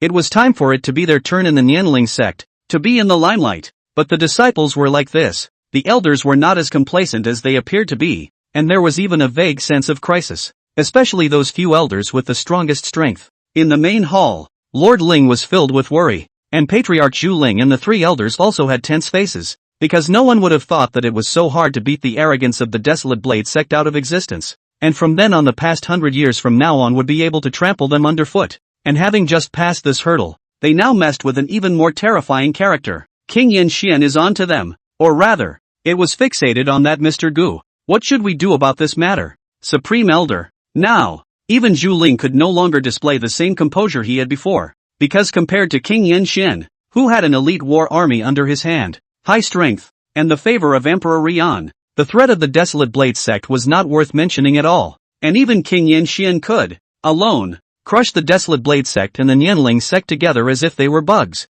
King Yin Xian wanted the Nianling sect to do something, and if they didn't do it obediently, how much better could it end? I don't know, but this is never a good time to disturb Mr. Gu. The Lord Ling sighed after a moment of silence. Almost 5 days had passed since the end of the Battle of the Shocking Wither Valley. During these 5 days, Lord Ling's mood that was getting heavier and heavier. The pressure that King Yin Xian gave him that day made him feel what was called an uncontrollable dominance. It was a boulder, enough to crush him to pieces, but on Mr. Gu's side, it's an even bigger mountain. The Nianling sect, right now, was caught in the middle. How to move seemed to be trapped in all directions. That Yan Xian Wang even wants you to go with that Gu Gongzi, to beg for a holy magic treasure too. That guy really doesn't have half the guts. If he has the guts, he should go to the door himself. In the middle of the day, Grand Elder Mu Chong viciously slapped the table and cursed hatefully. Humph. Third Elder Wu Rong snorted disdainfully. If he dares to personally come to the door, I'll admire him. Let Lord Ling go to Gu Heng's place and find a way to get a holy magic treasure to give to King Yin Xian. This is what King Yin Xian asked for. To be honest, Lord Ling's heart was naturally broken, because even if Duke Gu had given him the Qianlong Dan, it was in exchange for his disciple entering the Thousand Sword hunting ground, and he couldn't even tell himself how much luck was involved. With just this Qianlong Dan, the Nianling sect's crisis was lifted along the way, and there was a great road ahead. I can't pay back this favor. Then who was he to ask Elder Gu for another holy magic treasure? It's not like people are doing charity work. If you are not careful, the Nianling sect will not be good at both ends, and you will be shattered into pieces. And King Yin Xian was indeed sinister enough. He didn't intend to personally contact Gu Heng, but instead let Lord Ling do it. It was not that Lord Ling hadn't thought of informing Gu Heng directly about this matter, begging him to help. He could do it, and that Yan Xianwang was nothing more than a stink bug. But after thinking about it, Lord Ling still didn't do it, because he couldn't feel Gu Heng's attitude. Would that master of the medical center, for the sake of the survival of the Nianling sect, step in to teach King Yanxian a lesson? Unlikely. He even opened a medical center to treat mortals in the middle of the mortal world, which obviously means that he does not want to continue to get involved in those matters between the cultivators. Perhaps for Gu Hang, quiet seclusion is the purpose. Of course, that female disciple called Qini Yao might be an exception. Gu Hong probably didn't care at all about the death or life of the Nianling sect, so this makes it particularly difficult for the Nianling sect. On one side is the aggressive Yen Xianwang. They can't afford to mess with. And if they take this kind of thing to the door to ask for Gu Hang's help, it may also backfire, and first meet with Gu Hang's dissatisfaction. Yen Xianwan's request, for now I'm going to drag it out for now. The Lord Ling eventually came up with a more middle-of-the-road method, procrastination. Drag King Yanxian first. But, Grand Elder Mu Chong wrinkled his brows and said, what if King Yanxian can't stand us delaying so much? Lord Ling's eyes showed a look of determination. Then I'll take a gamble and tell Duke Gu about this. Big deal. My Nianling sect is going to be finished, and that Yan Xianwang will never be able to escape Mr. Gu's wrath. With these words, the atmosphere in the Great Hall also went cold. Although the victory in the surprising Wither Valley was beautifully won, the pressure from King Yanxian was about to fall from time to time, and they were still holding a breath of fire in their hearts. If King Yanxian really wants to push too hard, tomorrow, the Thousand Sword Hunting Ground will open. Lord Ling counted the time. A week was about to pass from the last time he visited Gu Hong and handed him the jade token to enter the Thousand Sword Hunting Ground. Tomorrow, the Thousand Sword Hunting Ground was going to be opened, and the Nianling sect had actually selected 10 of its most elite disciples to enter it for 5 days of training at that time. Mr. Gu's disciples will be here as well. I'm only worried that the 10 disciples who were granted entry will be a bit offended by her. As Zhu Ling said that, her eyes also glanced at Wu Rong, who had an embarrassed expression on the side. Wu Rong didn't refute it, because the truth was, his cheap grandson, in the beginning, was the one who offended Qini Yo and then had an accident. Granted, this later development was really unexpected. You will secretly talk to the 10 of them tonight that one more person will be entering the Thousand Sword Hunting Ground tomorrow, so that they will make sure to keep their mouths and hands under control. If any mess is made, the clan rules will take care of it, Lord Ling said in a cold voice. The other 4 responded in unison. The kind of shocking trouble Wu Jie had caused couldn't happen a second time. A second time. And the consequence of that would likely not be a blessing in disguise, but a death sentence. Chapter 110, Ling Yang who has doubts. Early morning, Gu's medical center. Qini Yo changed into a moonlight white power suit, pinned her sword to her waist, and put on the spatial Xian ring that Bai Feier had given her.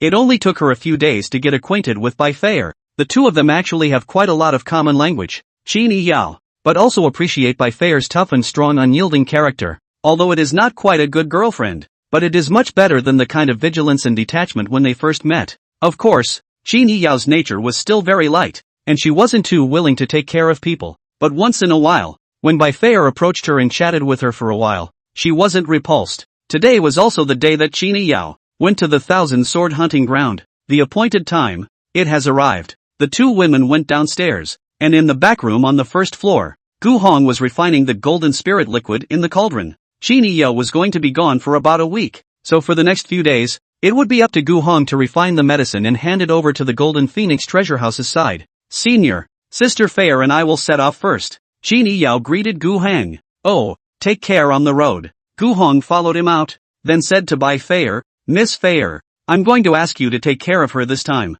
Bai Feier was going to take Qini Yao to that Thousand Sword Hunting Ground.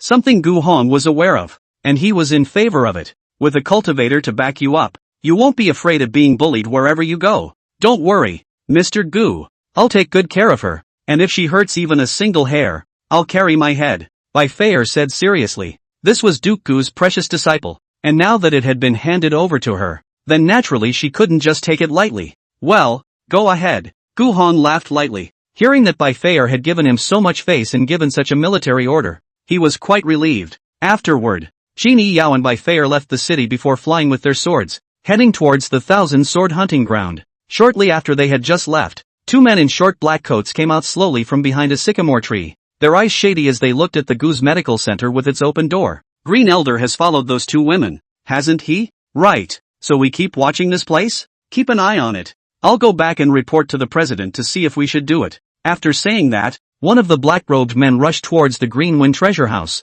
The entrance to the Thousand Sword Hunting Ground was located deep within a mountain range, where there was a stone door several feet wide, which was tightly closed, and where the third elder, Wu Rong, and 10 disciples of the Nianling sect, both male and female, were waiting. After waiting for a long time, Wu Rong was rubbing his toes on the ground a bit, because Qini Yao came a little bit slowly, but not wait for her to come, cannot go in. This is a pre-negotiated conditions, and these 10 from the Nianling sect, thousands of disciples selected from the elite, although they are also waiting impatiently, but they are still very interested in this queue jumping people, because last night, 10 of them were specially summoned up, and the patriarch personally told them that a young girl would be participating in this exploration of the thousand sword hunting ground. What the maiden was not said. What her cultivation level was, she didn't say. The only thing it says is that they, the proud elite who usually look at people with their noses in the air, should treat her with courtesy and never speak out of turn, not to mention the fact that they can't make a move. As well as that,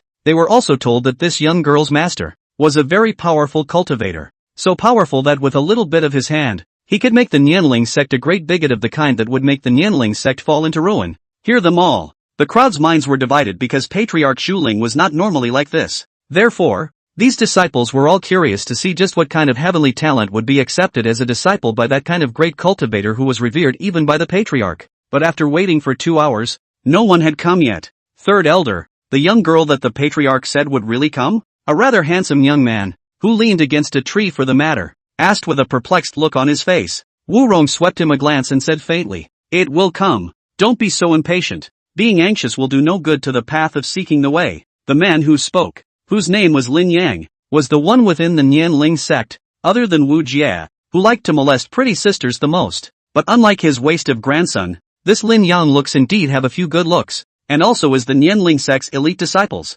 Age 23. Yuaning 2. A hand of shocking inflammation sword methods show pure fire, both good-looking and powerful. The beauty of it is that he has a frivolous personality, and often at odds with Wu Jie. Third elder, that's an overstatement. Lin Yang shrugged his shoulders, unimpressed. It's just that, for us all to follow along and wait, she'd better be worthy of where she's coming from. Don't talk nonsense. Wu Rong's eyes suddenly blazed. Being stared at like this, Lin Yang was not much scared, but he honestly shut his mouth. However, in Lin Yang's heart, he was very skeptical about the origin of the young girl that the Patriarch had highlighted. A disciple of a certain great master? That powerful person could cause the Nianling sect to be annihilated just by casually moving his fingers? What right did the Nianling sect have to get involved with someone of this level? Most people couldn't see how much this Nianling sect actually weighed, but Lin Yang could see clearly that it was only expedient for him to enter the Nianling sect. Originally, that day, when the master of the Desolate Blade sect came to the door to destroy the Nianling sect, Lin Yang was going to go straight back into the water, and was even prepared to use his own exterminating void thunder to kill the elder who was guarding the book pavilion, and then ransack the things inside. In this way, as a pitch for defecting to the Desolate Blade sect, or the Kukun prefecture. But unexpectedly, the Nianling sect fought back from the dead and actually pulled back a city. Therefore, Lin Yang also continued to stay. Chapter 111, is the first level of Jiadan considered a heavenly pride? Erwa's attempts had not been exposed, and Lin Yang was now, still the handsome and good senior brother that everyone in the Nianling sect could respect. Moreover, Lin Yang was one of the few people who knew very early on that Supreme Elder Lordling was alive, and it was precisely because his talent was outstanding enough that he had alarmed that Supreme Elder, who had been in seclusion for a long time, and would occasionally come to give him some guidance on his cultivation. Therefore, facing Patriarch Xu Ling, or Third Elder Wu Rong, Lin Yang wasn't very afraid of them. It wasn't once or twice that he had contradicted the elder himself. Nothing more, just learned and gifted. So it's covered. The disciple of a certain powerful person is going to come to the thousand sword hunting ground of the Nianling sect to cultivate? That kind of lie. That puppet sovereign really has the face to say it as well. Lin Yang clasped his hands on his chest. Underneath the calm face was a rather disdainful, contemptuous thought. This thousand sword hunting ground was not the first time he had gone in. What was inside? Lin Yang didn't know the whole picture, but he knew very well that at the top of the day, this place could only give Yuaning stage cultivators a brush up or something to speed up their cultivation. In other words, how could the kind of powerhouse who could overthrow the nimble spirit sect with a single finger look at a place like this, and still let his disciples come here to cultivate? With their cultivation and connections, there were plenty of good places to go, but why did they come to this Thai place in the Nianling sect? This is tantamount to throwing a brilliant jewel into foul-smelling mud and sand and leaving it in the dust. Therefore, with his insight, and his clever brain, Lin Yang was very sure that Patriarch Xu Ling was just lying without a red face. There is no such thing as a strong man. There was only one young girl of unknown origin who tried to cut in line. As for the identity of that young girl, Lin Yang felt that she might just be the illegitimate daughter of the patriarch who has strayed away, or the unknown heir of any elder. This is a guess that is absolutely reasonable and highly likely to be completely correct. Lin Yang was confident. He's too smart to get sidetracked. This thousand-sword hunting ground says that there is some kind of irreversible rule, and no one can bypass this rule without authorization, and send people to the thousand-sword hunting ground to cultivate. But the rules are dead, but the people are alive, and there is nothing absolute. For example, this three elders, all day long to his waste grandson to find cheap fishing resources, hard to pile that mediocre talent Wu Jia to Jiadan 7. If it wasn't for the fact that Wu Jia had a third elder grandfather, Lin Yang would have sought an opportunity to secretly kill Wu Jia. Every day, he sings a different tune. It's a pain in the ass not to kill such people and keep them around. All of you, put away those disgruntled thoughts.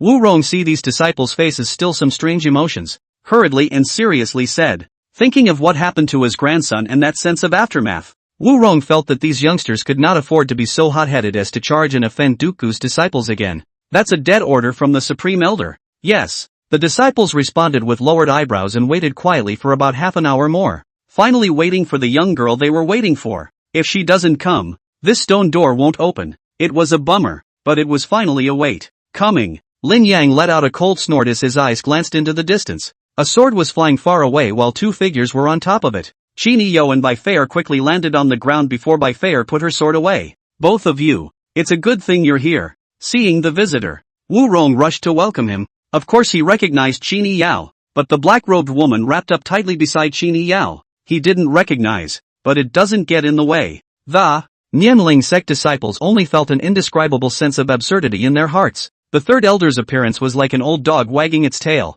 Too flattering. He was all solemn before, but now he looks like a lackey. That's too much of a change, even if that is really the disciple of some powerful person. But you are still a hall elder, so at least keep your little stand-up Lin Yang didn't find it strange. After all, in his eyes, Wu Rong had always been a bullying character, although he himself was not strong enough to take it anywhere. But Lin Yang was very clear about his ability to read people and observe their hearts. But this young girl, still a little green, can look really bright. She wore a plain, moon-white power suit. Her ebony hair was loose, and her skin was as glistening as jade. The face is also exquisite. The eyebrows and eyes secretly contain soft flirtation and indifference. Bright eyes. Anyone who looks at it knows that this is a pure beauty embryo. Lin Yang had defended a lot of women and thought that he had some experience. The other woman, however, wrapped herself up like an old divided by woman who did not leave the village, and Lin Yang just ignored her. Moreover, there was only a cultivation of the 9th level of Yuaning.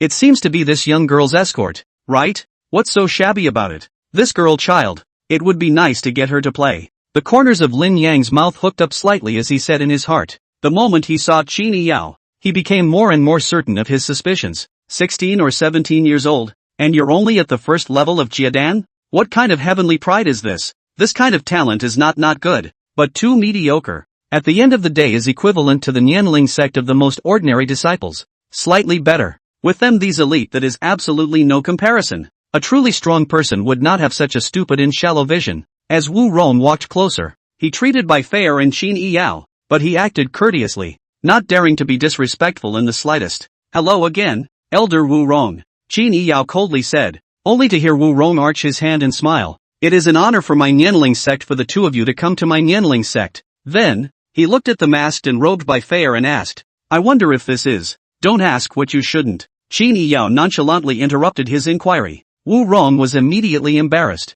so he could only retreat to the side and didn't dare to ask again. This appearance, in the eyes of those disciples, could be really harsh to look at. So the 10 of us have been waiting here for so long, and in the end we've waited for a Jiadan first level What a rather impressive daughter of heaven's pride. A voice came from the side, causing Qin Yao's steps forward to pause for a moment. She looked over, only to see a young man under the tree, surveying her in a chatty manner, and it was obvious that he was the one who had just opened his mouth. It seemed that his late arrival had displeased him. Chapter 112, A Beggar So Soon? Facing Lin Yang's conspiratorial words, Qin Yao only flung an indifferent look over and ignored him. Lin Yang's eyebrows twitched when he saw how condescending her attitude was. Good guy. This girl piece of cultivation does not see very high, but also very temperamental so drag. If others do not know, afraid or really think she is what comes a great pride at. But Lin Yang already had an answer in his heart.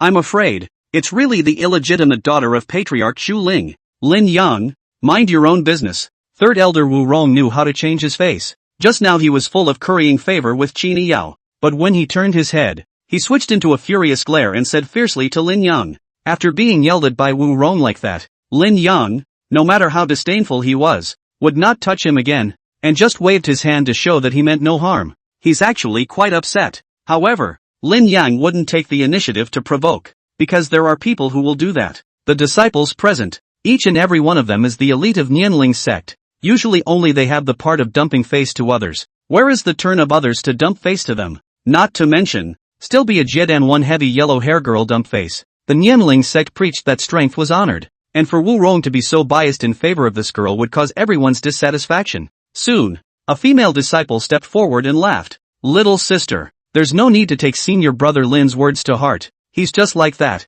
But I heard that you're the disciple of a certain strong man. I wonder if you could show your face and spar. The corner of Lin Yang's mouth lifted up without a trace. Just as he thought, the female disciple who opened her mouth to find Qin Yao to spar with was actually not well liked in the Nianling sect, and most of the disciples were afraid of her in private because she always liked to accidentally leave bruises on other people's faces when sparring, especially when sparring with women.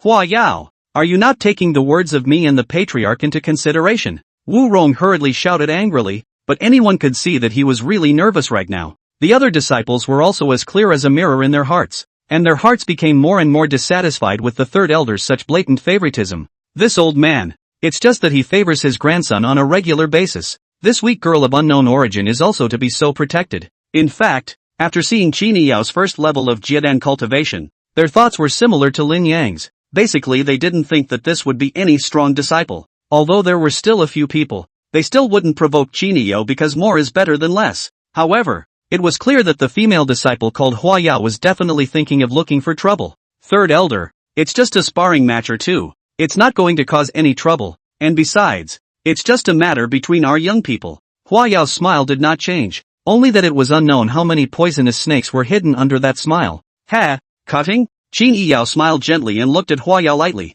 Bai Fei beside her also revealed an interested expression. She had actually thought that Qin Yao might have to start some conflicts with the Nianling sect's disciples this time around, but she hadn't expected that there would be those who would come up to beg for a fight so soon. Good, just point it out. Hua Yao touched the 9-sectioned whip at her waist, her serpentine intentions looming. The disciples next to her scoffed at her remark. She's not going to get to the point? This was clearly trying to scratch someone's little girl's face, because Hua Yao's appearance was indeed ordinary. And female disciples in the Nianling sect who were weaker than her and better looking than her basically went around her. That's good. Qin Yao nodded in agreement. Since someone had come to her door looking for abuse, she was definitely going to fulfill it. She had never been afraid of anything, as long as she didn't encounter an existence in the middle to late Yuaning stage. With the group of people in front of her, it was simply not enough to threaten her. Miss Qin, she is mouthy. Don't you care? This cutting is better not to. Needless to say, when Wu Rong saw that Qin Yao really dared to take Hua Yao's invitation to fight, he was even more filled with cold sweat. He hurriedly whispered to Qin Yao, but Qin Yao waved her hand and stood out. Of course, Wu Rong is not afraid that she will be injured. Gu Gongzi's disciple, overstep hammering people is not easy? What he was afraid of, in fact, was that these disciples were treating Gu Heng's disciples so contemptuously, and after this matter reached Duke Gu's ears, it might lead to Duke Gu's displeasure. Seeing that this girl child really dared to take on her provocation, Hua Yao's smile grew even wider for a moment. A Jiedan first level, and also dared to so fearlessly accept her Yuaning first level's invitation to cut? Then it looks like someone's face, today, is going to break. Please enlighten me. Qin Yao's sword was unsheathed, and she merely assumed a rather idle stance. Oh, well, enlighten me. Hua Yao laughed daintily, then waved the 9-section whip in her own hand. Pa dash. The air exploded like a loud noise erupted steeply. It was accompanied by Hua Yao's harsh whip wind. When she used her whip technique, she didn't have too many frills, and with just a single swipe, she attacked straight at Qin Yao's head. Of course, Hua Yao only dared to use 30 or 40% of his strength. She didn't want to start a fire just yet, in case she hit hard enough that she was likely to mess up someone's life. But this girl was, after all, a small rookie at the first level of Jiedan, so she had to be given a little color. Let her understand what it means to be on point. When Qin Yao saw this, her willow brows slightly knitted. This woman, she's coming on strong, and it's bad. This came up and flung the whip to hit her face. Wasn't it obvious that she was going to break her face? However, Qin Yao did not avoid or dodge, and watched the tip of that whip come. Without reacting, as if she was completely unaware that Hua Yao's whip shadow would attack. This girl is stunned? Humph. And to say that it's a disciple of a certain great cultivator, that's not even a response. The disciples didn't say anything, but their hearts were each filled with mockery, thinking that they would see next the image of that face being smacked with blood. That flowery Yao's 9-section whip is very sharp, yet the next moment, pa dash, crisp sounds erupted unexpectedly. Qini Yao's palm easily pinched the tip of the 9-section whip. Chapter 113, Just Beat Up Bad Women. This action of hers caused all the surrounding disciples to be shocked and look sideways. Asterisk. This little girl is crazy, isn't she? Actually resisting this 9-section whip that can cut through mountains and rocks with her bare hands? It's just nonsense. I don't know what I'm doing. Isn't this looking for abuse? The crowd couldn't help but murmur. For her part, Hua Yao froze for half a second, then sneered. Grab my whip with your hand? Grabbing someone else's weapon with her empty hand was the dumbest behavior ever. She only needed to give a slight tug to nullify this girl's palm, but when she tried to just whip the whip back, that's when she realized something was wrong. Because, pump it up. Qini Yao's palm seemed as if it was cast in iron, and no matter how much Hua Yao poured in Dao force, the tip of his own whip did not move. She was once again taken aback and secretly used 7 or 8 points of force, but still failed to shake those slender jade hands. Qini Yao's pretty face was cold and contemptuous, with a cloudy and light appearance, as if it was a feather that was pinched, without any effort at all. This is your strength? How is that possible? Hua Yao stared in disbelief with her beautiful eyes wide open. She wasn't an idiot and instantly sensed that her opponent's physical strength was far superior to her own. She was a first-level Yuaning cultivator. How come she couldn't even take down a stinky girl at the first level of Jiedan? Less struggling, Qin Yao glanced at her lightly, her tone calm. Humph, I'll give it a try. Not to be outdone, Hua Yao once again increased the force of her drawback, but Qin Yao did not waver. Her jade legs tensed, like steel bars firmly nailed in place, not moving at all. But this really stirred up the anger in Qin Yao's heart. She glared at Hua Yao with cold eyes and said in a deep voice, "Good, this is what you forced me to do." As the words fell out of her mouth, she only heard a bang, and the hand holding the end of the whip snapped.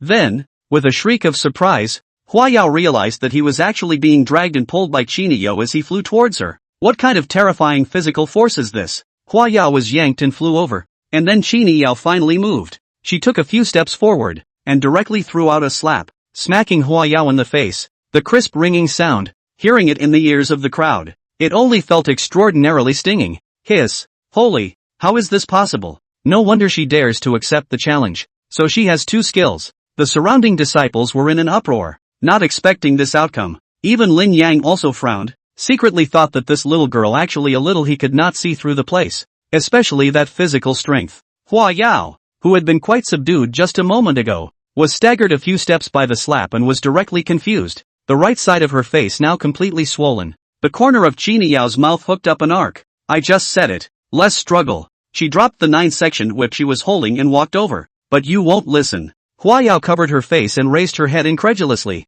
right into a pair of icy eyes. Pop. The second slap fell hard again. Bang. The third slap was flung again. Pop. Snap. The fourth slap. 5 slaps. 6 slaps. Qin Yao's slaps fell like rain, smacking Hua Yao's eyes, puffy cheeks, and the whole person was blinded. Stop! Stop! Hua Yao quickly shouted to stop, otherwise her face would have to be ruined. However, Qin Yao turned a deaf ear and continued to smoke. You! Hua Yao gritted her teeth and cursed, but her face was already swollen and her speech was slurred. Watch your mouth. Qin Yao's complexion was cold, her voice even colder. Cutting a deal, is it? Coming up here and trying to ruin my face? It seems like it's not the first time you've done this. When she said that, she lifted her foot, and she pushed it hard against Hua Yao's belly. Ah! Hua Yao howled in pain and directly fell to her knees. She was just about to get up when Qin Yao took an arrow step forward and lifted her foot to press down on her neck. This pose? The crowd could not help but gulp their throats and their eyelids fluttered wildly when they saw the scene that looked like an elder teaching a junior a lesson.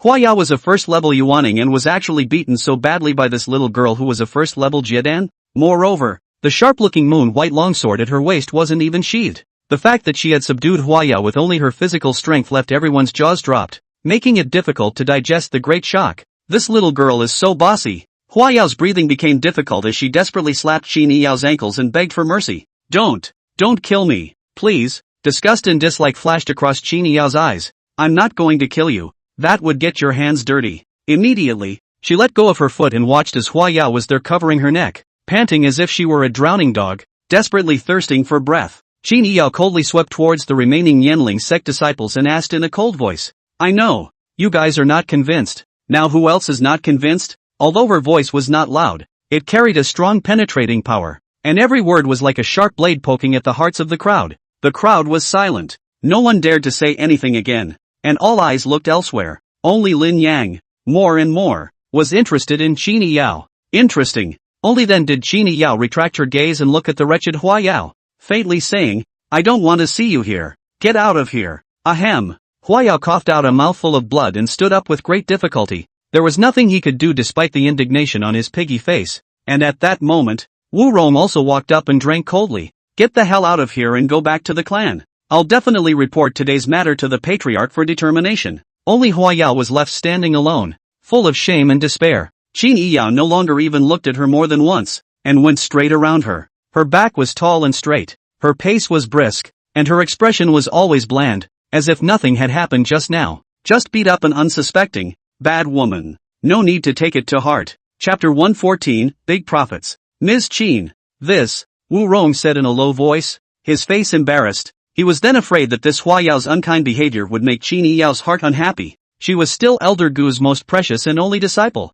This if he knew that the disciples of the Nianling sect were not sensible and had subjected her to contempt. It would be impossible for him not to get angry. Plus, now Nianling sect head there is a Yen Xianwang. I do not know when to pressure it. Do not really in the end. Make both ends do not please. Be alive pinch death. Qin Yao saw Wu Rong's concern and faintly said, "Don't worry, there's no harm." She didn't take it as any kind of offense. On the contrary, there is a willing to take a beating of the head, come up to eat her fist, so that this group of usual longing and worship of the elite, but also to see their own power, so as not to wait for the flies cannot be chased away. That's good, that's good. Wu Rong breathed a sigh of relief, and hastily accompanied his face with a sarcastic smile. In that case, this 1,000-sword hunting ground, too, can be opened. Wu Rong took out an ancient treasure order and stuck it on the stone door. The stone door then slowly unfolded. Behind the stone door was a silver-colored space portal. Qin Yao looked at the precious order in Wu Rong's hand without any trace, and her heart was set. The treasure order is the key to unlock the first lock of this treasure trove. It was also completely certain that the 1,000-sword hunting ground was one of the hidden treasures of her great Qin imperial dynasty at one time. In her hand, she had a second key. "All of you go in, and remember, in a week's time, come out," Wu Rong once again commanded. Of course, other than Qin Yao, it wasn't the first time anyone else had gone in, so they all casually coped and walked into the portal. Qin Yao also entered it together, and Wu Rong will be stationed here for a full week of hours. Bai Feier was certainly aware of this, so she also sat down in place, placing her sword across her lap and quietly cultivating with her legs crossed. Wu Rong looked at the long sword with cold light, thinking that the best one in the Nianling sect was too pale in comparison to this black-robed woman's. Worthy of following Mr. Gu. There is no shortage of this good stuff. He had gotten 2 7th-grade pills by fluke, or his good old grandson had traded for them with one hand. Cloud Spirit City South. Gu Hong loaded the large pot of refined golden spirit liquid, all into his system backpack, and then left the medical center. Qin Yao was away, so he would have to be in charge of delivering to the Golden Phoenix treasure shop for the rest of the week. He headed towards the Golden Phoenix treasure shop. The east side of the city was far more prosperous than the south side of the city, and when he was passing through a dense marketplace, Gu Hong could still see that there were only 3 or 2 bottles of golden spirit liquid left in his possession, and there was still a steady stream of people wanting to buy them. It's a lot of noise. Seeing this appearance, Gu Hong was relieved in his heart. It's a rare occasion when you're finally living in abundance. Gu Hong walked into the Golden Phoenix treasure house and directly explained his intention to the maid in charge of reception. She didn't seem surprised. Qin Yao had been here quite a few times before, and although the maid in reception thought it was a bit strange that the person who had come this time was a man, she immediately went to call someone who could make a decision. He waited for a while and realized that the person who came was the charming woman beside President Feng Wu Xin, Aunt Yuan. Mr. Gu. Gu. When Auntie Rim saw him, her face went from surprise to terrified. She thought that the person who came was still Qin Yao, but unexpectedly, it was this great powerhouse with unfathomable strength who had personally made an entrance. "Why have you come to the door yourself? I'll deliver your goods," Gu Hong said. "My apprentice had to leave for a week for something, so I'll be in charge of this now." As soon as Aunt Yuan heard this, she dared even less to be slow, and directly brought him to the president's study. Feng Wuxin saw Gu Hong, and her surprised and terrified expression was the same as Aunt Yuan's. "Mr. Gu, Why did you suddenly come to US? Feng Wuxian hurriedly rose to greet him. Gu Hong waved his hand and took several oversized jade bottles out of his system backpack, which were filled with golden spirit liquid. He had been working all morning and had refined quite a large portion. According to the proportions I spoke of to water, the golden spirit liquid here can hold roughly 40,000 small jade bottles. As for how to sell it, it's up to you. He heard that the Golden Phoenix treasure line now sells gold spirit liquid. That can be limited to 1,000 bottles per day. Sold out. That Gu Hong simply do a one-time to allow them to even sell the portion of 40 days, but also to save trouble. Upon hearing this, Feng Wuxin and Aunt Yuan were both ecstatic and thanked them. It's great that the home inventory has multiplied several times over again. There's not much else to say but thanks. This kind of big cultivator, want nothing, lack of things, they cannot give out, but also can only give a little response in the mouth. Oh, it's just a show of hands. Gu Hong didn't mind being flattered by them. After all, we were all working together for a win-win situation, so it was only right to have this bit of courtesy and praise. Aunt Yuan brought 2 altars of daughters red, and Gu Hong himself had nothing to continue doing, so he simply stayed in this study, drinking and chatting with the 2 women. Feng Wuxin had wanted to invite Gu Hong to stay for dinner, but since he insisted on leaving, she could only see him off. After that, the 2 women sat in the study, and Auntie Rim called a few maids over to take all these large bottles of golden spirit liquid, concentrated, to the pill refining room in the treasure house. Aunt Margin, I think we can raise the price of this golden spirit liquid to 10 spirit stones a bottle next month.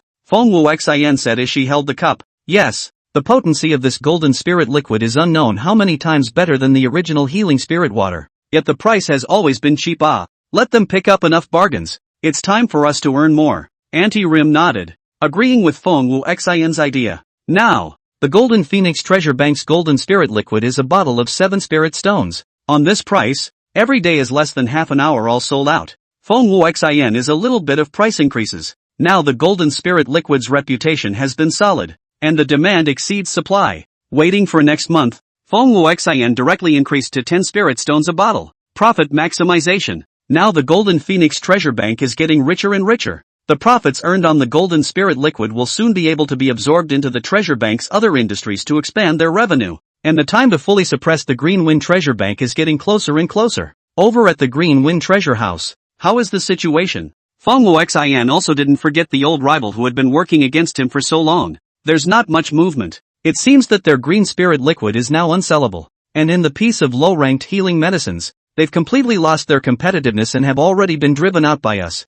And if the projections are good, after this month, our revenues will be 40 to 50% higher than theirs. Aunt Rim laughed, as if she had already seen the complete failure of the Green Wind Treasure House. Golden Phoenix Treasure Firm had already taken the advantage. And even if Qingfeng Treasure Firm introduced a new healing medicine now, they wouldn't be able to compete. The cake has been eaten. Chapter 115, The Bai Family Finds Us. Of course, Shangxiong and the Cloud Spirit City foothold after all a long time. Qingfeng Treasure Line operation for many years. The family base is absolutely rich. Want to completely break this branch? No 3 or 4 months time. I'm afraid it is not. However, in less than a month, revenue was 40 to 50% more than the competition. That can be a real cause for celebration. The corner of Feng Wuxian's lips slightly hooked. This is just the beginning. Her purpose cannot just be limited to this one city. Rian Dynasty is not her end. Her idea is very simple. That is, now first borrow the name of the Golden Phoenix Treasure Bank. Around to kill,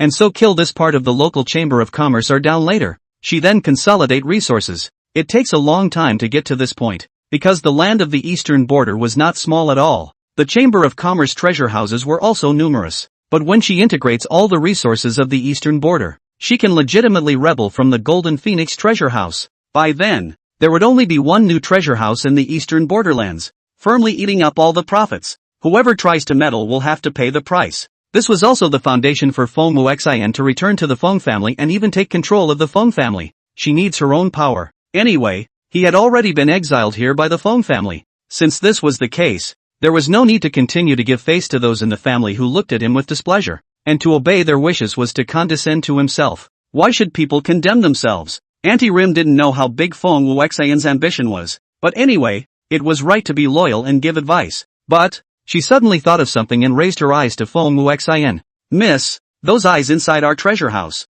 should we pull them all out? Auntie Rim asked. Eyes? In fact, is the Green Wind Treasure Bank's eyes that are inserted in their Golden Phoenix Treasure Bank. Of course, these eyes, In fact, only hold some very low-level positions, can access to things not much, like the Golden Phoenix Treasure Bank. In the Qingfeng Treasure Bank also has 10 or so such eyes. It's not that I don't want to pluck these backsliders, it's just that if I do, there will be new ones. There are always people who can't resist the temptation to be bought off. In that case, there's no need to keep going through that effort. They had a good idea of who these eyes were anyway, and it kept the guys completely out of reach of the deeper secrets. What have they been poking around inside the treasure house lately? Feng Wuxin asked. Shang Xiong sighed. Seems to be very interested in knowing whether we have gotten the prescription for the golden spirit liquid, and that guy seems to have given a dead order. Must want those eyeballs to check it out clearly. Auntie Rim was actually a bit worried, because in recent times, Shang Xiong had made no moves on the surface, and not much movement in the dark,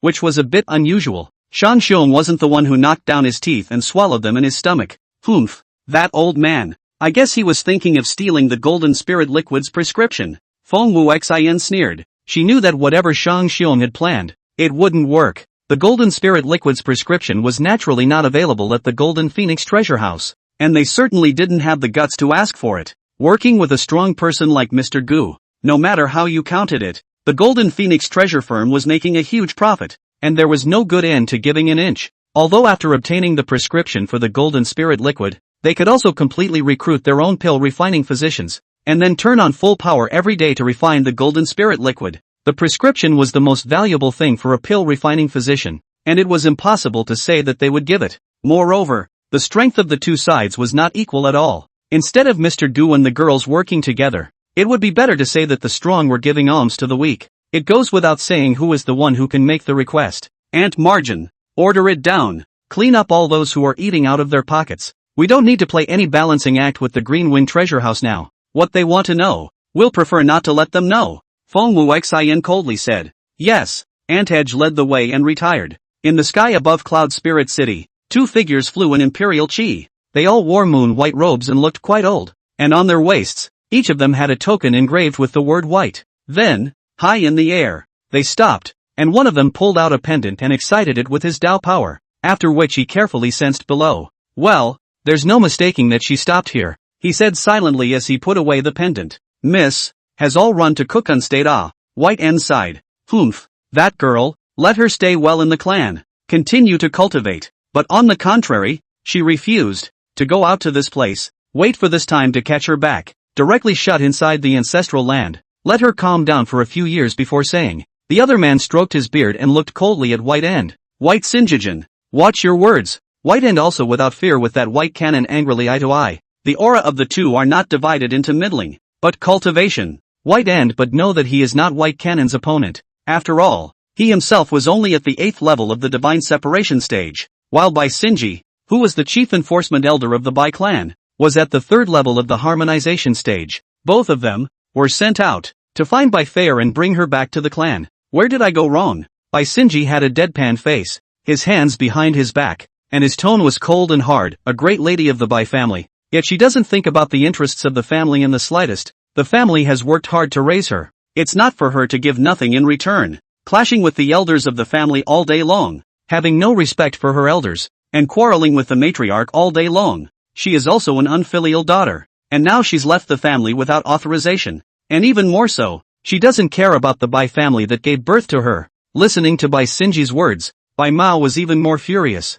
Even his beard curled up. If it wasn't for that good union you guys were thinking of, would things have gotten to this point? Bai Mo's status in the family was actually not high, although he was also an elder. His cultivation was considered middle to lower class among the elders, but he had always stood on Bai Fair's side without any qualms. In his opinion, when Bai Fair was poisoned with a poisonous parasite and lost her cultivation, some of the Bai family's actions were truly chilling to the young lady. A worthless matriarch's daughter is just as important to get rid of before it's too late, but once it's worthwhile again, it's simply impossible to continue to make White Phil as uncomplaining as before. A mudman still had 3 points of fire, not to mention the Bai family's heavenly pride who had been quite arrogant since childhood. What these guys are playing, that's top stinking chess. There may have been a lack of consideration on the part of the clan in the first place, but regardless, it's an indisputable fact that she had no respect for her elders and left home without permission. Bai Sinji also had no intention of continuing to pull his tongue out with Bai Mo, because along the way, the two of them had argued more than once,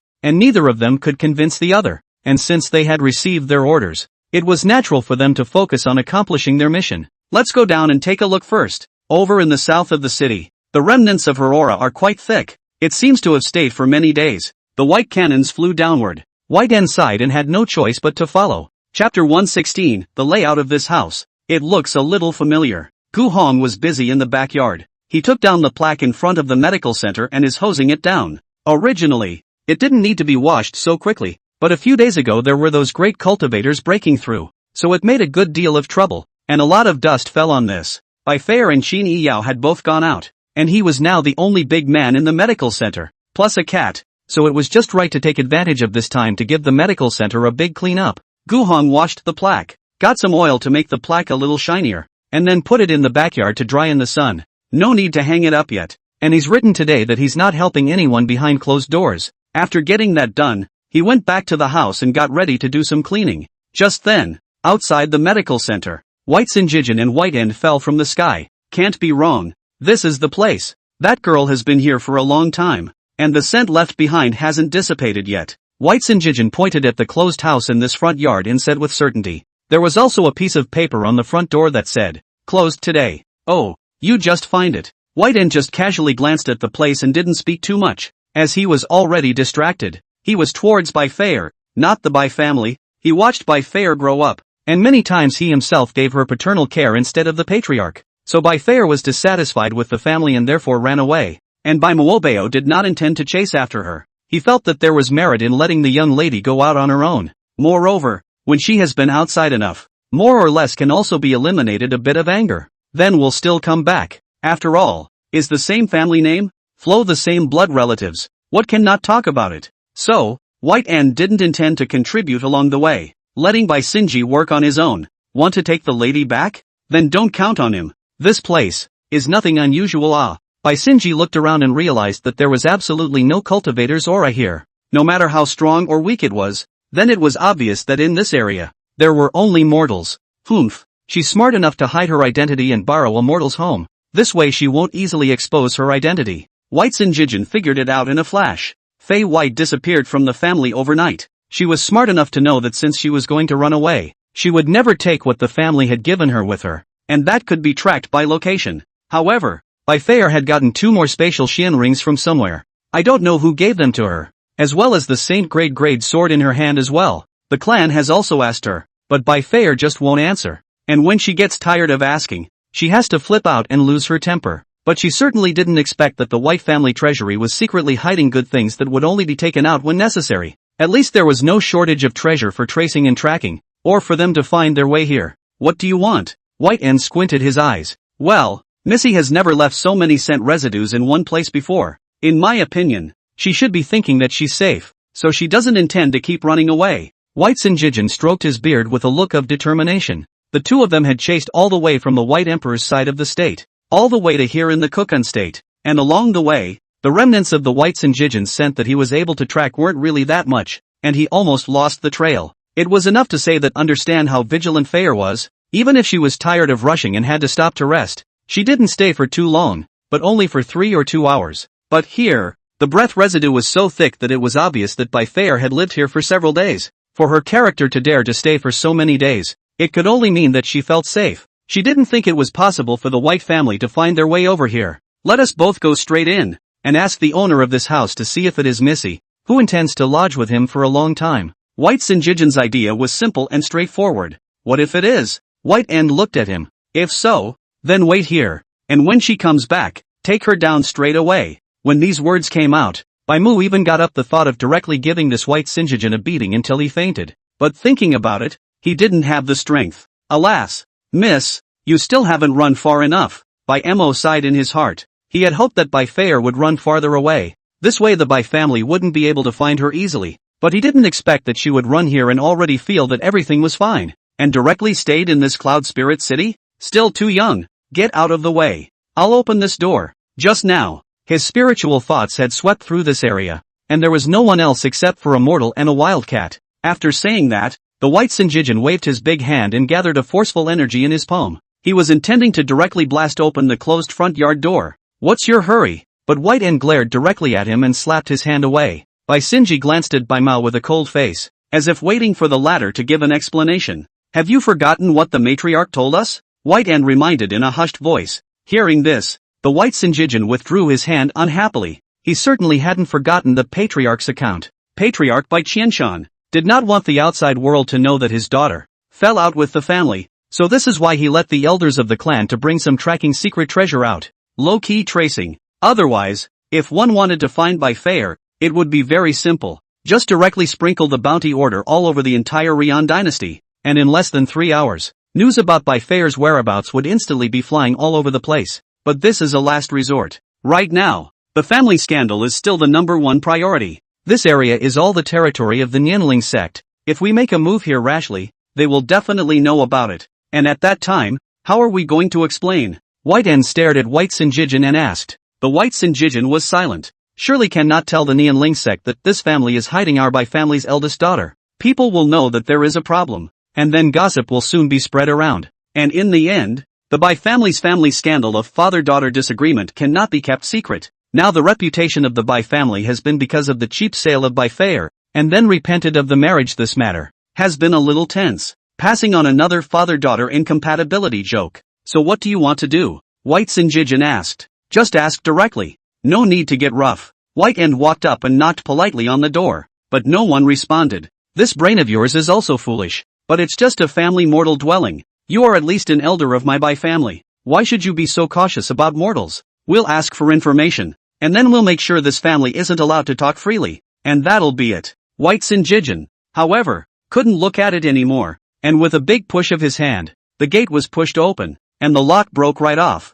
White End had no choice but to follow him all the way in. They couldn't tell from the outside, but when they came in, they could see that it was a medical clinic, and the two of them were standing in the front hall of the clinic, and the owner of the clinic wasn't there. The master of that medical center, on the second floor. The White Sinjijin sent probed clearly. However, White End surveyed the place with interest. Why do you feel that the layout of the front hall looks a bit familiar? Chapter 117, you're really good at changing your face. This table for consultation and pulse taking, and the medicine cabinet against the wall, as well as the screen placed on one side, are all quite familiar. White End had seen it before. In Greenwood City, that Senior Goose Medical Center was roughly the same layout. It should just be a coincidence. White End couldn't help but laugh. Thinking about what happened before, he had seen too many things beyond his imagination before at Elder Goose Medical Center there. High-quality linden leaves for tea and holy swords to give away as you wish. High strength, but to enter the mortal game of the world. But also raised to he could not see through the cultivation of the 9 lives of the demon cat as a pet. I still feel surprised and unpredictable when I think back to now. There is such a rate of high people under the sky. It is really a rare thing in the world. What are you laughing at? White End suddenly just laughed, and White Sinjijin frowned at him in displeasure. This guy, having received the family's order to come out to find Bai Fei, but pressed on, idly acting like he was out for a swim. White Sinjijin looked unhappy, but he couldn't do anything about it. Nothing, just thought of something. White End glanced at him, not wanting to pay any attention to Bai Sinji. Then out of the corner of his eye, he suddenly caught a glimpse of a cat's tail sticking out of the top of the medicine cabinet. Then his brain stuttered. Wait, what? There's a cat here too? It's so familiar. The layout of this medical center is so similar to Gu's predecessor. And there is also a cat here. Very similar. White Sinjijin's face suddenly looked odd, because somehow, Bai Mu was suddenly nervous and grabbed his arm, and her expression was a bit unnatural, as if she had encountered a ghost. What are you grabbing my hand for? Hakujin shook his arm impatiently, trying to get rid of the person. He's worried about not having a place to vent right now. And this asshole, he dares to pull his sleeve. You're tired of living. Don't. White End pulled him back in a hurry. That's when he got a good look at the cat, too. The glittering silver fur was actually flickering with dots of light jade-colored light. She opened her ebony cat eyes and looked at White End and White Sinjijin and licked her cat's paw. And those eyes are very much like. Put. White End went straight to his knees. And, not what is very similar. This is the pet that Elder Gu kept. That 9 lives demon cat of the transitional stage. What's she doing here? No, if Elder Gu's pet is here, then isn't Elder Gu here as well? Can't it be that this medical center is opened by Elder Gu? If this medical center belonged to Elder Gu, then did that mean that Bai Fei had actually come to join him? Yeah, how could Fei White just stop and not run if she wasn't 100% assured that she was in the clear? The Kokun Prefecture and the White Emperor Prefecture were neighboring, and the White family was powerful. Hiding in the next state would certainly not be foolproof. and she reasonably wouldn't make such a low-level mistake. But what if, because she was sheltered by Elder Gu, she didn't continue to keep a low profile and run away? Elder Gu's pets were even transitional stage demons. If he wanted to keep Bai Fei from returning to the Bai family to suffer, who under the heavens would dare to have the guts to take someone from him? And they were just outside. They could be described as aggressive, especially the white Sinjijin, very much not putting the owner of this medical center in his eyes. That's like angering a supreme being. Elder Gu might not care, but could that 9 lives demon cat possibly not care? White N's heart set off waves of shock. After falling to his knees, his body stiff as a rock, he stared at the cat with a deadpan look, as if he had been stunned. His perversity also directly frightened the white Sinjijin. White End, what's the matter with you? You? The white Sinjijin froze. Why is this guy on his knees all of a sudden? White Sinjijin elder. You listen to me. This matter. White End was panicking now, but his brain wasn't down. Or rather, it was because he was thinking too clearly that he was panicking now. Stand up. What's so terrible about this place? The white Sinjijin was disgruntled. Elder White Sinjijin, listen to me. That cat in this house. She is the 9 lives demon cat. White End swallowed hard and pushed down all the shock in his heart as he slowly looked up.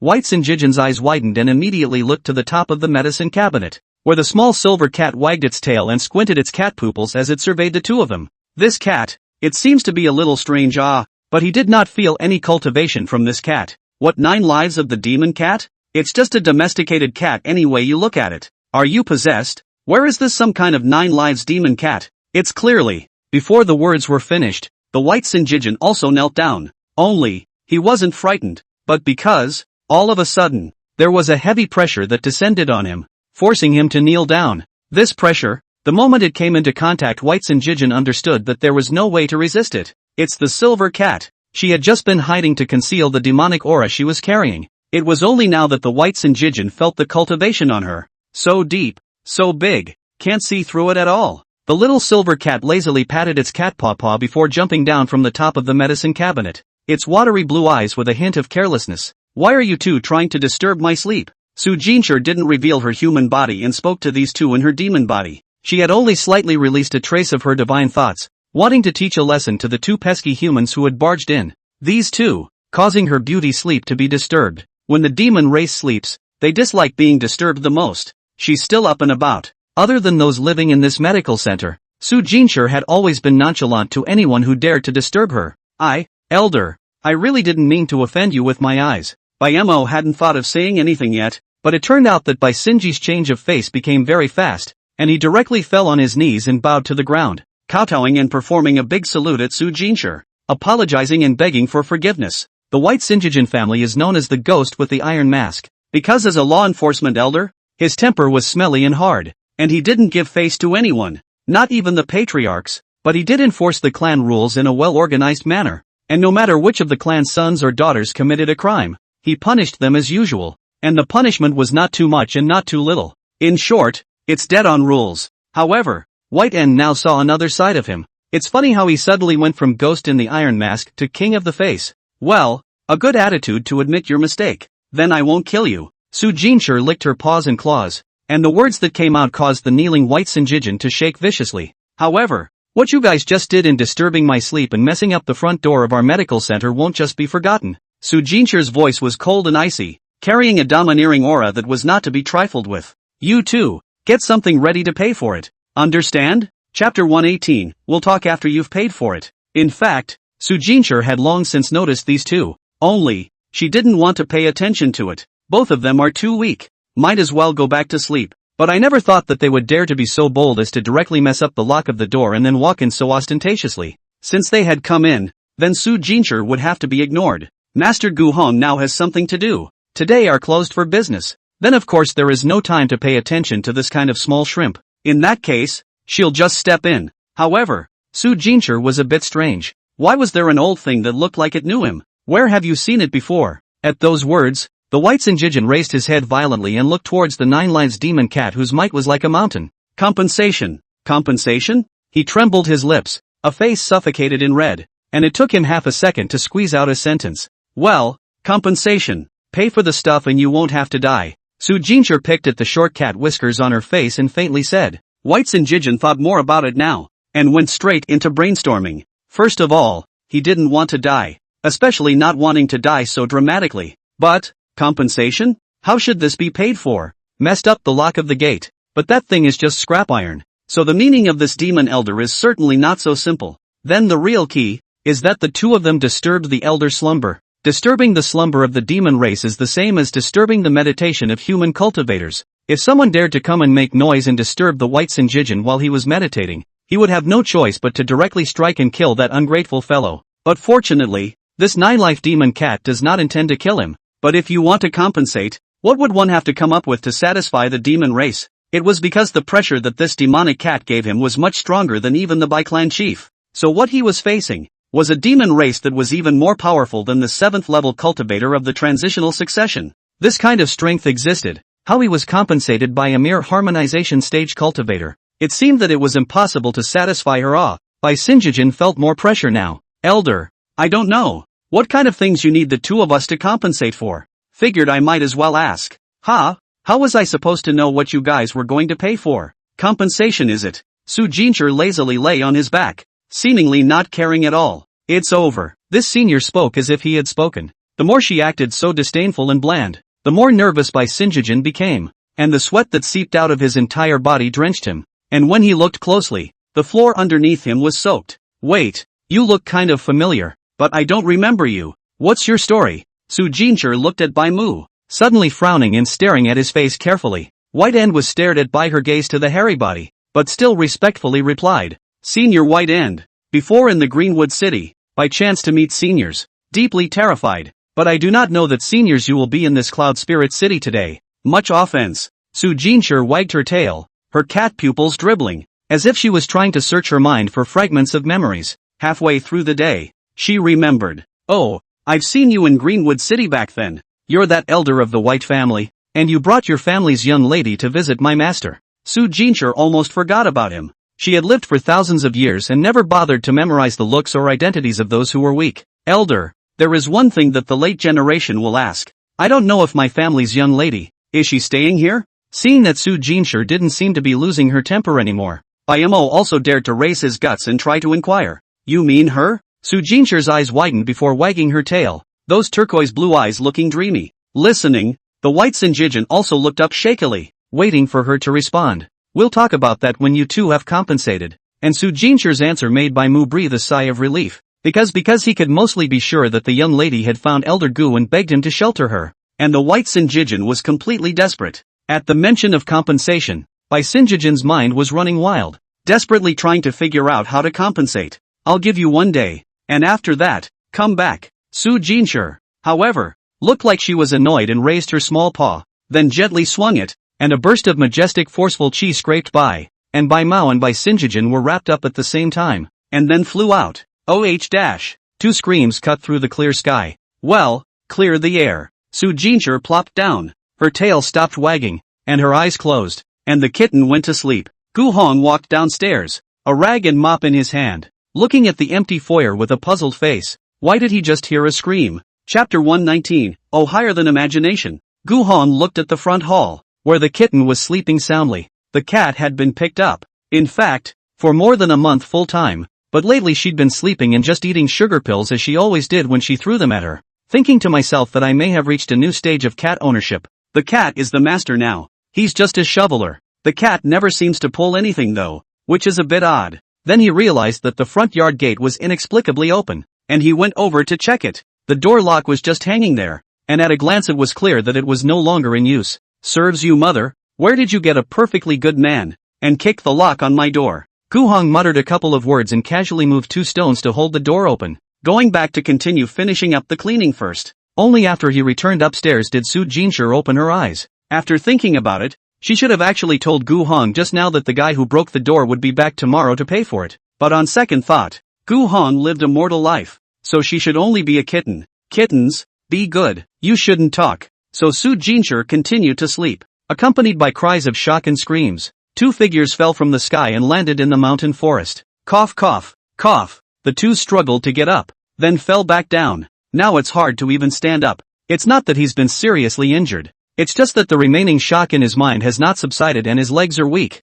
White N lifted his head with difficulty and looked at the wretched white Sinjijin. and a strong anger surfaced in the bottom of his eyes. Elder White Sinjijin, you've done a great job. It was audible that if he had pushed a little harder, his back teeth would have shattered. White Sinjijin was scolded. His heart was indignant, but he couldn't show the slightest bit of it, because he was the one who caused this situation. He kicked open the door of that medical clinic, and then again when Bai Mu banged his knees, Bai Sinji didn't kneel. To put it bluntly, it was that he, Bai Sinji, had no eyes and didn't recognize that the cat was a 9 lives demon cat, with superb strength, and could run over the two of them with his hands. But White Sinjijin felt that he couldn't really be blamed for all of this. Who would have thought that in that place filled with mortals, how could there be such a terrifying demon race in the courtyard where Bai Fair had lived for a few days? And, the demon race. The ferocity of the demon race can stop a child from crying at night. The 9 lives demon cat is even more so. White Sinjijin is not a person who has not seen any knowledge. The 9 lives demon cat is a big clan among the demons.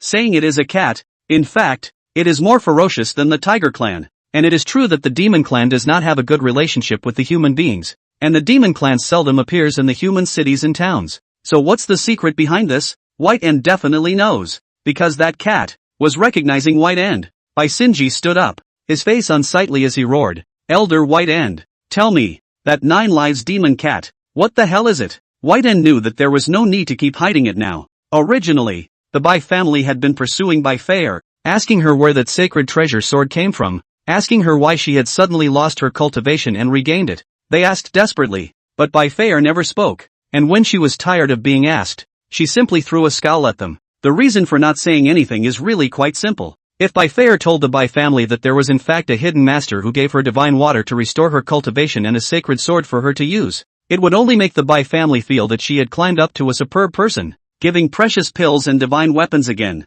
Wasn't it obvious that he was planning to cultivate her as a disciple? If Bai Fair was the disciple of that high-ranking person, wouldn't that be equivalent to the Bai family also having such a powerful figure to lean on? Bai Fair owed him a lot, and even more so, he didn't want to let the Bai family think that they had struck lucky, thinking that if they wanted to do anything in the future, they could let Bai Fair beg for help from that high-ranking person, but this would definitely go against Du Heng's original intention of entering the mortal world. The purpose of entering the mortal world is not to avoid these cumbersome things. That was why Bai Fair had kept her mouth shut, and Bai Mao, as the elder who had been sent to Greenwood City, with his heart toward Bai Fair, also kept his mouth shut. The White family can't beat them both to death anyway, so shut up and be done with it. Even if they really wanted to come up with something and send someone to Greenwood City, they would never expect that the high-ranking person who actually helped Bai Fair get back to the top was opening an ancient medical clinic in a mortal city. As a result, it got to the point where it ended up in trouble. It was because Bai Mo hadn't thought about how the demonic cat pet that Elder Gu had raised was in Cloud Spirit City,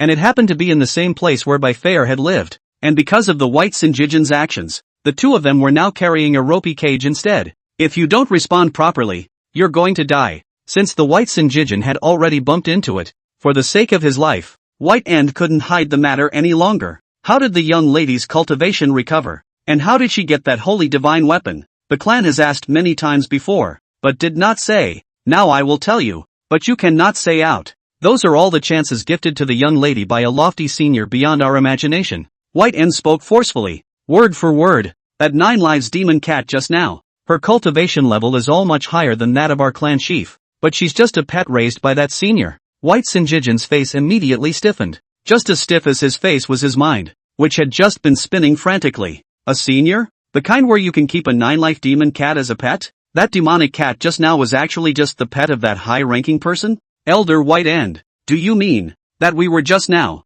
in fact, held down by that senior's pet? The White Sinjijin's mouth trembled, and his speech was very unsteady. That's you, not me. I was on my knees of my own accord. White End glared at the White Sinjijin, nearly jumping out of his skin in anxiety. Although Bai Sinji didn't understand why he took the initiative to kneel down, compared to his own kneeling down when he was held down by the pressure. But Bai Mei's words in front of him had already caused him to fall into an ice cellar. If the pet of that tall man was already powerful to such an extent, then how awesome should he himself be? Bai Qianshan, the leader of the Bai family, is only at the 7th level of the transition, while I'm afraid that other people's pets are able to trample the Bai family down. Bai Fair actually got the help of such a high-ranking person. As for him, Bai Sinjijin, he didn't even see anyone. Instead, he is still shivering in cold because he kicked the lock of someone's door and disturbed their pet's rest. Had he known that before he left the clan? He would have gone to find a celestial inquirer to calculate how his destiny had been in recent times. Now it's a good thing it's planted.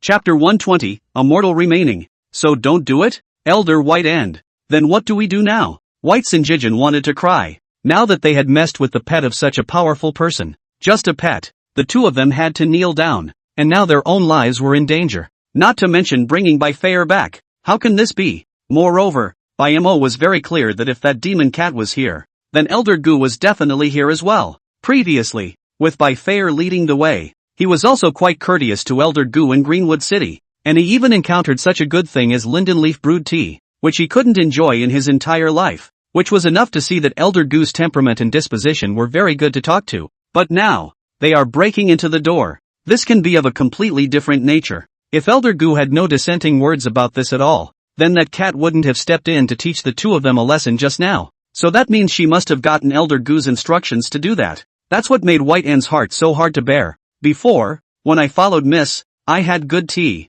Now following the White Sinjijin, there's no tea and you have to be lectured by the cat. Bai Sinji and Bai Mao looked at each other with bitter faces, neither daring to say anything. In the end, it was still Bai Mao who shot the board and said, "There is no way. Since we messed up the gate of that senior medical center, we can only compensate him for a gate. And then, you take out those treasures you have, or, we don't have a life to live." After all, Elder Gu was so powerful. How did he look like the kind that was used to doing as he pleased? They smashed down someone's door, and presumably they would kill them at their whim. As soon as he heard that he was going to take his whole body out, Bai Sinjijin's eyes instantly glared like bronze bells, and he was directly in a hurry. But White End's exasperated and anxious gaze fell directly on him. Then he raised his hand and struck. That fist was filled with Taoist power. "What are you doing?" Bai Sinji was startled, and didn't expect that at this time, Bai Mu would want to make a move against him. "How dare you follow me here with a reluctant face? If it wasn't for you, where would we be in this situation?" White End growled angrily. "White Sinjijin know their own reason. Dodge, two people in this mountain forest you chase me to escape. Make a mess of the whole mountain forest, chickens flying, dog jumping. The forest sea of demonic beasts smelled that frenzied breath. Have to stay away. I do not know this human and what madness." Green Wind Treasure House. In the council chamber, Shang Xiong sat in the first place, listening with a gloomy face to the people below pouring out their grievances to him. "President, that Golden Phoenix Treasure House's revenue has already exceeded ours by 40%. Their golden spirit liquid is practically priced out of the market. It's now 7 spirit stones a bottle, and for that a bunch of people are grabbing it. And our 1,000 bottles of green spirit liquid are practically unattended right now. We've already been kicked out of the low-order healing medicine market by the Golden Phoenix Treasure House. And if it continues like this, our other revenues are only going to be crushed headlong as well." Blah, blah, blah. All kinds of pessimistic remarks, one after another, filled the entire chamber. The more Shang Xiong listened, the tighter his brows wrinkled, and his face became more and more ugly. During this period of time, their Green Wind Treasure House is in a state of losing ground commercially, and that woman from the Golden Phoenix Treasure House, but she knows how to capitalize on the victory. If this continues, I'm afraid that he will not be able to keep this Green Wind Treasure House's reputation. Especially this bunch of people are pouring bitter water. Shang Xiong listened to the fire at the time. A palm ruthlessly slapped down, directly shocked the explosion. The surrounding people have been quiet. The atmosphere do not dare to breathe. After a long time, Shang Xiong finally calmed down, but without a word, he stood up and walked away. The people all thought their own president this is annoyed. At the moment, although they do not dare to speak, but each heart is also understand that the president cannot do anything about it. Vice President Yi Gong rushed after him. The two returned to the president's room. "Damn, it's only been less than a month, and this gang that eats and drinks me is singing my downfall. Should have killed the whole bunch, and saved me some money on dividends." He originally thought that Feng Wu Xin was just some weak female. Who knew that only 2.5 years had passed and they had suffered such a drastic change, losing more and more. Shang Xiong was depressed to the extreme, and it was not good to vent just now. And now, he pointed at Yi Gong's nose and cursed fiercely, because, being in charge of shutting these guys up is also the vice president's job. And right now, he's clearly not doing a good job. When Yi Gong was scolded like this, he didn't dare to talk back, but only whispered, "But chairman, their worries are justified. If this continues, the Golden Phoenix Treasure House will soon be able to crush us to the point where we can't turn over." Shang Xiong grunted coldly. "They can't crush me, Shang Xiong. At best, they'll just make Qingfeng Treasure House lose a lot of money. I have fought for so many years. Should I be swallowed by others in a month or two? But you're going to have to come up with a way to break the ice after all." Gong sighed. This president of theirs, although it is a little bit capable, it seems to be a little bit worse than that Feng Wuxin, and quite bad-tempered. Gong has been scolded for so many years, and not against the grain. There is always a tipping point. The dissatisfaction in his heart is actually the same as that of the group of dividend eaters out there. Shang Xiong was also silent for a moment, gritted his teeth, and said viciously, just as well. It seems there's no way out now. Just shovel that Gu's medical center. In the end, it was the only way to go. Cut off the source of supply of Golden Phoenix Treasure Line's Golden Spirit Liquid once and for all. For now, it's just a matter of trying to stop the damage. President, but we haven't even poked around to find out if that Golden Phoenix Treasure House has a prescription for the Golden Spirit Liquid. If this is a blindfold, won't we be playing right into their hands? Gong worried.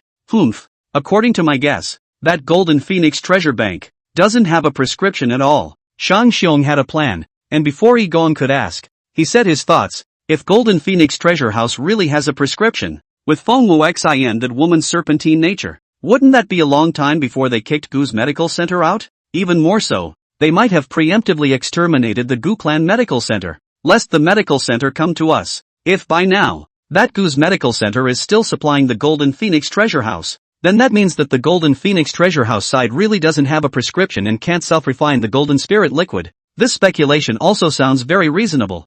Gong heard, but also feel that it is indeed so. He immediately said excitedly, then why don't we just end the Gu clan medical center, so that no matter if we can get the prescription or not, we can still make that Feng Wuxin's flesh hurt for a while. Shang Xiong nodded his head and agreed. That's right. The two of them discussed the matter for a long time and finally decided to take action. However, the timing isn't great right now. This was because a scout had previously returned that the real owner of the medical center, who was following a Yuaning stage guard at this time, had left, and was said to have gone to the Sword Wasteland Mountain, which was 200 miles away. Then the only thing in the medical center was the frail mortal. Is there any justice if this is not done? Just arrest him and torture him first to see how much he knows. Chapter 121, that girl, she's not small. Thus, Shang Xiong immediately mobilized Qing Yi and told him to make his move tomorrow. Go to Gu's medical center, and torture that mortal. Aoichi immediately led the way. By him, in fact, Shang Xiong felt like killing a chicken with a bull's knife. But still,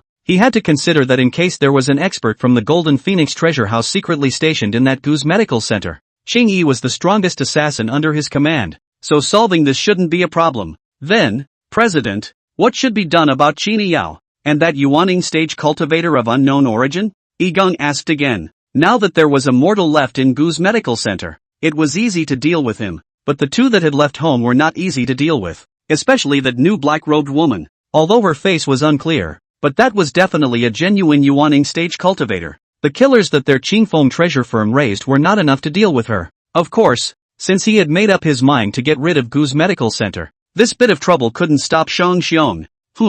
We can't deal with it. Go and invite a few powerful assassins. Won't we just dispose of them casually? Shang Xiong waved his hand unconcernedly, and those shady eyes were filled with eerie venom. President Sangwon. Suddenly, within the chairman's room, an even more eerie voice came out, scaring Shang Xiong and Gong, both of whom were jolted and their backs went cold. Turning his head to look, he realized that it was a black-robed man.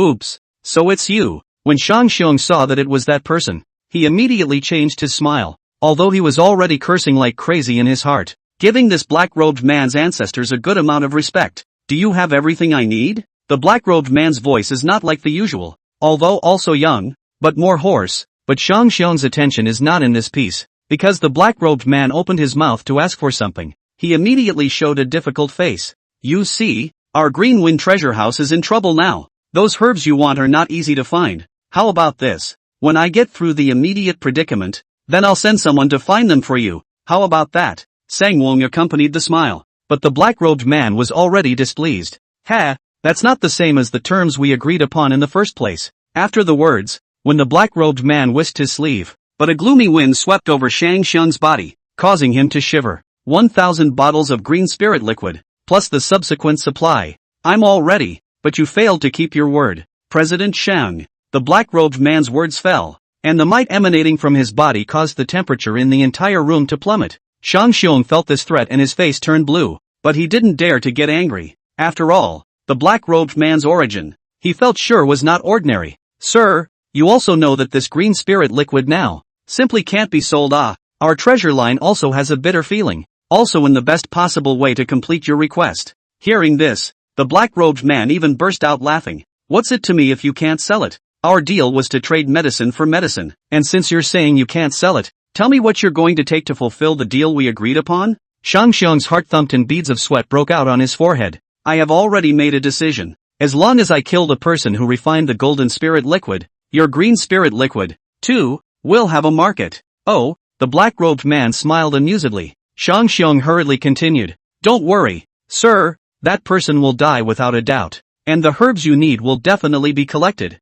I haven't understood it before. That person who refined the golden spirit liquid, do you know who it is? The black-robed man's tone of voice was deep and inscrutable, calling Shang Xiong to feel the bottom. Shang Xiong said with a frightened heart, I know. That girl is called Qin Yi Yao. She lives in the Gu Clan's medical center in the south of the city. That golden spirit liquid, she refined it, and she doesn't have any backers. She's just a casual cultivator. Her last name is Qin? Then what does she look like? Shang Xiong was also confused by a bunch of questions from the black-robed man, but he answered truthfully. Ha, that's funny. The black-robed man coldly hooked his lips, his gaze shooting sharply at him. Remember every word you said today. I will be back. As soon as his words fell, a dense black mist instantly drifted past and disappeared into the room. Phew! Shang Xiong gasped violently and wiped the sweat from his forehead, only to realize that he was actually drenched in sweat and in a sorry state. Grass! God is out of this world. He cursed. The other side. The black-robed man appeared at the head of a mountainous jungle somewhere. He took off his hood, and that young face was clearly the face of Lin Yang. Only, unlike the real Lin Yang, the pupils of his eyes were completely black, as if he was possessed. Humph. That girl my disciple met is actually still a pill-refining physician who refined this golden spirit liquid. Still a casual cultivator. Chairman Shang, you're really a confused goods with no eyes. He murmured as the bushes rustled next to him, and then a demon wolf pounced out. Lin Yang didn't even look at him. The black winds surged, and the demon wolf was instantly sliced into a dozen pieces. Alas, have to rest for a while. This temporarily refined flesh body can't carry my soul for too long. He found a cave and sat down in place. Subsequently, the initiation. And in the middle of the thousand-sword hunting ground, Lin Yang was wielding the hilt of his sword and chopping off another demonic beast that had been eroded by sword chi. After an hour or two of just going back and forth in search of prey and killing, the black pendant hanging around his neck suddenly lit up, and Lin Yang rushed to find a place to rest before saying, Master, I just paid a visit to the Green Wind Treasure House, and that President Shang hasn't been able to come up with the needed herbs yet. What answered him was an eerie voice that was a mixture of old and young. Humph, that person is also dragging his feet in doing things, but it's just some herbs for refining the soul harmonization pill,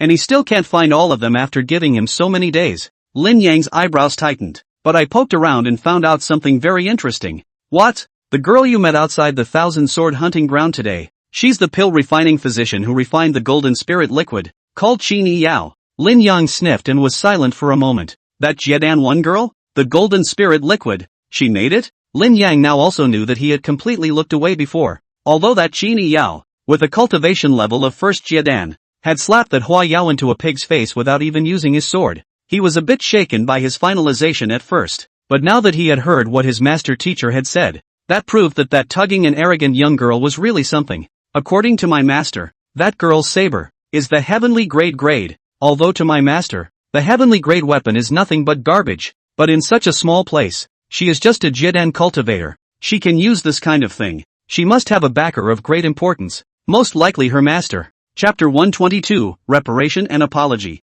Master is so sure? Lin Yang touched the pendant, pondering. Humph, the teacher is the 10,000 refined pill devil. Is it possible to look away? For the teacher but incidentally remind you just, since you want to achieve things at all costs, that girl can be utilized. The meaning of these words was also very simple. It was for Lin Yang to take advantage of him and go for some soft food. It wasn't the first time Lin Yang had done this. Since you have a good face, you should put it to use. There's no shame in eating soft food as long as you can get stronger. To say how he was able to worship in the Nianling sect, it was actually by eating the soft food of a certain lady from a certain family, although in the end, he also unceremoniously kicked her out and went to look for a more useful woman. I know. Thanks for the reminder, Master. Lin Yang nodded slightly and then snuffed out the connection. Then it seems that now he has something to do as well. Which part of this thousand-sword hunting ground was that young girl called Qin Yi Yao? And now, he stood up, intending not to continue hunting those demonic beasts in here. Find the next person you can go soft on. The next day, in front of Gu's medical center, White Synjijin and White End are back. However, this time, they were very low profile. Not only did they change into two farmers' rough robes to come, even their breath was suppressed very, very low, almost undetectable. Unless they were stronger than them, no one could see that the two of them were cultivators. The reason for this is still White End's own experience. That senior lived in seclusion in the city and played with mortal dust, preferring to deal more with mortals than cultivators. And although Shinji didn't really understand why he had to mingle with the weaklings of the Griffins in the same hall, he only felt that he wasn't in that realm, and so he wasn't in a position to think about that. Elder White End, are you sure that this will put to rest that senior's dissatisfaction with us? The White Synjijin frowned with worry. Don't worry, Elder Gu is very good at talking. It's just that we were indeed too impolite to come that day, and that's why Elder Gu had his pet come to teach us a small lesson. But this time, if we put on a proper stance and then sincerely make amends and apologies, Elder Gu will surely forgive us. White End comforted him with a look of understanding. Also, wait to be called Mr. Gu. Don't call him senior. He dislikes being called his senior. In fact, Bai Mu himself had only a one-sided relationship with Gu Heng, and he wasn't sure if doing so would work or not. But if you don't, there's no other good way to do it. Ah, is it hard to spend a day running far away? Although this world was large, if one angered a transitional stage demon clan, where could one run to? Shinji heard him say this. His heart also relaxed, and then said to the two strong men behind him, also, you two, hurry up, change this door. This time they came prepared. First of all, in some blacksmith store in the south of the city, asked for two brand new big iron doors, and then let two fellows come over with door panels, and directly on the spot to this Gu's medical center's broken front door to replace it, which is considered as the first reparation gift. The two burly fellows heard this and rushed to walk faster. But they were already tired from carrying a big iron door on each of them for 3 blocks. But it has to be heard, because these two old men, they were real cultivators. Don't look at them dressed so roughly, because the clothes were still randomly picked up at the store. You two, replace this door, make it look good and work, and if you don't, I'll hold you responsible. White Synjijin pointed at the front door and said in a cold voice. The two strong fellows were too scared to say anything, and hurriedly carried the gate into the front yard, and struggled to change the door to go. Of course, this job is not easy to do. They are just a strong body and bones, and practiced martial arts mortals. Compared with the cultivator, that is simply not as good as a hair of the cultivator. But when a monk lord opens his mouth, how can a mortal not do as he is told? At this moment, all of this was clearly seen by Qing Yi, who was in the alley next to him. Humph, that mole, even have the heart to invite someone to redecorate. Qing Yi sneered. In his opinion, that Gu Hong really didn't have the slightest bit of vigilance. The only able to fight that girl in the medical center, long ago left. He yesterday after receiving the order of the evil of the president of the Shangxiong, but in the medical center around the probe for a long time. Press simply did not find any cultivators exist. A mortal, a girl with a weak cultivation, is surprisingly not protected by anyone. In other words, the Golden Phoenix Treasure House, 4-1, didn't think about keeping their money tree protected. What's the point of this if we don't do it? But sadly, the maiden was not there. Qing Yi's orders were also to arrest the mortal and torture him well to see if there was anything hidden in this medical center that could be utilized. He's got some wicked ways in mind. At that moment, Aoichi saw, again, the mortal, walk out. What are you guys doing here? When Gu Hong heard a commotion in the front yard, he went out to take a look and found two big men taking down his front yard gate that could not be closed tightly, and two old men in coarse robes standing there. One of them even put up a big frame, like a very big supervisor. Hearing the footsteps coming, both Bai Shinji and Bai Mao were jolted and rushed to look up. Only a white-robed youth with a puzzled face, but still with a smile that did not lose its warmth and elegance, walked out. With just one look, the White Synjijin's heart shook. This out of the ordinary temperament, ripples, as if the sky collapsed in front of but did not change color of the majesty, is by no means ordinary people have. There is also that smile, although plain and ordinary, but one look at the white cannon feel irresistible, as if there is a natural power, so that he cannot give birth to any negative emotions. Moreover, this cultivation is also indeed unfathomable. Perceive not half the breath, has been back to basics, sure is profound, beyond imagination. Such a person, even if he were to hide in the mortal dust, there would definitely be a large number of people who would treat him as a mortal. However, to be able to keep a transitional stage 9 lives demon cat as a pet, and then to treat him as a mortal, would be purely unenlightened. By way, on the other hand, side, it was really him. For his part, Bai Synjijin immediately reacted and hurriedly arched his hand. Mr. Gu, I hope you'll forgive us for taking the liberty of intruding. We really came here with a request, and I hope that Mr. Gu will have the generosity to forgive. While speaking, the white Sinjijin also pulled out a stack of golden tickets from his arms. Golden ticket. In the beginning, when Bai Mu told Bai Cheng that this kind of mortal silver money to make compensation, Bai Cheng thought Bai Mu had a bad brain. Isn't taking out this kind of mortal property fooling that hidden powerhouse? But White End also explained with him. For the same reason, since Mr. Gu lives in seclusion in the city, that mortal money and goods naturally work for him. And, with the two of them this family, they really want to take the magic treasure to pay for it. Can people afford to look at it? It wasn't as simple as him breaking the lock on the door with a white cannon. The real meaning behind it is that they have offended the cave where the powerful live in seclusion. Chapter 123, Cloud Spirit City, doesn't keep idle people. White Sinjijin in White End, in fact, broke someone's rules. So, whatever is taken out, the attitude must be right, and he must be shown that he is awake and aware of the mistake. However, although he was already mentally prepared, when Bai Sinjijin took out the golden ticket, cold sweat broke out behind his back. I hope this works. To not work, when he dies and goes down to the 9 underworlds, and he becomes a ghost, he will have to first beat the ghost of the White End to reincarnation. Oh, Gu Hong looked at the white Sinjijin, his gaze falling on the golden ticket in the other party's hand, a playful smile appearing at the corner of his mouth. The truth is, he hasn't figured out the situation yet. What's wrong with this guy? It's strange to come up and say something like I'm sorry to bother you, and to pay so much money, and to be dressed so roughly. But soon, Gu Hong understood the flavor. You two are the ones who broke the lock on my front gate yesterday. Ha! Seeing that Gu Hong didn't accept the golden ticket, Bai Sinji became even more nervous.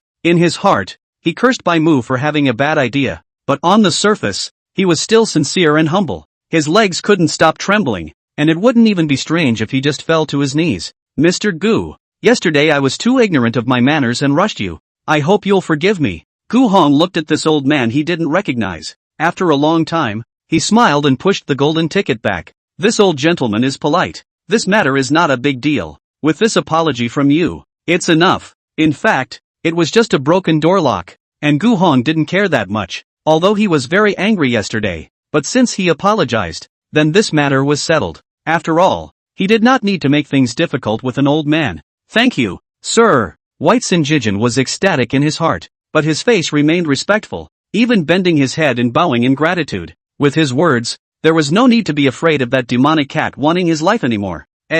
Old Mr. White End, you're here too? At that moment, Gu Hong also saw Bai Mu, and although he had only met him once in Greenwood City, he still recognized this family servant who followed Bai Feier. However, this time, it was Gu Heng's turn to be a bit nervous instead. This Bai Feier came to stay in his medical center for a few days, saying that the Bai family was still looking for her. And so soon, the Bai family's people found their way here? Worthy of a great family. Mr. Gu, after a farewell in Greenwood City, but I didn't expect that you'd come to Yunling City to open a medical center now. Bai Mao was not as formal as Bai Sinji, and although he was also a bit apprehensive, on the surface, he was quite calm. Both of you, come in and have a cup of tea first. Keep standing outside and someone will say I don't know how to treat a guest later. Gu Heng voiced an invitation and went back inside first, preparing to make tea. Are we going in? White Sinjijin asked in a low voice. Enter, Mr. Gu's tea. But it is a good thing. He forgave you the great offense of disrespect, and would like to invite you in.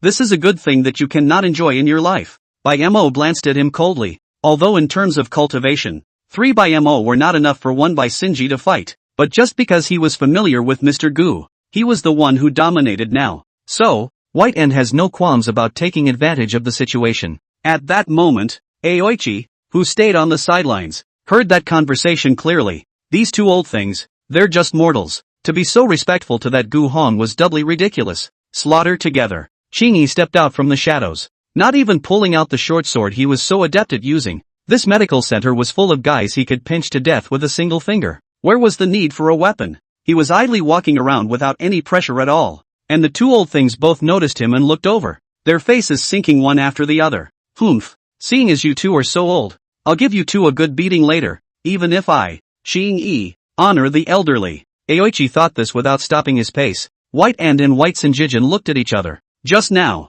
both of their attention was on Gu Hong, and only then did they realize where the Yuaning cultivator had appeared, walking and still walking with such a drag, and also obviously coming towards the medical center. This guy doesn't know what kind of place this is? Doesn't know what kind of powerful characters live in this courtyard? If he had been anywhere else, and saw someone walking on the road with such a tug, White Sinjijin would have slapped him over and beaten him to a pulp long ago. But this is Elder Gu's doorway. It's better not to move yet. White Sinjijin walked forward and said in a cold voice, "What do you want? This is not a place where you can just come." Xingyi looked at him with a faintly sidelong glance, the corners of his mouth raised in an evil sneer as he said, "Me? I'm here to tear down this medical center." At these words, the two men's faces changed drastically. A mere Yuaning stage cultivator threatened to demolish this Gu's medical center? This cloud spirit city. It really doesn't keep idle people. But both Bai Sinji and Bai Mei now just felt a bit ridiculous. But then they looked at Qing Yi's expression. This guy, it seemed like he was going to play for real.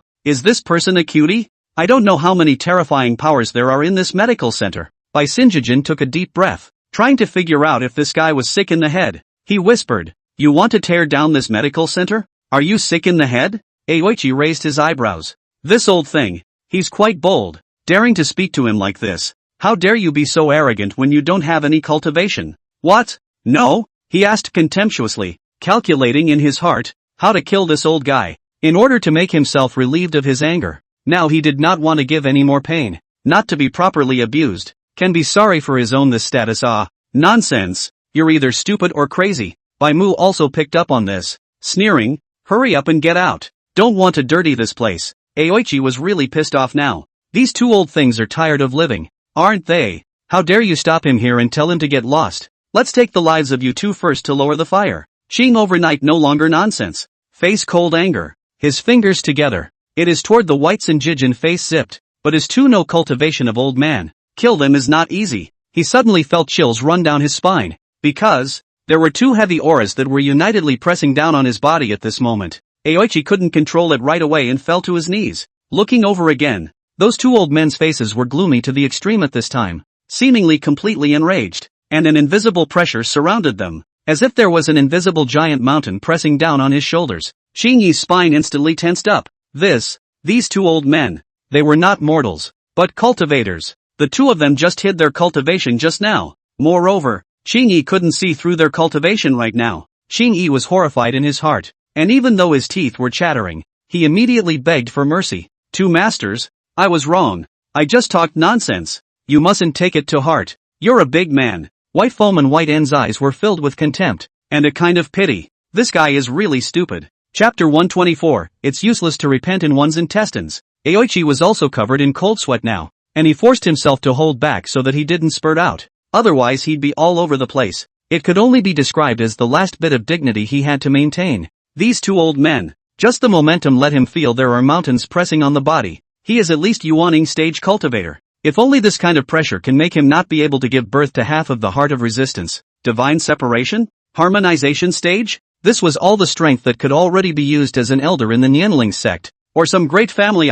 This cloud spirit city. When did it have so many more experts? Moreover, why this kind of expert? We'll still take this Gu's medical center as a treasure to see. Hear him say to demolish this place. Directly angry. This medical center, that mistress, is not a loose cultivator only? With the bottom line of this Cloud Spirit City Golden Phoenix Treasure Bank branch, even if they were to make offerings, it would be impossible for them to afford to raise.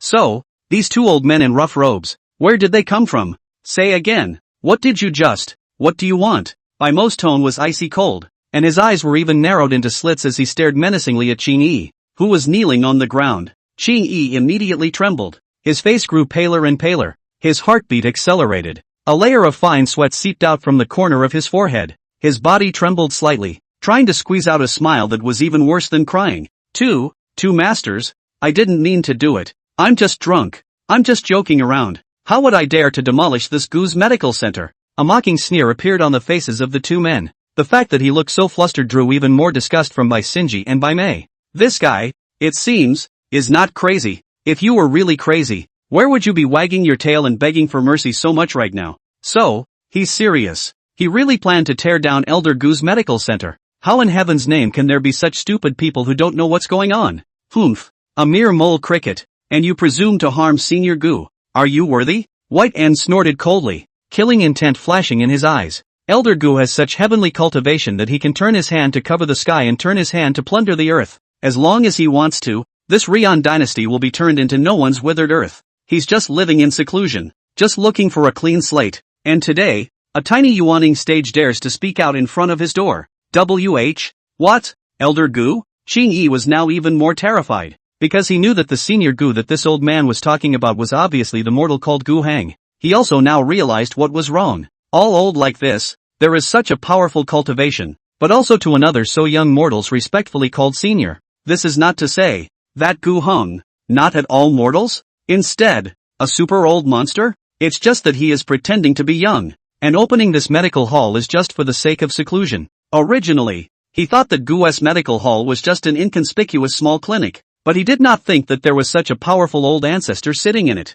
Yeah, when you think about it that way, it all makes sense. What if the Golden Phoenix treasure shop simply didn't have the prescription for that golden spirit liquid, simply because they didn't have the guts to ask for it? They're not entitled to it either. Therefore, from the very beginning, the Qingfeng treasure house had no chance of winning because the Gu Clan Medical Center was something they simply couldn't move. And the two parties are now completely at war again. In Aoichi's mind, these speculations that he had never anticipated flashed through in an instant, and finally turned into a cry of misery, and then scared the piss out of me. Aoichi was paralyzed with fear. A large wet spot underneath him. He couldn't strain his bladder. They, Qingfeng treasure firm, had actually unintentionally incurred a super strong existence, and they were still completely in the dark, totally unaware of the situation. If they had known that there was actually such a terrifying figure here, they wouldn't have dared to come and pick a fight. What now? Masters, it's me who didn't know what to do. I have rushed the seniors. I have eyes and don't recognize Tai.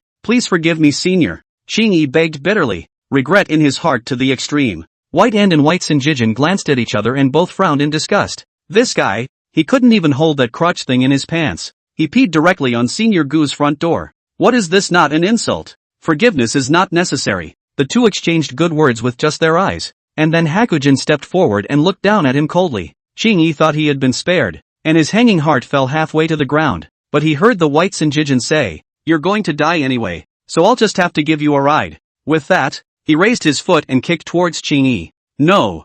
Bang! This kick from White Sinjijin landed solidly on Qing Yi's heart, directly sending him spewing blood from his mouth and nose, rolling far down to the other end of the street. He didn't even manage to let out a scream as he lay straight on the ground. It looks like it's already dead. What a bargain! White End bristled. This was also what they had thought of. Not seeing blood in front of Senior Gu's door would be considered a sign of respect to Senior Gu. Otherwise, with White Sinjijin's temper, he would have long ago directly crushed that fool into pieces with his chi, leaving him with no bones left. At this time, Gu Hong walked out again and shouted, "Both of you, the tea is already brewed. Why are you still standing there at the front door? Come in quickly." There was a little noise outside just now, but Gu Hong, who was concentrating on making tea in the inner room, didn't pay much attention. The two saw that Gu Hong personally came out to welcome them in for tea, and their hearts were doubly terrified. So they hurriedly answered twice and followed Gu Hong into the medical center. As for the bit that just happened outside, there's certainly no need to talk about this kind of thing. It was just a matter of slapping an ungrateful mole cricket to death. So where was the need to distract Elder Gu over such a matter? Might as well have tea. End of the street. Next to the passers-by see that lying on the ground, motionless corpse, each are a little worried, looking for a place to bury him. However, within a few breaths, the corpse jerked violently. Qing Yi slowly raised his head, opened his mouth, and again spat out several pieces of internal organs. He struggled to his feet and stumbled out, fleeing for his life. Sangwon sits in his room, worried, waiting for Aoichi to return to resume his duties. His eyelids keep fluttering. It always felt like things would go wrong, but Aoichi was his most trusted assassin, and he had raised him himself, and his business skills were very good, so it was reasonable to say that he didn't need to worry about it. Then there was a commotion from outside the room, and then Aoichi stumbled and pushed the door open, and as soon as he entered, he collapsed to the ground, already out of breath. This, Shangxiang's heart thumped and screamed. This is clearly a bad encounter. An unsettling feeling welled up in Sangwon's heart, and he hastily jumped to Aoichi's front, and immediately afterward, he heard him speak in a trembling voice, "Will, Chairman, no, don't go to there." Aoichi's words came to an abrupt end as his head tilted to the side. Dead, and death is not an option. Shangxiang's eyes directly read. How can he not understand this? Definitely that Golden Phoenix treasure house in Gu's medical center arranged the cultivation of high-strength secret guards. Ambushed Cheng Yi. He had completely lost his most trusted and strongest assassin. I, Shangxiang, will not swallow this. You will all pay. In the room, Sangwon's roar echoed. Chapter 125, playing a little bit of trickery. In the middle of the Thousand Sword hunting ground, Qin Yao found a high point and sat down to rest. She had wandered around the Thousand Sword hunting ground for 2 days and killed quite a few demonic beasts already. The spaces outside of this place were all connected to each other, and the demonic beasts in the hunting ground, infested with these discrete sword chi, had unusual ferocity.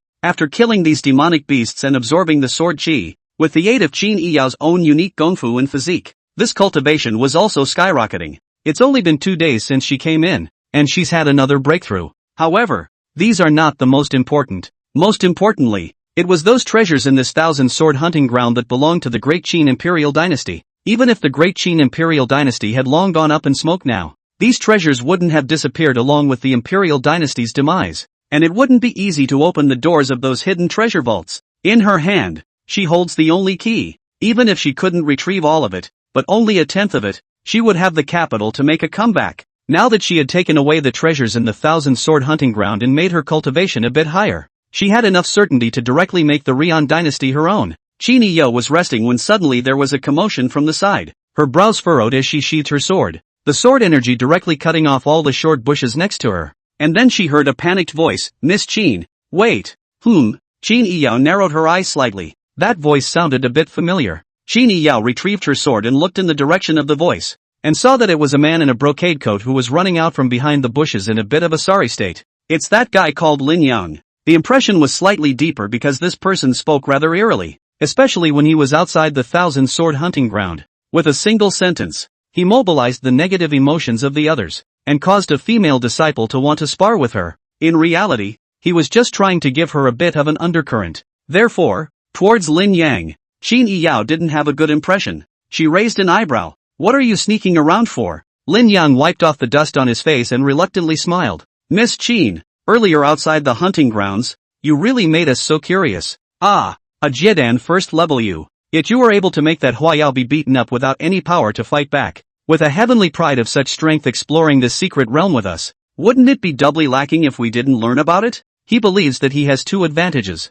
One is the face. One is the mouth. The face is good looking, all very useful to the women. The mouth. Not that he has good tongue skills, but know how to say something not overly good. Easy to subconsciously change the women's attitude of detachment to him. It's a tried and true trick. It hasn't failed. But Qin Yao wasn't interested in his face, and responded to his words with indifference. "I don't want to understand you, nor do I want to be understood." Lin Yang's face froze, and he smiled sarcastically. "Miss Qin, I have no malice." Qin Yao was non-committal. Indeed, if this guy had any malice, she would have been able to detect it long ago and slice him with her sword. Lin Yang continued to warm up. "If the girl doesn't mind, I can also be a guide for you within the Thousand Sword hunting ground. After all, you're new to this place, and it's not exactly small, is it?" He's trying to get close. Unfortunately, Qin Yao didn't eat this at all. She glanced at him and said faintly, "Do you know what 2 kinds of men there are in heaven?" Lin Yang froze and asked, "Which 2 kinds?"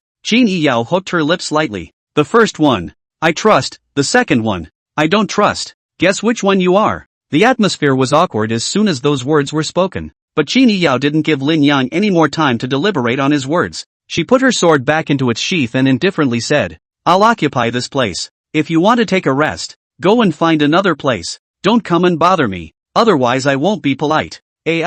Since Miss Qin wants to be alone, then I won't bother you anymore." Lin Yang wasn't annoyed either. Since the rejection was so obvious, it was the wisest choice to just walk away. In other words, come the next day, if she continues to stay forcibly now, if she really pulls out her sword and cuts herself, it's hard to say whether she'll win or lose. Thus, Lin Yang immediately retreated. Qin Yao raised her eyebrows. Finally she could clear her head. She could tell at a glance that this one called Lin Yang had ulterior motives. When she herself was still the Holy Yao Emperor, the number of men she had seen was more than 10 million. And this Lin Yang, to her eyes, was just a single cow hair. She has a good face, but what's the point of having a good face? It's not like she hasn't seen handsome ones before. He also lives under the same roof as his handsome and good teacher every day. On the other hand, Lin Yang stopped in a certain mountain forest. This girl, the wariness of men is not small at all. I usually say 3 or 2 words and show a smile. This woman, even if she is wary again, will not be so tough to refuse. He frowned, feeling that this young girl named Qin Yao was not easy to handle. But then, his master teacher was right. This young girl, indeed, had a great deal to offer. Her heavenly sword. Lin Yang looked at it and wanted to snatch it directly. You're stupid enough to do it too. If you can't get it right with that face of yours, isn't there anything else you can get right? The pendant around Lin Yang's neck made a sound. You mean, it's time to use the magic flower enchantment compulsion I gave you. Oh, right. Oh, why did I forget? Your old man is the 10,000 refining pill devil that was put on the must-kill list by the pouring medicine divine palace. Lin Yang hemmed and hawed and pulled out a palm-sized delicate porcelain bottle. He raised his eyes to the distance, his gaze deep and dark. It seems I have my moments of playing such underhanded tricks. On the second day, early in the morning, Qini Yao took out the purple gold pendant and began to rush towards the treasure vault in the Thousand Sword hunting ground. Lin Yang, on the other hand, had taken the trail stealing pill and was trailing along, ready to find an opportunity to put some winks on that young girl. This magic flower fascination compulsion is the exclusive treasure of his master, the 10,000 refined medicine demon. The use is also very simple. 2 parasites, 1 male and 1 female. The male is placed on the man and the female compulsion is placed on the woman. Subsequently, when the male parasites are activated, the female parasites will release toxins that will affect the woman's mind. Then, double-cross, flip-flop, and unlock poses? In short, it's all about a night of springtime and witchcraft and everything. According to the 10,000 alchemy pill devil himself, this stuff is extremely effective. Of course, this so-called mother compulsion is not effective on any female. For example, the ancient dragon clan does not apply, or those who had used the ancient dragon's blood and flesh to refine their bodies after making it into medicine wouldn't work either. But what kind of woman goes to become a physical cultivator? Those who play the sword, or zither, chess, calligraphy and painting into the Tao, who go to swing fists.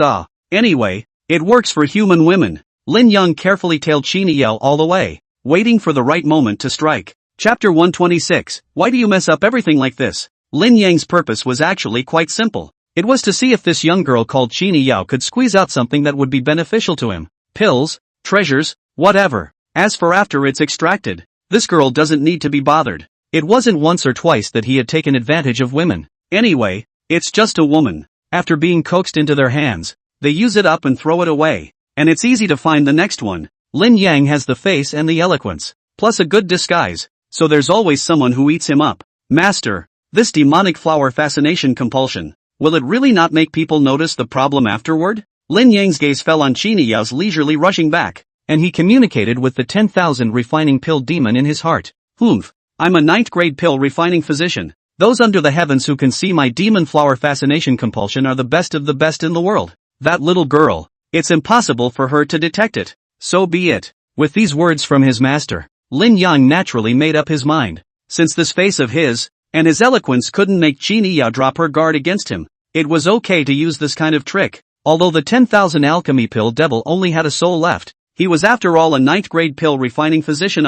What he says, that's what it is. Of course. Finally, after following Qini Yao for some distance, he also found an opportunity. At the edge of a spring pool, Qini Yao seems to be tired of walking, sitting on the edge of the pool of water on a boulder there, intending to rest his feet. And Lin Yang at this time to take the opportunity to sneak close to the corners of the mouth floated a hint of an evil smile. Silently cohesion of strength in the fingertips. Flex your fingers. A mere tiny compote the size of a fingernail slice just flew out. This female compulsion will seek the odor of the female and directly drill into the body of the other party. And then Lin Yang, who has taken the male compulsion, will be able to control the female compulsion and make it go into heat to the point of delirium. Then, Qini Yao is still not stripped naked by herself and jumped on him? The mother parasite flew out, and Lin Yang immediately shrank away, lest he be discovered. Then, Lin Yang directly took the male compulsion, but he didn't see. After the mother parasite flew to Qini Yao's side, she stayed and didn't intend to drill into it at all,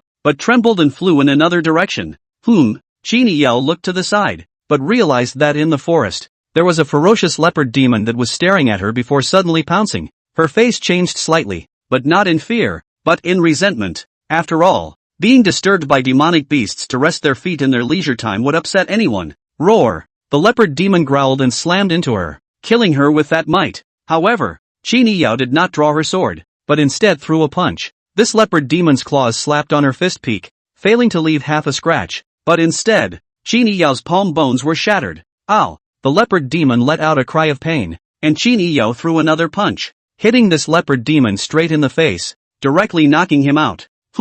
What bad luck! Qin Yao coldly said as she scooped up some of the pool water to wash her hands before kicking the naughty thing that was disturbing her away, and then continued to rush towards her destination. Lin Yang, who had witnessed the hasty battle, appeared from a short bush. Ha! This Qin girl, she's a great fighter, but you're going to be mine soon. He laughed coldly. If he did it according to his old ways before, even if he really coaxed that Qin Yao into his hands, he wouldn't necessarily be able to beat her. But with this demon flower fascination compass in place, if she was any stronger, she would still be nothing more than a that he, Lin Yang, had raised. The large collar is on. Lin Yang felt the feedback coming from the male compulsion. Just now before the battle started, the female compulsion had successfully entered the female's body. Now then, of course, it would be straightforward to start catalyzing the mother compulsion to make that Qin Yao go into heat. Since you want to do bad things, naturally you don't need to wait for a good day. There's a pool of water next to it, so you can wash up when you're done.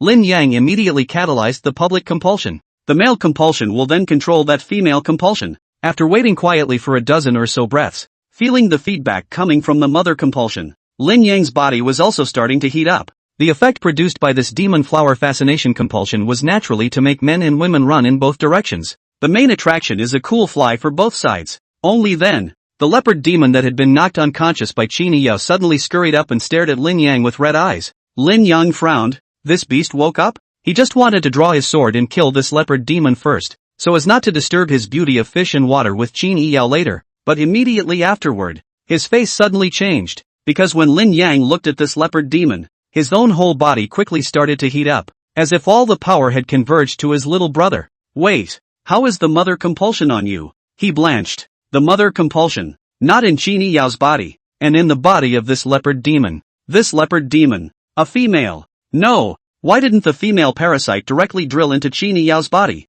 but ran into this leopard demon? Could it be that this magic flower fascination compulsion is useless to that Qin Yao? Lin Yang set off a storm in his head, but he soon could not think anymore, because the male compulsion at this time also let him have a seizure, and the attraction between the two compulsion. But it is too huge. It's too hard. Lin Yang felt that all the strength in his feet had shifted to the place where he should be the least hard right now. Sensei, master teacher, help me. As a last resort, Lin Yang forcefully called out to the 10,000 refining pill devil before he was completely lost. What's all the noise? I told you I need to recuperate. The 10,000 refining pill fiend responded with anger. Master, help.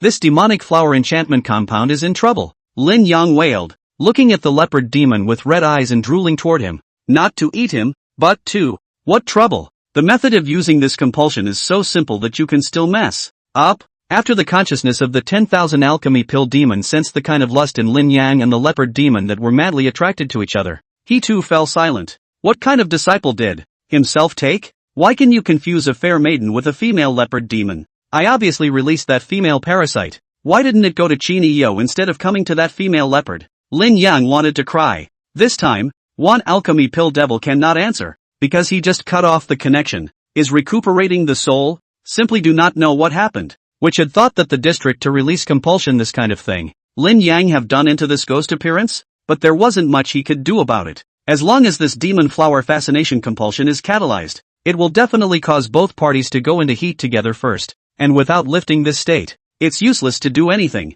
Even if Lin Yang kills that female leopard demon right now, it's useless. He's still in heat. Since both the male and female parasites have been thoroughly catalyzed, you'll just have to get on with it. The 10,000 refining pill fiend's reply made Lin Yang's heart go cold. It's okay, it's female anyway. It's the same with your eyes closed. Maybe it feels better? Lin Yang is really gripping leopard. Chapter 127, Qin Yao makes a big fortune. Lin Yang's face was ashen, because the 10,000 refining pill fiend was clearly at his wit's end. Admittedly, the 10,000 alchemy pill demon certainly didn't know if it was cool to play so fancy or if it would leave a psychological shadow, as he wasn't heavy-handed enough to do so. But Lin Yang was about to find out, because he was in heat so much, his body was like on fire, and he was actually so hard that even he couldn't bear it a bit. He couldn't even stand up. With the sound of crisp clothing cracking, a hole was toppled out of the hem of Lin Yang's robe, and he was pressed to the ground by that leopard demon. Location, Thousand Swords Hunting Ground. Plot, friendly exchanges between man and beast.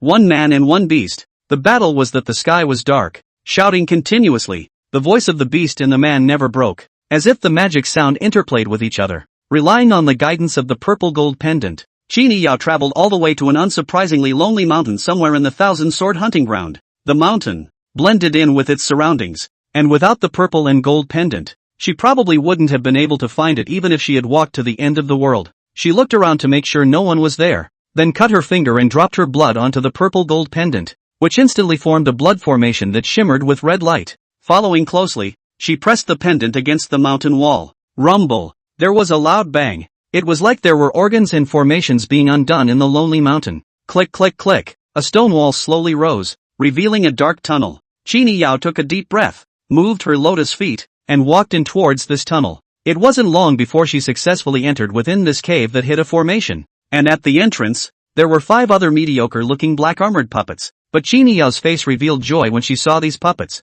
This is it. She searched for a trip that was sure to be worthwhile. These black-armored puppets were specially made by the Great Qin Imperial Dynasty to guard the treasure vault. People will supervise and steal. Puppets won't. If an outsider intruded, this puppet would naturally activate. But the purple gold pendant in Qini Yao's hand had the highest authority to open the treasure trove. So the puppet naturally didn't block it. Moreover, these puppets could be used as well. And all of them had strength that rivaled that of a divine separation stage cultivator. As expected, the cave mansion stored a large number of cultivation resources left over from the Great Qin Imperial Dynasty. Formation diagrams, magic treasures and halberds, pills, all kinds of medicinal herbs and golden stones, all kinds of supplies, piled up like a small mountain. Just the most common standardized soldier armor of the Great Qin Imperial Dynasty alone. There were a whole 30,000 pieces here. Each of them was equivalent to a yellow-grade magic treasure. This soldier's armor is engraved with formations, capable of mobilizing the soldier's blood chi to the greatest extent possible,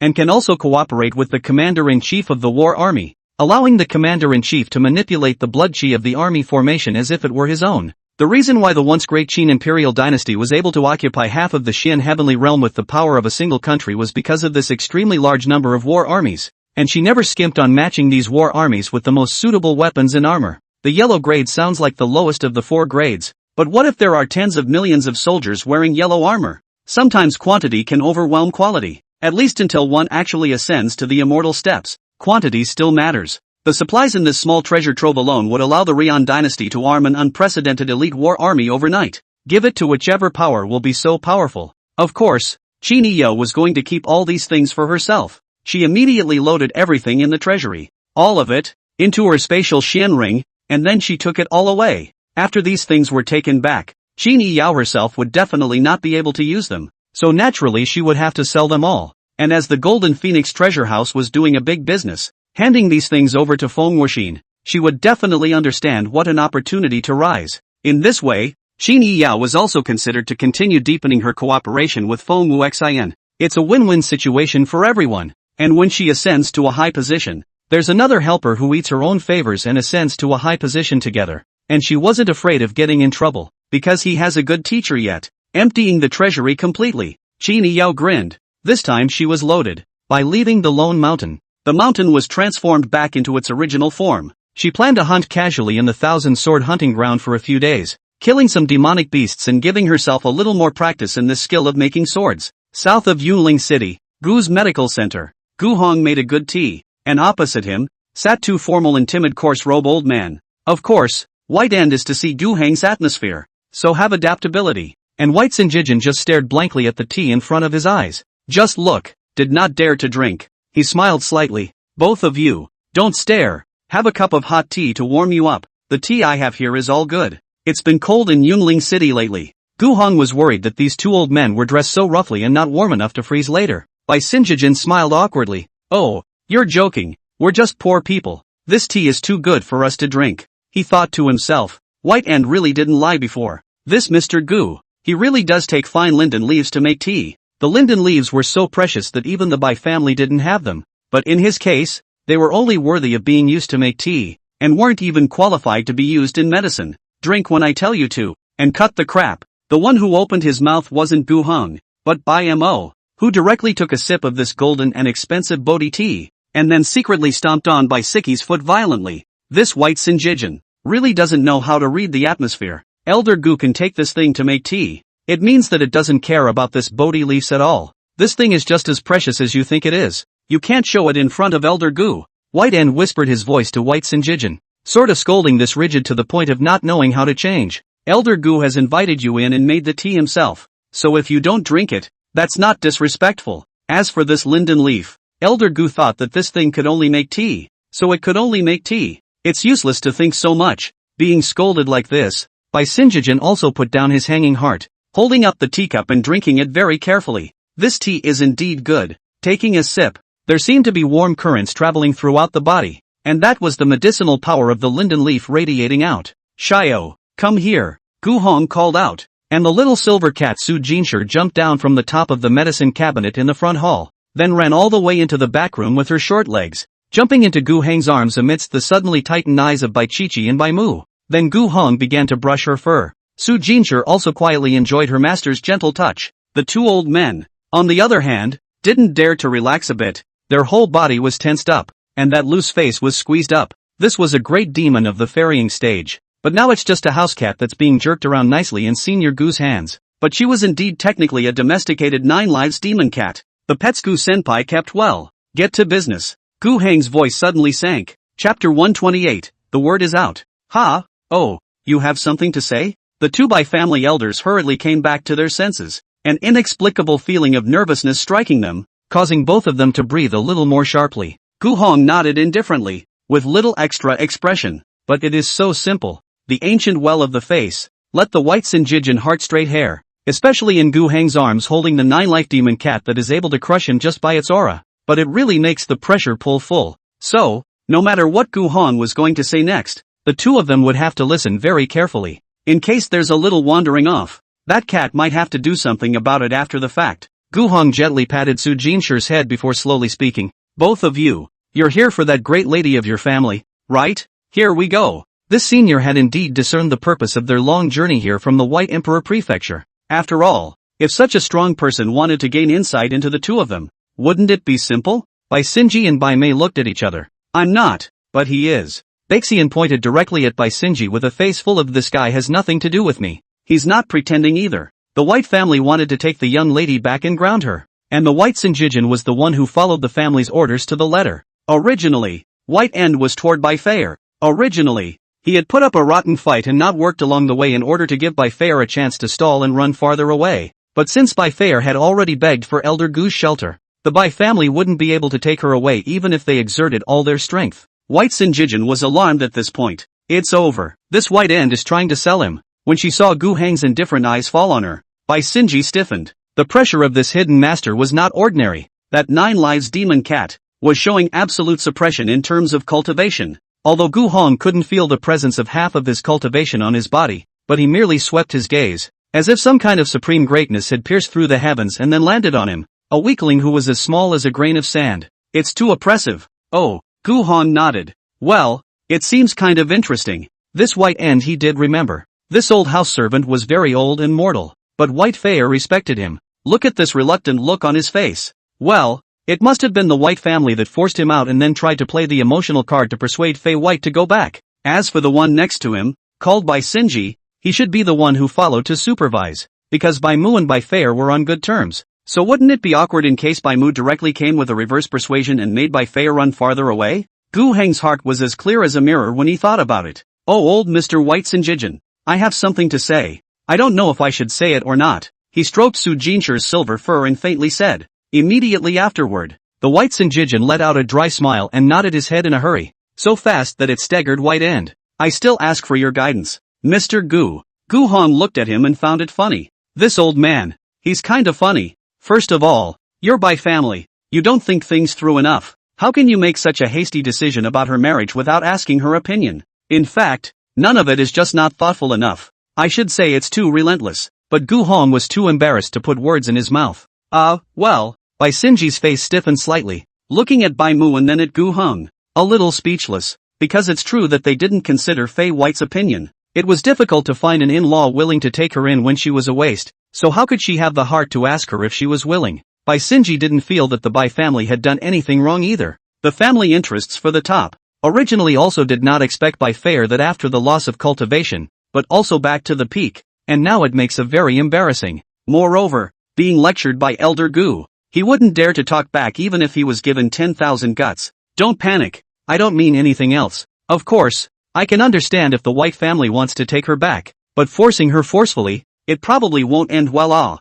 Gu Hong knew very well that even though the Bai family was a behemoth, if Bai Fei was really determined not to listen to their marriage arrangements, then in the end, no one would be willing to take a step back, and the result would inevitably be a lose-lose situation. That Bai Fei, who directly drew her sword and wiped her neck to die, he felt that it was entirely possible. At the end of the day, Bai Fei was lifeless and the Bai family lost a good girl. Typical lose-lose. Admittedly, he also knows that he is just a medical center. That Bai family is a serious big clan. It is said that the patriarch himself is so powerful that he is able to move mountains and move the sea. Gu Hong feels that his words, people certainly do not take it seriously. After saying this, he put Su Jinshi on the ground and gestured for her to play by herself. Instead, she lay obediently at his feet, her eyes growing cold. The white Sinjijin was even more stiff and unrecognizable now.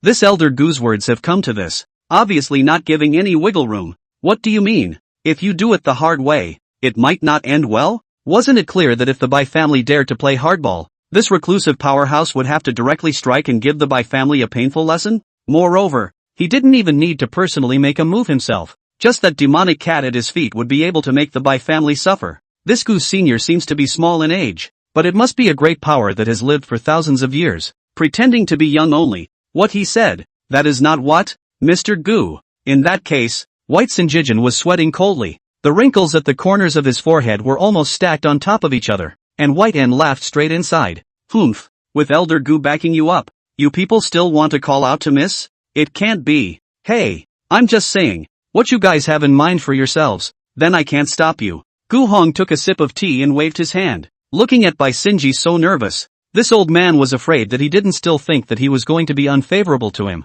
Can't it really be stopped? White Sinjijin could only smile, and didn't dare to say half a word in excess. Having said that, later on this demon cat is going to take him to the teeth. But since Bai Sinjijin came, he couldn't even see Bai Fei's face. Could he? It's not easy to go back and explain. And with such a big man protecting Bai Fei, the Bai family can't get around him in any way. Mr. Gu, can you have Miss come out to meet us? The White Sinjijin deliberated for a long time before daring to ask this. Since we can't do it the hard way anymore, we can only talk about it with love and reason. Oh, she's not here right now. She's gone out of town with my apprentice, so it'll probably be another 3 or 4 days before she's back. We, then, will stay here in Cloud Spirit City for a few days, and when she comes back, we'll come back, and hope that Mr. Gu doesn't mind the two of us intruding. Bai Sinji rubbed his palms together and spoke politely. That's as good as it gets. Okay, wait a couple days. You guys. Gu Hong didn't force them to stay. I don't want them to stay in the medical center. The two bad old men. Easy to make the young atmosphere in this medical center are aging. Chapter 129, Cleaning Up the House. At night, the Thousand Swords hunting ground. Qin Iyo returned to the waterhole, originally wanting to scoop up a handful of water to wash her small face. But, suddenly she saw it, a dead-looking person at the edge of the pool of water. Qin Iyo was puzzled, then walked over and took a look, only to realize that it was the same Lin Yang that he had met during the day today. It's you? What's this guy doing here? And a look that looks like his breath is failing him, as if he's been drained of his strength? Lin Yang twitched and saw Qin Iyo, but he didn't half want to move. He just begged in a weak tone. Let me rest. He looked as if he was out of breath. His face was white as a ghost, and his face was full of lifeless expression. It looked very bad, and Qin Iyo also smelled blood from him. Qin Iyo snorted, then walked around. Whether the guy was dead or alive had nothing to do with her. Lin Yang didn't have the strength and didn't want to speak. He fought with that leopard demon for almost a day and a night. Let's just say that at first, Lin Yang didn't even know what it was like because the compulsion had made him too severe in heat, and all he could think of was to lower the fire first, and wait for a reprieve before saying anything else. The results were not expected. That female leopard demon. But she's very energetic. Now Lin Yang couldn't even feel his little brother, as if it had been cut off. Ugh, he sighed. It is indeed raw. Unexpectedly, after getting away with it for such a long time, he, who was experienced in controlling women, unexpectedly lost himself to a female leopard demon instead because he failed to place a compulsion on Qin Iyo. What a creation! Ha! This girl child. She's a bit interesting. However, the 10,000 refining pill fiend did open his mouth, but Lin Yang didn't want to respond to him right now. No wonder my demonic flower enchantment compulsion didn't work. So she actually has ancient dragon essence in her body. The voice of the 10,000 refining pill fiend sounded a bit unexpected. Ancient dragon essence? It was only now that Lin Yang had the breath to make a puzzled sound. If this human wants to have ancient dragon essence, But he has to take the heart of the ancient dragon clan and use it as medicine, and then supplement it with some kind of special body refining method in order to condense it. What? You still have to use an ancient dragon's heart to refine the medicine? Lin Yang was now truly sitting up in shock from his dying sickness because the things that the 10,000 refining pill demon had said sounded too terrifying. Everyone in the world knew that the strongest clan in the world was none other than the ancient dragon clan, but the whole body of the ancient dragon is a treasure. No matter which part, even the ancient dragon excreted urine and poop, all have a very high value of medicine. He was a pill refining physician himself, and although he wasn't particularly powerful, he certainly knew how terrifying Gulong was and how not to be messed with. Then what master means is that the ancient dragon essence in her body, that's where it came from? Of course so, there is no second way. This female child's master is also a powerful character, daring to take the heart of an ancient dragon into medicine. This matter if the ancient dragon clan knows about it, those guys who were born to be lustful will definitely not let him go. The 10,000 refining pill devil smiled sorrowfully, and Lin Yang's cold hairs stood up as he listened, but he also understood why the magic flower fascination compulsion didn't work. I hadn't realized that this Chini Yao actually possessed the ancient dragon essence. Now that was really too much of a negligence on my own. Grass. But who would have thought that the person behind this young girl could be so bold to such an extent? Dare to take the heart of the ancient dragon to his disciple refining medicine forging body. Take the ancient dragon's nail clippings or footskin are considered risky. Take the heart is even more audacious. Unless that Chini Yao's master teacher was already so powerful that he didn't even put the ancient dragon clan in his eyes. I'm going to get her. Although Lin Yang didn't have the strength, he still had some great ambitions in his heart. This Qin Yao came from such a mysterious place, but mysterious is mysterious. Her backer is definitely strong and powerful. If she can really get her, wouldn't she take a few hundred years less detours? Thinking about this, Lin Yang's lips were grinning to the base of his ears. Although he was drained by the female leopard demon, he had great confidence again. In recent times, the atmosphere within the Green Wind Treasure House had been particularly dull. Chairman Sang Heng, who has been closed to visitors for some time now, the executives of Lian Bo Hong, who eat the dividends, have repeatedly asked to meet with Shang Xiong, expecting him to come up with some plans to counter the increasing revenue of Golden Phoenix Bao Hong, as well as its increasingly aggressive operation. But they were all put off by Vice President Yi Gong with various excuses. They knew that the Vice President was actually just a messenger dog kept by the President. They also knew that if Shang Xiong really had any plans, I'm afraid he would have said so a long time ago. So, is this Cloud Spirit City's Green Wind Treasure House coming to an end? At night, in a certain compound in Yunling City, a few of the Green Wind Treasure Firm's executives were drinking tea and chatting. Next to them, there were 7 or 8 Foundation Stage and Jiedan Stage cultivators as guards. This Shang Xiong, usually high and mighty to us, but now, counting on him to do something, he instead became a shrunken head turtle. Yeah, let's see. This Green Wind Treasure Bank. I'm afraid that within a few days, it's going to be done away with by Golden Phoenix Treasure Bank. Why don't we take this money now and just leave? Oh hey, what are you doing? Don't say that nonsense. If that Shang Xiong hears it, beware of him finding trouble with you. Someone looked around and whispered. Shang Xiong kept a killer this matter. In their place, in fact, are not a secret. Of course, know that there is no use. Only to be on guard. Shang Xiong to raise his eagle dog to deal with their own people. Humph, I'm not afraid of him? The other man slammed his glass in indignation. That guy got Ed senseless by a pussy from outside and we're going to be here to fear him? It is. I don't think he'll last much longer. Why don't we switch to the Golden Phoenix Treasure House? Anyway, we have a rich family background, a lot of spirit stones and silver money, and that Feng Wuxin might even treat us well. A few people were talking about it, oblivious to the fact that these guards with cultivation that they had hired with heavy money were having their necks slit one by one and then dying in a standing position. By the time they realized that something was wrong, it was too late. In the darkness of the night, a black-robed assassin, standing in the center of the courtyard, coldly looked at those few Green Wind Treasure House executives. Who are you? What's going on? A few people saw the killer, and they were so scared that their faces turned pale and their bodies trembled. But one of them recognized him, and pointing tremblingly at the assassin, shouted, "Wait, you're that Green 3, traitor." The black-clothed assassin spoke faintly. When he finished, he did it. A gust of wind swept by. There were a few more bodies on the ground that were struggling in pain, but were already bound to die, except that they would die a slow and painful death. Chapter 130, Blood Shadow Envoy of the Blood Shadow Tower. Ching San looked at these Paline executives, dressed in bejeweled clothes, but lying in a pool of blood, waiting for their deaths to come. His method of killing is not so much a dry and clean one as it is to leave the slain submerged in fear and agony,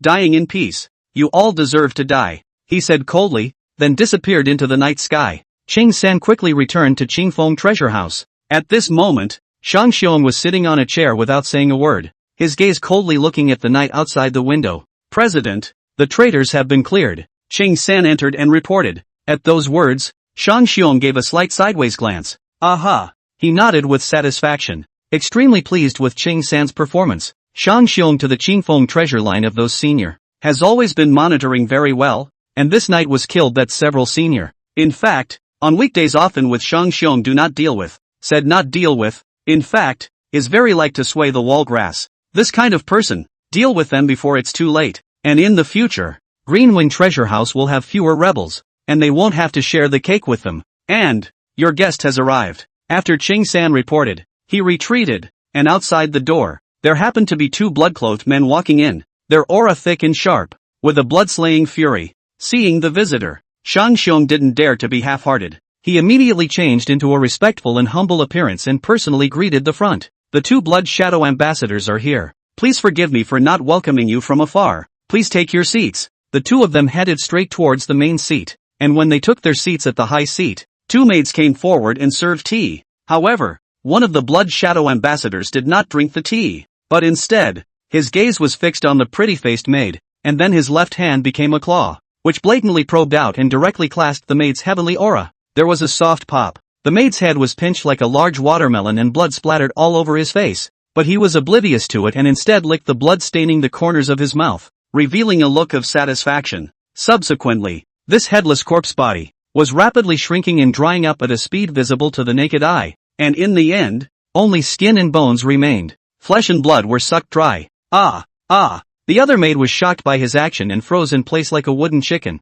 The other Blood Shadow envoy raised his eyes to glance at her and said indifferently, "Get lost." The maid was so shocked that she was busy stumbling and running out of the room, forcing her fear to close the door. Shang Xiong couldn't care less, although his back was also shocked out of a cold sweat, but should accompany the smile or must continue to accompany the smile. The headless dryad, now at his feet. However, Shang Xiong does not care about the life of a servant girl. These two, but the Blood Shadow House killers Blood Shadow Tower is the most mysterious killer force in the Rian dynasty. In addition to the royal family members, there is no Blood Shadow Tower dare not kill. It was the big man behind this Blood Shadow House that made people talk. The Blood Shadow Envoy, on the other hand, was the backbone of this Blood Shadow House. Although their numbers were small, each one of them possessed at least an 8th level of cultivation above the out-of-body, cultivating unique secret techniques. Not only was their assassination kung fu formidable, but their frontal confrontation was also quite formidable. These two people, both of them, were personally sent by Shang Xiong to the site of the capital of Kukun State, and invited over. How could he not take it seriously? Both of you, having traveled a long way, would you need to take a rest before talking business? He patted his ass. One of the Blood Shadow ambassadors, however, shook his head and said indifferently, "Tell us who to kill and where now." At those words, Shang Xiong's face also immediately surged with joy. Surely a professional killer who would never stall for time. With them out of the way, would Qini Yo and Gu Hong of the Gu Clan's medical center still have half a chance of survival to speak of? There can't be any more. But, after Shang Xiong spoke the information about the person he wanted to kill, the faces of those two Blood Shadow ambassadors suddenly turned weird. A little brat at the Jidan stage? You're going to invite us for this kind of crickets among crickets? Think we'll take any Thai order? Are you trying to amuse us? The mighty pressure and the words fell together, pressing down on Shang Xiong. Shang Xiong, however, could only immediately kneel down and kowtowed. Lord Blood Shadow Envoy rest his anger. I never had the idea of teasing you two. It's just that the people of that Gu's medical center are secretly protected by the experts of the Golden Phoenix Treasure House, and my own men went to assassinate them, and they all returned in defeat. Xing Yi, the most capable fighter under his hand, was dead in his arms, and Shang Xiong naturally had no other choice but to hire killers stronger than Yuaning stage cultivators. If, in order to protect a mortal, the Golden Phoenix Treasure House can even send experts to secretly defend, wouldn't that true pill refining physician, Qini Yao, be surrounded by even more experts? Although he had previously received information that she only had a Yuaning stage cultivator with her for protection, Shang Xiong had always acted cautiously, thinking in terms of the worst possibilities. Therefore, he thought that around that Qini Yao, he was afraid that there had to be 3 or 4 Yuaning stage experts. This Shang Xiong only with their own little family money, of course, cannot be solved. He didn't have the backbone to do so without inviting an expert from the Blood Shadow House. Humph. so it's not her that's your trouble. It's the Golden Phoenix Treasure House's escorting experts, isn't it? The Blood Shadow Envoy said in a cold voice. Shang Xiong hastily agreed. What you said is true, but that stinky girl must also die. Ha, this matter is a piece of cake. Both Blood Shadow Ambassadors' attitudes were indifferent, but they were also very confident. Then I'll thank you two lords here first. Shang Xiong is also very assured. After all, the Blood Shadow building of the Blood Shadow make but the reputation. This Countless lives for the reputation, but call people very trust. That Goose Medical Center. It is difficult to escape a death. However, after listening to his commission, those two Blood Shadow Ambassadors suddenly laughed eerily. The specifications for a Blood Shadow Envoy to make a move are 1 million spirit stones per person, or a Xian-ranked magic treasure. Shang Xiong was stunned for a moment. For one person, it's 1 million spirit stones? The liquidity available to him at Qingfeng Treasure House was now less than $200,000. Because, on that black-robed alchemist side, he was also collecting debts,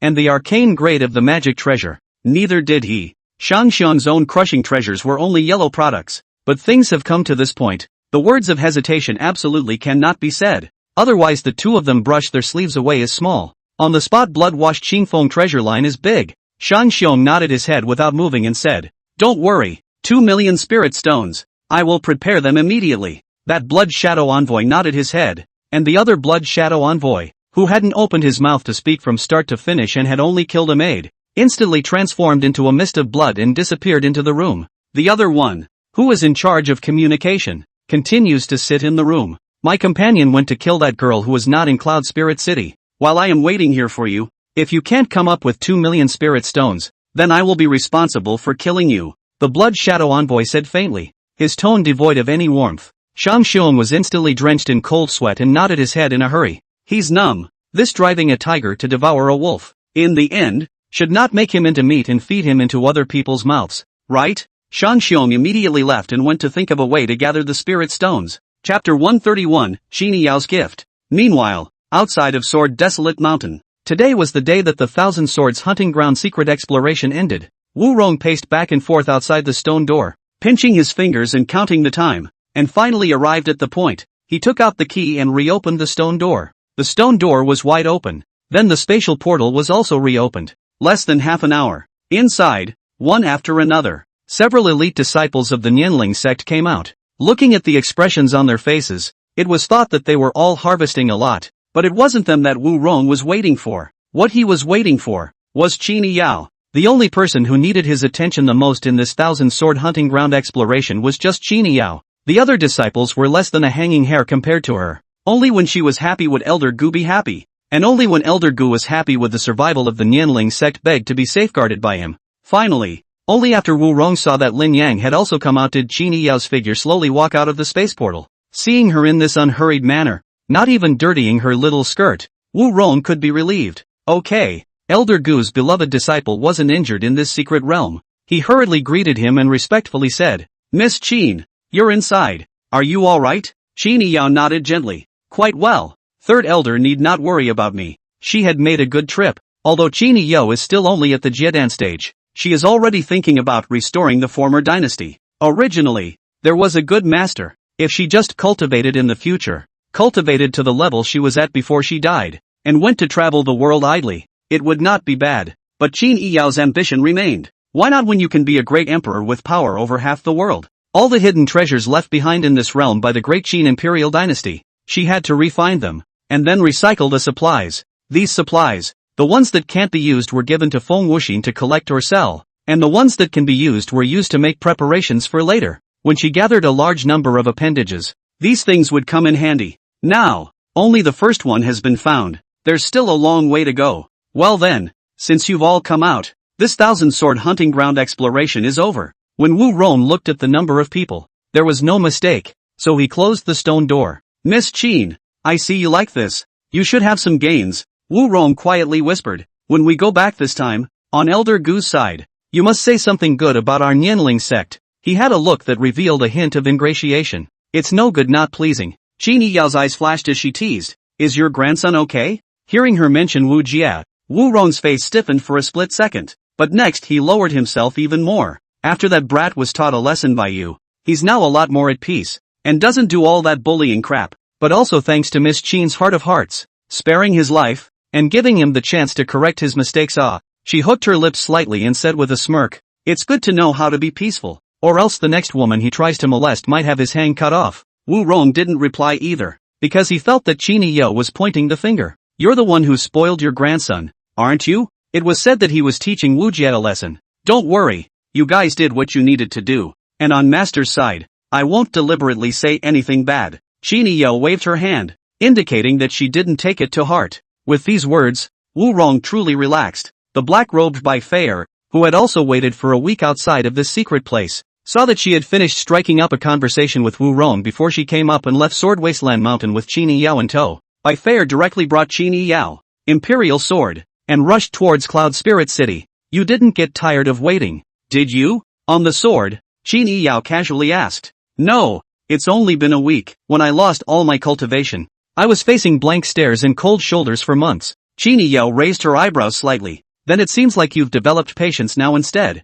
"Ha?" Bai Feier didn't reply and only returned the smile. It's true that she can't develop much of a good mindset without encountering this kind of rock-bottom adversity. But if Gu Hong hadn't helped her retrieve her cultivation, then not to mention her mindset, she might have cut her own throat long ago. "Alright, since you've been waiting for me for quite a while as well, I'll just send you something as well." Qini Yao pulled out a pair of frost-white soft armor from her Xian ring. "Here." Whitefield froze. This soft armor is a woman's style at a glance, but the material is by no means ordinary, and there is a chilling coolness that seeps into the flesh and blood when touched, which is very comfortable. Looking at the soft armor, there were also 7 crystal beads embedded in it, and 7 dragon shadows could be vaguely seen roaming inside. This was definitely a very precious protective type of magic weapon. Where did she get it? I haven't heard of this kind of treasure in the Thousand Swords hunting ground. This is the Frost Dragon soft armor, Earth grade. The protective armor equipped for use by the female generals of the close guards of the Great Qin Imperial Dynasty. The 7 dragon crystal beads on this can also enhance your Dao power. My master gave you a good sword, and with an armor, it looks pretty good as well. Bai Feier looked at the soft armor and didn't reach out to take it. This baby, it sounds like it's been around for years. The Great Qin Imperial Dynasty had completely died out a long time ago. But of course, Bai Feier had heard of it. The behemoth whose territory encompassed half of the Xian Heavenly Realm, and the Great Qin War Army that everyone heard of in those days. One of the most ordinary soldiers in the Great Qin War Army. The whole body of the soldier's armor. The weapons are all yellow products to start with, and the general leading the army is even higher. Of course, there wasn't any power now that had the reserves to support such a large elite army. This ground goods of female general's soft armor. "Yao's sister, why don't you use it?" Qini Yao laughed. "I don't need it. You gave me this spatial Xian ring, and now I'm giving you this precious armor as a return of your favor." She wasn't worried about not having a better one, because Gu's medical center had everything. No such protective soft armor? Wouldn't it be nice to have Master knock one off for her? This kind of body armor is special for the female generals of the close guards, and this color is also very nice, which is what Qini Yao likes. It was just that the sight of this white soft armor brought back a bit of not so good memories, and she didn't want to keep it to wear. Qini Yao remembered when he used to be a great emperor. Among the 12 generals under his command, there was only one woman, although silent, but that loyalty could be seen at a glance, and he was considered to have a confidant who could be a listener. However, when he died himself, she died too. Now that Qini Yao had been resurrected, none of her most trusted and heartfelt generals could be resurrected. Sad. In that case, I thank my sister as well. Bai Feier didn't refuse Qini Yao's gift anymore, taking it over and wearing it underneath her black robe. Qini Yao, on the other hand, was immersed in fragmented memories of the past, her gaze drifting away. Just like that, the Imperial sword flew for an hour. The rush was just so monotonous and boring. Swish! The most urgent, dangerous warnings were suddenly born in the minds of Bai Feier and Qini Yao. Both of them were shocked and snapped their eyes up, but they saw a bloody aura sweeping in. "Look out!" Bai Feier reacted first, but the sneaky killing move came too fast, and she only hastily chopped out a sword in an attempt to block the bloody mane. Boom! Between the collision of Dao power, the two men fell downwards into the mountains. Chapter 132, intercepted halfway. Bloodshot makes the trip feel like an easy job. First of all, that Green Wind Treasure House's president was also considered a smart person, knowing that sending his own assassins to secretly follow these two women would not make it impossible to find them. Having a general idea of where they were going, it was especially convenient to find them on your own. It didn't take more than a few hours to find it, and the one he had to deal with was really only a female sword cultivator at the 8th level of Yuaning. The other yellow-haired girl at the Jedan stage was the target, but the Blood Shadow Envoy had now ignored her, and with no one to protect her, He could stare the girl to death of fright even with his eyes. Was expecting to be outnumbered 1-to-1. But where? Is there much now? There aren't even any out-of-body stage cultivators. It's just a random kill. That move of his own just now. It is estimated that he can split that Yuaning stage female sword cultivator into 2 parts with his sword. The Blood Shadow Ambassador realized something was wrong. Like, not split in 2? She actually carried it off? The Blood Shadow Envoy felt the scent of the mountains and forests below. And indeed, the other party did not seem to be heavily injured. Awesome. It was rare to meet this kind of guy who was so much weaker than him and still managed to eat his own move without any major injuries. The assassin never went for the kind of order where he was bound to fail. But for him, assassinating a target weaker than himself amounted to no challenge. And it would get boring. And killing a tiger was certainly more pleasurable than stomping on a mole. Looks like it could be a blast today. It's a hunt that could be a lot more fun. Anyway, no matter how much more they struggled, it would only be a Yuaning stage and a Jidan stage. On the other hand, after Baifeir and Qini Yao fell into the mountain forest, they immediately stabilized their figures and stood side by side, looking at the blood-colored figure in the sky that was slowly falling, their faces grave. Baifeir covered her heart and whispered, "We're in trouble." There were no external injuries on her, except for a cut in her black robe, which she simply ripped off. The other party came with a strong momentum, striking out with a killing move, fast and ruthless. Even his stance was just a blur of blood shadows swept in midair. But Fei White eventually reacted. She drew her sword and returned fire, although she didn't completely block it, but in her hand was a holy grade sword, and on her body she was wearing an earth grade soft armor. Although she fell as far as she could, her injuries weren't too bad, but there's a more damaging trouble. That guy's Dao power. It's poisonous. After fighting him for only one move, she was already poisoned. Baifeir felt that the flow of Dao power in her body was slowing down. It was only because of the ground-grade Frost Dragon soft armor support that the erosion of this poison effect appeared to be slow. Without this body of precious armor, I am afraid that I will be paralyzed and slaughtered in less than a moment or 3. It's the Slayer? Qini Yao unsheathed her sword and stared intently at the blood-clothed man covered in blood mist as he descended from the sky and stood 20 paces away. This sudden appearance to give them a killing blow was coming from a bad place anyway. Only, Qini Yao could feel an unprecedented pressure from that blood-clothed man. This turned out to be an out-of-body stage killer. Looking at the scarlet blood aura around that body, it was clear that this fellow was extremely difficult to deal with, even if her combat power was also far more than the Jidan stage. With just the 2 of them, they might even have to pay a small price if they wanted to take down this killer. It's an assassin from the Blood Shadow House. Baifeir stood with her sword in a pose, dressed in blood red. This was the dress of the Blood Shadow Envoy, and the Blood Shadow House was infamous. Of course she had heard of it, but she never thought that she would be approached by these killers today. This Blood Shadow House, was it trying to kill her, or Qin Yao? But why? Who wants to buy both their lives? Oh, that's funny. The Blood Shadow Envoy also realized why Baifeir was able to eat his killing move. This female sword cultivator's treasure armor and soft sword seem to be not bad grade magic weapons. At least it must be Xianpin grade, that Golden Phoenix treasure line,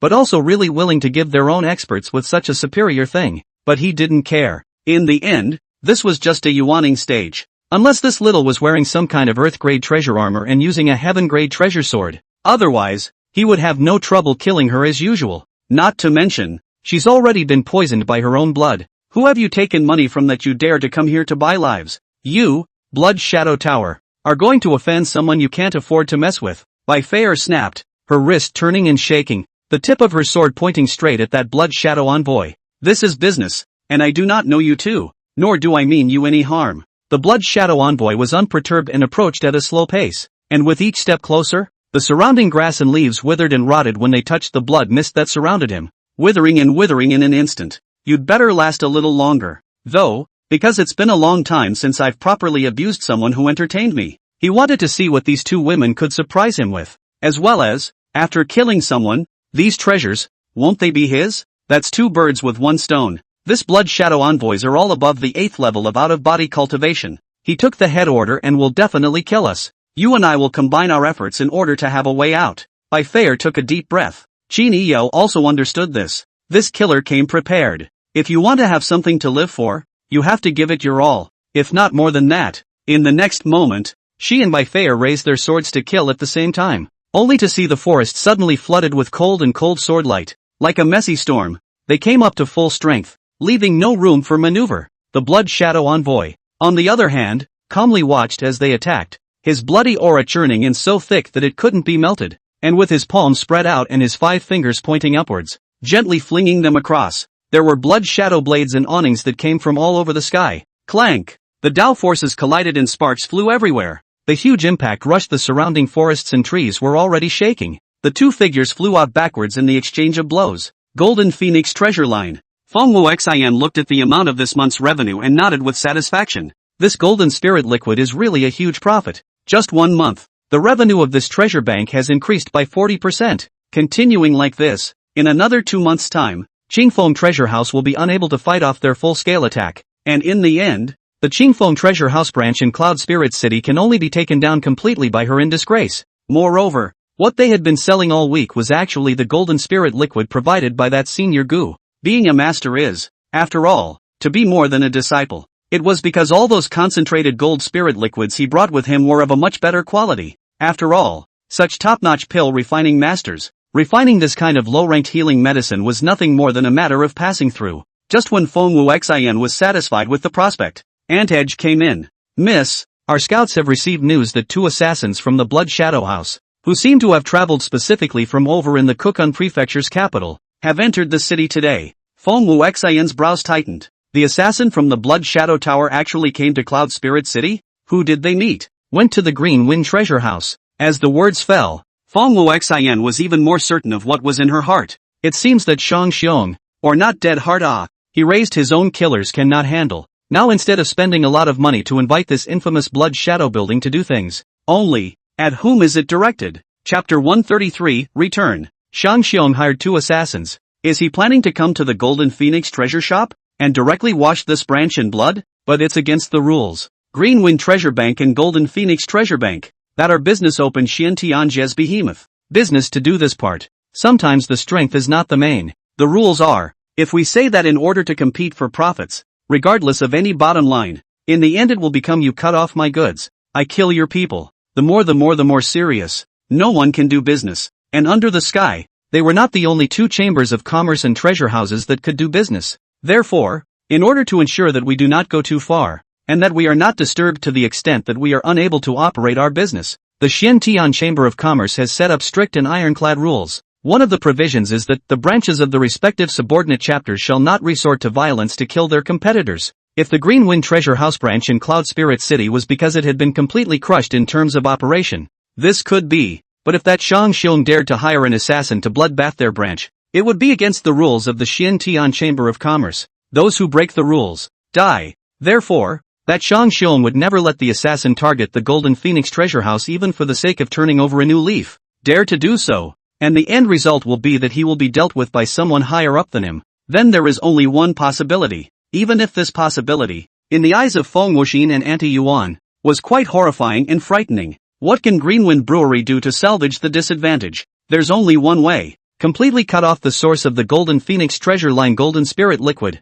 and it was in the simplest and crudest way possible, making them completely lose their supply of Golden Spirit Liquid. Anti-Yuan, that Shang Xiong, I'm afraid he's going to make a move on Mr. Gu's beloved disciple. After Feng Wuxin figured this out, her face sank. This is not impossible. After Aunt Rim pondered the matter for a while, she felt that it stood up to scrutiny completely. That Qingfeng Baoxing probably didn't know from the beginning that Mr. Gu's true identity was a reclusive powerhouse and the ones who often dealt with the Golden Phoenix treasure line were actually his disciples. If that Qingfeng Baoxing sees her as a weak and bullying little girl with no backer behind her, then I'm afraid that Shang Xiong really wants to get rid of Qini Yaoya with his crooked mind. Qini Yao was Gu Heng's only disciple, and what Gu Heng's temperament was, they had figured out a little bit during this time. This Gu Gongzi, on the surface elegant and easygoing, transcendent, but if someone really stepped through his bottom line, what will happen? Aunt Yuan, send some more scouts, have them figure out what level the assassins that came to Qingfeng Treasure House this time are, how many of them there are, gather the information for me, I'll then go and meet with Mr. Gu, and speak with him about this matter. Fengwu Xian made an immediate decision and commanded, good, don't worry miss, this matter, I will personally take care of it. Gu Hong was sitting in the courtyard drinking tea. Today was the day Qin Yao and Bai Feier came back. He was all ready to make a good meal tonight and give them both a good treat. After all, a hunting ground in the middle of nowhere doesn't have much in the way of tasty dishes, except for hunting game for yourself. Not as good as he did. Gu Hong had thought that they would come back quite early. He had waited here in the morning and then had not seen anyone, and now that it was afternoon and they had not come back, he thought that those two girls would not have run off on the road to look at the scenery, right? Only able to wait. Gu Hong was bored, so he planned to do something to relieve his boredom. He has a lot of skills and not many of them come in handy. However, since you want to relieve your boredom, you can paint, or practice calligraphy. Gu Hong chose to practice calligraphy, cultivate the mind. Think of it and do it. Gu Hong directly pulled out a pen and paper ink pot from the system's backpack and directly moved his pen. Of course, he wouldn't be writing any poems, just writing, and after he had casually written a few large words, a knock sounded outside. He thought it was Chin Yo and Bai Fei returning, but when he opened the door, he saw an old face. Yo, Mr. Ancient? Gu Hong raised an eyebrow. The person who came was the ancient head who helped him carve the plaque of his own medical center. From the last time he saw him, it has been more than a month, but look at the ancient head of this appearance. It is very spirited. The beard and hair were cleaned up, and he walked as if he were walking in step, and the whole man looked extraordinarily radiant. Ancient head smiled as he walked in. He, Mr. Gu. Old man, I'm here to disturb again. Rarely a person who is still familiar with himself to visit. Gu Hong also immediately invited him in. Not much to say, direct tea reception. You've become quite different after not seeing you this January. Gu Hong sized him up. It seems that having an apprentice motivates you to do things. Like him, after raising a little girl in the family, he suddenly got motivated himself. Mr. Gu has good eyesight. The ancient head also knew in his heart that the matter of his realm breakthrough could not be hidden from this young man who was several orders of magnitude stronger than him. Because of that scroll gifted by Gu Hong, the ancient head realized his long-lost doubt from it. Without Gu Heng, he was afraid that he wouldn't be able to reach a higher realm in his life. But then, breaking through from the 5th level of the fairy stage to the 6th level, this doesn't seem to be worth Gu Gongzi's surprise. And he really wasn't surprised. If one still couldn't realize anything after gifting that scroll, then I'm afraid that Mr. Gu would be truly disappointed. That apprentice of yours, how's it going? Gu Hong asked. You said Lu Yen that kid not bad, quite persevering, learning well. The ancient head was also happy. He was able to make a breakthrough himself and his disciple's talent was also very good. It could be said that it was a double blessing. I told you, taking him as a disciple, you definitely won't lose out. Gu Hong remembered what he had said to the ancient head earlier and laughed. There's not much to say. Come on, practice writing. After a few cups of tea, he dragged the ancient head to practice calligraphy, although the ancient head's calligraphy is still much worse compared to his, but the solo is not as good as the crowd. Walking over to the table, the ancient head looked at the table with those large, bold and powerful words with a sprightly brush, and couldn't help but feel a sense of emotion in his heart. Want to go to a realm like Mr. Gu's? He's afraid it's going to be difficult. After another half an hour, there was another sound coming from outside the door, and this time, when Gu Hong went to answer the door, he realized that it was the two old house servants of the Bai family from a few days ago who had come. Mr. Gu, we are intruding. Bai Xinji and Bai Mao were full of formalities, bowing and speaking kindly. There you are, come in first. Gu Hong scratched his head, a little embarrassed. Alas, this before told them both. Bai Fei and his disciple went out. We'll come back today, but Bai Fei and Qini Yao Yao up to now are missing. Can only let these two old servants wait a moment. After entering the door, the ancient head only looked up at them and continued writing, while the two were each shocked after seeing that ancient head. Transition period. Another transition period. But surprised as they were, what else could be going on in this medical center that wouldn't surprise them? Waiting, and my apprentice hasn't returned yet, so I'll have to trouble you two to wait a little longer. Gu Hong apologized. It's okay. The two of them waved their hands in a hurry. It's been a couple of days. It doesn't matter if you wait a little longer at this point. After waiting for another half an hour, there was finally movement outside the gate. Only, this time it was pushed away. Gu Hong looked into the front yard and his face immediately froze. Because, the two silhouettes that walked in were covered in blood. Chapter 134, The Price of Blood. Qini Yao was assisted by Bai Fei and limped into the front yard. Every time she took a step, her feet carried a shocking blood-colored path. She was wrapped in a robe. It was impossible to see exactly where she was injured, but just from her breathless, near-death misery, anyone could see that this little girl was not lightly injured. They're both in bad shape. Bai Fei looks a little better, but this better is just a comparison with Qini Yao. Her arms were full of deep visible wounds that looked like they had been deliberately abused. Her face was pale, and the dripping blood by the corner of her mouth looked a little blue. Compared to Qini Yao, her external wounds were slightly better, but her brow was greenish-black and she had obviously been poisoned. She could at least walk, though Qini Yao was having trouble even continuing to walk. Gu Heng's brain was instantly rumbling. He rose violently and stepped forward. Approaching, Qin Yao only shook her head and raised it to Gu Heng's face. Her thin lips, which were already bloodless, moved slightly, and only said in a weak voice, "Master, I'm back." After saying that, he completely fainted. Gu Hong hurriedly held her in his arms. He smelled a mix of blood and the scent of a young girl's body. Then the anger in his heart began to burn violently. "Mr. Gu, I didn't protect her." Bai Fei barely stood and didn't dare to look directly at Gu Heng's face. Rather than the toxins in her body making her powerless, it was the excessive sense of defeat that made her ashamed of herself. She had personally made a heavy oath in front of Gu Hong to keep not a single hair on Qin Yao's head from being harmed. However, a blood shadow envoy of the 8th level of the outbreeding stage had turned her promise into a joke. And even with a saint-grade divine soldier in her hand and an earth-grade treasure armor on her body, she couldn't take advantage of this assassin whose cultivation far exceeded hers, and whose cultivation techniques were even so treacherous and vicious. Her cultivation level was still low after all, and she couldn't bring out the full power of the sacred soft sword. Otherwise, that blood shadow envoy, she would have been able to cut him down with her sword in 7 or 8 moves. But when you think about it, the two of them can't even be considered winners, only losers. Don't talk about that, Fei girl, I don't blame you for anything. Gu Hong looked at the fainting Qin Yao in his arms. His eyes were dark and cold. Now he couldn't care less who did this. Healing the two of them was the most important thing. However, Bai Fei didn't take 2 steps before she spat out another mouthful of greenish-black dirty blood foam and collapsed to the ground.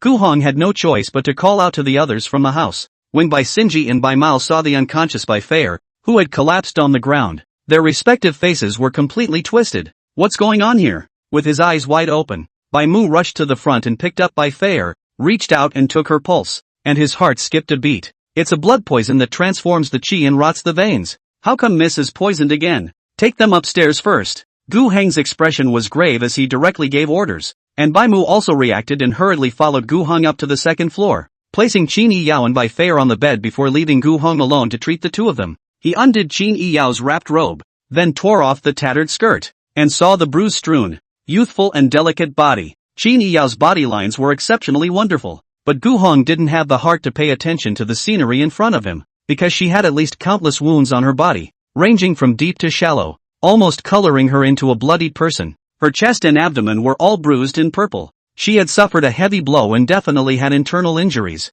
He immediately started to get busy, first stopping the bleeding, then treating the wounds. Into the system's efforts to teach Gu Heng's medical skills to what extent, he himself is not clear, but healing this external skin injury or internal injury, absolutely no problem. Moreover, Qin Yao was still hanging on to her breath. She had a strong will to survive. Gu Hong quickly finished the treatment and fed Qin Yao the elixir, listening to her breathing gradually recover and then become steady. After dealing with Qin Yao's injuries, he then undid Bai Fei's clothes and saw that she was wearing a silver-white soft armor, which seemed to have helped her block a lot of damage. It's true that those from big families still have some good treasures to save their lives, although to Gu Heng's eyes, this soft armor seemed to be of somewhat poor quality. But since Bai Fei was wearing it, it meant that it was body armor for cultivators, so naturally, his eyes would be of no use. This kind of cultivator's magic treasure was very powerful, only that he couldn't see the mystery at all. How can a mere mortal speculate on a cultivator's treasure?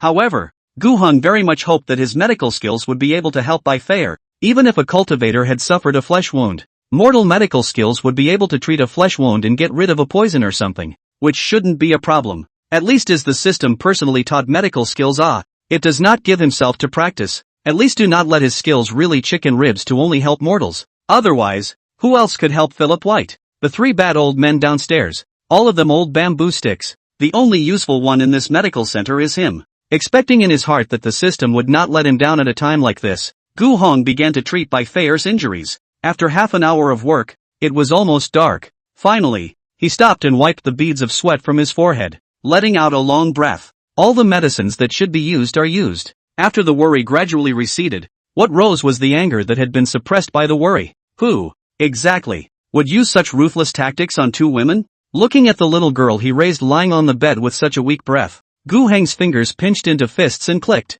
Usually when she was too lazy to wash her own clothes, Gu Hong didn't even bother to yell and scold her. But now she was being beaten like this? There is also Bai Fei. His relationship with Bai Fei is actually not deep. If Gu Hong himself to assess, he feels that the two are also considered to be close friends with something to talk about. After all, It is rare for mortals to be able to make friends with cultivators, and he was lucky to have such a one. What kind of person could hurt her like that? Gu Hong contained a full of prancing heartfire and walked downstairs. He didn't think about it that much more. No matter who did it, he had to make whoever did it pay in blood. Chapter 135, Elder Gu gives me a chance to perform. Mr. Gu, may I ask if my young lady's condition is alright? As soon as he came downstairs, Bai Mu directly pounced on him, asking with an anxious face. Gu Hong shook his head and said, he hasn't woken up yet, but there shouldn't be any danger to his life. Upon hearing this, Bai Mu breathed a sigh of relief, and then he revealed a look of indignation. White and needless to say, he grew up watching The Big Miss, when he saw again,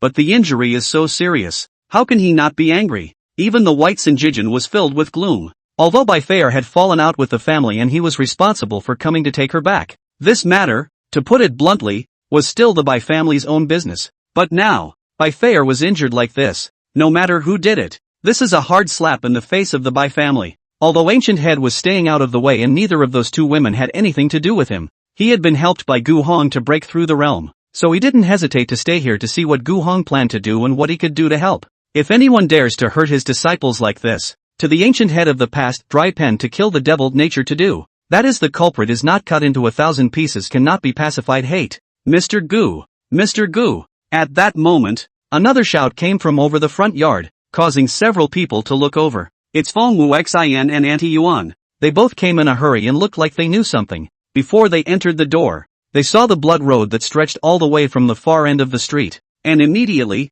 both of them were half cold in their hearts. And, something's wrong. Entering the front yard and seeing that the blood on the ground had disappeared, Feng Wu Xin seemed to have some hope in her heart again. Chairman Feng? I wonder what I can do for you. When she saw Gu Hong walking towards her, Feng Wuxin anxiously inquired, Mr. Gu, may I ask if Miss Qin is still well now? She sounded a little flustered. Gu Heng's face only hardened even more coldly when he heard this, and he shook his head. That girl was seriously injured. I just treated her and she's recuperating. Now, although Feng Wu Xin had prepared for this, it was still a little hard to hear this news. It's a little late. Feng Wu Xin let Golden Phoenix Treasure Line raised all the scouts. I-Line are immediately acted up. Multi-directional investigation, comparison of intelligence, and even let the Green Wind Treasure Line those who have not yet been exposed to the insiders at the risk of their lives to probe after. She finally determined that the Green Wind Treasure Line even invited two Blood Shadow to make Blood Shadow Envoy. This was the most central assassin of the Blood Shadow Tower, and his cultivation was quite strong. Not to mention that with Shang Xiong's little family fortune, what made him able to hire this level of assassin? But since people were here, something was bound to happen. And now Feng Wu Xin knew that he had come a little late after all. But it's not too late. Although Qini Yeo was seriously injured, she still came back, and with Duke Gu's protection, that Blood Shadow Envoy surely couldn't think of any more half-assed results. Does President Feng know something? Gu Hong could also see that this Feng Wuxin was rushing towards him in a hurry and was bound to know something about the situation. Admittedly, Gu Hong knew that the one who could injure by fire like this would definitely have to be some kind of cultivator as well. But he wasn't going to think about it right now. He couldn't personally help his disciple take revenge, so he'd ask someone else to do it. This isn't going to go away. Feng Wu Xin didn't hide anything and directly stated all the information she had obtained. Even so, she knew that there was another Blood Shadow Envoy who was staying in the Green Wind Treasure House at this time, while the other was responsible for going forward to assassinate. After hearing what Feng Wu Xin said, humph, then this Cloud Spirit City's Green Wind Treasure Firm, is it bold enough to do this? White End was furious. And White Sinjijin also had an ugly look on his face, because how could they not expect that the original Bai Fair wasn't the target? Qin Yiyao was, and that Qinfeng Treasure House and Blood Shadow House, even dared to charge at this senior's beloved disciple. It really hasn't died. Humph, this district is City Treasure Bank branch, even dare to do this kind of thing. The Ancient Head stroked his beard and grunted coldly. He was not a person from the Rian dynasty, and he was once a powerful casual cultivator who traveled the world. So naturally, he knew that the Green Wind Treasure Bank was powerful, but that was only the head office was very strong, and a branch in this tiny Cloud Spirit City, that was simply not worth mentioning. However, it was this little shrimp that he didn't even need to give a proper look to that hired a killer to come and hurt Gu Heng's beloved apprentice. Mr. Gu, are you okay? Feng Wu Xin said with some hesitation. Unlike the others who were either angry or disdainful, Gu Hong appeared calmer, as if the bloodstains on the ground that had yet to be cleaned up were not left behind by his most favored disciple. But he was the one who was so calm that he made everyone a little scared. President Feng, are you sure? It's the assassin hired by that Green Wind treasure house? Gu Hong opened his mouth. He raised his eyes, and Feng Wuxin, who met his eyes, only felt a coldness running through his body straight to his head. I'm 1,000,000% sure. Give her some guts and she wouldn't dare lie about such things. Well then, the Green Wind treasure house will have to pay the price. Gu Heng's indifferent voice seemed to contain divine power that could make people's blood freeze, without a trace of emotion, and all of them were creeped out by the sound of it. Senpai was angry. The consequences are dire.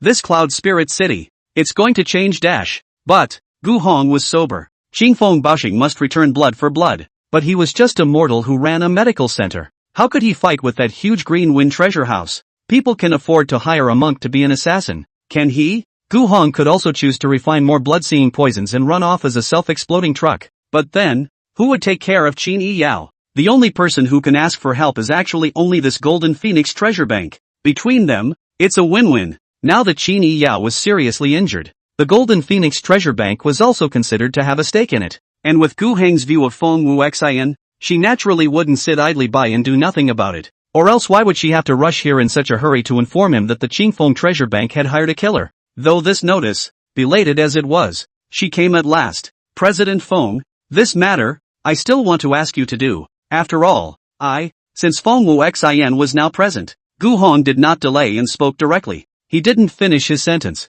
but he knew that Feng Wuxin could understand his difficulties, and Gu Hong was also feeling a few unspeakable moments of powerlessness right now. Mortals, when it comes to this kind of thing, can't do anything. Feng Wuxian's eyebrows jumped slightly. This was because she thought that Gu Hong might, in a fit of rage, directly strike out to erase that Green Wind treasure bank. But was he planning to give himself a chance to show off? To prove her competence? Please don't worry, Mr. Gu. I will definitely get this back for Miss Qin. Feng Wuxian didn't make any pretense and directly and cheerfully responded. She was clear that Gu Heng's willingness to give herself this opportunity was bound to be based on her own abilities. And this matter, she not only had to take it, but also to do it well enough. Okay, please trouble President Feng. Gu Hong stood up and arched his hand. Chapter 136, Cloud Spirit City changes sky today. Feng Wuxin was nervous in her heart because she had made a pledge in front of Gu Hong, which she thought was tantamount to making a military order. Although if this was not done well, with his nature, he might not blame him, but Feng Wuxin knew that he had already bound himself to Qin Yi Yao's interests. Something must not happen to her, and as a collaborator, Feng Wuxin definitely had to show enough attitude. Shang Xiong wanted to kill Qin Yi Yao, to kill this important partner who could reciprocate with her and rise step by step. If she didn't show something, would Qin Yi Yao still be able to look at her like she used to in the future? In this matter, the Golden Phoenix treasure house must make an absolutely huge counterattack. Without delay, Feng Wuxian and Aunt Yuan immediately took their leave. While Qin Yi Yao was lying on the bed, Gu Hong didn't have the heart to continue receiving these visitors. But the several old men were very sensible and knew how to read the atmosphere, knowing that Elder Gu was precisely in a fit of anger right now, and they had the heart to do something about it, especially the White End and White Cannons. Although Bai Feier was treated differently, in the end, she was all surnamed Bai, and no matter how much she disobeyed the family, she was still the family's heavenly pride. But now, someone was trying to buy the life of Elder Gu's beloved disciple, even implicating Bai Feier.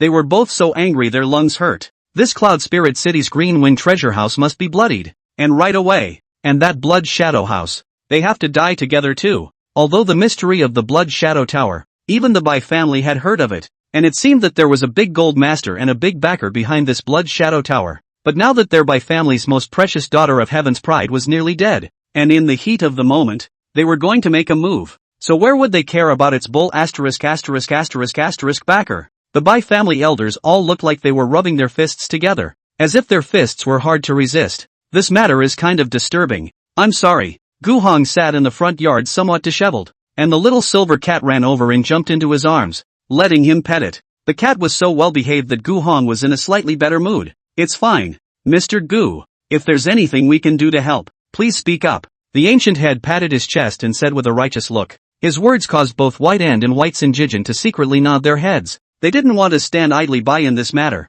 but if they weren't capable of helping Gu Hong, then so be it, and they would try to avoid getting into trouble. Gu Hong sighed. How can these old men help? This White End and White Cannon is the White family. This big family should not be on the White Feier sit back and do nothing. But here is far from the White family. These two old men and just ordinary old family servants. And so on with a letter to notify the White family to know about this matter. The yellow flowers are going to be cold. Might as well let Feng Wuxian handle it right there. Golden Phoenix Treasure Firm was, after all, also a great chamber of commerce that could rival Green Wind Treasure Firm. But Gu Hong looked at a few of their old men. All of them were filled with righteous indignation, and looked like they were going to use their old fists and legs to beat people up. So even though he felt that they couldn't do much to help, he couldn't say the words that told them not to do anything stupid. After all, people were holding out for his little girl. How could Gu Hong say anything demoralizing? Go ahead and do whatever you guys want to do. I want to get some rest. Gu Hong waved his hand, looking genuinely tired and wanting to get some shut-eye,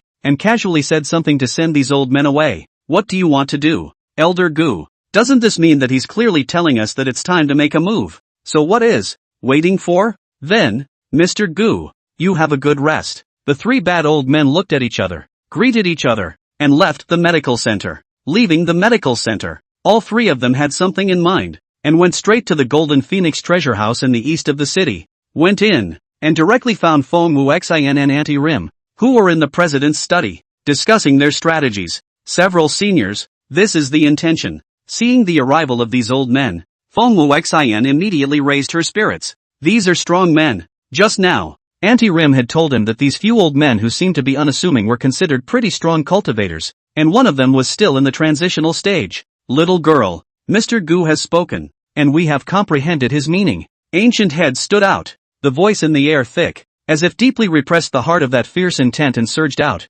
once as a dry pan to kill the devil of him. This time, is ordered to do it. The three of us, and this Golden Phoenix treasure house of yours, together, we're going to get back at Mr. Gu. Only letting a little girl like you contribute. A few of us old guys, we can't hold our hands down. White and White Sinjijin also stood out. Their faces cold, their bodies faintly emitting a murderous aura. Even if she knew that this aura of theirs was not directed at her, Feng Wuxian still felt her legs shaking a little, because she was not strong, and the pressure of a strong person is not something that a weak person can easily withstand. Well then, with the help of all the seniors, this matter will also be more manageable. Feng Wuxian was also quite welcome for them to come and help. Originally, she shouldn't have just physically wiped out the Green Wind Treasure House branch, which was likewise not in line with the rules of the Xintian Chamber of Commerce. However, this blood debt must be paid. She and Aunt Edge had been agonizing over how to get this matter, but that was no problem now. You Golden Phoenix Treasure House have rules to follow, and I am well aware of your rules, but such rules,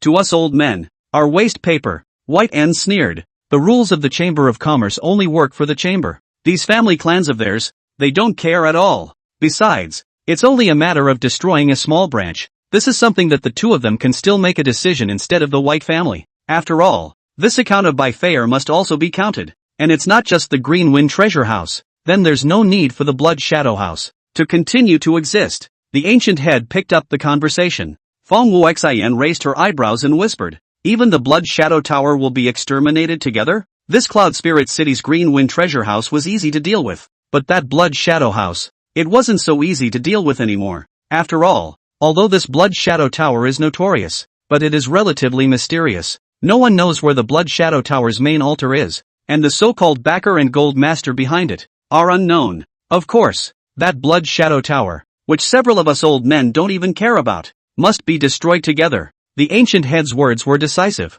Qingfeng Treasure House can be dealt with first. As for that Blood Shadow House, let's just spend a few more days, find some helpers, snoop around, and pull out all the veils for this Blood Shadow House before we exterminate them. End of White hammered it home. The Blood Shadow House was mysterious, but it definitely didn't stand up to deeper digging. In the past, it was that no one dared to dig into their bottom, because it would bring about a killing disaster. But now that they were meant to find trouble with the Blood Shadow Tower, were they still afraid of them coming to find themselves? I can't. Good. Feng Wuxian nodded. Just do as you guys say. Since the matter had been finalized, she didn't intend to delay, and directly sent a few of her close friends to the rest of Cloud Spirit City to notify those three great clans. This Cloud Spirit City, today is going to change the sky. Chapter 137, could it be that the gutter has turned over? The three great families in this Cloud Spirit City were actually nothing more than small fish and shrimps, with their strongest people only at the 8th or 9th level of the outbreathing stage. However,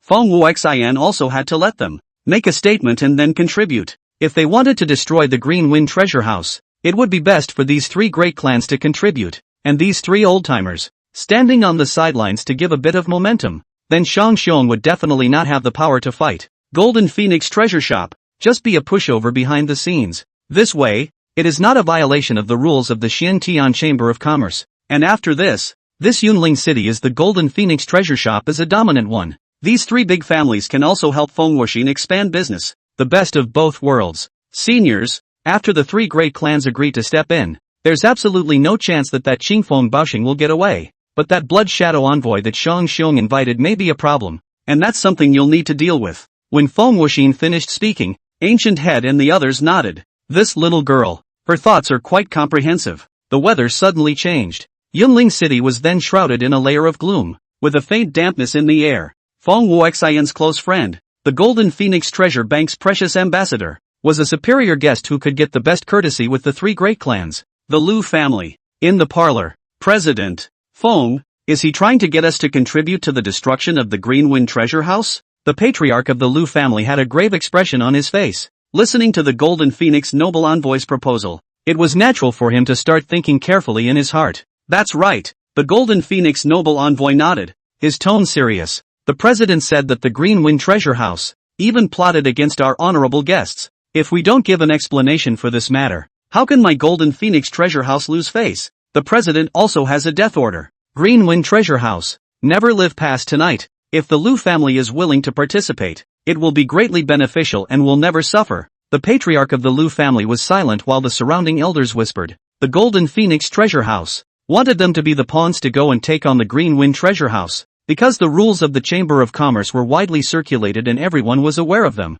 Feng Wuxian absolutely could not bring people to go and fight with the Greenwind Treasure House by herself. However, letting the three great families go is a bit of a loophole in the rules. Should they, or should they not, get involved in the fight between these two great treasure houses? It's dangerous to get involved. If you don't roll, you are looking for stability, but stability sometimes means missing out on great opportunities. Father. Just as the patriarch of the Lu family was still thinking about it, the second son, Lu Yen, stepped out and arched his hand. In this matter, we, the Lu family, must participate. Yenner, my father is discussing a big matter here. Don't be unable to control your mouth, always talking nonsense. Seeing his son's sudden interjection, the Lu family patriarch frowned and reprimanded. This second son of his, who has always been immersed in calligraphy on weekdays, and is said to have found a very mysterious guru as his master. Without asking about family matters, why is he acting out of character today? Lu Yan shook his head and looked at his father. Father, my child is not talking nonsense. That Qingfeng treasure house has messed with the wrong person and needs to be removed. The Lu family's participation now will do more good than harm. Speaking so forcefully, although the Lu family patriarch was touched in his heart, he still asked, "Where did you know that?" "It is the words of my master," Lu Yan said. Upon hearing this, the patriarch of the Lu family was quite surprised. It was actually his son's mysterious master who said that? Then, in that case, it seemed like it would really be a bit too cautious for him to not get involved anymore. Then fight. Thus, without further delay, he rose and arched his hand at the Golden Phoenix noble envoy. I, Lu, am willing to serve President Feng. Your envoy was also beaming with joy. Pass on my order. All the battle forces of the clan are assembled as much as possible, and from time to time, they will set out. The patriarch had given the order, and the several elders didn't dare to be slow, so they left and began to mobilize the entire family. Lu Yan returned to his compound and looked at the ancient head. Master, my father agrees. Lu Yan respectfully said. Very well, believe me, this matter is harmless to your Lu family. Join in now, there are many benefits. In the future, you, the Lu clan, can still expand your territory a bit. The ancient head stroked his beard and smiled. Aha! I understand, Lu Yan solemnly said. And then, sighed, that Qingfeng Baoxing, actually having the guts to strike at Senior Gu's disciple, really doesn't know how to live. Although he had only met Gu Hong once, he was extremely impressed by Gu Heng's breezy demeanor and wondered how anyone could dare to step on his bottom line and do something so ungrateful. The ancient head's face was slightly restrained and his gaze was far-reaching. Ha! The ignorant are naturally fearless, and they won't wake up until it's too late. Half an hour later, Golden Phoenix Treasure Row. Feng Wuxian received 3 transmissions and nodded. Very well, the 3 great clans, all participate. Without delay, Feng Wuxian immediately wrote back, asking the 3 great clans to immediately mobilize and surround the place where Greenwind Treasure House was located. Letters in place. And then, the west of the city, the north of the city, the east of the city, 3 directions, that high walls and deep courtyards. Suddenly the gateway is wide open. Most people are able to see. These three big families of the patriarchs, each of them led a vast family warforce, full of solemnity. Seeing this, pedestrians stepped out of the way. What's this? For, these three great clans, they've come out in force. Go, go, go, go. This cloud spirit city is afraid of a change in the sky. For a while, there was a commotion everywhere within Yunling City, and on the side of the city lord's mansion. Although the doors were still closed, they had also released their scouts. The cloud spirit city lord, too, was curious to know what these three great clans really wanted to do. Green Wind Treasure Walk.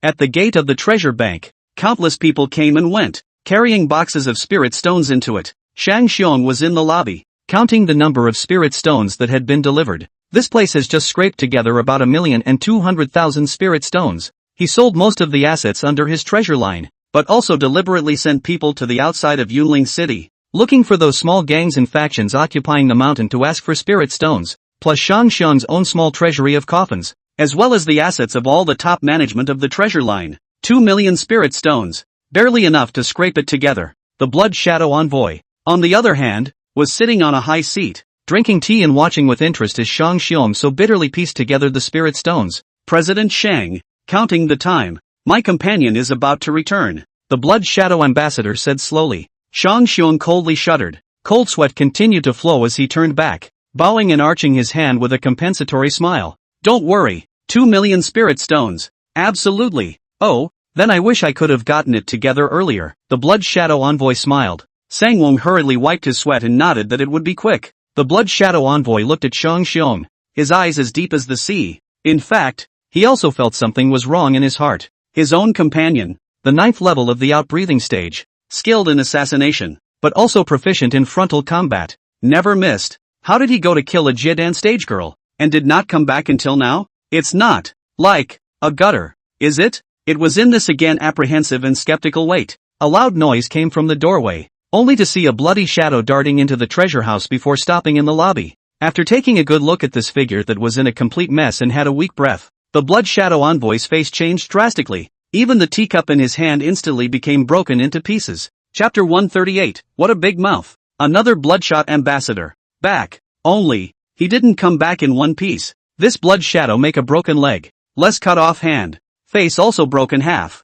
Look at the whole body. There is no places intact. Are penetrated by the sword out of the hole. This is not dead. Can only say that his life is indeed very big. Seeing his companion in such a miserable state, the other Blood Shadow Envoy was instantly filled with horror. Grass. It's really guttural. How did you get hurt like that? What happened? He didn't dare to delay and directly took out an elixir and gave it to this companion of his to stop the bleeding and stabilize his injuries. This broken arm and leg can only be reborn with a secret method in blood and flesh by returning to the Blood Shadow House. Damn it! The Blood Shadow Envoy with crippled arms and legs cursed angrily, blood spurting from his mouth and nose, and although he was badly injured, he was able to speak with great strength. Those two are monsters. He hated his voice. Then he recounted what had happened before. To put it simply, it is that Jiedan stage girl, plus a Yuaning stage woman. 2 people, killing moves out. That force is so strong with their cultivation completely does not match between the 3 people back and forth over 100 strokes. Originally, the Blood Shadow Make also thought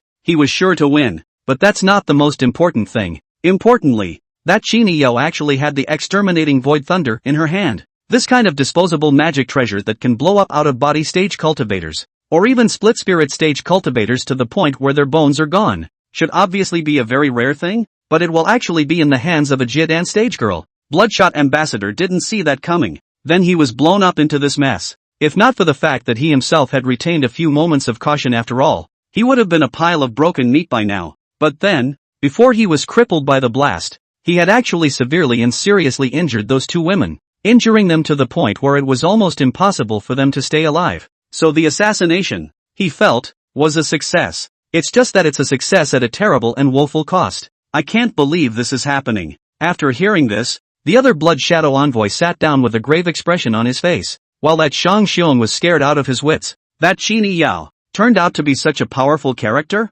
Even the Blood Shadow Envoy almost lost his life trying to take care of her? However, the shock in Shang Xiong's heart hadn't stopped yet. The Blood Shadow Ambassador with the mutilated limbs and broken arms, directly grabbed with one hand in vain, and a wave of Dao force directly pinched Shang Xiong's neck and lifted him up. Ah! Sangwon screamed in horror. Chairman Shang, is there something you're hiding from us? That Blood Shadow Envoy's voice was gloomy, his tone icy cold. I wouldn't dare. Sangwing swallowed hard, desperately trying to reassure himself, cold sweat breaking out furiously on his forehead. How dare he do anything to hide it? But it is to assassinate a protected Jiedan stage girl only. Shang Xiong also did not expect. This guy can get into such a way. He also just thought, this Blood Shadow building is afraid of not living up to its name. You wouldn't dare? Blood Shadow make that broken face floated up hard to hide anger and hatred. He snapped. Those two hands with weapons magic treasure. That are not even a small city of the district of the Golden Phoenix Treasure Bank branch can afford to give. And someone else is backing them up. My lord, I really don't know. That Blood Shadow Envoy then watched Shang Xiong's face rapidly turn pig liver color due to the lack of oxygen, and it seemed that he thought for a long time before he let go of his hand. Sangwon went limp, breathing heavily. He wiped off the beads of sweat on his forehead and looked at that Blood Shadow Envoy. My lord, I definitely don't dare to deceive anything. Humph. That Blood Shadow Envoy snorted coldly and ignored it. If this guy wasn't their employer, they would have directly backhanded him and crushed him into bloody foam. Piece of, chairman, it's not good. Just then, an urgent voice came from the door, and a guard hurriedly ran into the lobby, his face in a hurry and panic. What's the noise? Can't you see I'm having two honored guests here? Shang Xiong staggered to his feet and cursed angrily, just now nearly strangled to death by the assassin that his own Qing had invited. Shang Xiong was now scared to death, afraid that this guard would charge the two Blood Shadow ambassadors again with a wild grin. President, something's wrong. That guard trembled and knelt down, his speech trembling.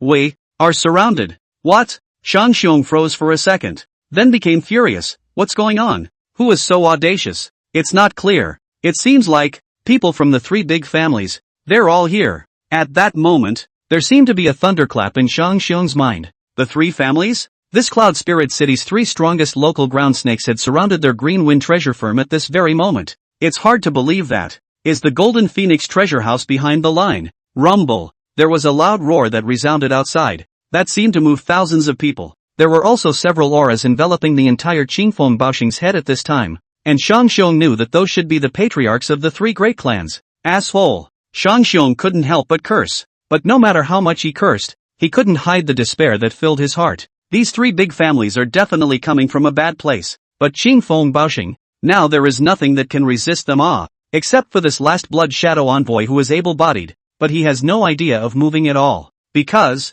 this was directed towards the Green Wind treasure house, not the Blood Shadow Tower. Humph. 2 out-of-body eighths and 1 out-of-body ninth. This local family seems to be nothing more than that. The Blood Shadow Envoy sneered as he focused on his companion's injuries. He was all but worried about himself. As for Shang Xiong, he died.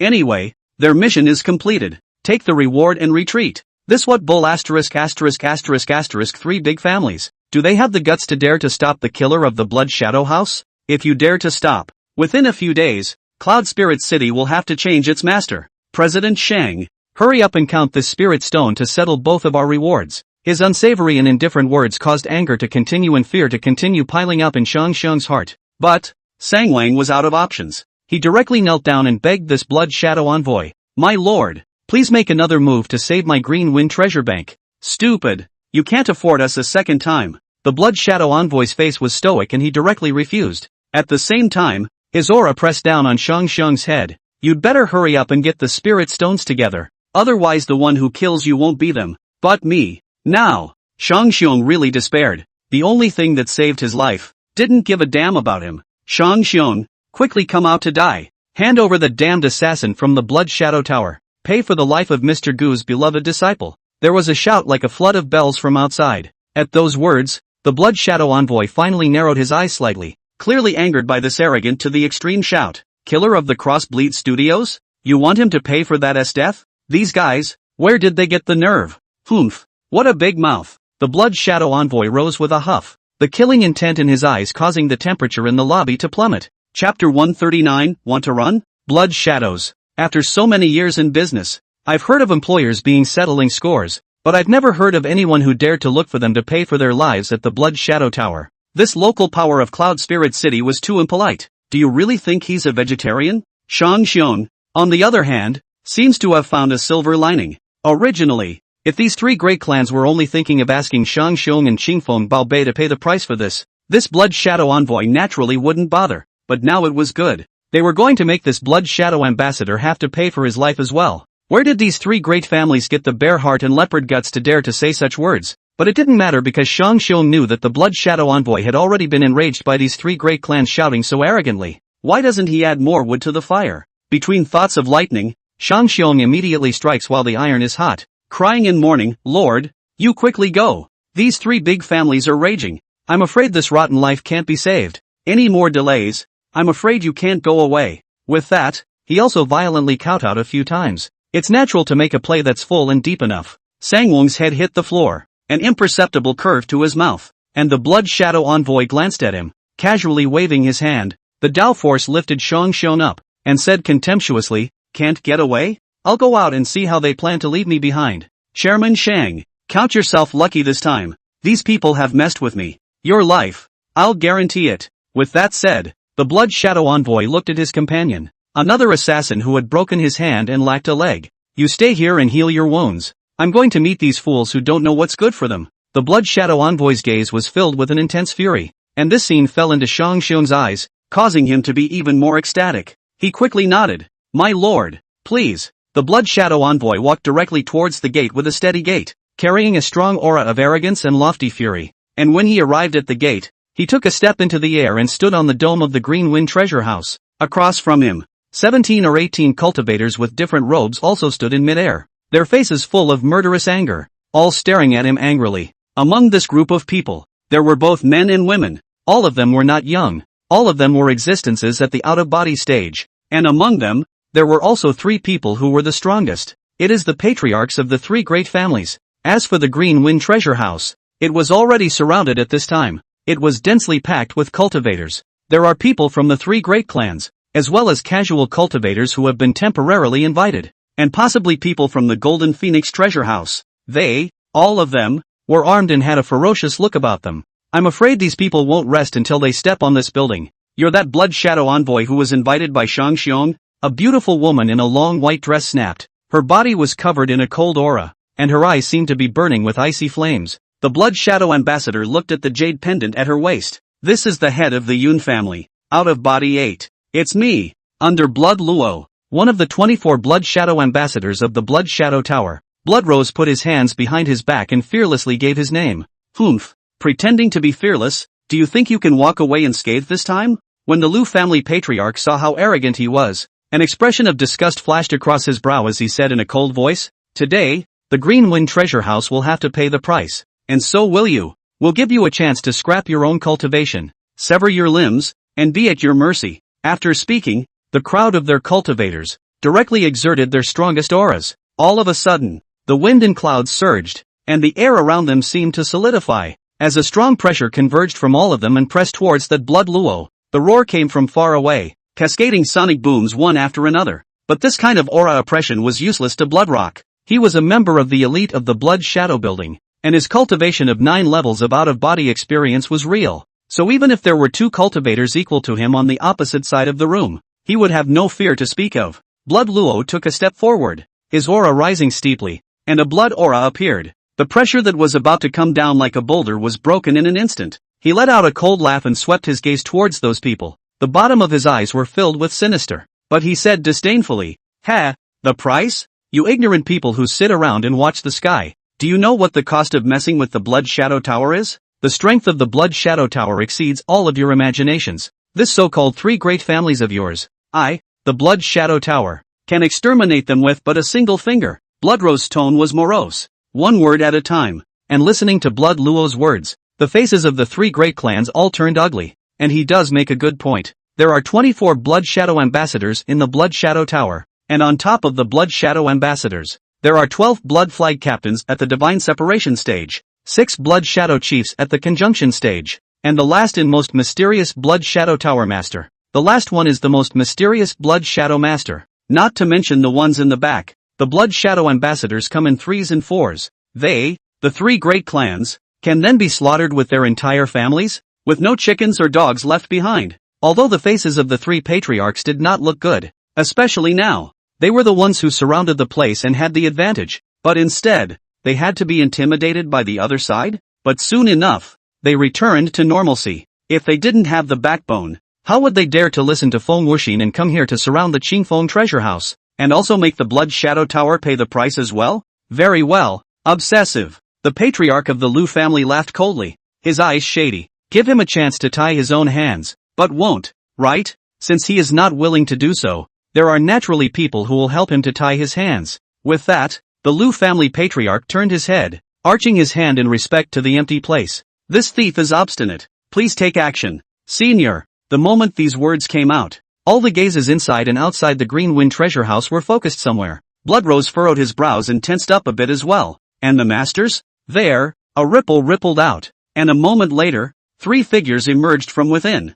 3 rough-robed old men only. But now, Bloodrose's face immediately turned pale. And so on. This awesome pressure. These 3 old men, 2 of them, seemed to already be at the divine separation stage, and the harmonization stage. There was another one where he couldn't feel any cultivation fluctuations at all, only a sense of terror that made his own body's chills stand up. Wouldn't that be crossing the threshold? Hiss. Just as this thought popped up, fine sweat broke out on Bloodrose's forehead. Cloud Spirit City was actually hiding such a terrifying expert? Even a hint of pressure from a powerhouse at this level was enough to suffocate him. That's you? The ancient head's face was expressionless, and the gaze that was like looking at a dead body made Bloodrose stiffen. Who is your excellency? Bloodrose asked with hardened guts. You don't deserve to know my name. All you need to know is that you hurt someone you shouldn't have. He's going to do it. Blood Luo let out a long whistle. His flesh directly exploded into a large mass of blood mist, while a soul light flickered in the blood mist, about to escape at an extremely fast speed. He directly discarded his physical body and used this secret method of self-damaging his physical body to escape. Trying to run? The ancient head sneered, his dry palm gently squeezing in vain. Space instantly distorted. The soul of that bloodroo, then, was imprisoned. Chapter 140, This man turns out to be so ignorant. Bloodrose was already running fast. His soul seemed to have transformed into a shadow with the help of the power of his physical body's self-explosion, ready to break through the air and escape. But it was ultimately too slow. Or rather, in the eyes of the ancient head, this out-of-body stage griffin was slow to do anything. He reached out, and Bloodrose's soul was like a lamb to the slaughter, imprisoned by space, and then flew back. Much like running, the ancient head looked at him coldly, his Dao power slowly contracting with his palm, seemingly to squeeze Blood Luo's soul completely. Ah! Bloodrose let out a mournful scream. Your son Gu's disciple was injured by you, but it's not clear. How can you be allowed to die so simply? The ancient head said faintly, then violently increased the strength of his hand. Blood Luo's soul was suddenly under a pressure that was millions of times greater than before, to the point that it had completely deformed and let out a tearing scream. It was a pain that made him wish he could die right now, and there was nothing he could do about it. So much so, that Bloodrose couldn't even make a sound. He was tempted to beg for mercy, but the other man didn't seem to want to hear him beg for mercy at all. Finally, in the soundless agony, Blood Luo's soul was completely crushed. The ancient head shrugged it off as if he had merely crushed a bug that had soiled his hand. The field fell into silence, and the people of the 3 great clans were all stunned by his light and easy, yet as fierce as thunder, without any delay in his killing moves. This is the power of the transitional stage? Originally, the 3 great clan chiefs, even if the siege of this Blood Luo, not a moment or 3 moments to take down, maybe the 3 of them have to hang a little color, but in the hands of this ancient surname of the old-timer,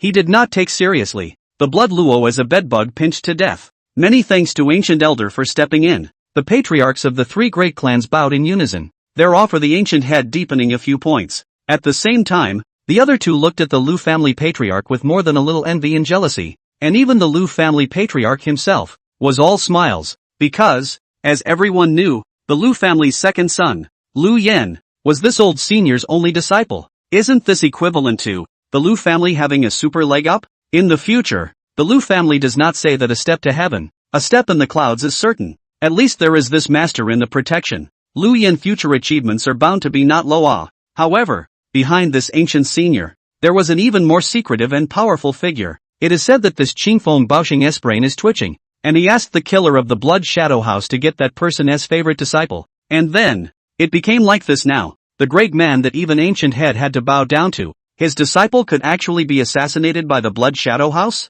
I can only say that Qingfeng Baoxing deserved it. Die before it's too late so that the hidden master can rest his wrath. Otherwise, how could this Cloud Spirit City withstand his monstrous rage? Although they had the intention of prying, the ancient head told them that this senior lived in seclusion into the mortal world for the sake of his own state of mind, and that the few of them should not pry into things they shouldn't know, which immediately made the 3 great clans disabuse themselves of the idea. At this time, The lobby. Shang Xiong was relieved to hear that the commotion outside had subsided. As expected, with the Blood Shadow envoy of the Blood Shadow building stepping in. These three great clans, where would they dare to continue to act recklessly? Don't you see that there's no sound outside? You don't even dare to shout? Ha ha ha ha. God, it's not my life after all. He smiled broadly, and was about to head out to see just how ugly the faces of those people must be. How angry they must be that they couldn't make a move against themselves instead because a more powerful force had appeared. But just as he lifted his foot, Shang Xiong also felt a hint of something wrong. It was because that Blood Shadow envoy with the broken arm and leg seemed to have lost his breath all of a sudden. That face had turned gray and his eyes were lifeless. Lord! Shang Xiong froze and called out, but the man remained unresponsive. He summoned up his courage and went over to probe the other man's nostrils. Dead. I can't believe I'm dead. What's going on here? Sangwon was scared silly. He didn't have a chance to wonder what was happening anymore. Though, because the shaking followed, and then the entire dome of the building, which was completely torn apart, shattered. The countless maids and guards within the Green Wing treasure house were all in a state of panic, scurrying around to escape, but they were all stopped by the people of the three great clans, waiting to be sentenced. Shang Xiong, on the other hand, was looking at the dozen or so cultivators' postures in the sky, and as soon as they cast that gaze filled with coldness and solemnity over, his legs softened, and he directly fell to his knees. That Blood Shadow ambassador. Long gone. I don't know if they were killed or if they escaped. Anyway, he's the only one left here. This is Sangwon? The ancient head looked down at the fat man who was gargling like a fallen dog, his eyes narrowing slightly. This guy, he's frustrating enough to look at. Still thought that the person who had the guts to take action against Dooku's beloved disciple was an outlaw with a lordly demeanor. But the result is that now at a glance, the lord is definitely not. The demeanor is not there at all. And looking at the wimpy look of the man who was about to pee in his pants is not a fool who does not value his life. But it's just that he's capable of such ignorant stupidity. It's him. The three patriarchs have seen Shang Xiong, and at that moment, they can also judge from the breath that this person is real, not some disguised scapegoat. Then there's an injustice. Shang Xiong swallowed his saliva with difficulty. Under the countless stern eyes, he held on to his last bit of insignificant dignity, at least not letting himself in piss before he died. The three great clans have poured out their nests to besiege, and there are also three old cultivators with such profound and ill-conceived cultivation sitting in the town. All this because, that stinking girl whose life you bought? On what grounds? What makes that yellow-haired girl?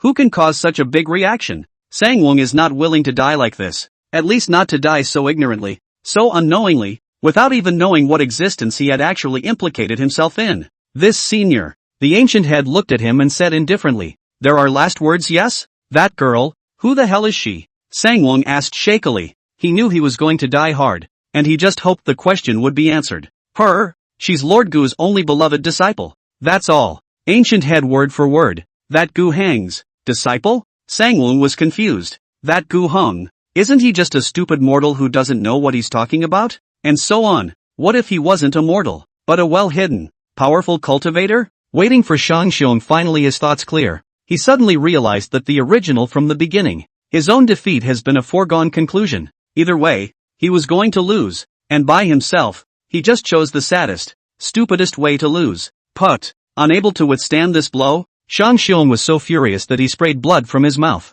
Alas! Ignorance! The ancient head shook his head. How could he not know that this person had no idea what kind of character Dooku really was from the beginning to the end? He sighed and reached across the room to grab. Shang Xiong's entire body's tendons and bones shattered, and he died of broken breath. Chapter 141, The End. Watching Shang Xiong slowly fall softly to the ground and then die, the people from the three great clans were all relieved. With the death of this old traitor, that mysterious and powerful Dooku should be able to dissipate a little bit of his anger. And if he can dissipate his anger, the future days of this Cloud Spirit City will also be able to go on peacefully. The employer of this hired assassin is dead, but the forces behind that killer are still going to be erased. But then, this kind of thing, it would not be the turn of the three great families to make a move. They are clear about their own weight. Unauthorized involvement, not only no benefit, but also may lead to a killing disaster. At least, in the future, this Cloud Spirit City would only be dominated by the Golden Phoenix Treasure House. Xingfeng Treasure House has now been completely driven out of Cloud Spirit City by pure erasure means, and that President Feng would never allow anyone else to meddle in the business here. Elder, look there. The patriarch of the Liu family pointed to a blood-clothed man in the lobby with broken arms and legs, but clearly no breath. It was another bloodshot ambassador. He was the one who carried out the assassination and seriously injured Qini Yao and Bai Feier. Ancient head directly landed on the ground. Looking at the corpse of the blood-clothed man, coldly hummed. It seems that this guy did it. Only, dead? This was not at all what he had expected. According to common sense, an assassin like the Blood Shadow Envoy would not die easily even if he was seriously injured. After all, no matter how much Qini Yao and Bai Feier could fight back from the dead, there was still a gap in cultivation. And just now, that guy, he even went so far as to blow up his own physical body and use the blood escape to allow his Yuanshan to escape. So there are quite a lot of techniques to save his life. But this guy's dead? Humph. That's very good. So that way, to that Mr. Gu, we'll also have more evidence to hand over. Seeing that the second Blood Shadow Envoy was also lifeless, the people of the three great clans were also relieved, especially the three clan heads. All of them thought very clearly that now that their employer and the assassin had given their lives away, then they would be able to deliver here. Although I don't dare to ask that Mr. Gu for any reward. At least, not letting him down is the best result. Well, is not right. The ancient head narrowed his eyes and scrutinized the lifeless body, suddenly frowning. That's not quite right. This physical body was dead, but the Yuanshan couldn't have dissipated so simply. Besides, the guy hadn't been dead long, so this body could still be while it was still hot. Then there is only one possibility. Humph. This damned snake and rat. The ancient head's face turned blue.